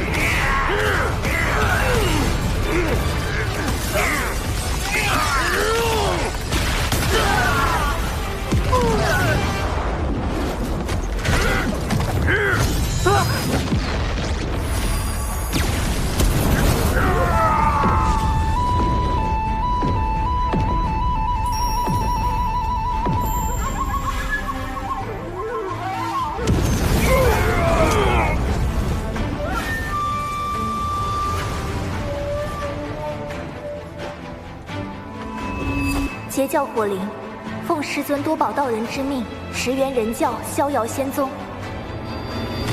这水神反应好快呀，又是化身又是求援的。不是还有渡仙门吗？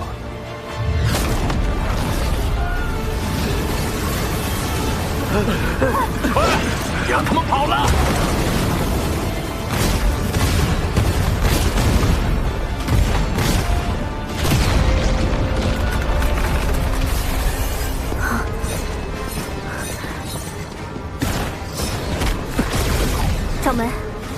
是小琼风一脉。他们决定留下来，那弟子也决定留下来。请掌门成全，弟子生死无怨。去吧。掌门，这无妨。他在此地，应该比跟着我们更安全一些。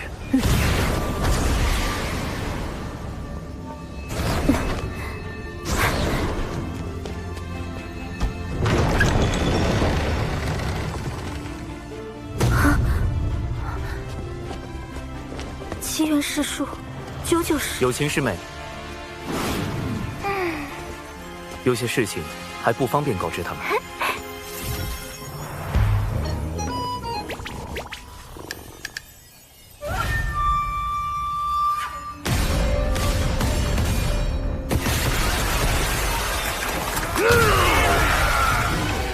师兄，大阵……放心，一切都已安排妥当。你与灵儿下棋看戏即可。师兄，这是来了多少妖族？哼哼，10万有余。师兄，9成8。不然呢？你可是在质疑为兄的遁法？这可不敢，师兄遁法无双，跑路无敌。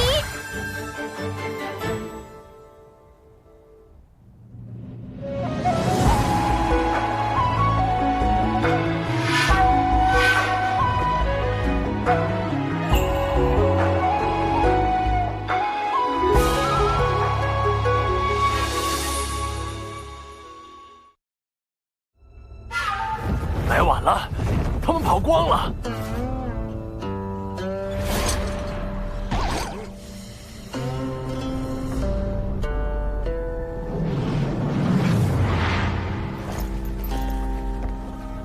老大，这里会不会有埋伏？咱们要不问下地藏那边？渡仙门不过是个小宗门，能有啥陷阱？你少给我提地藏！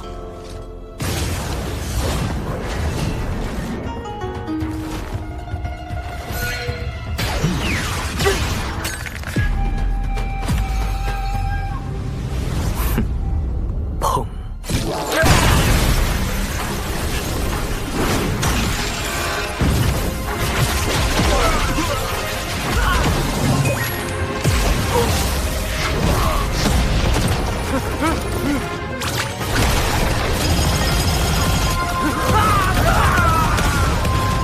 ！10万妖兵来了，就别想再走。师兄真厉害。大哥，我是不是说漏嘴了？今日让有情师妹待在此处，我就没打算隐瞒身份。切记，我此前给你们的新生屏蔽仪万不可离身。师兄放心，保证万无一失。长寿师兄的本体究竟在何处？这个倒是说不精准，不过通常而言，师兄都会在一个最为安全的地方。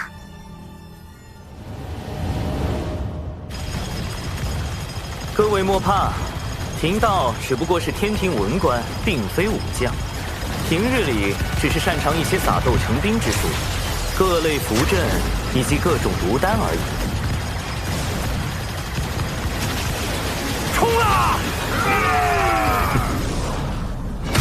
4元符阵，镜子迷宫。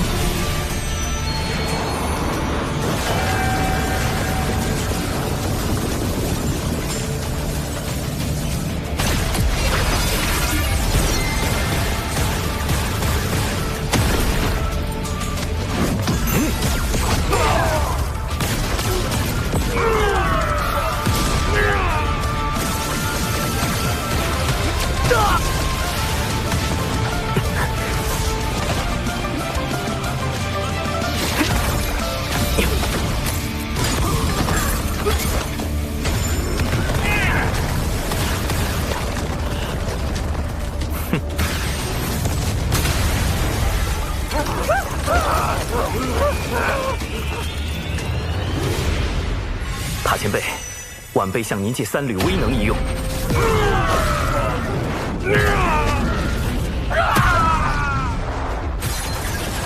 这样一来就能混淆视听，不会暴露我的根脚。屁小子，你心眼子也太多了。说好的天庭文官不善武力呢？你这卑鄙无耻之徒！尔等不过是上古败犬，今日竟还敢在此嘤嘤狂吠！我从未见过有如此厚颜无耻之妖。你，水神，你一意孤行，若人妖两座再多大战，此间因果你当一力背负。妖族并非人族之敌，大德大慈的圣母女娲便曾是妖族客卿。只有那些将生灵视为草芥的邪恶生灵，才是全洪荒生灵之敌。怎么感觉水神说的好有道理？不要听他乱说，冲！哎妈，太弱了！这群家伙没吃饭呐，这感觉被他们打，完全就是爬宝界的耻辱啊！地藏派妖兵来送死，恐怕另有用意。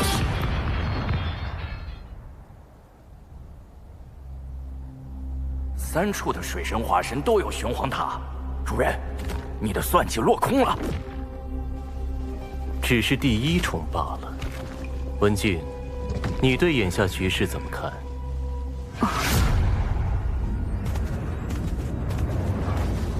地藏大人高明，袭杀人教仙宗，逼出水神根教，只是您的第1步。您真正的目的是想令妖庭为道门仇视，四处树敌，最终不得不投向咱们西坊教。哦，你是如何看出的？我教与妖庭屡屡败于水神，究其根本，乃是我教与妖庭的合作嫌隙颇多，才被水神钻了空子。倘若我教能彻底掌控妖庭，水神自不足为惧。主人，这个文静和你之前说过的话一模一样。文静，有时太过聪慧，并非好事。去渡仙门支援妖兵吧。但愿这一次，你的聪慧不会让贫道失望。是。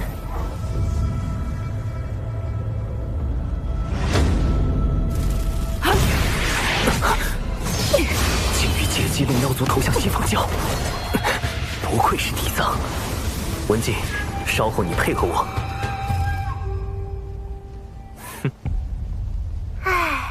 师兄这么一笑，肯定有人要被安排了。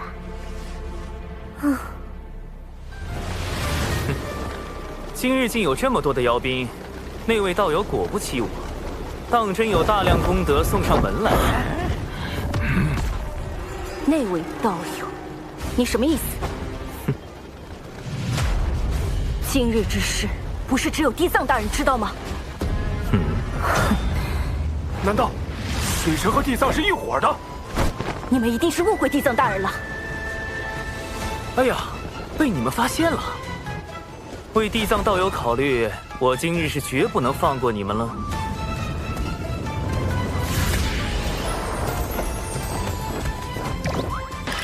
主人，你麻烦大了。天庭水神长庚以神权宝器为令，命天兵天将包围此地，莫要放走一妖。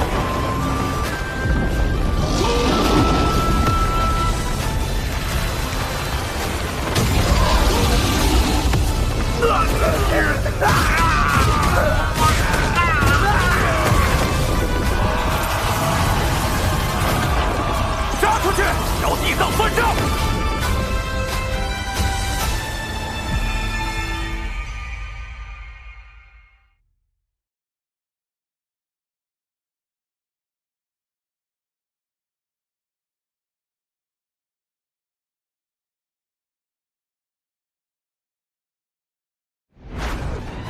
晚了，主人，他已经出手了。杀人诛心，杀人诛心呐！我近日总是心神不宁，地藏，怕是也有什么劫难印在了兄妹身上。妖庭定将他碎尸万段。文静，你可知错？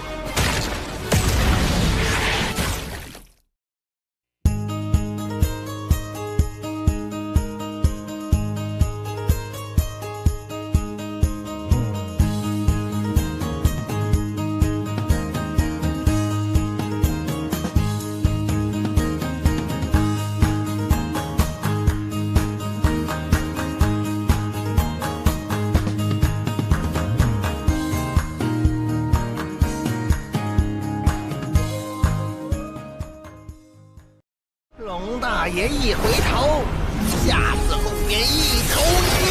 龙大爷2回头，阿毛阿狗忙磕头。龙大爷3回头，尸横遍野问牛。